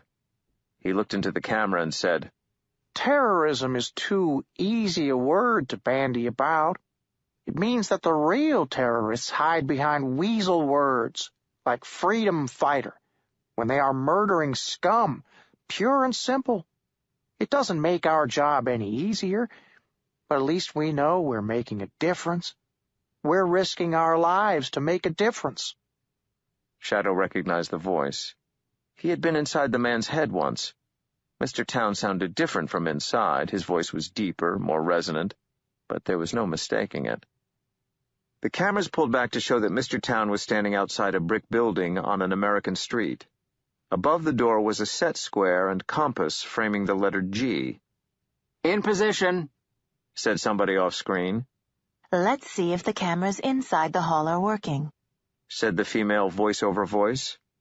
It was the kind of reassuring voice they use on commercials to try to sell you things only people as smart as you are going to take this opportunity to buy. The words live feed continued to blink at the bottom left of the screen. Now the picture showed the interior of a small hall. The room was underlit. Two men sat at a table at the far end of the room. One of them had his back to the camera. The camera zoomed into them awkwardly in a series of jagged movements. For a moment they were out of focus, and then they became sharp once more. The man facing the camera got up and began to pace, like a bear on a chain. It was Wednesday. He looked as if, on some level, he was enjoying this. As they came into focus, the sound came on with a pop. The man with his back to the screen was saying, We are offering is the chance to end this, here and now, with no more bloodshed, no more aggression, no more pain, no more loss of life. Isn't that worth giving up a little? Wednesday stopped pacing and turned. His nostrils flared. First, You have to understand that you are asking me to speak for all of us, for each and every individual in my position across this country, which is manifestly nonsensical. They will do what they will do, and I have no say in it. Secondly, what on earth makes you think that I believe that you people are going to keep your word? The man with his back to the camera moved his head. You do yourself an injustice. Obviously, you people have no leaders. But you're the only one they listen to. They pay attention to you, Mr. Cargo. And as for keeping my word, well, these preliminary talks are being filmed and broadcast live. And he gestured back toward the camera. Some of your people are watching as we speak. Others will see videotapes. Others will be told by those they trust. The camera does not lie. Everybody lies, said Wednesday. Shadow recognized the voice of the man with his back to the camera. It was Mr. World, the one who had spoken to Town on the cell phone while Shadow was in Town's head. You don't believe that we will keep our word? I think your promises were made to be broken and your oaths to be forsworn. But I will keep my word. Safe conduct is safe conduct, said Mr. World. And a flag of truce is what we agreed. I should tell you, by the way, that your young protege is once more in our custody. Wednesday snorted. No, he's not. We were discussing the ways to deal with the coming paradigm shift. We don't have to be enemies, do we? Wednesday still seemed shaken. He said, I will do whatever is in my power. Shadow noticed something strange about the image of Wednesday on the television screen. A red glint burned on his left eye, the glass one. The eye burned with a scarlet light. The glint left a phosphor dot afterimage as he moved. Wednesday seemed unaware of it. It's a big country, said Wednesday, marshalling his thoughts. He moved his head and the scarlet glitter blur slipped to his cheek, a red laser pointer dot. Then it edged up to his glass eye once more. There is room for... There was a bang, muted by the television speakers, and the side of Wednesday's head exploded. His body tumbled backward. Mr. World stood up, his back still to the camera, and walked out of shot. Let's see that again, in slow motion this time, said the announcer's voice reassuringly. The words live feed became replay. Slowly now, the red laser pointer traced its bead onto Wednesday's glass eye, and once again the side of his face dissolved into a cloud of blood. Freeze frame. Yes, it's still God's own country. The only question is, which gods? Another voice, Shadow thought it was Mr. World's, it had that same half-familiar quality, said, We now return you to your regularly scheduled programming. On Cheers, Coach assured his daughter that she was truly beautiful, just like her mother. The telephone rang, and Officer Liz sat up with a start. She picked it up, said, Okay. Yeah. Okay, I'll be over there. Put the phone down and got up from behind the counter. She said to Shadow, Sorry, I'm going to have to put you in the cell. Don't use the can. If you need to go, press the buzzer by the door, and I'll come down as soon as I can and escort you to the restrooms out back. The Lafayette Sheriff's Department should be here to collect you soon. She removed the cuffs and the hobble, locked him into the holding cell. The smell was worse now that the door was closed. Shadow sat down on the concrete bed, slipped the Liberty Dollar from his sock, and began moving it from finger to palm, from position to position, from hand to hand, his only aim to keep the coin from being seen by anyone who might look in. He was passing the time. He was numb. He missed Wednesday then, sudden and deep. He missed the man's confidence, his attitude, his conviction. He opened his hand, looked down at Lady Liberty, a silver profile. He closed his fingers over the coin, held it tightly. He wondered if he'd get to be one of those guys who got life for something they didn't do. If he even made it that far. From what he'd seen of Mr. World and Mr. Town, they would have little trouble pulling him out of the system. Perhaps he'd suffer an unfortunate accident on the way to the next holding facility. He could be shot while making a break for it. It did not seem at all unlikely. There was a stir of activity in the room on the other side of the glass. Officer Liz came back in. She pressed a button, a door that Shadow could not see opened, and a black deputy in a brown sheriff's uniform entered and walked briskly over to the desk. Shadow slipped the dollar coin back into his sock, pushing it down toward his ankle. The new deputy handed over some papers. Liz scanned them and signed. Chad Mulligan came in, said a few words to the new man. Then he unlocked the cell door and walked inside. It stinks in here. Tell me about it. Okay. Folk are here to pick you up. Seems you're a matter of national security. You know that? It'll make a great front-page story for the Lakeside News. Chad looked at him without expression.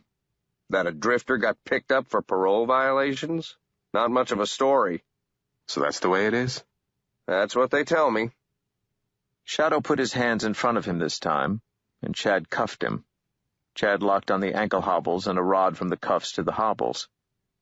Shadow thought, "They'll take me outside. Maybe I can make a break for it. Some kind of break for it. In hobbles and cuffs and lightweight orange clothes, out into the snow." And even as he thought it, he knew how stupid and hopeless it was. Chad walked him out into the office. Liz had turned the TV off now. The black deputy looked him over. "He's a big guy," he said to Chad. Liz passed the new deputy the paper bag with Shadow's possessions in it, and he signed for it. Chad looked at Shadow, then at the deputy. He said to the deputy quietly, but loudly enough for Shadow to hear, "Look, I just want to say, I'm not comfortable with the way this is happening." The deputy nodded. His voice was deep and cultured, the voice of a man who could as easily organize a press briefing as a massacre. "You'll have to take it up with the appropriate authorities, sir. Our job is simply to bring him in." Chad made a sour face. He turned to Shadow. "Okay. Through that door and into the sally port." "What?" "Out there, where the car is." Liz unlocked the doors. "You make sure that orange uniform comes right back here.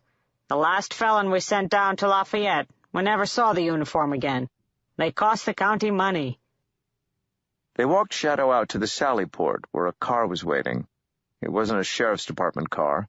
It was a black town car. Another deputy, a grizzled white guy with a mustache, stood by the car smoking a cigarette. He crushed it out underfoot as they came close and opened the back door for Shadow. Shadow sat down awkwardly, his movements hampered by the cuffs and the hobble. There was no grill between the back and the front of the car. The two deputies climbed into the front of the car. The black deputy started the motor. They waited for the Sallyport door to open. Come on, said the black deputy, his fingers drumming against the steering wheel. Chad Mulligan tapped on the side window. The white deputy glanced at the driver, then he lowered the window. "This is wrong," said Chad. "I just wanted to say that." "Your comments have been noted and will be conveyed to the appropriate authorities," said the driver. The doors to the outside world opened. The snow was still falling, dizzying into the car's headlights. The driver put his foot on the gas, and they were heading back down the street and onto Main Street. "You heard about Wednesday?" said the driver. His voice sounded different now, older and familiar. "He's dead." "Yeah, I know. I saw it on TV." "Those fuckers," said the white officer. It was the first thing he had said, and his voice was rough and accented, and like the driver's, it was a voice that Shadow knew. "I tell you, they are fuckers, those fuckers." "Thanks for coming to get me." "Don't mention it," said the driver. In the light of an oncoming car, his face already looked older. He looked smaller, too. The last time Shadow had seen him, he had been wearing lemon-yellow gloves and a check jacket. "We were in Milwaukee. Still had to drive like demons when Ibis called." "You think we let them lock you up and send you to the chair, when I'm still waiting to break your head with my hammer?" asked the white deputy gloomily, fumbling in his pocket for a pack of cigarettes. His accent was East European. "The real shit will hit the fan in an hour or less," said Mr. Nancy, looking more like himself with each moment. when they really turn up to collect you. We'll pull over before we get to Highway 53 and get you out of those shackles and back into your own clothes. Chernobog held up a handcuff key and smiled. I like the mustache. Suits you. Chernobog stroked it with a yellowed finger. Thank you. Wednesday. Is he really dead? This isn't some kind of trick, is it? He realized that he had been holding on to some kind of hope, foolish though it was, but the expression on Nancy's face told him all he needed to know, and the hope was gone. Coming to America, 14,000 B.C. Cold it was, and dark, when the vision came to her. For in the far north daylight was a grey, dim time in the middle of the day that came and went and came again, an interlude between darknesses. They were not a large tribe, as these things were counted then, nomads of the northern plains. They had a god, who was the skull of a mammoth, and the hide of a mammoth fashioned into a rough cloak. Nanyanini, they called him. When they were not travelling, he rested on a wooden frame, at man height. She was the holy woman of the tribe, the keeper of its secrets, and her name was Atsula the Fox. Atsula walked before the two tribesmen who carried their god on long poles, draped with bearskins, that it should not be seen by profane eyes, nor at times when it was not holy. They roamed the tundra with their tents. The finest of the tents was made of caribou hide, and it was the holy tent, and there were 4 of them inside it. Atsula the priestess, Gagwe, the tribal elder, Yanu, the war leader, and Kalanu, the scout. She called them there, the day after she had her vision. Atsula scraped some lichen into the fire. Then she threw in dried leaves with her withered left hand. They smoked, with an eye-stinging grey smoke, and gave off an odour that was sharp and strange. Then she took a wooden cup from the wooden platform, and she passed it to Gugwe. The cup was half filled with a dark yellow liquid. Atsula had found the pung mushrooms, each with 7 spots. Only a true holy woman could find a 7-spotted mushroom, and had picked them at the dark of the moon, and dried them on a string of deer cartilage. Yesterday, before she slept, she had eaten the 3 dried mushroom caps. Her dreams had been confused and fearful things, of bright lights moving fast, of rock mountains filled with lights spearing upwards like icicles. In the night, she had woken, sweating, and needing to make water. She squatted over the wooden cup and filled it with her urine. Then she placed the cup outside the tent, in the snow, and returned to sleep. When she woke, she picked the lumps of ice out from the wooden cup, as her mother had taught her, leaving a darker, more concentrated liquid behind. It was this liquid she passed around the skin tent, first to Gugwe, then to Yanu, and to Kalanu. Each of them took a large gulp of the liquid, then Atsula took the final draught. She swallowed it, and poured what was left on the ground in front of their god, a libation to Nanyanini. They sat in the smoky tent, waiting for their god to speak. Outside in the darkness the wind wailed and breathed.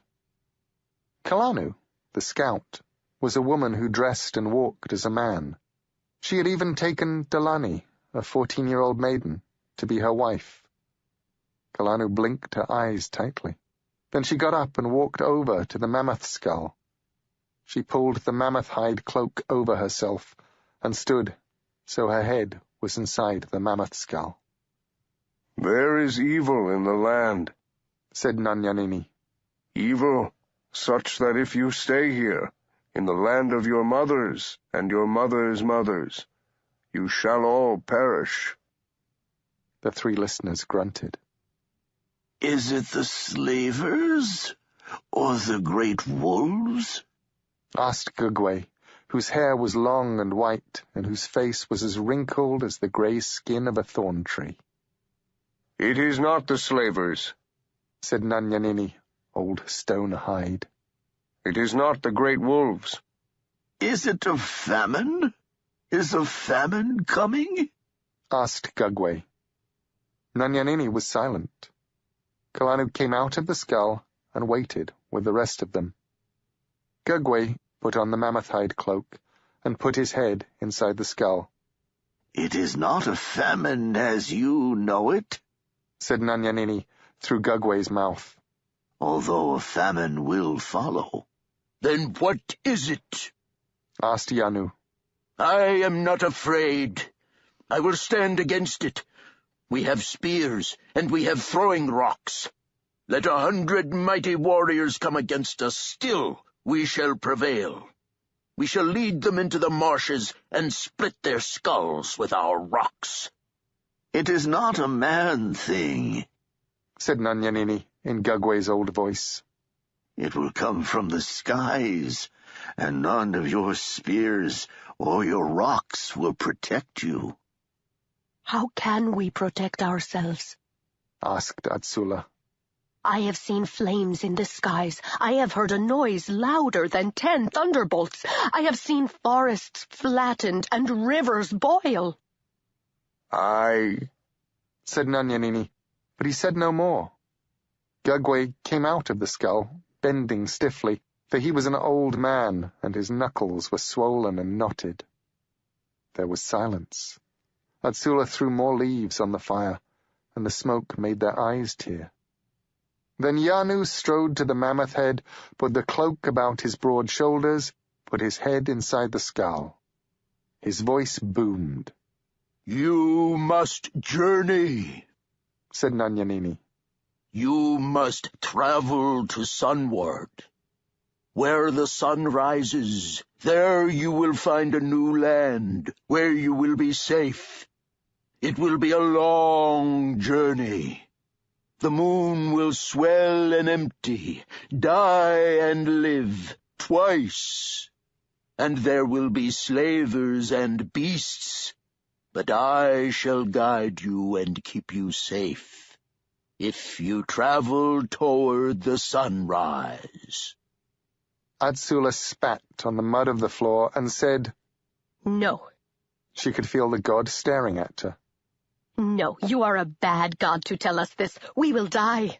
We will all die, and then who will be left to carry you from high place to high place, to raise your tent, to oil your great tusks with fat? The god said nothing. Atsula and Yanu exchanged places. Atsula's face stared out through the yellowed mammoth bone. Atsula has no faith, said Nanyanini in Atsula's voice. Atsula shall die before the rest of you enter the new land, but the rest of you shall live. Trust me. There is a land to the east that is manless. This land shall be your land, and the land of your children and your children's children, for 7 generations and 7 sevens. But for Atsula's faithlessness, you would have kept it forever. In the morning, pack your tents and your possessions, and walk toward the sunrise. And Gugwe and Yanu and Kalanu bowed their heads and exclaimed at the power and wisdom of Nanyanini. The moon swelled and waned and swelled and waned once more. The people of the tribe walked east toward the sunrise, struggling through the icy winds which numbed their exposed skin. Nanyanini had promised to them truly. They lost no one from the tribe on the journey, save for a woman in childbirth. And women in childbirth belong to the moon, not to Nanyanini. They crossed the land bridge. Kalanu had left them at first light to scout the way. Now the sky was dark, and Kalanu had not returned, but the night sky was alive with lights, knotting and flickering and winding, flux and pulse, white and green and violet and red. Atsula and her people had seen the northern lights before, but they were still frightened by them, and this was a display like they had never seen before. Kalanu returned to them as the lights in the sky formed and flowed. Sometimes, she said to Atsula, I feel that I could simply spread my arms and fall into the sky. That is because you are a scout, said Atsula the priestess. When you die, you shall fall into the sky and become a star, to guide us as you guide us in life. There are cliffs of ice to the east, high cliffs, said Kalanu, her raven black hair worn long, as a man would wear it. We can climb them, but it will take many days. You shall lead us safely, said Atsula. I shall die at the foot of the cliff, and that shall be the sacrifice that takes you into the new lands. To the west of them, back in the lands from which they had come, where the sun had set hours before, there was a flash of sickly yellow light, brighter than lightning, brighter than daylight, a burst of pure brilliance that forced the folk on the land bridge to cover their eyes and spit and exclaim. Children began to wail. That is the doom that Nanyanini warned us of, said Gugwe the Old. Surely he is a wise god and a mighty one. He is the best of all gods, said Kalanu. In our new land we shall raise him up on high, and we shall polish his tusks and skull with fish oil and animal fat, and we shall tell our children, and our children's children, and our seventh children's children, that Nanyanini is the mightiest of all gods and shall never be forgotten. Gods are great, said Atsula, slowly, as if she were comprehending a great secret. But the heart is greater. For it is from our hearts they come, and to our hearts they shall return. And there is no telling how long she might have continued in this blasphemy had it not been interrupted in a manner that brooked no argument. The roar that erupted from the west was so loud that ears bled, that they could hear nothing for some time, temporarily blinded and deafened but alive, knowing that they were luckier than the tribes to the west of them. It is good, said Atsula, but she could not hear the words inside her head. Atsula died at the foot of the cliffs when the spring sun was at its zenith. She did not live to see the new world, and the tribe walked into those lands with no holy woman. They scaled the cliffs, and they went south and west, until they found a valley with fresh water, and rivers that teemed with silver fish, and deer that had never seen man before, and were so tame it was necessary to spit and to apologize to their spirits before killing them. Delani gave birth to 3 boys, and some said that Kalanu had performed the final magic and could do the man thing with her bride, while others said that old Gugwe was not too old to keep a young bride company when her husband was away. And certainly once Gugwe died, Delani had no more children. And the ice times came, and the ice times went, and the people spread out across the land and formed new tribes, and chose new totems for themselves, ravens and foxes and ground sloths and great cats and buffalo, each a taboo beast that marked a tribe's identity, each beast a god. The mammoths of the new lands were bigger and slower and more foolish than the mammoths of the Siberian plains, and the pung mushrooms with their 7 spots were not to be found in the new lands, and Nanyanini did not speak to the tribe any longer. And in the days of the grandchildren of Delani and Kalanu's grandchildren, a band of warriors, members of a big and prosperous tribe returning from a slaving expedition in the north to their home in the south, found the Valley of the First People. They killed most of the men, and they took the women and many of the children captive. One of the children, hoping for clemency, took them to a cave in the hills, in which they found a mammoth skull, the tattered remnants of a mammoth skin cloak, a wooden cup, and the preserved head of Atsula, the oracle. While some of the warriors of the new tribe were for taking the sacred objects away with them, stealing the gods of the first people and owning their power, others counseled against it, saying that they would bring nothing but ill luck and the malice of their own god, for these were the people of a raven tribe, and ravens are jealous gods. So they threw the objects down the side of the hill into a deep ravine, and took the survivors of the first people with them on their long journey south. and the raven tribes and the fox tribes grew more powerful in the land, and soon Nanyanini was entirely forgot. Part 3. The Moment of the Storm. Chapter 14. People are in the dark. They don't know what to do. I had a little lantern, but it got blown out too. I'm reaching out my hand. I hope you are too. I just want to be in the dark with you. Greg Brown. In the Dark with You. They changed cars at 5 a.m. in Minneapolis in the airport's long-term parking lot. They drove to the top floor where the parking building was open to the sky. Shadow took the orange uniform and the handcuffs and leg hobbles, put them in the brown paper bag that had briefly held his possessions, folded the whole thing up and dropped it into a parking lot garbage can. They had been waiting for 10 minutes when a barrel-chested young man came out of an airport door and walked over to them. He was eating a packet of Burger King French fries. Shadow recognized him immediately. He had sat in the back of the car when they had left the house on the rock and hummed so deeply the car had vibrated. He now sported a white-streaked winter beard he had not had when they had met at the house on the rock. It made him look older. The man wiped the grease from his hands onto his sweater, extended one huge hand to Shadow. I heard of the All-Father's death. They will pay, and they will pay dearly. Wednesday was your father? He was the All-Father. You tell them. His deep voice caught in his throat. Tell them all that when we are needed, my people will be there. Chinnabog picked at a flake of tobacco between his teeth and spat it out onto the frozen slush. And how many of you is that? 10? 20? The barrel-chested man's beard bristled. And aren't 10 of us worth 100 of them? Who would stand against even one of my folk in a battle?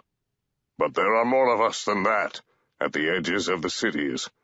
There are a few in the mountains, some in the Catskills, a few living in the Kearney towns in Florida. They keep their axes sharp. They will come, if I call them. You do that, Elvis, said Mr. Nancy. Shadow thought he said Elvis anyway, but he couldn't be sure. Nancy had exchanged the deputy's uniform for a thick brown cardigan, corduroy trousers, and brown loafers. You call him. That's what the old bastard would have wanted. They betrayed him. They killed him.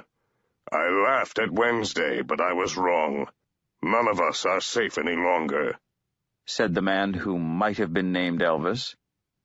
But you can rely on us. He gently patted Shadow on the back and almost sent him sprawling. It was like being gently patted on the back by a wrecking ball. Chernabog had been looking around the parking lot. You will pardon me asking, but our new vehicle is which? The barrel-chested man pointed. There she is. Chernabog snorted. That? It was a 1970 VW bus. There was a rainbow decal in the rear window. It's a fine vehicle, and it's the last thing that they'll be expecting you to be driving. The last thing they'll be looking for. Chernabog walked around the vehicle. Then he started to cough, a lung-rumbling, old man, 5 a.m. smoker's cough. He hawked and spat, and put his hand to his chest, massaging away the pain. Yes, the last car they will suspect. So what happens when the police pull us over, looking for the hippies and the dope, eh? We're not here to ride the magic bus. We're to blend in. The bearded man unlocked the door of the bus. So they take a look at you. They see you aren't hippies. They wave you goodbye. It's the perfect disguise, and it's all I could find at no notice. Chernabog seemed to be ready to argue it further, but Mr. Nancy intervened smoothly. Elvis, you come through for us. We are very grateful. Now, that car needs to get back to Chicago. We'll leave it in Bloomington. The wolves will take care of it. Don't give it another thought. He turned back to Shadow. Again, you have my sympathy, and I share your pain. Good luck. And if the vigil falls to you, my admiration and my sympathy. He squeezed Shadow's hand in sympathy and in friendship with his own catcher's mitt fist. It hurt. You tell his corpse when you see it.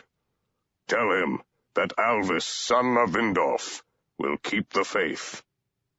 The VW bus smelled of patchouli, of old incense and rolling tobacco.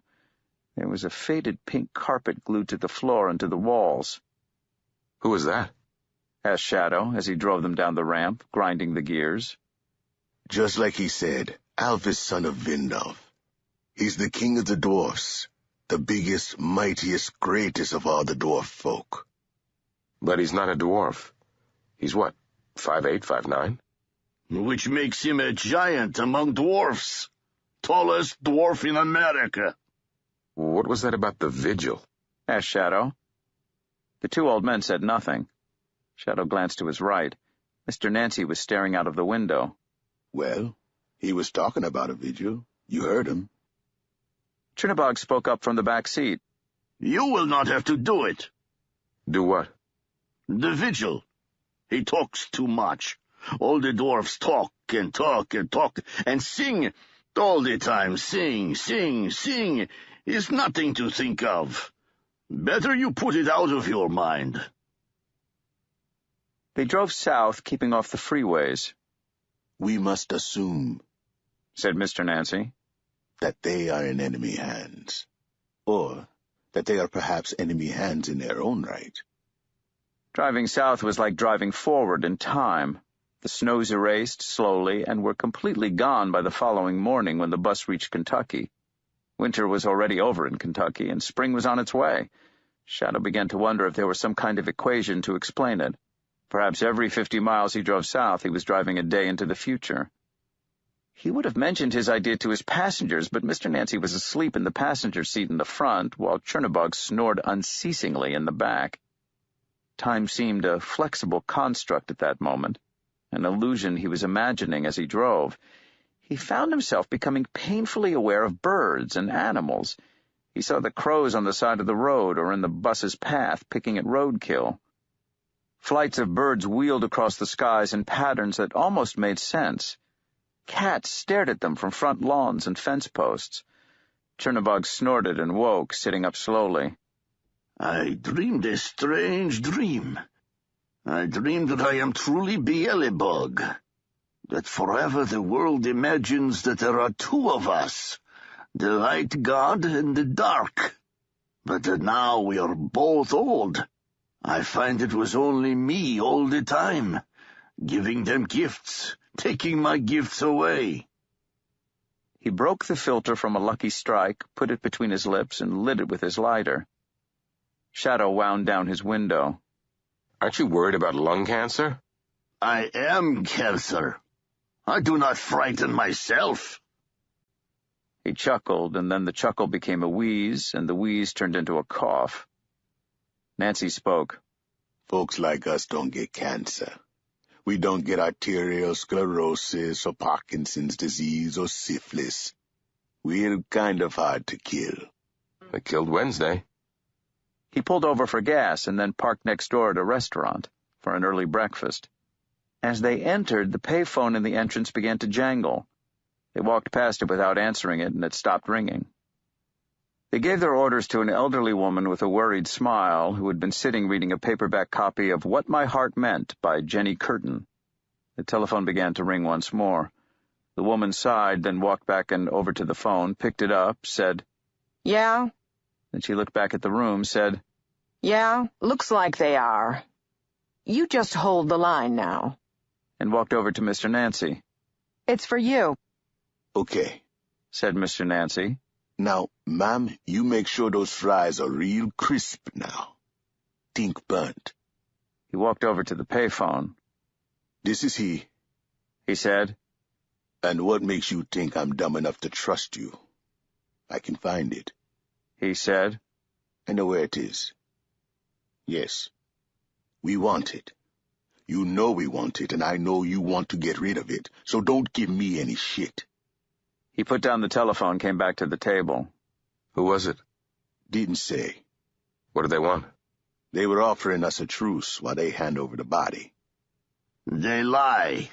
They want to lure us in, and then they will kill us.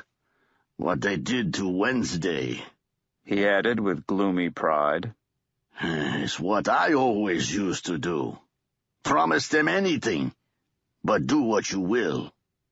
It's on neutral territory. Truly neutral. Chernobog chuckled. It sounded like a metal ball rattling in a dry skull. "I used to say that also. Come to a neutral place, I would say, and then in the night we would rise up and kill them all. Those were the good days." Mr. Nancy shrugged. He crunched down on his dark brown French fries, grinned his approval. These are fine fries. We can't trust those people. Listen, I'm older than you, and I'm smarter than you, and I'm better looking than you, said Mr. Nancy, thumping the bottom of the ketchup bottle, blobbing ketchup over his burnt fries. I can get more pussy in an afternoon than you'll get in a year. I can dance like an angel, fight like a cornered bear, plan better than a fox, sing like a nightingale. And your point here is? Nancy's brown eyes gazed into shadows. And they need to get rid of the body as much as we need to take it. There is no such neutral place. There's one. It's the center. Chernobog shook his head abruptly. No, they would not meet us there. They can do nothing to us there. It is a bad place for all of us. That's just why they proposed to make the handover at the center. Chernobog seemed to think about this for a while, and then he said, "Perhaps." "When we get back on the road," said Shadow, "you can drive. I need to sleep." Determining the exact center of anything can be problematic at best. With living things, people, for example, or continents, the problem becomes one of intangibles. What is the center of a man? What is the center of a dream? And in the case of the continental United States, should one count Alaska when one attempts to find the center, or Hawaii? As the 20th century began, they made a huge model of the USA, the lower 48 states, out of cardboard, and to find the center they placed it on a pin until they found the single place it balanced. Near as anyone could figure it out, the exact center of the continental United States was several miles from Lebanon in Smith County, Kansas, on Johnny Gribbs's hog farm. By the 1930s, the people of Lebanon were all ready to put a monument up in the middle of the hog farm, but Johnny Gribbs said that he didn't want millions of tourists coming in and tramping all over and upsetting the hogs. And the locals figured he had a point, so they put the monument to the geographical center of the United States 2 miles north of the town. They built a park and a stone monument to put in the park, and put a brass plaque to go on the monument to tell you that you were indeed looking at the exact geographic center of the United States of America. They blacktopped the road from the town to the little park, and certain of the influx of tourists just waiting to come to Lebanon, they even built a motel by the monument. They brought in a little mobile chapel as well and took off the wheels. Then they waited for the tourists and the holidaymakers to come. All the people who wanted to tell the world they'd been at the center of America and marveled and prayed. The tourists did not come. Nobody came. It's a sad little park now, with a mobile chapel in it a little bigger than an ice fishing hut that wouldn't fit a small funeral party, and a motel whose windows look like dead eyes. Which is why, concluded Mr. Nancy as they drove into Humansville, Missouri, population 1,084, the exact center of America is a tiny, run-down park, an empty church, a pile of stones, and a derelict motel. Hog farm. You just said that the real center of America was a hog farm. This isn't about what is. It's about what people think is. It's all imaginary anyway. That's why it's important. People only fight over imaginary things. My kind of people? Or your kind of people? Nancy said nothing. Chernobog made a noise that might have been a chuckle, might have been a snort. Shadow tried to get comfortable in the back of the bus. He had slept a little, but only a little. He had a bad feeling in the pit of his stomach. Worse than the feeling he had had in prison, worse than the feeling he had had back when Laura had come to him and told him about the robbery. This was bad. The back of his neck prickled. He felt sick, and several times in waves he felt scared. Mr. Nancy pulled over in Humansville, parked outside a supermarket. Mr. Nancy went inside, and Shadow followed him in. Chernobog waited in the parking lot, stretching his legs, smoking his cigarette. There was a young, fair-haired man, little more than a boy, restocking the breakfast cereal shelves. "Hey," said Mr. Nancy. "Hey," said the young man. "It's true, isn't it? They killed him." "Yes," said Mr. Nancy. "They killed him." The young man banged several boxes of Captain Crunch down on the shelf. "They think they can crush us like cockroaches," he said. He had an eruption of acne across one cheek and over his forehead. He had a silver bracelet high on one forearm. "We don't crush that easy, do we?" "No, we don't." "I'll be there, sir," said the young man, his pale blue eyes blazing. "I know you will, Gwydion." Mr. Nancy bought several large bottles of R.C. Cola, a 6-pack of toilet paper, a pack of evil-looking black cigarillos, a bunch of bananas, and a pack of double-mint chewing gum. "He's a good boy. Came over in the 7th century. Welsh." The bus meandered first to the west and then to the north. Spring faded back into the dead end of winter. Kansas was the cheerless gray of lonesome clouds, empty windows, and lost hearts. Shadow had become adept at hunting for radio stations, negotiating between Mr. Nancy, who liked talk radio and dance music, and Chernobog, who favored classical music, the gloomier the better, leavened with the more extreme evangelical religious stations. For himself, Shadow liked oldie stations. Toward the end of the afternoon, they stopped at Chernobog's request on the outskirts of Cherryvale, Kansas, population 2,464. Chernobog led them to a meadow outside the town. There were still traces of snow in the shadows of the trees, and the grass was the color of dirt. "Wait here." He walked alone to the center of the meadow. He stood there, in the winds of the end of February, for some time. At first he hung his head, then he began gesticulating. It looks like he's talking to someone. "Ghosts. They worshipped him here, over 100 years ago. They made blood sacrifice to him. Libations spilled with the hammer. After a time, the townsfolk figured out why so many of the strangers who passed through the town did never come back. This was where they hid some of the bodies." Chernobog came back from the middle of the field.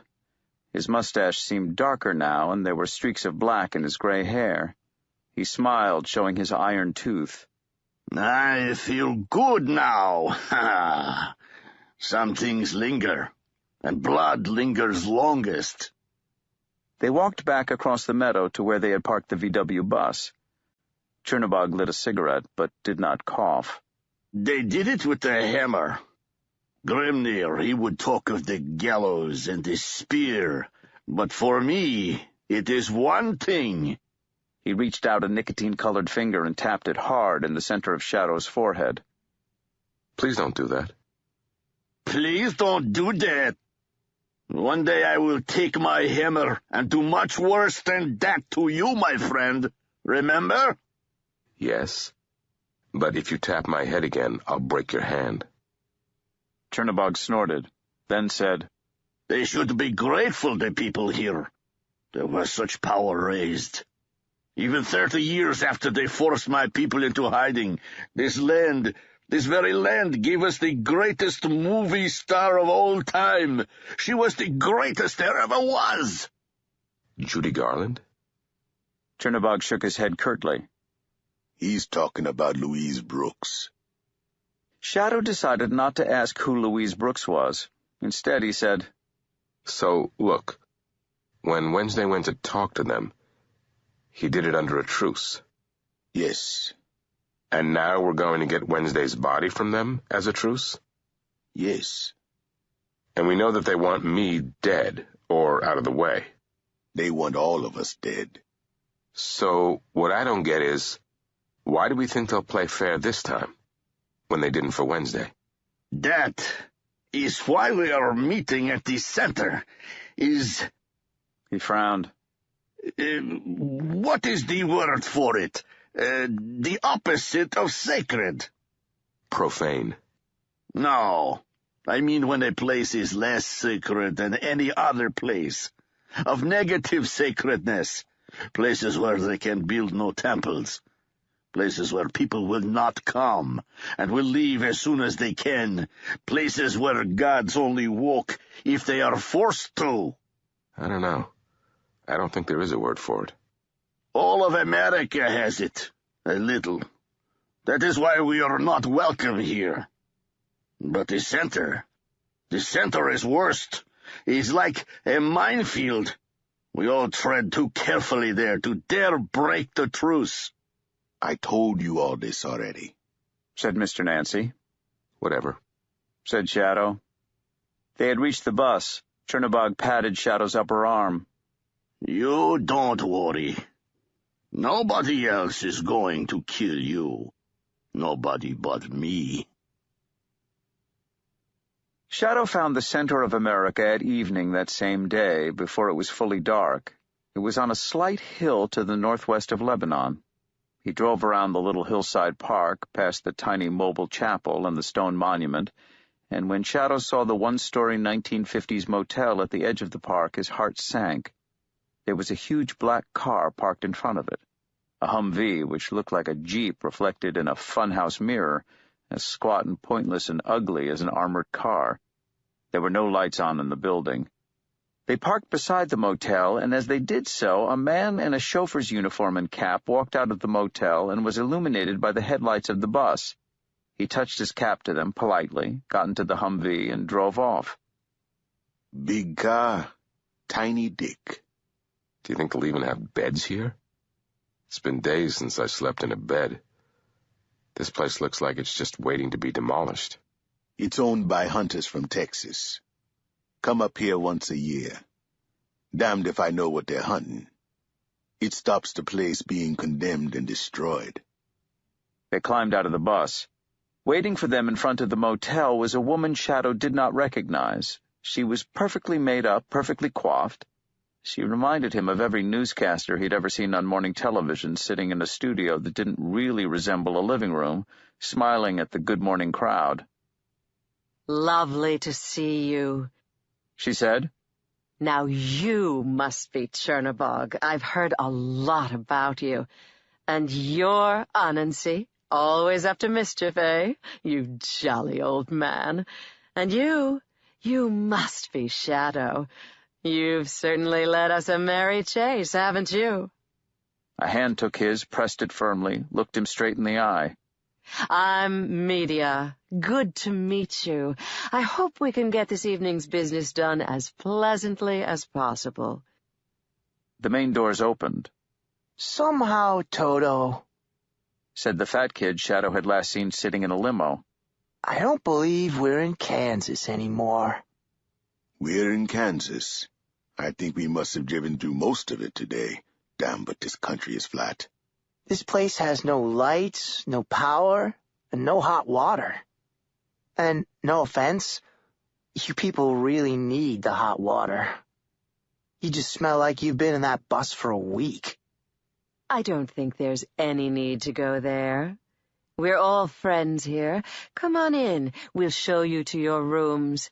We took the first 4 rooms. Your late friend is in the 5th.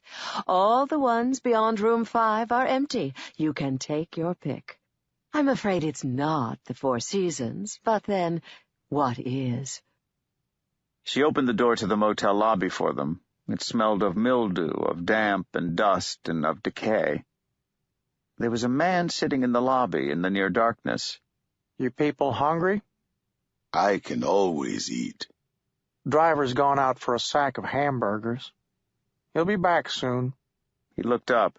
It was too dark to see faces, but he said, Big guy, you're Shadow, huh? The asshole who killed Woody and Stone? No, said Shadow. That was someone else. And I know who you are. He did. He had been inside the man's head.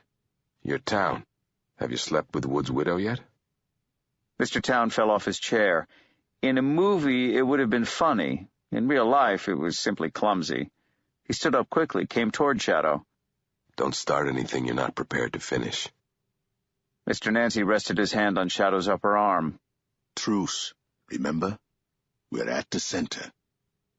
Mr. Town turned away, leaned over to the counter, and picked up 3 keys. You're down at the end of the hall. Here. He handed the keys to Mr. Nancy and walked away into the shadows of the corridor. They heard a motel room door open, and they heard it slam. Mr. Nancy passed a key to Shadow, another to Chernobog. Is there a flashlight on the bus? No. But it's just dark. You mustn't be afraid of the dark. I'm not. I'm afraid of the people in the dark. Dark is good, said Chernobog. He seemed to have no difficulty seeing where he was going, leading them down the darkened corridor, putting the keys into the locks without fumbling. I will be in room 10, he told them. And then he said, Media, I think I have heard of her. Isn't she the one who killed her children? Different woman. Same deal. Mr. Nancy was in room 8, and Shadow opposite the 2 of them, in room 9. The room smelled damp and dusty and deserted. There was a bed frame in there with a mattress on it, but no sheets.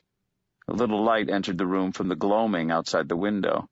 Shadow sat down on the mattress, pulled off his shoes, and stretched out at full length. He had driven too much in the last few days. Perhaps he slept. He was walking.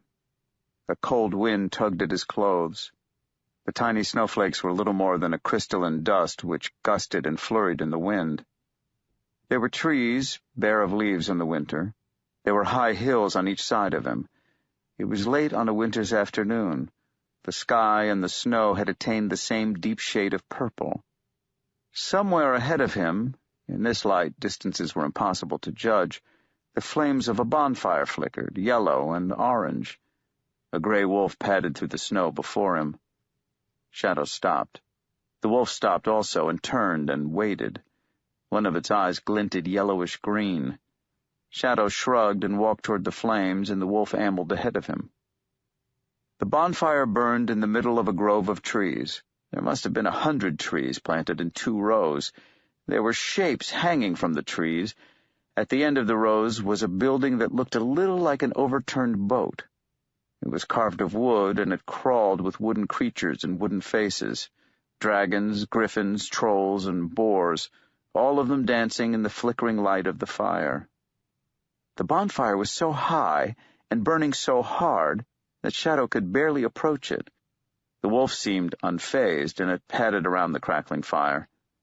He waited for it to return, but in place of the wolf, a man walked back around the fire. He was leaning on a tall stick. You are in Uppsala, in Sweden, said the man in a familiar, gravelly voice. About 1,000 years ago. Wednesday? The man who might have been Wednesday continued to talk, as if Shadow was not there. First every year, then later, when the rot set in, and they became lax. Every 9 years they would sacrifice here. A sacrifice of 9s. Each day, for 9 days, they would hang 9 animals from trees in the grove. One of those animals was always a man. He strode away from the firelight toward the trees, and Shadow followed him. As he approached the trees, the shapes that hung from them resolved, legs and eyes and tongues and heads. Shadow shook his head.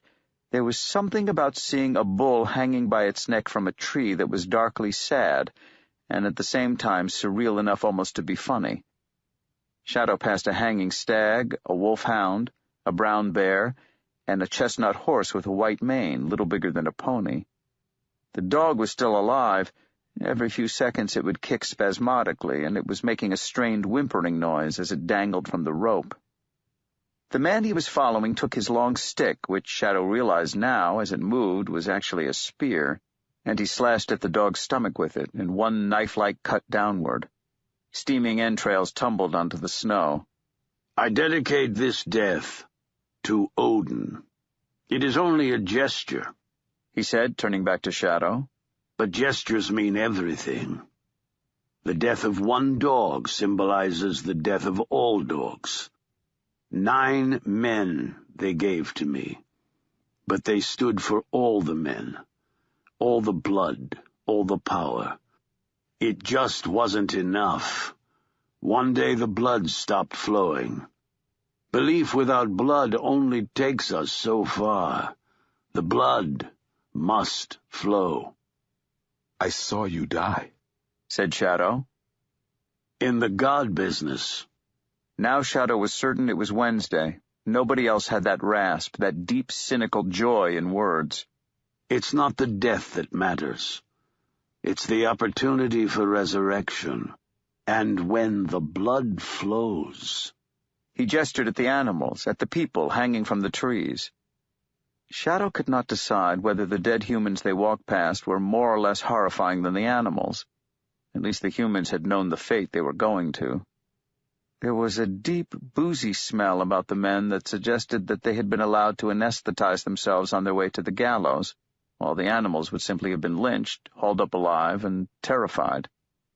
The faces of the men looked so young. None of them was older than 20. Who am I? Asked Shadow. You are a diversion. You were an opportunity. You gave the whole affair an air of credibility I would have been hard put to deliver solo, although both of us are committed enough to the affair to die for it, huh? Who are you? The hardest part is simply surviving. The bonfire, and Shadow realized with a strange horror that it truly was a bonfire. Rib cages and fire-eyed skulls stared and stuck and jutted from the flames, sputtering trace element colors into the night, greens and yellows and blues, was flaring and crackling and burning hotly. 3 days on the tree. 3 days in the underworld. 3 days to find my way back. The flame sputtered and flared too brightly for Shadow to look at directly. He looked down into the darkness beneath the trees. There was no fire, no snow. There were no trees, no hanged bodies, no bloody spear. A knock on the door, and now there was moonlight coming in the window. Shadow sat up with a start. "Dinner's served," said Media's voice. Shadow put his shoes back on, walked over to the door, went out into the corridor. Someone had found some candles, and a dim yellow light illuminated the reception hall. The driver of the Humvee came in through the swing doors holding a cardboard tray and a paper sack. He wore a long black coat and a peaked chauffeur's cap. Sorry about the delay. I got everybody the same. A couple of burgers, large fries, large Coke, and apple pie. I'll eat mine out in the car. He put the food down, then walked back outside. The smell of fast food filled the lobby. Shadow took the paper bag and passed out the food, the napkins, the packets of ketchup. They ate in silence while the candles flickered and the burning wax hissed. Shadow noticed that Town was glaring at him. He turned his chair a little so his back was to the wall. Media ate her burger with a napkin poised by her lips to remove crumbs. "Oh, great. These burgers are nearly cold," said the fat kid. He was still wearing his shades, which Shadow thought pointless and foolish, given the darkness of the room. "Sorry about that. The guy had to drive away to find them. The nearest McDonald's is in Nebraska." They finished their lukewarm hamburgers and cold fries. The fat kid bit into his single-person apple pie, and the filling spurted down his chin. Unexpectedly, the filling was still hot. "Ow!" He wiped at it with his hand, licking his fingers to get them clean. "That stuff burns. Those pies are a class action suit waiting to fucking happen." Shadow realized he wanted to hit the kid. He'd wanted to hit him since the kid had his goons hurt him in the limo after Laura's funeral. He knew it was not a wise thing to be thinking, not here, not now. Can't we just take Wednesday's body and get out of here? "Midnight," said Mr. Nancy and the fat kid at the same time. "These things must be done according to the rules," said Chernobog. "All things have rules." "Yeah, but nobody tells me what they are. You keep talking about the goddamn rules. I don't even know what game you people are playing. It's like breaking the street date, said Media brightly. You know, when things are allowed to be on sale. Town said, I think the whole thing's a crock of shit. But if their rules make them happy, then my agency is happy and everybody's happy. He slurped his Coke. Roll on midnight. You take the body, you go away. We're all lovey-fucking-dovey and we wave you goodbye. And then we can get on with hunting you down like the rats you are. Hey, said the fat kid to Shadow. Reminds me. I told you to tell your boss he was history. Did you ever tell him? I told him. And you know what he said to me? He said to tell the little snot, if ever I saw him again, to remember that today's future is tomorrow's yesterday. Wednesday had never said any such thing, but Shadow delivered it as Wednesday would have done. These people seemed to like clichés. The black sunglasses reflected the flickering candle flames back at him like eyes. This place is such a fucking dump. No power, out of wireless range. I mean, when you gotta be wired, you're already back in the Stone Age. He sucked the last of his Coke through the straw, dropped the cup on the table, and walked away down the corridor. Shadow reached over and placed the fat kid's garbage back into the paper sack. I'm going to see the center of America, he announced. He got up and walked outside into the night. Mr. Nancy followed him. They strolled together across the little park, saying nothing until they reached the stone monument. The wind gusted at them fitfully, first from one direction, then from another. So? Now what? The half-moon hung pale in the dark sky. Now, you should go back to your room. Lock the door. You try to get some more sleep. At midnight, they give us the body. And then we get the hell out of here. The center is not a stable place for anybody. If you say so. Mr. Nancy inhaled on his cigarillo. This should never have happened. None of this should have happened. Our kind of people, we are. He waved the cigarillo about as if using it to hunt for a word, then stabbing forward with it. Exclusive. We're not social. Not even me. Not even Bacchus. Not for long. We walk by ourselves or we stay in our own little groups. We do not play well with others. We like to be adored and respected and worshipped. Me? I like them to be telling tales about me. Tales showing my cleverness. It's a fault, I know, but it's the way I am. We like to be big. Now, in these shabby days, we are small. The new gods rise and fall and rise again, but this is not a country that tolerates gods for long. Brahma creates, Vishnu preserves, Shiva destroys. And the ground is clear for Brahma to create once more. So what are you saying? The fighting's over now? The battle's done? Are you out of your mind? They killed Wednesday. They killed him and they bragged about it. They spread the word. They've showed it on every channel to those with eyes to see it. No, Shadow. It's only just begun. He bent down at the foot of the stone monument, stubbed out his cigarillo on the earth, and left it there like an offering. You used to make jokes. You don't anymore. It's hard to find the jokes these days. Wednesday's dead. Are you coming inside? Soon. Nancy walked away toward the motel. Shadow reached out his hand and touched the monument's stones. He dragged his big fingers across the cold brass plate. Then he turned and walked over to the tiny white church, walked through the open doorway into the darkness. He sat down in the nearest pew and closed his eyes and lowered his head, and thought about Laura, and about Wednesday, and about being alive. There was a click from behind him, and a scuff of shoe against earth. Shadow sat up and turned. Someone stood just outside the open doorway, a dark shape against the stars. Moonlight glinted from something metal. You gonna shoot me? Asked Shadow. Jesus, I wish, said Mr. Town. It's only for self-defense. So you're praying? Have they got you thinking that they're gods?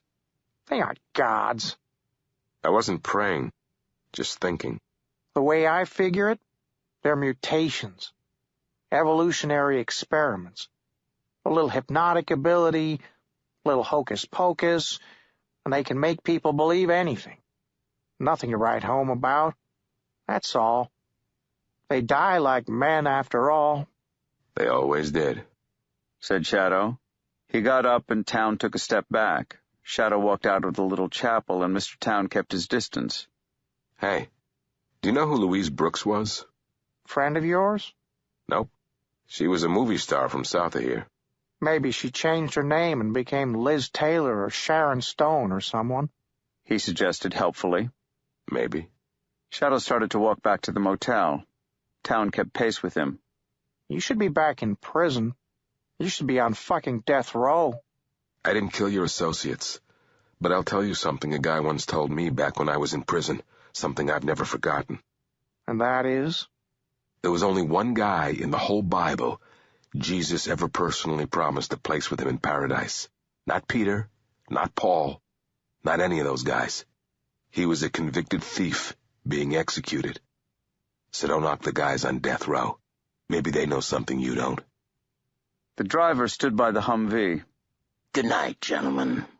Night, said Mr. Town, and then he said to Shadow, I personally don't give a fuck about any of this. What I do is what Mr. World says. It's easier that way. Shadow walked down the corridor to room 9. He unlocked the door, went inside. Sorry. I thought this was my room. It is, said Media. I was waiting for you. He could see her hair in the moonlight and her pale face. She was sitting on his bed, primly. I'll find another room. I won't be here for long. I just thought it might be an appropriate time to make you an offer. Okay. Make the offer. Relax. There was a smile in her voice. You have such a stick up your butt. Look, Wednesday's dead. You don't owe anyone anything. Throw in with us. Time to come over to the winning team. Shadow said nothing. We can make you famous, Shadow. We can give you power over what people believe and say and wear and dream. You want to be the next Cary Grant? We can make that happen. We can make you the next Beatles. I think I preferred it when you were offering to show me Lucy's tits, if that was you. Ah. I need my room back. Good night. And then, of course, she said, not moving, we can turn it all around. We can make it bad for you.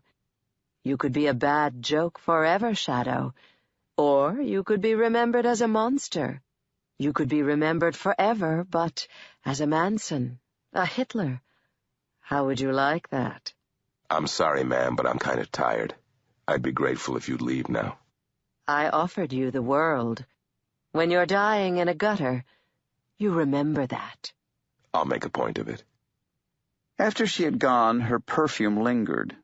He lay on the bare mattress and thought about Laura, but whatever he thought about, Laura playing frisbee, Laura eating a root beer float without a spoon, Laura giggling, showing off the exotic underwear she had bought when she attended a travel agents convention in Anaheim, always morphed in his mind into Laura sucking Robbie's cock as a truck slammed them off the road and into oblivion. And then he heard her words, and they hurt every time. You're not dead, said Laura in her quiet voice in his head. But I'm not sure that you're alive either. There was a knock. Shadow got up and opened the door. It was the fat kid. Those hamburgers, they were just icky. Can you believe it? 50 miles from McDonald's. I didn't think there was anywhere in the world that was 50 miles from McDonald's. This place is turning into Grand Central Station. Okay, so I guess you're here to offer me the freedom of the internet if I come over to your side of the fence, right? The fat kid was shivering. No, you're already dead meat. You're a fucking illuminated Gothic black-letter manuscript. You couldn't be hypertext if you tried. I'm synaptic, while you're synoptic. He smelled strange, Shadow realized. There was a guy in the cell across the way whose name Shadow had never known. He had taken off all his clothes in the middle of the day and told everyone that he had been sent to take them away. The truly good ones, like him, in a silver spaceship to a perfect place. That had been the last time Shadow had seen him. The fat kid smelled like that guy. Are you here for a reason? Just wanted to talk. There was a whine in his voice. It's creepy in my room. That's all. It's creepy in there. 50 miles to a McDonald's. Can you believe that? Maybe I could stay in here with you? What about your friends from the limo? The ones who hit me? Shouldn't you ask them to stay with you? The children wouldn't operate out here. We're in a dead zone. It's a while until midnight, and it's longer to dawn. I think maybe you need rest. I know I do. The fat kid said nothing for a moment, then he nodded and walked out of the room. Shadow closed his door and locked it with the key. He lay back on the mattress. After a few moments, the noise began. It took him a few moments to figure out what it had to be. Then he unlocked his door and walked out into the hallway. It was the fat kid, now back in his own room. It sounded like he was throwing something huge against the walls of the room.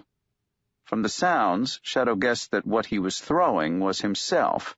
It's just me, he was sobbing. Or perhaps... It's just meat. Shadow could not tell. Quiet! Came a bellow from Chernobog's room down the hall. Shadow walked down to the lobby and out of the motel. He was tired. The driver still stood beside the Humvee, a dark shape in a peaked cap. Couldn't sleep, sir? No. Cigarette, sir? No, thank you. You don't mind if I do? Go right ahead.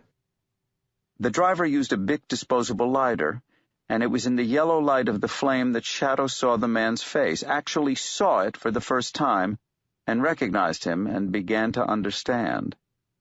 Shadow knew that thin face. He knew that there would be close-cropped orange hair beneath the black driver's cap, cut close to the scalp like the embers of a fire. He knew that when the man's lips smiled, they would crease into a network of rough scars. You're looking good, big guy, said the driver. Low-key? Shadow stared at his old cellmate warily. Prison friendships are good things. They get you through bad places and through dark times, but a prison friendship ends at the prison gates, and a prison friend who reappears in your life is at best a mixed blessing. Jesus. Low-key Lysmith, said Shadow, and then he heard what he was saying and he understood. Loki. Loki Lysmith. You're slow, but you get there in the end, said Loki, and his lips twisted into a crooked smile, and embers danced in the shadows of his eyes. They sat in Shadow's room in the abandoned motel, sitting on the bed at opposite ends of the mattress. The sounds from the fat kid's room had pretty much stopped. You lied to me, said Shadow. It's one of the things I'm good at, said Loki. But you were lucky we were inside together. You would never have survived your first year without me. You couldn't have walked out if you wanted. It's easier just to do the time. You gotta understand the God thing. It's not magic. Not exactly. It's about focus. It's about being you, but the you that people believe in. It's about being the concentrated, magnified essence of you. It's about becoming thunder, or the power of a running horse, or wisdom. You take all the belief, all the prayers, and they become a kind of certainty, something that lets you become bigger, cooler, more than human. You crystallize. And then one day, they forget about you. And they don't believe in you, and they don't sacrifice, and they don't care. And the next thing you know, you're running a 3-card Monte game on the corner of Broadway and 43rd. Why were you in my cell? Coincidence, pure and simple. That was where they put me. You don't believe me? It's true. And now you're a driver? I do other stuff, too. Driving for the opposition. If you want to call them that, it depends where you're standing. The way I figure it, I'm driving for the winning team. But you and Wednesday, you were from the same... You're both... Norse Pantheon. We're both from the Norse Pantheon. Is that what you're trying to say? Yeah. So? You must have been friends. Once. No, we were never friends. I'm not sorry he's dead. He was just holding the rest of us back. With him gone, the rest of them are going to have to face up to the facts. It's change or die, evolve or perish. I'm all for evolution. It's the old change or die game. He's dead. War's over. You want that, stupid. You were always so sharp. Wednesday's death isn't going to end anything. It's just pushed all of the ones who were on the fence over the edge. Mixing metaphors, Shadow. Bad habit. Whatever. It's still true. Jesus. His death did in an instant what he'd spent the last few months trying to do. It united them, gave them something to believe in. Perhaps. As far as I know, the thinking on this side of the fence was that with the troublemaker out of the way, the trouble would also be gone. It's not any of my business, though. I just drive. So tell me, why does everyone care about me? They act like I'm important. Why does it matter what I do? You're an investment. You were important to us because you were important to Wednesday. As for the why of it, I don't think any of us know. He did. He's dead. Just another one of life's little mysteries. I'm tired of mysteries. Yeah? I think they add a kind of zest to the world, like salt in a stew. So you're their driver. You drive for all of them? Whoever needs me. It's a living. He raised his wristwatch to his face, pressed a button. The dial glowed a gentle blue, which illuminated his face, giving it a haunted appearance. 5 to midnight.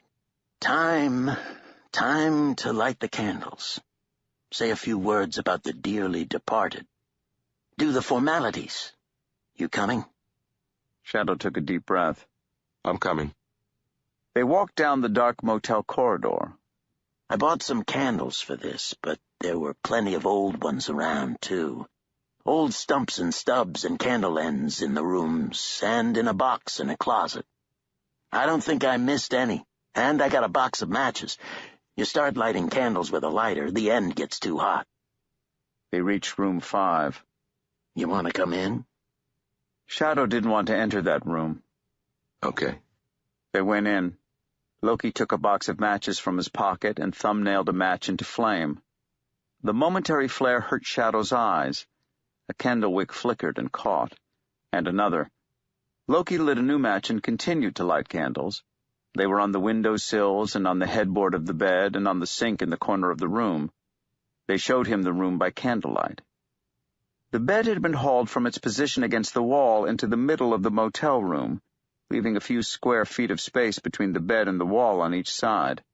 There were sheets draped over the bed, old motel sheets, moth-holed and stained, which Loki must have found in a closet somewhere. On top of the sheets lay Wednesday, perfectly still. He was fully dressed in the pale suit he had been wearing when he was shot. The right side of his face was untouched, perfect, unmarred by blood. The left side of his face was a ragged mess, and the left shoulder in front of the suit was spattered with dark spots, a pointillist mess. His hands were at his sides. The expression on that wreck of a face was far from peaceful.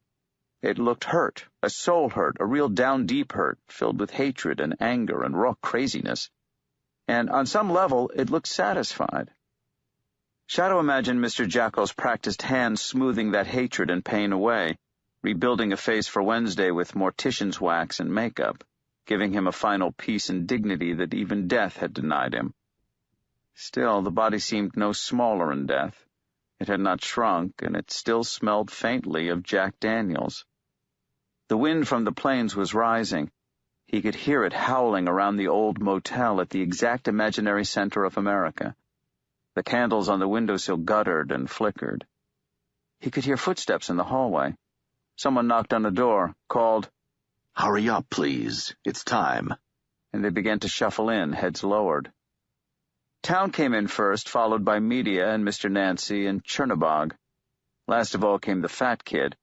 He had fresh red bruises on his face, and his lips were moving all the time, as if he were reciting some words to himself, but he was making no sound.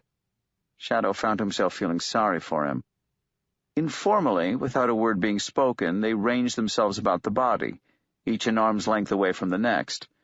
The atmosphere in the room was religious, deeply religious in a way that Shadow had never previously experienced.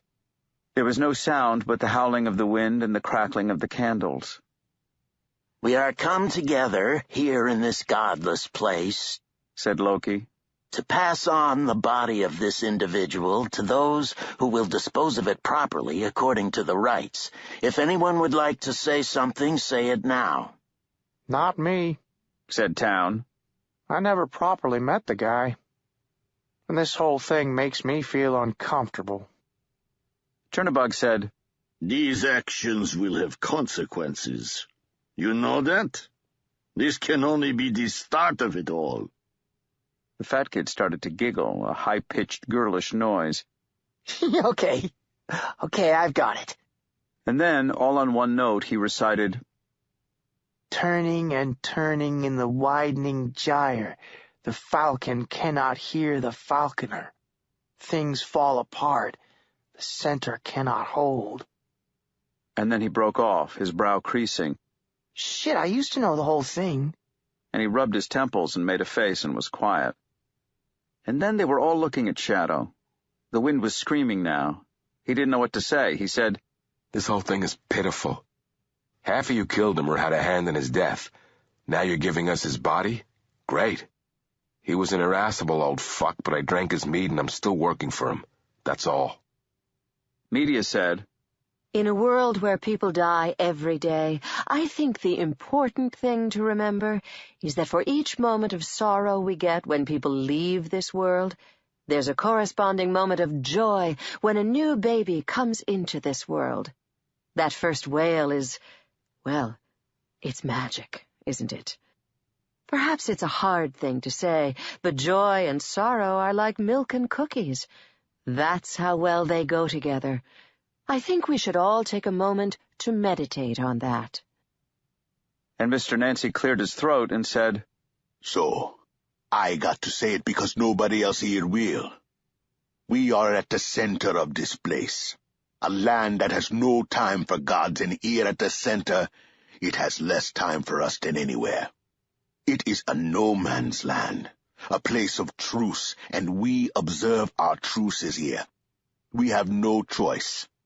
So, you give us the body of our friend. We accept it. You will pay for this. Murder for murder. Blood for blood." Town said, "Whatever. You could save yourselves a lot of time and effort by going back to your homes and shooting yourselves in the heads. Cut out the middleman." "Fuck you," said Chernobog. "Fuck you, and fuck your mother, and fuck the fucking horse you fucking rode in on. You will not even die in battle. No warrior will taste your blood. No one alive will take your life. You will die a soft, poor death. You will die with a kiss on your lips and a lie in your heart." "Leave it, old man." "The blood-dimmed tide is loose," said the fat kid. "I think that comes next." The wind howled. "Okay," said Loki. "He's yours. We're done. Take the old bastard away." He made a gesture with his fingers, and Town, Media, and the fat kid left the room. He smiled at Shadow. "Call no man happy, huh, kid?" he said, and then he too walked away. "What happens now?" "Now we wrap him up," said Anansi, "and we take him away from here." They wrapped the body in the motel sheets, wrapped it well in its impromptu shroud so there was no body to be seen, and they could carry it. The two men walked to each end of the body, but Shadow said, "Let me see something." And he bent his knees and slipped his arms around the white-sheeted figure, pushed him up and over his shoulder. He straightened his knees until he was standing, more or less easily. "Okay, I've got him. Let's put him back in the car." Chernobog looked as if he were about to argue, but he closed his mouth. He spat on his forefinger and thumb and began to snuff the candles between his fingertips. Shadow could hear them fizz as he walked from the darkening room. Wednesday was heavy, but Shadow could cope if he walked steadily. He had no choice. Wednesday's words were in his head with every step he took along the corridor, and he could taste the sour sweetness of mead in the back of his throat. "You work for me. You protect me. You help me. You transport me from place to place. You investigate from time to time, go places, and ask questions for me. You run errands. In an emergency, but only in an emergency, you hurt people who need to be hurt. In the unlikely event of my death, you will hold my vigil. A deal was a deal, and this one was in his blood and in his bones. Mr. Nancy opened the motel lobby door for him, then hurried over and opened the back of the bus. The other four were already standing by their Humvee, watching them as if they could not wait to be off. Loki had put his driver's cap back on. The cold wind whipped at the sheets, tugged at Shadow as he walked. He placed Wednesday down as gently as he could in the back of the bus. Someone tapped him on the shoulder. He turned. Town stood there with his hand out. He was holding something. "Here," said Mr. Town. "Mr. World wanted you to have this." It was a glass eye.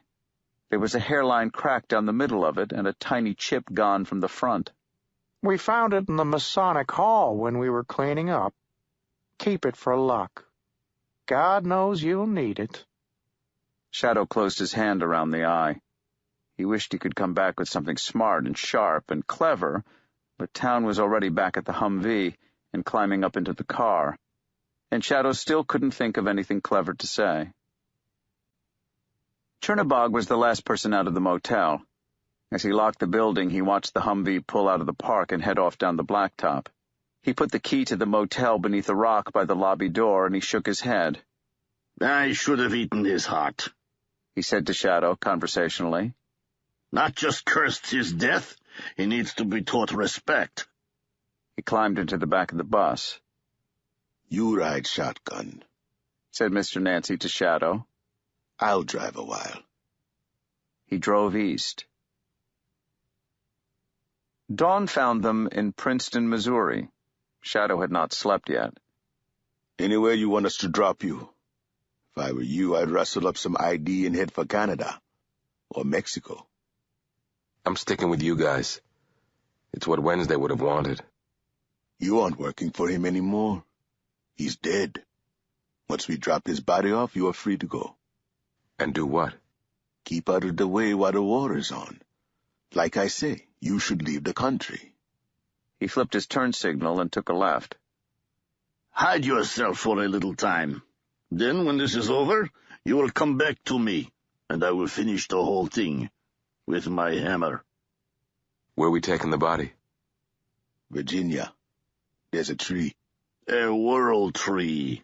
We had one in my part of the world, but ours grew under the world, not above it." "We put him at the foot of the tree. We leave him there. We let you go. We drive south. There's a battle. Blood is shed. Many die. The world changes a little." "You don't want me at your battle? I'm pretty big. I'm good in a fight." Nancy turned his head to Shadow and smiled, the first real smile Shadow had seen on Mr. Nancy's face since he had rescued Shadow from the Lumber County Jail. "Most of this battle will be fought in a place you cannot go, and you cannot touch." "In the hearts and the minds of the people, like at the big roundabout." "Huh?" "The carousel." "Oh," said Shadow. "Backstage. I got it. Like the desert with all the bones in it." "Backstage. Backstage, yes. Every time I figure you don't have enough sense to bring guts to a bear, you surprise me. That's right. Backstage. That's where the real battle will happen. Everything else will just be flash and thunder." "Tell me about the vigil." "Someone has to stay with the body. It's a tradition. One of our people will do it." "He wanted me to do it." "No, it will kill you. Bad idea." "Yeah? It'll kill me? To stay with his body?" "It's what happens when the All-Father dies. It wouldn't be true for me. When I die, I just want them to plant me somewhere warm. And then when pretty women walk over my grave, I would grab their ankles like in that movie. I never saw that movie. Of course you did. It's right at the end. It's the high school movie. All the children going to the prom. Chernobog shook his head. The film's called Carrie, Mr. Chernobog. Okay. When do you tell me about the vigil? You tell him. I'm driving. I never heard of no film called Carrie. You tell him.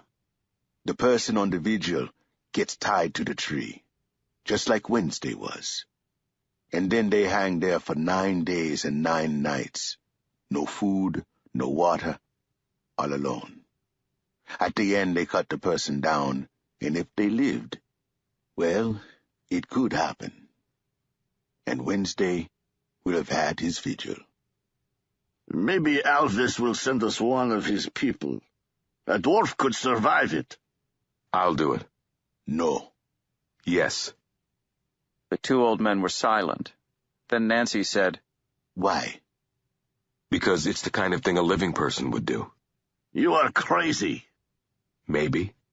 But I'm going to hold Wednesday's vigil. When they stopped for gas, Chernobog announced he felt sick and wanted to ride in the front. Shadow didn't mind moving to the back of the bus. He could stretch out more and sleep. They drove on in silence.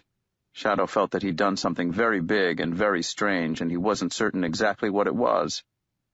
Hey, Chernobog, you check out the technical boy back at the motel. He was not happy. He's been screwing with something that screwed him right back. That's the biggest trouble with the new kids. They figure they know everything, and you can't teach them nothing but the hard way. Good. Shadow was stretched out full length on the seat in the back. He felt like two people, or more than two. There was part of him that felt gently exhilarated. He had done something. He had moved. It wouldn't have mattered if he hadn't wanted to live, but he did want to live, and that made all the difference. He hoped he would live through this, but he was willing to die if that was what it took to be alive. And for a moment he thought that the whole thing was funny, just the funniest thing in the world, and he wondered if Laura would appreciate the joke. There was another part of him, maybe it was Mike Ainsel, he thought, vanished off into nothing at the press of a button in the Lakeside Police Department, who was still trying to figure it all out, trying to see the big picture. Hidden Indians. What? The picture should get to color in his kids. Can you see the hidden Indians in this picture? There are 10 Indians in this picture. Can you find them all? And at first glance you could see only the waterfall and the rocks and the trees. And then you see that if you just tip the picture on its side, that shadow is an Indian. Sleep. But the big picture. Then he slept and dreamed of hidden Indians. The tree was in Virginia. It was a long way from anywhere, on the back of an old farm. To get to the farm, they had to drive for almost an hour south from Blacksburg, to drive roads with names like Pennywinkle Branch and Rooster Spur. They got turned around twice, and Mr. Nancy and Chernobog both lost their tempers with Shadow and with each other. They stopped to get directions at a tiny general store set at the bottom of the hill in the place where the road forked. An old man came out of the back of the store and stared at them. He wore Oshkosh-bagosh denim overalls and nothing else, not even shoes. Chernobog bought a pickled hog's foot from the huge jar of hog's feet on the counter and went outside to eat it on the deck, while Nancy and the man in the overalls took turns drawing each other maps on the back of napkins, marking off turnings and local landmarks. They set off once more, with Mr. Nancy driving, and they were there in 10 minutes. A sign on the gate said, Ash. Shadow got out of the bus and opened the gate. The bus drove through, jolting through the meadowland. Shadow closed the gate. He walked a little behind the bus, stretching his legs, jogging when the bus got too far in front of him, enjoying the sensation of moving his body. He had lost all sense of time on the drive from Kansas. Had they been driving for 2 days, 3 days? He did not know. The body in the back of the bus did not seem to be rotting. He could smell it, a faint odor of Jack Daniels overlaid with something that might have been sour honey, but the smell was not unpleasant. From time to time he would take out the glass eye from his pocket and look at it. It was shattered deep inside, fractured from what he imagined was the impact of a bullet, but apart from a chip to one side of the iris, the surface was unmarred. Shadow would run it through his hands, palming it, rolling it, pushing it along with his fingers. It was a ghastly souvenir, but oddly comforting, and he suspected that it would have amused Wednesday to know that his eye had wound up in Shadow's pocket. The farmhouse was dark and shut up. The meadows were overgrown and seemed abandoned. The building's roof was crumbling at the back. It was covered in black plastic sheeting. They jolted over a ridge, and Shadow saw the tree. It was silver gray, and it was higher than the farmhouse. It was the most beautiful tree Shadow had ever seen, spectral and yet utterly real and almost perfectly symmetrical. It also looked instantly familiar. He wondered if he had dreamed it, and realized that no, he had seen it before, or a representation of it many times. It was Wednesday's silver tie pin. The VW bus jolted and bumped across the meadow, and came to a stop about 20 feet from the trunk of the tree. There were 3 women standing by the tree. At first glance, Shadow thought that they were the Zorya, but he realized in moments that he was mistaken. They were 3 women he did not know. They looked tired and bored, as if they had been standing there for a long time. Each of them held a wooden ladder. The biggest one of them also carried a brown sack. They looked like a set of Russian dolls. A tall one, she was Shadow's height, or even taller, a middle-sized one, and a woman so short and hunched that at first glance Shadow wrongly supposed her to be a child. Still, they looked so much alike, something in the forehead or the eyes or the set of the chin, that Shadow was certain that the women must be sisters. The smallest of the women dropped to a curtsy when the bus drew up. The other 2 just stared. They were sharing a cigarette, and they smoked it down to the filter before one of them stubbed it out against a root.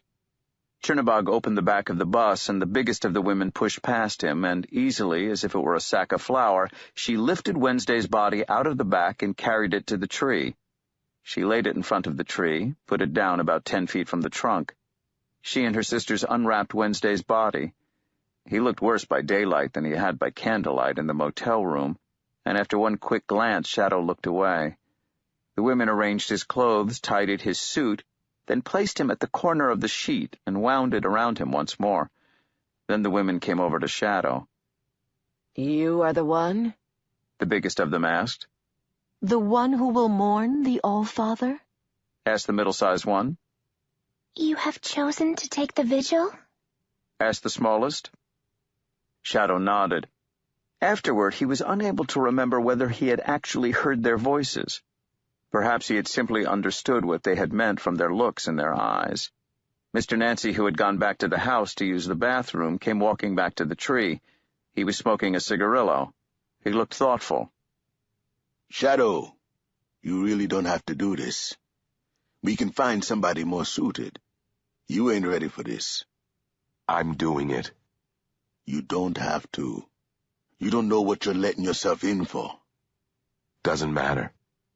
"And if you die? If it kills you?" "Then it kills me." Mr. Nancy flicked his cigarillo into the meadow angrily. "I said you had shit for brains, and you still have shit for brains. Can't see when someone's trying to give you an out?" "I'm sorry." He didn't say anything else. Nancy walked back to the bus. Chernobog walked over to Shadow. He did not look pleased. "You must come through this alive," he said. "Come through this safely, for me." And then he tapped his knuckle gently against Shadow's forehead and said, "Bem." He squeezed Shadow's shoulder, patted his arm, and walked back to the bus. The biggest woman, whose name seemed to be Eartha or Erder, Shadow could not repeat it back to her satisfaction, told him in pantomime to take off his clothes.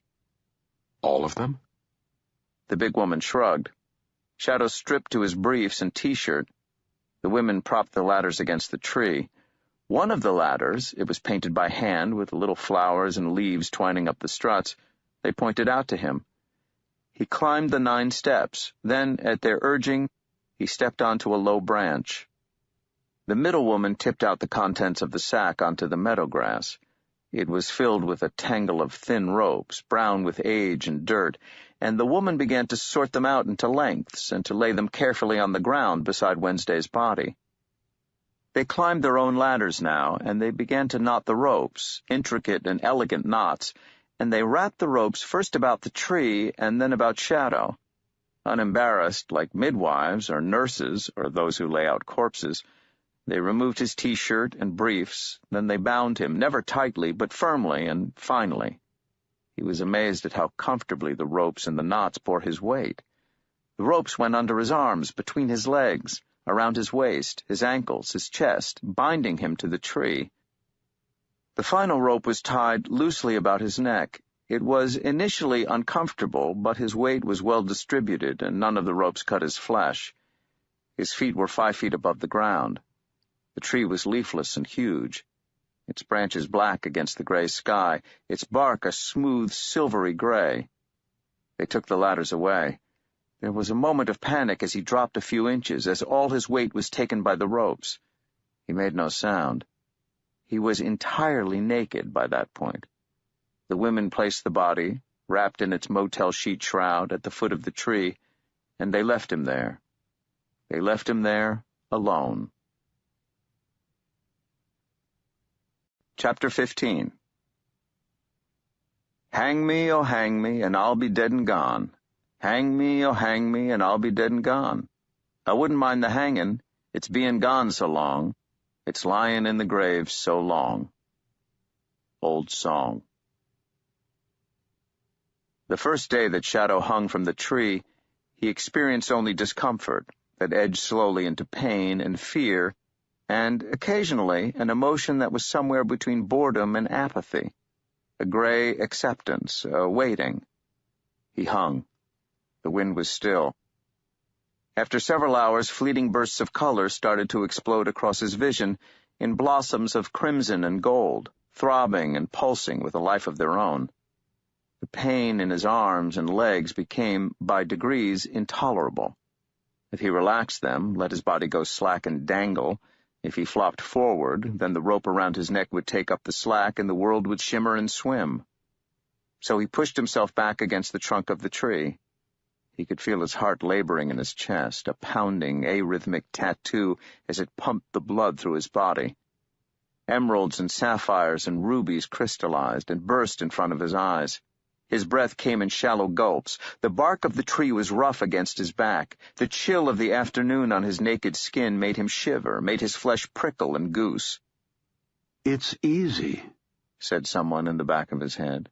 "There's a trick to it. Either you do it, or you die." It was a wise thing to have thought, he decided.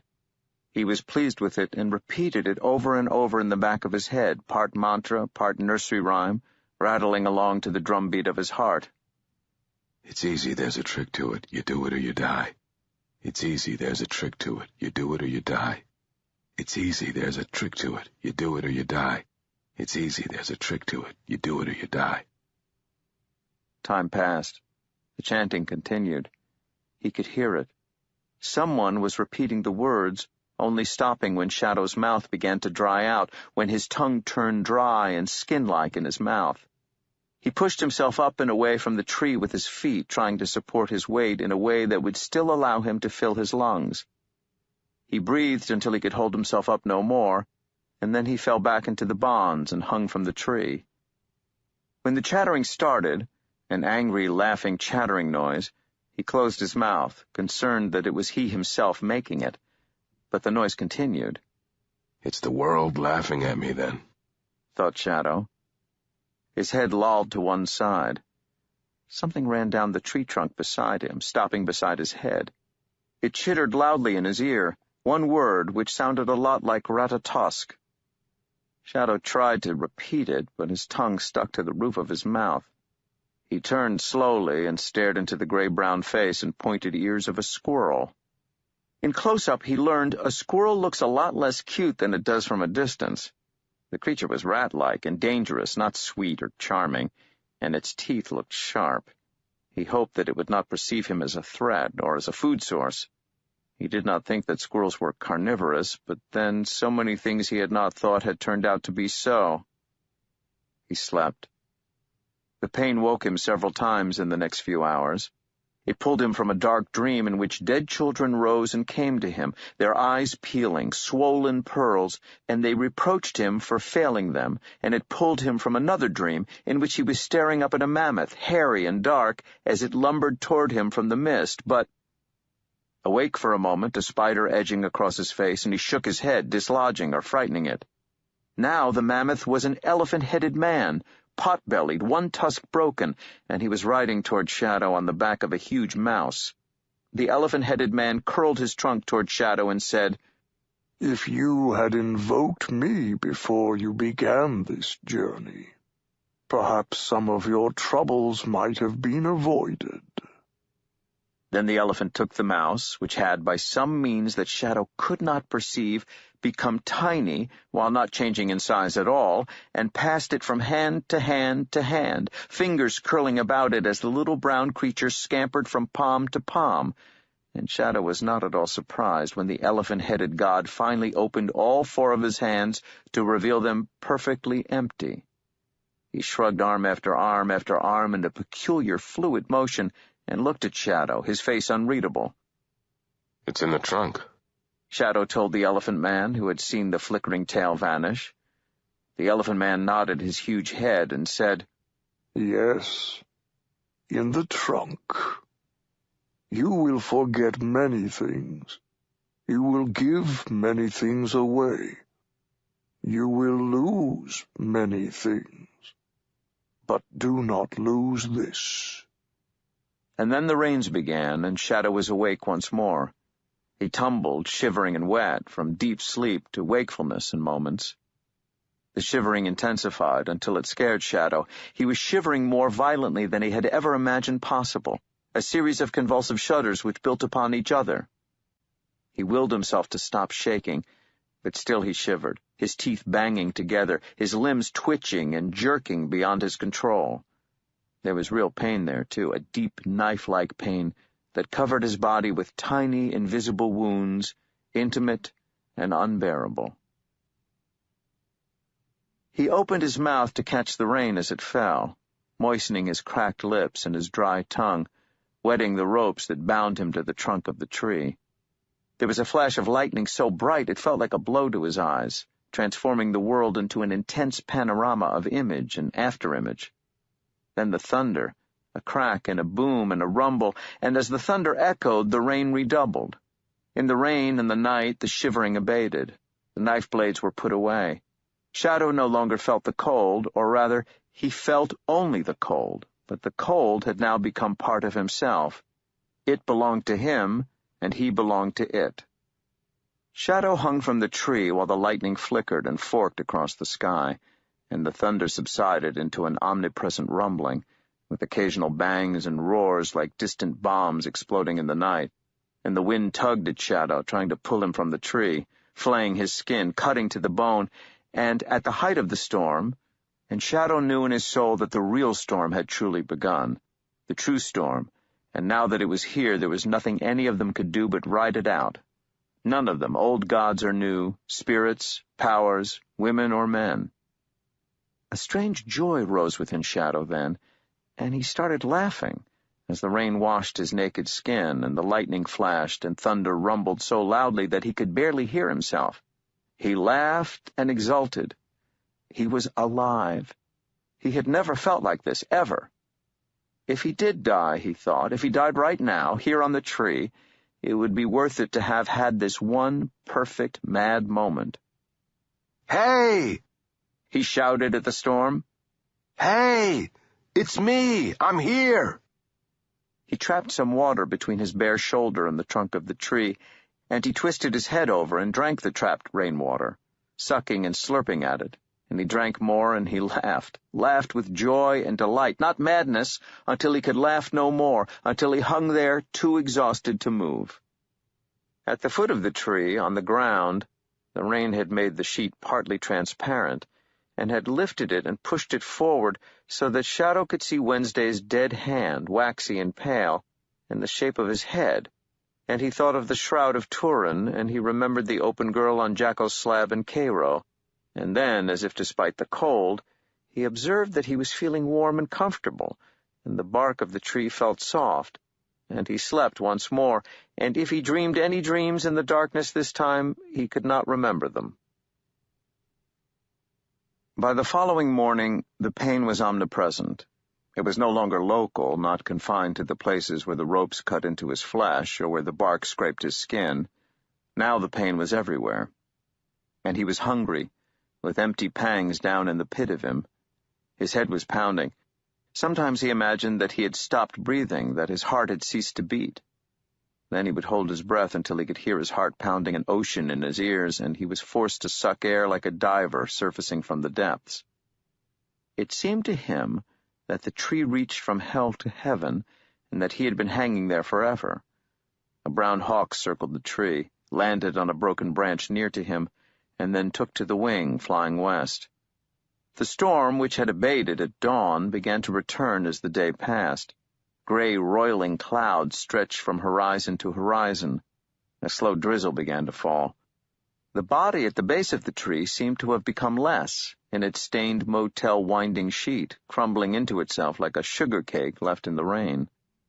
Sometimes Shadow burned, sometimes he froze. When the thunder started once more, he imagined that he heard drums beating. Kettle drums and the thunder and the thump of his heart. Inside his head or outside, it did not matter. He perceived the pain in colors, the red of a neon bar sign, the green of a traffic light on a wet night, the blue of an empty video screen. The squirrel dropped from the bark of the trunk onto Shadow's shoulder, sharp claws digging into his skin. Ratatosk! It chattered. The tip of its nose touched his lips. Ratatosk! It sprang back onto the tree. His skin was on fire with pins and needles, a pricking covering his whole body. The sensation was intolerable. His life was laid out below him, on the motel sheet shroud, literally laid out like the items at some Dada picnic, a surrealist tableau. He could see his mother's puzzled stare, the American embassy in Norway, Laura's eyes on their wedding day. He chuckled through dry lips. What's so funny, puppy? Our wedding day. You bribed the organist to change from playing the wedding march to the theme song from Scooby-Doo as you walked toward me down the aisle. You remember? Of course I remember, darling. I would have made it, too, if it wasn't for those meddling kids. I loved you so much. He could feel her lips on his, and they were warm and wet and living, not cold and dead, so he knew that this was another hallucination. You aren't here, are you? No, but you are calling me, for the last time, and I am coming. Breathing was harder now. The ropes cutting his flesh were an abstract concept, like free will or eternity. Sleep, puppy, she said, although he thought it might have been his own voice he heard, and he slept. The sun was a pewter coin in a leaden sky. Shadow was, he realized slowly, awake, and he was cold. But the part of him that understood that seemed very far away from the rest of him. Somewhere in the distance he was aware that his mouth and throat were burning, painful and cracked. Sometimes, in the daylight, he would see stars fall. Other times he saw huge birds the size of delivery trucks flying toward him. Nothing reached him, nothing touched him. Ratatosk! Ratatosk! The chattering had become a scolding. The squirrel landed heavily with sharp claws on his shoulder and stared into his face. He wondered if he were hallucinating. The animal was holding a walnut shell like a doll's house cup in its front paws. The animal pressed the shell to Shadow's lips. Shadow felt the water, and involuntarily he sucked it into his mouth, drinking from the tiny cup. He ran the water around his cracked lips, his dry tongue. He wet his mouth with it and swallowed what was left, which was not much. The squirrel leapt back to the tree and ran down it towards the roots, and then in seconds or minutes or hours, Shadow could not tell which, all the clocks in his mind were broken, he thought, and their gears and cogs and springs were simply a jumble down there in the writhing grass. The squirrel returned with its walnut shell cup, climbing carefully, and Shadow drank the water it brought to him. The muddy iron taste of the water filled his mouth, cooled his parched throat. It eased his fatigue and his madness. By the third walnut shell he was no longer thirsty. He began to struggle then, pulling at the ropes, flailing his body, trying to get down, to get free, to get away. He moaned. The knots were good. The ropes were strong, and they held, and soon he exhausted himself once more. In his delirium, Shadow became the tree. Its roots went deep into the loam of the earth, deep down into time, into the hidden springs. He felt the spring of the woman called Erd, which is to say, past. She was huge, a giantess, an underground mountain of a woman, and the waters she guarded were the waters of time. Other roots went to other places. Some of them were secret. Now, when he was thirsty, he pulled water from his roots, pulled them up into the body of his being. He had 100 arms which broke into 100,000 fingers, and all of his fingers reached up into the sky. The weight of the sky was heavy on his shoulders. It was not that the discomfort was lessened, but the pain belonged to the figure hanging from the tree rather than to the tree itself, and Shadow, in his madness, was now so much more than the man on the tree. He was the tree, and he was the wind rattling the bare branches of the world tree. He was the gray sky and the tumbling clouds. He was Ratatosk the squirrel running from the deepest roots to the highest branches. He was the mad-eyed hawk who sat on a broken branch at the top of the tree, surveying the world. He was the worm in the heart of the tree. The stars wheeled, and he passed his 100 hands over the glittering stars, palming them, switching them, vanishing them. A moment of clarity in the pain and the madness. Shadow felt himself surfacing. He knew it would not be for long. The morning sun was dazzling him. He closed his eyes, wishing he could shade them. There was not long to go. He knew that, too. When he opened his eyes, Shadow noticed that there was a young man in the tree with him. His skin was dark brown. His forehead was high, and his dark hair was tightly curled. He was sitting on a branch high above Shadow's head. Shadow could see him clearly by craning his head, and the man was mad. Shadow could see that at a glance. "You're naked," confided the madman in a cracked voice. "I'm naked, too." "I see that." The madman looked at him, then he nodded and twisted his head down and around as if he were trying to remove a crick from his neck. Eventually he said, "Do you know me?" "No." "I know you. I watched you in Cairo. I watched you after. My sister likes you." "You are—" The name escaped him. "Eats roadkill. Yes. You are Horus." The madman nodded. "Horus. I am the falcon of the morning, the hawk of the afternoon. I am the sun, as you are the sun. And I know the true name of Ra. My mother told me." "That's great." The madman stared at the ground below them intently, saying nothing. Then he dropped from the tree. A hawk fell like a stone to the ground, pulled out of its plummet into a swoop, beat its wings heavily and flew back to the tree, a baby rabbit in its talons. It landed on a branch closer to Shadow. "Are you hungry?" "No. I guess I should be, but I'm not." "I'm hungry." He ate the rabbit rapidly, pulling it apart, sucking, tearing, rending. As he finished with them, he dropped the gnawed bones and the fur to the ground. He walked further down the branch until he was only an arm's length from Shadow. Then he peered at Shadow unselfconsciously, inspecting him with care and caution from his feet to his head. There was rabbit blood on the man's chin and his chest, and he wiped it off with the back of his hand. Shadow felt he had to say something. "Hey! Hey!" He stood up on the branch, turned away from Shadow, and let a stream of dark urine arc out into the meadow below. It went on for a long time. When he had finished, he crouched down again on the branch. "What do they call you?" "Shadow." "You are the shadow. I am the light. Everything that is casts a shadow. They will fight soon. I was watching them as they started to arrive. I was high in the sky, and none of them saw me, although some of them have keen eyes. You are dying, aren't you?" But Shadow could no longer speak. Everything was far away. A hawk took wing and circled slowly upward, riding the updrafts into the morning. Moonlight. A cough shook Shadow's frame, a racking, painful cough that stabbed his chest and his throat. He gagged for breath. Hey, puppy. He looked down. The moonlight burned whitely through the branches of the tree, bright as day, and there was a woman standing in the moonlight on the ground below him, her face a pale oval. The wind rattled in the branches of the tree. Hi, puppy. He tried to speak, but he coughed instead, deep in his chest, for a long time. You know, that doesn't sound good. Hello, Laura. She looked up at him with dead eyes, and she smiled. How did you find me? She was silent for a while in the moonlight. Then she said, You are the nearest thing I have to life. You are the only thing I have left. The only thing that isn't bleak and flat and gray.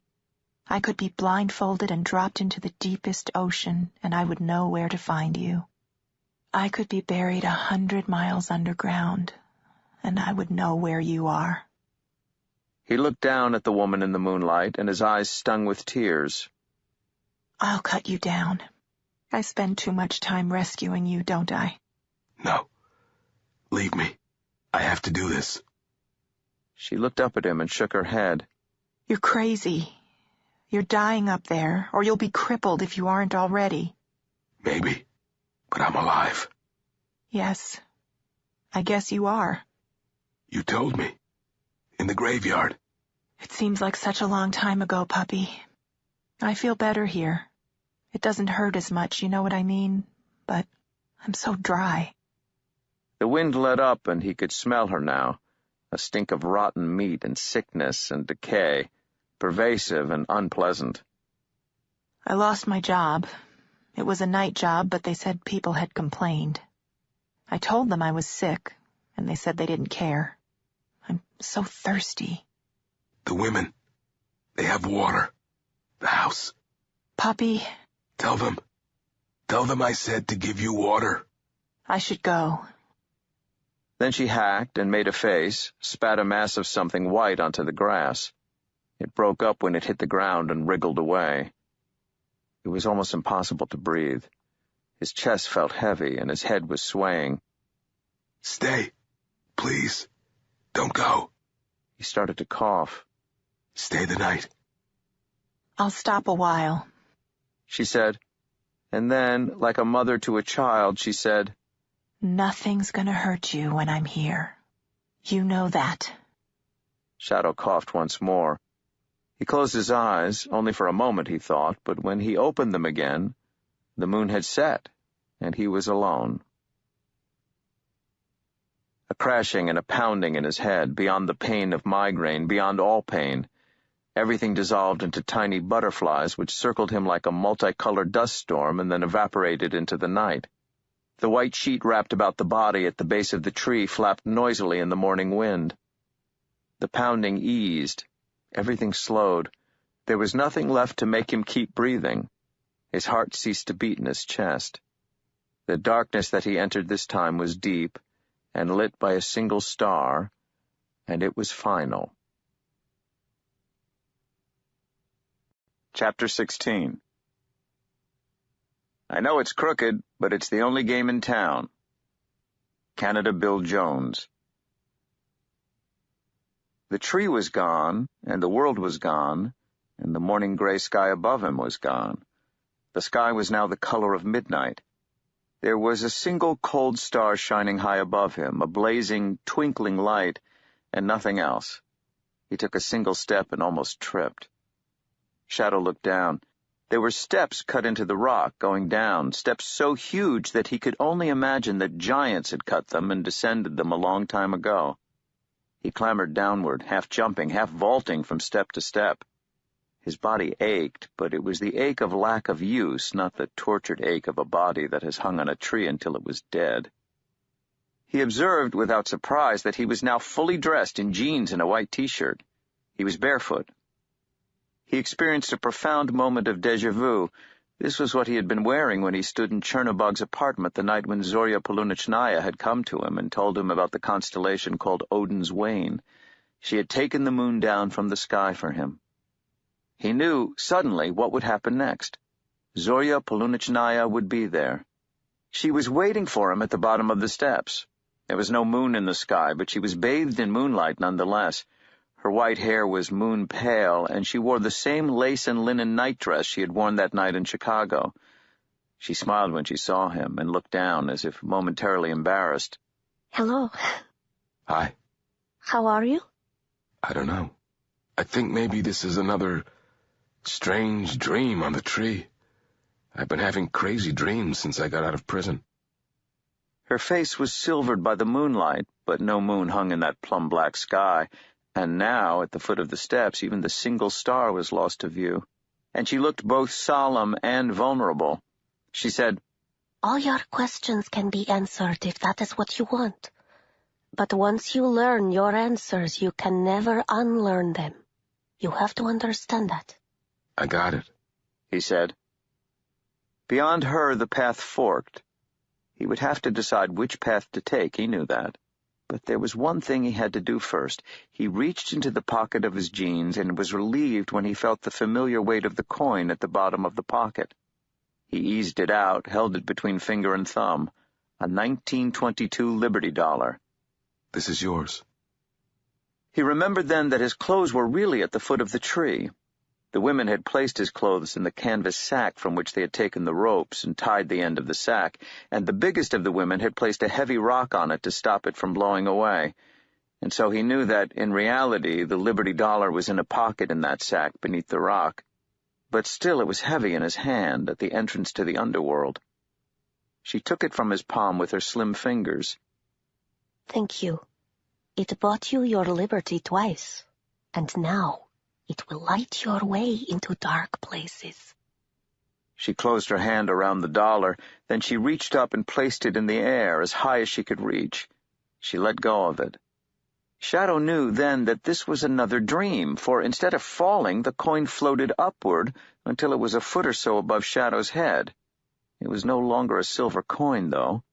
Lady Liberty and her crown of spikes were gone. The face he saw on the coin was the indeterminate face of the moon in the summer sky, the face that was only visible until you stared at it, whereupon it would become dark seas and shapes on the moon's cratered surface. The pattern and the face were placed by shadows of pure randomness and chance. Shadow could not decide whether he was looking at a moon the size of a dollar, a foot above his head, or whether he was looking at a moon the size of the Pacific Ocean, many thousands of miles away, nor whether there was any difference between the two ideas. Perhaps it was all a matter of perspective. Perhaps it was all a matter of point of view. He looked at the forking path ahead of him. Which path should I take? Which one is safe? Take one, and you cannot take the other, but neither path is safe. Which way would you walk? The way of hard truths or the way of fine lies? Shadow hesitated. Truths. I've come too far for more lies. There will be a price. I'll pay it. What's the price? Your name. Your real name. You will have to give it to me. How? Like this. She reached a perfect hand toward his head. He felt her fingers brush his skin. Then he felt them penetrate his skin, his skull, felt them push deep into his head. Something tickled in his skull and all down his spine. She pulled her hand out of his head. A flame, like a candle flame, but burning with a clear magnesium-white luminance, was flickering on the top of her forefinger. Is that my name? She closed her hand, and the light was gone. It was. She extended her hand and pointed to the right-hand path. That way. For now. Nameless, Shadow walked down the right-hand path in the moonlight. When he turned around to thank her, he saw nothing but darkness. It seemed to him that he was deep under the ground, but when he looked up into the darkness above him, he still saw the tiny moon. He turned a corner. If this was the afterlife, he thought, it was a lot like the house on the rock, part diorama, part nightmare. he was looking at himself in prison blues in the warden's office as the warden told him that Laura had died in a car crash. He saw the expression on his own face. He looked like a man who had been abandoned by the world. It hurt him to see it, the nakedness and the fear. He hurried on, pushed through the warden's gray office, and found himself looking at the VCR repair store on the outskirts of Eagle Point. 3 years ago. Yes. Inside the store, he knew he was beating the living crap out of Larry Powers and B.J. West, bruising his knuckles in the process. Pretty soon he would walk out of there carrying a brown supermarket bag filled with $20 bills, the money they could never prove he had taken, his share of the proceeds and a little more, for they shouldn't have tried to rip him and Laura off like that. He was the only driver, but he had done his part, done everything that she had asked of him. At the trial, nobody mentioned the bank robbery, although he was certain everybody wanted to. They couldn't prove a thing as long as nobody was talking, and nobody was. The prosecutor was forced instead to stick to the bodily damage that Shadow had inflicted on Powers and West. He showed photographs of the two men on their arrival in the local hospital. Shadow barely defended himself in court. It was easier that way. Neither Powers nor West seemed able to remember what the fight had been about, but they each admitted that Shadow had been their assailant. Nobody talked about the money. Nobody even mentioned Laura, and that was all that Shadow had wanted. Shadow wondered whether the path of comforting lies would have been a better one to walk. He walked away from that place and followed the rock path down into what looked like a hospital room, a public hospital in Chicago, and he felt the bile rise in his throat. He stopped. He did not want to look. He did not want to keep walking. In the hospital bed, his mother was dying again, as she died when he was 16, and yes, here he was, a large, clumsy 16-year-old with acne pocking his cream and coffee skin, sitting at her bedside, unable to look at her, reading a thick paperback book. Shadow wondered what the book was, and he walked around the hospital bed to inspect it more closely. He stood between the bed and the chair, looking from the one to the other. The big boy hunched into his chair, his nose buried in Gravity's Rainbow, trying to escape from his mother's death into London during the Blitz, the fictional madness of the book No Escape and No Excuse. His mother's eyes were closed in a morphine peace, which he had thought was just another sickle cell crisis, another bout of pain to be endured, had turned out, they had discovered too late, to be lymphoma. There was a lemonish-gray tinge to her skin. She was in her early 30s, but she looked much older. Shadow wanted to shake himself, the awkward boy that he once was, get him to hold her hand, talk to her, do something before she slipped away, as he knew that she would. But he could not touch himself, and he continued to read, and so his mother died while he sat in the chair next to her, reading a fat book. After that, he had more or less stopped reading.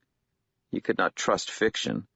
What good were books if they couldn't protect you from something like that? Shadow walked away from the hospital room, down the winding corridor, deep into the bowels of the earth. He sees his mother first, and he cannot believe how young she is. Not yet 25, he guesses. Before her medical discharge, and they're in their apartment, another embassy rental somewhere in northern Europe. He looks around for something to give him a clue, and he's just a shrimp of a kid now, big, pale gray eyes and straight dark hair. They are arguing. Shadow knows without hearing the words what they're arguing about. It was the only thing they quarreled about, after all. Tell me about my father. He's dead. Don't ask about him. But who was he? Forget him. Dead and gone, and you ain't missed nothing. I want to see a picture of him. I ain't got a picture, she'd say, and her voice would get quiet and fierce, and he knew that if he kept asking her questions, she would shout or even hit him, and he knew that he could not stop asking questions, so he turned away and walked on down the tunnel. The path he followed twisted and wound and curled back on itself, and it put him in mind of snakeskins and intestines and of deep, deep tree roots. There was a pool to his left. He heard the drip-drip of water into it somewhere at the back of the tunnel, the falling water barely ruffling the mirrored surface of the pool. He dropped to his knees and drank, using his hand to bring the water to his lips. Then he walked on until he was standing in the floating disco glitter patterns of a mirror ball. It was like being in the exact center of the universe, with all the stars and planets circling him, and he could not hear anything, not the music, nor the shouted conversations over the music. And now Shadow was staring at a woman who looked just like his mother never looked in all the years he knew her. She's little more than a child, after all. And she is dancing. Shadow found that he was completely unsurprised when he recognized the man who dances with her. He had not changed that much in 33 years. She is drunk, Shadow could see that at a glance. She's not very drunk, but she is unused to drink, and in a week or so she will take a ship to Norway. They've been drinking margaritas, and she has salt on her lips and salt clinging to the back of her hand. Wednesday is not wearing a suit and tie, but the pin in the shape of a silver tree he wears over the pocket of his shirt glitters and glints when the mirror ball light catches it. He does not dance badly. They make a fine-looking couple, considering the difference in their ages. There is a lupine grace to his movements. A slow dance. He pulls her close to him, and his paw-like hand curves around the seat of her skirt possessively, moving her closer to him. His other hand takes her chin, pushes it upward into his face, and the two of them kiss, there on the floor, as the glitter ball lights circle them into the center of the universe. Soon after, they leave. She sways against him, and he leads her from the dance hall. Shadow buries his head in his hands and does not follow them, unable or unwilling to witness his own conception. The mirror lights were gone, and now the only illumination came from the tiny moon that burned high above his head. He walked on. At a bend in the path, he stopped for a moment to catch his breath. He felt a hand run gently up his back, and gentle fingers ruffle the hair on the back of his head. "Hello, hon," whispered a smoky female voice over his shoulder. "Hello," he said, turning to face her. She had brown hair and brown skin, and her eyes were the deep golden amber of good honey. Her pupils were vertical slits. "Do I know you?" "Intimately. I used to sleep on your bed, and my people have been keeping their eyes on you for me." She turned to the path ahead of him, pointed to the 3 ways he could go. "Okay," she said. "One way will make you wise, one way will make you whole, and one way will kill you." "I'm already dead, I think. I died on the tree." She made a moo. "There's dead, and there's dead, and there's dead. It's a relative thing." Then she smiled again. "I could make a joke about that, you know, something about dead relatives." "No, it's okay." "So, which way do you want to go?" "I don't know," he admitted. She tipped her head on one side, a perfectly feline gesture. Suddenly, Shadow knew exactly who she was and where he knew her from. He felt himself beginning to blush. "If you trust me," said Bast, "I can choose for you." "I trust you." "Do you want to know what it's going to cost you?" "I've already lost my name." "Names come and names go. Was it worth it?" "Yes, maybe. It wasn't easy. As revelations go, it was kind of personal." "All revelations are personal. That's why all revelations are suspect." "I don't understand." "No, you don't. I'll take your heart. We'll need it later." And she reached her hand deep inside his chest, and she pulled it out with something ruby and pulsing held between her sharp fingernails. It was the color of pigeon's blood, and it was made of pure light. Rhythmically it expanded and contracted. She closed her hand, and it was gone. "Take the middle way." Shadow hesitated. "Are you really here?" She tipped her head on one side, regarded him gravely, said nothing at all. "What are you? What are you people?" She yawned, showing a perfect dark pink tongue. "Think of us as symbols. We're the dream that humanity creates to make sense of the shadows on the cave wall. Now go on. Keep moving. Your body is already growing cold. The fools are gathering on the mountain. The clock is ticking. Shadow nodded and walked on. The path was becoming slippery now. There was ice on the rock. Shadow stumbled and skidded as he walked down the rock path toward the place where it divided, scraping his knuckles on a jut of rock at chest height. He edged forward as slowly as he could. The moon above him glittered through the ice crystals in the air. There was a ring about the moon, a moon bow, diffusing the light. It was beautiful, but it made walking harder. The path was unreliable. He reached the place where the path divided. He looked at the first path with a feeling of recognition. It opened into a vast chamber, or a set of chambers, like a dark museum.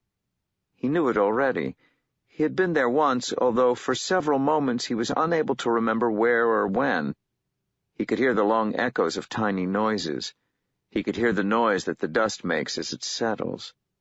It was the place that he had dreamed of that first night that Laura had come to him in the motel so long ago. The endless memorial hall to the gods that were forgotten, and the ones whose very existence had been lost. He took a step backward. He walked to the path on the far side and looked ahead. There was a Disneyland quality to the corridor, black plexiglass walls with lights set in them. The colored lights blinked and flashed in the illusion of order for no particular reason, like the console lights on a television starship. He could hear something there as well, a deep vibrating bass drone which Shadow could feel in the pit of his stomach. He stopped and looked around. Neither way seemed right. Not any longer. He was done with paths. The middle way, the way the Catwoman had told him to walk, that was his way. He moved toward it. The moon above him was beginning to fade. The edge of it was pinking and going into eclipse. The path was framed by a huge doorway. There were no deals to make any more, no more bargains. There was nothing to do but enter. So Shadow walked through the doorway, in darkness. The air was warm, and it smelled of wet dust, like a city street after the summer's first rain. He was not afraid. Not any more. Fear had died on the tree, as Shadow had died. There was no fear left, no hatred, no pain. Nothing left but essence. Something big splashed quietly in the distance, and the splash echoed into the vastness. He squinted, but could see nothing. It was too dark. And then, from the direction of the splashes, a ghost light glimmered, and the world took form. He was in a cavern, and in front of him, mirror smooth, was water. The splashing noises came closer, and the light became brighter, and Shadow waited on the shore. Soon enough, a low, flat boat came into sight, a flickering white lantern burning at its raised prow, another reflected in the glassy black water several feet below it. The boat was being pulled by a tall figure, and the splashing noise Shadow had heard was the sound of the pole being lifted and moved as it pushed the craft across the waters of the underground lake. "Hello there!" Echoes of his words suddenly surrounded him. He could imagine that a whole chorus of people were welcoming him and calling to him, and each of them had his voice. The person poling the boat made no reply. The boat's pilot was tall and very thin. He, if it was a he, wore an unadorned white robe, and the pale head that topped it was so utterly inhuman that Shadow was certain that it had to be a mask of some sort. It was a bird's head, small on a long neck, its beak long and high. Shadow was certain he had seen it before, this ghostly bird-like figure. He grasped at the memory and then, disappointed, realized that he was picturing the clockwork penny in the slot machine in the house on the rock, and the pale, bird-like, half-glimpsed figure that glided out from behind the crypt for the drunkard's soul. Water dripped and echoed from the pole and the prow, and the ship's wake rippled the glassy waters. The boat was made of reeds, bound and tied. The boat came close to the shore. The pilot leaned on its pole. Its head turned slowly until it was facing Shadow. "Hello," it said, without moving its long beak. The voice was male, and, like everything else in Shadow's afterlife so far, familiar. "Come on board. You'll get your feet wet, I'm afraid, but there's not a thing can be done about that. These are old boats, and if I come in closer, I could rip out the bottom." Shadow took off the shoes he had not been aware he was wearing and stepped out into the water. It came halfway up his calves and was, after the initial shock of wetness, surprisingly warm. He reached the boat, and the pilot put down a hand and pulled him aboard. The reed boat rocked a little, and water splashed over the low sides of it, and then it steadied. The pilot pulled off away from the shore. Shadow stood there and watched, his pants legs dripping. "I know you," he said to the creature at the prow. "You do indeed." The oil lamp which hung at the front of the boat burned more fitfully, and the smoke from the lamp made Shadow cough. "You worked for me. I'm afraid we had to inter Lila Goodchild without you." The voice was fussy and precise. The smoke stung Shadow's eyes. He wiped the tears away with his hand, and through the smoke he thought he saw a tall man in a suit with gold-rimmed spectacles. The smoke cleared, and the boatman was once more a half-human creature with the head of a river bird. "Mr. Ibis?" "Good to see you, Shadow," said the creature with Mr. Ibis's voice. "Do you know what a psychopomp is?" Shadow thought he knew the word, but it had been a long time. He shook his head. "It's a fancy term for an escort. We all have so many functions, so many ways of existing. In my own vision of myself, I am a scholar who lives quietly and pens his little tales and dreams about a past that may or may not ever have existed. And that is true as far as it goes. But I am also, in one of my capacities, like so many of the people you have chosen to associate with, a psychopomp. I escort the living to the world of the dead." "I thought this was the world of the dead." "No, not per se. It's more of a preliminary." The boat slipped and slid across the mirror surface of the underground pool. The bird head of the creature at the prow stared ahead. And then Mr. Ibis said, without moving its beak, "You people talk about the living and the dead as if they were two mutually exclusive categories. As if you cannot have a river that is also a road, or a song that is also a color." "You can't. Can you?"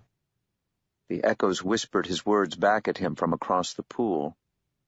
"What you have to remember is that life and death are different sides of the same coin, like the heads and tails of a quarter." "And if I had a double-headed quarter?" "You don't. They only belong to fools and gods." Shadow had a frisson then, as they crossed the dark water. He imagined he could see the faces of children staring up at him reproachfully from beneath the water's glassy surface. Their faces were waterlogged and softened, their blind eyes clouded. There was no wind in that underground cavern to disturb the black surface of the lake. "So, I'm dead." He was getting used to the idea. "Or I'm going to be dead." "We are on our way to the Hall of the Dead. I requested that I be the one to come for you." "Why?" "I'm a psychopomp. I like you. You were a hard worker. Why not?" Because I never believed in you. Because I don't know much about Egyptian mythology. Because I didn't expect this. What happened to St. Peter and the pearly gates?" The long-beaked white head shook from side to side gravely. "It doesn't matter that you didn't believe in us. We believed in you." The boat touched bottom. Mr. Ibis stepped off the side into the pool and told Shadow to do the same. Mr. Ibis took a line from the prow of the boat and passed Shadow the lantern to carry. It was in the shape of a crescent moon. They walked ashore, and Mr. Ibis tied the boat to a metal ring set in the rock floor. Then he took the lamp from Shadow and walked swiftly forward, holding the lamp high as he walked, throwing vast shadows across the rock floor and the high rock walls. "Are you scared?" "Not really." "Well, try to cultivate the emotions of true awe and spiritual terror as we walk. They are the appropriate feelings for the situation at hand." Shadow was not scared. He was interested and apprehensive, but no more. He was not scared of the shifting darkness, nor of being dead, nor even of the dog-headed creature the size of a grain silo who stared at them as they approached. It growled deep in its throat, and Shadow felt his neck hairs prickle. "Shadow, now is the time of judgment." Shadow looked up at the creature. "Mr. Jackal?" The hands of Omnibus came down, huge dark hands, and they picked Shadow up and brought him close. The jackal head examined him with bright and glittering eyes, examined him as dispassionately as Mr. Jackal had examined the dead girl on the slab. Shadow knew that all his faults, all his failings, all his weaknesses were being taken out and weighed and measured, that he was, in some way, being dissected and sliced and tasted. We do not always remember the things that do no credit to us. We justify them, cover them in bright lies or with the thick dust of forgetfulness. All of the things that Shadow had done in his life of which he was not proud, all the things he wished he had done otherwise or left undone, came at him then in a swirling storm of guilt and regret and shame, and he had nowhere to hide from them. He was as naked and as open as a corpse on a table, and dark Omnibus, the jackal god, was his prosector and his prosecutor and his persecutor. Please, please stop. But the examination did not stop. Every lie he had ever told, every object he had stolen, every hurt he had inflicted on another person, all the little crimes and the tiny murders that make up the day, each of these things and more were extracted and held up to the light by the jackal-headed judge of the dead. Shadow began to weep painfully in the palm of the dark god's hand. He was a tiny child again, as helpless and as powerless as he had ever been. And then, without warning, it was over. Shadow panted and sobbed, and snot streamed from his nose. He still felt helpless, but the hands placed him carefully, almost tenderly, down on the rock floor. Who has his heart? I do. Shadow looked up. Bast was standing there beside the thing that was no longer Mr. Ibis, and she held Shadow's heart in her right hand. It lit her face with a ruby light. "Give it to me," said Toth, the ibis-headed god, and he took the heart in his hands, which were not human hands, and he glided forward. Omnibus placed a pair of golden scales in front of him. So is this where we find out what I get? Whispered Shadow to Bast. Heaven? Hell? Purgatory? If the feather balances, you get to choose your own destination. And if not? She shrugged as if the subject made her uncomfortable. Then we feed your heart and your soul to Ammit, the eater of souls. Maybe I can get some kind of a happy ending. Not only are there no happy endings, there aren't even any endings. On one of the pans of the scales, carefully, reverently, Omnibus placed a feather. Omnibus put Shadow's heart on the other pan of the scales. Something moved in the shadows under the scale, something had made Shadow uncomfortable to examine too closely. It was a heavy feather, but Shadow had a heavy heart, and the scales tipped and swung worryingly. But they balanced in the end, and the creature in the shadows skulked away, unsatisfied. So, that's that. Just another skull for the pile. It's a pity. I had hoped that you would do some good in the current troubles. It's like watching a slow-motion car crash and being powerless to prevent it. You won't be there? I don't like other people picking my battles for me. There was silence then in the vasty hall of death, where it echoed of water and the dark. So, now I get to choose where I go next? "Choose," said Toth. "or we can choose for you." No, it's okay. It's my choice. Well? Roared Omnibus. I want to rest now. That's what I want. I want nothing. No heaven, no hell, no anything. Just let it end. "You're certain?" asked Toth. Yes. Mr. Jackal opened the last door for Shadow, and behind that door there was nothing. Not darkness, not even oblivion. Only nothing. Shadow accepted it completely and without reservation, and he walked through the door into nothing with a strange, fierce joy. Chapter 17. Everything is upon a great scale upon this continent. The rivers are immense, the climate violent in heat and cold, the prospects magnificent, the thunder and lightning tremendous. The disorders incident to the country make every constitution tremble.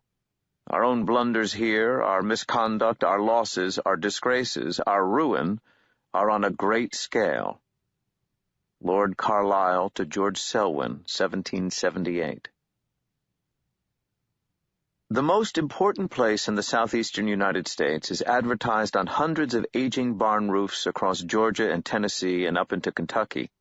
On a winding road through a forest, a driver will pass a rotting red barn and see painted on its roof, "See Rock City, the eighth wonder of the world."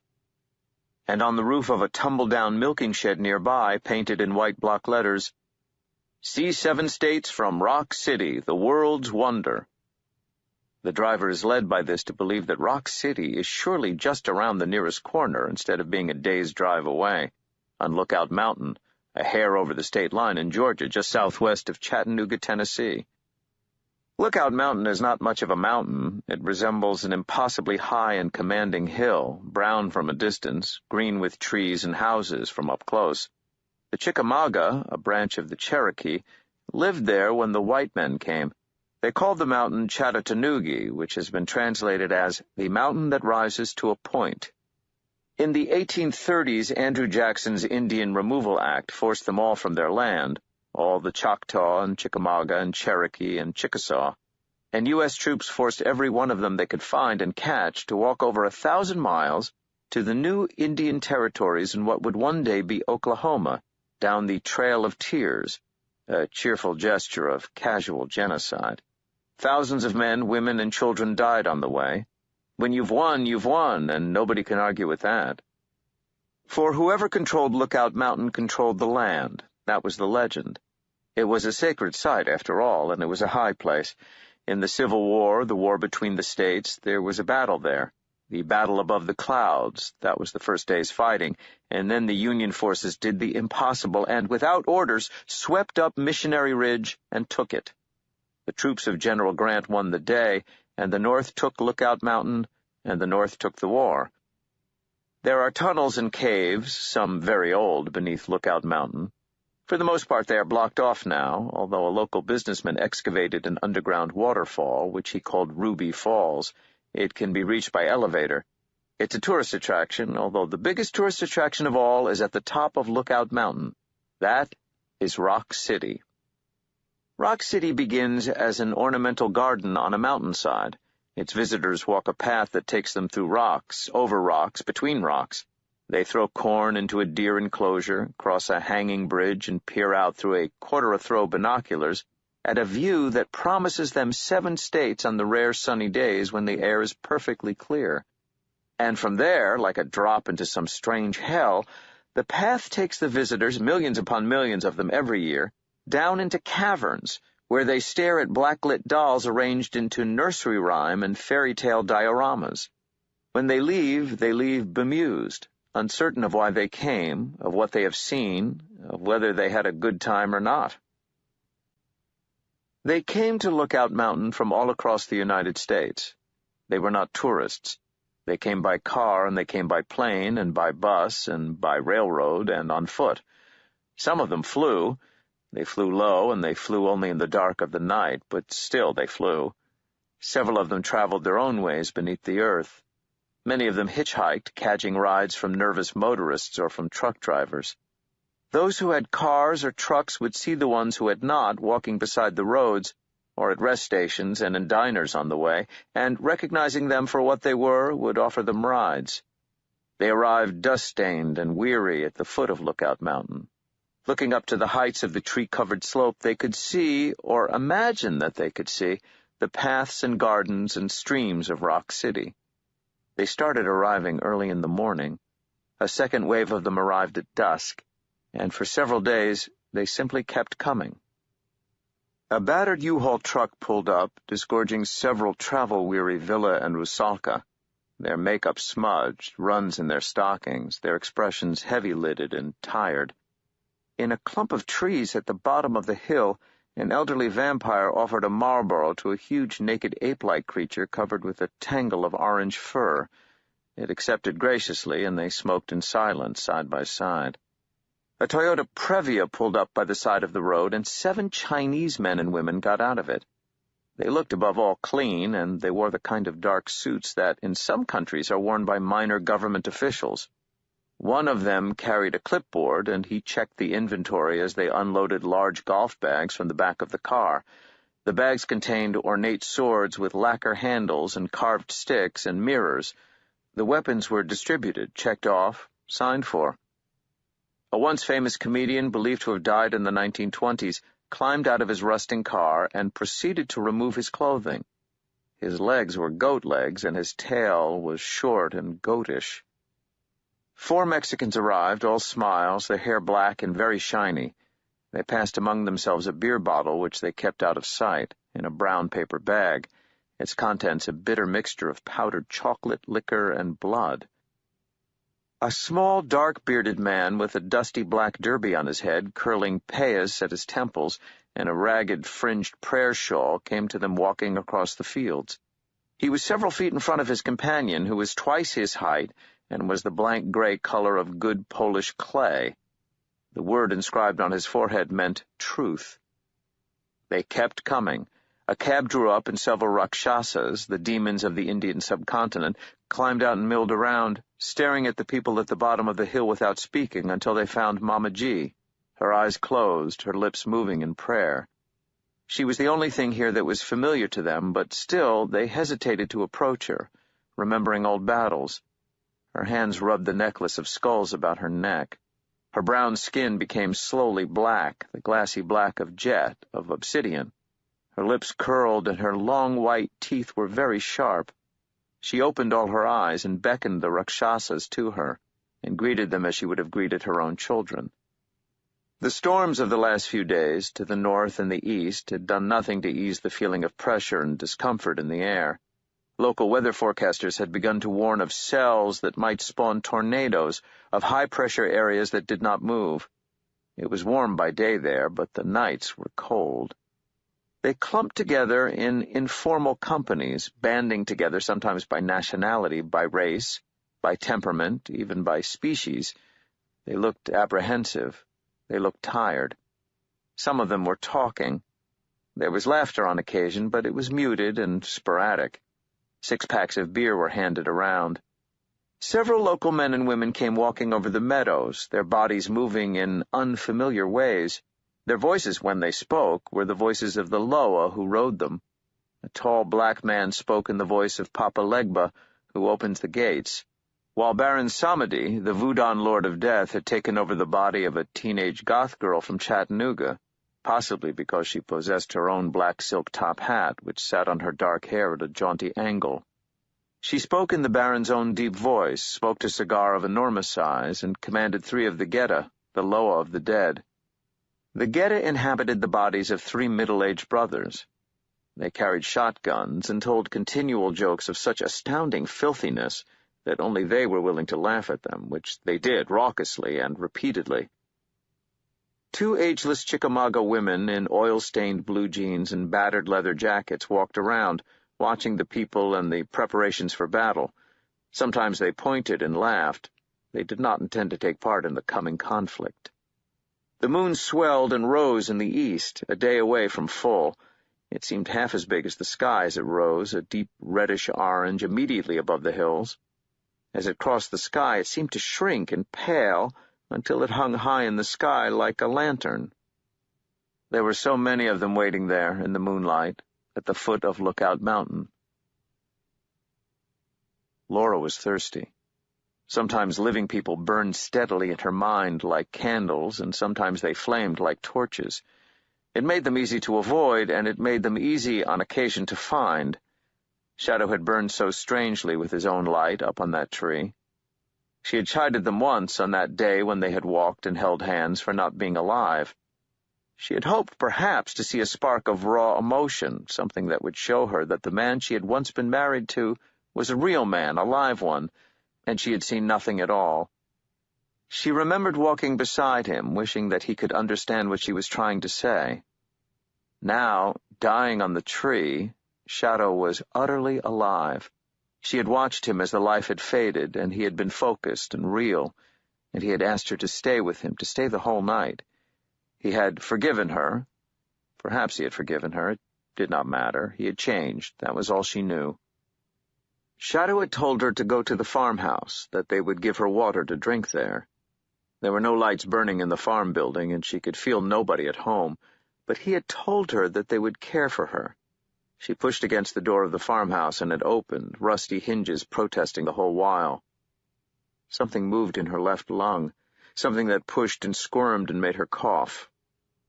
She found herself in a narrow hallway, her way almost blocked by a tall and dusty piano. The inside of the building smelled of old damp. She squeezed past the piano, pushed open a door, and found herself in a dilapidated drawing room, filled with ramshackle furniture. An oil lamp burned on the mantelpiece. There was a coal fire burning in the fireplace beneath it, although she had neither seen nor smelled smoke outside the house. The coal fire did nothing to lift the chill she felt in that room, although Laura was willing to concede that might not be the fault of the room. Death hurt Laura, although the hurt consisted mostly of absences, of things that were not there, a parching thirst that drained every cell of her, a cold in her bones that no heat could lift.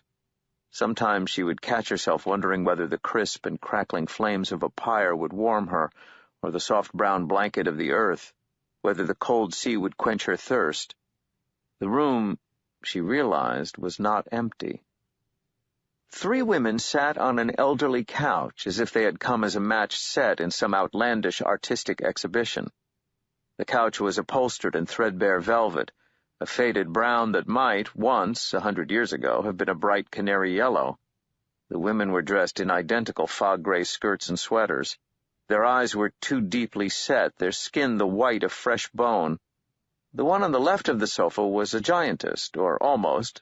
The one on the right was little more than a dwarf, and between them was a woman Laura was certain would be her own height.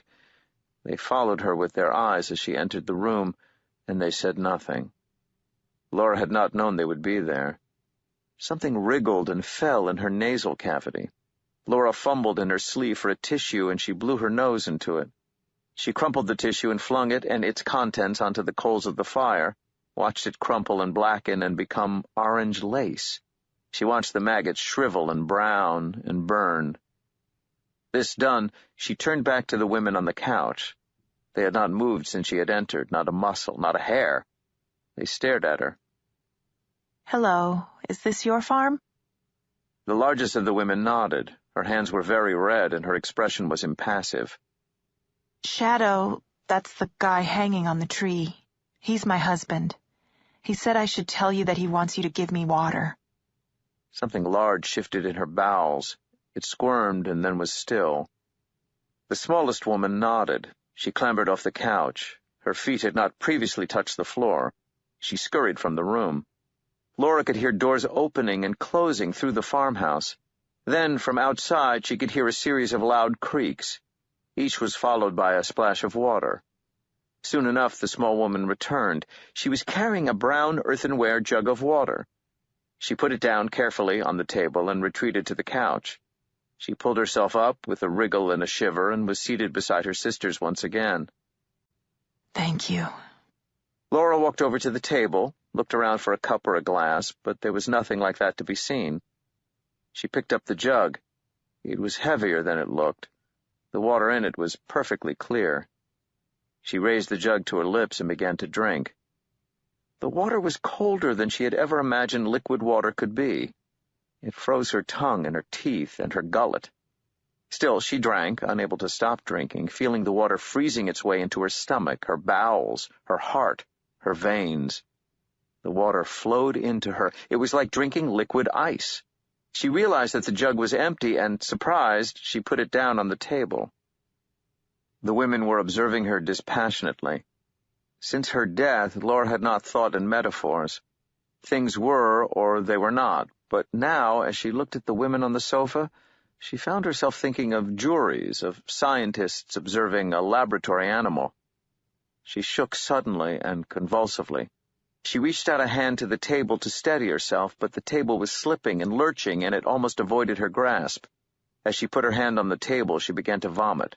She brought up bile and formalin, centipedes and maggots. And then she felt herself starting to void and to piss. Stuff was being pushed violently, wetly from her body. She would have screamed if she could. But then the dusty floorboards came up to meet her so fast and so hard that, had she been breathing, they would have knocked the breath from her body. Time rushed over her and into her, swirling like a dust devil. 1,000 memories began to play at once. She was wet and stinking on the floor of the farmhouse, and she was lost in a department store the week before Christmas, and her father was nowhere to be seen, and now she was sitting in the bar at Chi-Chi's, ordering a strawberry daiquiri and checking out her blind date, the big grave man-child, and wondering how he kissed. And she was in the car as sickeningly it rolled and jolted, and Robbie was screaming at her until the metal post finally stopped the car, but not its contents, from moving. The water of time, which comes from the spring of fate, urges well, is not the water of life. Not quite.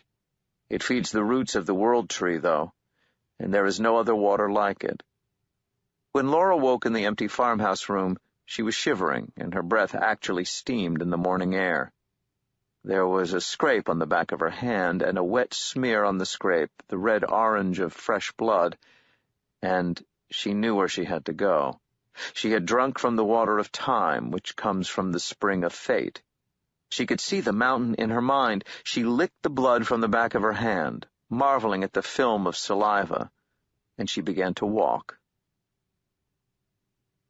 It was a wet March day, and it was unseasonably cold, and the storms of the previous few days had lashed their way across the southern states, which meant that there were very few real tourists at Rock City on Lookout Mountain. The Christmas lights had been taken down, the summer visitors were yet to start arriving. Still, there were a number of people there. There was even a tour bus that drew up that morning, releasing a dozen men and women with perfect tans and gleaming, reassuring smiles. They looked like news anchors, and one could almost imagine there was a phosphor dot quality to them. They seemed to blur gently as they moved. A black Humvee was parked in the front lot of Rock City, near to Rocky, the animatronic gnome. The TV people walked intently through Rock City, stationing themselves near the balancing rock, where they talked to each other in pleasant, reasonable voices. They were not the only visitors. If you had walked the paths of Rock City that day, you might have noticed people who looked like movie stars, and people who looked like aliens, and a number of people who looked most of all like the idea of a person and nothing like the reality. You might have seen them, but most likely you would never have noticed them at all. They came to Rock City in long limousines and in small sports cars and in oversized SUVs. Many of them wore the sunglasses of those who habitually wear sunglasses indoors and out, and who do not willingly or comfortably remove them. There were suntans and suits and shades and smiles and scowls. They came in all sizes and shapes, all ages and styles. All they had in common was a look, a very specific look. It said, "You know me," or perhaps, "You ought to know me." An instant familiarity that was also a distance, a look, or an attitude, the confidence that the world existed for them, and that it welcomed them, and that they were adored. The fat kid moved among them with the shuffling walk of one who, despite having no social skills, has still become successful beyond his dreams. His black coat flapped in the wind. Something that stood beside the soft drink stand in Mother Goose Court coughed to attract his attention.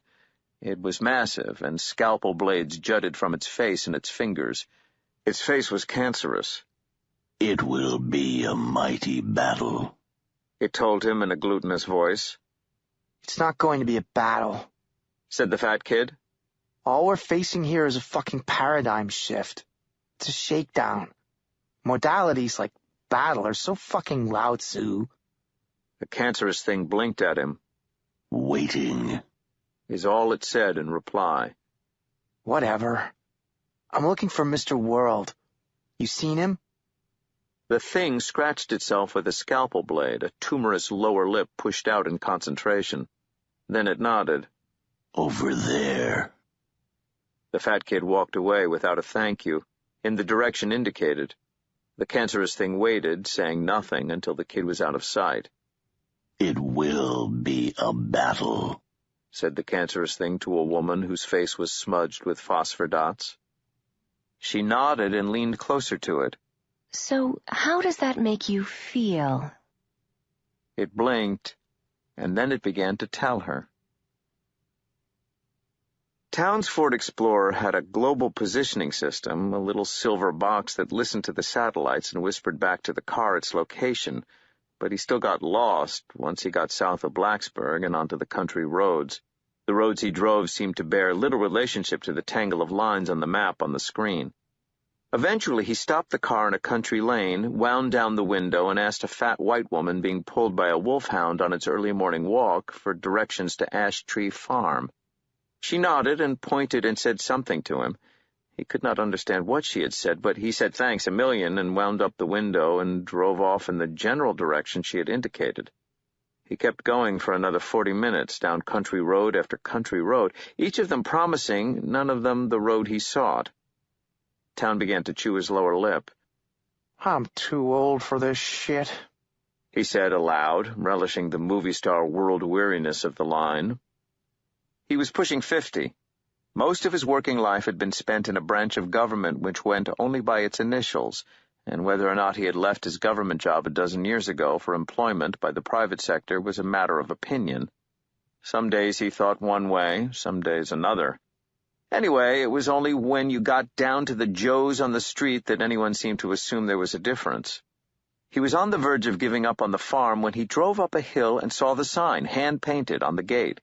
It said simply, as he had been told it would, Ash. He pulled up the Ford Explorer, climbed out, and untwisted the wire that held the gate closed. He got back in the car and drove through. It was like cooking a frog, he thought.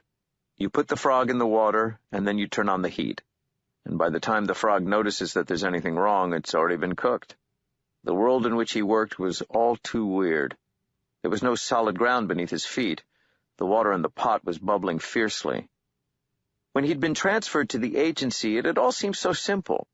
Now it was all so, not complex, he decided, merely bizarre. He had been sitting in Mr. World's office at 2 that morning, and he had been told what he was to do. You got it? Said Mr. World, handing him the knife in its dark leather sheath. Cut me a stick. It doesn't have to be longer than a couple of feet. Affirmative. Why do I have to do this, sir? Because I tell you to. Find the tree. Do the job. Meet me down in Chattanooga. Don't waste any time. And what about the asshole? Shadow? If you see him, just avoid him. Don't touch him. Don't even mess with him. I don't want you turning him into a martyr. There's no room for martyrs in the current game plan. He smiled then, his scarred smile. Mr. World was easily amused. Mr. Town had noticed this on several occasions. It had amused him to play chauffeur in Kansas, after all. Look. No martyrs, Town. And Town had nodded and taken the knife in its sheath and pushed the rage that welled up inside him down deep and away. Mr. Town's hatred of Shadow had become a part of him. As he was falling asleep, he would see Shadow's solemn face, see that smile that wasn't a smile, the way Shadow had of smiling without smiling that made Town want to sink his fist into the man's gut. And even as he fell asleep, he could feel his jaws squeeze together, his temples tense, his gullet burn. He drove the Ford Explorer across the meadow, past an abandoned farmhouse. He crested a ridge and saw the tree. He parked the car a little way past it and turned off the engine. The clock on the dashboard said it was 6:38 a.m. He left the keys in the car and walked toward the tree. The tree was large. It seemed to exist on its own sense of scale.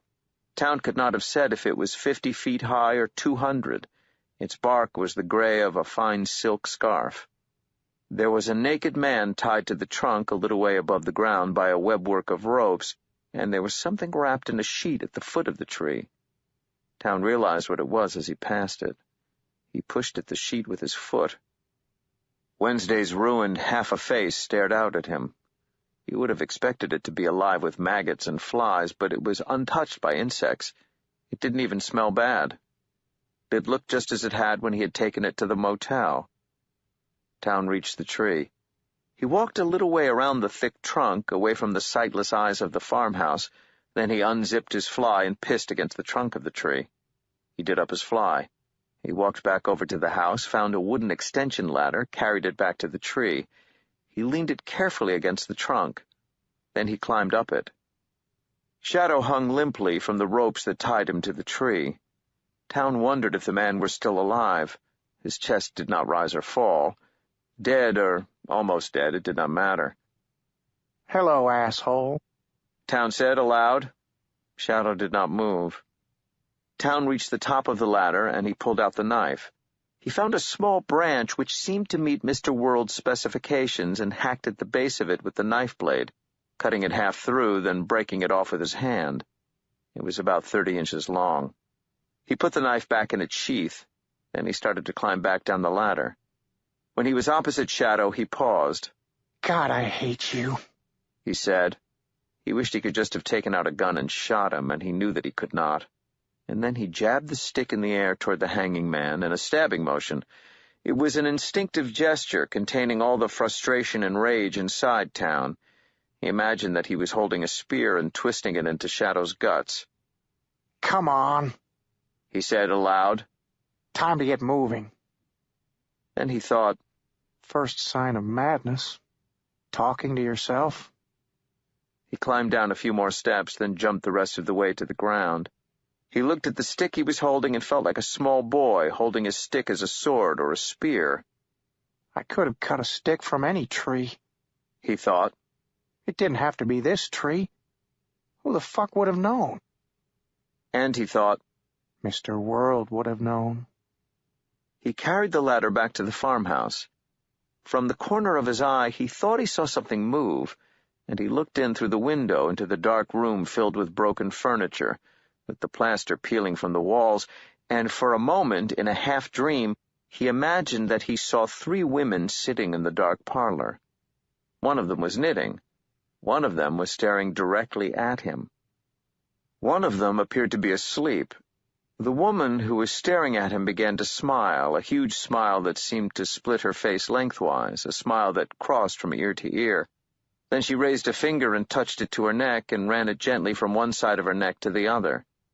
That was what he thought he saw, all in a moment, in that empty room which contained, he saw at a second glance, nothing more than old rotting furniture and fly-spotted prints and dry rot. There was nobody there at all.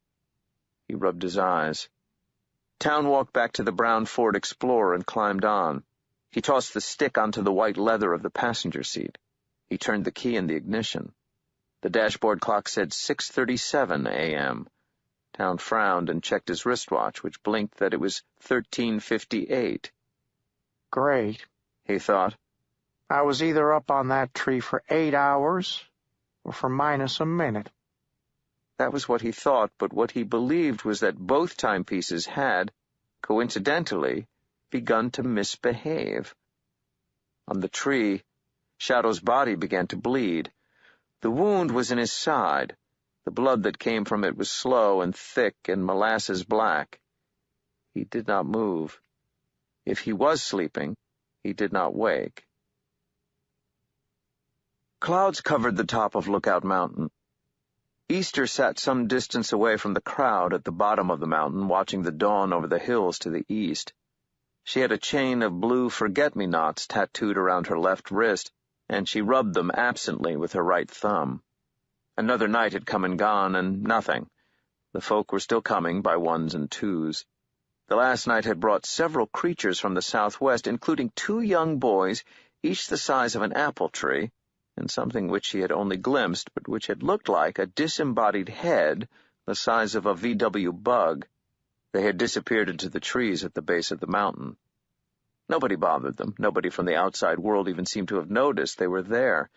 She imagined the tourists at Rock City staring down at them through their insert-a-quarter binoculars, staring straight at a ramshackle encampment of things and people at the foot of the mountain, and seeing nothing but trees and bushes and rocks. She could smell the smoke from a cooking fire, a smell of burning bacon on the chilly dawn wind. Someone at the far end of the encampment began to play the harmonica, which made her involuntarily smile and shiver. She had a paperback book in her backpack, and she waited for the sky to become light enough for her to read. There were 2 dots in the sky, immediately below the clouds, a small one and a larger one. A spatter of rain brushed her face in the morning wind. A barefoot girl came out from the encampment, walking toward her. She stopped beside a tree, hitched up her skirts, and squatted. When she had finished, Easter hailed her. The girl walked over. "Good morning, lady. The battle will start soon now." The tip of her pink tongue touched her scarlet lips. She had a black crow's wing tied with leather onto her shoulder, a crow's foot on a chain around her neck. Her arms were blue tattooed with lines and patterns and intricate knots. "How do you know?" The girl grinned.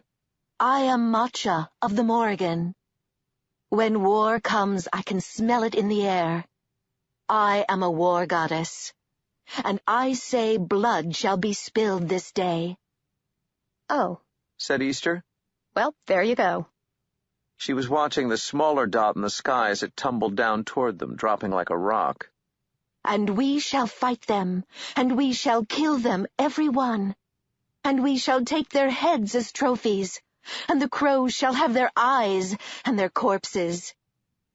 The dot had become a bird, its wings outstretched, riding the gusty morning winds above them.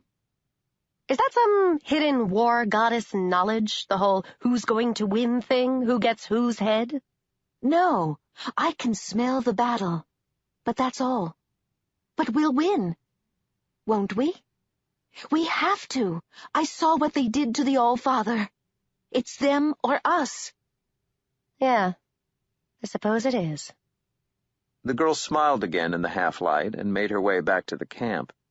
Easter put her hand down and touched a green shoot which stabbed up from the earth like a knife blade. As she touched it, it grew and opened and twisted and changed until she was resting her hand on a green tulip head.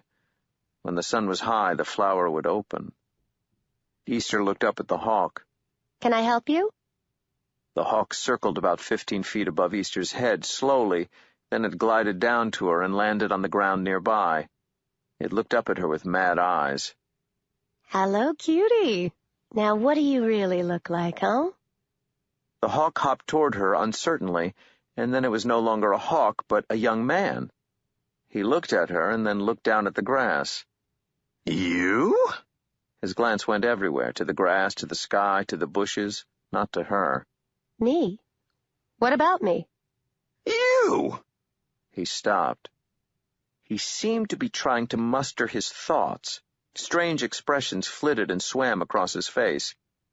"He's spent too long a bird," she thought. "He has forgotten how to be a man." She waited patiently. Eventually he said, "Will you come with me?" "Maybe. Where do you want me to go?" "The man on the tree. He needs you. A ghost hurt in his side. The blood came, then it stopped. I think he is dead." "There's a war on. I can't just go running away." The naked man said nothing, just moved from one foot to another as if he were uncertain of his weight, as if he were used to resting on the air or on a swaying branch, not on the solid and unchanging earth. Then he said, "If he is gone forever, it is all over." "But the battle—" "If he is lost, it will not matter who wins." He looked like he needed a blanket and a cup of sweet coffee, and someone to take him somewhere he could shiver and babble until he got his mind back. He held his arms stiffly against his sides. "Where is this? Nearby?" He stared at the tulip plant and shook his head. "Way away." "Well, I'm needed here, and I can't just leave. How do you expect me to get there? I can't fly like you know." "No, you can't," said Horace. Then he looked up gravely and pointed to the other dot that circled them as it dropped from the darkening clouds, growing in size. "He can." Another several hours pointless driving, and by now Town hated the GPS almost as much as he hated Shadow. There was no passion in the hate, though. He had thought finding his way to the farm, to the great silver ash tree, had been hard. Finding his way away from the farm was much harder. It did not seem to matter which road he took, which direction he drove down the narrow country lanes. the twisting Virginia backroads, which must have begun, he was sure, as deer trails and cow paths. Eventually he would find himself passing the farm once more and the hand-painted sign, Ash. This was crazy, wasn't it? He simply had to retrace his way, take a left turn for every right he had taken on his way here, a right turn for every left. Only that was what he had done last time, and now here he was, back at the farm once more. There were heavy storm clouds coming in. It was getting dark fast. It felt like night, not morning, and he had a long drive ahead of him. He would never get to Chattanooga before afternoon at this rate. His cell phone gave him only a no-service message. The fold-out map in the car's glove compartment showed the main roads, all the interstates and the real highways, but as far as it was concerned, nothing else existed. Nor was there anyone around that he could ask. The houses were set back from the roads. There were no welcoming lights. Now the fuel gauge was nudging empty. He heard a rumble of distant thunder, and a single drop of rain splashed heavily onto his windshield. So when Town saw the woman walking along the side of the road, he found himself smiling involuntarily. "Thank God," he said aloud, and he drew up beside her. He thumbed down her window. "Ma'am, I'm sorry, I'm kind of lost. Can you tell me how to get to Highway 81 from here?" She looked at him through the open passenger side window and said, I don't think I can explain it, but I can show you if you like. She was pale, and her wet hair was long and dark. "Climb in." He didn't even hesitate. "First thing, we need to buy some gas." Thanks, I needed a ride. She got in. Her eyes were astonishingly blue. There's a stick here on the seat. "Just throw it in the back. Where are you heading?" "Lady, if you can get me to a gas station and back to a freeway, I'll take you all the way to your own front door." Thank you, but I think I'm going further than you are. If you can get me to the freeway, that will be fine. Maybe a trucker will give me a ride. And she smiled, a crooked, determined smile. It was the smile that did it. "Ma'am, I can give you a finer ride than any trucker." He could smell her perfume. It was heady and heavy, a cloying scent, like magnolias or lilacs, but he did not mind. I'm going to Georgia. It's a long way. "I'm going to Chattanooga. I'll take you as far as I can." What's your name?" "They call me Mac," said Mr. Town. When he was talking to women in bars, he would sometimes follow that up with, "And the ones that know me really well call me Big Mac." That could wait. They would have many hours in each other's company to get to know each other after all. "What's yours?" "Laura." "Well, Laura," he said, "I'm sure we're going to be great friends." The fat kid found Mr. World in the Rainbow Room, a walled section of the path, its window glass covered in clear plastic sheets of green and red and yellow film. He was walking impatiently from window to window, staring out in turn at a golden world, a red world, a green world. His hair was reddish-orange and close-cropped to his skull. He wore a Burberry raincoat. The fat kid coughed. Mr. World looked up. "Excuse me, Mr. World?" "Yes? Is everything on schedule?" The fat kid's mouth was dry. He licked his lips and said, "I've set up everything. I don't have confirmation on the choppers." "The helicopters will be here when we need them." Good. He stood there, not saying anything, not going away. There was a bruise on his forehead. "Is there anything else I can do for you?" A pause. The boy swallowed and nodded. "Something else?" he said. "Yes." "Would you feel more comfortable discussing it in private?" The boy nodded again. Mr. World walked with the kid back to his operations center, a damp cave containing a diorama of drunken pixies making moonshine with a still. A sign outside warned tourists away during renovations. The two men sat down on plastic chairs. "How can I help you?" "Yes, okay. Right, two things, okay?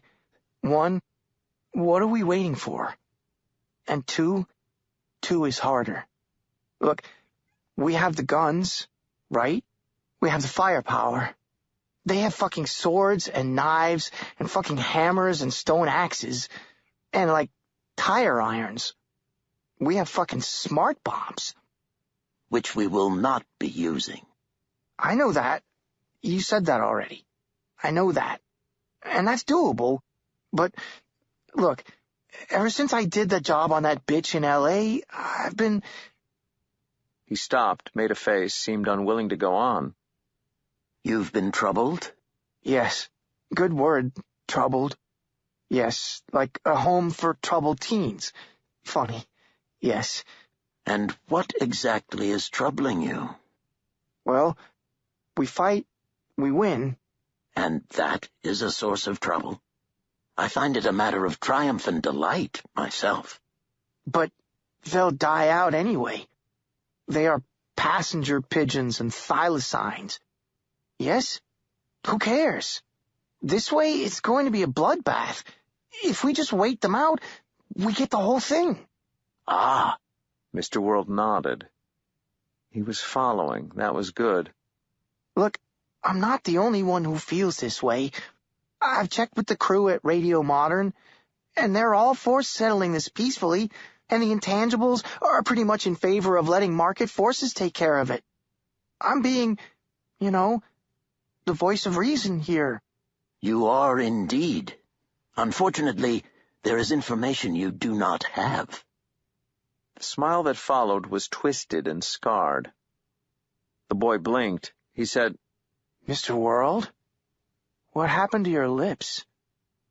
World sighed. The truth of the matter is that somebody sewed them together a long time ago. Whoa. Serious omerta shit. Yes. You want to know what we're waiting for? Why we didn't strike last night? The fat kid nodded. He was sweating, but it was a cold sweat. We didn't strike yet, because I'm waiting for a stick. A stick? That's right, a stick. And do you know what I'm going to do with the stick? Okay, I'll bite. What? I could tell you, said Mr. World soberly. But then I'd have to kill you. He winked, and the tension in the room evaporated. The fat kid began to giggle, a low snuffling laugh in the back of his throat and in his nose. Okay. Okay. Got it. Message received on Planet Technical. Loud and clear. Ixnay on the Estions, Quay. Mr. World shook his head. He rested a hand on the fat kid's shoulder. Hey, you really want to know? Sure. Well, seeing that we're friends, here's the answer. I'm going to take the stick, and I'm going to throw it over the armies as they come together. As I throw it, it will become a spear. And then, as the spear arcs over the battle, I'm going to shout, I dedicate this battle to Odin. Huh? Why? Power. And food. A combination of the two. You see, the outcome of the battle is unimportant. What matters is the chaos and the slaughter. I don't get it. Let me show you. It'll be just like this. Watch. He took the wooden-bladed hunter's knife from the pocket of his Burberry, and in one fluid movement he slipped the blade of it into the soft flesh beneath the fat kid's chin and pushed hard upward toward the brain. I dedicate this death to Odin, he said as the knife sank in. There was a leakage onto his hand of something that was not actually blood, and a sputtering, sparking noise behind the fat kid's eyes. The smell on the air was that of burning insulation wire, as if somewhere a plug was overloading. The fat kid's hand twitched spastically, and then he fell. The expression on his face was one of puzzlement and misery. Look at him, said Mr. World conversationally to the air. He looks as if he just saw a sequence of zeros and ones turn into a cluster of brightly colored birds, and then just fly away. There was no reply from the empty rock corridor. Mr. World shouldered the body as if it weighed very little, and he opened the pixie diorama and dropped the body beside the still, covering it with its long black raincoat. He would dispose of it that evening, he decided, and he grinned his scarred grin. Hiding a body on a battlefield would almost be too easy. Nobody would ever notice. Nobody would care.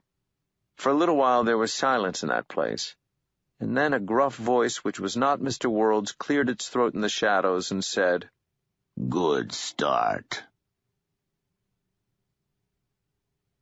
Chapter 18. They tried to stand off the soldiers, but the men fired and killed them both.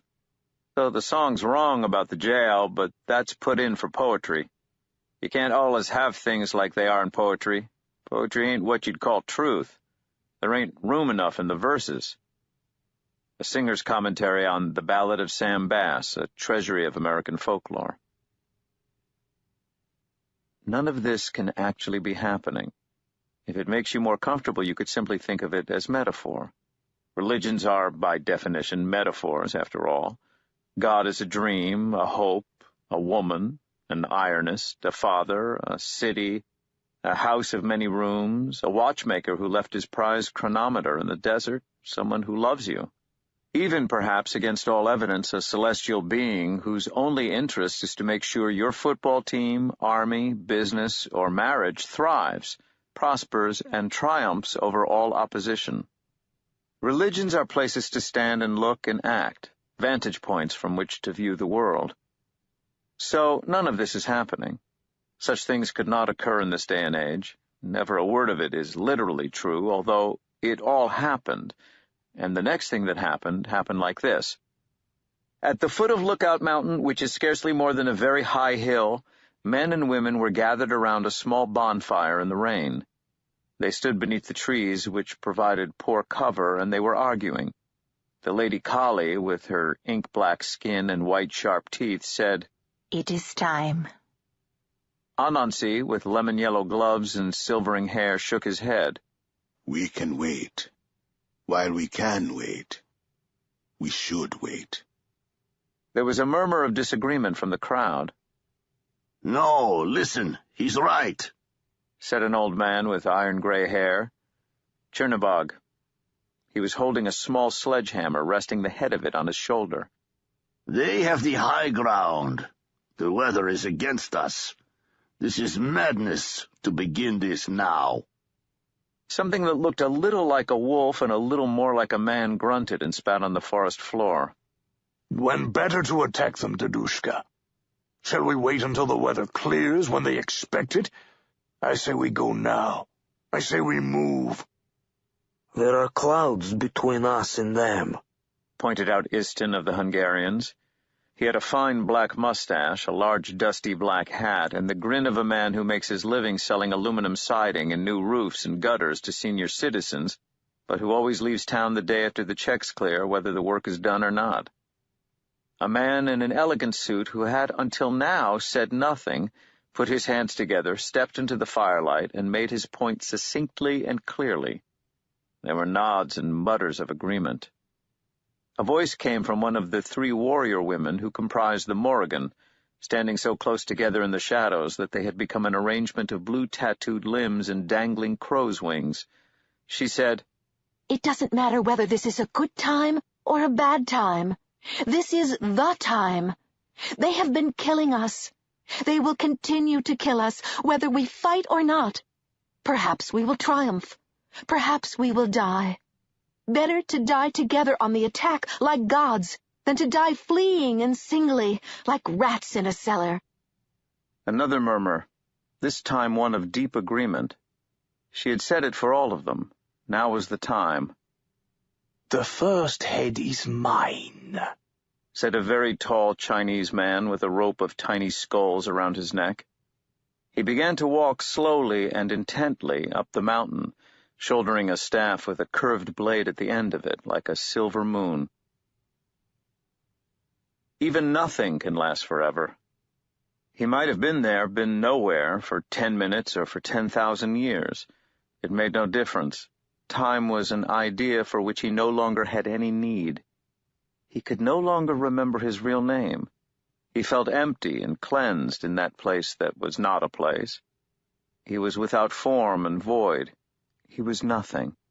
And into that nothing a voice said, Hohoka, cousin. We got to talk. And something that might once have been Shadow said, Whiskey Jack? Yeah, you are a hard man to hunt down when you're dead. You didn't go to any of the places I figured. I had to look all over before I thought of checking here. Say, you ever find your tribe? Shadow remembered the man and the girl in the disco beneath the spinning mirror ball. I guess I found my family. But no, I never found my tribe. Sorry to have to disturb you. No, you aren't sorry. Let me be. I got what I wanted. I'm done. They are coming for you. They are going to revive you. But I'm done, said Shadow. It was all over and done. No such thing, said Whiskey Jack. Never any such thing. We'll go to my place. You want a beer? He guessed he would like a beer at that. Sure. Get me one, too. There's a cooler outside the door. They were in his shack. Shadow opened the door to the shack with hands it seemed to him he had not possessed moments before. There was a plastic cooler filled with chunks of river ice out there, and in the ice a dozen cans of Budweiser. He pulled out a couple of cans of beer and then sat in the doorway and looked out over the valley. They were at the top of a hill near a waterfall, swollen with melting snow and runoff. It fell in stages, maybe 70 feet below them, maybe 100. The sun reflected from the ice which sheathed the trees that overhung the waterfall basin. The churning noise as the water crashed and fell filled the air. Where are we? Where you were last time. My place. You planning on holding on to my bud till it warms up? They aren't good like that. Shadow stood up and passed him the can of beer. You didn't have a waterfall outside your place last time I was here. Whiskey Jack said nothing. He popped the top of the bud and drank half the can in one long, slow swallow. Then he said, You remember my nephew, Harry Blue Jay, the poet? He traded his Buick for your Winnebago, remember? Sure. I didn't know he was a poet. Best damn poet in America, he said. He drained the rest of his can of beer, belched, and got another can, while Shadow popped open his own can of beer, and the two men sat outside on a rock by the pale green ferns in the morning sun, and they watched the falling water and they drank their beer. There was still snow on the ground in the places where the shadows never lifted. The earth was muddy and wet. Harry was diabetic, continued Whiskey Jack. It happens. Too much. You people came to America, you take our sugar cane, potatoes, and corn. Then you sell us potato chips and caramel popcorn, and we're the ones who get sick. He'd won a couple of prizes for his poetry. There were people in Minnesota who wanted to put his poems into a book. He was driving to Minnesota in a sports car to talk to them. He had traded your Bago for a yellow Miata. The doctors said they think he went into a coma while he was driving, went off the road, ran the car into one of your road signs. Too lazy to look at where you are, to read the mountains and the clouds. You people need road signs everywhere. And so Harry Blue Jay went away forever, went to live with Brother Wolf. So I said, nothing keeping me there any longer. I came north. Good fishing up here. I'm sorry about your nephew. Me too. So now I'm living here in the north, long way from white man's diseases, white man's roads, white man's road signs, white man's yellow Miatas, white man's caramel popcorn. White man's beer? Whiskey Jack looked at the can. When you people finally give up and go home, you can leave us the Budweiser breweries. Where are we? Am I on the tree? Am I dead? Am I here? I thought everything was finished. What's real? Yes. Yes? What kind of an answer is yes? It's a good answer. True answer, too. Are you a god as well? Whiskey Jack shook his head. I'm a culture hero. We do the same shit gods do. We just screw up more and nobody worships us. They tell stories about us. But they tell the ones which make us look bad, along with the ones where we came out fairly okay. I see. And he did see, more or less. Look, this is not a good country for gods. My people figured that out early on. There are creator spirits who found the earth, or made it, or shit it out. But you think about it. Who's going to worship Coyote? He made love to Porcupine Woman and got his dick shot through with more needles than a pincushion. He'd argue with rocks, and the rocks would win. So yeah, my people figured that maybe there's something at the back of it all. A creator, a great spirit, and so we say thank you to it, because it's always good to say thank you. But we never built churches. We didn't need to. The land was the church. The land was the religion. The land was older and wiser than the people who walked on it. It gave us salmon and corn and buffalo and passenger pigeons. It gave us wild rice and walleye. It gave us melon and squash and turkey, and we were the children of the land, just like the porcupine and the skunk and the blue jay. He finished his second beer and gestured toward the river at the bottom of the waterfall. You follow that river for a way. You'll get to the lakes where the wild rice grows. In wild rice time, you go out in your canoe with a friend, and you knock the wild rice into your canoe and cook it and store it. And it will keep you for a long time. Different places grow different foods. Go far enough south, there are orange trees, lemon trees, and those squashy green guys look like pears. Avocados. Avocados. That's them. They don't grow up this way. This is wild rice country, moose country. What I'm trying to say is that America is like that. It's not good growing country for gods. They don't grow well here. They're like avocados, trying to grow in wild rice country. They may not grow well, but they're going to war. That was the only time he ever saw Whiskey Jack laugh. It was almost a bark, and it had little humor in it. Hey, Shadow, if all your friends jumped off a cliff, would you jump off too? Maybe. Shadow felt good. He didn't think it was just the beer. He couldn't remember the last time he had felt so alive and so together. It's not going to be a war. Then what is it? Whiskey Jack crushed the beer can between his hands, pressing it until it was flat. Look, he said, and pointed to the waterfall. The sun was high enough that it caught the waterfall spray. A rainbow nimbus hung in the air. Shadow thought it was the most beautiful thing he had ever seen. It's going to be a bloodbath. Shadow saw it then. He saw it all, stark in its simplicity. He shook his head, then he began to chuckle, and he shook his head some more, and the chuckle became a full-throated laugh. You okay? I'm fine. I just saw the hidden Indians. Not all of them, but I saw them anyhow. Probably Ho-Chunk, then. Those guys never could hide worth a damn. He looked up at the sun. Time to go back, he said. He stood up. It's a two-man con. It's not a war at all, is it? Whiskey Jack patted Shadow's arm. You're not so dumb. They walked back to Whiskey Jack's shack. He opened the door. Shadow hesitated. I wish I could stay here with you. This seems like a good place. There are a lot of good places. That's kind of the point. Listen, gods die when they are forgotten. People, too.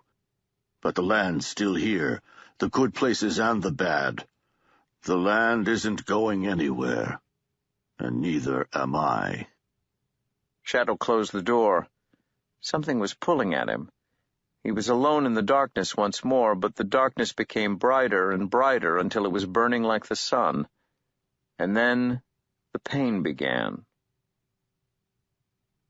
There was a woman who walked through a meadow, and spring flowers blossomed where she had passed. In this place and at this time, she called herself Easter. She passed a place where long ago a farmhouse had stood. Even today, several walls were still standing, jutting out of the weeds in the meadow grass like rotten teeth. A thin rain was falling. The clouds were dark and low, and it was cold. A little way beyond the place where the farmhouse had been, there was a tree, a huge silver-gray tree, winter dead to all appearances, and leafless, and in front of the tree, on the grass, were frayed clumps of colorless fabric. The woman stopped at the fabric and bent down and picked up something brownish-white. It was a much-gnawed fragment of bone, which might once have been part of a human skull. He tossed it back down onto the grass. Then she looked at the man on the tree, and she smiled wryly. They just aren't as interesting naked, she said. It's the unwrapping that's half the fun, like with gifts and eggs. The hawk-headed man who walked beside her looked down at his penis and seemed for the first time to become aware of his own nakedness. He said, I can look at the sun without even blinking. That's very clever of you. Now let's get him down from there. The wet ropes that held Shadow to the tree had long ago weathered and rotted, and they parted easily as the two people pulled on them. The body on the tree slipped and slid down toward the roots. They caught him as he fell, and they took him up, carrying him easily, although he was a very big man, and they put him down in the gray meadow. The body on the grass was cold, and it did not breathe. There was a patch of dried black blood on its side, as if it had been stabbed with a spear. What now? Now we warm him. You know what you have to do. I know. I cannot. If you are not willing to help, then you should not have called me here. But it has been too long. It has been too long for all of us. And I am quite mad. I know. She reached out a white hand to Horace, and she touched his black hair. He blinked at her intently. Then he shimmered as if in a heat haze. The hawk eye that faced her glinted orange, as if a flame had just been kindled inside it, a flame that had been long extinguished. The hawk took to the air, and it swung upward, circling and ascending in a rising gyre, circling the place in the gray clouds where the sun might conceivably be, and as the hawk rose it became first a dot, and then a speck, and then, to the naked eye, nothing at all, something that could only be imagined. The clouds began to thin and to evaporate, creating a patch of blue sky through which the sun glared. The single bright sunbeam penetrating the clouds and bathing the meadow was beautiful, but the image faded as more clouds vanished. Soon the morning sun was blazing down on the meadow like a summer sun at noon, burning the water vapor from the morning's rain into mists and burning the mist off into nothing at all. The golden sun bathed the body on the floor of the meadow with its radiance and its heat. Shades of pink and of warm brown touched the dead thing. The woman dragged the fingers of her right hand lightly across the body's chest. She imagined she could feel a shiver in his breast, something that was not a heartbeat, but still. She let her hand remain there, on his chest, just above his heart. She lowered her lips to Shadow's lips, and she breathed into his lungs, a gentle in and out, and then the breath became a kiss. Her kiss was gentle, and it tasted of spring rains and meadow flowers. The wound in his side began to flow with liquid blood once more, a scarlet blood which oozed like liquid rubies in the sunlight, and then the bleeding stopped. She kissed his cheek and his forehead. Come on. Time to get up. It's all happening. You don't want to miss it. His eyes fluttered, and then they opened. 2 eyes of a gray so deep it was colorless, the gray of evening, and he looked at her. She smiled, and then she removed her hand from his chest.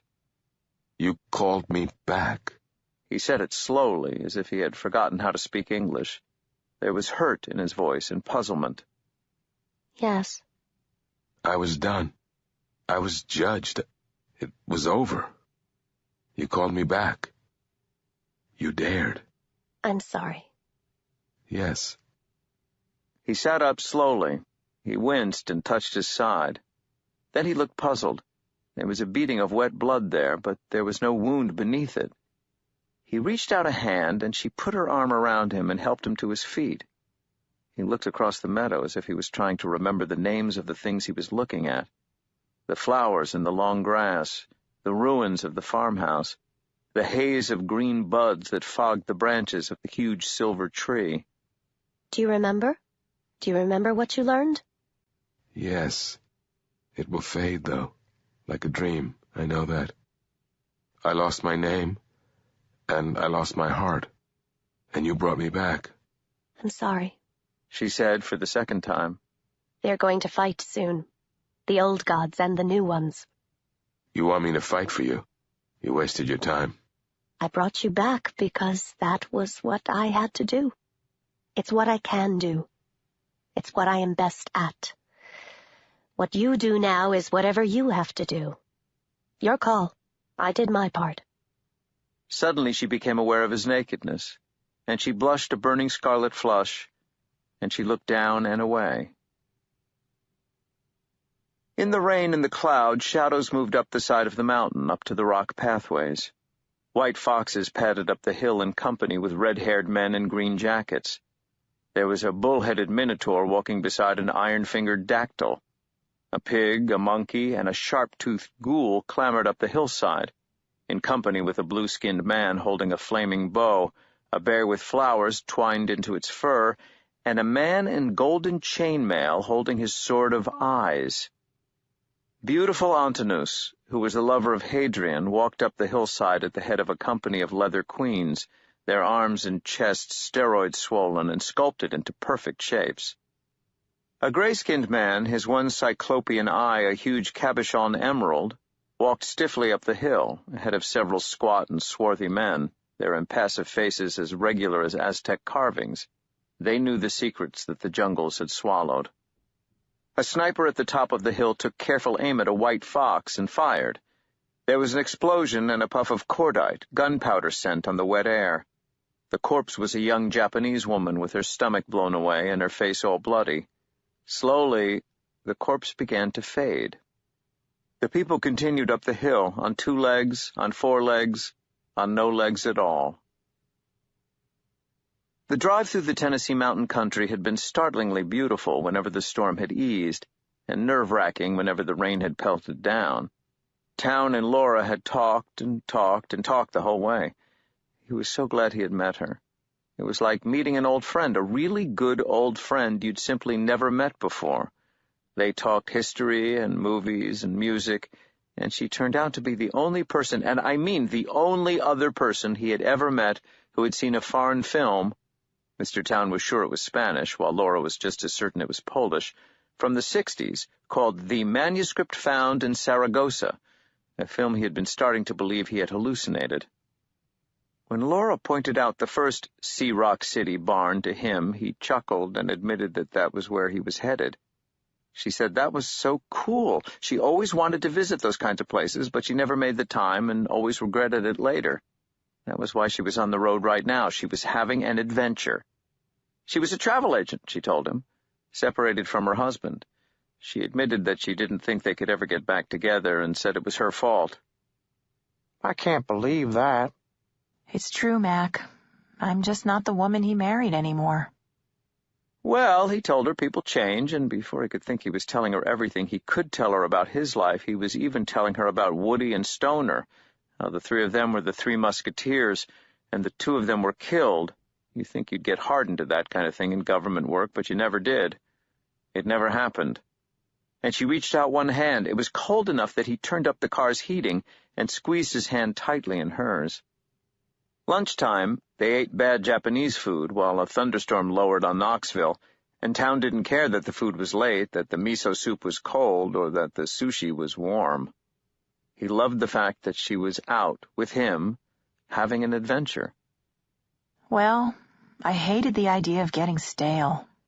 I was just rotting away where I was, so I set off without my car and without my credit cards. I'm just relying on the kindness of strangers. And I've had the best time.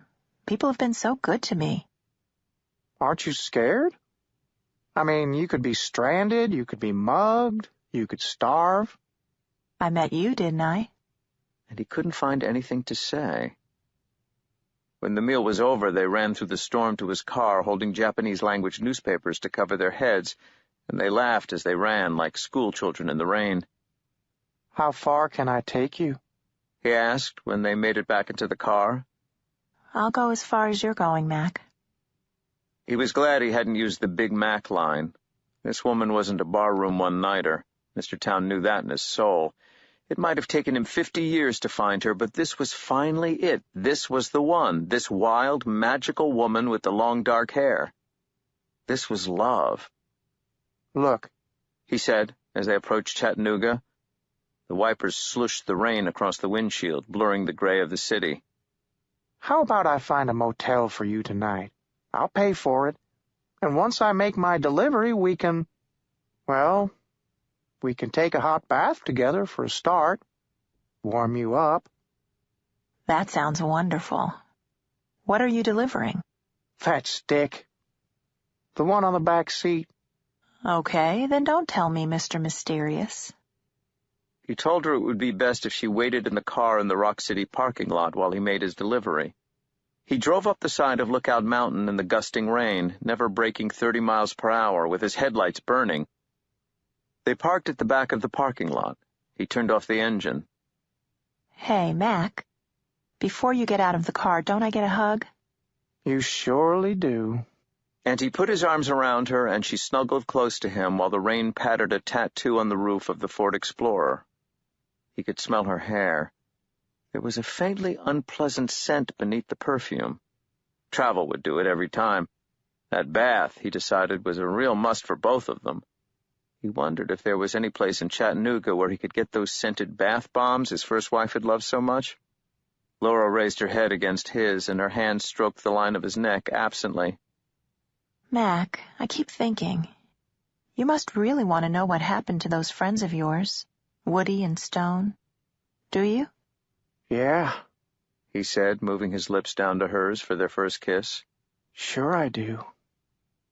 So she showed him. Shadow walked the meadow, making his own slow circles around the trunk of the tree, gradually widening his circle. Sometimes he would stop and pick something up, a flower or a leaf or a pebble or a twig or a blade of grass. He would examine it minutely, as if concentrating entirely on the twigness of the twig, the leafness of the leaf, as if he were seeing it for the first time. Easter found herself reminded of the gaze of a baby at the point where it learns to focus. She did not dare to talk to him. At that moment, it would have been sacrilegious. She watched him, exhausted as she was, and she wondered. About 20 feet out from the base of the tree, half overgrown with long meadow grass and dead creepers, he found a canvas bag. Shadow picked it up, untied the knots at the top of the bag, loosened the drawstring. The clothes he pulled out were his own. They were old, but still serviceable. He turned the shoes over in his hands. He stroked the fabric of the shirt, the wool of the sweater, stared at them as if he were looking at them across 1,000,000 years. For some time he looked at them, then, one by one, he put them on. He put his hands into his pockets and looked puzzled as he pulled one hand out holding what looked to Easter like a white and gray marble. He said, "No coins." It was the first thing he had said in several hours. No coins? Echoed Easter. He shook his head. It was good to have the coins, he said. They gave me something to do with my hands. He bent down to pull on his shoes. Once he was dressed, he looked more normal. Grave, though. She wondered how far he had traveled and what it had cost him to return. He was not the first whose return she had initiated, and she knew that soon enough the 1,000,000-year stare would fade, and the memories and the dreams that he had brought back from the tree would be elided by the world of things you could touch. That was the way it always went. She led their way to the rear of the meadow.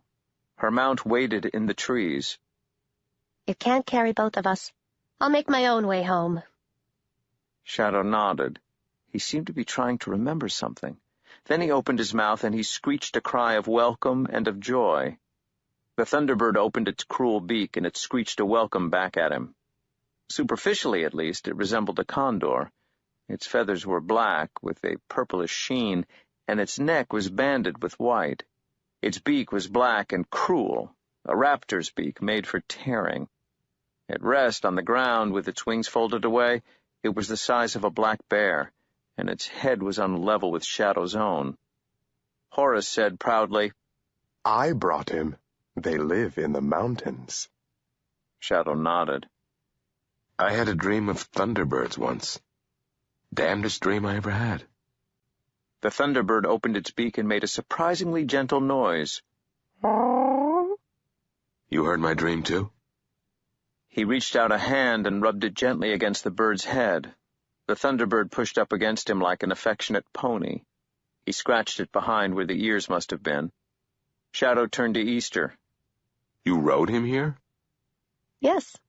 You can ride him back if he lets you. How do you ride him? It's easy. If you don't fall. Like riding the lightning. Will I see you back there? She shook her head. I'm done, honey. You go do what you need to do. I'm tired. Bringing you back like that. It took a lot out of me. I need to rest. To save up my energies until my festival begins. I'm sorry. Good luck. Shadow nodded. Whiskey Jack. I saw him. After I passed on. He came and found me. We drank beer together. Yes, I'm sure you did. Will I ever see you again?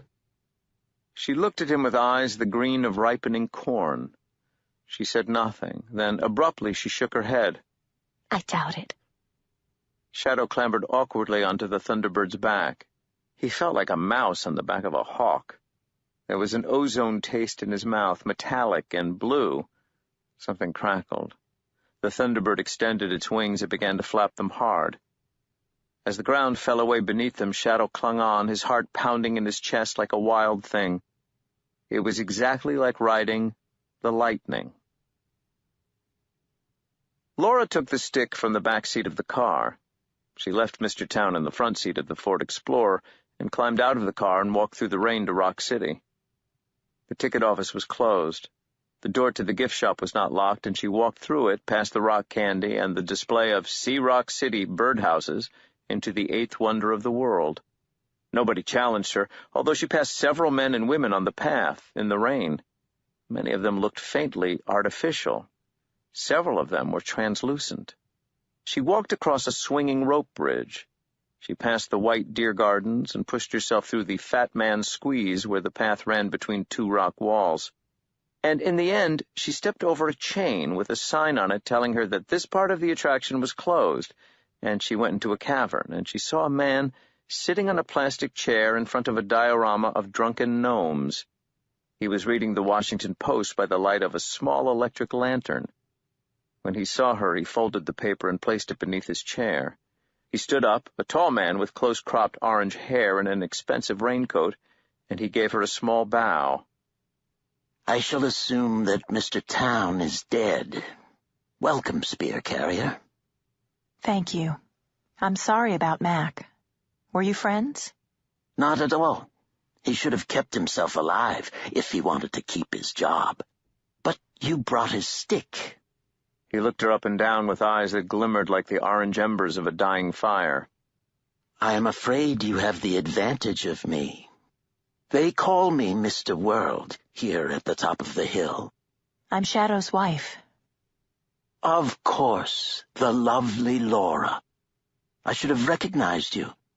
He had several photographs of you up above his bed in the cell that once we shared. And, if you don't mind my saying so, you are looking lovelier than you have any right to look. Shouldn't you be further along on the whole road to rot and ruin business by now? I was.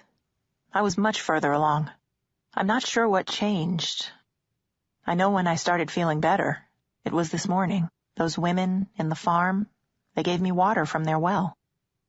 An eyebrow raised. Bird's well? Surely not. She pointed to herself. Her skin was pale and her eye sockets were dark, but she was manifestly whole. If she was indeed a walking corpse, she was freshly dead. It won't last. The Norns gave you a little taste of the past. It will dissolve into the present soon enough, and then those pretty blue eyes will roll out of their sockets and ooze down those pretty cheeks, which will by then, of course, no longer be so pretty. By the way, you have my stick. Can I have it, please? He pulled out a pack of Lucky Strikes, took a cigarette, lit it with a disposable black Bic. Can I have one of those? Sure. I'll give you a cigarette if you give me my stick. No, if you want it, it's worth more than just a cigarette. He said nothing. I want answers. I want to know things. He lit a cigarette and passed it to her. She took it and inhaled, then she blinked. I can almost taste this one, she said. I think maybe I can. She smiled. Nicotine. Yes. Why did you go to the women in the farmhouse? Shadow told me to go to them. He said to ask them for water. I wonder if he knew what it would do. Probably not. Still, that's the good thing about having him dead on his tree. I know where he is at all times now. He's off the board. You set up my husband. You set him up all the way, you people. He has a good heart, you know that? Yes, I know. Why did you want him? Patterns and distraction. When this is all done with, I guess I'll sharpen a stick of mistletoe and go down to the ash tree and ram it through his eye. That's what those morons fighting out there have never been able to grasp. It's never a matter of old and new. It's only about patterns. Now, my stick, please. Why do you want it? It's a souvenir of this whole sorry mess. Don't worry, it's not mistletoe. He flashed a grin. It symbolizes a spear, and in this sorry world, the symbol is the thing. The noises from outside grew louder. Which side are you on? It's not about sides. But since you asked, I'm on the winning side. Always. That's what I do best. She nodded, and she did not let go of the stick. I can see that. She turned away from him and looked out of the cavern door. Far below her in the rocks, she could see something that glowed and pulsed. It wrapped itself around a thin, mauve-faced, bearded man who was beating at it with a squeegee stick, the kind of squeegee that people like him used to smear across car windshields at traffic lights. There was a scream, and they both disappeared from view. Okay, I'll give you the stick. Mr. World's voice came from behind her. Good girl, he said reassuringly, in a way that struck her as being both patronizing and indefinably male. It made her skin crawl. She waited in the rock doorway until she could hear his breath in her ear. She had to wait until he got close enough. She had that much figured out. The ride was more than exhilarating. It was electric. They swept through the storm like jagged bolts of lightning, flashing from cloud to cloud. They moved like the thunder's roar, like the swell and rip of the hurricane. It was a crackling, impossible journey, and Shadow forgot to be scared almost immediately. You cannot be afraid when you ride the Thunderbird. There is no fear, only the power of the storm, unstoppable and all-consuming, and the joy of the flight. Shadow dug his fingers into the Thunderbird's feathers, feeling the static prickle on his skin. Blue sparks writhed across his hands like tiny snakes.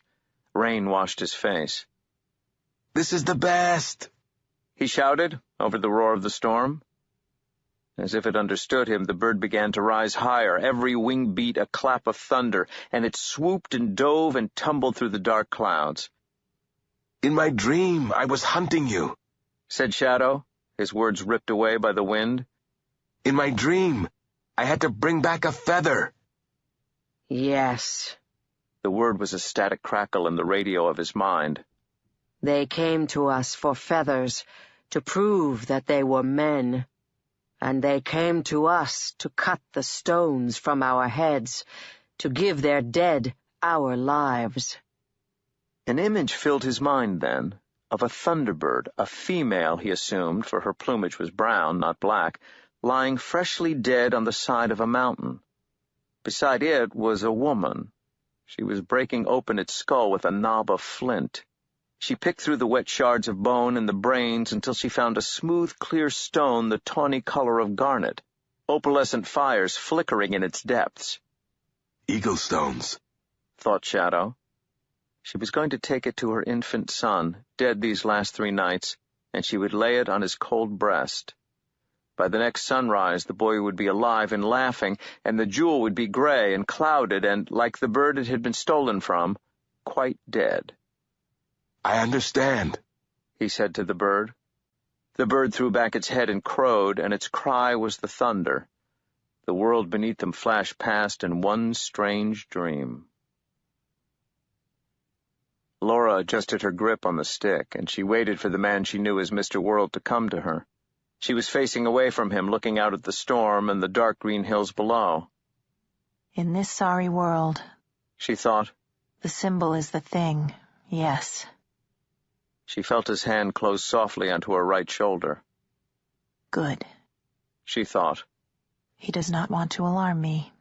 He is scared that I will throw his stick out into the storm, that it will tumble down the mountainside, and he will lose it.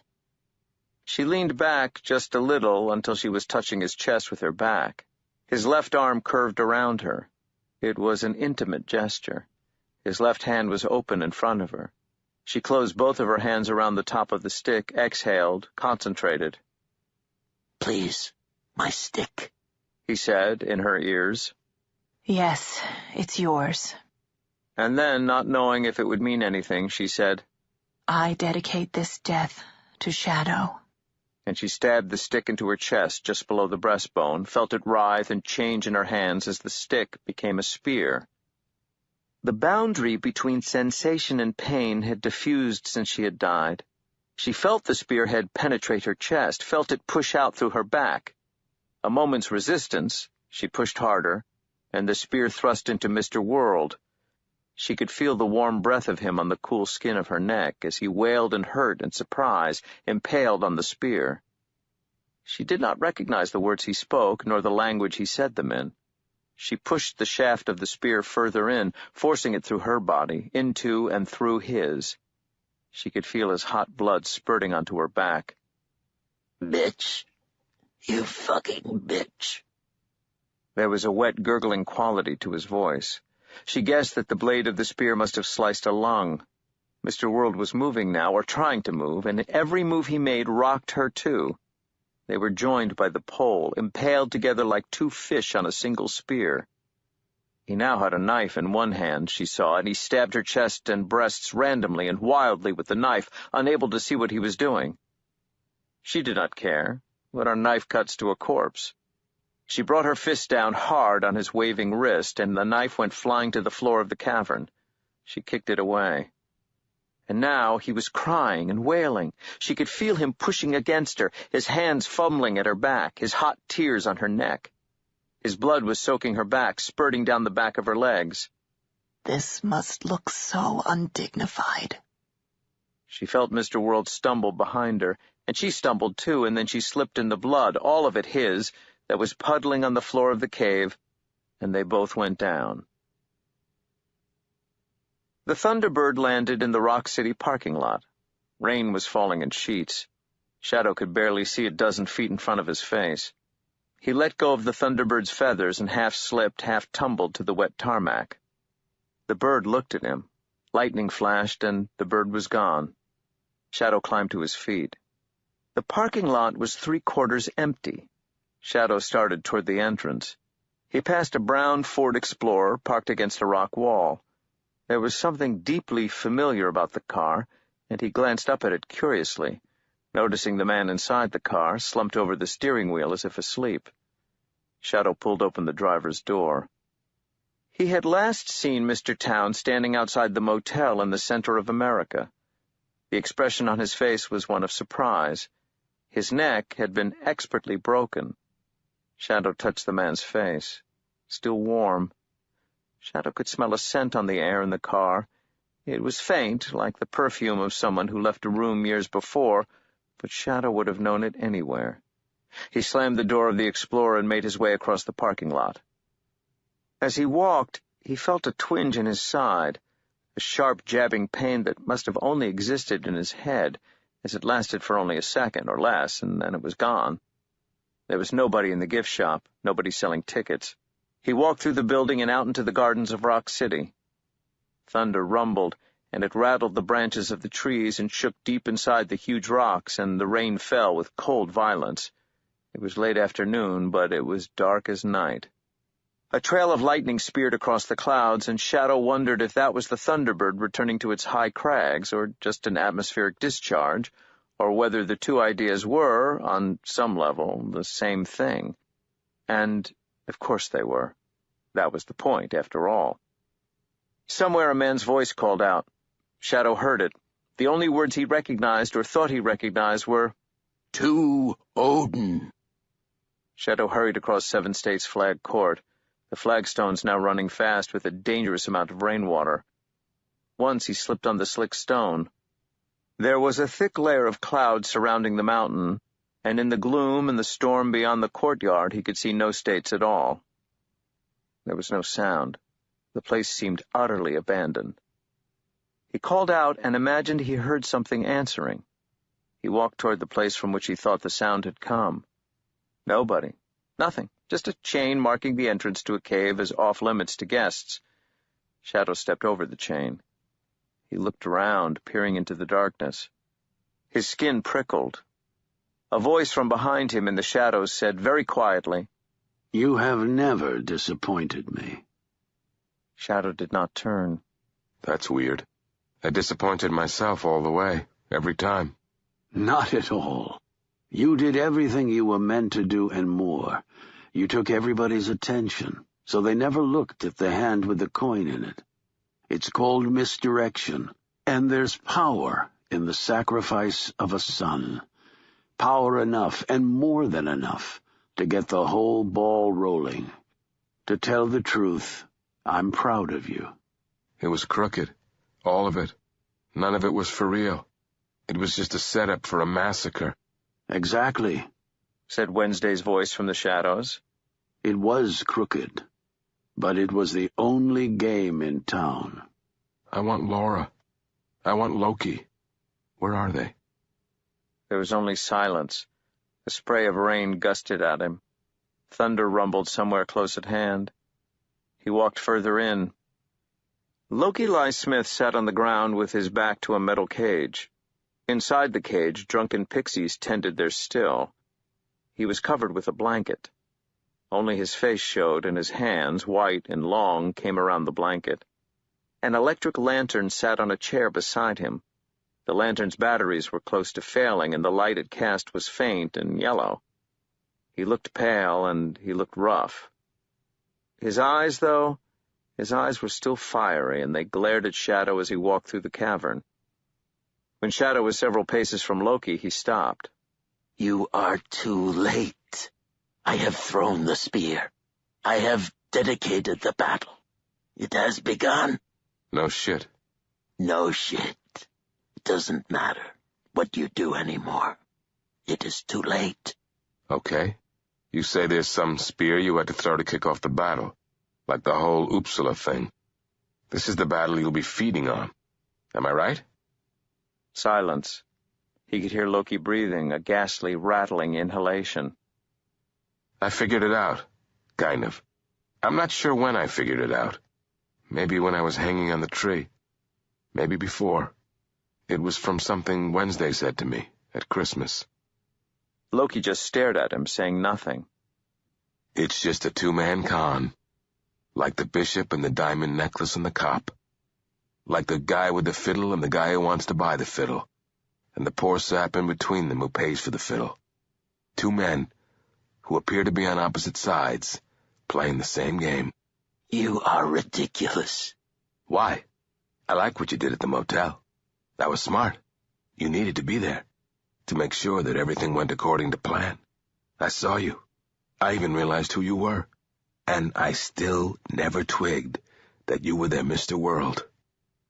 Or maybe I did, somewhere deep down. I knew your voice anyway.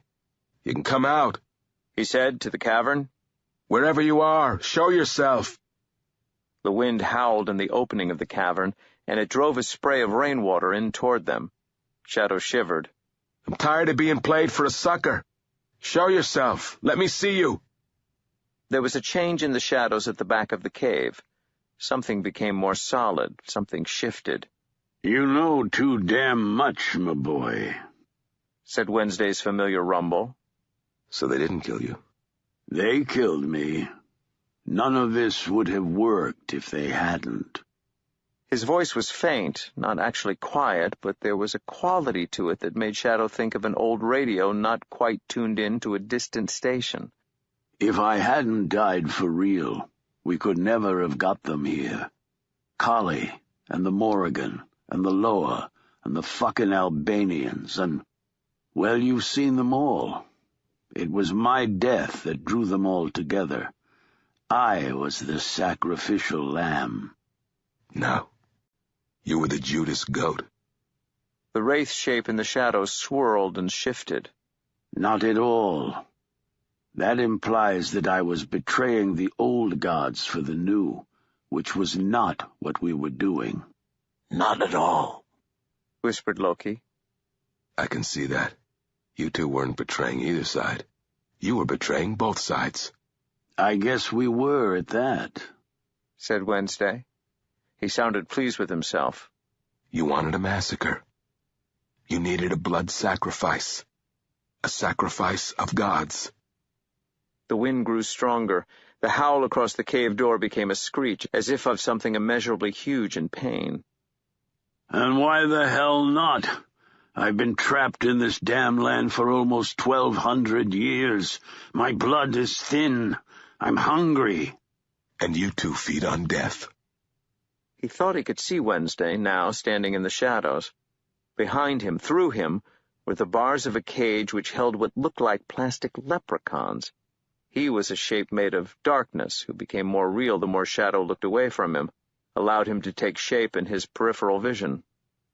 I feed on death that is dedicated to me. Like my death on the tree. That was special. And do you also feed on death? Asked Shadow, looking at Loki. Loki shook his head wearily. No, of course not. You feed on chaos. Loki smiled at that, a brief pain smile, and orange flames danced in his eyes and flickered like burning lace beneath his pale skin. We couldn't have done it without you, said Wednesday from the corner of Shadow's eye. I'd been with so many women. You needed a son. Wednesday's ghost voice echoed. I needed you, my boy. Yes, my own boy. I knew that you had been conceived, but your mother left the country. It took us so long to find you. And when we did find you, you were in prison. We needed to find out what made you tick, what buttons we could press to make you move, who you were. Loki looked momentarily pleased with himself. Shadow wanted to hit him. And you had a wife to go back home to. It was unfortunate, not insurmountable. She was no good for you. You were better off without her. If it could have been any other way, said Wednesday, and this time Shadow knew what he meant. And if she'd had the grace to stay dead. Wood and Stone were good men. You were going to be allowed to escape when the train crossed the Dakotas. Where is she? Loki reached a pale arm and pointed to the back of the cavern. She went that-a-way, he said.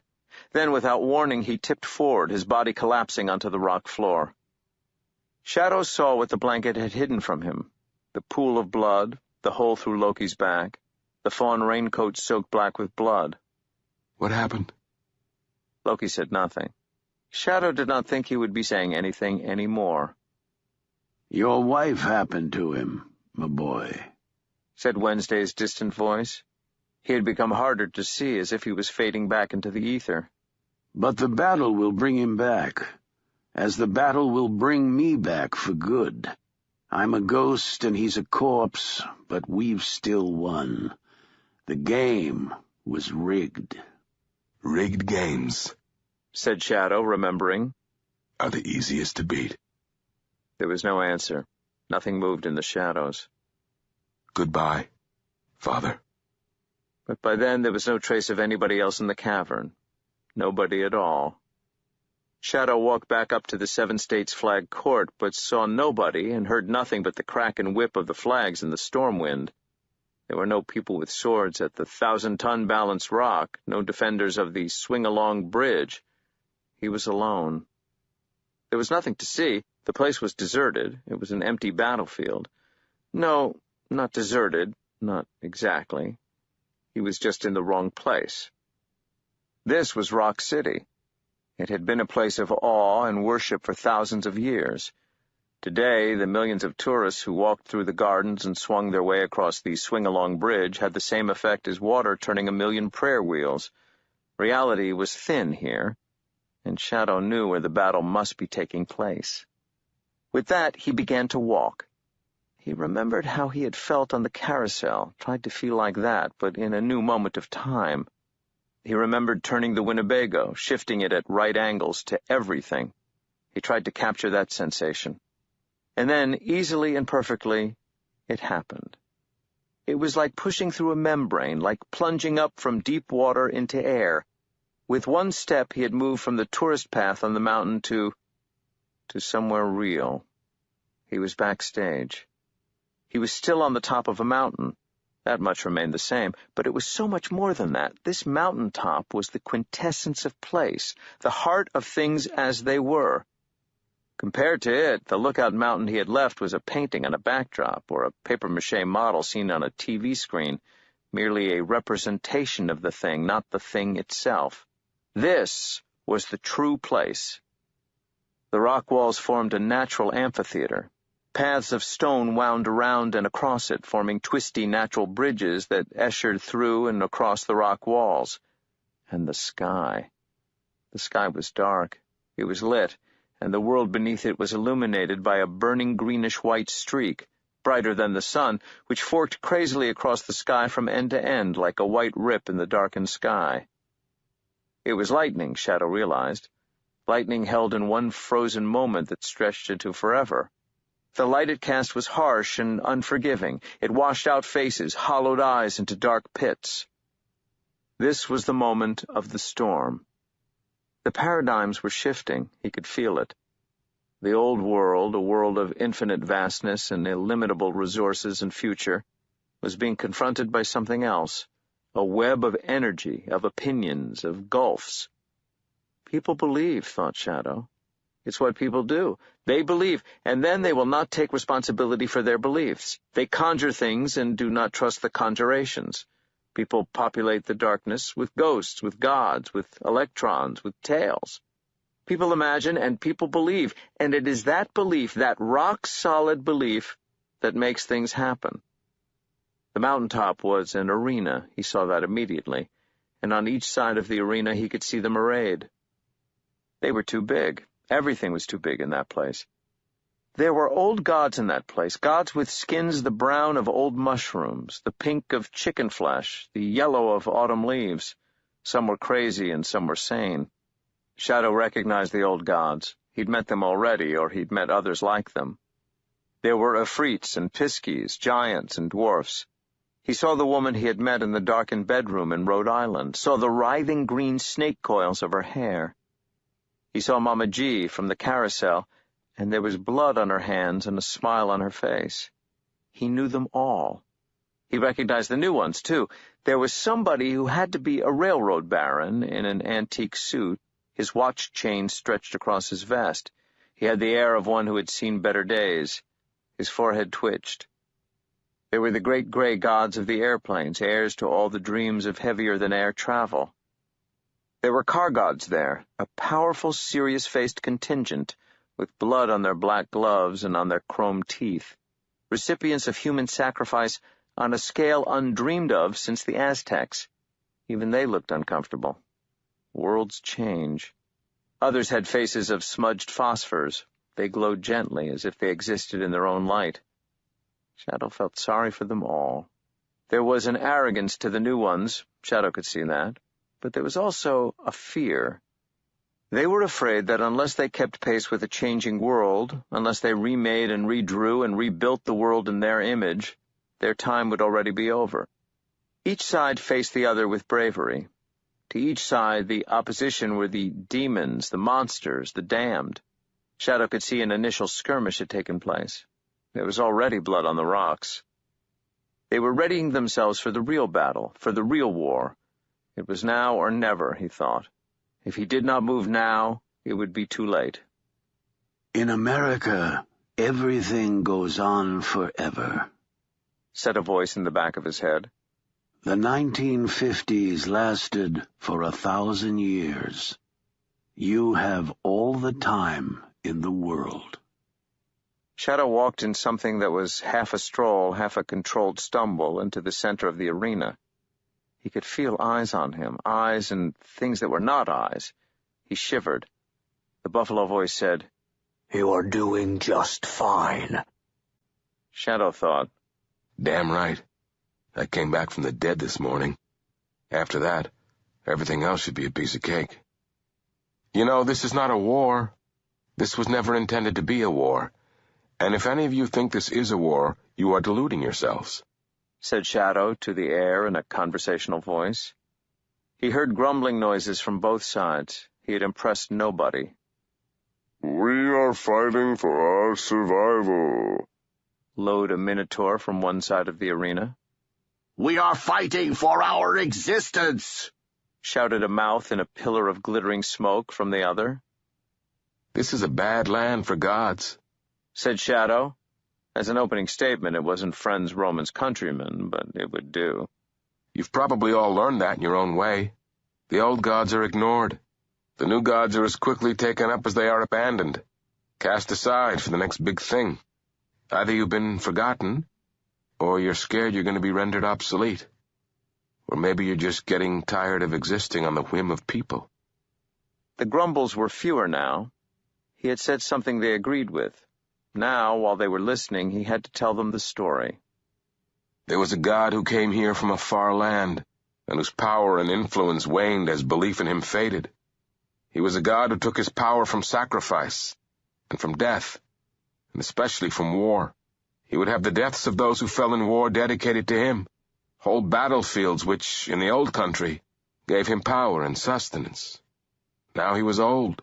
He made his living as a grifter, working with another god from his pantheon, a god of chaos and deceit. Together, they rooked the gullible. Together they took people for all they'd got. Somewhere in there, maybe 50 years ago, maybe 100, they put a plan into motion. A plan to create a reserve of power they could both tap into. Something that would make them stronger than they had ever been. After all, what could be more powerful than a battlefield covered with dead gods? The game they played was called Let's You and Him Fight. Do you see? The battle you're here to fight isn't something that any of you can win or lose. The winning and the losing are unimportant to him, to them. What matters is that enough of you die. Each of you that falls in battle gives him power. Every one of you that dies feeds him. Do you understand? The roaring, whoomphing sound of something catching on fire echoed across the arena. Shadow looked to the place the noise came from. An enormous man, his skin the deep brown of mahogany, his chest naked, wearing a top hat, cigar sticking rakishly from his mouth, spoke in a voice as deep as the grave. Baron Samedi said, "Okay, but Odin, he died.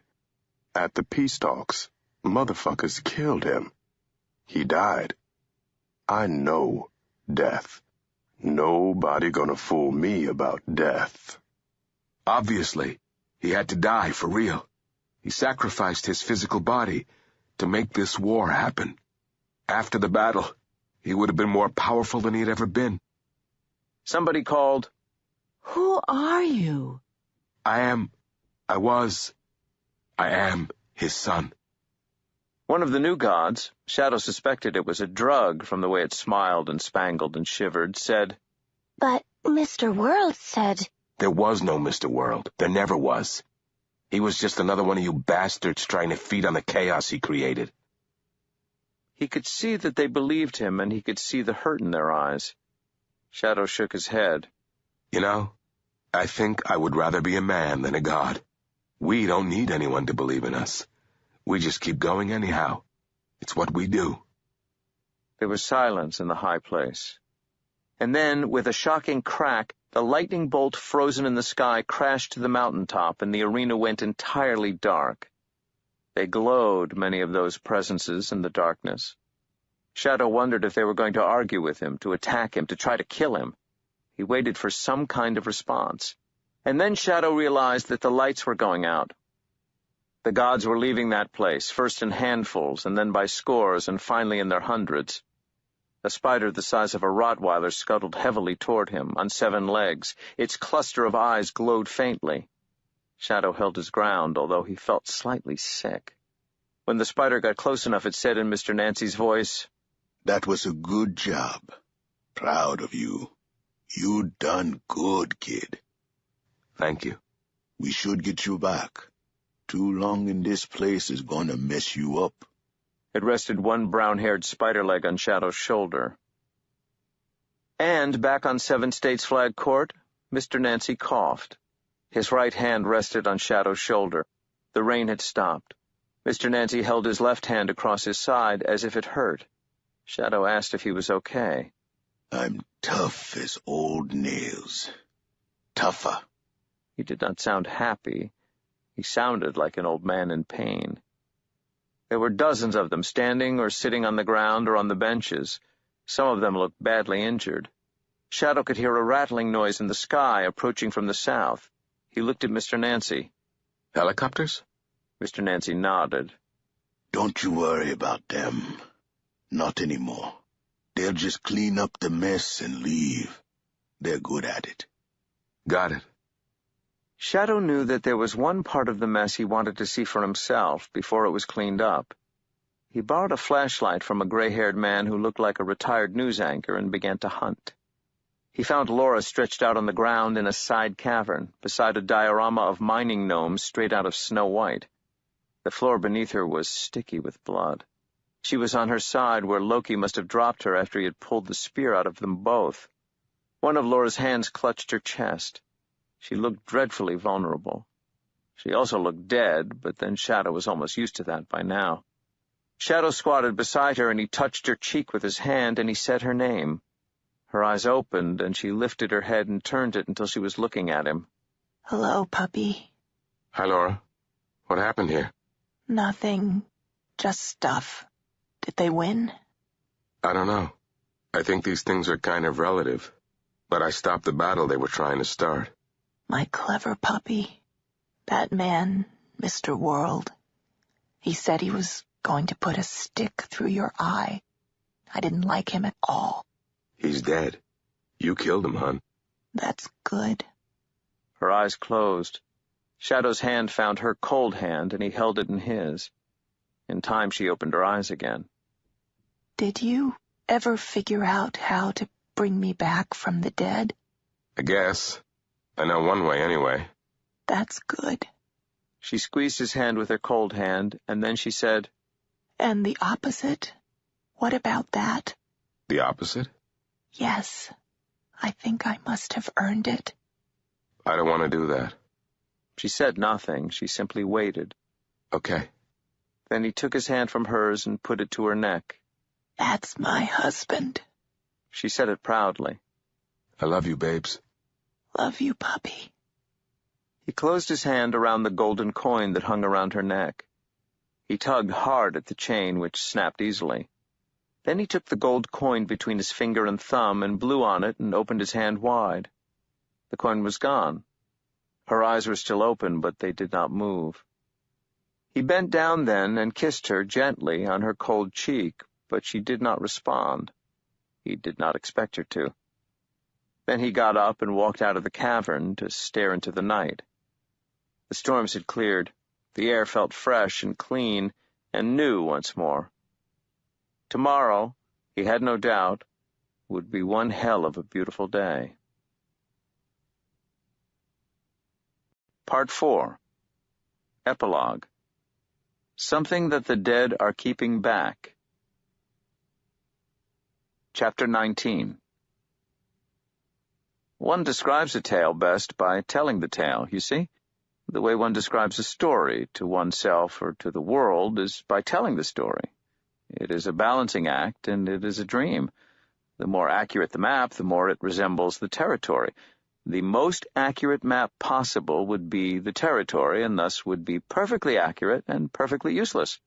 The tail is the map, which is the territory. You must remember this. From the notebooks of Mr. Ibis. The two of them were driving the VW bus down to Florida on I-75. They'd been driving since dawn, or rather Shadow had driven, and Mr. Nancy had sat up front in the passenger seat, and from time to time, and with a pained expression on his face, offered to drive. Shadow always said no. "Are you happy?" asked Mr. Nancy suddenly. He had been staring at Shadow for several hours. Whenever Shadow glanced over to his right, Mr. Nancy was looking at him with his earth-brown eyes. Not really, but I'm not dead yet. Huh? Call no man happy until he is dead. Herodotus.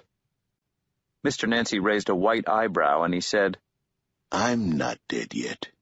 And mostly because I'm not dead yet, I'm happy as a clam boy." The Herodotus thing? It doesn't mean that the dead are happy. It means that you can't judge the shape of someone's life until it's over and done. I don't even judge then. And as for happiness, there's a lot of different kinds of happiness. Just as there's a hell of a lot of different kinds of dead. Me, I'll just take what I can get when I can get it. Shadow changed the subject. Those helicopters, the ones that took away the bodies and the injured? What about them? Who sent them? Where did they come from? You shouldn't worry yourself about that. They're like Valkyries or buzzards. They come because they have to come. If you say so. The dead and the wounded will be taken care of. You ask me, old Jackal's going to be very busy for the next month or so. Tell me something, Shadow Boy. Okay. You learn anything from all this? Shadow shrugged. I don't know. Most of what I learned in the tree I've already forgotten. I think I met some people, but I'm not certain of anything anymore. It's like one of those dreams that changes you. You keep some of the dream forever, and you know things down deep inside yourself because it happened to you, but when you go looking for details, they kind of just slip out of your head. Yeah, said Mr. Nancy. And then he said, grudgingly, "You're not so dumb." Maybe not, but I wish I could have kept more of what passed through my hands since I got out of prison. I was given so many things, and I lost them again. Maybe you kept more than you think. No, said Shadow. They crossed the border into Florida, and Shadow saw his first palm tree. He wondered if they'd planted it there on purpose at the border, just so that you knew you were in Florida now. Mr. Nancy began to snore, and Shadow glanced over at him. The old man still looked very gray, and his breath was rasping. Shadow wondered, not for the first time, if he had sustained some kind of chest or lung injury in the fight. Nancy had refused any medical attention. Florida went on for longer than Shadow had imagined, and it was late by the time he pulled up outside a small one-story wooden house, its windows tightly shuttered, on the outskirts of Fort Pierce. Nancy, who had directed him through the last 5 miles, invited him to stay the night. I can get a room in a motel. It's not a problem. You could do that, and I'd be hurt. Obviously, I wouldn't say anything, but I'd be real hurt real bad. So you better stay here, and I'll make you a bed up on the couch. Mr. Nancy unlocked the hurricane shutters and pulled open the windows. The house smelled musty and damp, and a little sweet, as if it were haunted by the ghosts of long-dead cookies. Shadow agreed reluctantly to stay the night there, just as he agreed even more reluctantly to walk with Mr. Nancy to the bar at the end of the road for just one late-night drink while the house aired out. "Did you see Chenobog?" asked Nancy as they strolled through the muggy Floridian night. The air was alive with whirring palmetto bugs, and the ground crawled with creatures that scuttled and clicked. Mr. Nancy lit a cigarillo and coughed and choked on it. Still, he kept right on smoking. He was gone when I came out of the cave. He will have headed home. He'll be waiting for you there, you know. Yes. They walked in silence to the end of the road. It wasn't much of a bar, but it was open. "I'll buy the first beers." We're only having one beer, remember? What are you? Some kind of cheapskate? Mr. Nancy bought them their first beers, and Shadow bought the second round. He stared in horror as Mr. Nancy talked the barman into turning on the karaoke machine, and then watched in fascinated embarrassment as the old man belted his way through What's New Pussycat before crooning out a moving, tuneful version of The Way You Look Tonight. He had a fine voice, and by the end the handful of people still in the bar were cheering and applauding him. When he came back to Shadow at the bar, he was looking brighter. The whites of his eyes were clear, and the gray pallor that had touched his skin was gone. Your turn. Absolutely not. But Mr. Nancy had ordered more beers and was handing Shadow a stained printout of songs from which to choose. Just pick a song you know the words to. This is not funny. The world was beginning to swim a little, but he couldn't muster the energy to argue, and then Mr. Nancy was putting on the backing tape to Don't Let Me Be Misunderstood and pushing, literally pushing Shadow up onto the tiny makeshift stage at the end of the bar. Shadow held the mic as if it was probably live, and then the backing music started, and he croaked out the initial, "Baby." Nobody in the bar threw anything in his direction, and it felt good. "Can you understand me now?" His voice was rough, but melodic, and rough suited the song just fine. "Sometimes I feel a little mad. Don't you know that no one alive can always be an angel?" And he was still singing it as they walked home through the busy Florida night, the old man and the young stumbling and happy. "I'm just a soul whose intentions are good," he sang to the crabs and the spiders and the palmetto beetles and the lizards and the night. "Oh, Lord, please don't let me be misunderstood." Mr. Nancy showed him to the couch. It was much smaller than Shadow, who decided to sleep on the floor, but by the time he had finished deciding to sleep on the floor, he was already fast asleep, half sitting, half lying on the tiny sofa. At first, he did not dream. It was just the comforting darkness. And then he saw a fire burning in the darkness, and he walked toward it. "You did well," whispered the buffalo man without moving his lips. "I don't know what I did," said Shadow. "You made peace. You took our words and made them your own. They never understood that they were here, and the people who worshipped them were here, because it suits us that they are here. But we can change our minds, and perhaps we will." "Are you a god?" The buffalo-headed man shook his head. Shadow thought for a moment that the creature was amused. "I am the land." And if there was more to that dream, then Shadow did not remember it. He heard something sizzling. His head was aching, and there was a pounding behind his eyes. Mr. Nancy was already cooking breakfast. A pile of pancakes, sizzling bacon, perfect eggs, and coffee. He looked in the peak of health. "My head hurts," said Shadow. You get a good breakfast inside you, you feel like a new man. "I'd rather feel like the same man, just with a different head." Eat. Shadow ate. How do you feel now?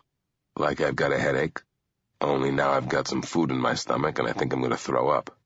"Come with me." Beside the sofa on which Shadow had spent the night, covered with an African blanket, was a trunk, made of some dark wood, which looked like an undersized pirate chest. Mr. Nancy undid the padlock and opened the lid. Inside the trunk there were a number of boxes. Nancy rummaged among the boxes. It's an ancient African herbal remedy. It's made of ground willow bark, things like that. "Like aspirin?" Yup, just like that. From the bottom of the trunk he produced a giant economy-sized bottle of generic aspirin. He unscrewed the top and shook out a couple of white pills. "Here." "Nice trunk," said Shadow. He took the bitter pills, swallowed them with a glass of water. "My son sent it to me. He's a good boy. I don't see him as much as I'd like." "I miss Wednesday. Despite everything he did, I keep expecting to see him. But I look up and he's not there." He kept staring at the pirate trunk, trying to figure out what it reminded him of. "You will lose many things. Do not lose this." Who said that? You miss him? After what he put you through? Put us all through? "Yes, I guess I do." Do you think he'll be back? I think that wherever two men are gathered together to sell a third man a $20 violin for $10,000, he will be there in spirit. Yes, but... We should get back into the kitchen. Those pans won't wash themselves. Mr. Nancy washed the pans and the dishes. Shadow dried them and put them away. Somewhere in there, the headache began to ease. They went back into the sitting room. Shadow stared at the old trunk some more, willing himself to remember. If I don't go to see Chernobog, what would happen? You'll see him. Maybe he'll find you. Or maybe he'll bring you to him. But one way or another, you'll see him. Shadow nodded. Something started to fall into place. Hey, is there a god with an elephant's head? Ganesh. He's a Hindu god. He removes obstacles and makes journeys easier. Good cook, too. Shadow looked up. It's in the trunk. I knew it was important, but I didn't know why. I thought maybe it meant the trunk of the tree. But he wasn't talking about that at all, was he? Mr. Nancy frowned. You lost me. It's in the trunk, said Shadow. He knew it was true. He did not know why it should be true, not quite, but of that he was completely certain. He got to his feet. I gotta go. I'm sorry. Mr. Nancy raised an eyebrow. Why the hurry? Because the ice is melting. Chapter 20. It's spring, and the goat-footed balloon man whistles far, and we. E. E. Cummings. Shadow was driving a rental, and he came out of the forest slowly, about 8:30 in the morning, drove down the hill doing under 45 miles per hour, and entered the town of Lakeside 3 weeks after he was certain he had left it for good. He drove through the city, surprised at how little it had changed in the last few weeks, which were a lifetime, and he parked halfway down the driveway that led to the lake. Then he got out of the car. There were no more ice-fishing huts on the frozen lake any longer, no SUVs, nobody sitting at a fishing hole with a line and a 12-pack. The lake was dark, no longer covered with a blind white layer of snow. Now there were reflective patches of water on the surface of the ice, and the water beneath the ice was dark, and the ice itself was clear enough that the darkness beneath showed through. The sky was gray, but the icy lake was bleak and empty. Almost empty.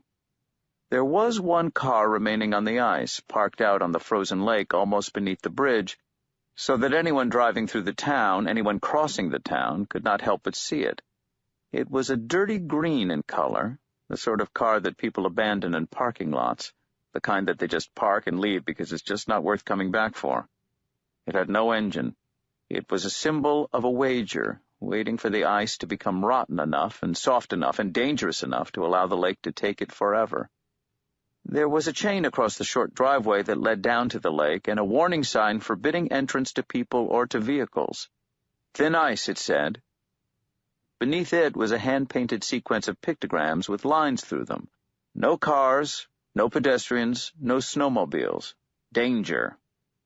Shadow ignored the warnings and scrambled down the bank. It was slippery. The snow had already melted, turning the earth to mud under his feet, and the brown grass barely offered traction. He skidded and slid down to the lake and walked carefully out onto a short wooden jetty, and from there he stepped down onto the ice. The layer of water on the ice, made up of melted ice and melted snow, was deeper than it had looked from above, and the ice beneath the water was slicker and more slippery than any skating rink, so that Shadow was forced to fight to keep his footing. He splashed through the water as it covered his boots to the laces and seeped inside. Ice water. It numbed where it touched.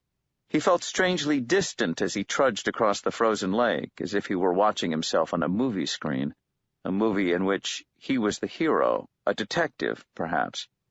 There was a feeling of inevitability now, as if everything that was going to happen would play itself out, and there was nothing he could have done to change a moment of it. He walked toward the clunker, painfully aware that the ice was too rotten for this, and that the water beneath the ice was as cold as water could be without freezing. He felt very exposed out on the ice alone. He kept walking, and he slipped and slid. Several times he fell. He passed empty beer bottles and cans left to litter the ice, and he passed circular holes cut into the ice for fishing, holes that had not frozen again, each hole filled with black water. The clunker seemed further away than it had looked from the road. He heard a loud crack from the south of the lake, like a stick breaking, followed by the sound of something huge thrumming, as if a bass string the size of a lake was vibrating. Massively, the ice creaked and groaned like an old door protesting being opened. Shadow kept walking as steadily as he could. "This is suicide," whispered a sane voice in the back of his mind. "Can't you just let it go?" "No," he said aloud. "I have to know." And he kept right on walking. He arrived at the clunker, and even before he reached it, he knew that he had been right. There was a miasma that hung about the car, something that was at the same time a faint foul smell, and was also a bad taste in the back of his throat. He walked around the car looking inside. The seats were stained and ripped. The car was obviously empty. He tried the doors. They were locked. He tried the trunk, also locked. He wished that he had brought a crowbar. He made a fist of his hand inside his glove. He counted to 3, then smashed his hand hard against the driver's side window glass. His hand hurt. The side window was undamaged. He thought about running at it. He could kick the window in, he was certain, if he didn't skid and fall on the wet ice, but the last thing he wanted to do was disturb the clunker enough that the ice beneath it would crack. He looked at the car. Then he reached for the radio antenna, the kind which was meant to go up and down, but which had stopped going down a decade ago and had remained in the up position ever since, and with a little waggling, he broke it off at the base. He took the thin end of the antenna. It had once had a metal button on the end, but that was lost in time, and with strong fingers he bent it back up into a makeshift hook. Then he rammed the extended metal antenna down between the rubber and the glass of the front window, deep into the mechanism of the door. He fished in the mechanism, twisting, moving, pushing the metal antenna about until it caught, and then he pulled up. He felt the improvised hook sliding from the lock, uselessly. He sighed. Fished again, slower, more carefully. He could imagine the ice grumbling beneath his feet as he shifted his weight. And slow, and he had it. He pulled up on the aerial, and the front door locking mechanism popped up. Shadow reached down one gloved hand and took the door handle, pressed the button, and pulled. The door did not open. "It's stuck," he thought. "Iced up, that's all." He tugged, sliding on the ice, and suddenly the door of the clunker flew open, ice scattering everywhere. The miasma was worse inside the car, a stench of rot and illness. Shadow felt sick. He reached under the dashboard, found the black plastic handle that opened the trunk, and tugged on it hard. There was a thunk from behind him as the trunk door released. Shadow walked out onto the ice, slipped and splashed around the car, holding onto the side of it as he went. "It's in the trunk," he thought. The trunk was open an inch. He reached down and opened it the rest of the way, pulling it up. The smell was bad, but it could have been much worse. The bottom of the trunk was filled with an inch or so of half-melted ice. There was a girl in the trunk. She wore a scarlet snowsuit, now stained, and her mousy hair was long and her mouth was closed, though Shadow could not see the blue rubber band braces, but he knew that they were there. The cold had preserved her, kept her as fresh as if she had been in a freezer. Her eyes were wide open, and she looked as if she had been crying when she died, and the tears that had frozen on her cheeks had still not melted. Her gloves were bright green. "You were here all the time," said Shadow to Allison McGovern's corpse. "Every single person who drove over that bridge saw you. Everyone who drove through the town saw you. The ice fishermen walked past you every day, and nobody knew." And then he realized how foolish that was. Somebody knew. Somebody had put her here. He reached into the trunk to see if he could pull her out. He had found her, after all. Now he had to get her out. He put his weight on the car as he leaned in. Perhaps that was what did it. The ice beneath the front wheels went at that moment, perhaps from his movements, perhaps not. The front of the car lurched downward several feet into the dark water of the lake. Water began to pour into the car through the open driver's door. Water splashed about Shadow's ankles, although the ice he stood on was still solid. He looked around urgently, wondering how to get away, and then it was too late, and the ice tipped precipitously, throwing him against the car and the dead girl in the trunk, and the back of the car went down, and Shadow went down with it into the cold waters of the lake. It was 9:10 in the morning on March the 23rd. He took a deep breath before he went under, closing his eyes, but the cold of the lake water hit him like a wall, knocking the breath from his body. He tumbled downward into the murky ice water, pulled down by the car. He was under the lake, down in the darkness and the cold, weighed down by his clothes and his gloves and his boots, trapped and swathed in his coat, which seemed to have become heavier and bulkier than he could have imagined. He was falling still. He tried to push away from the car, but it was pulling him with it, and then there was a bang which he could hear with his whole body, not his ears, and his left foot was wrenched at the ankle, the foot twisted and trapped beneath the car as it settled on the lake bottom, and panic took him. He opened his eyes. He knew it was dark down there. Rationally, he knew it was too dark to see anything, but still, he could see. He could see everything. He could see Allison McGovern's white face staring at him from the open trunk.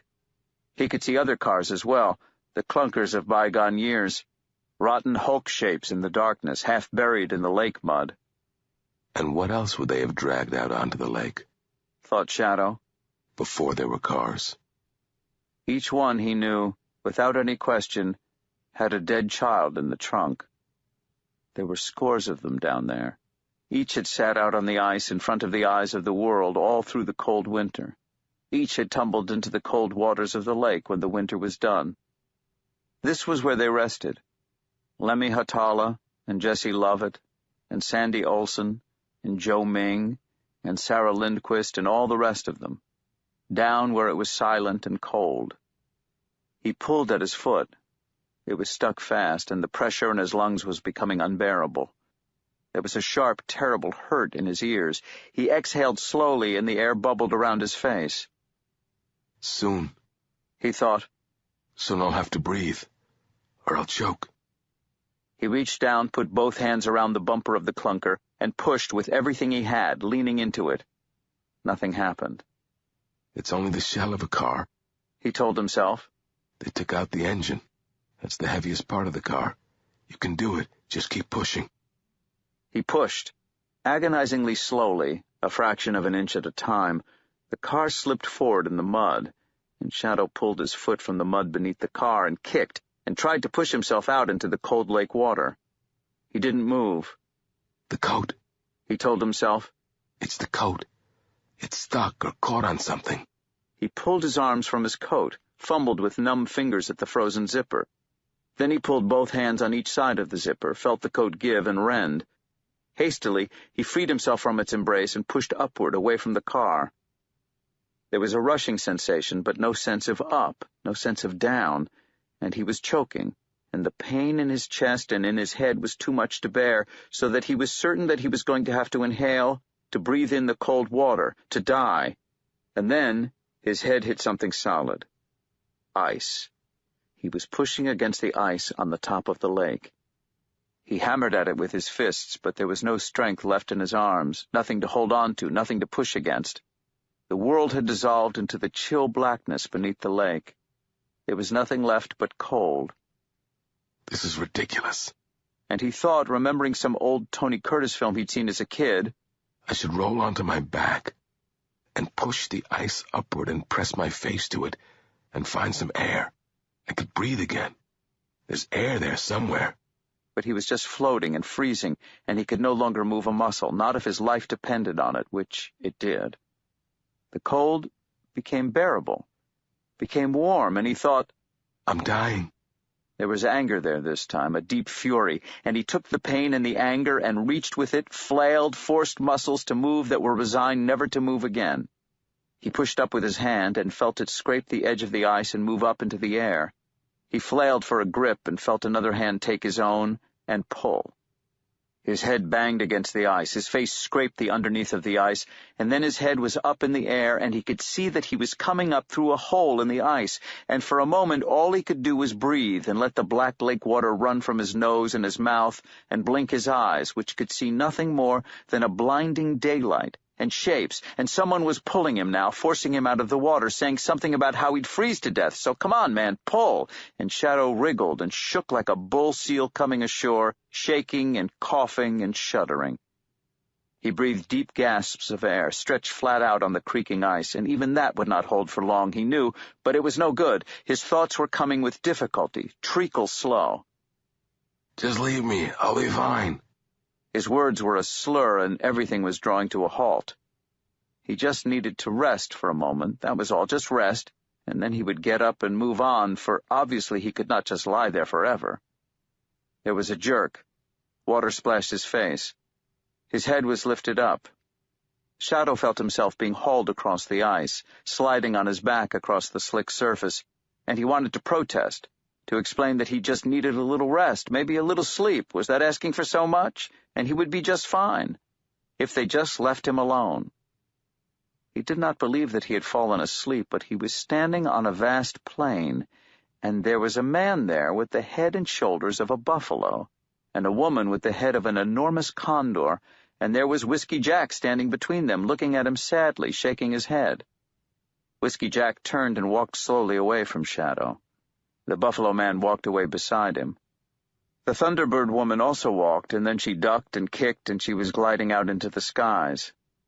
Shadow felt a sense of loss.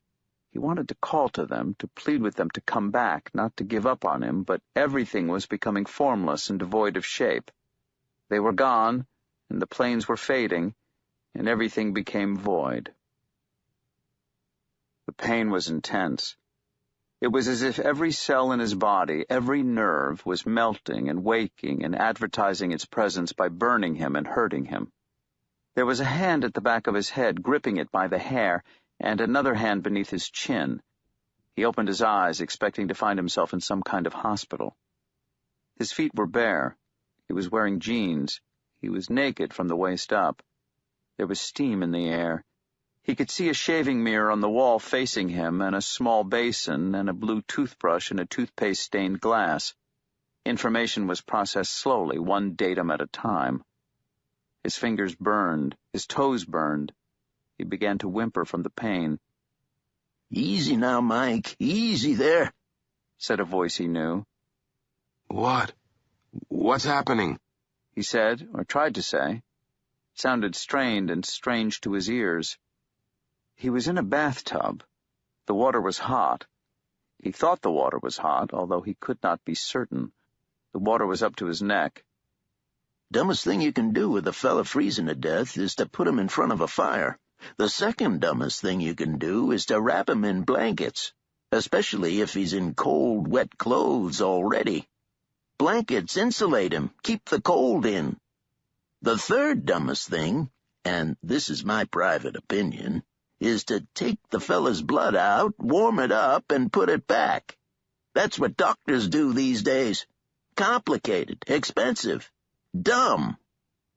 The voice was coming from above and behind his head.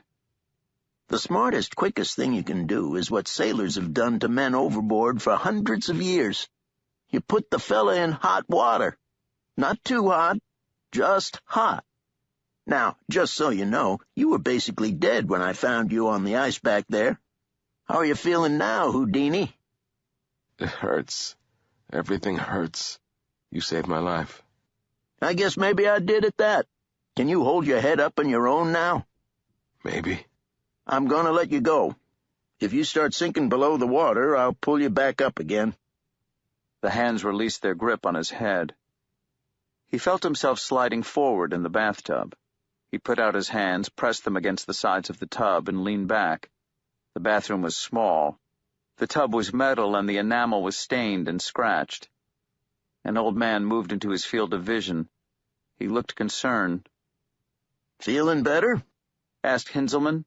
"You just lay back and relax. I've got the den nice and warm. You tell me when you're ready. I got a robe you can wear, and I can throw your jeans into the dryer with the rest of your clothes. Sound good, Mike? That's not my name. If you say so.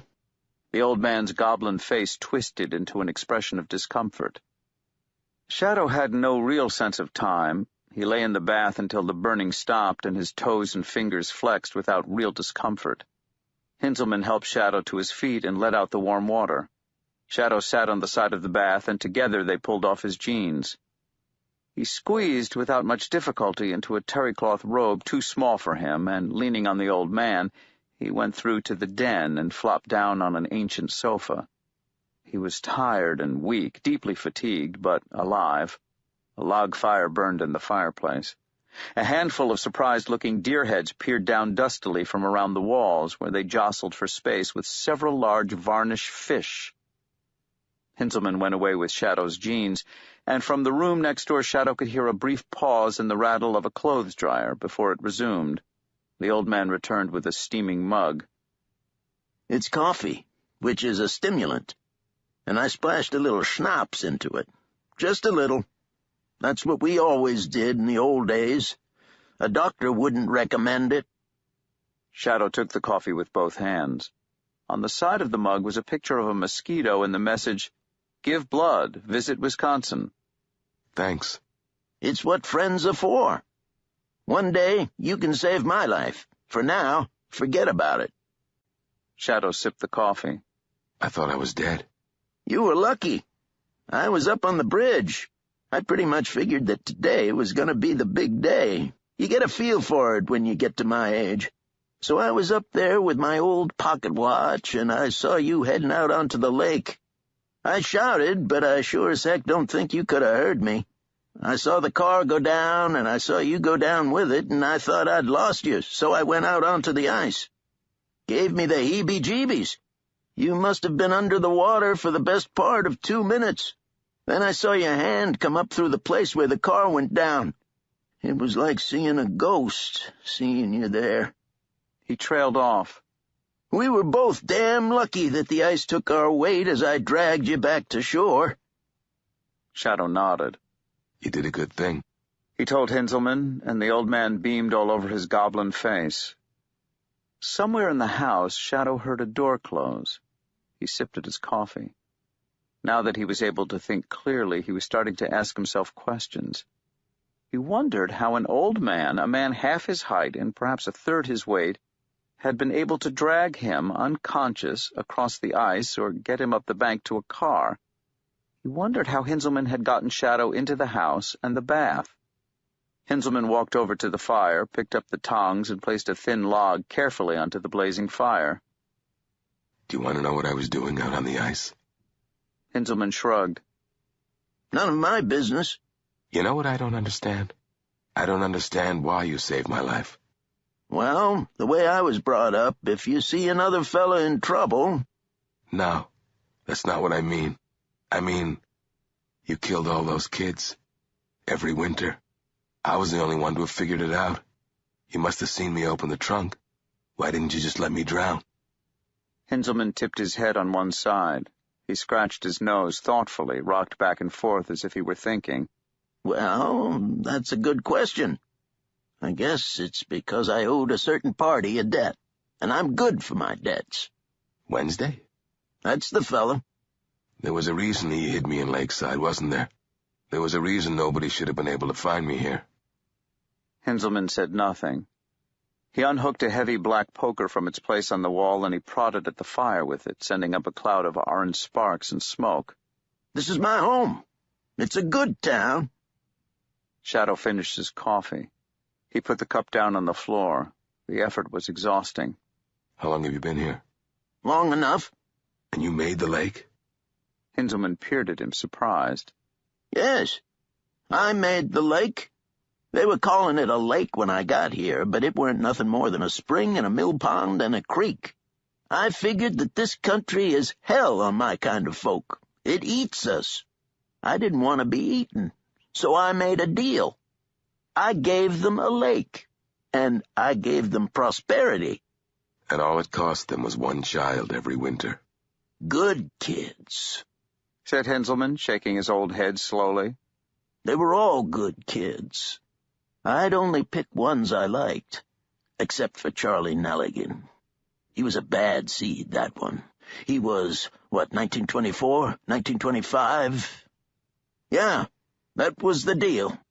The people of the town, Mabel, Marguerite, Chad Mulligan, did they know? Hinzelmann said nothing. He pulled the poker from the fire. The first 6 inches at the tip glowed a dull orange. Shadow knew that the handle of the poker must be too hot to hold, but it did not seem to bother Hinzelmann, and he prodded the fire again. He put the poker back into the fire, tip first, and left it there. Then he said, They know that they live in a good place. While every other town and city in this county, heck, in this part of the state, is crumbling into nothing.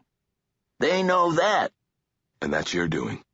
This town, I care for it. Nothing happens here that I don't want to happen. You understand that?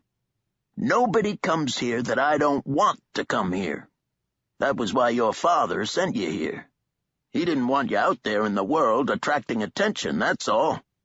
And you betrayed him. I did no such thing. He was a crook. But I always pay my debts. I don't believe you. Hinzelmann looked offended. One hand tugged at the clump of white hair at his temple. I keep my word. No, you don't. Laura came here. She said something was calling her here. And what about the coincidence that brought Sam Blackcrow and Audrey Burton here on the same night? I don't believe in coincidence anymore.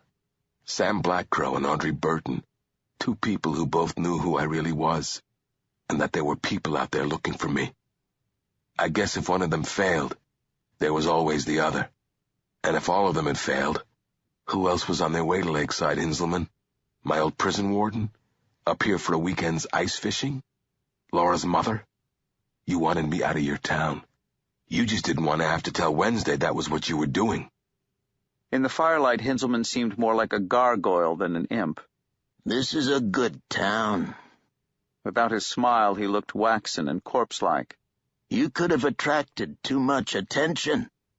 Not good for the town. You should have left me back there on the ice. You should have left me in the lake. I opened the trunk of the clunker. Right now, Allison is still iced into the trunk. But the ice will melt, and her body will float out and up to the surface. And then they'll go down and look and see what else they can find down there. Find your whole stash of kids. I guess some of those bodies are pretty well preserved. Hinzelmann reached down and picked up the poker. He made no pretense of stirring the fire with it any longer. He held it like a sword or a baton, the glowing orange-white tip of it waving in the air. It smoked. Shadow was very aware that he was next to naked, and he was still tired and clumsy and far from able to defend himself. You want to kill me? Go ahead. Do it. I'm a dead man anyway. I know you own this town. It's your little world. But if you think no one's going to come looking for me, you're living in a dream world. It's over, Hinzelmann. One way or another. It's done. Hinzelmann pushed himself to his feet, using the poker as a walking stick. The carpet charred and smoked where he rested the red-hot tip as he got up. He looked at Shadow, and there were tears in his pale blue eyes. I love this town. I really like being a cranky old man and telling my stories and driving Tessie and ice fishing. Remember what I told you. It's not the fish you bring home from a day's fishing. It's the peace of mind. He extended the tip of the poker in Shadow's direction. Shadow could feel the heat of it from a foot away. I could kill you. I could fix it. I've done it before. You're not the first to figure it out. Chad Mulligan's father, he figured it out. I fixed him. I can fix you. Maybe. But for how long, Hinzelmann? Another year? Another decade? They have computers. They aren't stupid. They pick up on patterns. Every year a kid's going to vanish. They'll come sniffing about here, just like they'll come looking for me. Tell me, how old are you? He curled his fingers around a sofa cushion and prepared to pull it over his head. It would deflect a first blow. Hinzelmann's face was expressionless. They were giving their children to me before the Romans came to the Black Forest. I was a god before ever I was a kobold. Maybe it's time to move on. Shadow wondered what a kobold was. Hinzelman stared at him. Then he took the poker and pushed the tip of it back into the burning embers. Maybe it is at that, but it's not that simple. What makes you think I can leave this town even if I want to, Shadow? I'm part of this town. You gonna make me go, Shadow? You ready to kill me so I can leave? Shadow looked down at the floor. There were still glimmers and sparks in the carpet where the poker tip had rested.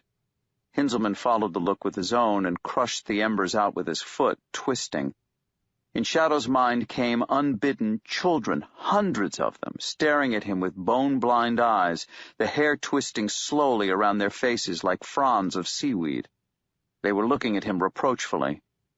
He knew that he was letting them down. He just didn't know what else to do.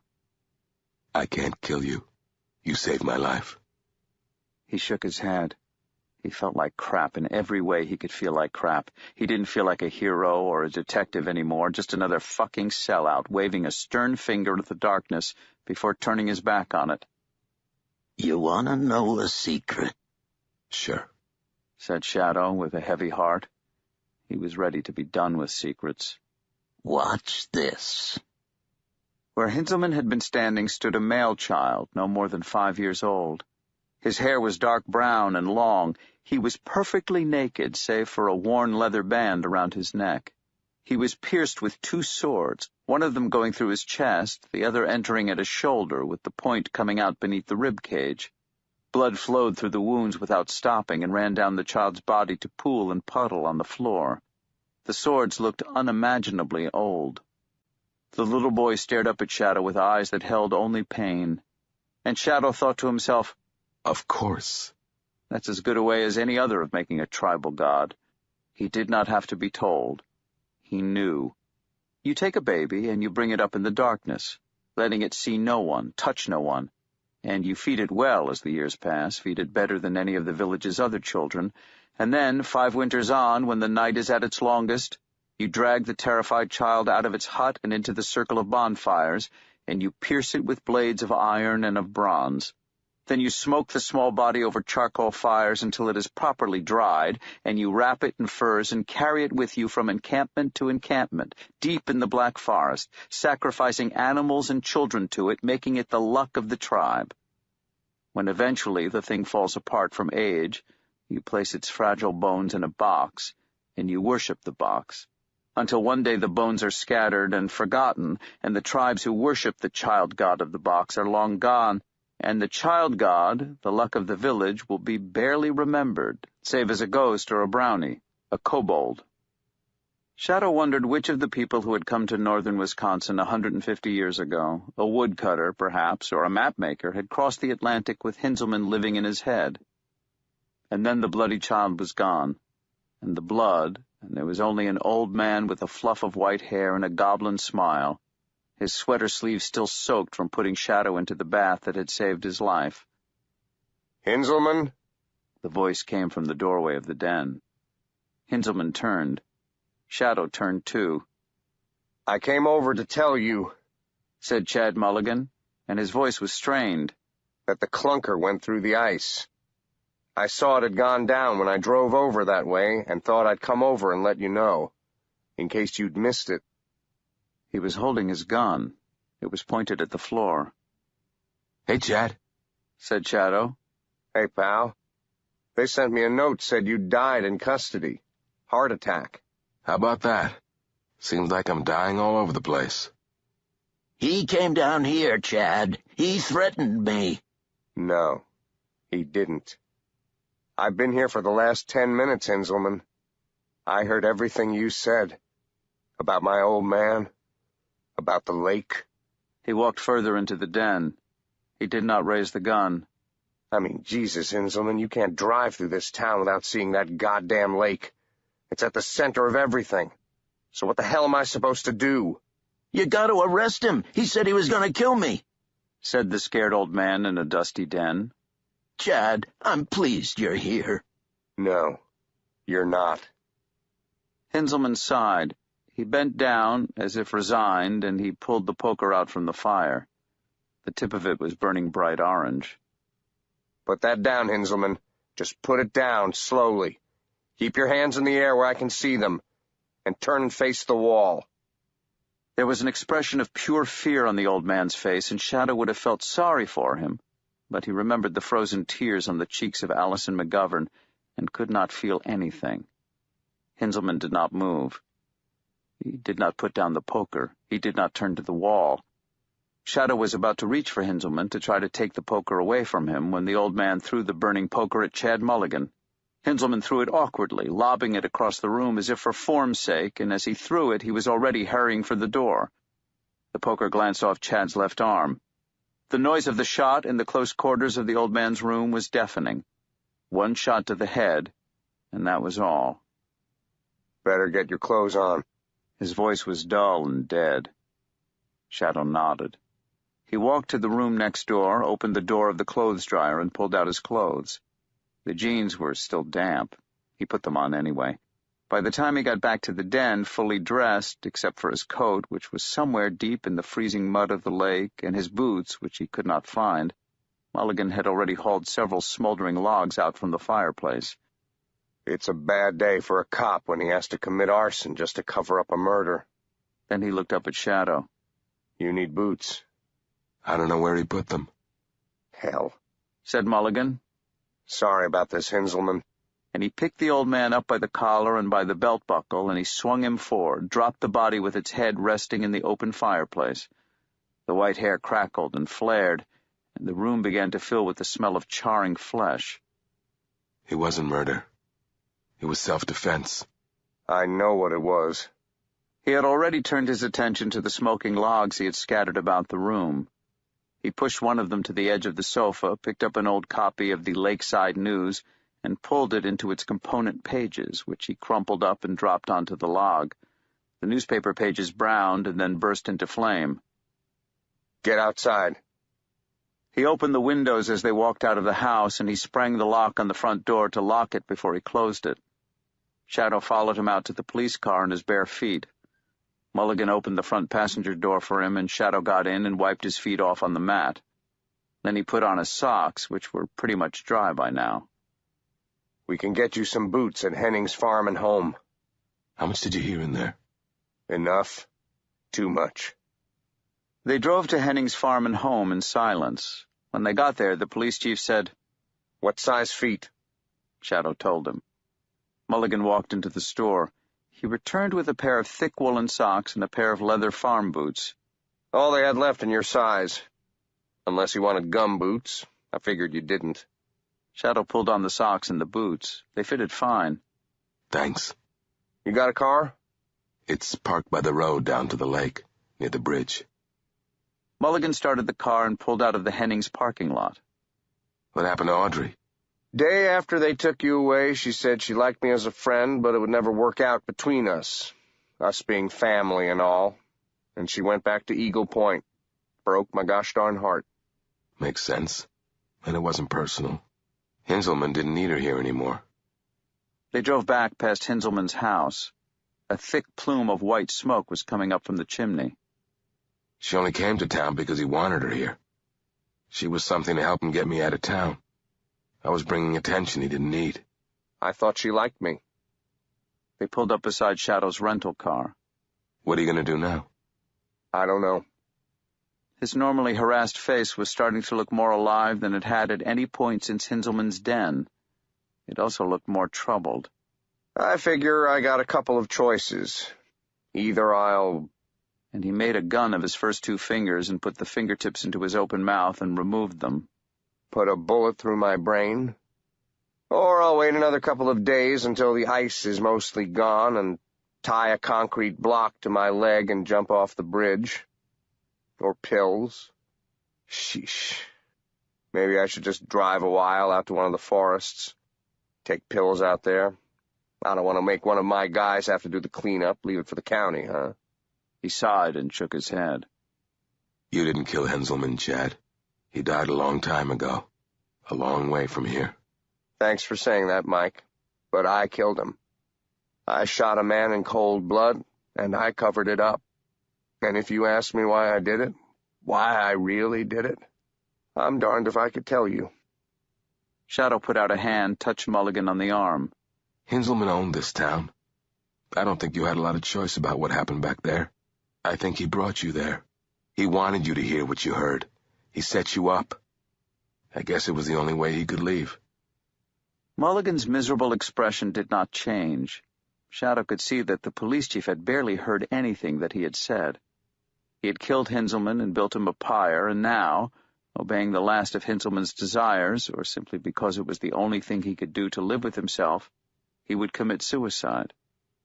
Shadow closed his eyes, remembering the place in his head that he had gone when Wednesday had told him to make snow, that place that pushed mind to mind, and he smiled a smile he did not feel, and he said, "Chad, let it go." There was a cloud in the man's mind, a dark, oppressive cloud, and Shadow could almost see it, and, concentrating on it, imagined it fading away like a fog in the morning. "Chad," he said, fiercely, trying to penetrate the cloud. "This town's going to change now. It's not going to be the only good town in a depressed region anymore. It's going to be a lot more like the rest of this part of the world. There's going to be a lot more trouble. People out of work, people out of their heads, more people getting hurt, more bad shit going down. They're going to need a police chief with experience. The town needs you. Marguerite needs you." Something shifted in the storm cloud that filled the man's head. Shadow could feel it change. He pushed then, envisioning Marguerite Olson's practical brown hands and her dark eyes and her long, long black hair. He pictured the way she tipped her head on one side and half smiled when she was amused. "She's waiting for you," said Shadow, and he knew it was true as he said it. "Margie," said Chad Mulligan. And at that moment, although he could never tell you how he had done it, and he doubted that he could ever do it again, Shadow reached into Chad Mulligan's mind, easy as anything, and he plucked the events of that afternoon from it as precisely and dispassionately as a raven picking an eye from roadkill. The creases in Chad's forehead smoothed, and he blinked sleepily. "Go see Margie. It's been good seeing you, Chad. Take care of yourself." "Sure," yawned Chad Mulligan. A message crackled over the police radio, and Chad reached out for the handset. Shadow got out of the car. Shadow walked over to his rental car. He could see the gray flatness of the lake at the center of the town. He thought of the dead children who waited at the bottom of the water. Soon, Allison would float to the surface. As Shadow drove past Hinzelman's place, he could see the plume of smoke had already turned into a blaze. He could hear a siren wail. He drove south, heading for Highway 51. He was on his way to keep his final appointment, but before that, he thought he would stop off in Madison for one last goodbye. Best of everything, Samantha Black Crow liked closing up the coffee house at night. It was a perfectly calming thing to do. It gave her a feeling that she was putting order back into the world. She would put on an Indigo Girls CD, and she would do her final chores of the night at her own pace and in her own way. First, she would clean the espresso machine. Then she would do the final rounds, ensuring that any missed cups or plates were deposited back in the kitchen, and that the newspapers that were always scattered around the coffee house by the end of each day were collected together and piled neatly by the front door, all ready for recycling. She loved the coffee house. She'd gone there as a customer for 6 months before she talked Jeff, the manager, into giving her a job. It was a long, winding series of rooms filled with armchairs and sofas and low tables, on a street lined with second-hand bookstores. She covered the leftover slices of cheesecake and put them into the large refrigerator for the night, then she took a cloth and wiped the last of the crumbs away. She enjoyed being alone. As she worked, she would sing along with the Indigo Girls. Sometimes she would break into a dance for a step or two before catching herself and stopping, smiling wryly at herself. A tapping on the window jerked her attention from her chores back to the real world. She went to the door, opened it, to admit a woman of about Sam's age with pigtailed magenta hair. Her name was Natalie. "Hello," said Natalie. She went up on tiptoes and kissed Sam, depositing the kiss snugly between Sam's cheek and the corner of her mouth. You can say a lot of things with a kiss like that. You done? Nearly. You want to see a movie? Sure, love to. I've got a good 5 minutes left here, though. Why don't you sit and read The Onion? I saw this week's already. She sat on a chair near the door, ruffled through a pile of newspapers put aside for recycling, until she found something, and she read it, while Sam bagged up the last of the money in the till and put it in the safe. They had been sleeping together for a week now. Sam wondered if this was it, the relationship she'd been waiting for all her life. She told herself that it was just brain chemicals and pheromones that made her happy when she saw Natalie, and perhaps that was what it was. Still, all she knew for sure was that she smiled when she saw Natalie, and that when they were together she felt comfortable and comforted. This paper, said Natalie, has another one of those articles in it. Is America changing? Well, is it? They don't say. They say that maybe it is, but they don't know how and they don't know why, and maybe it isn't happening at all. Sam smiled broadly. Well, that covers every option, doesn't it? I guess. Natalie's brow creased and she went back to her newspaper. Sam washed the dishcloth and folded it. I think it's just that, despite the government and whatever, everything just feels suddenly good right now. Maybe it's just spring coming a little early. It was a long winter, and I'm glad it's over. Me too. A pause. It says in the article that lots of people have been reporting weird dreams.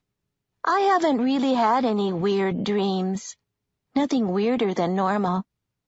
Sam looked around to see if there was anything she had missed. Nope. It was a good job, well done. She took off her apron, hung it back in the kitchen. Then she came back and started to turn off the lights. I've had some weird dreams recently. They got weird enough that I actually started keeping a dream journal. They seem to mean so much while I'm dreaming them. I write them down when I wake up, and then when I read them, they don't mean anything at all. She put on her street coat and her one-size-fits-all gloves. I did some dream work, said Natalie. Natalie had done a little of everything, from arcane self-defense disciplines and sweat lodges to feng shui and jazz dancing. Tell me. I'll tell you what they mean. Okay. Sam unlocked the door and turned the last of the lights off. She let Natalie out, and she walked out onto the street and locked the door to the coffee house firmly behind her. Sometimes I have been dreaming of people who fell from the sky. Sometimes I'm underground, talking to a woman with a buffalo head. And sometimes I dream about this guy I kissed once in a bar. Natalie made a noise. Something you should have told me about? Maybe, but not like that. It was a fuck-off kiss. You were telling him to fuck off? No, I was telling everyone else they could fuck off. You had to be there, I guess. Natalie's shoes clicked down the sidewalk. Sam patted on next to her. He owns my car. That purple thing you got at your sister's? Yep. What happened to him? Why doesn't he want his car? I don't know. Maybe he's in prison. Maybe he's dead. Dead? I guess. A few weeks back, I was certain he was dead. ESP or whatever. Like, I knew. But then, I started to think maybe he wasn't. I don't know. I guess my ESP isn't that hot. How long are you going to keep his car? Until someone comes for it. I think it's what he would have wanted. Natalie looked at Sam, then she looked again. Then she said, Where did you get those from? What? The flowers. The ones you're holding, Sam. Where did they come from? Did you have them when we left the coffee house? I would have seen them. She looked down. Then she grinned. You are so sweet. I should have said something when you gave them to me, shouldn't I? They are lovely. Thank you so much. But wouldn't red have been more appropriate? They were roses, their stems wrapped in paper. 6 of them in white. I didn't give them to you, said Natalie, her lips firming. And neither of them said another word until they reached the movie theater. When she got home that night, Sam put the roses in an improvised vase. Later, she cast them in bronze, and she kept to herself the tale of how she got them, although she told Carolyn, who came after Natalie, the story of the ghost roses one night when they were both very drunk, and Carolyn agreed with Sam that it was a really, really strange and a spooky story, and deep down did not actually believe a word of it, so that was all right. Shadow had parked near the Capitol building and walked slowly around the square, stretching his legs after the long drive. His clothes were uncomfortable, although they had dried on his body, and the new boots were still tight. He passed a payphone. He called information, and they gave him the number. No, he was told, she isn't here. She's not back yet. She's probably still at the coffee house. He stopped on the way to the coffee house to buy flowers. He found the coffee house, then he crossed the road and stood in the doorway of a used bookstore and waited and watched. The place closed at 8, and at 8:10, Shadow saw Sam Blackcrow walk out of the coffee house in the company of a smaller woman whose pigtailed hair was a peculiar shade of red. They were holding hands tightly, as if simply holding hands could keep the world at bay, and they were talking, or rather Sam was doing most of the talking while her friend listened. Shadow wondered what Sam was saying. She smiled as she talked. The two women crossed the road, and they walked past the place where Shadow was standing. The pigtailed girl passed within a foot of him. He could have reached out and touched her, and they didn't see him at all. He watched them walking away from him down the street and felt a pang like a minor chord being played inside him. It had been a good kiss, Shadow reflected, but Sam had never looked at him the way she was looking at the pigtailed girl, and she never would. "What the hell? We'll always have Peru," he said under his breath as Sam walked away from him. "And El Paso. We'll always have that." Then he ran after her and put the flowers into Sam's hands. He hurried away so she could not give them back. Then he walked up the hill back to his car, and he took Highway 90 south to Chicago. He drove at or slightly under the speed limit. It was the last thing he had to do. He was in no hurry. He spent the night in a Motel 6. He got up the next morning and realized his clothes still smelled like the bottom of the lake. He put them on anyway. He figured he wouldn't need them much longer. Shadow paid his bill. He drove to the brownstone apartment building. He found it without any difficulty. It was smaller than he remembered.